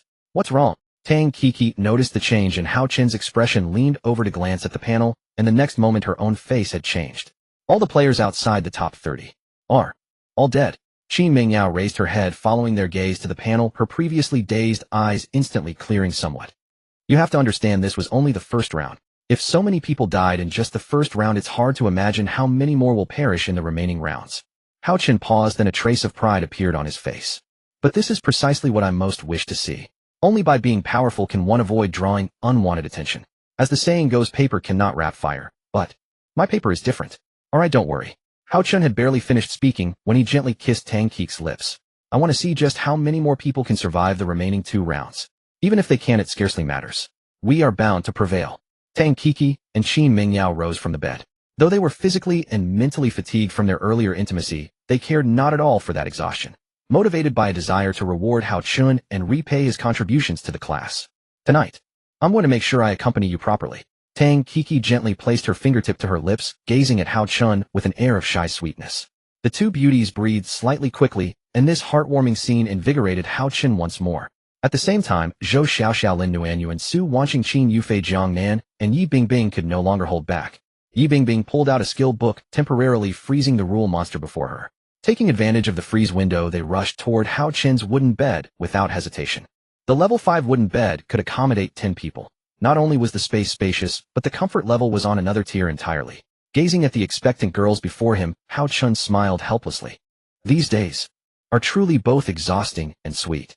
Hao Chun was enjoying Tang Kiki's gentle service, his left arm around Qin Mingyao's slender waist, while his right hand gently caressed by Lu's thigh. Inside, the wooden bed spring was in full bloom. Outside, the wooden bed monsters roared. Phase 2, 100 Ghosts Night Parade. Water ghosts attack. A system notification abruptly sounded, followed by a strong stench of decay drifting from the stream. The smell was like dead fish and rotten shrimp mixed with mud exposed to the scorching summer sun for 3 days and nights. A foul stench that assaulted the nostrils and made one retch. What's that smell? Zhou Xiaoxiao was the first to cover her nose, her brows furrowed so tightly they could crush a fly. Hao Chen also stopped his movements and turned his head to look toward the stream. Under the moonlight, eerie ripples spread across the surface of the stream. A pale hand emerged from the water, its 5 fingers spread wide with black mud jammed under the fingernails. Then came a second, a third, a fourth. Dozens of corpses slowly crawled out from the stream, soaked through their skin, bloated and pale from submersion. Some had facial features so blurred that only dark, gaping mouths remained opening and closing with gurgling sounds. Water ghosts. These vengeful spirits were once people who drowned in water. After death, their resentment lingered, turning them into water ghosts skilled at dragging the living into the water to experience the same agony of drowning. They moved on all fours like reptiles, leaving wet trails behind them. Rotten skin peeled off in chunks as they crawled, revealing gray-black muscle tissue beneath, and even stark, white bones. Aunt! Su Wanqing screamed because she spotted a water ghost crawling toward Hao Chen's wooden bed. The water ghost lifted its head, its hollow eye sockets fixed on her, and its mouth twisted into a strange grin as if laughing. Then it lunged at Hao Chen's wooden bed, its pale hands grabbing the edge of the bed and trying to drag Su Wanqing out. Shelter value -0, a drag, ineffective. A system notification sounded. The water ghost dragging force was completely blocked by the shelter value, unable to touch Su Wanqing at all. The water ghost froze, tilting its head as if wondering why it couldn't catch anyone. Then its expression turned ferocious, opening its dark mouth to reveal uneven yellow teeth, and began attacking the wooden bed frantically. Shelter value -40, each attack dealt 40 points. Su Wanqing was so terrified that she buried her head directly into Hao Chen's chest, not daring to face those water ghosts. Hao Chen, they are attacking the wooden bed. Hao Chen nodded gently, then stroked her hair, signaling there was no need to worry.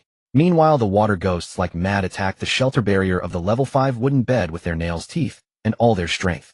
Shelter value -40, shelter value 20, shelter value -40, shelter value 20. Each hit deducted 40 points, but the level 5 wooden bed recovered 20 points per second, so it could be fully restored in 2 seconds. Hao Chen couldn't even be bothered to look at these numbers. His hand became restless, moving from her hair down to Su Wanqing's back, then further. Su Wanqing seemed to feel a bit sensitive, and her face quietly flushed. She looked at Hao Chun with that shy gaze, then peacefully lay on his chest, her own chest pressing tightly against his. At that moment, Su Wanqing's heart pounded like a drum. "Don't worry with me here, they can't hurt you." Hao Chen's voice was low and confident, his hand gently patting Su Wanqing's back. Tang Kiki pouted on the side, clearly dissatisfied with Su Wanqing stealing the spot, but said nothing more. After all, the situation was indeed much more dangerous than Phase 1, with the water ghost's damage more than doubled. But because Hao Chen's wooden bed had the most people, the water ghosts concentrated their attacks on his bed. "Hao Chun." Yi Bingbing looked at his profile with some worry, then said softly. Hao Chen glanced at her, but did not respond immediately, because he was checking the system panel. Phase 2, Water Ghosts remaining teams 2560 current rank, first shelter value 860930. There are only 25 teams left now. At the end of Phase 1, there were over 40 teams surviving, shortly after Phase 2 began only 25 remained. Hao Chen opened the team list, his eyes sweeping over the gray elimination list. 30th place, eliminated. 29th, eliminated. 28th, eliminated. 27th, eliminated. 26th, eliminated. 5 teams. Those ranked within the top 20 lost 5 teams in this phase. Their shelter value might have been enough to withstand Phase 1 attacks, but with Phase 2's monster damage doubled, the teams whose wooden beds were not high enough level, or whose shelter value recovery speed couldn't keep up, ultimately couldn't hold on. Hao Chen took a deep breath. This was only Phase 2. Next came Phase 3. How many of the top 10 teams would be left by then? Just then a cracking sound suddenly echoed from the forest, as if something was breaking through the soil. All around, ancient trees rose from the ground at a visible speed. Their trunks were pitch black like ink, their branches twisted and ferocious, their bark covered with eerie patterns that faintly glowed with dark red light. Phase 3, 100 Ghosts Night Parade. Ancient trees, descend warning. Phase 3, seamlessly connect survivors, please prepare. Seamless connection. Hao Chen's brows furrowed. Before he could even react, the vines of the ancient trees shot out like venomous snakes, blanketing every wooden bed and entangling them. Everyone be careful. Hao Chun growled instinctively, pulling Su Wanqing in his arms, and the nearby Qin Mingyao, Yi Bingbing, Lin Nuanyuan, and others closer. The vines coiled around Hao Chen's wooden bed. They were as thick as an adult's arm covered with thorns, and the moment they wrapped around the bed they began to tighten violently, as if to crush the entire bed. Shelter value -50, shelter value 20. While this time each hit deals 50 points. Without this recovery speed, 50 points per hit would be 500 points in 10 seconds. He quickly glanced at the other girls' wooden beds. Although their shelter values were the same as his, under this damage they were also depleting rapidly. It seems we have to take the initiative, otherwise in this vine-entangled state the shelter value will be depleted very quickly. Hao Chen then took out the Thunder Flame skill book and the Ice Thunder Dual Mastery. He got off the bed and looked at the girls lying on it. "Wait a moment, I'll handle this crisis." He snapped his fingers lightly, and then a flurry of freezing snow began to fall from midair. This snow carried extreme cold capable of freezing the rule monsters instantly. At the same time, rumbling thunder echoed from the sky. In Phase 1 we could get through by relying on shelter value, but Phase 2 tests whether the shelter value is sufficient, and in Phase 3, we can no longer sit idle. As Hao Chen finished speaking, blazing flames ignited behind him. Thunder flame. Explode. As soon as Hao Chen spoke, the thorny vines binding his wooden bed were instantly burned away. As the thunderbolt struck down from the sky, those bizarre rule trees were instantly shattered into pieces. At the same time, Hao Chen clutched the lightning fire skill book and incinerated the vines binding him into ashes. After clearing the obstacles before him, Hao Chen stepped out of the protective barrier. The remaining eerie ancient trees, catching sight of Hao Chen, extended thorny vines bristling with poison. But this area had already been enveloped by Hao Chen's ice and lightning dual art. In the next moment, "You've gone too far." As Hao Chen's words fell, several bolts of lightning instantly struck the remaining bizarre trees. Although damage was halved in this challenge, this was still an S-grade skill book one that carried extreme destructive power. Watching the 10 great trees before him all billow with black smoke, Hao Chen felt a surge of relief. Then he turned his gaze to the wooden beds wrapped in vines. With a wave of his hand, several bolts of lightning shot toward the beds of the other girls. The wooden beds, tightly bound by vines, had their bindings shattered inch by inch under the lightning's assault. Although the beds themselves suffered some damage compared to being crushed by the ancient trees, this loss was entirely acceptable. Finally saved, Zhang Yaya placed her hand on her chest, taking slow breaths. Being wrapped in those vines had been truly terrifying, but now she could see the sky again. The great trees had already turned into withered stumps. Not only were the trunks blasted apart, the crowns burning, but even the roots had snapped. As the last ancient tree crashed to the ground, the forest finally fell silent. Ding! The Night Parade of 100 Demons Challenge concluded. Now calculating challenge results. The system's notification echoed throughout the area. Hao Chen stood beside the wooden bed, gazing at the devastated battlefield. Meanwhile, The abandoned villa began to restore its original appearance under the moonlight. Walls, windows, and roof, as if time were flowing backward, rapidly repaired themselves to their former state. Bricks and stones returned to their places, automatically glass pieces reassembled, and even the vines on the walls vanished completely. From a dilapidated ruin, it transformed into a brand new genuine villa. Is it over? Tang Kiki cautiously opened her eyes and saw the quiet scene outside the window, her voice tinged with disbelief. They were all in Hao Chen's room. It's over, Hao Chen nodded. The girls around him slowly opened their eyes one after another and looked out the window. The moonlight remained gentle, the forest still quiet, as if that terrifying challenge had never occurred. But they knew it had all been real. Those frenzied monsters, the ever-decreasing protection value, and the heaven-shaking ice and lightning storm Hao Chen had summoned. All of it had truly happened. Hao Chen, you're amazing. Bai Lu gazed at his back, her eyes filled with admiration. At that moment, Hao Chen stood amidst thunder and blizzard, as if a celestial deity descending. That visual impact was deeply etched into her heart. Hao Chen did not turn around, only chuckled. Compared to the adulation of others, he was more concerned about the system's settlement results. Challenge settlement in progress. Detecting number of surviving teams in current area. Detection result 1 team. Seeing the final result, Hao Chen's pupils contracted slightly. 1 team. Only 1. He quickly opened the team list and scanned it from top to bottom. The second, third, and even top 10 teams had all fallen one by one during the third phase. Currently in this area, only Hao Chen's team remained as a surviving human group. Seeing Hao Chen's astonished expression, Zhou Xiaoxiao leaned over to glance at the panel and was completely stunned. All dead. Hao Chen nodded gently. Yes, all the other survivor teams in this area perished in this challenge. Only we survive. Hearing this news, Yi Bingbing felt not fear, but a surge of post-survival exhilaration. So, in this area we only need to guard against rule monsters without worrying about sneak attacks from other survivors. Yi Bingbing's words instantly awakened everyone present. That's right, Jiang Nin exclaimed, as if waking from a dream. It seems we're the rulers of this area. The only level 5 wooden bed, the only luxury villa. This is simply destiny.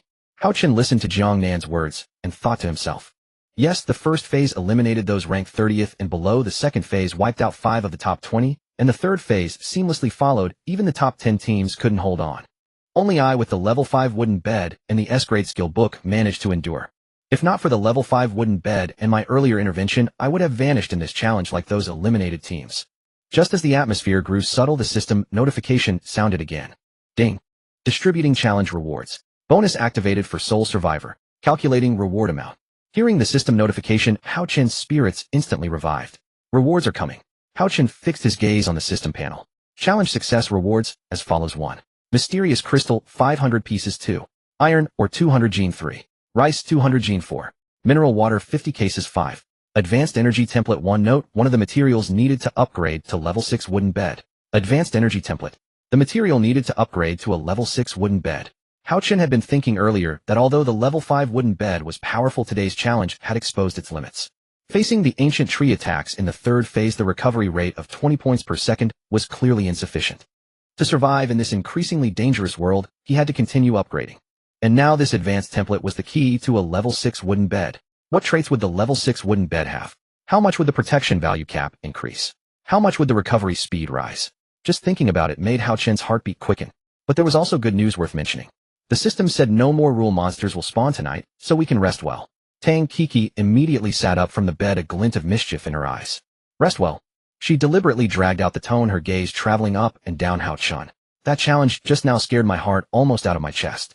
I need to calm my nerves. Bai Lu also sidled over, her voice soft and syrupy. Hao Chen, won't you comfort me? Zhou Xiaoxiao snorted and pushed Bai Lu aside. Line up, line up. I was first. For a moment, the tense atmosphere from the life and death challenge dissolved, replaced by an ambiguous and heated mood.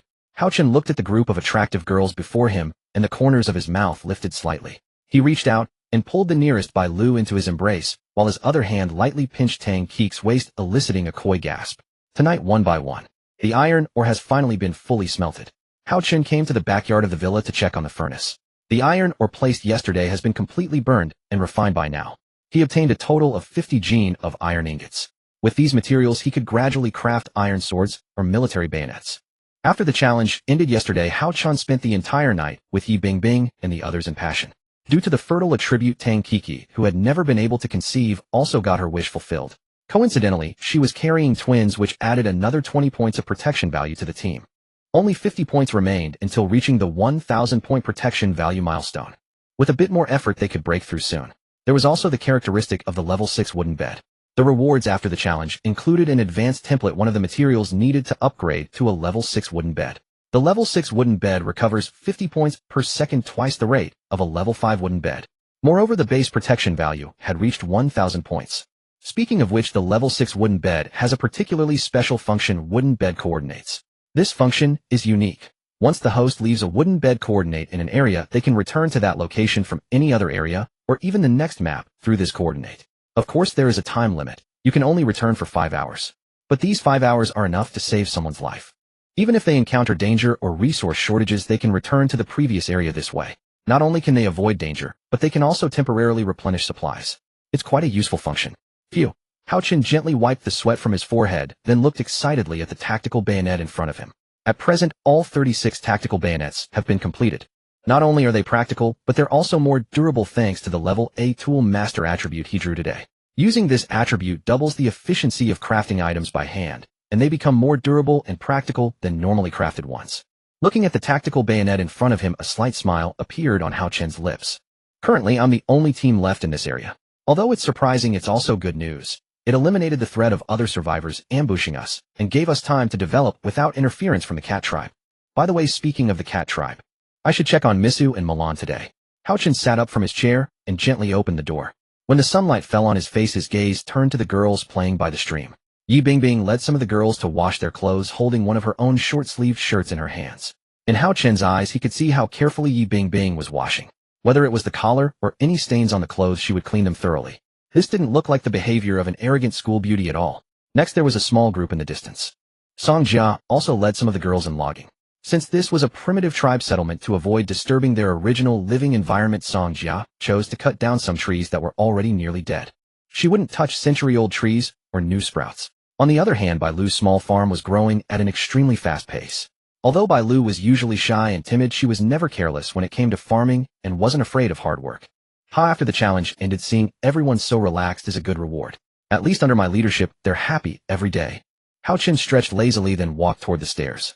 Today's tasks included checking on the cat tribe, and also making time to collect the concentrated camp of over 30 survivors from before. When it came to supplies, Hao Chen always pursued quantity over everything else. Hao Chen walked along the familiar path toward the cat tribe. Smoke rose from the village in the distance, and the faint aroma of grilled fish drifted on the air. Since returning from the mysterious shop last time, he hadn't visited Misu and Milan for a day or two. Thinking of the girl with cat ears, a lively and somewhat alluring personality, a smile naturally appeared on Hao Chen's lips. Passing through a patch of low shrubs, the entrance to the tribe was now within sight. Just then a familiar figure came into view. Misu was carrying a piece of animal hide clothing, walking toward the nearby river. Today she wore a slightly loose animal hide skirt, revealing her slender fair legs.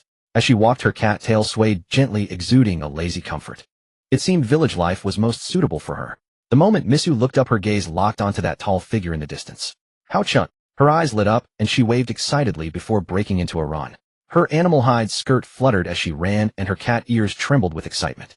Hao Chen opened his arms and caught her steadily as she threw herself at him. Misu buried her face in his chest, her arms wrapped tightly around his waist, pressing her body close to his. The soft, warm sensation transmitted through his thin clothes, carrying the unique body temperature of a young woman. I thought you weren't coming. Her voice was muffled with a hint of coquettish whining. Hao Chen gently patted her back and smiled. How could I? I just finished my tasks and came to see you right away. Misu raised her head, her amber cat-like pupils reflecting his face. She tiptoed and placed a sweet kiss on Hao Chen's cheek, then shyly pulled back, her ear tips turning slightly red. Are you going to wash clothes? Hao Chen glanced at the wooden bucket beside her, which contained several pieces of changed animal hide clothing.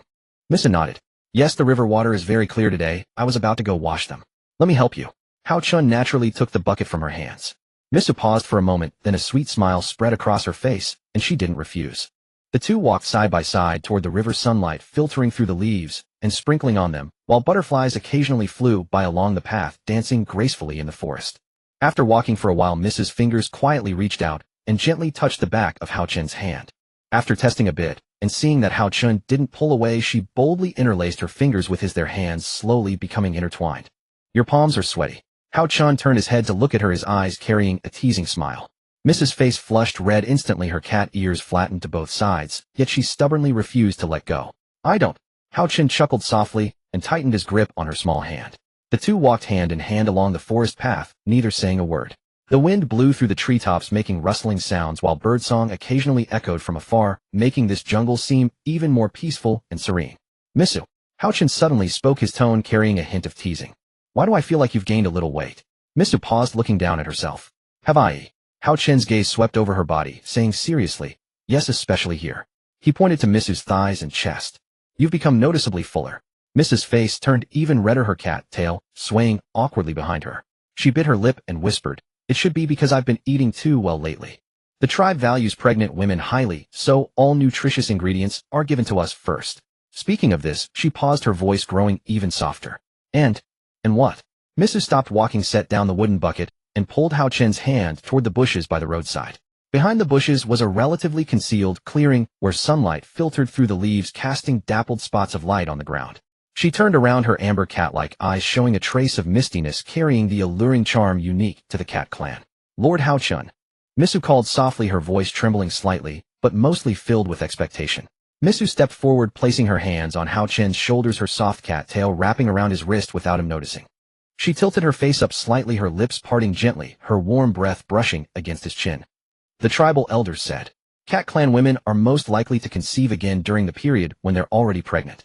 Her voice grew softer and softer, her body pressed closer and closer, leaning against Houchin's embrace, as if boneless. And the tie of her animal hide skirt had somehow come loose, revealing a section of her fair collarbone. Lord Houchin, please, give me more. Misu placed her hands on Houchin's back, gently resting her head against his shoulder. The blush on her face and the tears at the corners of her eyes made her exceptionally beautiful at that moment. Misu loves Lord Houchin the most in this life, the most. 2 hours passed. The two of them hand in hand returned together to the tribe. During the battle, just now Misu had indeed become pregnant again, just as the tribe's elder had said. Misu was holding Houchin's hand, then turned her gaze to his profile. Lord Houchin, your vitality is truly abundant. Misu admires this about you. If you have time in the future, please love Misu a little more, okay? Hearing her sweet words, Houchin's lips curled slightly, and he nodded. Rest assured, I won't let you suffer. When we return to the tribe, I have an important message to share with you all. Oh, what message is it? Houchin gazed at the tribe faintly visible in the distance, and said softly, a tremendously good news. After a while the two returned to the tribe. As soon as they stepped into the tribe, Mier immediately noticed Houchin's figure. He spread his arms, a look of reverence in his eyes. Welcome, Lord Houchin. All tribe members kneel at once and pay homage to Lord Houchin. The next moment the tribe members who had been busy swiftly put down their work and knelt. They spoke in unison, we salute the arrival of the divine Lord. Witnessing this scene, Houchin couldn't help but twitch the corner of his mouth. He rubbed his brow and said, Mier, there's no need for this next time. Kneeling is unnecessary. Everyone has their own affairs, and I don't wish to disrupt them because of my arrival. Hearing this, Mier nodded humbly. I shall obey Lord Houchin's command. The next moment Mier turned to face the tribe's people. Everyone rise. The divine Lord has decreed that from now on there is no need to kneel. However, whenever you see the divine Lord, you must show him the utmost respect. No panting, no whispering, no private discussions. All must maintain a reverent heart. Do you all hear me? As you command. Whether young or old, all held in extreme reverence for Houchin. After this was settled, the tribe members went back to their own tasks. Mier also stepped forward respectfully to inquire. May I ask what business brings Lord Houchin here today? Houchin nodded lightly, a hint of seriousness in his eyes. Indeed, there is something I need to inform you of. Upon hearing this, Mier quickly made a pleased gesture. Lord Houchin, the wind is strong outside. Please come inside for a detailed discussion. Houchin nodded, took Misu's hand, and headed toward the largest wooden hut in the center of the tribe. Milan appeared behind Houchin without anyone noticing. She followed silently, her gaze sweeping between Houchin and Misu, a faint, meaningful smile curling at the corners of her mouth. The door of the wooden hut was a curtain sewn from a whole animal hide. Mier stepped forward and respectfully lifted it, and a faint scent of milk drifted out from within. The interior was simple but clean. At the center stood a low table upon which rested several bowls of steaming broth brewed from some unknown plant roots. Dried herbs and animal hides hung on the walls, and a few soft woolen blankets were piled in a corner. The most striking sight was a woman sitting by the low table sorting herbs. She appeared to be around 35 or 36, with jet black hair loosely tied back with a wooden hairpin, a few stray strands falling beside her ears accentuating the gentleness of her oval face. Her features were 7/10 similar to Misu and Milan's, yet she possessed an extra charm that only a mature woman could exude. Her brows held a kind smile, and the fine lines at the corners of her eyes, rather than diminishing her beauty, added a touch of tenderness brought by the years. She wore a dark brown animal hide dress, tightly cinched at the waist, accentuating her voluptuous figure. The fullness of her chest swayed gently as she sorted the herbs. A glimpse of fair ankle was visible beneath the hem of her skirt, and she wore a pair of woven grass sandals. The whole person exuded a maternal warmth, yet subtly hinted at the allure of a mature woman. This was Mi Su and Mi Lan's mother Mi Yeshuan. Hearing the rustle of the curtain, Mi Yeshuan looked up and immediately saw Hao Chen entering, holding Mi Su's hand. She quickly set down the herbs, rose to her feet, folded her hands in front of her, and gave a slight bow. Lord Hao Chen has arrived. Her voice was soft and gentle like a spring brook. I was just arranging some insect-repelling herbs. I had no idea you were coming, so I failed to welcome you properly. Hao Chen waved his hand, then hesitated for a moment. Mother-in-law, no need for such formalities. I came suddenly. Hearing the address mother-in-law, Mi Yeshuan's cheeks flushed slightly, a look of flattered surprise flashing in her eyes. She quickly invited everyone to sit, and then rose to pour several bowls of warm water. Mi Su sat obediently beside Hao Chen, still clutching the corner of his garment tightly. Mi Lan sat beside her mother. Mi Er was the last to enter. He sat down opposite Hao Chen and asked respectfully, Lord Hao Chen, you mentioned earlier that you had important news to share. May I ask what it is? Hao Chen took a sip of water from the bowl, his gaze sweeping over the 4 people present, and slowly began, I came today to tell you good news. He paused, his voice low and clear. Currently, all other survivor teams in this area have perished. At these words, the room fell silent instantly. Mi Er nearly dropped the bowl in his hand. The scalding broth splashed onto the back of his hand, yet he felt nothing. He stared at Hao Chen with wide eyes, his lips trembling slightly. All of them. Not a single one remains. Hao Chen's tone was very calm. Now in this area, the only outsiders still alive are my team. Mi Er's expression shifted repeatedly. As the tribe's chieftain, he understood all too well what this meant. Those outsider teams, though they occasionally clashed with the tribe, more often served as a barrier for the tribe. Those rule monsters, those eerie entities, mostly hunted those outsiders, allowing the tribe to dwell in peace. Now all the outsiders were dead. No wonder. Mi Er muttered to himself. Last night, I felt something was off. The rule monsters were more than 10 times as active as usual. I could hear strange sounds from outside all night long. I thought it was my imagination. Hao Chen nodded. He knew well that Mi Er and the others, as natives of this world, did not possess system panels. They could not see the challenge notifications issued by the system. They did not know the reason behind the rule monster's frenzy. They could only sense the approaching danger by instinct. But there's no need to worry now. Hao Chen's voice carried a reassuring power. The active period of the rule monsters has passed. There will be no large-scale danger in the short term. This area is temporarily safe. Hearing this, Mi Er's tightly furrowed brow finally relaxed. He let out a long sigh, as if unburdening himself of a heavy weight. Safe, finally safe. He repeated the words in a murmur, and his eyes even grew a little red. Mi Yeshuan also clasped her hands together, tears glistening in her eyes, thanked the Divine Lord for his protection. This is truly the best news. Mi Su leaned entirely against Hao Chen and whispered, then from now on no one will be kidnapped or taken away anymore, right? Hao Chen gently patted her head, most likely not. The atmosphere in the room finally lightened. Mi Er wiped the sweat from his forehead, a smile appearing on his face, one that had not been seen for a long time. At this moment, Hao Chen took out a neatly folded parchment scroll and spread it on the low table. Mi Er, aside from telling you this news, I also have a request for your help. Mi Er quickly composed himself. Please speak, my lord. As long as the tribe can accomplish it, we will go through fire and water without hesitation. Hao Chen's finger tapped on the parchment where a clear location was marked with charcoal. I want you to send people to search this area. If there are wooden beds, food, water sources, or any other supplies that seem usable, bring them all back to me. Remember, bring them all back to me, not a single piece left behind. The next morning. Lin Wanwan looked at her own body, then turned around a few times. At present, all the female students in the class had gathered in the living room on the first floor. They had shed their usual school uniforms and changed into garments resembling those of primitive tribes. The so-called special clothing was animal hide garments, but the ones they wore were improved versions. The fur was not coarse, and wearing them brought a feeling of comfort and warmth. Lin Wanwan, with her height of just over 5 feet coupled with her bountiful chest, and the animal hide outfit, appeared exceptionally cute. Yi Bingbing, after putting it on, surprisingly exuded a hint of wildness and tsundere charm. As for teacher Qin Mingyao, there was no need to mention her. She looked incredibly alluring in it. The coldness in her eyes, her long purple hair, and her slender legs. Just thinking about it made one drool. So, after admiring her own attire, Qin Mingyao asked. So Chief Mi Er said. To celebrate the complete annihilation of the other human teams, they plan to hold a gathering today, and have us wear their characteristic clothing. Upon hearing Qin Mingyao's words, Hao Chen adjusted his animal hide garment, and then nodded. After yesterday's discussion, he told me they would hold a gathering tomorrow, and insisted that we all attend. He said it was to celebrate, and that they would slaughter a 300-gene spotted pig, with firm flavorful meat. Since we were already here, I thought I might as well go along with it, so I didn't refuse. A spotted pig. Upon hearing this, Zhou Xiaoxiao couldn't help but drool. So that means we can eat some truly delicious pork. We'll leave it to classmate Zheng Jie to handle. She'll definitely make even more delicious dishes. Great, we're in for a treat. Yeah. Zhou Xiaoxiao jumped happily, a faint blush suddenly appearing on her face. Just then Misu's figure appeared at the doorway. She gently knocked on the door. Everyone's gaze turned toward her. Misu's fine hair drifted gently in the wind, and the cat ears on her head trembled lightly, giving her an air of both ladylike grace and maturity. Lord Haochen, my father said we can go now. The gathering is about to begin, so we may proceed. All right. Haochen walked over and gently stroked Misu's head. Misu looked into Haochen's eyes, her gaze filled with admiration and love. The tail behind her swayed gently, as if expressing her happiness. On the other side, the Cat Clan tribe was bustling with excitement. In the center of the tribe, the spotted pig was being roasted over a fire. The grease gradually dripped down its body onto the flames below, producing a sizzling sound. Outside, the tribe members were preparing today's ingredients, but inside the house a trace of embarrassment appeared on Mir's face. Mir, are you sure Lord Haochen will help us? Mi Yeshuan placed her hand over her chest and said worriedly. Mir slowly shook his head. Not certain, but Lord Haochen probably wouldn't stand by and do nothing.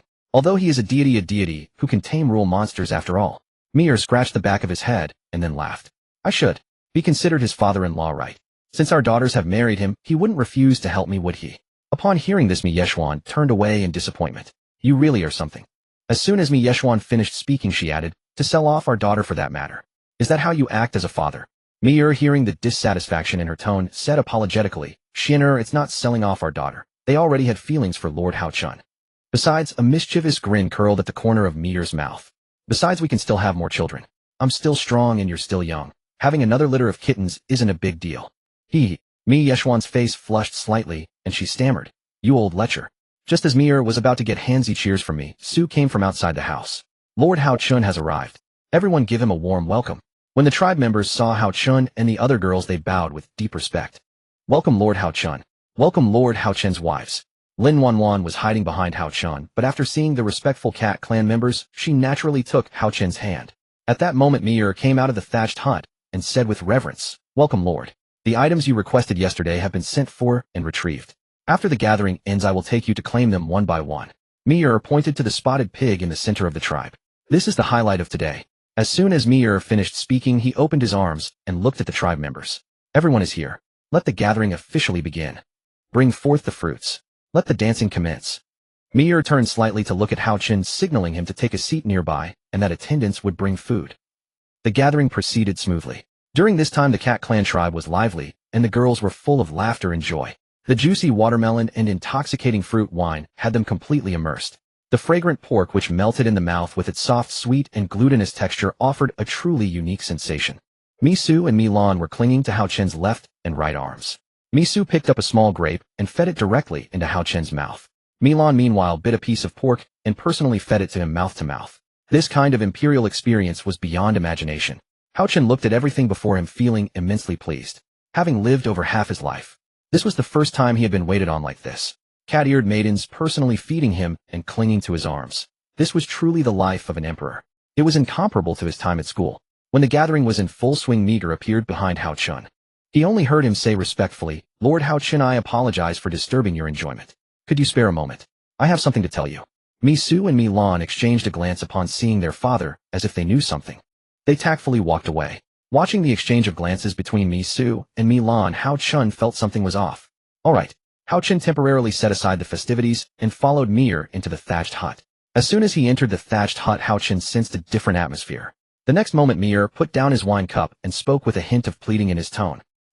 Lord Haochen, I know this might be asking too much, but I sincerely hope you can help us. This concerns not only the tribe, but also our ability to survive in this region for much longer. So I hope I can get your help on this matter. Listening to the underlying meaning in his words, Haochen folded his arms across his chest and listened attentively. Please tell me. As long as I can help, I will not refuse. Upon hearing his reply, excitement appeared on Mir's face. I hope you can help us eliminate the tribute monster in this region. It is a cancer of this area. Offering monster. Haochen frowned slightly, those three words sounding anything but benign. Mir nodded heavily, his expression growing increasingly solemn. He walked to the window of the thatched hut, his gaze fixed on the tribesmen in the distance who were singing and laughing merrily, and his voice dropped low. Lord Haochen, you have just arrived and may not yet understand the rules of this region. In our territory, a rule monster lurks at every interval, and the area where our cat tribe resides is occupied by a creature we call the offering monster. It is immensely powerful, so powerful that we dare not resist. Mir turned around, a flicker of pain in his eyes. Every year it devours 500 lives. Chickens, ducks, cattle, sheep. Anything that breathes, it accepts them all. But you also know how many people does our cat tribe have in total? If 1 year we cannot gather enough livestock. He paused here, his voice growing slightly choked. Then we would have to make up the shortfall with tribesmen. Hao Chen's brow furrowed more tightly. He suddenly understood something, and his gaze shifted to the large spotted pig being butchered outside. That large spotted pig. Exactly. Mir nodded with a bitter smile. According to the original plan, that 300-gene spotted pig was to be offered to the offering monster. This year's sacrifice day is only 3 days away. I had already prepared to suffer a great loss, but... Mir walked up to Hao Chun and suddenly bowed deeply. But then you came, Lord Hao Chun. You are a god who can stand against rule monsters, the most honored guest of our cat tribe. I used the pork that was meant for the offering monster to entertain you, which is essentially placing the lives of the entire tribe in your hands. Father. Misu's voice came from the doorway.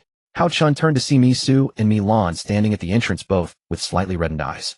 Misu walked in, gently taking Hao Chun's arm, her voice tinged with a pleading tone. Lord Hao Chun, I know my father's request may be presumptuous, but I don't want to see a single person from the tribe be sacrificed. Those are the elders who watched me grow up, the siblings I played with. Milan also stepped forward, her cat-like eyes veiled with a layer of mist. Lord Hao Chun, please help us.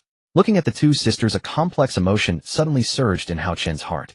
He reached out and gently patted Misu's head, then pinched Milan's cheek. What are you doing? When did I ever say I wouldn't help? Upon hearing this, Mir's eyes lit up. Lord Hao Chun, you agreed? I agree. Hao Chun nodded, his tone casual. Chief Mir has treated me well. He not only gave me his 2 daughters in marriage, but also provided so many supplies, from the large spotted pig to fruits. Dealing with a rule monster is a trivial task. Besides, Hao Chun glanced at Misu and Milan, who were nestling against him. If I didn't help, my 2 little wives would probably cry their eyes out, and I can't bear to see that.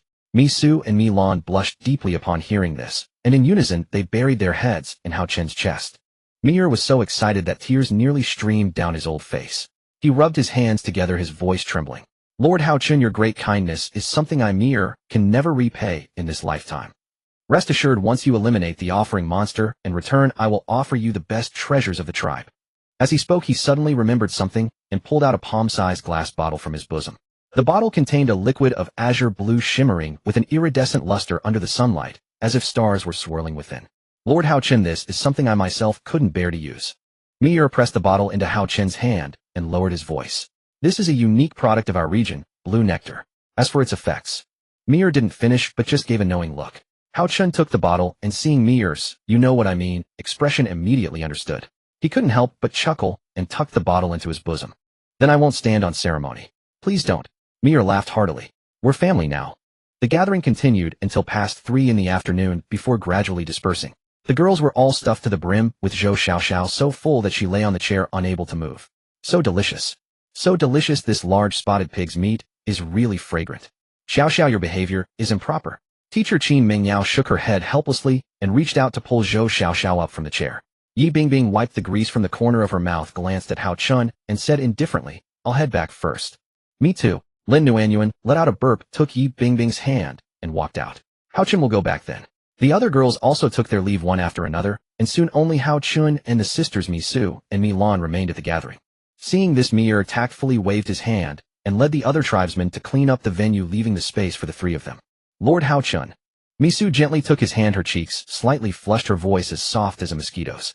Could you come with me for a moment? Hao Chun looked at Misu's hesitant expression, then at Milan beside her, whose face was equally flushed, and he could roughly guess what was coming. Let's go. Misu and Milan each took one of Hao Chun's hands and led him through the tribe, heading toward a secluded spot. This place was far from the bustle of the tribe, with silence all around, broken only by the rustling of wind through the grass and the chirping of crickets. They stopped under a large tree. Misu turned around and looked up at Hao Chun, her cat-like eyes brimming with tenderness. Lord Hao Chun, I know what my father is scheming. Misu said softly, her tone carrying a hint of helplessness, but even more a deep attachment. He offered the large spotted pig to you, which is essentially entrusting the tribe's fate to you. I also know that tomorrow you will go to confront the offering monster. Although you are a god, one who can tame rule monsters still. Misu's eyes reddened again. But I still worry. I don't want to see you hurt or encounter any danger. She stood on tiptoe and gently pressed a kiss on Hao Chun's cheek. So please promise me you must protect yourself. When you return safely, I will give you my all. Milan also stepped forward, imitating her sister's gesture, and planted a kiss on Hao Chun's other cheek. Me too, Lord Hao Chun. What my sister said is exactly what I want to say.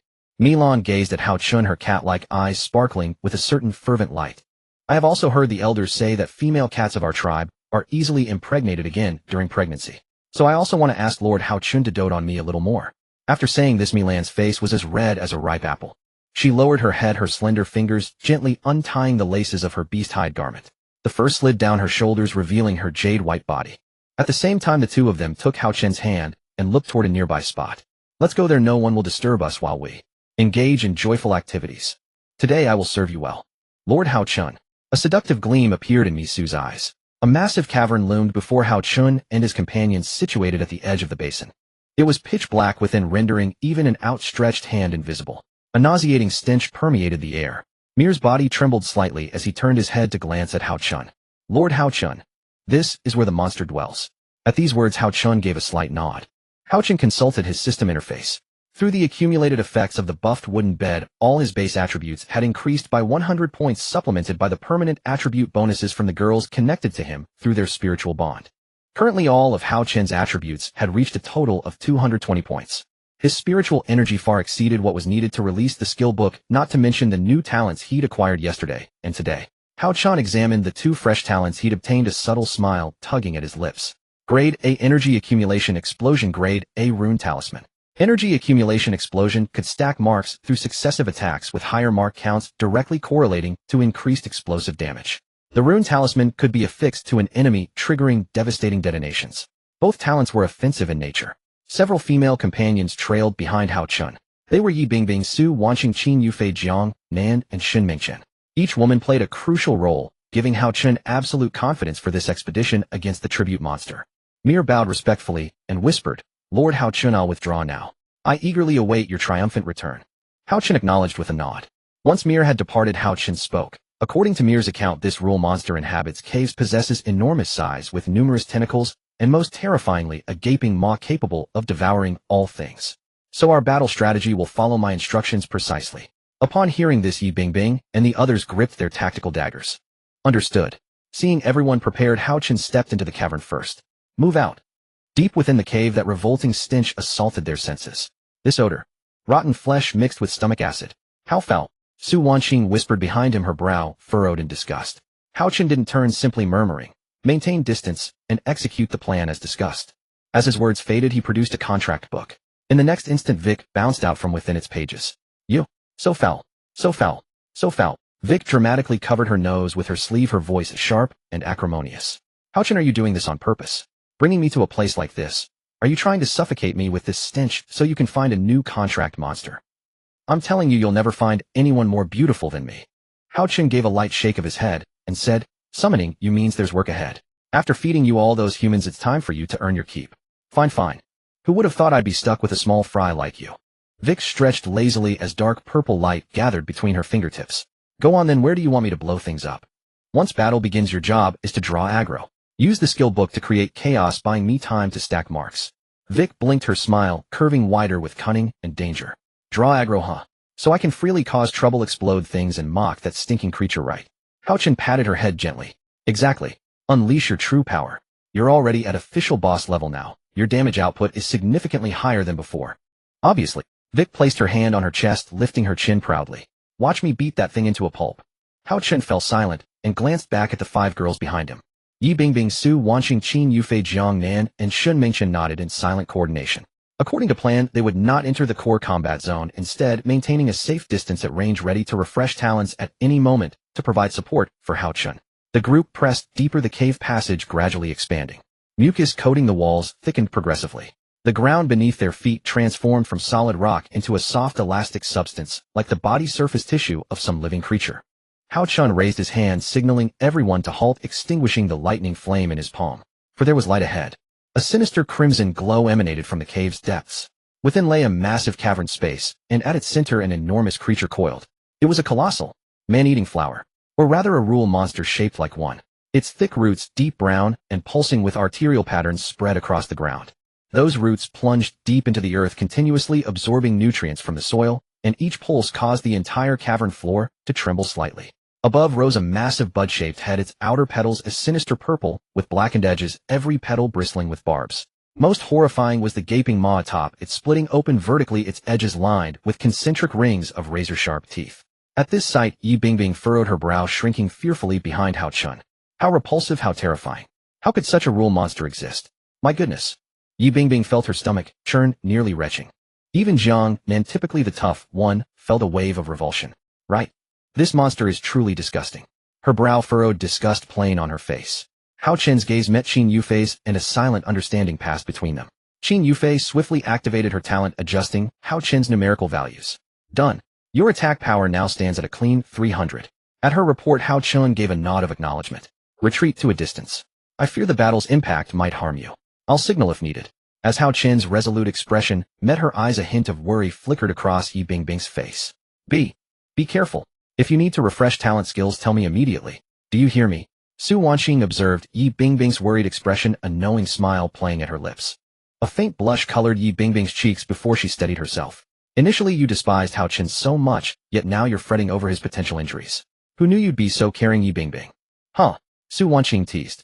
He's my man, so of course I'd care about him. Alright, let's retreat a bit. We shouldn't disturb Hao Chen's operations. Yi Bingbing glanced back at Hao Chen as she withdrew. Her eyes were filled with concern for him.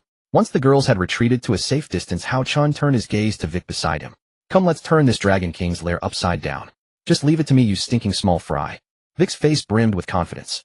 She had long awaited the opportunity to unleash such formidable power. The moment Hao Chen crossed into the central space, the colossal man-eating flower rule monster abruptly ceased its bud's pulsation. Hundreds of tentacles tensed simultaneously, swiveling in unison toward Hao Chen. A low, rasping voice echoed from deep within its maw. Mir, is it not yet time for tribute? The voice was languid and unhurried, as if the creature had just awakened from slumber. The tentacle tips swayed, subtly seemingly detecting scents in the air. Then the rule monster suddenly froze.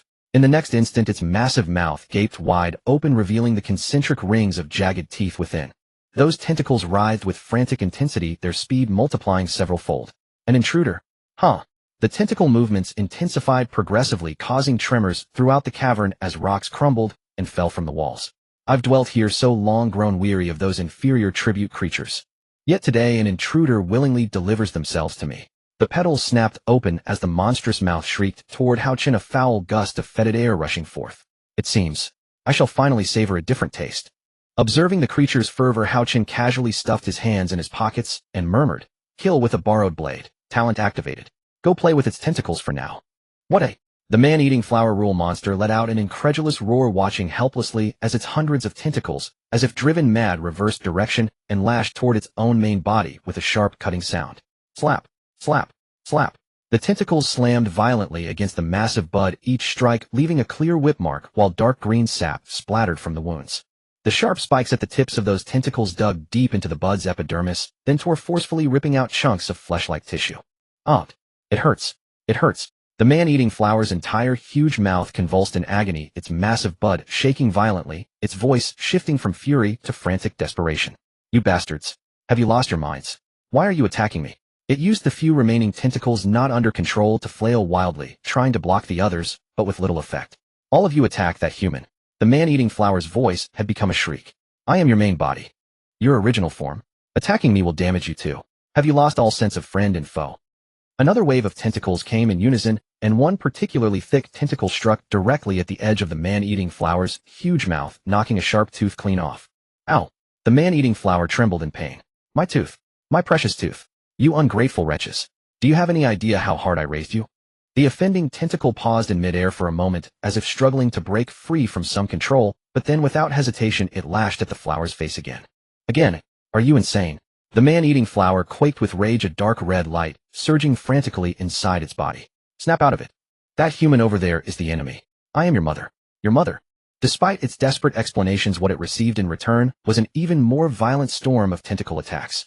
For a moment, the entire underground space was filled with the crackling sound of whipping the man-eating flower's wails and the piercing whistles of the attacking tentacles. The scene was utterly chaotic, even somewhat comical. Hao Chen stood not far away, expressionless, watching the spectacle, the corners of his mouth lifting slightly. Using others to kill the effect is decent. But Hao Chen paused, his smile fading. I don't have time to play with you anymore. He then took out the mirror clone skill book. The next second, a faint golden light rippled across Hao Chen's body. The light abruptly split into two streams, separating from his main body and landing on either side, quickly coalescing into two human forms identical to him. The mirror clones created by the skill book were characterized by recklessness, impulsiveness, and headlong charges. They had no fear, no judgment, only the purest instinct to attack. Charge. Hao Chun gave a single-word command. Upon hearing it, the two clones dashed forward at incredible speed.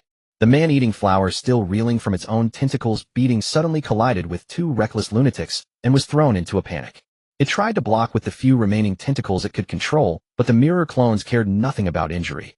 Each blow landed squarely on the flower's vital points. Get away. Get away. Both of you are crazy. No, your original is crazy too.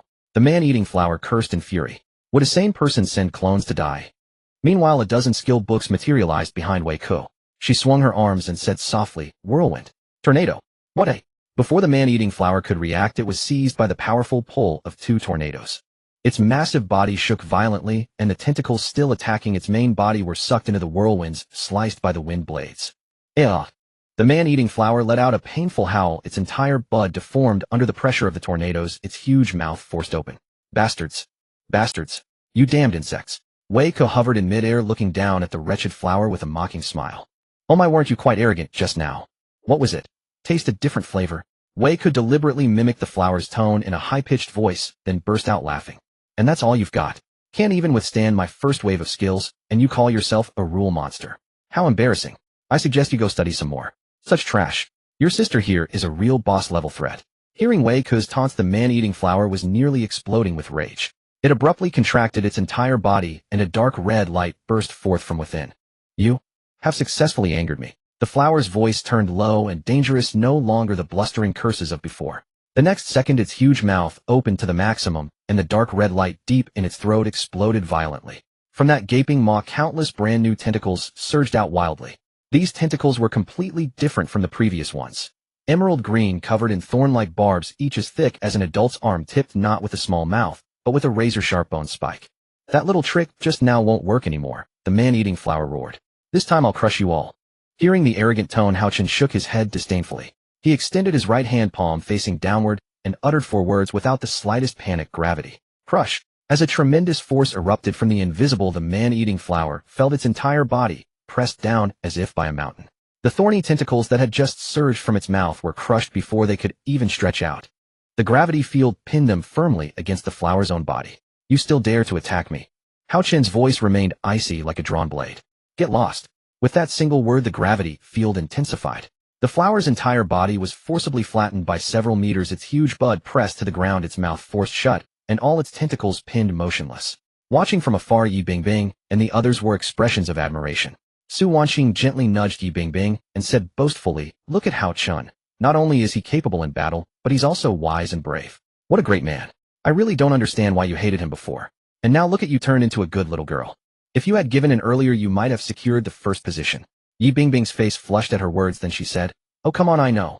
I've already allowed him to do whatever he wants with me. If he wants it, I'll give it. If he wants to kiss, I'll kiss. Or if he wants to do something special, I'm happy to oblige.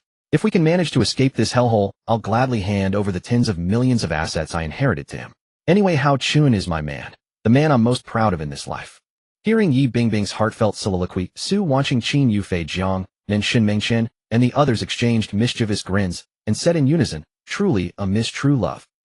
About time, Hao Chun murmured to himself, and 5 yellow talismans appeared in his hand.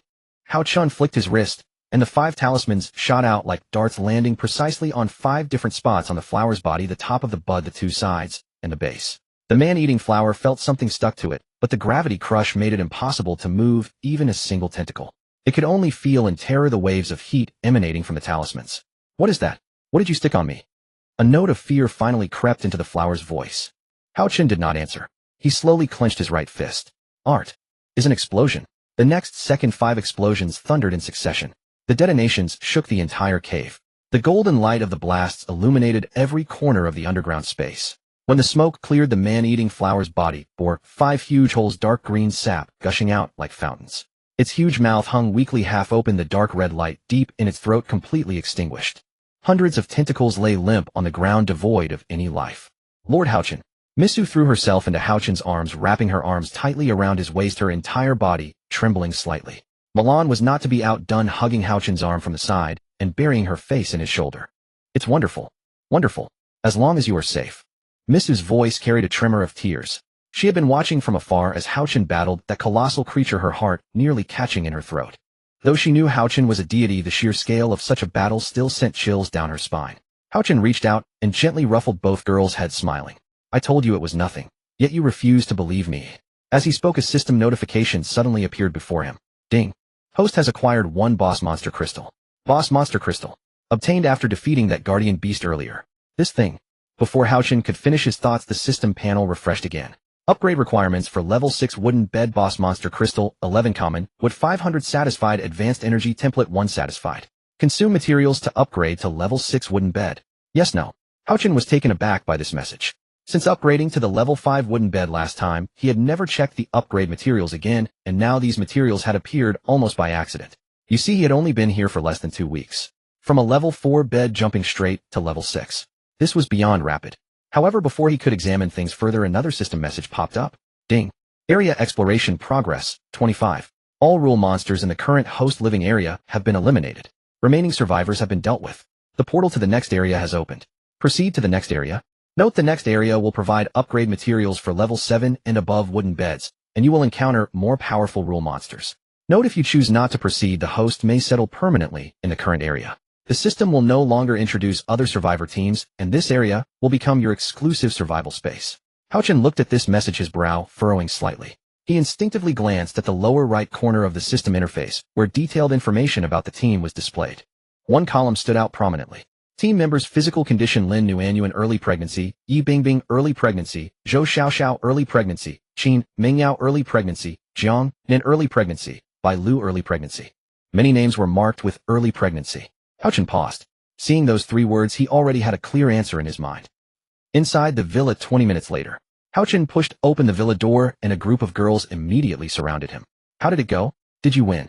Zhou Xiaoxiao rushed forward, first her eyes sparkling. Isn't that obvious? When has Haochen ever lost? Jiang Nin rolled her eyes, though concern still lingered unmistakably in her gaze. Yi Bingbing stood at the back of the crowd with her arms crossed, her expression unreadable as she scanned Haochen from head to toe. Only after confirming he bore no injuries did she give a slight nod, as if finally at ease. Everyone sit down. There's something I need to tell you. Haochen walked over and sat on the living room sofa. The girls found their seats one by one, leaning in with bated breath. He recounted the system message in its entirety. So now there are 2 choices. Haochen held up 2 fingers.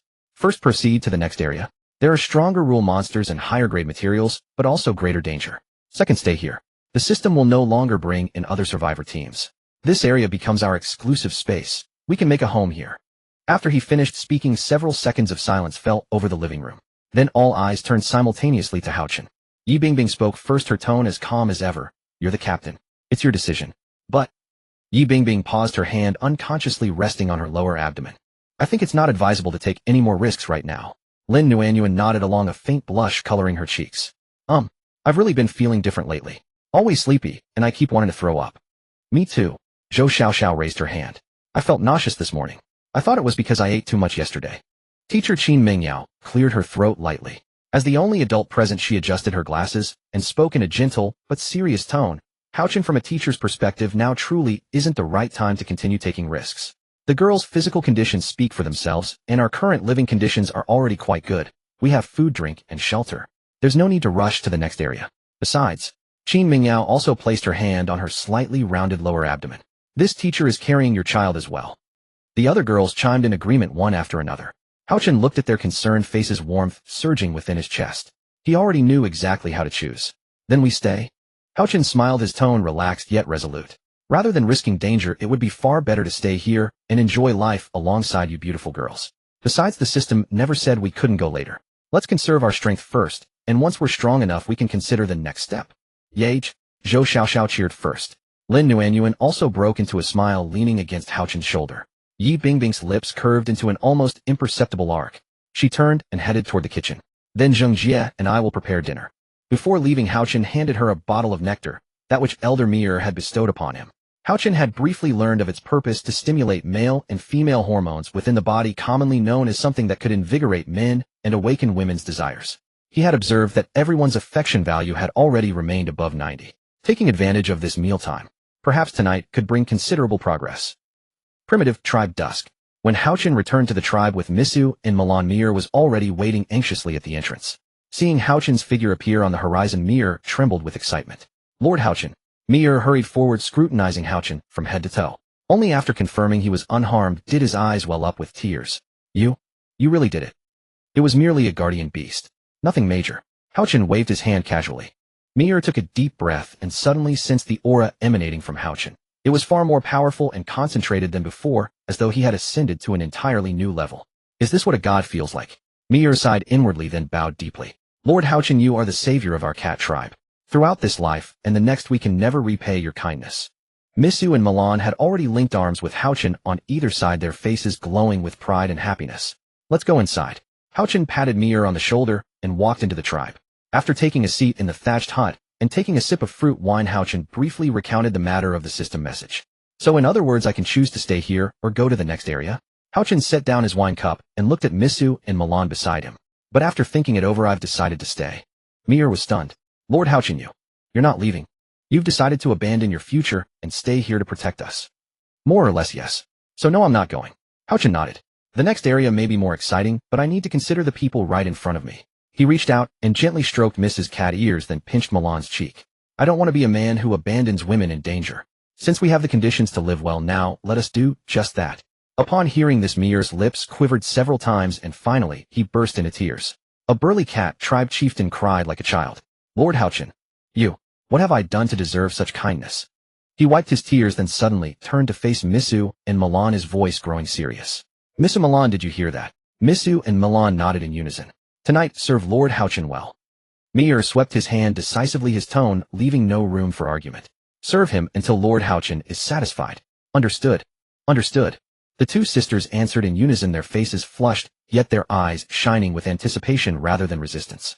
Mir turned back to Hao-Chen and bowed formally with both hands.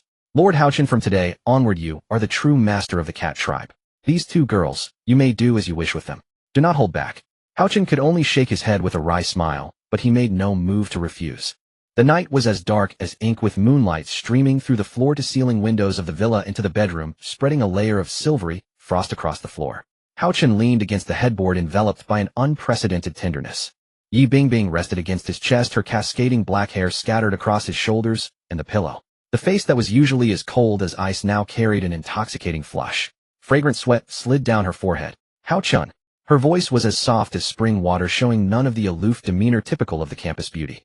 Her slender fingers traced circles on Hao-Chen's chest as Yi Bingbing lifted her head. Those eyes that were always distant now held nothing but deep attachment and obsession.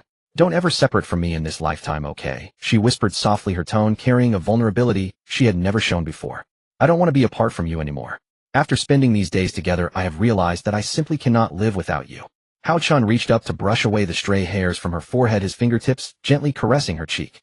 Where has that Sundara campus beauty gone? That proud campus beauty, Yi Bingbing, no longer exists. The current Yi Bingbing is nothing but a devoted wife who adores Hao-Chen above all. A smile graced Yi Bingbing's lips as she pressed a gentle kiss to Hao-Chen's chest. She nestled her face into the crook of Hao-Chen's neck, nuzzling him like a languid cat, allowing her entire body to relax completely. What are they? Zhou Xiaoxiao turned around, her eyes wide with astonishment. Yi Bingbing also walked over to take a look, paused for 2 seconds of silence, then calmly spoke, 4 words, the more children, the more blessings. On the other side, Zhou Xiaoxiao lay on her side, propping her head with one hand, while the other hand playfully poked at Hao-Chen's abs. She chuckled foolishly, her eyes radiating pure satisfaction. The former queen of gossip no longer had any interest in meddling in others' affairs. Hao-Chen, let me tell you something. Zhou Xiaoxiao leaned close, breathing warmly against his ear, her voice impossibly soft and sweet. Whenever you need me in the future, just call. I will come running and never let you suffer, even a little. Let me handle everything alone.